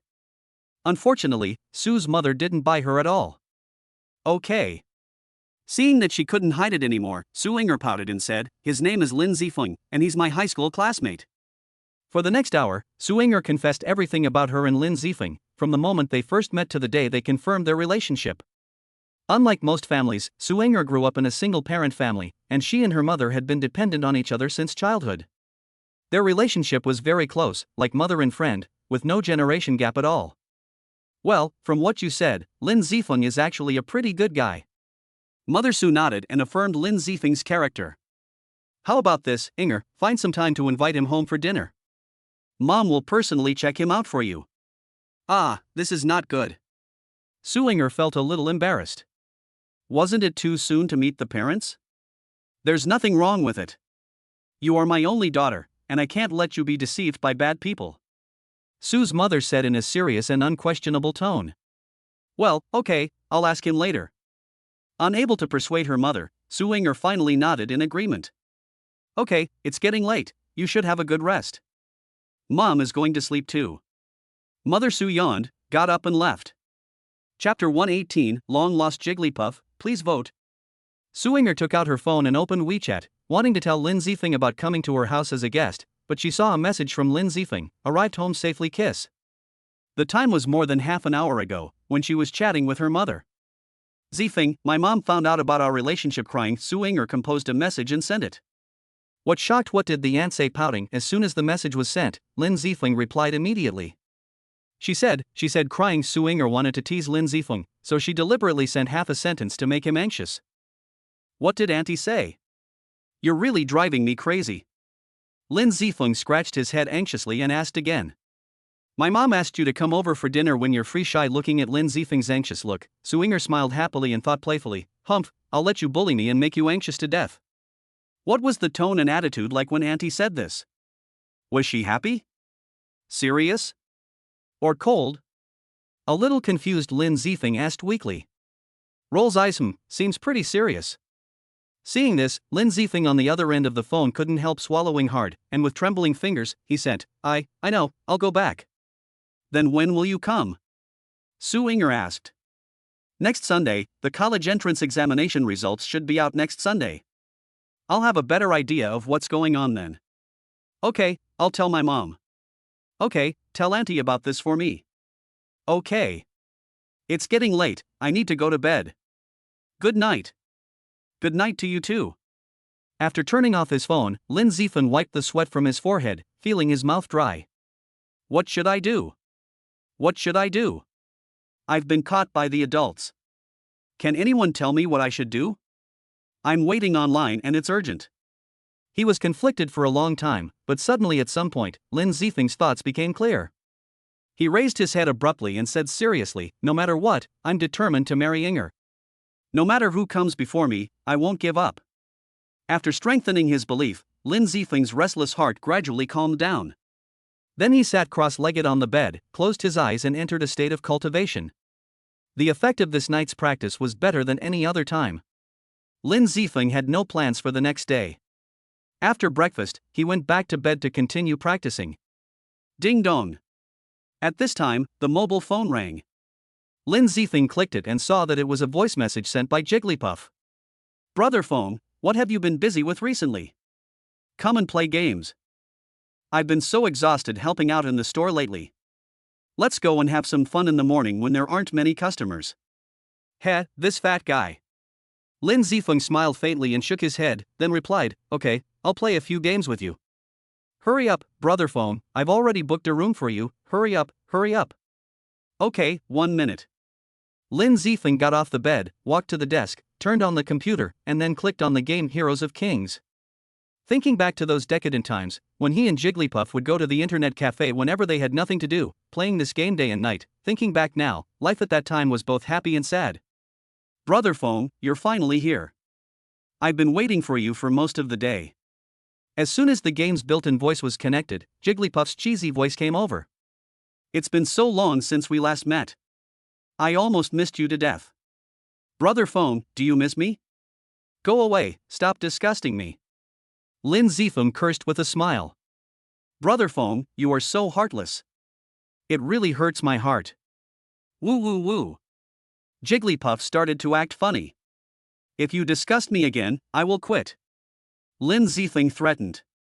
Hey, no. I finally got half a day off from my parents to play games. I'll be so bored alone. Jigglypuff begged for mercy. I don't think you are bored, but you lost so badly after fighting alone. Lin Zifeng pointed out mercilessly. Hee, brother phone, you really understand me. Let's start quickly. I want to be the mid laner. Jigglypuff smiled foolishly and started the game. Stop talking nonsense, the mid lane is mine. The game started with the laughter of the two. 15 minutes later. Fuck brother phone, are you on drugs? You're so powerful that you killed everyone in less than 20 minutes. You can become a professional player with this level. Looking at the scene of the opponent's base exploding, Jigglypuff exclaimed. Ha, they fell down before I even used any strength. Jigglypuff, do you think I can find another opponent in this world? It's so lonely to be invincible. Lin Zifeng said coquettishly, shaking his bangs. His reaction speed and physical control now far surpassed those of an average person, allowing him to frequently pull off maneuvers that were practically inhumane. He felt a surge of delight as he thought of his opponent's compliment to him. Cheater, XXX, you're amazing. Jigglypuff didn't know how to answer Lin Zifeng, so he had to change the subject. Brother phone, let's continue. I feel like I can at least get a rank higher today. Okay, go ahead. The two of them kept fighting until almost 11 o'clock. Jigglypuff felt a little tired and said he couldn't fight anymore, so the two of them started chatting. Fatty, what have you been busy with recently? Has there been any breakthrough in your relationship with Tang Shui? Hey, brother phone, don't mention it. I'm helping out in the store every day now. I have to take orders, serve food, and check out. I'm very busy every day and I can't rest until 11 or 12 o'clock in the evening. By then, I'm worried that I will disturb Shashua's rest, so I haven't chatted with her for a long time. Brother phone, do you think I'm almost done? Pang Ding said sadly with a bitter face. Well, how should I put it? Logically, it's your responsibility to help the family. You are the only son in the family, and you will definitely inherit the family business in the future. It would be good to get familiar with her earlier. But considering the relationship between us brothers, I have to say a few words to you. If you really like Tang Shui, you must be brave enough to pursue her. Don't be afraid. Although you say you don't have time, I think you must be afraid of being rejected, so you dare not take the initiative to contact her. I tell you, you really can't be afraid of failure when pursuing girls, because if you are always cowardly and keep retreating, sooner or later they will forget you in that unknown little corner, and it will be too late for you to regret it then. Lin Zifeng turned into a love mentor to guide Fatty. Brother phone, you are right. I will listen to you. I will take the initiative to talk to Xiaoxue later. After listening to Lin Zifeng's words, Pang Ding pondered for a while, then seemed to have figured something out, and said seriously. That's right. I wish you can marry your beautiful girl soon. Lin Zifeng said with a smile. Don't talk about me, brother phone, you and sister-in-law Suinger have reached that point now. In private, Pang Ding usually calls Suinger sister-in-law. He. Lin Zifeng smiled mysteriously and said proudly, I took Inger to Happy Valley yesterday and officially confirmed our relationship. Really? That's great. When Pang Ding heard this, he almost jumped up with excitement. As Lin Zifeng's only good brother in the past 3 years, Pang Ding also knew how deep Lin Zifeng's feelings for Su Yinger were. Now that the lovers have finally gotten married, he feels happier than if he had found true love himself. Brother Feng, tell me how you did it so I can learn from you. Then I can use it to chase Xiao Shui. After feeling happy, Jigglypuff started to ask Lin Zifeng for advice. Okay, then I'll tell you. Then Lin Zifeng told her everything about how he invited Su Yinger out for a trip and how he confessed his true feelings on the Ferris wheel. Oh my god, Brother Feng, you are simply a genius. I will go and invite Xiao Shui to the amusement park as soon as I get back. He. Pudding had already imagined the scene of kissing Tang Shui, and his saliva was all over the floor. Fatty, let me tell you, the main reason why Inger and I can be together is that Inger also has me in her heart, so it can happen naturally. If you are not sure whether Tang Shui likes you or not and you act hastily, it may backfire. Lin Zifeng reminded. Chapter 119, Division of the Planet. Well, Brother Feng, you are right. I understand. I have been in the love field for many years, so I do have some experience. I suggest that you find opportunities to chat with Tang Shui often to promote your relationship, and use some tricks when necessary. As the saying goes, true love cannot be retained, only tricks can win people's hearts. Lin Zifeng shook his head and spoke like a charlatan. Master, please give me some advice. Jigglypuff also cooperated with Lin Zifeng's performance. You have to know that human habits are very dangerous. Once formed, they are difficult to break. Imagine that you chat with Tang Shui every day, even if it's just to greet her in the morning and evening. Then, after she gets used to your daily greetings, you suddenly disappear for a while. What will she do? Then she'll definitely think something happened to me and contact me later. Jigglypuff said casually, then took a sharp breath. Hiss, Brother Feng, is this the legendary playing hard to get? Yes. That's great. Listening to your words is worth 10 years of reading. If I succeed in winning the beauty, I will definitely treat you, Brother Feng, to a big meal. Pudding said excitedly. The greatest reward you can give me is if you can catch up with Tang Shui. Brother Feng, I'm so touched. Jigglypuff sniffed twice, his voice choking. Okay, I'll stop talking. My mom called me to help out. I'm logging off now. We'll talk another day. Okay, I have to eat too. We'll talk another day. After hanging up the voicemail, Lin Zifeng lay back on the chair, looked at the ceiling, and smiled knowingly. Fatty, I will definitely make sure you live a happy and carefree life. Not for anything else, but because you are my brother.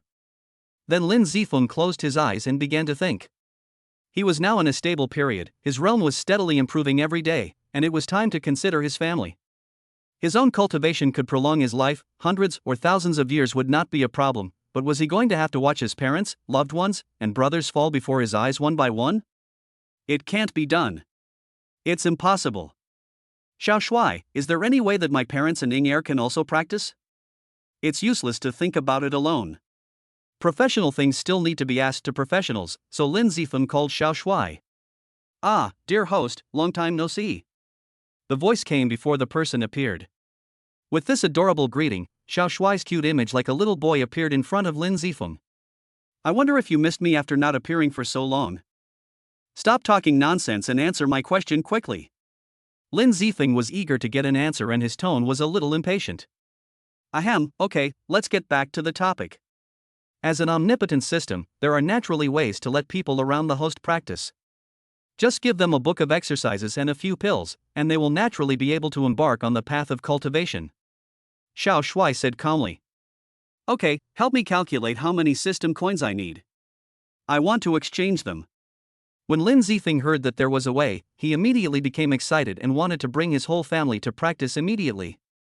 Host, please don't be impatient. Some things are not as simple as you think. Let me explain it to you slowly. First, the first point is aptitude. Everyone's talent is different. Some are exceptionally gifted, while others are mediocre. There are even those born with blocked meridians, lacking any talent for cultivation. Even in the high-level martial arts world, such people abound. Speaking of which, let me first explain to you the divisions of the world. According to the cosmic core, Hongmeng Heaven and Earth, planets are classified as cultivation planets, regardless of whether they cultivate spiritual energy, fighting spirit, or bloodlines. Any planet that aims to enhance its own strength is classified as a cultivation planet. Cultivation planets are generally divided into 3 major tiers and 10 minor tiers, 6 lower tiers, 3 intermediate tiers, and a superior tier. Lower class planets are low-level martial arts planets, home to cultivators of relatively low strength, and generally have lower realm limits. For example, the Earth you currently reside on was a lower class planet before the Dharma ending age, but is now a lower class planet. Furthermore, within the next millennia, it may be transitioning from a cultivation planet to a purely technological one. The highest realm Earth can support is the Golden Core stage. The might of the nascent soul stage would cause irreparable damage to Earth. Once you break through the Golden Core stage, you'll realize that your planet doesn't want you to continue to grow stronger, and so it will impose various obstacles to stop you. Thunder tribulations are the most common of these, which explains why the path of cultivation becomes increasingly difficult as you progress. Medium-level planets are considered high-level martial arts planets. Even the weakest of the 3-level planets have an average realm of Mahayana or above. As for the high-level planets, I can only tell you that they are the realm of the gods, and mortals are not qualified to set foot there. Okay, after talking about the division of the world, let me tell you about the emergence of practitioners. The number of talented cultivators on a planet generally depends on its level. Higher-level planets typically possess a higher concentration of spiritual energy, and those who have lived there for generations are more likely to cultivate their cultivation talents. Furthermore, when a person's strength reaches the limits of their planet's endurance, unless they are destroyed by the planet's will, they will ascend to a higher-level planet. There, their original planet will receive gifts, further strengthening them. It's a bit like a subordinate sending high-level talent to a superior, who then rewards them. Now let's get back to the beginning. I've also secretly investigated the talents of those around you, host. Your parents' talents are relatively poor. They'd struggle to establish a foundation even after practicing advanced techniques for 100 years, and Ding Liang is even worse. It's questionable whether he'll ever be able to break through to the qi refining stage. Of course, no one can be blamed for this. After all, Earth is a lower-tier planet, and those with average talent are rare. However, you do have a few talented people around you. Suinger, Qin Shuyao, and Yixintong are all quite good, but I haven't been able to discern their specific strengths. Lin Zifeng had been listening patiently to everything Xiaoshui had said. This was all important information, and it wasn't even in his own cultivation manual. But when Xiaoshui finally mentioned that his parents' talents were very poor, Lin Zifeng became a little impatient. Xiaoshui, is there any way to remedy that? Oh, and the marrow cleansing pill. I remember my aptitude was also quite poor back then, and it was only after taking a marrow cleansing pill that it improved. Well, host, you're right. The marrow cleansing pill can indeed change a person's cultivation talent, but this also leads to the second point I want to talk about: wealth. As the saying goes, the poor are good at literature, but the rich are good at martial arts. I believe there is no need to say how much energy is consumed in the path of cultivation. First, you need to use the marrow cleansing pill to change their qualifications, which requires system coins. Secondly, you have to choose the right cultivation method for them. If the cultivation method is not suitable for their own constitution, it will often result in half the effort with twice the results. In addition, if the cultivation method is too low, even if the realm is raised, the strength may not be that strong. Unless you just hope that they can live a few more years and don't consider anything else, then it will be easier. That's not all. The Earth is short of spiritual energy, and the efficiency of cultivation is low. If they only practice through breathing, they may not be able to break through until the end of their lifespan. Therefore, they will inevitably have to consume a lot of elixirs to assist in cultivation. Can you afford these expenses with your current financial situation? And the third point is human relationships. You can bring your parents, relatives, siblings, and loved ones along on the path of cultivation, but what about their loved ones? For example, if you bring your loved one along to cultivate and achieve immortality, but your loved one has to watch their own parents die young, what will they do? You say you can bring your loved one's parents along to cultivate, but what about their parents and relatives? It's like one thing after another. Can you withstand it? Xiaoshui's soul-piercing questions silenced Lin Zifeng. He had only dreamed of immortality for the people he cared about, not considering the price he would have to pay to fulfill his wishes. Lin Zifeng was now somewhat lost. If cultivation meant a life of solitude, was there really any point in continuing? Was that what he truly wanted? Host, don't be too discouraged. In fact, all of this is not unsolvable.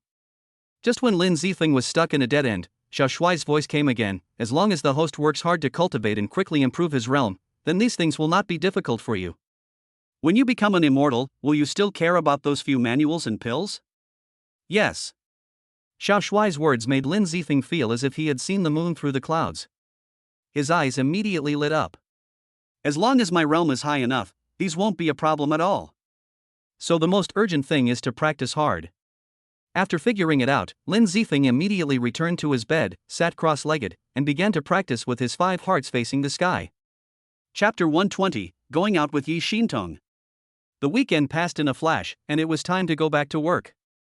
Now Lin Zifeng gets up at 7:30 every day, washes up, eats breakfast, then takes the subway to the company, and then starts a busy day. Another fulfilling day is about to begin. Lin Zifeng sat down on the office chair, stretched hard, then clicked on a new movie and started watching it happily. There may be no one in the entire company who is more leisurely than you, Li Yun said with a blank look at Lin Zifeng. Ding-ling-ling, the phone on Li Yun's desk rang. Hey, Sister Xintong, why are you going out? Call Lin Zifeng? Oh, okay, I got it. After hanging up the phone, Li Yun looked at Lin Zifeng, who was laughing, and shouted, Xiaofeng, stop looking. Huh? What's wrong, Sister Yun? Is there something wrong? Lin Zifeng clicked pause, then looked at Li Yun in confusion. Bossy asked me to inform you that you will go out to discuss business with her in 10 minutes. Please prepare now. Oh, okay. Lin Zifeng turned off the computer, stood up, straightened his clothes, and then walked to the door of the president's office and waited. A few minutes later, Yi Xintong pushed the door open and walked out of the office. She was wearing a pure white women's shirt on the upper body and a black short skirt on the lower body. Her 2 legs wrapped in black stockings were slender and long. She was capable and sexy, which made Lin Zifeng lose his mind for a moment. Let's go. Yi Xintong glanced at Lin Zifeng and said in a cold voice, then turned and walked towards the elevator. Oh, okay. Lin Zifeng came back to his senses and coughed dryly to cover up his embarrassment, then followed closely in his footsteps. The two took the elevator to the underground garage.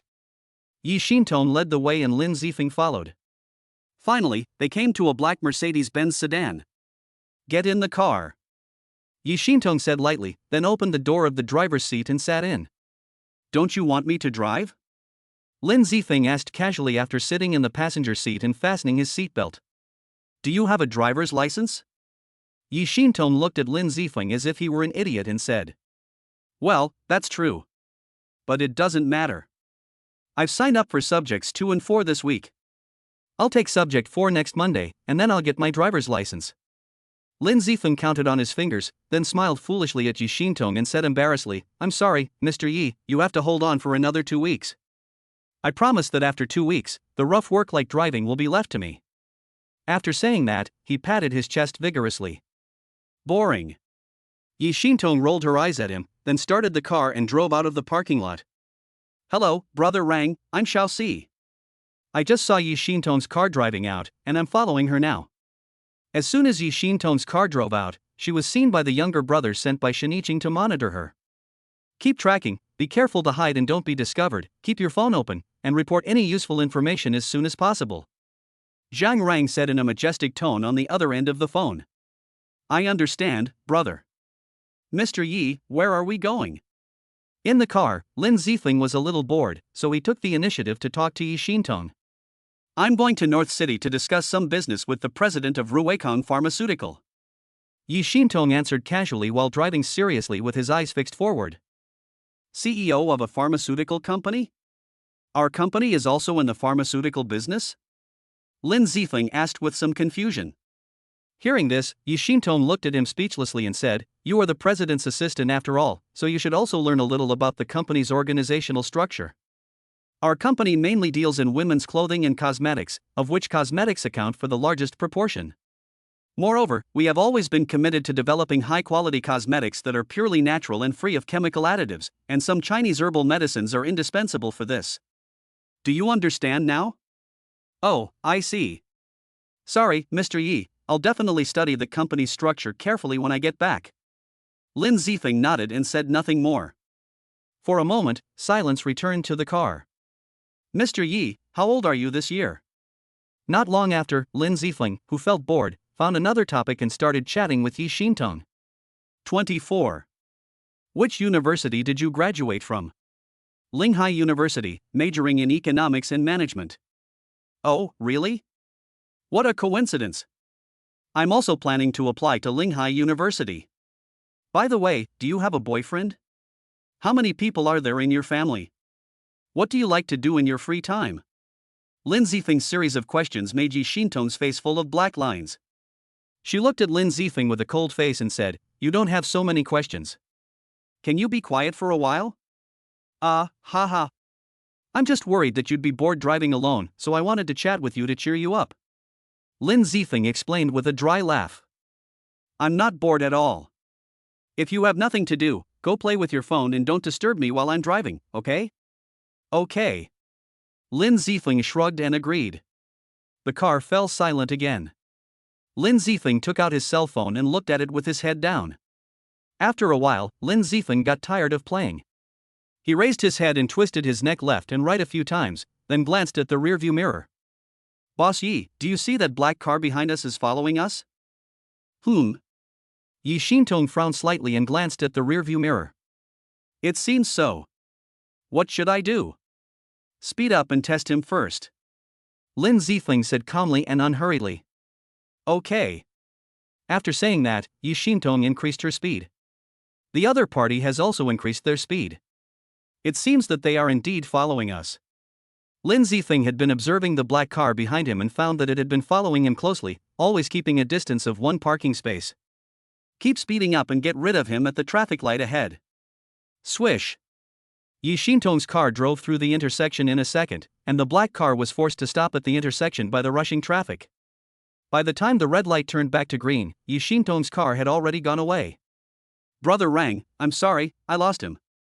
Xiaoxi drove forward for a while, but couldn't find anyone. He had no choice but to stop the car on the side of the road and call Zhang Rang to apologize. What? I lost you. What a loser. Zhang Rang on the other end of the phone cursed. I'm sorry. Xiaoxi could only apologize repeatedly. Sorry for nothing, get back here and continue monitoring. Yes, let me do it. After hanging up the phone, Xiaoxi turned the car around and drove back to Xintong building.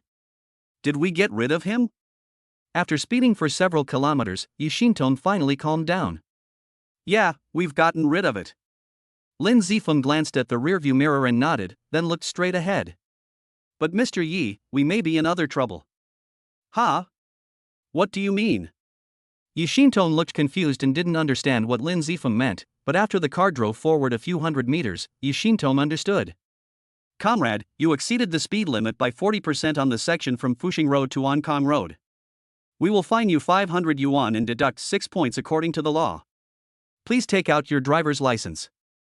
A young traffic policeman reached out to stop the car, then walked to the driver's window and said to Yi Xintong, "I'm sorry, traffic police comrade, I won't do it again next time."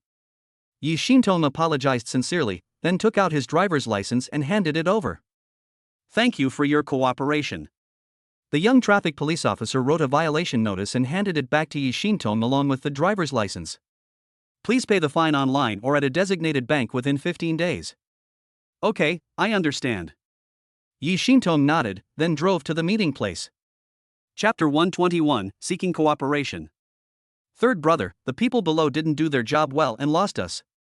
In the living room of Villa Number 7, Jinli Fuhao Garden, Zhang Rang, after hanging up the phone with Xiaoxi, bowed and reported to Shen Yiqing, who was sitting on the sofa. It's okay. If Lin Zifeng is with Yi Xintong, we won't get anything good even if we take action. It's better to conserve our strength. Shen Yiqing picked up the purple clay cup on the table, took a sip and said, "Third brother is right." Zhang Rang replied with his head lowered. Let's not talk about this. How is Chang Meng doing with the task I asked him to do? Shen Yiqing asked. Chang Meng called me this morning. He's already successfully stirred up Zhao Tieshan's anger towards Lin Zifeng. Now all that's left is for the two of them to meet. Oh? Shen Yiqing stopped sipping his tea, looking a little curious. So fast? How did he do it? Chang Meng and Zhao Tieshan's mistress Chen Xiaonua staged a drama together, falsely accusing Lin Zifeng of having bad intentions towards Chen Xiaonua.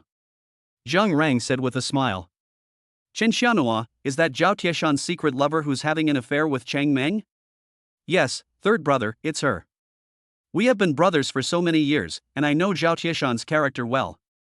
Although he is lustful, it is impossible for him to make an enemy just for a woman who can be thrown away at will. Didn't they explain Lin Zifeng's strength clearly to Zhao Taishan?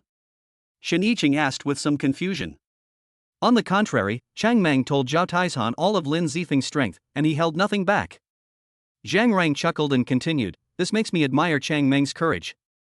He broke his own left arm, staging a self-torture scheme, and lied that he was injured by Lin Zifeng while avenging his sister-in-law." Zhao Taishan was furious and threatened to kill Lin Zifeng. Oh. Second brother is a man of loyalty and very protective of his children. It's a pity that he is too loyal to Ouyang Chun. It would be great if he could be used by me. Shen Yiqing looked at the purple clay cup in his hand with a dazed look. Then his eyes suddenly turned fierce, and he drank the tea in the cup in one gulp. "But if he wants to block my way, I will have no choice but to cruelly eliminate him." "Mr. Yi, you are here. Our Mr. Wu said that he will take you to the reception room as soon as you arrive."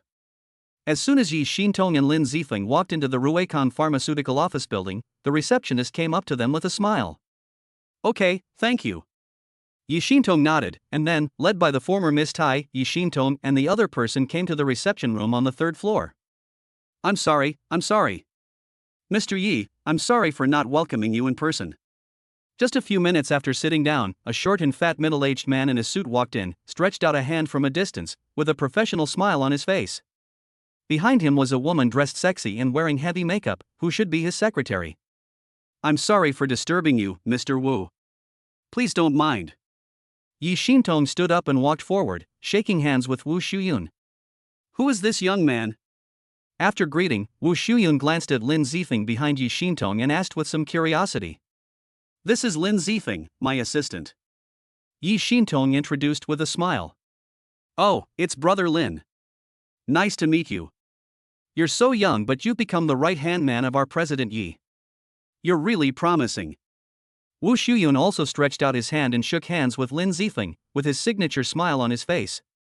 However, this smile seemed a little hypocritical to Lin Zifeng. "Thank you for the compliment, Mr. Wu." Lin Zifeng also responded politely.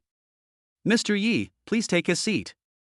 Wu Shuyang pointed at the sofa and made an invitation gesture to Yi Xintong. After Yi Xintong sat down, he also sat down at the seat opposite her. "I wonder why Mr. Yi asked me to meet this time.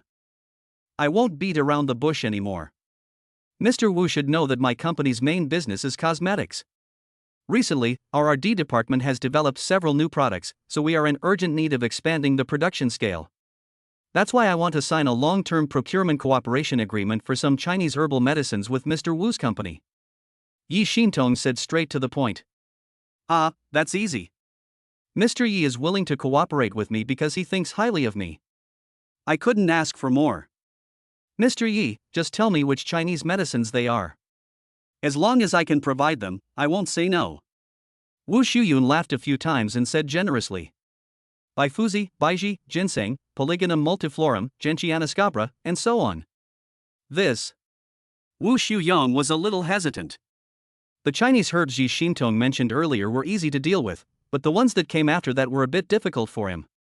Mr. Yi, Ginseng, and Polygonum multiflorum are easy to deal with, but this Xian Yunko and Yuyawa. What's wrong, Mr. Wu? Can't we get these herbs? Yi Xintong frowned, looking a little anxious.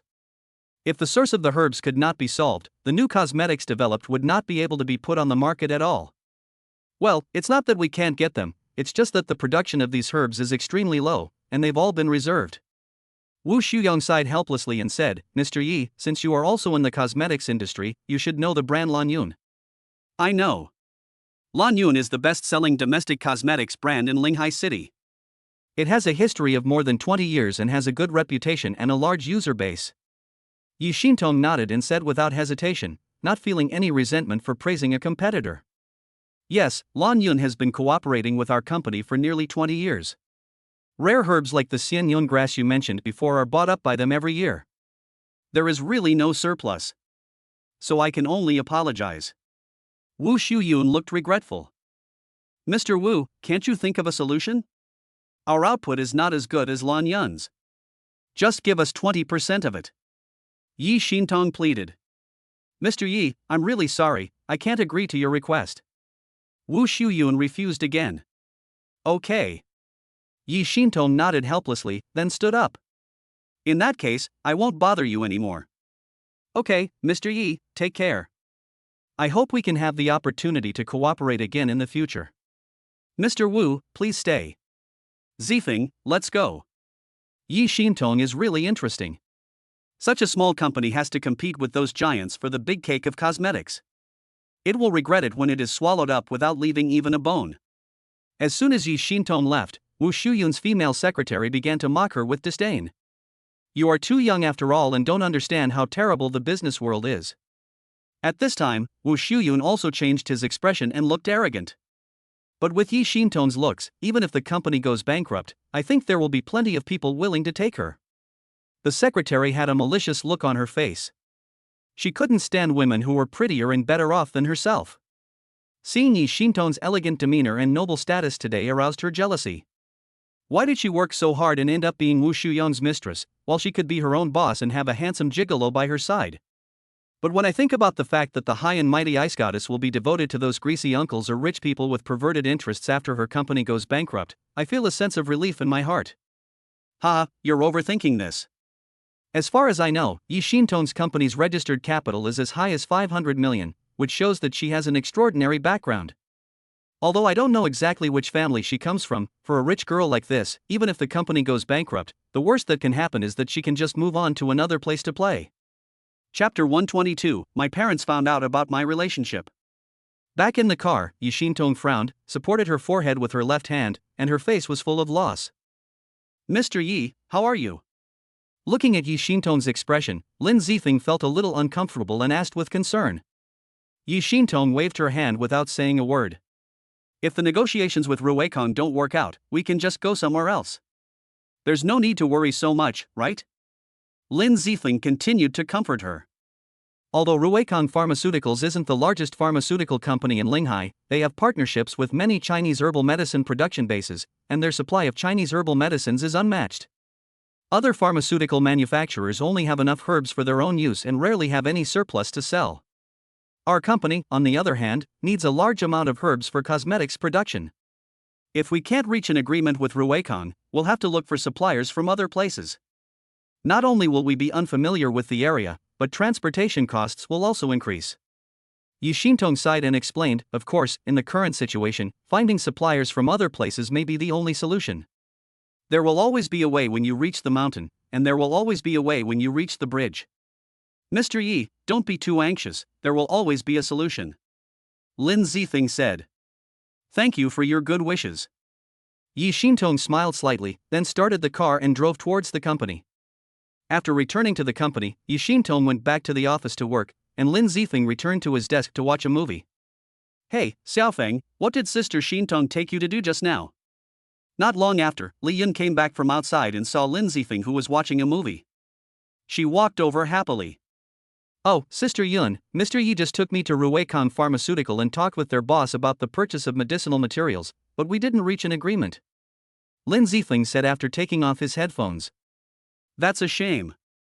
Well, you can continue watching the movie. I'm going to work. Oh, okay. An afternoon passed quietly. During this period, Yi Xintong did not go out again, and Lin Zifeng stayed in the office watching movies and occasionally playing games.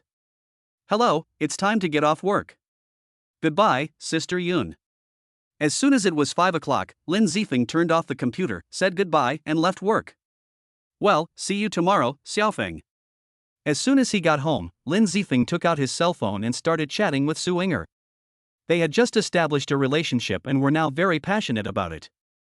It could be said that they felt like they had been separated for 3 years after not seeing each other for a day. Originally, Lin Zifeng wanted to chat with Su Inger during the day, but she said that she was currently interning at the company where her mother worked to gain work experience. She was afraid that chatting with Lin Zifeng would affect her work, so Lin Zifeng had to wait until after get off work to contact her. Baby Inger kiss, have you finished get off work? Is your work hard? Lin Zifeng posted. Smile, I just got home. The work isn't very hard. I just help print some documents and run errands. It's just that I'm a little uncomfortable at the beginning, but I should be fine in a few days. Soon, Su Yinger's message came back. Hug, don't overwork yourself, or your husband will be upset. Disdain, you have such a big face, whose husband are you left hum? Baby, don't you love me anymore? We agreed to be each other's little angels crying. Smile if you act like a hooligan, be careful or I won't be polite to you knife knife knife. Are you trying to murder your husband? Horrified Lin Zifeng joked in a panic. Then Su Yinger replied with an emoticon that said the other party doesn't want to talk to you and threw a dog at you. Silly smile, stop joking, baby. Actually, you don't have to work so hard. From now on, I will be responsible for making money to support the family, and you will be responsible for being beautiful. I will definitely raise you to be plump and white. Lin Zifeng said. TSK, I don't want to be raised like a canary. That'll ruin me. I'm telling you, I want to be the perfect modern woman who can handle both the living room and the kitchen, kill Trojans, climb over walls, drive a nice car, buy a house, fight off mistresses, and beat up hooligans. Proud. 666 is worthy of being the woman I like, Lin Zifeng replied, wiping the sweat from his head. Okay, let's not talk about this anymore. Don't forget to come to my house for dinner on Sunday. Don't worry, I will definitely behave well and leave a good impression on my aunt so that she can hand you over to me personally. Lin Zifeng promised solemnly. Su Yinger snorted proudly. After that, the two of them kept chatting until it was almost time to go to bed. They didn't even put their phones down during the meal. I don't know how young couples in love get so many topics to talk about. 4 days passed in a flash, and everything was calm. Aside from taking the second and third driving tests, Lin Zifeng had been living a life of going back and forth between work and home. Yi Xintong was busy at the company every day and didn't go out, so Lin Zifeng could only stay in the office watching movies and playing games. I love taking a bath. It makes my skin so smooth. Oh. Put on a shower cap and sing and dance. Oh. At this time, Lin Zifeng was scrubbing his body in the bathroom. I'm going to visit Ing's house tomorrow, so I must clean up. Wow, that feels so good. After showering for almost an hour, Lin Zifeng finally came out of the bathroom wearing a bathrobe. Hey, Mom and Dad, why are you looking at me like that? Lin Zifeng, who was wiping his head with a towel, found that his parents, who were sitting on the sofa in the living room watching TV, were looking at him with strange eyes. Xiaofeng, did you fall into a cesspool? Father Lin asked Lin Zifeng with a strange look on his face. Puff, cough cough cough. Lin Zifeng was shocked by his father's words and choked himself when he swallowed his saliva. You know how to talk? How can you say that to your own child? Mother Lin nudged Father Lin with her elbow, rolled her eyes at him, then looked at Lin Zifeng and said, Xiaofeng, why does it take you so long to take a bath? Hey, Mom and Dad, I'm going to visit a friend's house tomorrow. Lin Zifeng said with a silly smile. A girl, right? Father Lin glanced at him and said unhappily. He. Lin Zifeng didn't say whether it was true or not, he just kept lowering his head, scratching the back of his head and grinning foolishly. However, looking at his expression, Lin's father knew that he guessed right. Really? That's great. Seeing Lin Zifeng agree, Mother Lin clapped her hands happily and said with a big laugh, Dad, you really guessed it right. That's right. Don't you see who I am, Formosa Lin? I noticed early on that something was wrong with this kid. What do you think? Father Lin said with a big laugh. Okay, you're smart and awesome, okay? You're out of breath when I tell you you're fat, really. Mother Lin rolled her eyes at Father Lin and said. Chapter 123, Talking with Parents. Mom and Dad, what are you talking about? Lin Zifeng was a little confused by his parents' conversation. Oh, that's right. A few days ago, as soon as you got home, you ran to the bedroom and chatted on your phone. You didn't even put it down during dinner. Your dad wondered if you were in a relationship, and he was actually right. Mother Lin explained with a smile, then glanced at Lin Zifeng with a complaining look and said, Xiaofeng, you're the same. You didn't even tell our parents that you had a girlfriend. When are you going to bring her over to our house to see her? Mom, why are you in such a hurry? Even the tough guy Lin Zifeng felt a little embarrassed at this time. This is not a matter of being anxious or not. As parents, we have to check everything our son says when he is looking for a girlfriend. Come on, Xiaofeng, tell me about the girl first. How old is she? Where is she from? What does her family do? How did you meet her? Is she pretty? Does she have a good figure? Is her buttocks big? How far have you and her developed? Mother Lin pulled Lin Zifeng to her side and asked excitedly. Mother, what kind of questions are you asking? Aren't you ashamed? The first few questions were normal, but the last two made even a mature man like Lin's father blush. What do you know? PI stocks are good for raising children. Xiaofeng is my only son. If you don't want to hold your grandson, who else would I want to hold? Lin's mother said unhappily. Then you can't. Father Lin wanted to say a few more words, but was interrupted by Mother Lin. If you don't want to listen, go away and don't disturb me and Xiaofeng's conversation. Why shouldn't I listen? Xiaofeng is my son too. Father Lin protested. Then shut up. Mother Lin put her hands on her hips and glared at Father Lin. Okay, you guys talk, I'll shut up. Father Lin waved his hands helplessly and turned off the TV. Xiaofeng, tell me quickly. After scolding Lin's father, Lin's mother turned around and asked with a smiling expression. Mom, you asked so many questions at once, which one should I answer first? Lin Zifeng said with a helpless look on his face. Come one by one. Okay. Lin Zifeng sighed. He couldn't avoid the interrogation today. Her name is Su Inger. She is in the same class as me. She is so beautiful and is the school belle. She also has good grades and a very friendly personality. In fact, I fell in love with her from the first day of high school. We only established a relationship last week, hee.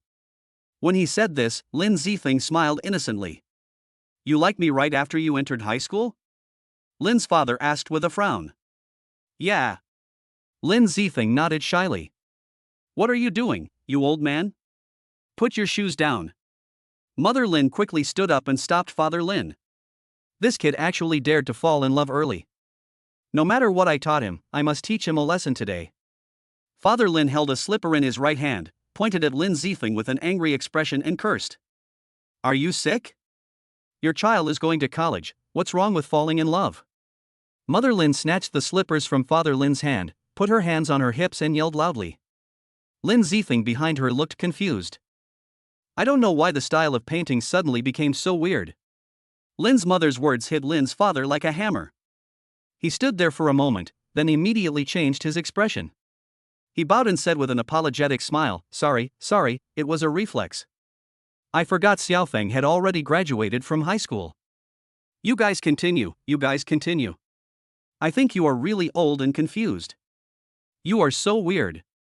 Mother Lin angrily scolded Father Lin, then turned around and looked at Lin Zifeng with a smile. Xiaofeng, ignore him, let's continue. Wife, give me my slippers. Father Lin pulled Mother Lin's sleeve from behind and said weakly. No, if you have another attack I'll use it to deal with you. Lin's mother replied coldly. Ha. Father Lin laughed awkwardly twice. Lin Zifeng looked at his father again, making sure he wouldn't snap again. He cleared his throat and continued, although Inger and I have known each other for 3 years, our relationship has only progressed rapidly in the past few months, so I'm not very clear about her family situation. Okay. Tell Mom again about the little girl's figure and how far you have progressed. Don't be shy. Mom, we've only been together for a week, and we've only been holding hands. As for her figure, how can I describe it to you? Oh, and here are some photos I took when we went out last week. After saying that, Lin Zifeng went back to his room and took out his phone. He opened the album, found a photo, and handed it to his mother. Mom, look, this is Inger. Let me see. Oh, she's so pretty. This little girl looks like a good child. Mom is very satisfied. Mother Lin said with a smile. Well, it's really good. I don't know how lucky you are to find such a beautiful girlfriend. Father Lin also leaned over, took a look and said. What are you talking about? What's wrong with our son? When Lin's mother heard Lin's father teasing Lin Zifeng, she became unhappy and was about to start a quarrel. Mom, Dad was just joking, don't be angry. Lin Zifeng quickly comforted her. Let's ignore this damn old man, Xiaofeng. When are you going to bring the little girl home to introduce her to the family? Lin Zifeng raised his chin slightly, thought for a moment, and said, I'm going to visit Inger's house tomorrow and meet her parents. Then I'll ask Inger if she's free next week. Okay, when the time comes, just let me know and I'll cook you a delicious meal. Mother Lin said brightly. Suddenly, she seemed to remember something and clapped her hands. By the way, Xiaofeng, will your college entrance examination results be out tomorrow? Lin Zifeng looked down at the calendar and said, Hey, it's true. These days he was so focused on going to Su Inger's house that he almost forgot about such an important matter. Old man, let's go back to the house and burn some incense. Let our ancestors bless Xiaofeng to get good grades. Mother Lin grabbed Father Lin and said excitedly. Yes, yes, yes. Lin's father no longer disagreed with Lin's mother and responded repeatedly. Oh, really? Looking at his parents running back to the house in a hurry, Lin Zifeng smiled helplessly. Although his parents' methods were not very reasonable, they were still full of love for him. Seeing that it was getting late, Lin Zifeng returned to his bedroom to meditate and practice. His realm had now reached the 8th level of Qi refining 15650-16000. After tonight, he should be able to break through to the 9th level of Qi refining, and soon he would be able to establish his foundation. Just thinking about it made him a little excited. Chapter 124, Passed the Imperial Examination. Ha! I've made a breakthrough. The next morning, Lin Zifeng came out of his cultivation state, and his realm reached the 9th level of Qi refining 418,000. Mom and Dad, you got up so early. It's not even 7 o'clock yet. Lin Zifeng went out to the bathroom and found that his parents were sitting in the living room. Your mother was too excited and didn't sleep much the whole night. Not only did she not want to sleep, but she also wouldn't let me sleep. She kept me talking all night. It's really annoying. Father Lin said with a tired look and a yawn. You're already so nervous about your child's college entrance exam scores coming out soon, Lin's mother complained. Hurry up and see if you can check the scores. Mom, don't be so anxious. The inquiry window will not open until 8 o'clock. You should go back to sleep for a while. Lin Zifeng walked up and took his mother's hand and said, Mom, it's okay. You don't need to sleep for so long at your age. Mother Lin patted Lin Zifeng's hand and said softly, You should go back and rest. It's still early. Then you wait alone. I'll go back and take a nap. Father Lin stood up and walked towards the bedroom, yawning. Come back here and sit here with me. Lin's mother pulled Lin's father back when he got up to leave and said unreasonably. Okay, I'll wait here with you. Father Lin sat back helplessly, looking drowsy. Mom, if you can't sleep, go watch some TV. I won't sleep either. Okay. After going to the bathroom, Lin Zifeng went back to his room to practice. After an unknown amount of time, he was awakened by the screams of his parents outside the door. Thanks to our ancestors' blessing, Xiaofeng actually scored 745 points. May our ancestors bless us, may our ancestors bless us. Lin Zifeng walked out the door and saw his mother kneeling on the ground with her hands clasped together, muttering something. Wow, I never thought that our Lin family would produce a top scholar. Grandpa, did you see it? Your great-grandson Xiaofeng passed the imperial examination and became the top scholar. Wow. Father Lin, who usually had a calm and resolute image, burst into tears at this moment. Mom and Dad, what's wrong with you? Lin Zifeng walked over anxiously and helped his mother up from the ground. Xiaofeng, we checked your college entrance examination score and it's 745 points. You are the top scorer in science in Linghai City.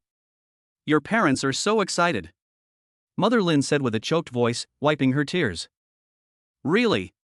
Lin Zifeng was also a little excited. Although he had been confident that his college entrance examination results would not be too bad, he did not expect that he could actually get the top score.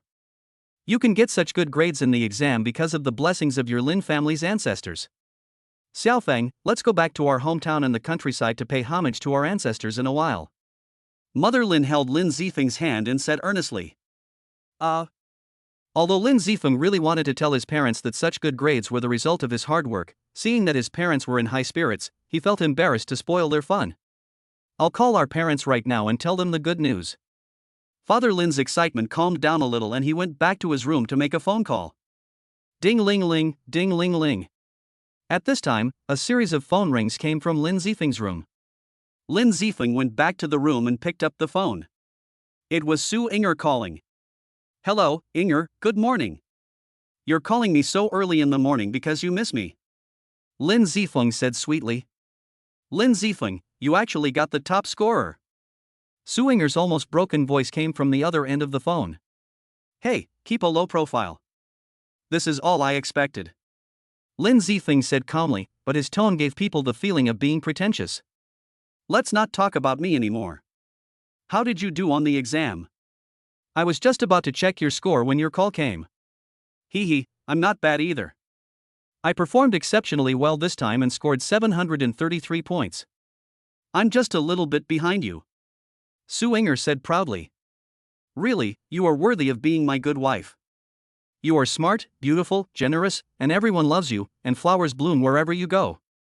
Lin Zifeng said more than a dozen words of praise in a row, almost praising Su Ying'er to the sky.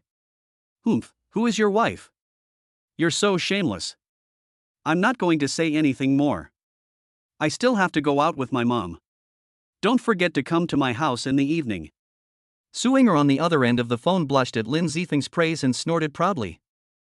Okay, send me your home address later, and I will be there on time at 6 o'clock in the evening. Okay, don't be late again this time, otherwise I won't forgive you. Su Ying'er said threateningly.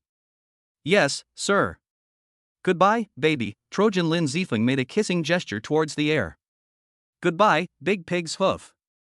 After saying that, Su Ying'er hung up the phone. Big pig's hoof? Is there a pig's hoof as handsome as mine? These little girls, hi. Lin Zifeng sighed speechlessly. Ding ling ling. Lin Zifeng was just about to put his phone down when another call came in. This time it was from Jigglypuff. Hey, fatty, what's the matter? Lin Zifeng asked casually. Holy crap. Brother Feng, you're so awesome. You're the top scorer in the Linghai City College entrance exam. Holy crap. Lin Zifeng had to hold his phone farther away from Jigglypuff's 200 decibel roar. He waited until Jigglypuff was too tired to shout anymore before he spoke up. Why are you so excited? This is just a piece of cake for me. Wow, Brother Feng, I'm just a little too excited. I never thought that one day I would become the top scorer in the college entrance examination. Pang Ding's choked voice came from the other end of the phone. Okay, don't get too excited. Stay calm. Let's not talk about me anymore. How did you do on the exam this time? Oh, I checked your score first. I haven't checked mine yet. Please wait for me for a moment. Lin Zifeng was a little touched by what Pang Ding said. From this small matter, it can be seen how high Lin Zifeng's status is in Pang Ding's mind. Oh shit. The roar came again unexpectedly, and Lin Zifeng felt like his eardrums were cracked. Brother Feng, I did it, 653 points, Brother Feng, I love you so much, Trojan horse. Jigglypuff shouted excitedly. Okay, don't disgust me. Lin Zifeng felt sick at the thought of Jigglypuff's greasy face kissing him. But congratulations anyway. Which school are you going to apply to? Linghai University. Before graduation, Tang Shui told me that she was going to take the entrance exam for Linghai University, and that she wanted to find a boyfriend in college. I must not give up this hard-earned opportunity. Fatty said firmly. That's great. Ying'er and I are also planning to take the entrance exam for Linghai University. Then we can get together again. However, your score just passed the admission score line of Linghai University last year. Isn't it a bit risky? Lin Zifeng asked worriedly. No problem. I checked. Linghai University has several unpopular majors with slightly lower cutoff scores. I still have a good chance of getting in. Jigglypuff said happily.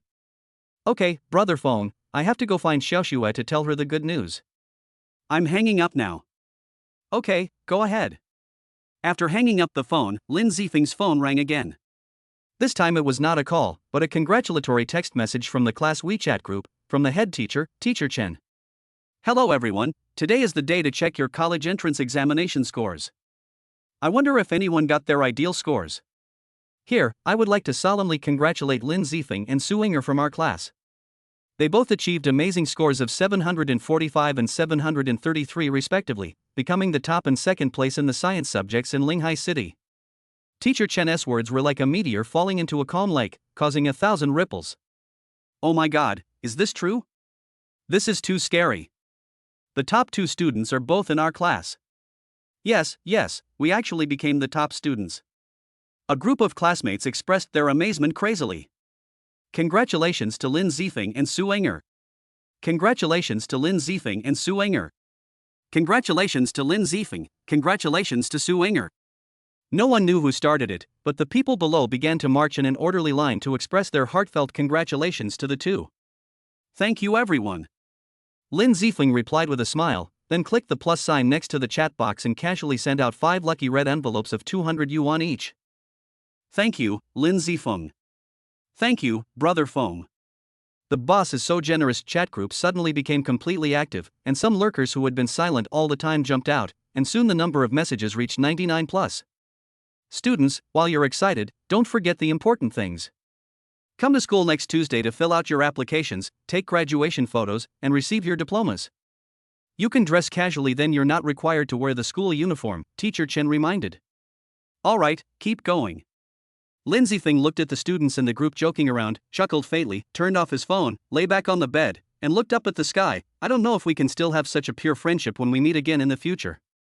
Chapter 125, Beautiful Mother Su. At around 4 o'clock in the afternoon, Lin Zifeng changed into clean and neat clothes and prepared to go out. Mom and Dad, I'm going out. Okay, go early and come back early.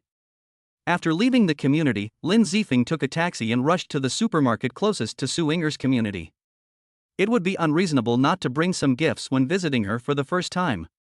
Not knowing what Su Enger's family likes, Lin Zifeng simply bought some more practical things, some fresh seasonal fruits, a set of skin care products worth more than 1,000 yuan, and a bottle of red wine worth more than 2,000 yuan.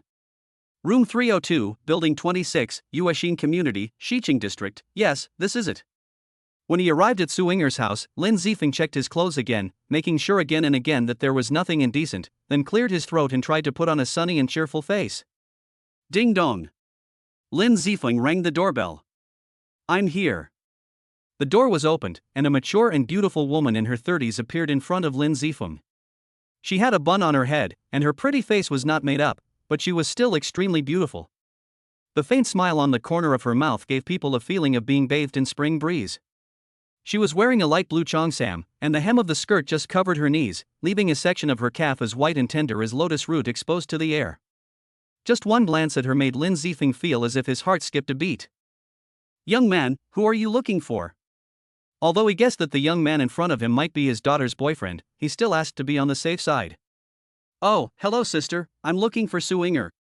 The beautiful woman's question brought Lin Zifeng back to his senses and he swallowed secretly. Sister? The beautiful woman raised her eyebrows slightly. Aren't you Enger's sister? Lin Zifeng was stunned for a moment and asked in an uncertain tone. He. The beautiful woman covered her mouth and chuckled twice, her two beautiful eyes curved like crescent moons. I am Enger's mother, you must be Lin Zifeng, come in quickly. After saying that, the beautiful woman made way and invited Lin Zifeng into the house. Oh, hello, auntie. Lin Zifeng was a little surprised at the youth of Su Enger's mother, but he still greeted her respectfully and walked in with the gift. Zifeng, you're here. As soon as Lin Zifeng entered the room, Su Enger ran out of the room jumping. Enger. Seeing Su Enger, Lin Zifeng smiled, then handed the things he bought to Su's mother. Auntie, this is a gift I brought you. You said you were coming, kid. Why are you bringing anything? Mother Su gave Lin Zifeng a complaining look. She took the things and put them on the cabinet by the door without even looking at them. She then took out a pair of new slippers from the shoe cabinet and placed them at Lin Zifeng's feet. Come in quickly. Dinner will be ready soon. Okay, thank you, auntie. Lin Zifeng changed his shoes and walked into the house. It was a small apartment with 2 bedrooms and a living room. The house was not large, but the decoration inside was quite stylish and gave people a warm feeling. Zifeng, come to my room and sit for a while. The meal will be ready soon. Su Enger did not shy away from it. She walked up to Lin Zifeng, took his hand and walked into her room. When you enter Su Enger's room, what catches your eye is the pink tone, which is very consistent with the personality of a little girl. There are also some cute cartoon patterns on the wall. There is also a faint fragrance floating in the room, which is exactly the same as the fragrance on Su Enger's body. It smells so good. Lin Zifeng took a deep breath and said with a wicked smile. Bad guy Suinger rolled her eyes at him, then pulled him to sit on her bed, hands on her hips, and said unhappily, "Let me ask you, did you send out red envelopes in the class group this morning?" "Yes." Lin Zifeng answered without thinking. "You answered so decisively. I asked you if you have a lot of money and whether you can live a good life. You gave out 1,000 yuan at once. Is money so easy to earn?" Suinger's face was full of anger, and she twisted the soft flesh on Lin Zifeng's waist hard. "I'm just happy that I got the top scorer in the exam," Lin Zifeng explained while dodging. "You're still quibbling. Do you think you can spend money recklessly just because you're happy? 1,000 yuan is enough for your living expenses for 2 months. You really make me mad." Suinger stood up, put her hands on her hips, and looked like a housekeeper. "Inger, don't be angry." Lin Zifeng stepped forward and hugged Suinger, saying softly, "Let me tell you, I'm working part-time in a big company now, and I earn over 10,000 yuan a month." "Really?" Suinger raised her eyebrows and asked doubtfully. "Of course it's true. I'd be a fool if I lied to you. If you don't believe me, I'll show you my bank card. My boss gave me a bonus of more than 10,000 yuan because I did a good job." As he said that, he took out his mobile phone and opened the bank account in front of Suinger. Suinger took the phone and took a look. Seeing that it was just as Lin Zifeng said, her anger finally subsided. "Then you can't spend money recklessly. Also, what gifts did you bring?"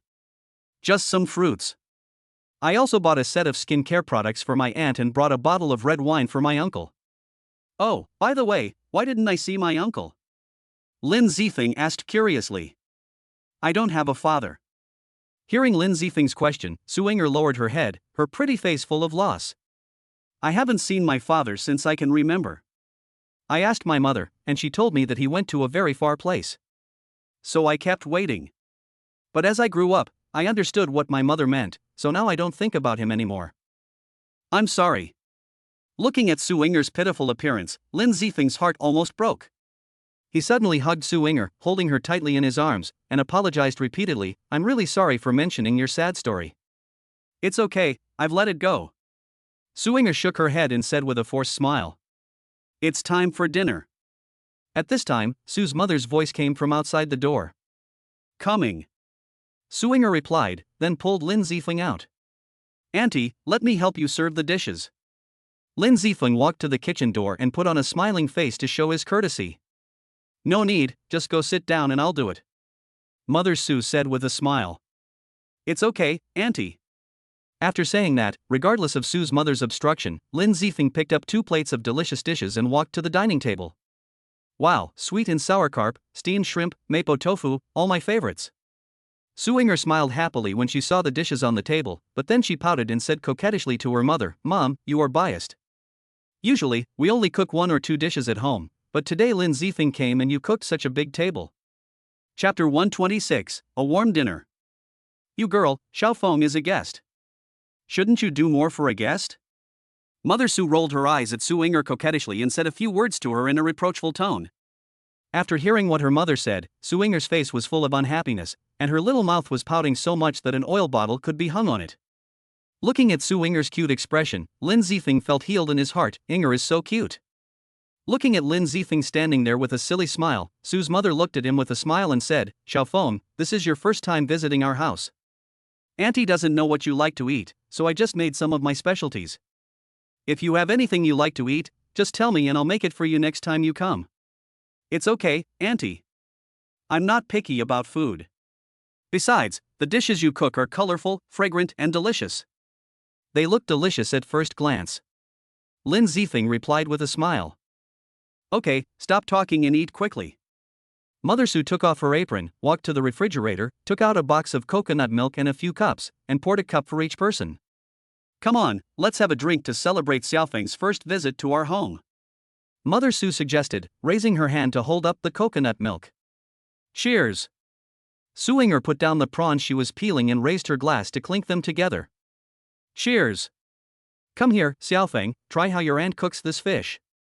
After taking a sip of coconut milk, Su's mother put down the cup, picked up a large piece of fish and put it into Lin Zifeng's bowl. "Thank you, Auntie." Lin Zifeng took the dish from Su's mother with a flattered look, and then ate it in one bite. "Well, Auntie, this fish is really delicious. Not only is it not fishy, but the fish meat is also tender. Your cooking skills are comparable to those of a 5-star chef. Sue's mother's dishes were indeed good, but not as good as Lin Zifeng boasted. The main purpose was to leave a good impression on Sue's mother. Oh, I feel embarrassed when you say that. I know my own level of quality. Hearing Lin Zifeng's praise, Sue's mother giggled happily, covering her mouth. Although she knew that Lin Zifeng's words were a bit exaggerated, who doesn't like to hear good words? Looking at Sue's mother's beautiful smile and listening to her silver bell-like laughter, Lin Zifeng was suddenly distracted. Inger, look at yourself. Do you look like a lady?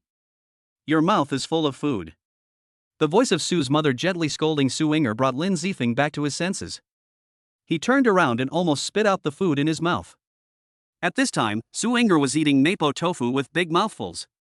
The corners of her mouth were covered with light red chili oil stains, and her hands were greasy because she had just peeled shrimps. She looked like a little cat stealing fish. What are you laughing at? Help me peel the shrimps. Seeing that Lin Zifeng dared to laugh at her, Su Inger glared at him and threatened him seriously. Okay, I'll help you peel it. Lin Zifeng put down his bowl and chopsticks, picked up a large shrimp, removed the head and tail, peeled the shrimp, and then put the peeled shrimp into Su Inger's bowl.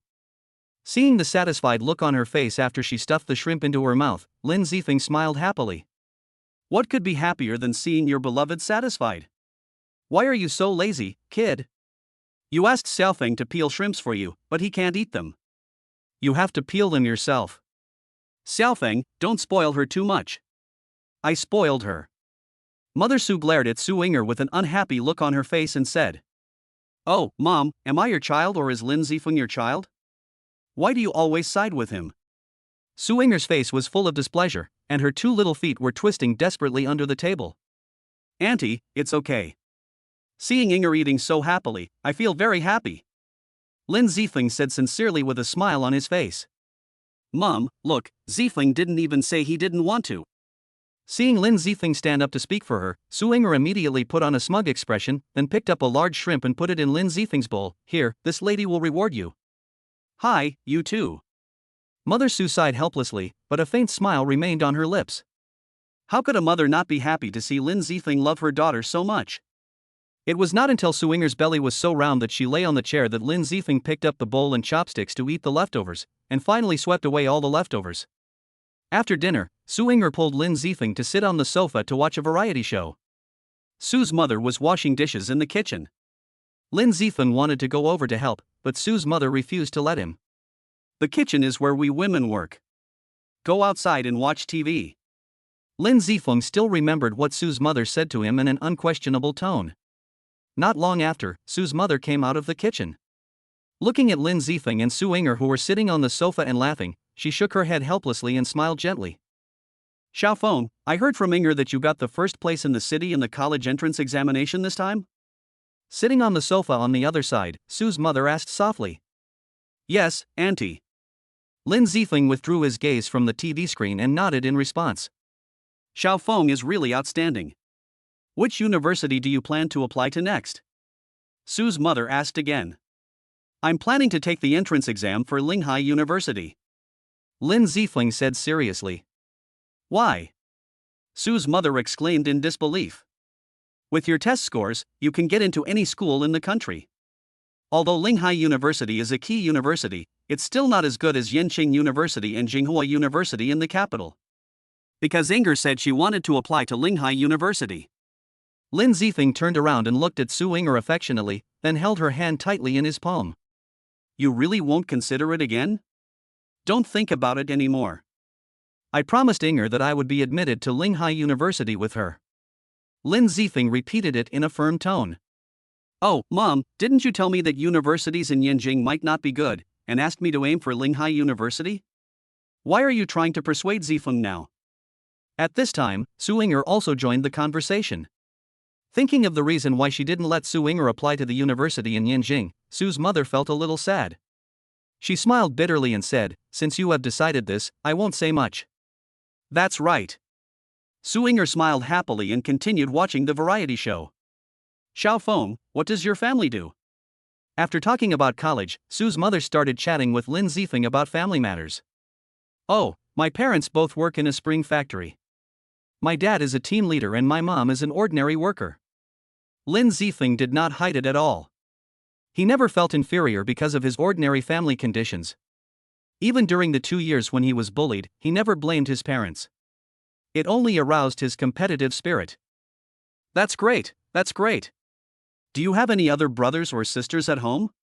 Mother Sue said with a smile, without any contempt in her tone. No, I'm the only son in the family.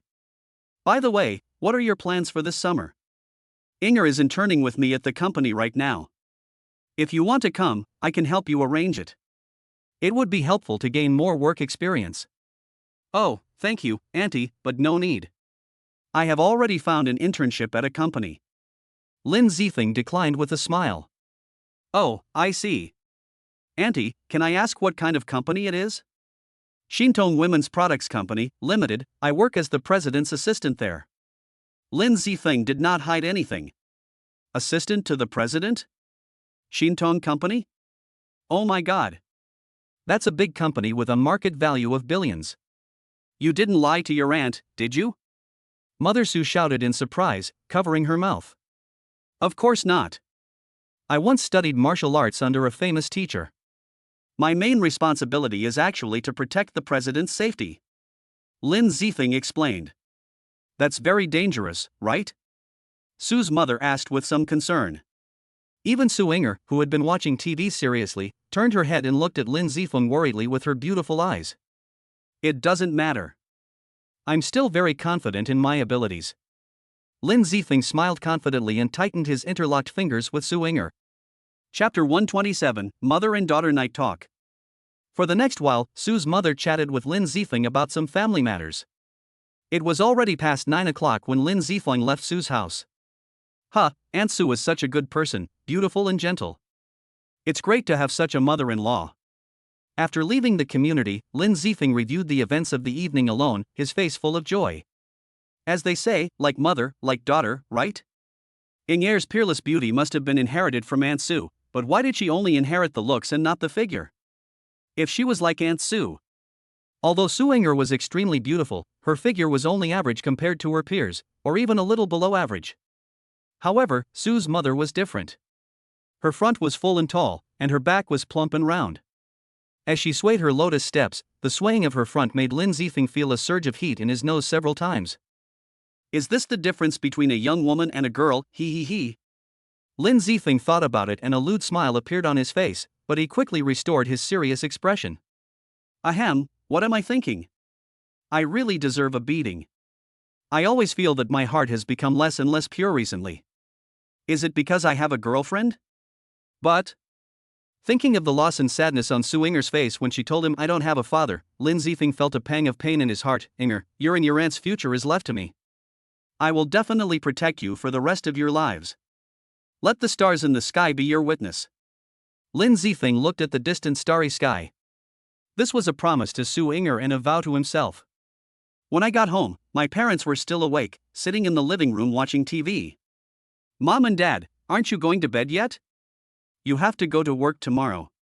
Lin Zifeng asked after changing into slippers and walking into the living room. Isn't this waiting for you? Mother Lin said with a smile, how is it? How do Inger's family feel about you? Not bad. Aunt Sue is a nice person. She cooked a large table of dishes and was smiling all the time when she talked to me. Lin Zifeng thought for a while and said. Then where is her father? Lin's mother asked again. Lin Zifeng was silent for a moment, unsure whether he should tell his parents. But after thinking about it, he realized he would have to tell them sooner or later, so he decided not to hide it. Inger said she hadn't seen her father since she was a child. Aunt Sue told her that her father went to a very far place. I think he might be gone. Hearing this, Lin's father and mother looked at each other in bewilderment. Finally, Lin's father spoke up and said, a single mother raised a child alone and brought up the child to be so outstanding. Our mother-in-law is really capable. Who said it wasn't? Lin's mother also said, and then seemed to suddenly remember something and said, by the way, Xiaofeng, have you told Inger when to come to our house for a simple meal so that I can prepare in advance? Lin Zifeng nodded and replied, well, I asked Inger, and she said she would come next Saturday for dinner. Okay, Mom will go to the market in advance to pick out some fresh vegetables. By the way, Inger, does there is anything you particularly like to eat? I will buy more then. Mother Lin said with a smile. Well, Inger seems to like eating shrimps very much. Tonight, Aunt Sue made a plate of shrimps and Inger ate half of it by herself. Also, she seems to like eating mapo tofu. Thinking of Sue Inger's cute little face that looked like a little cat while eating at night, Lin Zifeng couldn't help but smile. Shrimp and mapo tofu, okay, write them down. It happens that I can cook both of these dishes. Mother Lin took out a piece of paper and wrote them down carefully. Okay, it's getting late. You have to go to work tomorrow. Take a shower and go to bed early. After saying that, Mother Lin stood up from the sofa and returned to the bedroom with the paper with notes on it. Okay, I won't watch it anymore. After Lin's mother left, it was boring for Lin's father to sit alone, so he got up and went back to his room. Good night, Mom and Dad. You should go to bed early too. After saying hello to his parents, Lin Zifeng took a shower and went back to his room to meditate and practice. Time goes back to the Su family just after Lin Zifeng left. Mom, what do you think of Zifeng? As soon as Lin Zifeng left, Su Inger couldn't wait to run to her mother, hugged her arms and asked with a smile. It's very bad. Mom is very dissatisfied. Su's mother said, pretending to be unhappy. Ah! Su Inger screamed, suddenly letting go of her mother's arm, and asked in panic, Mom, why? What's wrong with Lin Zifeng? He's handsome, has good grades, knows kung fu and can protect me, and he's honest, responsible, and capable. He. Seeing Su Inger's anxious expression, Mother Su covered her mouth and chuckled, okay, Mom was just kidding. I think Xiaofeng is a good person and worthy of my precious daughter. Mom, seeing that Su's mother was just teasing her, Su Inger looked unhappy. She hugged her mother's white and smooth arms again, shaking them gently, and said coquettishly, You are annoying. How can you tease me like this? I am unhappy. You really have a boyfriend and have forgotten about me. What's wrong with me teasing you? Are you angry with me? Mother Su stretched out a finger and gently tapped the middle of Su Inger's forehead. I just wanted to test the depth of your feelings for Xiaofeng. Mom, how could I be angry with you? Lin Zifeng is nothing but a big pig's hoof. Mom is the one I love the most. Su Inger put on a somewhat flattering smile and coaxed her mother. Okay, stop trying to coax Mom. I raised my own daughter, don't I know her myself? Mother Su rolled her eyes at Su Inger, then said, Inger, tell Mom how much you like Xiaofeng, and when did you fall in love with him? He. Su Inger giggled twice, a little embarrassed. If I were to say how much I like him, I feel like he might be the one destined for me. If he wasn't the one who ended up with me, I don't think I would ever fall in love with anyone else. Su Inger's silly expression of a girl in love reminded her mother of her own youthful years. She was just like Su Inger now, falling in love with a man and considering him as her life partner. But unfortunately, God played a huge joke on her and the two of them did not end up together. Can Inger and Xiaofeng really be together in the end? They should be able to. God won't always play tricks on me. Looking at Su Inger, who was still talking, Su's mother recalled the past and a trace of melancholy flashed in her eyes. After a while, she showed a wry smile. Chapter 128, Memories of Love. I can't really say when I fell in love with Zifeng. Was it when he spoke up for justice in the cafeteria? Or when he stood up for me after school? Or when he made a sensational confession at the school gate that morning? But I think it was probably during the last semester of my senior year. It felt like everything was arranged by fate. It was fate that brought us two together. Su Inger recalled with a smile. Actually, the first time I cared about the name Lin Zifeng was when I was in the third year of junior high school. That year, I participated in the mathematical Olympiad and was confident that I could get first place. But when the results came out, my math teacher happily congratulated me on getting second place in the city. I was very puzzled as to where I had gone wrong, so we reviewed the test paper and analyzed that I had gotten the last geometry problem wrong. At that time, my teacher comforted me and said, Don't be discouraged, no one in the city got this problem right except Lin Zifeng, who got first place. That was the first time I heard this name and memorized it in my heart. At that time, I thought I would not lose again, and I must win it back in the college entrance examination, but it seems that I lost again. Su Inger slowly narrated the story about Lin Zifeng, with a faint smile on her face all the time. I didn't expect that I would meet him later. He also got into number 1 middle school and was in the same class as me. I still remember his dull look when I first met him. When she said this, Su Inger couldn't help laughing. As time went by, we became close. He really is a genius. Whether it was math or other subjects, I would often go to him with difficult problems and he would help me solve them. I also developed an inexplicable affection for him. But I don't know what happened to him afterwards. He started to dislike studying, stopped doing his homework, and even skipped classes for several days in a row. I remember that exam very clearly. His score dropped from first in the class to fifth from the bottom. Speaking of this, Suinger's eyes flashed with sadness. I wanted to do something, but I didn't know where to start, so I went to encourage him, cheer him up, and hope he would cheer up again. When he told me he would work hard, I was really happy. I felt like I had saved a future pillar of the motherland. But he lied to me. He didn't fulfill his promise to me and skipped classes again. He was absent for half a month. Even when he came back to class, he was dozing off on the table. He didn't listen at all, and his grades dropped to the second to last in the class. I was very disappointed and angry from the bottom of my heart.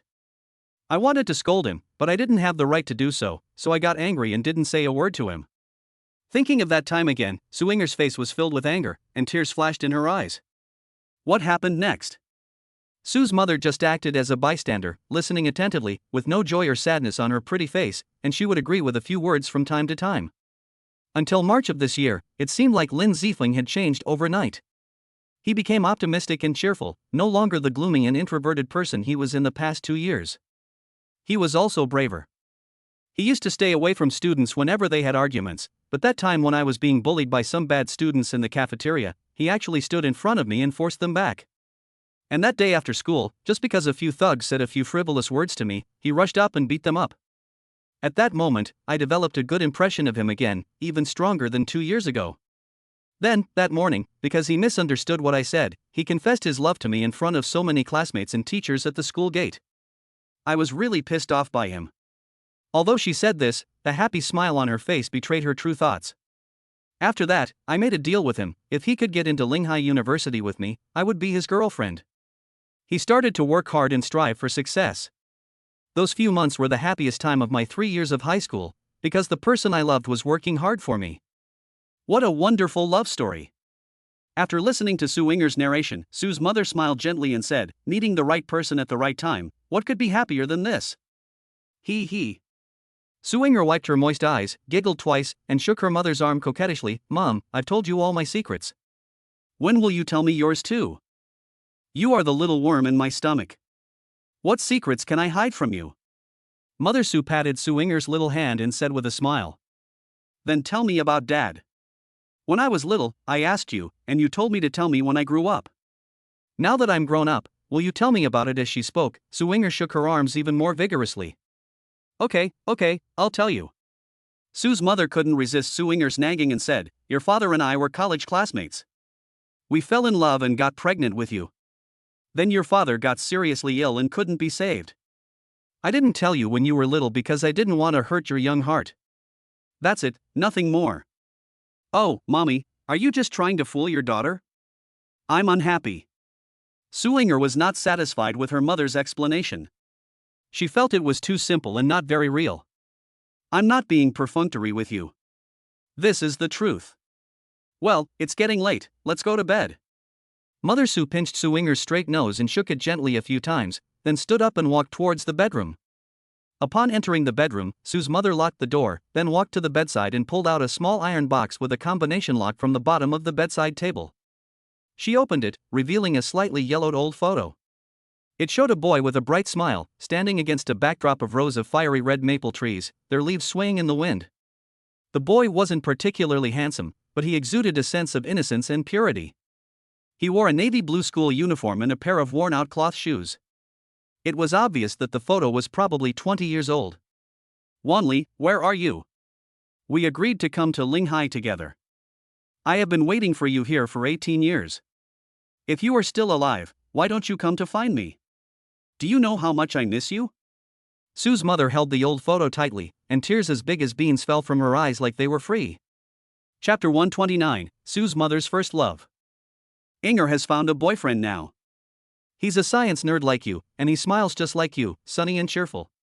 But he's more handsome than you and speaks better than you." As she spoke, Sue's mother, who had been weeping with sadness, suddenly smiled. When Inger gets married and has someone to take care of her, if you still haven't come back to find me, then I will go find you, even if I have to go to the ends of the earth. I want to ask you face to face what important matter is that you treat our agreement as a joke. After a pause, Sue's mother wiped her moist, red eyes and spoke with a choked voice. This photo was taken on our first date. I told you I loved looking at maple leaves, so you saved up for a month, saved up enough money for 2 tickets, and took me to Mount Kwang. I still remember that day you rode a bicycle you borrowed from a classmate, carrying me for over 20 kilometers to Mount Kwang. The temperature was only 11 or 12 degrees Celsius, but you were still sweating profusely. That day was the happiest day of my life, even though there was no entertainment, just looking at the maple leaves. I still remember when we were about to leave, a photographer stopped us and asked if we wanted to take a picture. You clearly wanted to, but you kept saying no. Actually, I know the reason. The money you saved was only enough for the ticket. After you go back, you might only be able to eat half a steamed bun for each meal. Later, I paid the money and insisted on taking the picture with you. After we got back, I cut the photo in half and you kept your half. I wonder if you still have my half now. Sue's mother sadly stroked the tears on the photo, then turned it over. On the back was a strange mathematical formula and a name, R equals A1 Sin Sun Wanli. You told me that this is a formula that represents love. You are not good at speaking, so let this formula convey your feelings. Idiot, this rigid formula is not what I want. I want you to stand in front of me and tell me I love you. When can you come back? Shinger misses you, whoa whoa whoa. After saying that, Sue's mother hugged her head and burst into tears again. Knock, knock, knock. At this time, there was a knock on Sue's mother's door, and Sue Inger's voice came from outside the door. Mom, why are you still locked? Open it quickly. Oh, here I come. Mother Sue quickly wiped the tears from her face, stuffed the photo into the small iron box, locked it, and put it back into the bottom drawer of the bedside table, then got up to open the door. Mom, what are you doing in there? Why did you take so long to open the door? Sue Inger had just finished taking a shower. She was wearing a set of pink cartoon pajamas, her hair was still a little wet, and she smelled of shower gel. Sue Inger pouted and turned her face away, acting a little upset, but she didn't hear her mother's explanation for a long time, so she turned around and looked back, only to find that her mother's eyes were red but she was looking at her with a faint smile on her lips.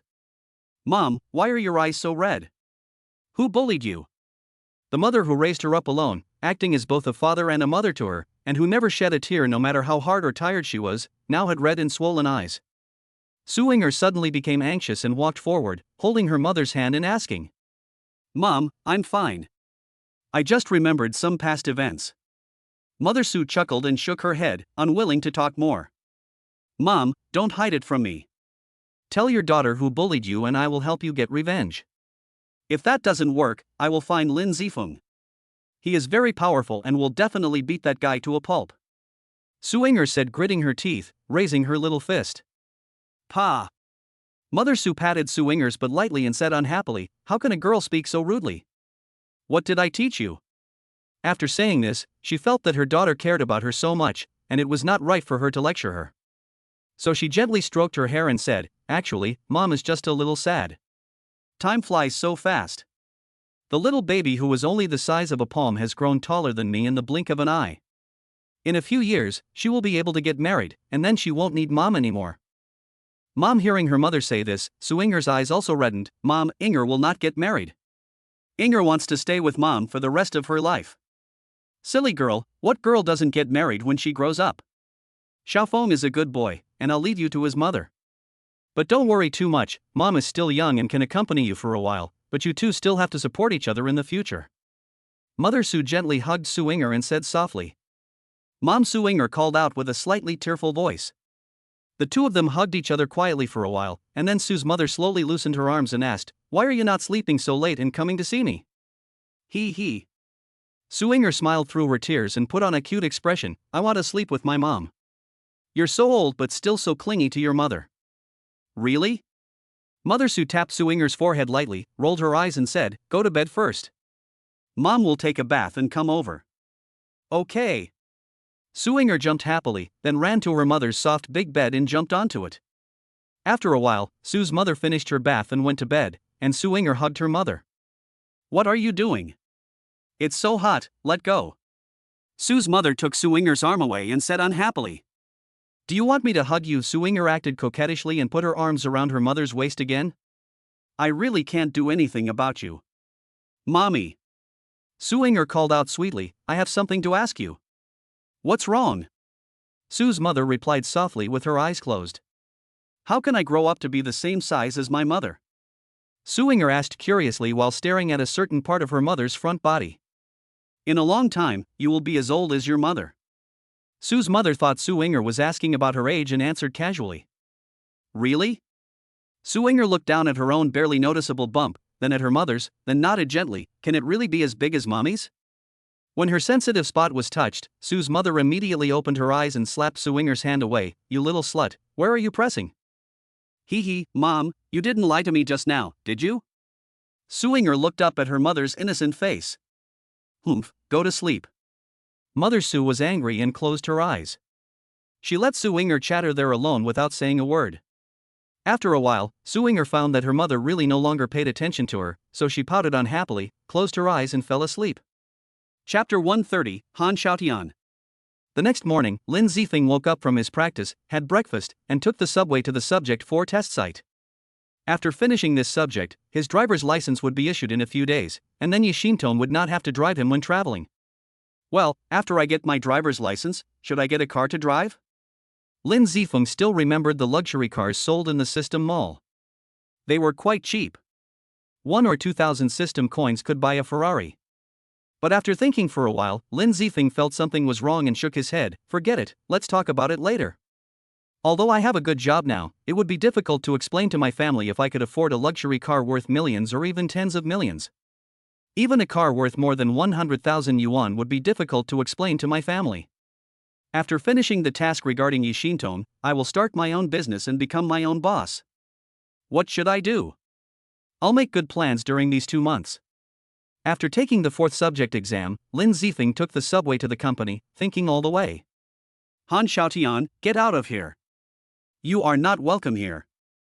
On the way back to the company and heading to her office, Yixintong heard an angry roar from the president's office she passed by. Xintong, don't be angry. If you don't want to go tonight, just forget it. Don't make yourself sick by getting angry. A strange male voice sounded. Lin Zifeng, curious about what was going on inside, quietly peeked in from the open door. Yixintong was standing there with her arms folded over her chest, a look of anger on her face, her full breasts trembling with every breath. Facing her was a young man, about 27 or 28 years old, dressed in a suit and tie, with a slicked back hair and powdered face, and a bohemian expression. Lin Zifeng, you've come just in time, kick him out for me. The sharp-eyed Yixintong spotted Lin Zifeng hiding at the door at a glance, pointed at the greasy-haired young man in the office, and shouted angrily. Yes, Mr. Yi. Lin Zifeng responded helplessly, walked in, looked at the man, pointed to the door, and said seriously, Sir, please go out. Get out, damn it. Do you know who I am? How dare you talk to me like that? Han Xiaotian shouted arrogantly, then pushed Lin Zifeng's shoulder hard, but unfortunately it didn't move at all. Good boy, you're quite the martial artist. You're Xintong's new assistant, right? I want to see how good you are. Han Xiaotian didn't get angry when he saw that he hadn't pushed Lin Zifeng. Instead, he showed an eager expression on his face. He stepped back a few steps, jumped twice on the spot, and made a taekwondo starting stance. Take it, ha! With a loud shout, Han Xiaotian suddenly rushed towards Lin Zifeng. When he was about to get close, he stood up and jumped into the air, and made a fierce downward chopped blow. A mere trifle. Lin Zifeng sneered, since you can't walk by yourself, I'll help you. Lin Zifeng quickly stretched out his left hand, grabbed Han Xiaotian's right ankle. Han Xiaotian was slightly startled, and twisted his body with his captured right foot as the axis, kicking Lin Zifeng's head with his left leg without any mercy. Seeing Han Xiaotian's ruthless attack, Lin Zifeng's eyes flashed with anger, and his right hand instantly stretched out and clamped his left leg tightly. Ah, let me go, let me go. Lin Zifeng raised his hands, holding Han Xiaotian's legs, high up, making him a few inches further away from the ground. Han Xiaotian fumbled around with his hands, trying to find a foothold, but it was no use. Let you go? Okay, I'll satisfy you. Lin Zifeng showed a harmless smile and swung his left hand towards the door. Bang! Han Xiaotian fell heavily to the ground, and his not-so-handsome face came into close contact with the solid tiles. Mr. Han, are you going to leave now? If not, I don't mind helping you again. Lin Zifeng continued to smile, but in Han Xiaotian's eyes, this smile was no different from the devil's grin. Boy, just wait for me. Han Xiaotian crawled up from the ground, a fierce look on his face, and threatened unyieldingly. Do you want to take revenge on me? Lin Zifeng asked with cold eyes. No, that's right, I must kill you. Han Xiaotian's legs trembled under Lin Zifeng's cold gaze, but he still refused to give in. Then I'll kill you before you kill me. Lin Zifeng clenched his fists and walked towards Han Xiaotian with firm steps. Ah! Just wait for me, I will definitely come back. Han Xiaotian mustered up his courage, yelled, then turned around and ran towards the elevator. Waste, bah! Lin Zifeng looked at Han Xiaotian, who was running away with his head in his hands, and spat on the ground with disdain. Mop the floor yourself later. At this time, Yi Xintong's cold voice came from behind. Oh, okay, haha. Lin Zifeng scratched his head awkwardly. He was a little too proud of himself just now and even forgot where he was. Lin Zifeng ran to the bathroom to find a mop and cleaned up the crime scene he had just made. He put the mop back and came to Yi Xintong and asked, Boss Yi, who was that person just now? What were they doing here? Do I need to tell you? Yi Xintong glanced at him and said lightly. Well, Mr. Yi, what you said is wrong. My current responsibility is to protect your personal safety, so I have to find out all the potential threats around you and eliminate them. If you don't cooperate with me, it will be difficult for me to do it. Lin Zifeng said with an expression of being ungrateful and unwilling to help. Yi Xintong stared at Lin Zifeng for a few seconds, then turned her head to the computer screen and said calmly, That man is called Han Xiaotian, the young master of the Han Trading Group. I don't know where he heard that I needed to purchase a large amount of Chinese medicinal herbs, but he came to me early in the morning and said he could help me. He even insisted that I have dinner with him in the evening. Lin Zifeng lowered his head and pondered for a moment before asking, Does anyone else know about our trip to Ruweikang Pharmaceutical besides you and me? You are the only one in our company who knows about it, and the others are from Wu Shuyun's side. Yi Xintong shook her head and said. Okay, I got it. Mr. Yi, you go ahead and do your work. Call me if you need anything. I'll go back to the office first. Lin Zifeng smiled and nodded, then turned and walked out the door. Wait a minute. Lin Zifeng had just taken 2 steps when Yi Xintong behind him took him in her mouth. Is there anything else? Lin Zifeng turned around and asked in confusion. Han Xiaotian has some connections in the underworld. You should be careful when you are alone. I'm worried that he will retaliate against you. Yi Xintong said these words with concern, but her tone remained flat. Thank you, but if he still wants to be beaten, come on. Lin Zifeng smiled slightly and said domineeringly, then strode out of the office, leaving behind a dashing back. Arrogant. After Lin Zifeng left, Yi Xintong muttered softly, with a little woman's expression on her face. If Lin Zifeng saw Yi Xintong at this moment, he would definitely be shocked by her beauty. Unfortunately, he was destined not to be able to appreciate it. Lin Zifeng returned to his office and sat back quietly. He glanced at the empty seat in front of him on the right. Could it really be you? Chapter 131, Li Yun is a traitor? 4th update. Lin Zifeng looked at the empty seat in front of him on the right and felt mixed emotions. Yi Xintong didn't care too much about others knowing that she went to Ruweikang Pharmaceutical to seek cooperation with Wu Shuyun, but Lin Zifeng couldn't help but care, because from another perspective, Yi Xintong's privacy was leaked. If it was Wu Shuyun and his female secretary who leaked the matter, then everything would be fine. But if the news was leaked from his side, it would make people's backs cold, because it means that everything around Yi Xintong is exposed under the spotlight of someone with ulterior motives. I only told Sister Yun about Yi Xintong and I going to Ruweikang. Also, Yi Xintong once told me that she was almost attacked when she was coming back from meeting a client. It was as if those people knew the route I would take. If all this is not accidental. Thinking of this, Lin Zifeng closed his eyes, leaned back in the chair, his head tilted to the sky, looking weak. From these clues, the most likely suspect is Li Yun, the innocent and somewhat infatuated secretary. Lin Zifeng really doesn't want to believe that Li Yun is the traitor beside him. She is warm and generous, with a cheerful personality. She treats Lin Zifeng as well as her own brother. Moreover, Yi Xintong treats her like a sister. There is no reason for her to betray Yi Xintong. Sherlock Holmes once said, eliminate the impossible, and whatever remains, however improbable, must be the truth. Lin Zifeng sat up, staring at the black screen, and said softly, "Let's find a chance to test it out." "Hi, Xiaofeng, you're here. How did you do on the subject 4 test today?" Li Yun just walked in at this time, saw Lin Zifeng and greeted him. After waiting for a long time, Lin Zifeng still didn't respond. Li Yun was curious and walked over to see that Lin Zifeng was staring at the black screen of the computer. So Li Yun's eyes rolled around, and she had the idea of playing a prank on him. She shouted loudly, "Hey, what are you staring at?" "Oh, Sister Yun, it's you. Do you have something to talk to me about?" Lin Zifeng was startled by the sudden roar. He turned around and saw Li Yun looking at him with a smirk on her face, like a child who had stolen candy. "What? You weren't even listening when I was talking to you. I asked you how you did on the subject 4 test today." Li Yun pouted and said unhappily, "Sorry, I was just thinking about something and got distracted." "It's the 4th subject, right? I did pretty well in the test. I should get my driver's license in 2 days." Lin Zifeng forced a smile. "I think you are thinking about your girlfriend." Li Yun said unhappily. Really not." Lin Zifeng smiled and shook his head, then looked at Li Yun's right wrist, and was attracted by it for a moment. "Oh, Xiaofeng, your expression is so disgusting and lustful. Sister Yun knows that her hands are beautiful, so you don't have to keep staring at them like that."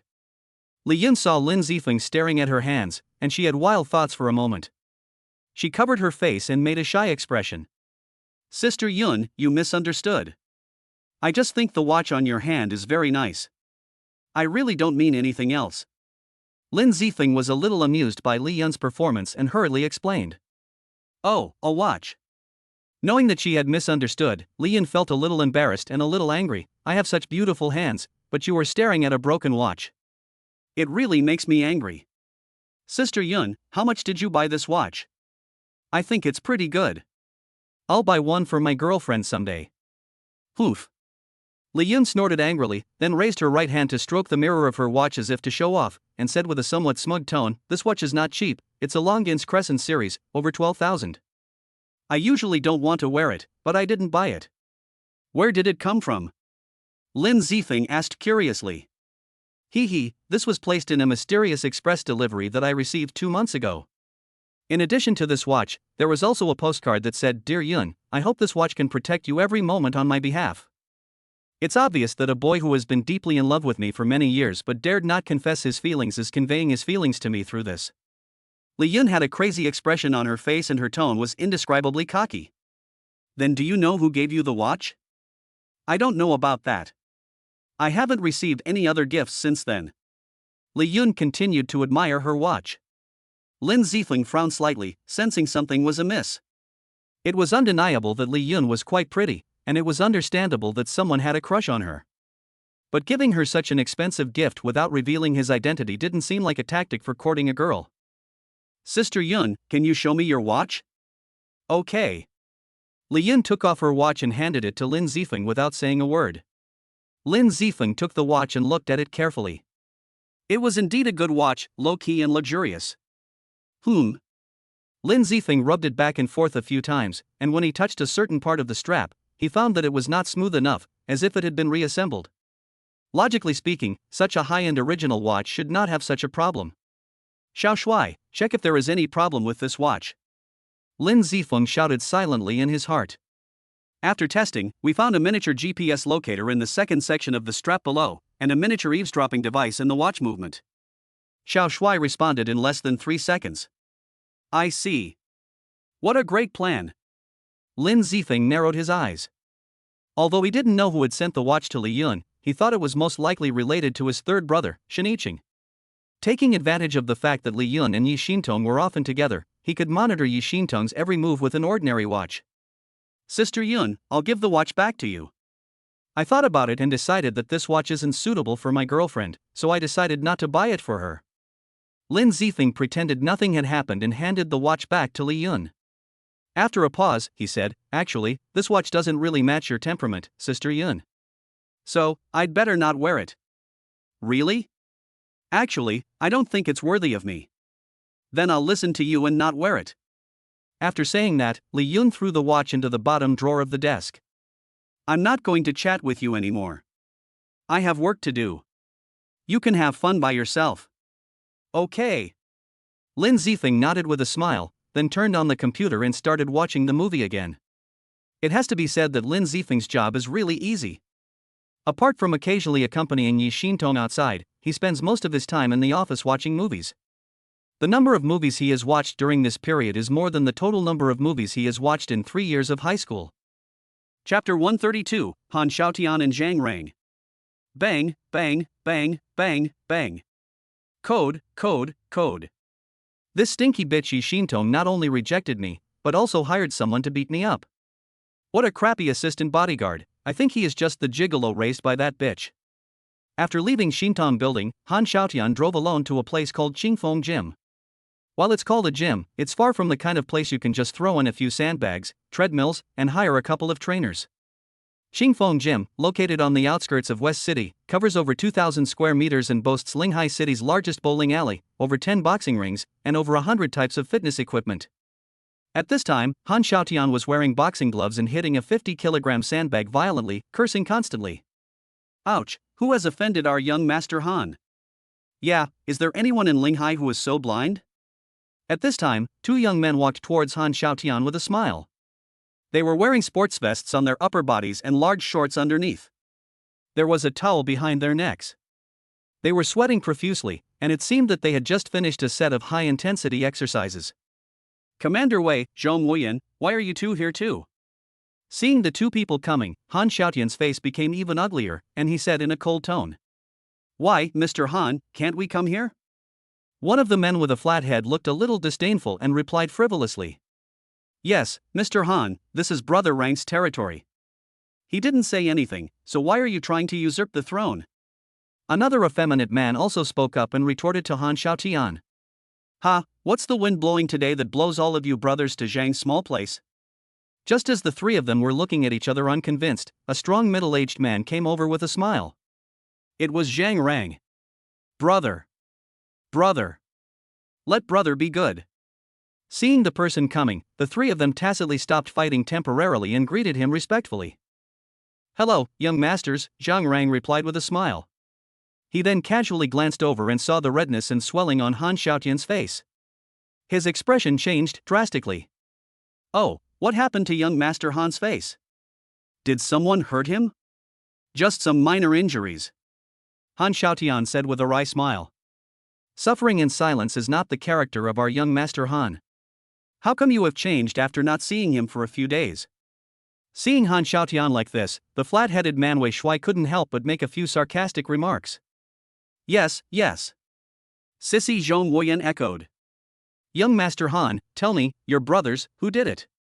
I, Zhang Rang, will definitely help you get revenge. Zhang Rang patted his chest and acted like a righteous man. Yes, never mind. Han Xiaotian hesitated. After all, it was quite embarrassing to be beaten up and not be able to retaliate but to ask others to help. Mr. Han, you don't treat me, Zhang Rang, as a brother. I'm very unhappy about this, Zhang Rang said with pretended displeasure. Okay, in that case, I'll tell you the truth. I asked you to tell me before that Yi Xintong was looking for a supplier of Chinese herbal medicine. Although you may have just said it casually, I still kept it in mind.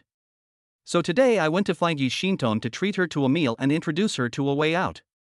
Who knew that this bitch not only didn't appreciate it, but asked her assistant to kick me out? Naturally, I was not happy about it, so I started fighting with that guy named Lin Zifeng, but unfortunately I was not as skilled as him. Han Xiaotian said bitterly. Han Xiaotian, have you played with too many women? You can't even handle a little assistant? Han Xiaotian had just finished speaking when Coach Wei's sarcastic voice came again. What you said, Mr. Wei, is wrong. Zhang Rang interrupted at this time. I have dealt with Lin Zifeng several times. He is indeed not an easy person to deal with. To be honest, even I am not his match in one round. After saying this, Zhang Rang sighed with a look of shame on his face. What? Brother Rang isn't even his match?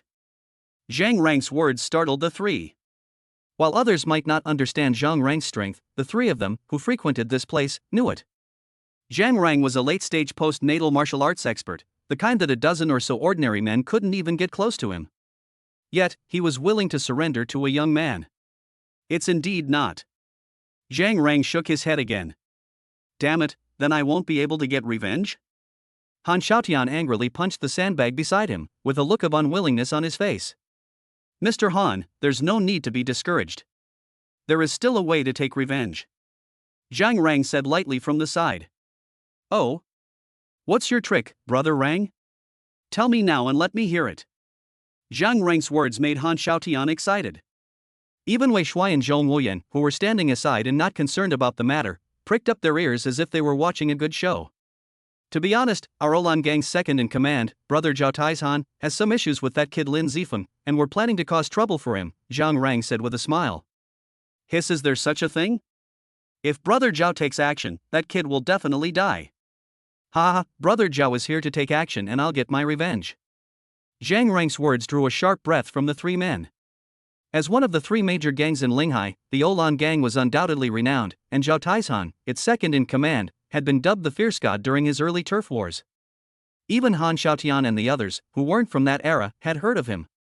The story of Zhao Tieshan's heroics, when he single-handedly fought off over 30 opponents and ultimately defeated them all, was still widely circulated in the Linghai underworld. It was almost as if Zhao Taizhan had become a kind of idol among the novice thugs. When does Brother Zhao plan to take action? Han Xiaotian became excited and anxious at the thought that Lin Zifeng would be beaten by Zhao Taizhan to the point where he could not take care of himself. This Saturday is Brother Zhao's 45th birthday. He's going to host a banquet at the Legend Club and take care of Lin Zifeng at the same time. I believe you can all figure it out. Brother Zhao is doing this to establish his authority. Although our Olan gang no longer does those shady things, it doesn't mean that any small-time guy with a little bit of kung fu can bully us. At the end, Zhang Rang snorted coldly, his domineering look revealed. That's great. Han Xiaotian clapped his hands excitedly, but then his expression suddenly became a little awkward after he thought of something. But how can we get Lin Zifeng to appear at Brother Zhao's banquet that day? That's not difficult. Zhang Rang smiled. Lin Zifeng is Yi Xintong's assistant and bodyguard.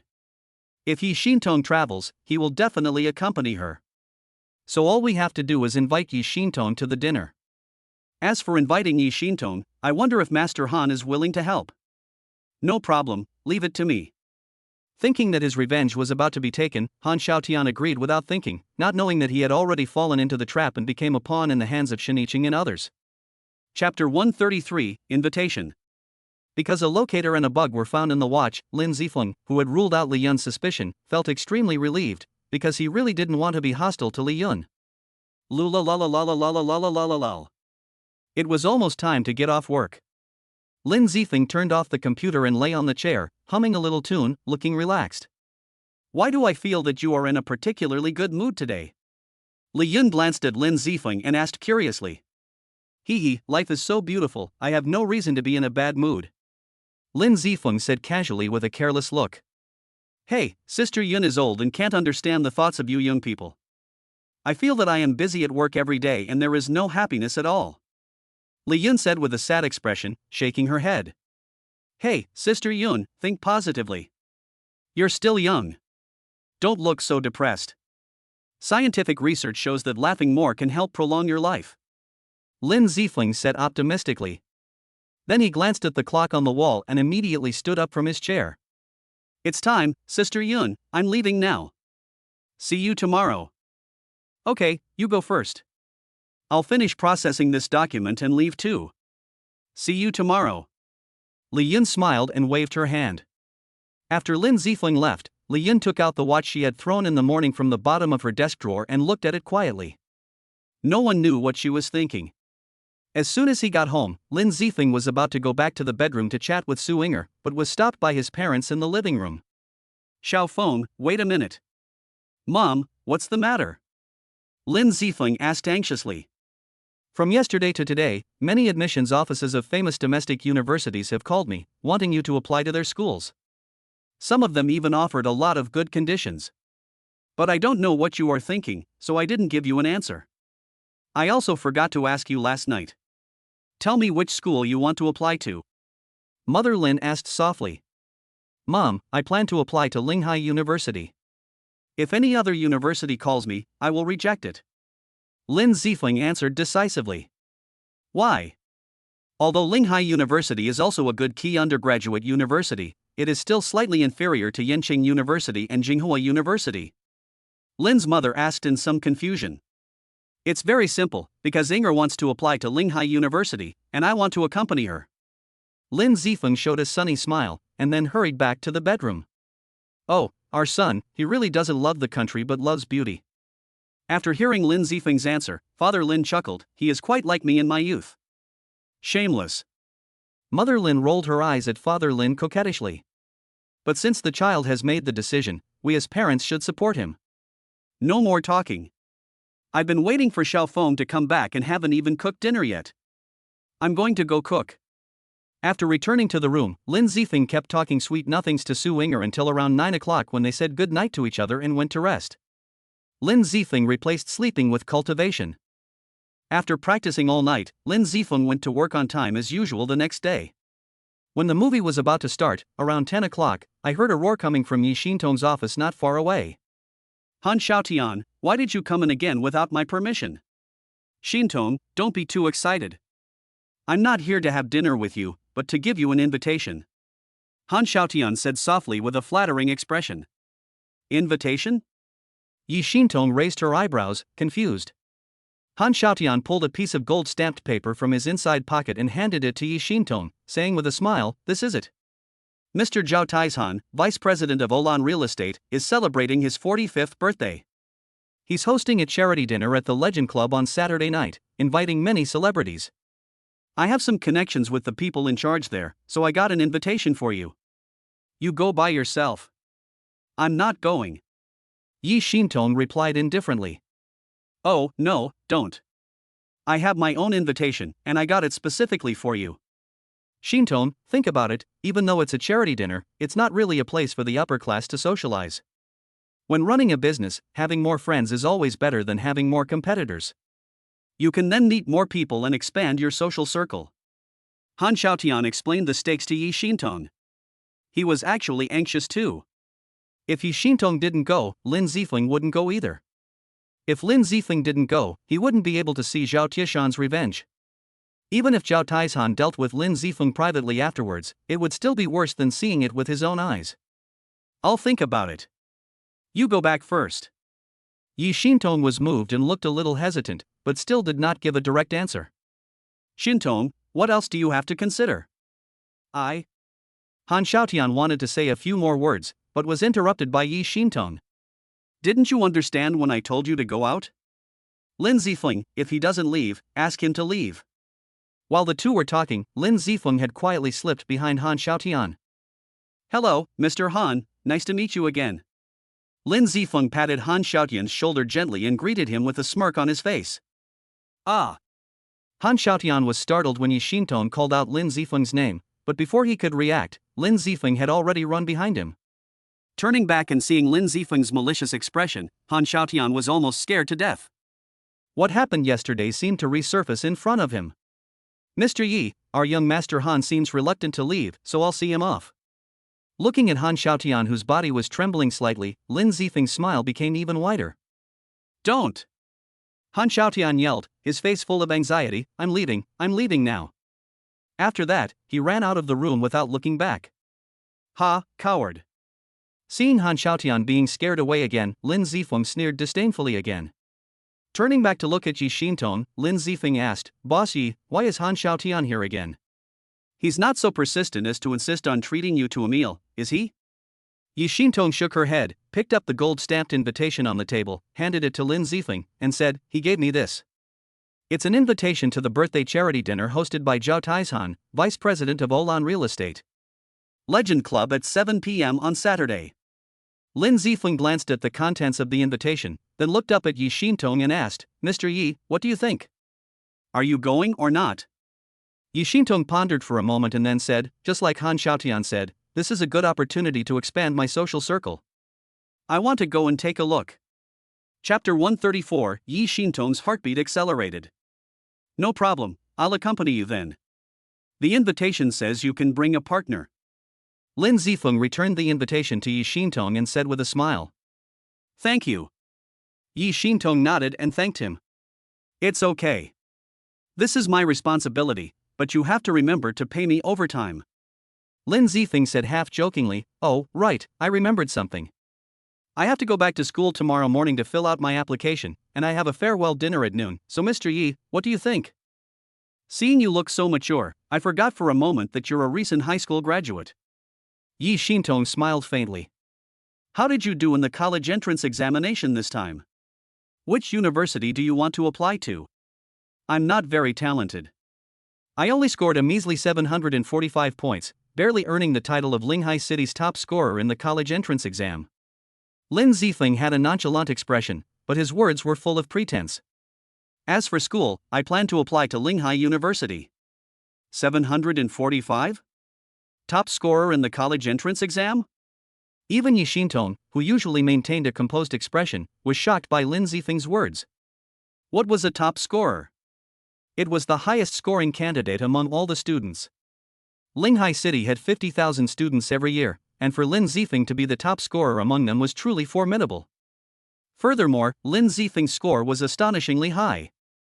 A perfect score of 750, with no bonus points, resulted in a score of 745. Excluding Chinese, where a perfect score was practically impossible, Lin Zifeng should have gotten perfect scores in all other subjects.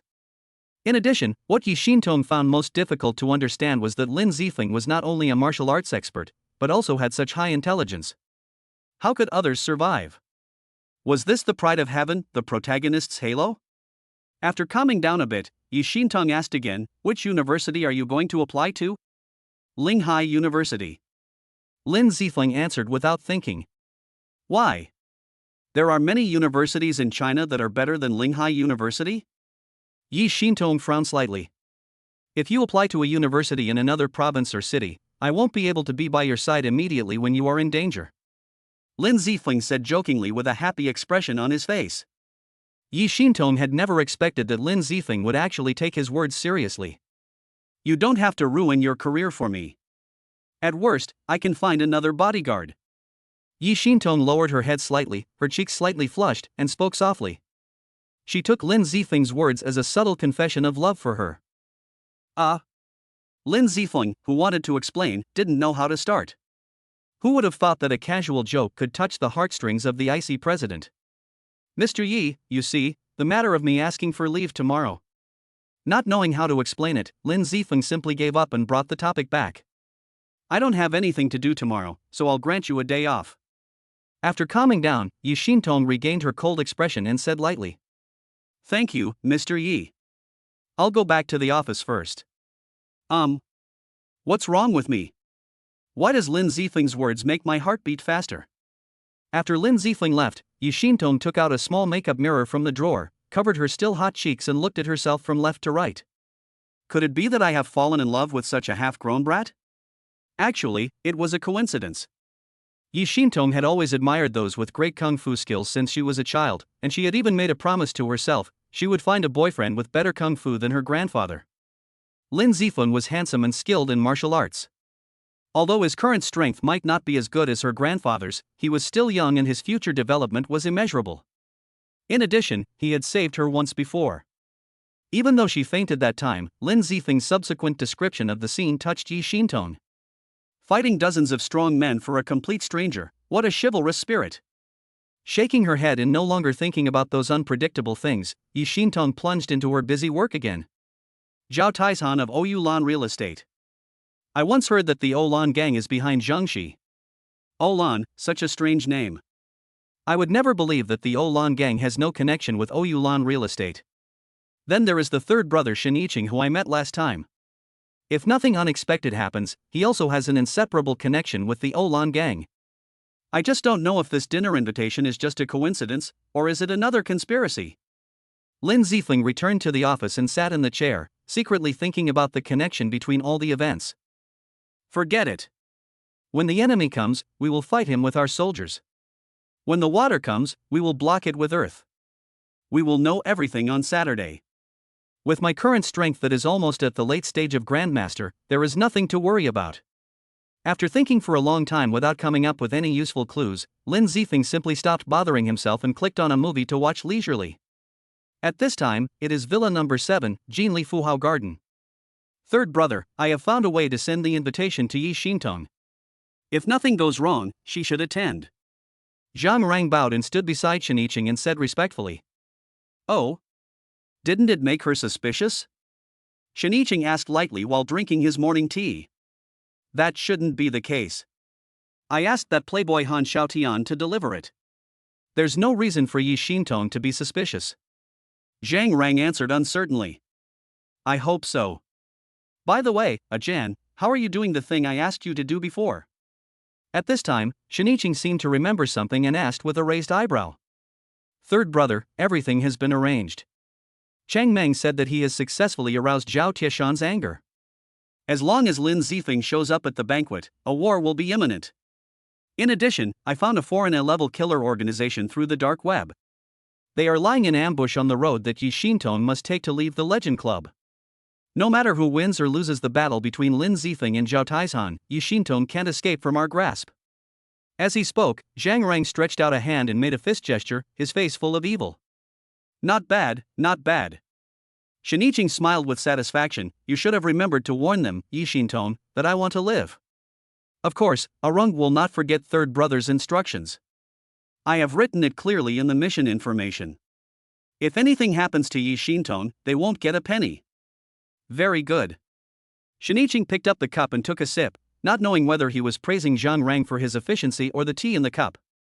The room returned to tranquility again. After a while, Shiniching spoke again. Aryan, who do you think will win on Saturday night? This. Zhang Rang thought for a moment and said, Zhao Taizhan has been famous for a long time. There are even rumors that he recently broke through to the Grandmaster level. I don't think Lin Zifeng should be his opponent. Chapter 135, Pay attention to Lin Zifeng, 4th update. This. Zhang Rang thought for a moment and said, Zhao Taizhan has been famous for a long time. There are even rumors that he recently broke through to the Grandmaster level. I don't think Lin Zifeng should be his opponent. But I don't think so. Shiniching shook his head and smiled faintly. I think Lin Zifeng can win. Impossible. Zhang Rang exclaimed in shock, then immediately realized his mistake and apologized to Shiniching. I'm sorry, third brother, It's okay, you can tell me what you think and why you think Lin Zifeng can't win. Shiniching waved his hand to show that he didn't care and continued. Okay. This is what I think. Lin Zifeng is just a young man under 20 years old, even if he has been practicing martial arts since he was in his mother's womb for less than 20 years. I admit that he is gifted, but he is still too young after all. Zhao Taizhan is even more well known to us. He has practiced martial arts for more than 30 years and has experienced more than 100 battles of all sizes. Moreover, he reached the realm of half-step Grandmaster many years ago. Even if the rumors of his breakthrough to the Grandmaster level are rumors, his strength is still among the top ones below the Grandmaster level. If Lin Zifeng can defeat Zhao Taizhan, doesn't that mean that Lin Zifeng has the strength above the Grandmaster level? Third brother, forgive me for being blunt, but I don't want to believe that such a young Grandmaster will appear in this world. Zhang Rang organized his words and expressed his thoughts. After hearing Zhang Rang's words, Shiniching smiled and shook his head. Arung, after all, your vision is still not broad enough. Please give me some advice, third brother. Zhang Rang said with a little dissatisfaction in his heart. Okay, since you are the most loyal person to me, I will tell you a few things. First, there are indeed 20-year-old grandmasters, but they rarely display themselves publicly. In fact, every region of the country boasts aristocratic families that have been entrenched for decades or even centuries. While these families may appear merely wealthy and powerful to outsiders, virtually every one of them cultivates martial artists, whether they are their own children or those from outside their families. Generally, the more developed a city, the greater the financial resources of the families, and the stronger the martial artists within them. This is because they can invest vast sums of money to cultivate talented individuals and gain access to more training resources. A family's wealth leads to greater military power, which in turn feeds back into the family, further prospering it. This virtuous cycle has enabled these great families to endure for so many years. As far as I know, even the top families in Yanjing and Modu boast 1 or 2 young grandmasters in their 20s. Secondly, based on the few times we've dealt with Lin Zifeng, can't you see that Lin Zifeng seems cynical, but in fact he is unfathomable? He has refreshed our understanding of him time and time again. Even now, we still haven't figured out where his limits are. Can you guarantee that he won't be a master? To be honest, the pressure from Lin Zifeng on me is even greater than that from Ouyang Chun. If we can't strangle him in the cradle, I have a hunch that he will become a serious threat to us. At this point, Shiniching's eyes became sharp. His Shiniching's series of words made Zhang Rang gasp. There actually existed a young master in his 20s in this world, and Lin Zifeng was so valued in the heart of his third brother. Hee, but you don't have to worry too much. Now is not like the ancient times where you can do whatever you want just because you are good at martial arts. Now is the era of hot weapons. Unless people can break through to above the Grandmaster level, the legendary Bowdown realm can ignore the rain of bullets. Otherwise, even a strong Grandmaster can't withstand a few armor-piercing bullets. If the control of arms was not so strict, those big families would not have to go to such great lengths to cultivate martial arts masters. Shiniching looked at Zhang Rang's frightened face and smiled to comfort him. I understand, third brother. In the blink of an eye, it was Wednesday morning and Lin Zifeng had just finished his training. Open the personal interface. Universal Carrying System. Available systems: Martial Arts Training System 210. Constitution, Holy Body of All-Knowing Spirituality. Martial Arts Talent, Earth Level 5. Martial Arts Realm, 9th level of Chi Refining 4718,000. Kung Fu, 9 Yang Manual, a glimpse of the tips. Martial Arts, Tai Chi Boxing 1st level Perfection, Airblade 2nd level Early Stage, Fire Control Beginner. Skills: Intermediate Driving Skills, Elementary Firearms Skills 2, Intermediate Cooking Skills 2, Intermediate Medical Skills. System Coins, 43300. System Mall, General Mall, Martial Arts Mall 20% open. Items: Training Guide, Ordinary Lottery Tickets 5. Mission: Protect and break the conspiracy. It won't be long before I can break through. Come on. Lin Zifeng excitedly cheered himself up. It's getting late, and I have to go to school to fill out my application. If nothing unexpected happens, this should be my last time going to school. Now I think I'm a little reluctant to leave. Let's go early. After saying that, Lin Zifeng stood up and walked out of the room. When I arrived at the school, the gates were wide open, and students were trickling in. It was only 8 o'clock, and Teacher Chen had told us to be at school by 9 o'clock. Plus, today was only homecoming day for the seniors, so it seemed so sparsely populated. This is where I hold all the memories of my best 3 years of youth. I wonder if I'll ever come back.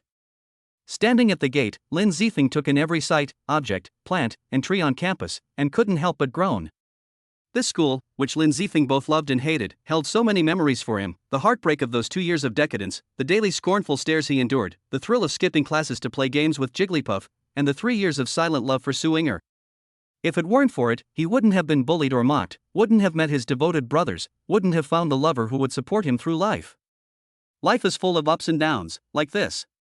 Lin Zifeng strolled into the campus, visiting this familiar and friendly place like a passerby, recalling everything that happened between him and his beloved girl.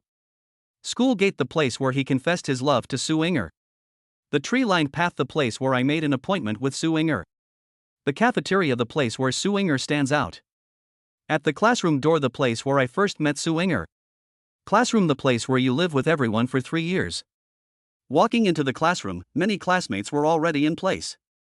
Lin Zifeng looked at those young faces filled with smiles and shouted from the bottom of his heart, "Dear classmates, good morning, I missed you so much."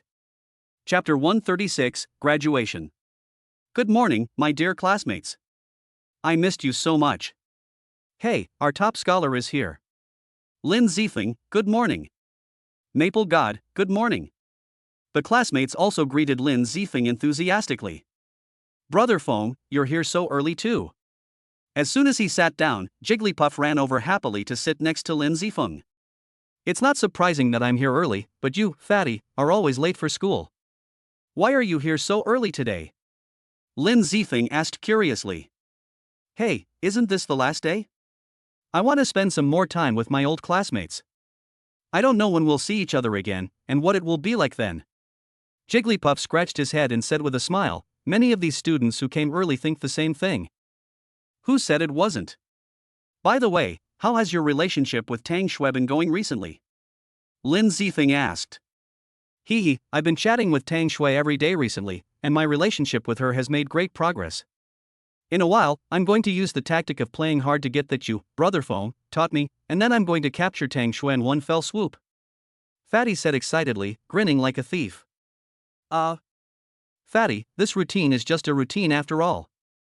If you can really move Tang Shui with your true feelings, it's better not to use these little tricks. Lin Zifeng said a little embarrassedly.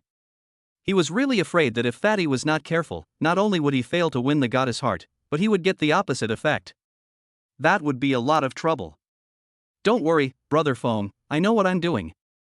Jigglypuff patted his chest confidently and made an okay gesture. I won't talk to you anymore. My Inger is here too.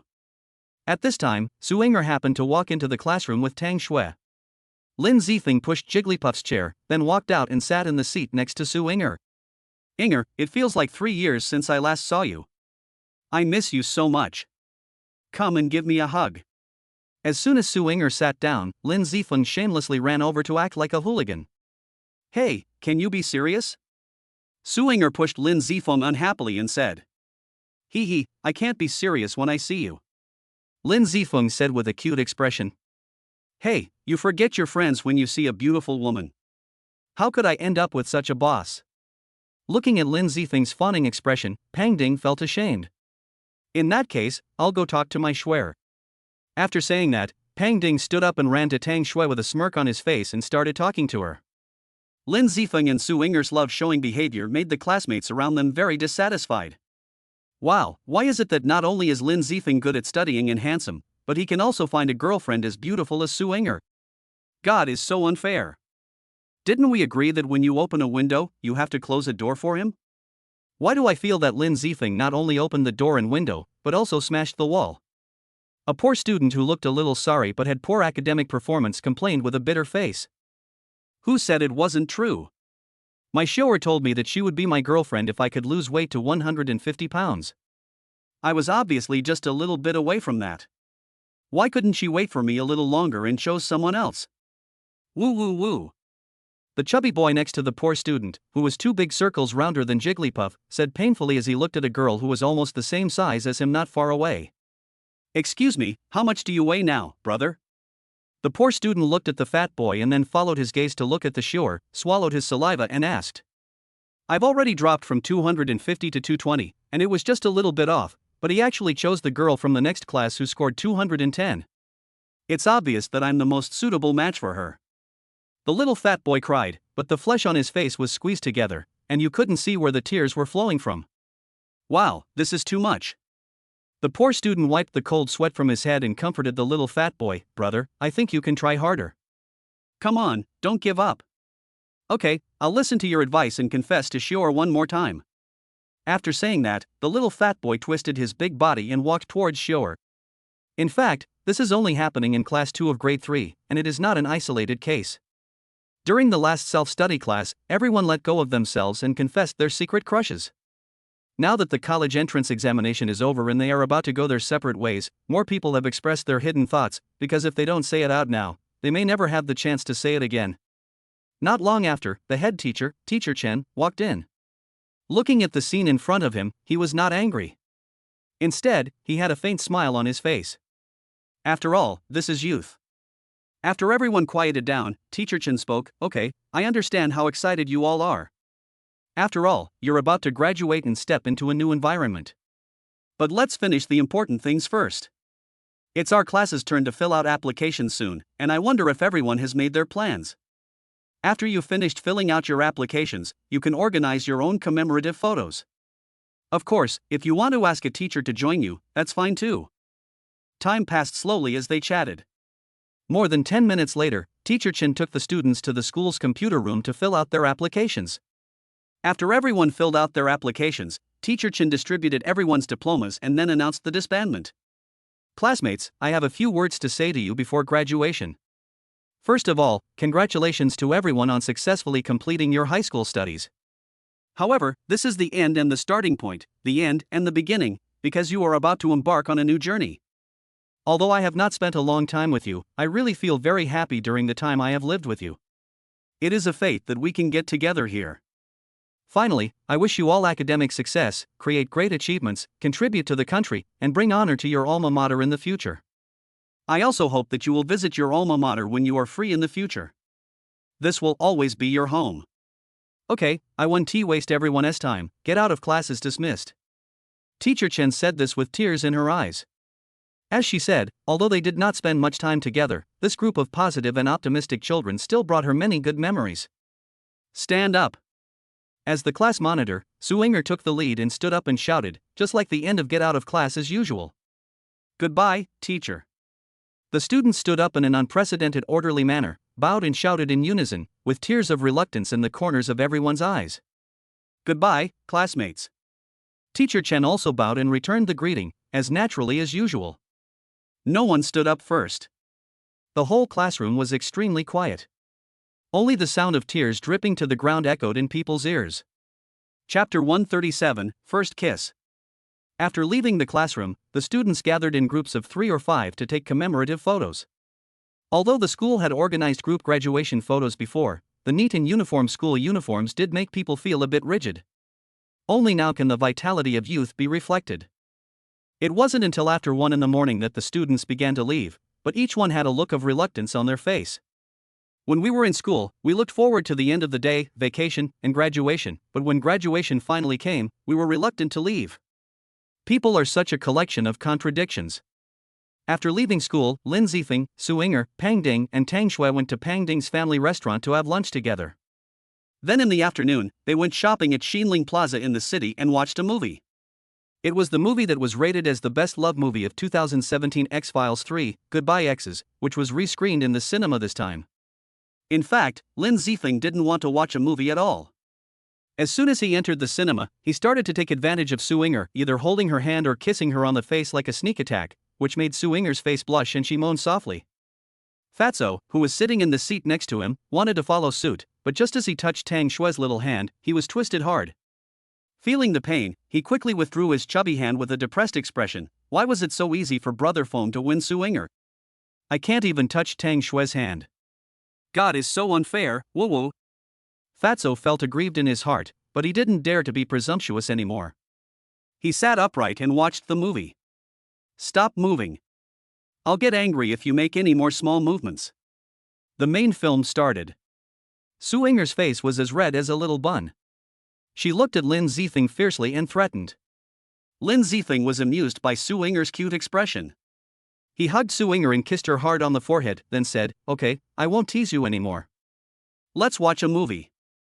After seeing that Lin Zifeng was just holding her hand and not making any other movements, Su Inger gave a delicate cry and turned her gaze to the screen. As the plot of the movie progressed steadily, tears gradually welled up in Su Inger's eyes, but Lin Zifeng felt speechless. Aren't movie plots all made up by people? Why was she crying? As the movie neared its end, background music began to play. Meng Yun, wearing a golden hoop on his head, stood in a bustling square, shouting, "Lin Jia, I love you." While Lin Jia was in an empty room eating the mango that had killed her, Su Inger couldn't contain herself anymore and burst into tears. Many young girls who had come to the cinema with their boyfriends also threw themselves into their boyfriends' arms and cried. Breaking up should be done with dignity. No one should say sorry. How can we feel indebted?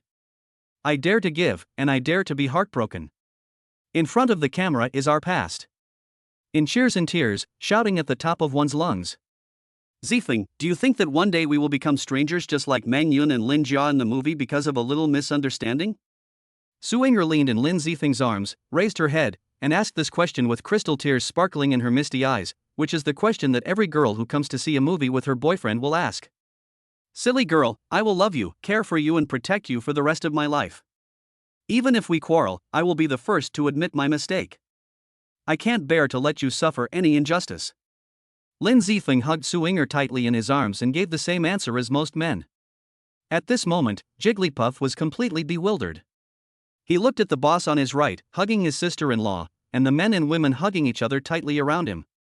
Then he looked at Tang Shui on his left, crying like a tearful person. He didn't know what to do. Finally, he mustered up his courage, stretched out his 2 strong arms, gently wrapped them around Tang Shui's shoulders, and pulled her into his arms. Tang Shui, with tears streaming down her face, shook her shoulders reluctantly twice, and finally, half-heartedly, leaned into Jigglypuff's arms. Dad, Mom, Brother Phone, I succeeded. Pang Ding cried excitedly and shouted loudly in his heart. Zifeng, if you dare to break up with me, I will go on a hunger strike and starve myself to death. Su Inger stretched out a finger and drew circles on Lin Zifeng's chest intentionally or unintentionally, saying in a firm tone. Silly girl, I won't let you say that. Lin Zifeng flicked Su Yinger's head in annoyance, then said seriously, if I break up with you, I want you to let me get hit by a car, drink myself to death, or get stabbed on the street. Lin Zifeng wanted to swear a few more times, but Su Yinger covered his mouth with hers. That's enough, stop talking, let's never be apart again. Yes, we will never be apart. When love is deep, true feelings are revealed. Just like that, the two of them stared at each other, as if they were the only two people left in the world. Finally, Su Yinger tilted her chin forward slightly and slowly closed her eyes. Lin Zifeng understood Su Yinger's intention and kissed the bright red spot hard. Their first kiss, which they had kept for 18 years, disappeared in this cinema. After the movie, they wandered around for a bit and ended up at a restaurant called Xiangman Yuan. This was where their classmates from Class 2, Grade 3, had their farewell dinner. Since none of the class had any wealthy second generations with fortunes in the tens or hundreds of millions, the meal was split equally. Everyone enjoyed the meal very much. Without the pressure of exams, everyone just let go and drank beer or liquor, with the intention of not leaving until they were drunk. As Lin Zifeng was successful in both examinations and love, he naturally became the focus of everyone's attention. Those classmates who could drink more came to Lin Zifeng to toast him. Of course, Lin Zifeng accepted everyone's toast. They were kidding, how could a powerful qi-refining master be drunk by these mortals? Drink less. Although Lin Zifeng was confident, Su Yinger was still worried. In just a short while, Lin Zifeng had drunk about a pound of liquor and more than 10 bottles of beer. It's okay, everyone is happy, I'll keep them company. Lin Zifeng said calmly, without any sign of drunkenness. Sister-in-law, hiccup, Brother Feng said everything is fine, hiccup, so don't worry about it. At this time, a classmate with a red face and burping advised Su Yinger. He was the one who drank the most among those who had just had a drinking contest with Lin Zifeng, and now he was the drunkest one. It's okay, don't forget, I know martial arts, I can neutralize the effects of alcohol. Seeing that Su Yinger was still worried, Lin Zifeng gently patted her little hand and comforted her. Okay, take it easy. At this moment, Su Yinger looked like a little wife who was worried about her drunk husband, very lovable. After 3 rounds of drinks and 5 dishes, when everyone was full and almost sober, Lin Zifeng got up to pay for the meal. After returning to the private room, he saw that everyone was going to KTV to sing. Except for a few people who lived far away and went home first, everyone else nodded in agreement. When they arrived at the KTV, Lin Zifeng ordered an extra-large meal. After all, there were more than 30 people and the ordinary private room could not accommodate them. As soon as we entered the box, several microphone masters took the lead in requesting songs. With them taking the lead in stirring up emotions, everyone let go. Until the end, Su Yinger sang a song, The Crossroads Where Phoenix Flowers Bloom, which directly triggered everyone's tear glands. It's time for the phoenix flowers to bloom again. Thinking of an old friend I haven't seen for a long time. The river of time flows into the sea. Finally we went our separate ways. No port is a permanent stop. There is a crossroads with phoenix flowers blooming in my mind. I have my most cherished friends. Wow, Su Yinger sang so well, it moved me to tears. Yes, she has a sweet, melodious voice. If she doesn't become a singer, it would be a waste of her talent. In fact, it's the lyrics that are so touching. Everyone attributed their tears to the lyrics and Su Yinger singing, but everyone knew in their hearts that it was all because of the reluctance in their hearts. Chapter 138, Black Bodyguard. It was already past 10 o'clock when they came out of the KTV, and the students all took taxis home together. Lin Zifeng also called a taxi and took Su Yinger, Pang Ding, and Tang Shui with him. They first dropped off Tang Shui and Jigglypuff, and in the end, only Su Yinger and Lin Zifeng were left in the taxi, sitting cuddled in the back seat. Your home is just ahead, please get off the car first. When they were almost at Lin Zifeng's residential complex, Su Yinger looked at Lin Zifeng reluctantly and said, No, I'll take you home first, and then I'll ask the driver to turn back. Lin Zifeng shook his head and said to Su Yinger affectionately, He. Su Yinger smiled sweetly. Lin Zifeng's concern made her feel warm in her heart. Come to my house for dinner on Sunday night. I'll pick you up then. My parents really want to meet you. Lin Zifeng said, holding Su Yinger's smooth hand. Well, come and pick me up at 4 o'clock. Go early and buy some gifts for my uncle and aunt at the supermarket. By the way, you haven't told me what my uncle and aunt like. Su Yinger said after thinking for a while. What are you buying? Your arrival is the best gift for us. After saying that, Lin Zifeng kissed Suinger's beautiful red lips. The driver, who was driving, pretended to be unaware of what was happening in the back seat and drove quietly. Really? You act like a hooligan when I talk to you about serious things. After kissing for about 3 to 5 minutes, Suinger was a little breathless, so she pushed Lin Zifeng away and said coquettishly, "Hee hee, it smells so good." Lin Zifeng smiled foolishly. "You rascal." Suinger rolled her eyes at him coquettishly, then continued, "Tell me what your uncle and aunt like. It's not right to come to your house without anything for the first time. I won't dare to come to your house anymore." Okay, let me think about it. I got it. My dad usually likes to drink a little wine. Then we'll go buy a bottle of good white wine, and then buy my mom some facial masks and moisturizing liquids or something. Also, just some fruits will be okay. Lin Zifeng said after thinking for a while, then he looked down and found Suinger holding her mobile phone and taking notes seriously. White wine, facial mask, moisturizing lotion, fruit. Okay, I've got it. Looking at Suinger's serious and cute expression, Lin Zifeng couldn't help but want to love her. Why are you here again? After sending Suinger home and returning to his own home, it was almost 12 o'clock. Lin Zifeng washed up and went back to his room to practice. The next morning, when Lin Zifeng woke up and turned on his phone, he saw a lot of unread text messages. He clicked them and saw that they were red envelopes sent by his classmates. The money for dinner and singing last night was paid by Lin Zifeng. What a lovely group of people, Lin Zifeng smiled. He couldn't say for sure whether they would meet again in the future. Even if they defaulted on their debt, Lin Zifeng wouldn't chase them for the 100 yuan. But they still chose to be honest and trustworthy. A person with good character will surely achieve great things in the future. Time passed day by day, and it was Saturday in a blink of an eye. Because Lin Zifeng's driver's license had been issued, Lin Zifeng was the driver for Yi Xintong's trip today. At around 4 o'clock, Lin Zifeng took a taxi to the address provided by Yi Xintong, which was the home where Lin Zifeng sent Yi Xintong for the first time, Villa number 6 in Wanqing community. When Lin Zifeng arrived at the gate of the villa, unlike last time, there were 2 tall men standing in front of the door, wearing neat black suits, sunglasses, and dressed like bodyguards. "Stop, what are you doing?" Lin Zifeng had just taken a few steps closer when 2 bodyguards reached out to stop him. "Oh, I'm looking for Mr. Yi. I'm his assistant," Lin Zifeng explained without getting angry. "Wait, I'll go in and report."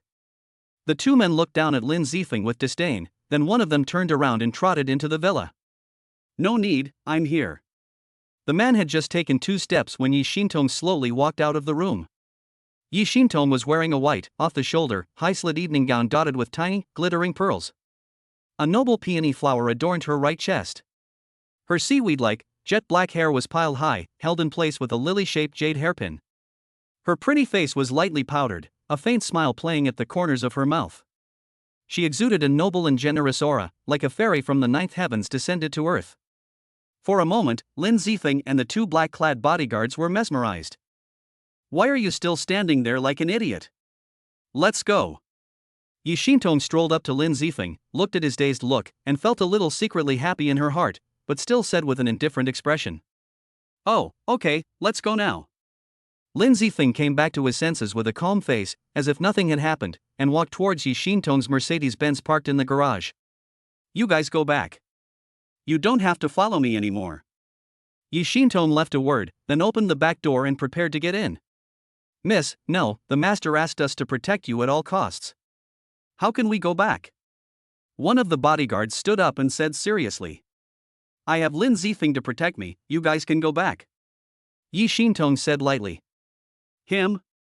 How the man looked at Lin Zifeng in the cab and sneered, "Miss, to be frank, I can beat 10 brats like him with one hand." "Yes, miss, please don't make things difficult for us 2 brothers." Another person also echoed. "You?" Yi Xintong was slightly angry. Not only did the 2 servants refute her, but they also looked down on Lin Zifeng. "Hey, I have a bad temper." Lin Zifeng, who was sitting in the driver's seat, was too lazy to pay attention to the 2 guys, but he didn't expect that they would show off in front of him one by one. "If the tiger doesn't show its power, do you think I'm Mickey Mouse?" After saying that, Lin Zifeng unbuckled his seatbelt, opened the car door and got out. "What? Are you not convinced?" The bodyguard who mocked Lin Zifeng said with a playful smile when he saw Lin Zifeng walking down aggressively.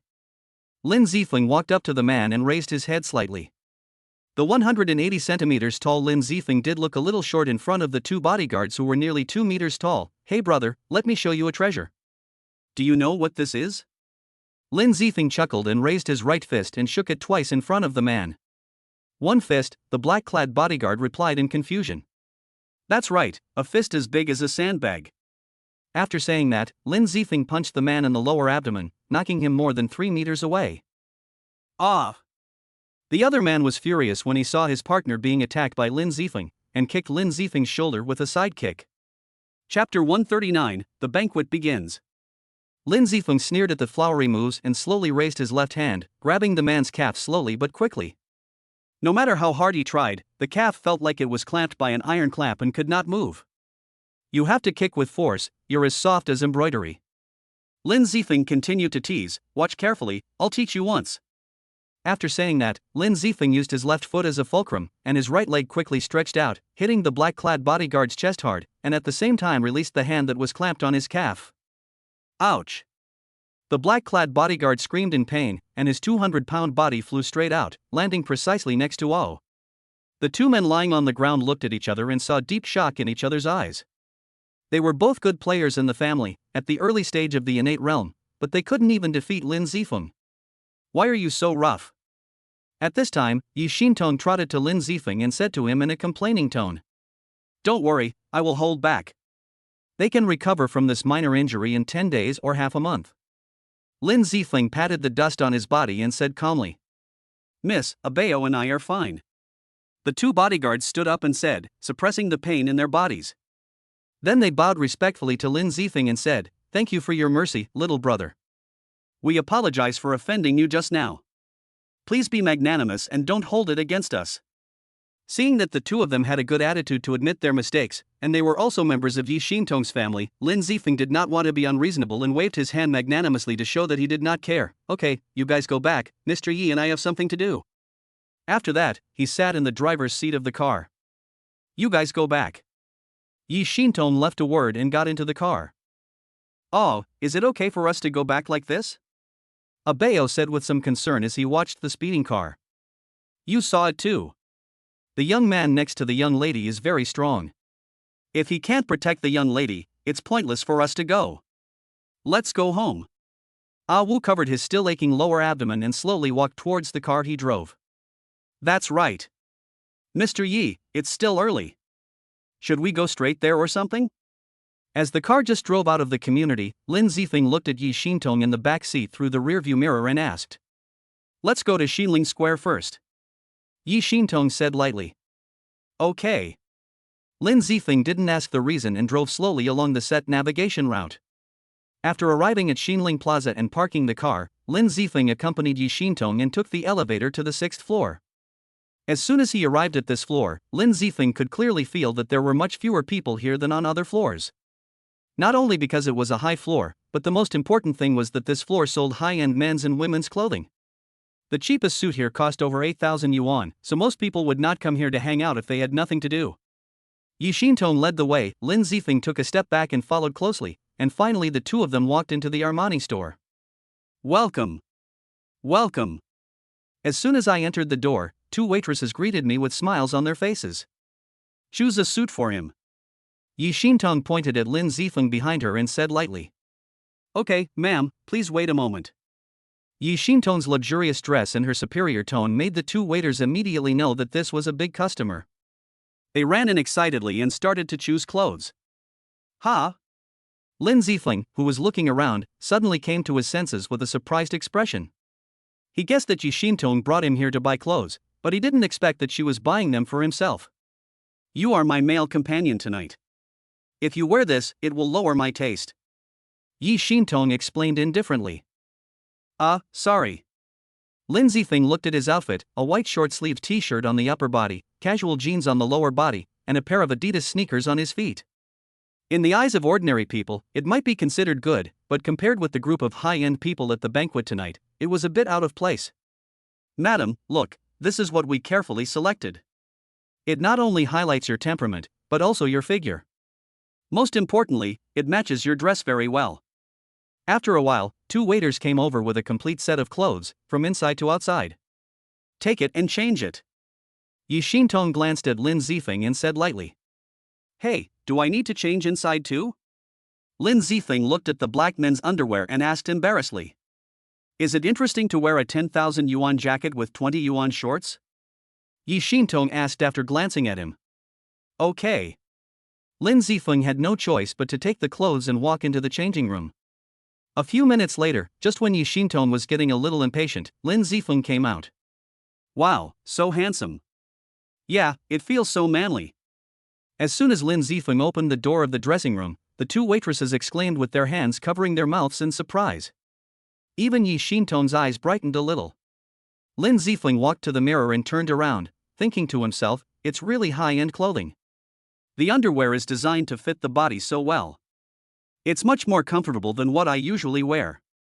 When we have money in the future, let our whole family wear high-end clothes. That's it. Let me pick out a pair of leather shoes for him. Yi Xintong nodded with satisfaction. Okay. After saying that, one of the waitresses ran away in small steps and quickly brought a pair of brown leather shoes. Lin Zifeng tried them on and found that they fit him well. Looking at Lin Zifeng, who had been completely transformed from head to toe and inside out, Yi Xintong took out her bank card without saying a word, swiped the card. Okay, ma'am. Your total purchase is 63,580 yuan. I'll charge you 63,580 yuan. Here's the invoice. Please keep it. After swiping the card, Yi Xintong took Lin Zifeng away. Of course, before leaving, Lin Zifeng asked for 2 shopping bags to take away his changed clothes. Back in the parking lot, at Yi Xintong's command, Lin Zifeng started the car and drove towards tonight's destination, the Legend Club. When we arrived at the banquet hall, it was only 6:30, but many people were already there. The men were wearing formal suits, and the women were wearing low-key, luxurious, or sexy evening gowns. They stood in groups of 3 or 5, talking in low voices, with fake business smiles on their faces, and there was half a glass of red wine in their goblets, which they held without drinking. Maybe this is what upper society is like. In fact, banquets like this, whether held in the name of charity or birthday celebration, are actually just a platform for high-end people to communicate with each other. Just like now, perhaps they have already signed a business cooperation worth hundreds of millions of yuan while chatting and laughing. Chapter 140, Banquet in Progress. Go find a place to stay for a while. I need to go discuss something. Don't cause any trouble. As soon as Yi Xintong entered the banquet hall, she saw a few acquaintances. She gave Lin Zifeng some instructions and slowly left. Okay. Lin Zifeng nodded and turned to leave. Lin Zifeng didn't eat like a starving ghost, like the protagonists in those novels, attracting attention, inviting provocation, and then retaliating with a show of arrogance. He simply took a plate, casually picked up a few snacks, found a quiet place to sit down, and ate delicious food, drank fine wine, and admired the beauties in the hall. Honestly, the women who could attend such an event were either the daughters of high-ranking officials, the wives of wealthy bosses, or their mistresses. With a little dressing up, they all looked good. Young Master Han, that's the Lin Zifeng you mentioned. Apart from being a little handsome, there's nothing else about him. Especially his physique doesn't look strong at all. In another corner where Lin Zifeng couldn't see, 3 rich young men in gorgeous suits, holding a glass of Lafite red wine in their hands, were looking at him and whispering. If you think he is not that good, you can go up and have a fight with him. Don't blame me for not reminding you.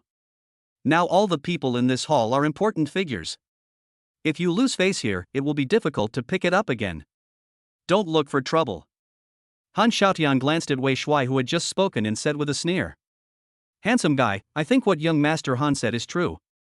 We have no grudges or hatred against Lin Zifeng in the past or present, so there is no need to go up and cause trouble. We'd better just watch the show. Zhong Wuyan echoed with a somewhat effeminate tone. Wu Yan is right. Wei Shuai glanced at Zhong Wuyan. His affectionate eyes always made people feel that there seemed to be some gay relationship between them. Han Xiaotian, who was standing next to them, couldn't help but feel a cold sweat on his back. Hello, sir. I am the daughter of the chairman of Lihua Group. My name is Yin Lily. Can we be friends? Just as Lin Zifeng was elegantly sipping wine and eating snacks, a fashionable and beautiful woman in a low-cut evening gown came towards him with a beautiful smile and introduced herself. Sorry, beautiful lady, I'm just a small assistant, accompanying our president. Lin Zifeng smiled and declined. That's really a pity. Yan Lily's expression suddenly became disappointed when she heard Lin Zifeng's identity. She shook her head and got up to leave to look for her next prey. He's a very handsome young man. It would be great if he was the son of a big company. God really opened a window and closed a door for him. It's a pity that he has such a humble status despite having such a top-notch appearance. Yan Lily still felt a little regretful after leaving. Rich girls like them usually come to the banquet with the purpose of finding their other half.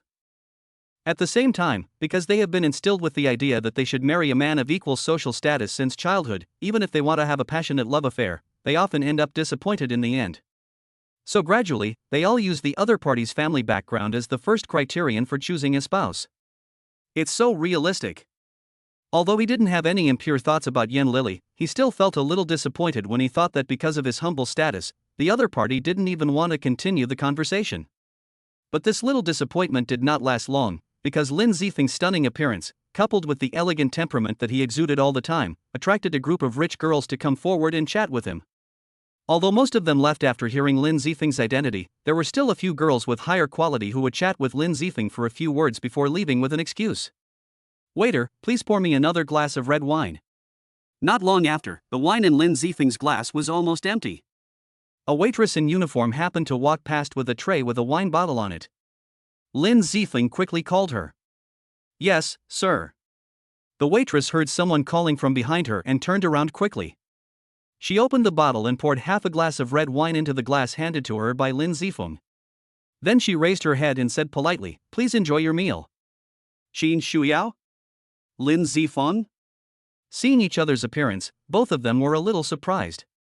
What Lin Zifeng didn't expect was that the waitress who poured wine for her was actually the civilian school beauty goddess who she hadn't seen for a while, Qin Shuyao. Why are you here?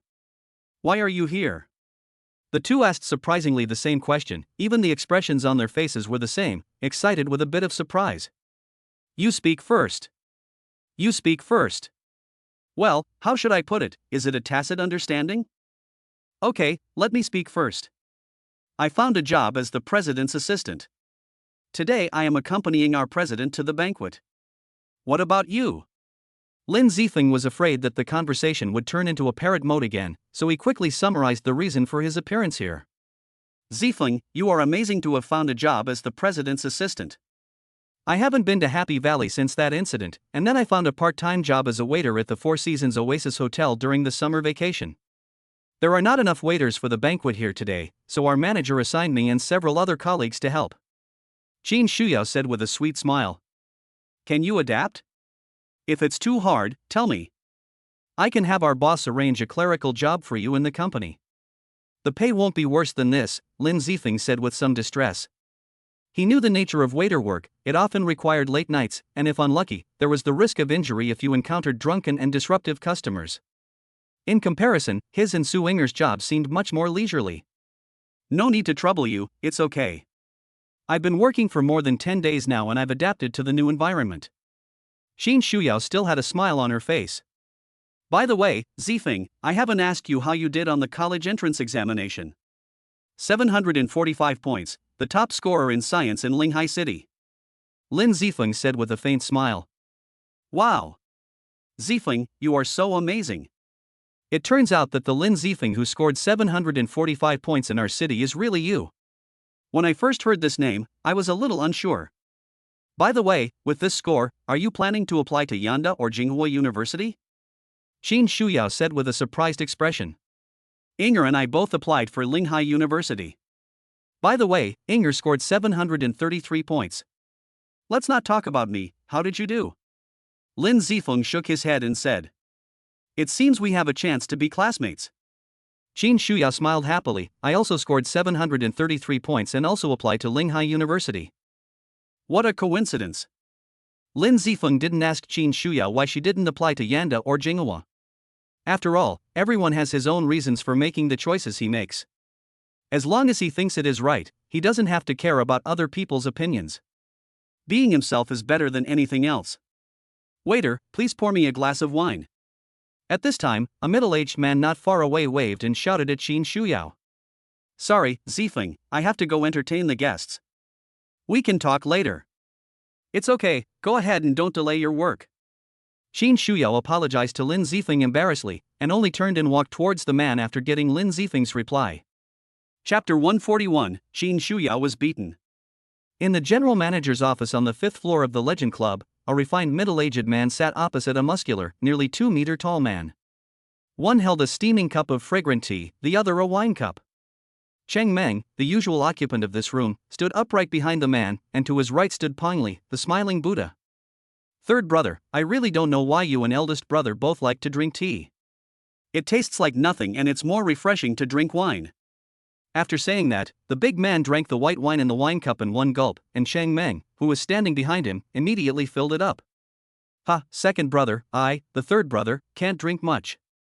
After a few sips of wine, I will naturally be able to taste tea. The elegant middle-aged man was the third brother Shinicheng, and the one he called the second brother was the protagonist of this banquet, the second in command of the Olan gang Zhao Taizhan. Hey, maybe you smart people like this. My brother can drink more than me, but he drinks tea all day long. I can't even find anyone to drink with me. Zhao Taizhan said depressedly, and then drank the white wine in the glass. Brother, drink less. You still have to host the dinner later. Shinicheng smiled and said with concern. It doesn't matter. This little bit of wine is not enough to quench my thirst.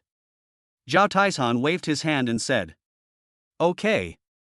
Shinicheng shook his head helplessly, then changed the subject and asked uncertainly, by the way, second brother, I heard that you seem to be looking for a kid to trouble with when you hold your birthday party this time? Hey, it makes me angry just talking about this. Zhao Taizhan slammed the wine cup in his hand on the coffee table, his face a little angry, and said, before, there was a young man named Lin Zifeng, who relied on his kung fu skills to not only tease my lover, but also broke one of Ah Meng's arms. It was not until the past 2 days that he got better. I asked someone to check his background, and he was just an assistant to the president of a small company.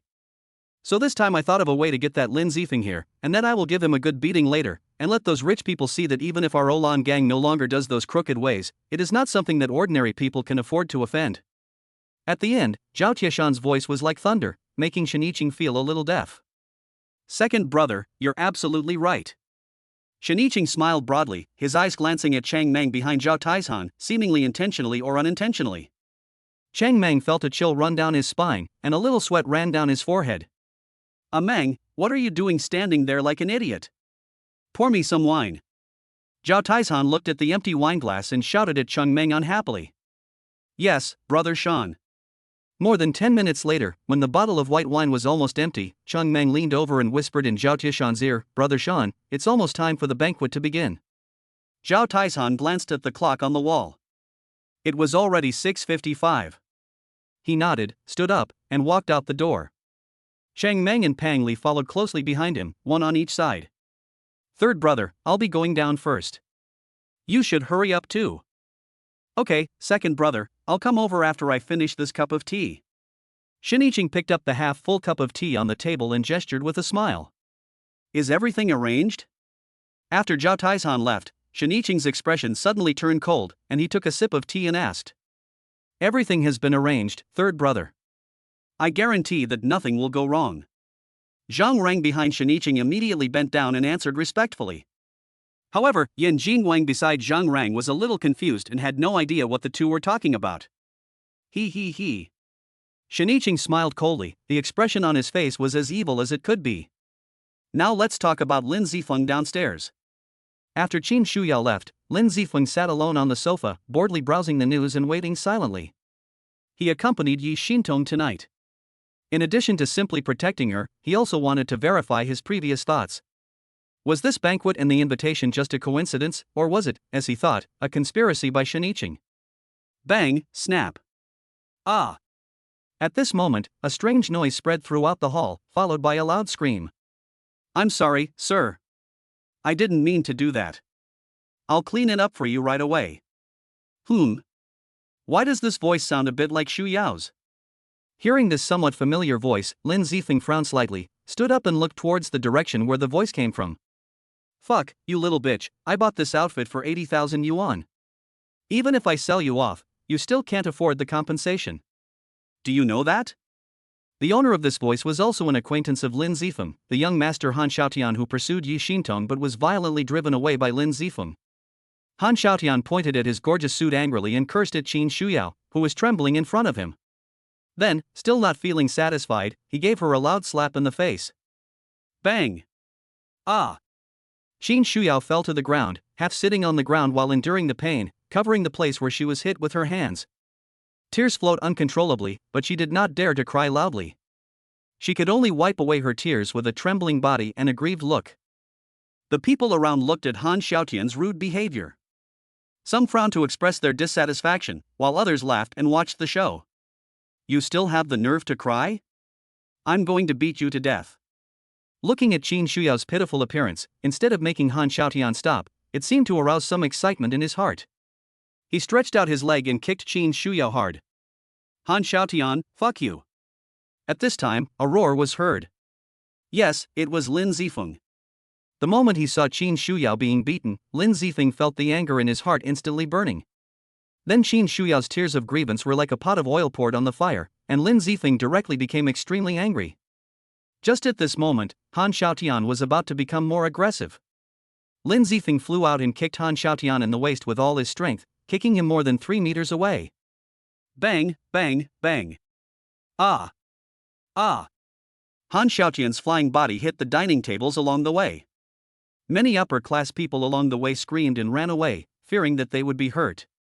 Shuyao, are you okay? After kicking Han Xiaotian away, Lin Zifeng didn't even look at him.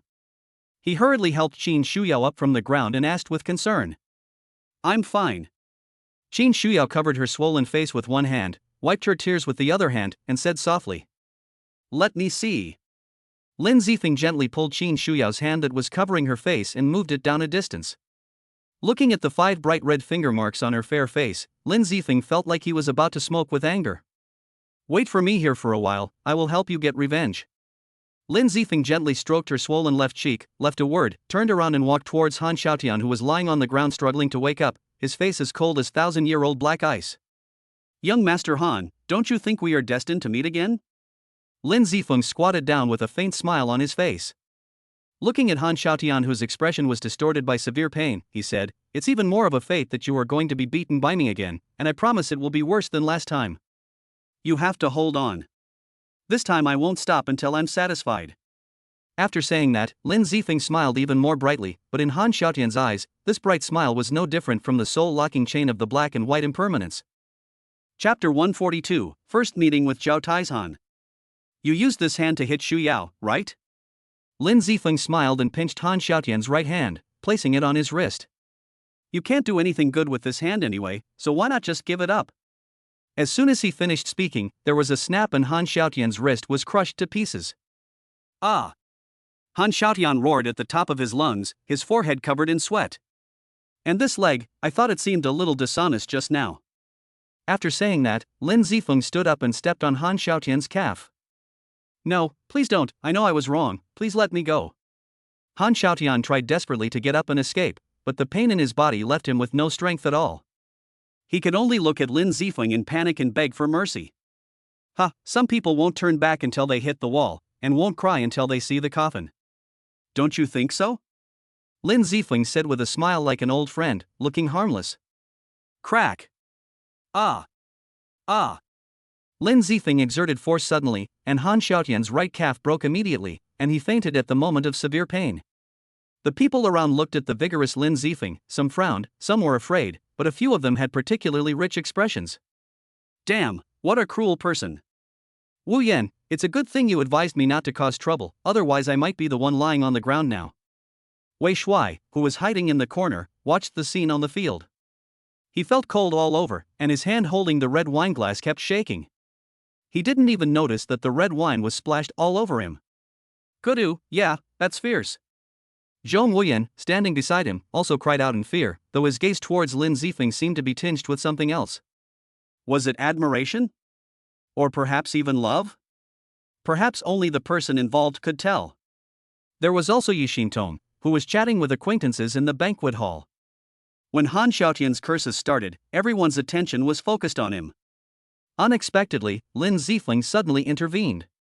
That's not all. Before she could call out to Lin Zifeng had already kicked Han Xiaotian down with a flying kick, and then completely disabled Han Xiaotian's hands and feet. Oh my god, didn't I tell him not to cause trouble? Why did he get me into such a big mess? Yi Shintong covered her forehead speechlessly. But is that waitress his girlfriend? She is indeed very beautiful. It is understandable that he would go to great lengths to protect her. We can only wait and see if the Han family can deal with it. If not, I may have to ask Grandpa to intervene. Yi Shintong looked at Qin Shuya, who was nervous not far away, and thought secretly, but maybe she herself didn't realize that the scene of Lin Zifeng standing up for Qin Shuya actually made her feel a little unhappy. At the entrance of the banquet hall, a short and fat middle-aged man wearing a black suit and a famous brand on his chest was shivering and desperately wiping the cold sweat from his head. He was Qin Shuya's direct superior, Ho Dabeo, the lobby manager of Four Seasons Oasis Hotel.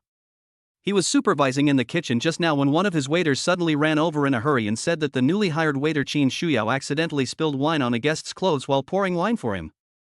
Ho Dabeo was anxious at that time. He knew that the guests received in this banquet hall were all dignitaries, and no matter which one, a small lobby manager like him could afford to offend, let alone a small waiter like Qin Shuya. So he jogged all the way here, having already thought of the wording and solution along the way. He apologized desperately and asked for forgiveness, and directly fired Qin Shuya. He didn't consider who was right or wrong in the incident. He only knew that handling it this way would minimize the damage to himself. But when Ho Dabeo just entered the banquet hall, he happened to see Lin Zifeng breaking Han Xiaotian's calf. The waitress next to him told him that the person lying on the ground was the person whose clothes were stained. Ho Dabeo was stunned at the time. Who can tell me what the hell is going on? Looking at the messy tables and chairs in the hall and the food and drinks spilled all over the floor, Ho Dabeo felt like he was about to have a heart attack and his blood pressure soared. Today is Zhao Tieshan's big day. When he took on the job of decorating the banquet hall, he signed a military order to the people above him. It will be 7 o'clock in 2 minutes. Now that this has happened, it is too late to remedy the situation. I'm done, I'm completely done. Ho Dabeo slumped to the ground, looking like he had lost all hope in life. Brother Pang will definitely not forgive me. I'm going to be thrown into the river to feed the fish. After saying that, Ho Dabeo wiped away his tears, took out his mobile phone from his pocket, and opened it tremblingly, wanting to leave a few last words to his family. Ding dong. At this time, the elevator door outside the hall opened. Zhao Taizhan, who was wearing a simple black jacket on the upper body and a blue robe on the lower body, and had a bit of the style of a Qing dynasty prince, walked out accompanied by Cheng Meng and Pang Li. He walked like a dragon and a tiger, full of momentum. You won't even give me time to leave a last word. Watching Zhao Taizhan and the other two approaching step by step, Ho Dabeo felt as if the end was near. He suppressed his fear and crawled up from the ground, tremblingly walked forward, intending to take the blame and apologize, hoping that they would leave his body intact because of their past friendship. Back in the banquet hall, after Han Xiaotian fainted, Lin Zifeng looked down at him with a bored expression and said indifferently, "You can't help but faint after just a few strokes. You're not pretending, are you?" After saying that, he stretched out his foot and kicked Han Xiaotian. "Hey, wake up, if you don't wake up, I will hit you again." Then he put his foot on Han Xiaotian's other calf. "I'll count to 3, 1, 2, 3. Enough, Lin Zifeng, stop torturing him." Just as Lin Zifeng was about to take action, Yi Shintong stepped forward to stop him. "Okay, actually I just wanted to scare him," Lin Zifeng said with an indifferent expression. The people around him couldn't help but twitch their lips when they heard his explanation. Threatening? If Yi Shintong hadn't come out to stop you, Han Xiaotian's other leg would be crippled by now. I'm sorry to bother you all. Please forgive me. Now you can continue. It's time to drink, eat and chat. After dealing with Han Xiaotian, Lin Zifeng felt about 80% relieved of his anger. Looking at the trembling onlookers around him, he smiled embarrassedly and said. At this moment, the door of the banquet hall was pushed open forcefully, and a group of 3 people strode in. Who is messing up my birthday party? Chapter 143, Battle with Zhao Taizhan. Who is messing up my birthday party?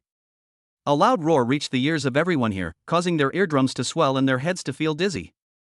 Some people who were not in good health even fainted on the spot. Zhao Taizhan was in a very good mood the whole day. First, today was his 45th birthday. Second, tonight he was going to deal with a clown in front of the dignitaries of Linghai City. This would not only relieve his hatred but also establish his authority. He was extremely happy. But the moment Zhao Taizhan stepped into the banquet hall, his good mood disappeared without a trace and turned into anger. The tables and chairs were messy, the floor was littered with leftovers, and there was even a person lying in a large open space not far away. Wasn't this obviously going to make things difficult for him? What the hell is going on? Hodabeo, come here. Seeing his boss's angry face, Pang Li no longer had that smiling expression, but instead had a ferocious look on his face, and yelled at Hodabeo, who was standing beside him. Brother Zhao, Brother Pang, I don't know what happened. I heard from my subordinates that a waiter was careless and soiled a young man's clothes. When I ran over, things had already turned out like this, so. Hodabeo's face was full of worry, and he tried his best to distance himself from this matter. Waste. Pang Li was furious and slapped him directly. However, Hodabeo, who was slapped, was not angry at all. Instead, he bowed his head respectfully with an apologetic smile on his face and nodded. Can anyone tell me what exactly happened here? Zhao Taizhan looked at the dignitaries gathered in groups of 3 or 5 in the field and asked in a deep voice with a cold face. Those who had been in high society for years naturally understood that Zhao Taizhan was furious. Anyone who stepped forward to defend him would likely be in trouble. Even if Zhao Taizhan managed to maintain his composure and not vent his anger on him, there was still the powerful Lin Zifeng standing behind him. Who could withstand such a situation? Therefore, the best option at this moment was to stay out of it. Everyone looked at each other in bewilderment, and no one stood up to speak. Damn it! Zhao Taizhan cursed under his breath as he watched the group of people remain silent. Then, his gaze swept across the room, finally landing on Lin Zifeng. As his gaze swept over them, everyone's heads unconsciously lowered. Only Lin Zifeng, with a grin on his face, met his gaze. Furthermore, while others were standing in groups of 3 or 5, Lin Zifeng stood alone. The person closest to him was Han Xiaotian, lying on the ground. Boy, tell me what happened here and why it turned out like this. Zhao Taizhan stared at Lin Zifeng seriously and asked in a commanding manner. Oh, you're talking about this. Look, that idiot lying over there had no choice but to provoke me, so I gave him a good beating. You're just a bunch of pots and pans that I accidentally touched when I was teaching that idiot a lesson. I'm so sorry. Lin Zifeng said casually, and at the end he scratched the back of his head and smiled apologetically. However, this smile was a signal of provocation in Zhao Tiashan's mind. In fact, Zhao Taizhan was right. Lin Zifeng was just provoking him. Ever since he walked into the hall and saw Chang Meng and Pang Li behind him, Lin Zifeng knew that his guess was right. This so-called party was just another trap set by Shinicheng and others. What Lin Zifeng couldn't figure out was what exactly they relied on. Could it be the big, burly guy in front of him? Brother Sean, this kid is Lin Zifeng. When Zhao Tiashan's expression gradually became furious after hearing Lin Zifeng's explanation, Chang Meng whispered this sentence in his ear again, which became the spark that ignited the powder keg. Bullying his own woman, seriously injuring his own younger brother, and making trouble at his own birthday party, this is intolerable. You little bastard, I'm going to kill you. Zhao Taizhan roared, not caring about the many guests present. He raised his right fist and took 2 steps at a time to hit Lin Zifeng hard. Lin Zifeng raised his eyebrows, with an amused expression on his face, and slowly raised one hand to greet him. Bang! A violent collision sounded. Thump, thump, thump. Zhao Taizhan took 3 steps back. Thump, thump, thump. Lin Zifeng took 4 steps back. If someone doesn't understand Kung Fu, they would definitely think that Zhao Taizhan had the upper hand in this confrontation, but with a little thought, they would find that Zhao Taizhan used a long run-up and the potential energy of nearly 200 kilograms of body weight to launch a punch, while his opponent Lin Zifeng seemed to be standing still and threw a casual punch without any strength, but actually produced such a result. This shows that in terms of strength confrontation, Lin Zifeng is far superior to Zhao Taizhan. Ah, you really have some skills. No wonder Meng suffered a loss at your hands. You must be practicing the horizontal training technique. Zhao Taizhan stared at Lin Zifeng and said in a deep voice, his right hand hidden behind his back trembling slightly. Tell me your name. I, Lin Zifeng, don't fight against nameless people. Lin Zifeng put his hands in his pockets, with a calm expression on his face, as if he were an otherworldly master. However, outsiders felt that he was just pretending. If it was a month ago, I really might not have been able to do anything to you, but now it's different, because I have already broken through to the Grandmaster level. Zhao Taizhan sneered, and then shouted, ha! Then Zhao Tiashan's robes moved without wind, and a circle of airflow with a diameter of about 1 meter seemed to appear around his body. Lin Zifeng frowned slightly as he observed the air currents surrounding Zhao Taizhan. He had only heard from Wang Jigang and Lui Ran that after reaching Grandmaster level, one could release one's true qi. However, Lin Zifeng had never seen a Grandmaster before, so he had no idea what this release of true qi actually entailed. Although his 9th level of qi refining corresponded to the late Grandmaster stage, Lin Zifeng had never pursued those fancy techniques. Until now, he had always relied on his physical prowess to defeat his opponents. Boy, are you surprised? Let me tell you, this circle around me is called the Protective Qi Gang, which is the unique symbol of a master. It can not only be used to defend against opponents, but also can be attached to the limbs of the body to attack opponents like this. What's more, the Qi Gang hurts the internal organs. No matter how good your horizontal training skills are, your internal organs are still fragile. Zhao Taizhan has been looking for someone to share his knowledge with since he broke through to the master level. Naturally, he couldn't help but show off in front of so many people. But there's no point in telling you so much. Remember, my name is Zhao Taizhan. Don't forget to report to me when you go to report to the King of Hell. After saying that, Zhao Taizhan threw a punch with all his energy and hit Lin Zifeng in the chest. Chapter 144, Grandmaster Lin Zifeng, 3rd update. Prepare to die. Zhao Tieshan's face was ferocious, and he threw a punch filled with energy at Lin Zifeng at a high speed. Who? Lin Zifeng took a deep breath, folded his hands in front of his chest, and planned to try to take the punch head-on. No! No! 2 high-pitched female voices were heard in the scene, one was Qin Shuyao and the other was Yi Xintong. Bang! But the 2 men's shouting had no effect. Zhao Tieshan's iron fist and Lin Zifeng's palms collided fiercely. Dang dang dang dang dang. Lin Zifeng took 5 steps back, his hands trembling slightly. It doesn't seem that powerful. He said it hit my internal organs, but it doesn't even penetrate my bones. Lin Zifeng thought to himself, could it be that Zhao Taizhan is just bragging? Hey, dear host, did you miss me? At this time, Xiao Shuai's voice sounded inexplicably, have you encountered any problems again? Do you need me to solve them for you? If you have to fart, fart quickly. Lin Zifeng said unhappily. Xiao Shuai suddenly appeared at this time and it was obvious that he wanted to show off. He even forced him to beg him so that he could satisfy the pleasure of pretending to be cool. It was really speechless. Okay. Xiao Shuai smiled awkwardly. Actually, Zhao Taizhan wasn't exaggerating just now. Grandmaster Qi Gang does have this effect, but it can only fight against ordinary warriors.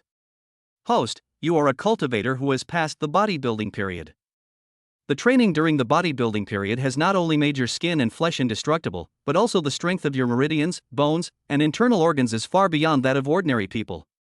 Ordinary Grandmaster Qi Gang has no chance of causing effective damage to you. If it is the spiritual energy of a cultivator, there is still a possibility. I see. Lin Zifeng nodded secretly, then you told me before that the 3rd level of Qi refining is equivalent to the martial arts master level. Now I have reached the 9th level of Qi refining, why haven't I yet produced the Master's Qi Gang? TSK, host, why can't you wrap your head around this? I said before that the 3rd level of Qi refining is roughly equivalent to a martial arts grandmaster. This is a rough division based on the level of strength. After all, your training system is different from that of ordinary martial artists. Ordinary martial artists practice external strength acquired through acquired training and internal strength innately. The Grandmaster's internal strength is transformed into Qi to protect the body's body. It is a transformation from the inside out. And you refine Qi to absorb external spiritual energy into your body. Of course, you can also attract it instead of sucking it in, and attach the spiritual energy to the outside of your body to achieve a similar effect as the protective Qi Gang.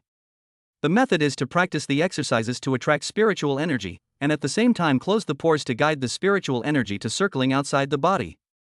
If you are more advanced, you can even mimic the spiritual energy into various shapes. It depends on your own performance. Xiao Shuai explained patiently, okay, I've said everything I need to say. Host, you should work hard. I'm going to sleep. 886 After that, Xiao Shuai's voice completely fell silent. While Lin Zifeng and Xiao Shuai were engaging in spiritual communication, Zhao Taizhan stood there with a domineering expression, sneering at Lin Zifeng. Seeing Lin Zifeng lower his head and not react for a long time, he thought he had injured him internally. What a young genius, but that's all. He offended someone he shouldn't have offended, and he deserves this. Ha ha ha ha. As Zhao Taizhan laughed out loud, Qin Shuyao burst into tears instantly. She thought that Lin Zifeng was really seriously injured as Zhao Taizhan said, "It's all my fault. If I hadn't been careless, Zifeng wouldn't have hit that man Han Xiaotian, and he wouldn't have been beaten like this by the owner of the banquet hall. Damn it! If anything happens to Lin Zifeng, I will make him pay the price even if it means I have to do everything in my power." Yi Xintong glared at Zhao Taizhan fiercely, thinking to herself, do you like Yin very much? At this time, Lin Zifeng raised his head slightly, put his hands in his trouser pockets, and said lightly with a disdainful sneer on his face, "What?" Zhao Taizhan was shocked at first, not understanding why Lin Zifeng still had the energy to provoke him, but he immediately laughed again. He's just at the end of his strength, and he still wants to show off before he dies? Idiot. Lin Zifeng snorted coldly, then secretly used his Qigong technique, using the method Xiao Shui had just taught him, to attract the spiritual energy of the surrounding heaven and earth to his side. "Come, let me show you a treasure." After saying that, Lin Zifeng took out something from his trousers. Oh no, he stretched out a hand from his trouser pocket, which was surrounded by a circle of rapidly rotating airflow layer, which was very similar to the protective qi gang around Zhao Taizhan. The difference was that the airflow in Lin Zifeng's hand was faster and more dense. "What? You are also a grandmaster?" Zhao Taizhan was shocked and confused. He could not imagine that Lin Zifeng, who was so young, could be a grandmaster. Also surprised were Yi Xintong, Chang Meng, Pang Li, and Shen Yiqing, who were hiding in the dark and observing secretly. Lin Zifeng is actually a grandmaster. Such a young grandmaster is simply terrifying. The most talented person in our Yi family only achieved grandmaster status at the age of 29. What kind of monster is he? Yi Xintong opened her mouth slightly, inwardly amazed, but I actually found a young grandmaster as my assistant. Isn't it considered a treasure? Lin Zifeng is actually a master as well. It seems like it will be difficult for Brother Sean to defeat him. Chang Meng said in a low voice to Pang Li beside him with a gloomy expression. Yes. Pang Li also looked at the two people in the field with a serious face, and no one knew what he was thinking. Third brother, you are really smart. It seems that Zhao Taizhan is going to be in trouble this time. In the dark, Zhang Rang was giving a thumbs up and looking at Shen Yiqing with admiration. Keep watching, tonight might be very interesting. Shen Yi smiled lightly, looking like he was in control of a strategy. Yan Jinhuan looked at the two of them with a black question mark expression, having no idea what they were talking about. I wonder what your name is, little brother, and where you learned your skills from. Zhao Tieshan's expression changed instantly when he saw Lin Zifeng displaying the strength of a grandmaster. Although he was a bit ferocious, he was not a fool. Such a young grandmaster might have some giant behind him. Provoking him rashly might bring disaster to the Olan gang. At the same time, he was secretly cursing his mistress Chen Xiaonui and Chang Meng in his heart. Damn it, two useless people who can't do anything for nothing and are more likely to cause trouble. They actually provoked such a monster for me. I must deal with them when I get back. What? Are you scared? I'm not afraid to tell you that my surname is Lin and my given name is Zifeng. My ancestors were poor farmers for 8 generations. But in my generation, I have become a self-taught genius. So don't be afraid of my background. Just use whatever abilities you have and I will take them on.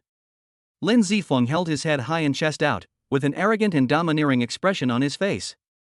The corners of Zhao Tieshan's eyes twitched fiercely, and he secretly cursed him for being pretentious, but on the surface he still looked admiring.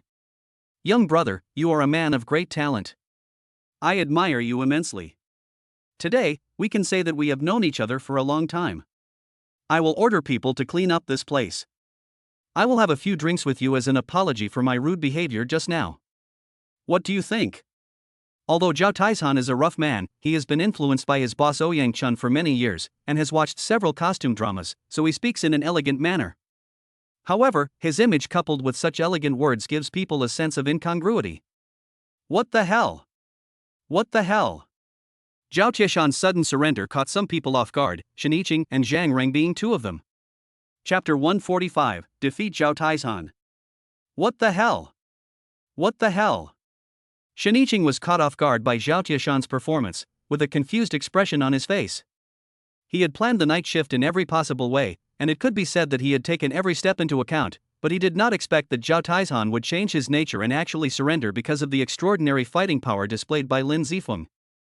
Damn it, Zhao Taizhan, you loser, come on, fight me. Back then, you didn't even flinch when there were more than 30 people holding machetes, but why are you giving in to a young boy today? Shiniching cursed angrily with a look of disappointment on his face, and at the same time, he secretly prayed to Lin Zifeng not to accept Zhao Tieshan's kindness, otherwise his painstaking plan would be ruined.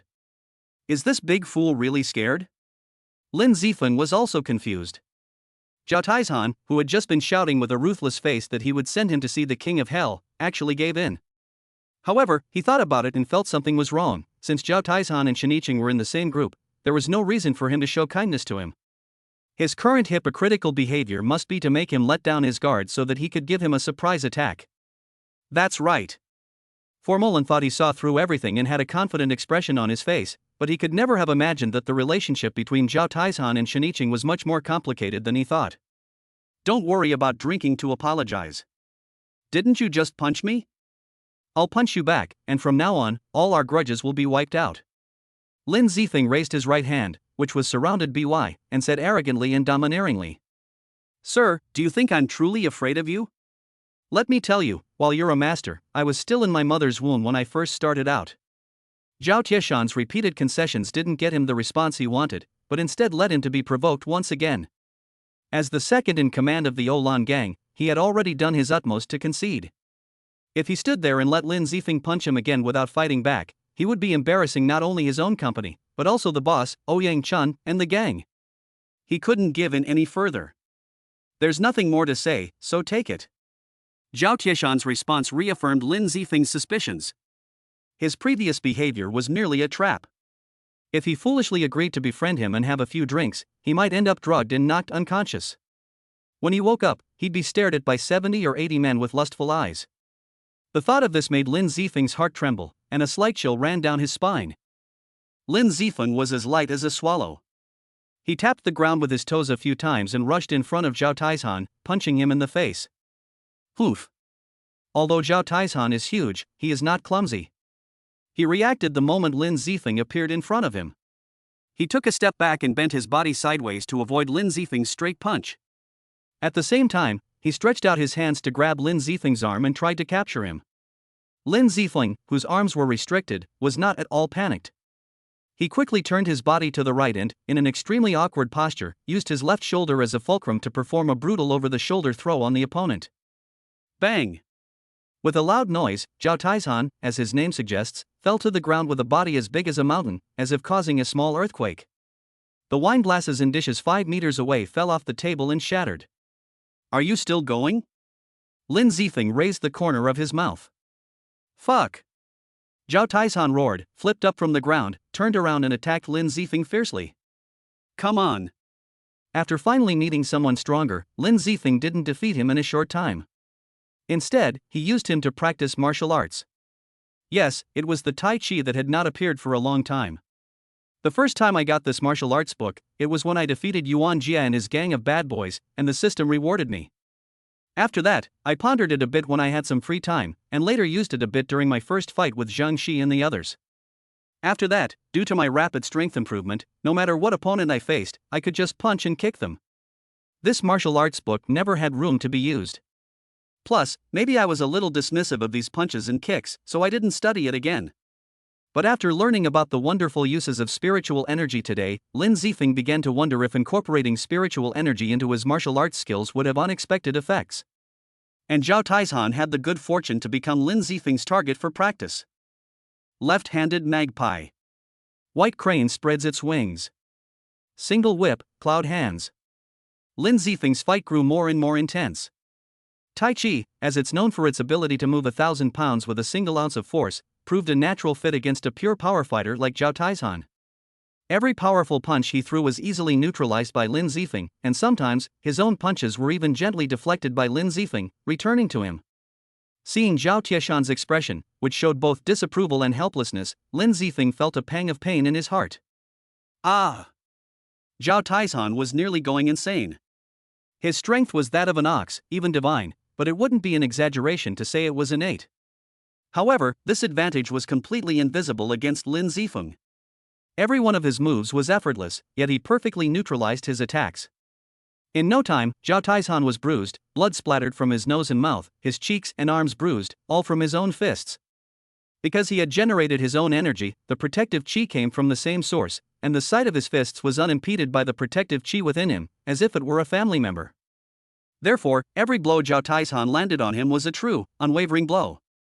The stalemate lasted for 5 minutes, but it only looked like a stalemate. In reality, it was just Lin Zifeng's one-sided play.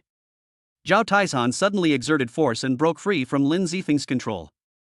In fact, Zhao Taizhan had wanted to escape by the second half of the fight, but under Lin Zifeng's constant pulling, his body was somewhat out of control. Zhao Taizhan took a few steps back away from Lin Zifeng, and stood there feeling dizzy and swaying. He shook his head violently from time to time, trying to stay awake. Forget it. Seeing you like this, I feel embarrassed to continue playing with you. Let me give you a painful one in the end. After saying that, Lin Zifeng kicked Zhao Taizhan more than 10 feet away with a back kick, and then turned and left without even looking at Zhao Taizhan, who was unconscious on the spot. Mr. Yi, the banquet probably can't go on. Let's go. Lin Zifeng came to Yi Xintong and said. Okay. Yi Xintong nodded and agreed. Then Lin Zifeng walked up to Qin Shuyao again and said, Shuyao, let me take you home. Yeah. Qin Shuyao wiped her red eyes and nodded vigorously. She had just thought Lin Zifeng was in trouble and had even made up her mind to take care of him for the rest of her life. But she hadn't expected him to be fully revived and defeat Zhao Taizhan like a god. Now Lin Zifeng stood before her with a bright smile on his face, a completely different person from before, and Qin Shuyao's heart was fluttering. Lin Zifeng led the two women out the door, completely ignoring the chaotic guests behind them, or Chang Meng and Pang Li, who had hurried to Zhao Tieshan's side. Although that last kick had seemed incredibly ferocious, Zhao Tieshan's protective chi had already been broken, so Lin Zifeng's kick hadn't been imbued with any spiritual energy. To put it bluntly, he had shown mercy. As a result, Zhao Taizhan would at most be unconscious for an hour or two from exhaustion, and nothing serious would happen. After all, this was a society ruled by law, and injuring someone was a serious matter. Lin Zifeng himself was a law-abiding citizen. However, when Lin Zifeng thought of this, he might have forgotten about Han Xiaotian, who had been lying there for a long time, breathing in more than out.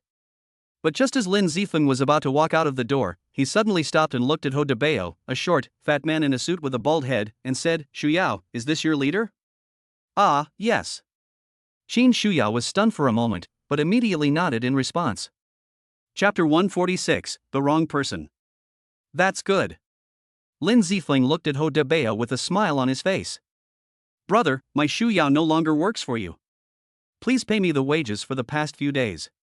Although Lin Zifeng had a smiling expression on his face, Ho Debao couldn't help but have trembling legs and was about to pee. The seemingly harmless young man first crippled a young man's hands and feet in front of him, and then turned around and knocked out his boss's boss. How could he, a small person, be bullied by him? Hey, big brother, I'm in a hurry to go out, and this is all I have. It's my sister-in-law's wages. If you think it's not enough, you can come to the Four Seasons Oasis Hotel tomorrow to get it. Ho Debao forced a smile and took out a wad of money from his pocket and handed it to Lin Zifeng without even looking at it. He thought Qin Shuyao was Lin Zifeng's woman, so he just called her sister-in-law. There was nothing wrong with his thinking. After all, who would beat someone up like this for someone they had no relationship with? It was terrifying just thinking about it. Shuyao, take this money. Lin Zifeng didn't care about Ho Debao's address. He took the money handed to him by Ho Debao and stuffed it into Qin Shuyao's hand without saying a word. It's too much. I've only worked for 10 days. Qin Shuyao's cheeks flushed when Ho Debao just called her sister-in-law. She waved her hands repeatedly at the money Lin Zifeng stuffed in. A rough look at the stack of money showed that there were more than 5,000 yuan. Her monthly salary was only 3,500 yuan. Take it. The extra money is their compensation to you. They should compensate you for the injuries you sustained while working for them. Lin Zifeng said to Qin Shuyao with a smile, then turned to look at Ho Debao coldly. What do you think, manager? Yes, brother, you are right. My sister-in-law was injured while working here and we should compensate her. If she feels it is not enough, please come to our store tomorrow and I will compensate her more. Ho Debao nodded repeatedly. Now he didn't care about losing money at all. As long as he could get rid of this devil, it would be better than anything else. I'm not. Qin Shuyao became even more shy after being called by Ho Debao, and she hesitated to explain. Okay, keep the money and be obedient. If you have anything else you haven't taken, I'll go with you to get it. Lin Zifeng asked. No more. Qin Shuyao thought about it and shook her head. Okay, then Mr. Yi, Shuyao, let's go. Lin Zifeng said after looking at the two women. Oof. Looking at the affectionate behavior of Qin Shuyao and Lin Zifeng, Yi Xintong felt inexplicably unhappy. Holding her handbag, she turned her head, snorted, and strode forward. Zifeng, is your boss angry? Why don't I take a taxi back by myself? Seeing Yi Xintong's unhappy expression, Qin Shuyao thought it was her fault and was worried that she would affect Lin Zifeng's work. It's okay, our boss is not a stingy person. Besides, this is the suburbs, how can you be so lucky to get a taxi? I'll take you back. Lin Zifeng comforted with a smile, then took Qin Shuyao's hand and walked out without saying a word. He didn't feel that there was anything wrong. But Qin Shuyao didn't think so. Although it wasn't a feudal society anymore and there was no such thing as intimacy between men and women, holding hands was still common between couples. Although Qin Shuyao admitted that she had feelings for Lin Zifeng and didn't mind his behavior, it was still a bit too ambiguous.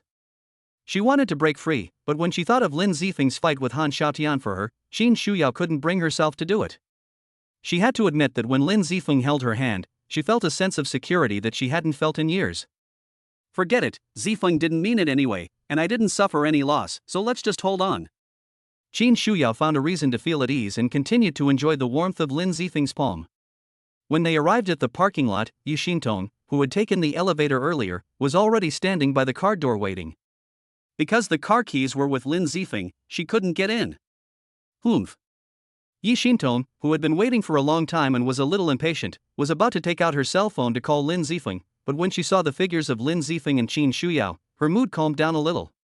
But the next moment, when she saw Lin Zifeng and Qin Shuyao holding hands tightly together, Yi Xintong's mood instantly became irritable, her brows furrowed, and her eyes fixed on their hands.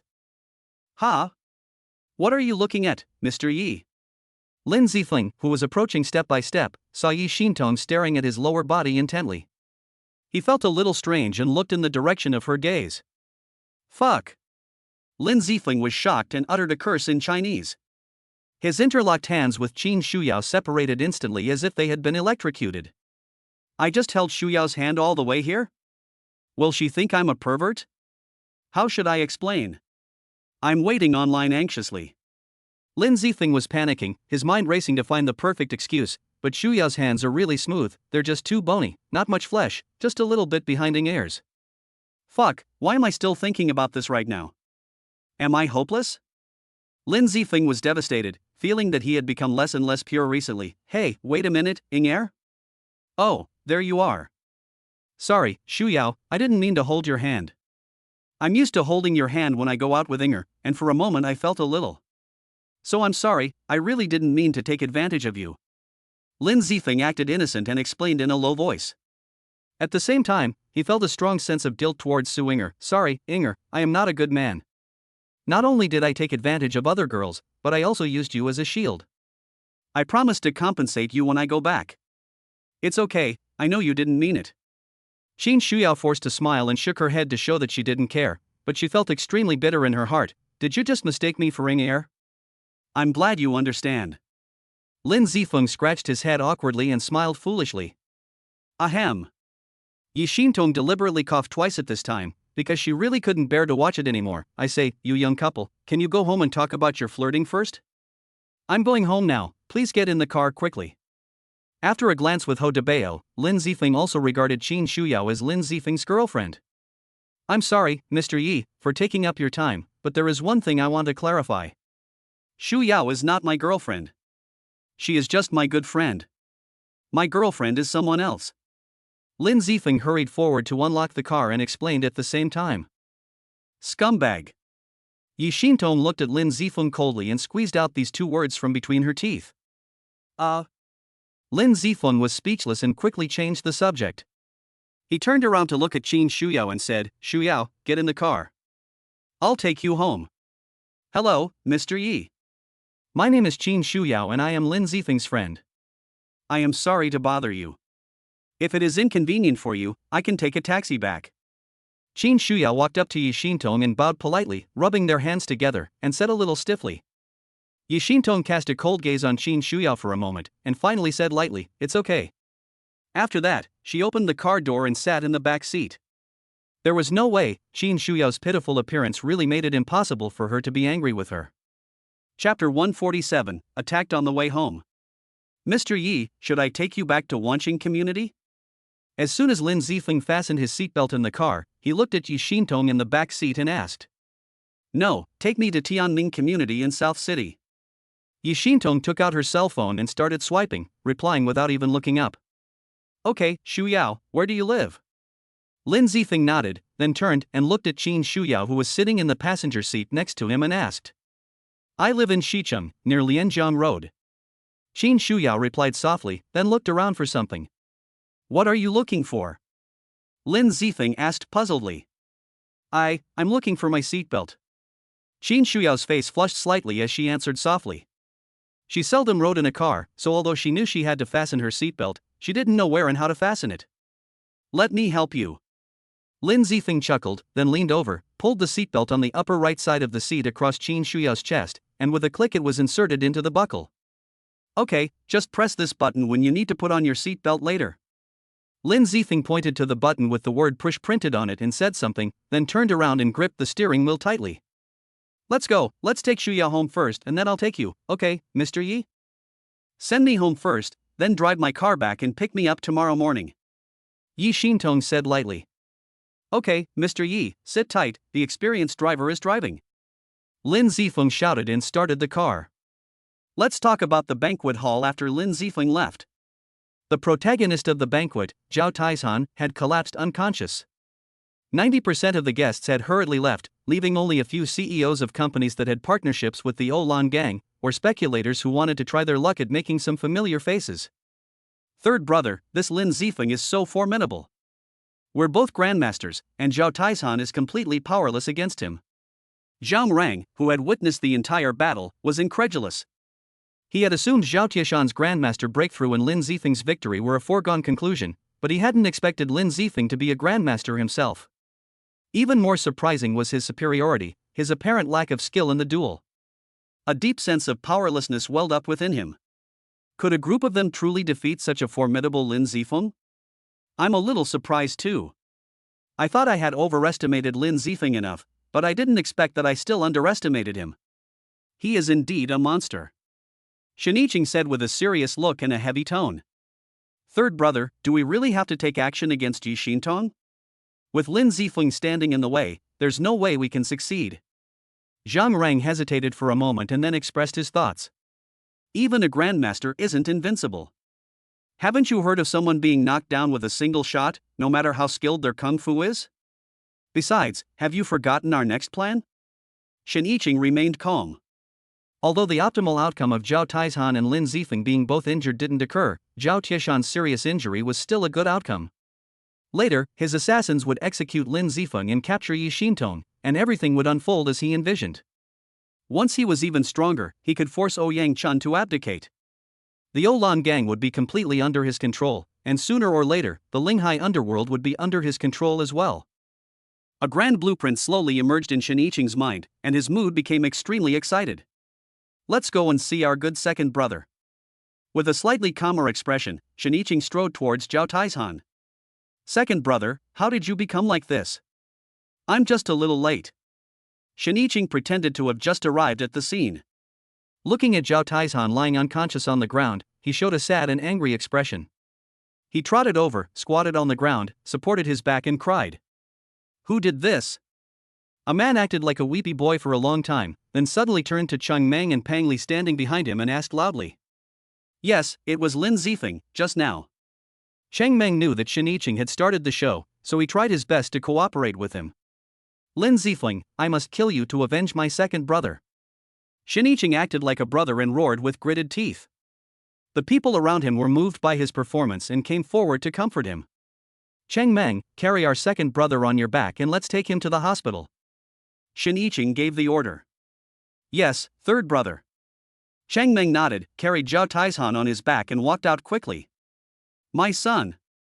As soon as they reached the gate, a well-maintained middle-aged man with a crew cut, brightly dressed, and a well-off family came running and accompanied by a jeweled woman.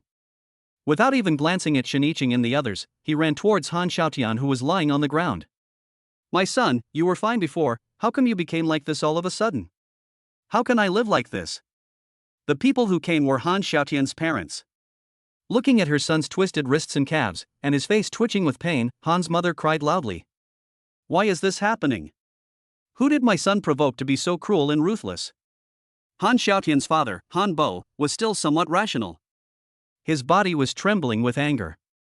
He looked at someone in the crowd and asked loudly. Old Han, calm down. Your son has messed with a tough guy this time. The man Han Bo was looking at was Qian Lin, a longtime friend of Han Bo's. Han Bo had originally been planning to stay home with his wife, but suddenly received a call from his friend Qian Lin, saying his son had been beaten and crippled. Han Bo was so anxious that he rushed over, running through more than a dozen red lights. The last thing he saw was his son, half dead. Calm down. How can you ask me to calm down? The person lying there is my son. Isn't it Zhao Tieshan's birthday party tonight? What kind of ruthless person is he who didn't even show up after my son was beaten like this? At this time, Han Bo, who was overwhelmed by anger, didn't care about calling Zhao Taishan by his name. Old Han, keep your voice down, Qian Lin advised hurriedly, glancing at Shen Yiqing and the others who were standing at the door. It's not that Mr. Zhao didn't show up. He personally took action, but he still couldn't subdue the man, and he was seriously injured. Look at the door, isn't that Mr. Zhao carrying Mr. Chang on his back? Qian Lin's words startled Han Bo. He followed his gesture and saw Zhao Taishan lying unconscious on Changmeng. This. Shen Yiqing, standing at the door, looked at Han Bo in the center of the field with a calm expression, and began to think again in his mind. Aryan, go have a good talk with Han Bo. Third brother, do you want to? Zhang Rang didn't quite understand what Shen Yiqing meant. Did he want him to teach Han Bo a lesson for his rude remarks just now?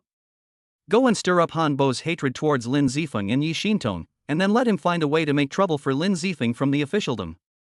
If there is an accident in tonight's plan, he can use it as a backup. Shen Yiqing is worthy of being called a wise general. He is cautious by nature, and he can come up with a plan in just a few words. I understand, third brother. Zhang Rang nodded, turned and walked towards Han Bo, while Shen Yiqing and others continued to walk outside. Mr. Han, I know a little about Lin Zifeng, maybe I can help you. Walking up to Han Bo, Zhang Rang smiled and stretched out his right hand. Han Bo looked at him quietly, and finally reached out his hand and shook his, okay. In this way, the Deforestation Alliance was established. Of course, the final result was that it was completely destroyed not long after it started, but that is a story for later. At the same time, Lin Zifeng, who was driving Yi Xintong and Qin Shuyao, drove along the road for nearly 20 minutes after leaving the club. In the dark night, only their car lights provided some insignificant light, and the trees on both sides of the road were dim, giving people a gloomy feeling. Bang! A crisp sound accompanied by a beam of light broke the silence of the night. Chapter 148, For Killers, 4th Update. Bang! A crisp sound accompanied by a beam of light broke the silence of the night. Bang! The sound of a tire bursting was heard. GG. Followed by a series of rapid brake sounds. Ah! Yi Xintong, who was sitting in the back seat playing with her mobile phone without wearing a seatbelt, suddenly jumped out and hit her head on the backrest of the driver's seat. Lin Zifeng, how do you drive? Hiss, it hurts. Yi Xintong rubbed her red forehead and scolded angrily. Fortunately, Lin Zifeng was not driving fast, otherwise it would not be as simple as just getting a bump. Boss Yi, be careful, we might be in trouble. Lin Zifeng ignored Yi Xintong's complaints and looked around vigilantly. He just felt a flash somewhere in front of him on the right, a soft sound was heard, and then his front tire burst. The right front tire has a blowout, and if I'm not mistaken, it was shot through with a gun. What? Yi Xintong was shocked and looked a little panicked. What should we do now? Qin Shuyao, who was sitting in the passenger seat, also clenched her fists tightly and her body trembled slightly. She was just an ordinary high school graduate who had only seen guns in TV dramas. Now she was exposed under someone's scope, how could she not be afraid? Bang! Bang! Bang! Bang! Bang! Bang!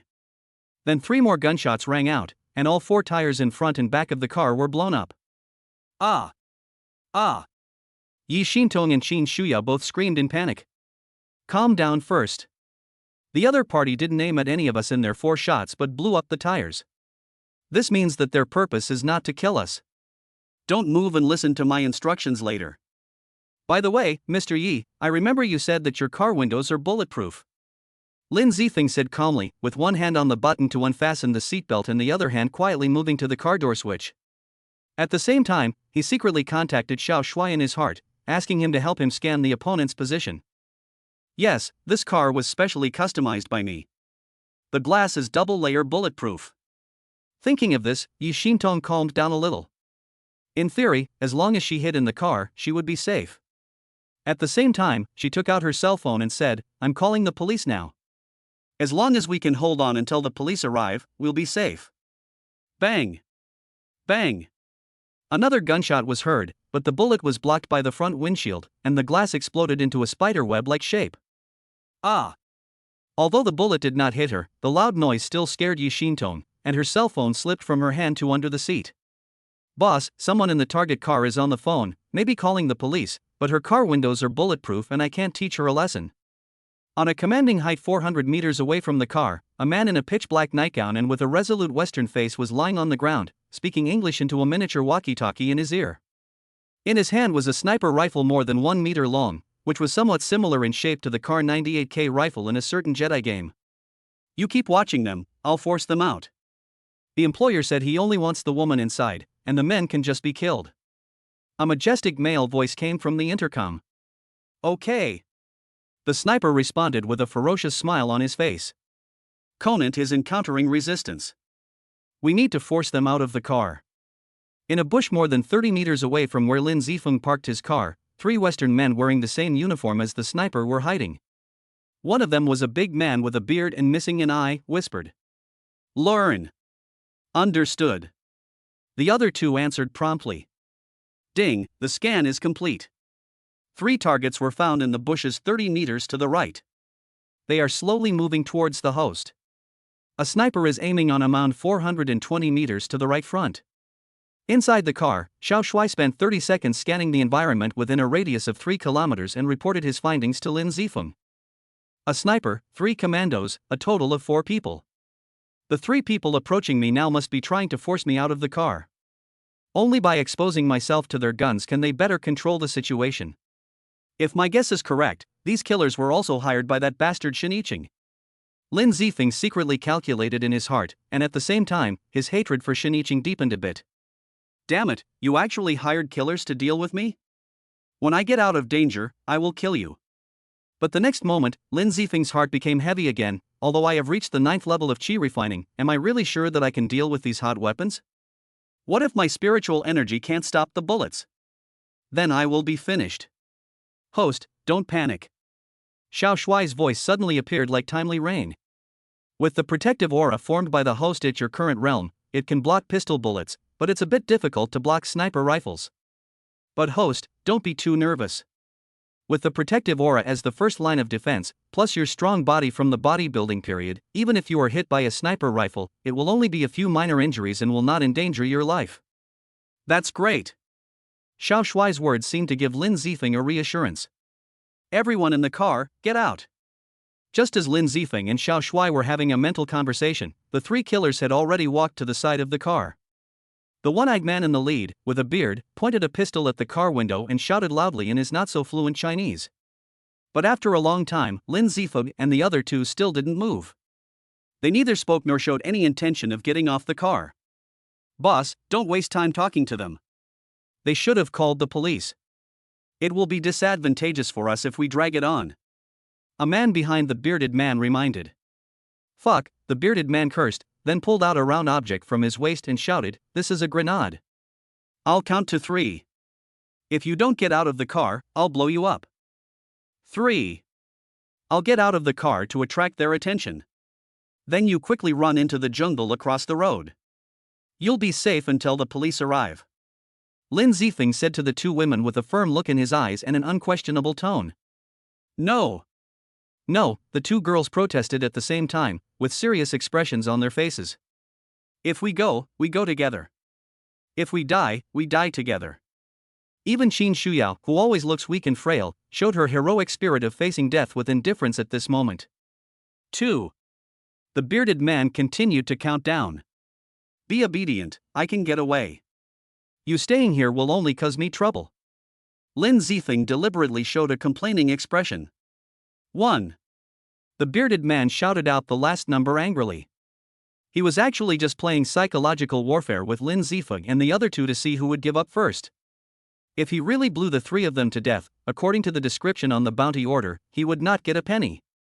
However, he never expected that the three of them would be so tough.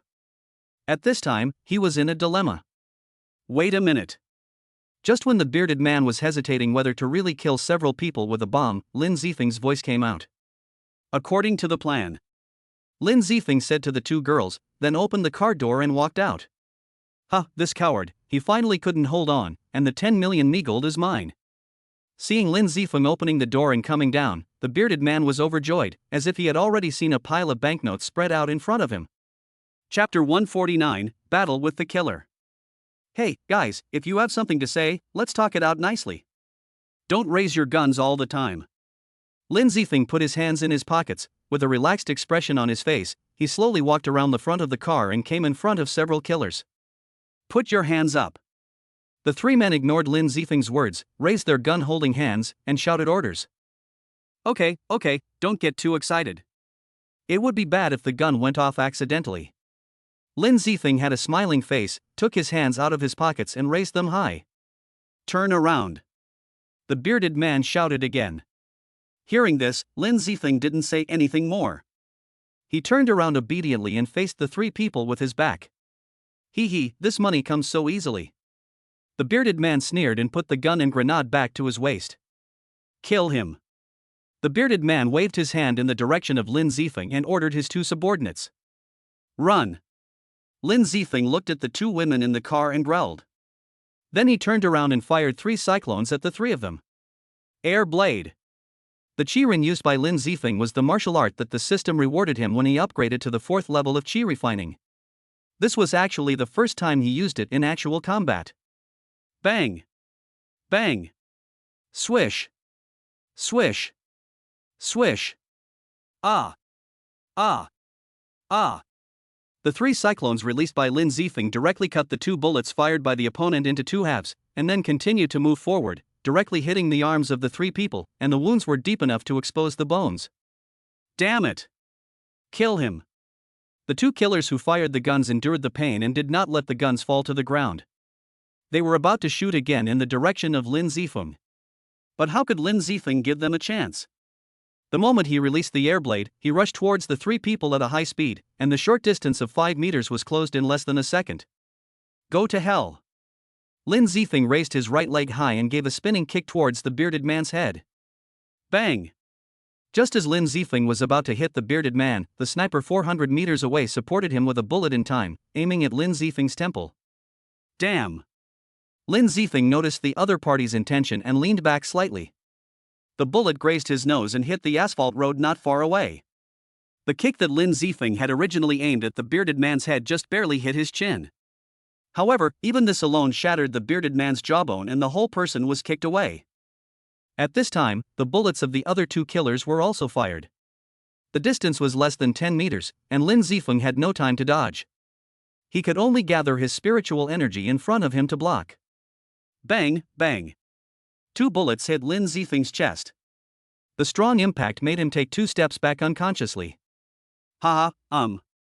Seeing Lin Zifeng being shot, the bearded man lying on the ground with blood on his chin couldn't help but burst into laughter, but he stopped laughing after just 2 laughs because of the severe pain in his chin. You're finally dead, you troublesome little brat. Even the 2 killers who fired the gun breathed a sigh of relief. They didn't think that anyone could survive being shot twice in the chest. Zifeng! Zifeng! At the same time, Yi Xintong and Qin Shuyao, who had already run to the woods across the street, were also attracted by the gunshots and laughter. Later, they saw Lin Zifeng holding his chest and lowering his head motionlessly, and they burst into tears instantly. You guys, are you underestimating me a little bit? At this time, a low voice as if coming from the abyss of hell sounded. What? The 3 killers were shocked. Bang! The sniper who was about to get up in the distance heard the sound through the headset, reacted instantly, and fired another shot at where Lin Zifeng was standing. Swish! Lin Zifeng swung out an airblade towards the incoming sniper bullet, directly cutting it in half. It hit the ground with 2 bangs and splashed 2 sparks. Immediately afterwards, 2 more air blades were thrown out, directly cutting off the arms of the 2 killers who were about to raise their guns again. Ah! Ah! The 2 men screamed in pain as their right arms were cut off from their shoulders. They covered the wound and trembled all over, with big beads of sweat pouring down their foreheads like water. The sniper in the distance was so shocked by this scene that his eyes almost popped out. He quickly got up from the ground, packed up his things, and whispered in panic, "This ancient eastern country is really too terrifying. I can't defeat this person. I have to leave here quickly. I'm sorry, 3 brothers. It's not that I'm a coward, but I care more about my life than money. When I go back, ask the organization to send someone else. I will never accept orders from this country again." And this sniper who cherishes his life became the only survivor of this killer team, but what happened today will become a shadow that will be difficult to erase in his life as a killer. Xiao Shuai really didn't lie to me. I can still block the bullets from the pistol, Lin Zifeng said to himself while holding the 2 bullet heads. Throwing the 2 bullets on the ground, Lin Zifeng walked step by step towards the 3 people lying on the ground. "Conant, shoot! Kill him!" The bearded man, no longer caring about the pain in his jaw, shouted into the headset. However, with no response, he threw the headset to the ground and cursed, "FCK, this coward betrayed us." Looking at Lin Zifeng walking towards him step by step, the bearded man was extremely terrified and kept squirming backwards. "Don't come over, I'm going to shoot." As he spoke, he hurriedly took out the gun from his waist. Bang! Lin Zifeng took a big step and came to the bearded man. He stomped down hard, crushing his right hand that was holding the gun into pieces. Ah! The bearded man screamed in pain and kept pushing Lin Zifeng's feet with his left hand. "Tell me, who sent you here?" Lin Zifeng asked the bearded man with cold eyes. "Please, let me go, please let me go." The bearded man begged weakly. "Speak."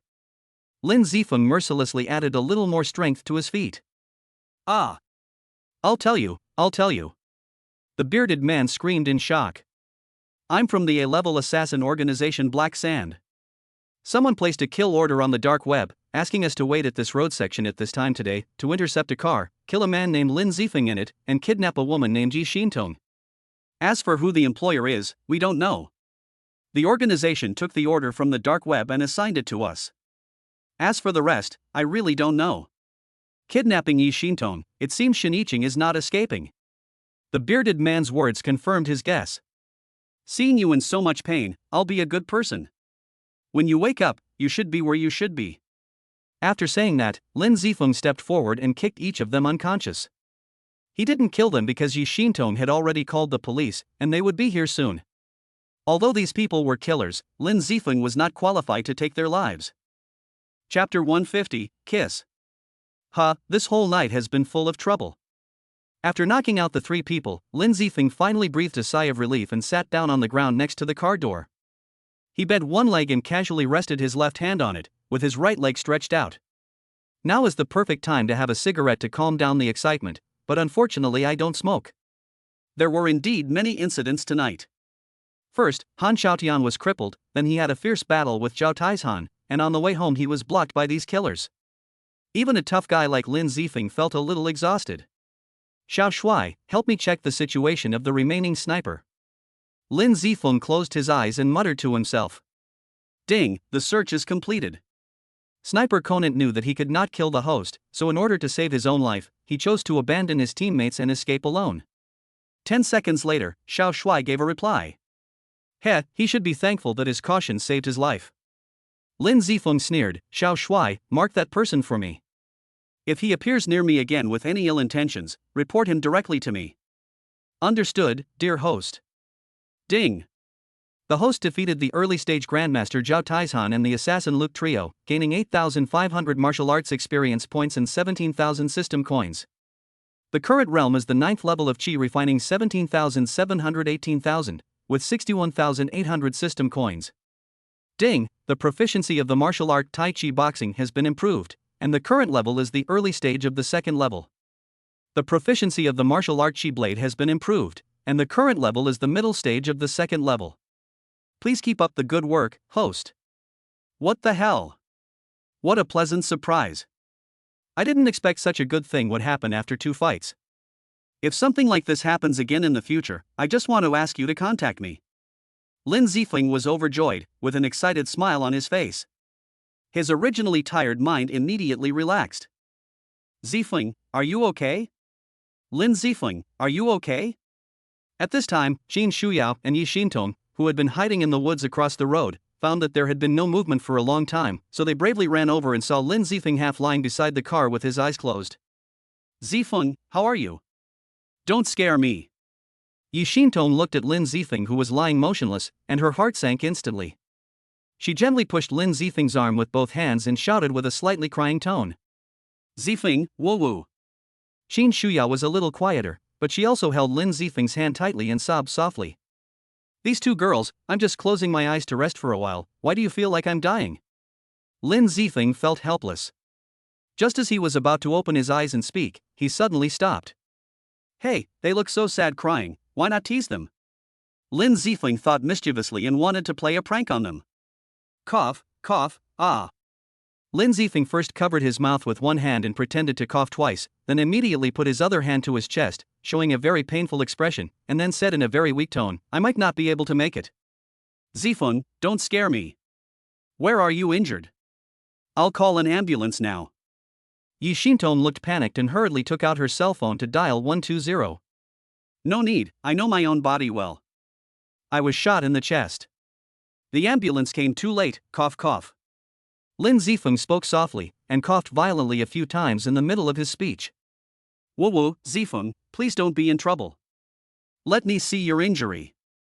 Qin Shuyao was crying, her hands trembling as she was about to take away Lin Zifeng's hand that was covering her chest. No, I don't want you to see my wound. I'm afraid it will scare you.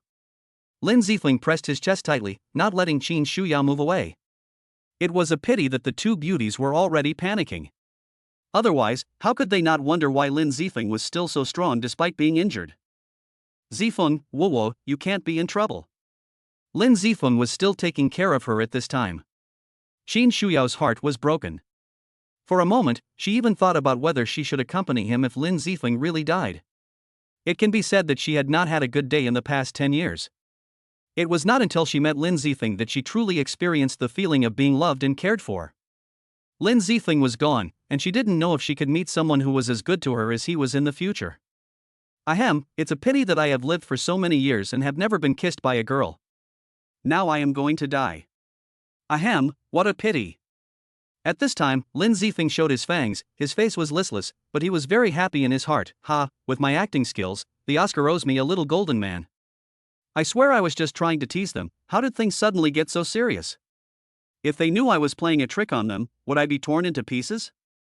I'm Lin Zifeng, and I'm panicking. Can anyone tell me what to do? I'm waiting online, it's urgent. For a moment, Lin Zifeng even planned to seriously injure himself. He felt so guilty for deceiving these two innocent girls. After a long time, the two girls gently moved their lips away from Lin Zifeng's face and wiped their moist eyes. Zifeng, what else do you wish for? Yi Xintong looked at Lin Zifeng with sparkling eyes, wanting to ask if he had any unfulfilled wishes, but she saw Lin Zifeng's stunned expression and instantly sensed something was wrong. She then moved Lin Zifeng's left hand away from his chest and found that there was no trace of blood on his clothes, not even a tear. Well, Lin Zifeng, you actually dared to lie to us. Yi Xintong stood up instantly, gritted her teeth, and looked at Lin Zifeng with anger on her face. What?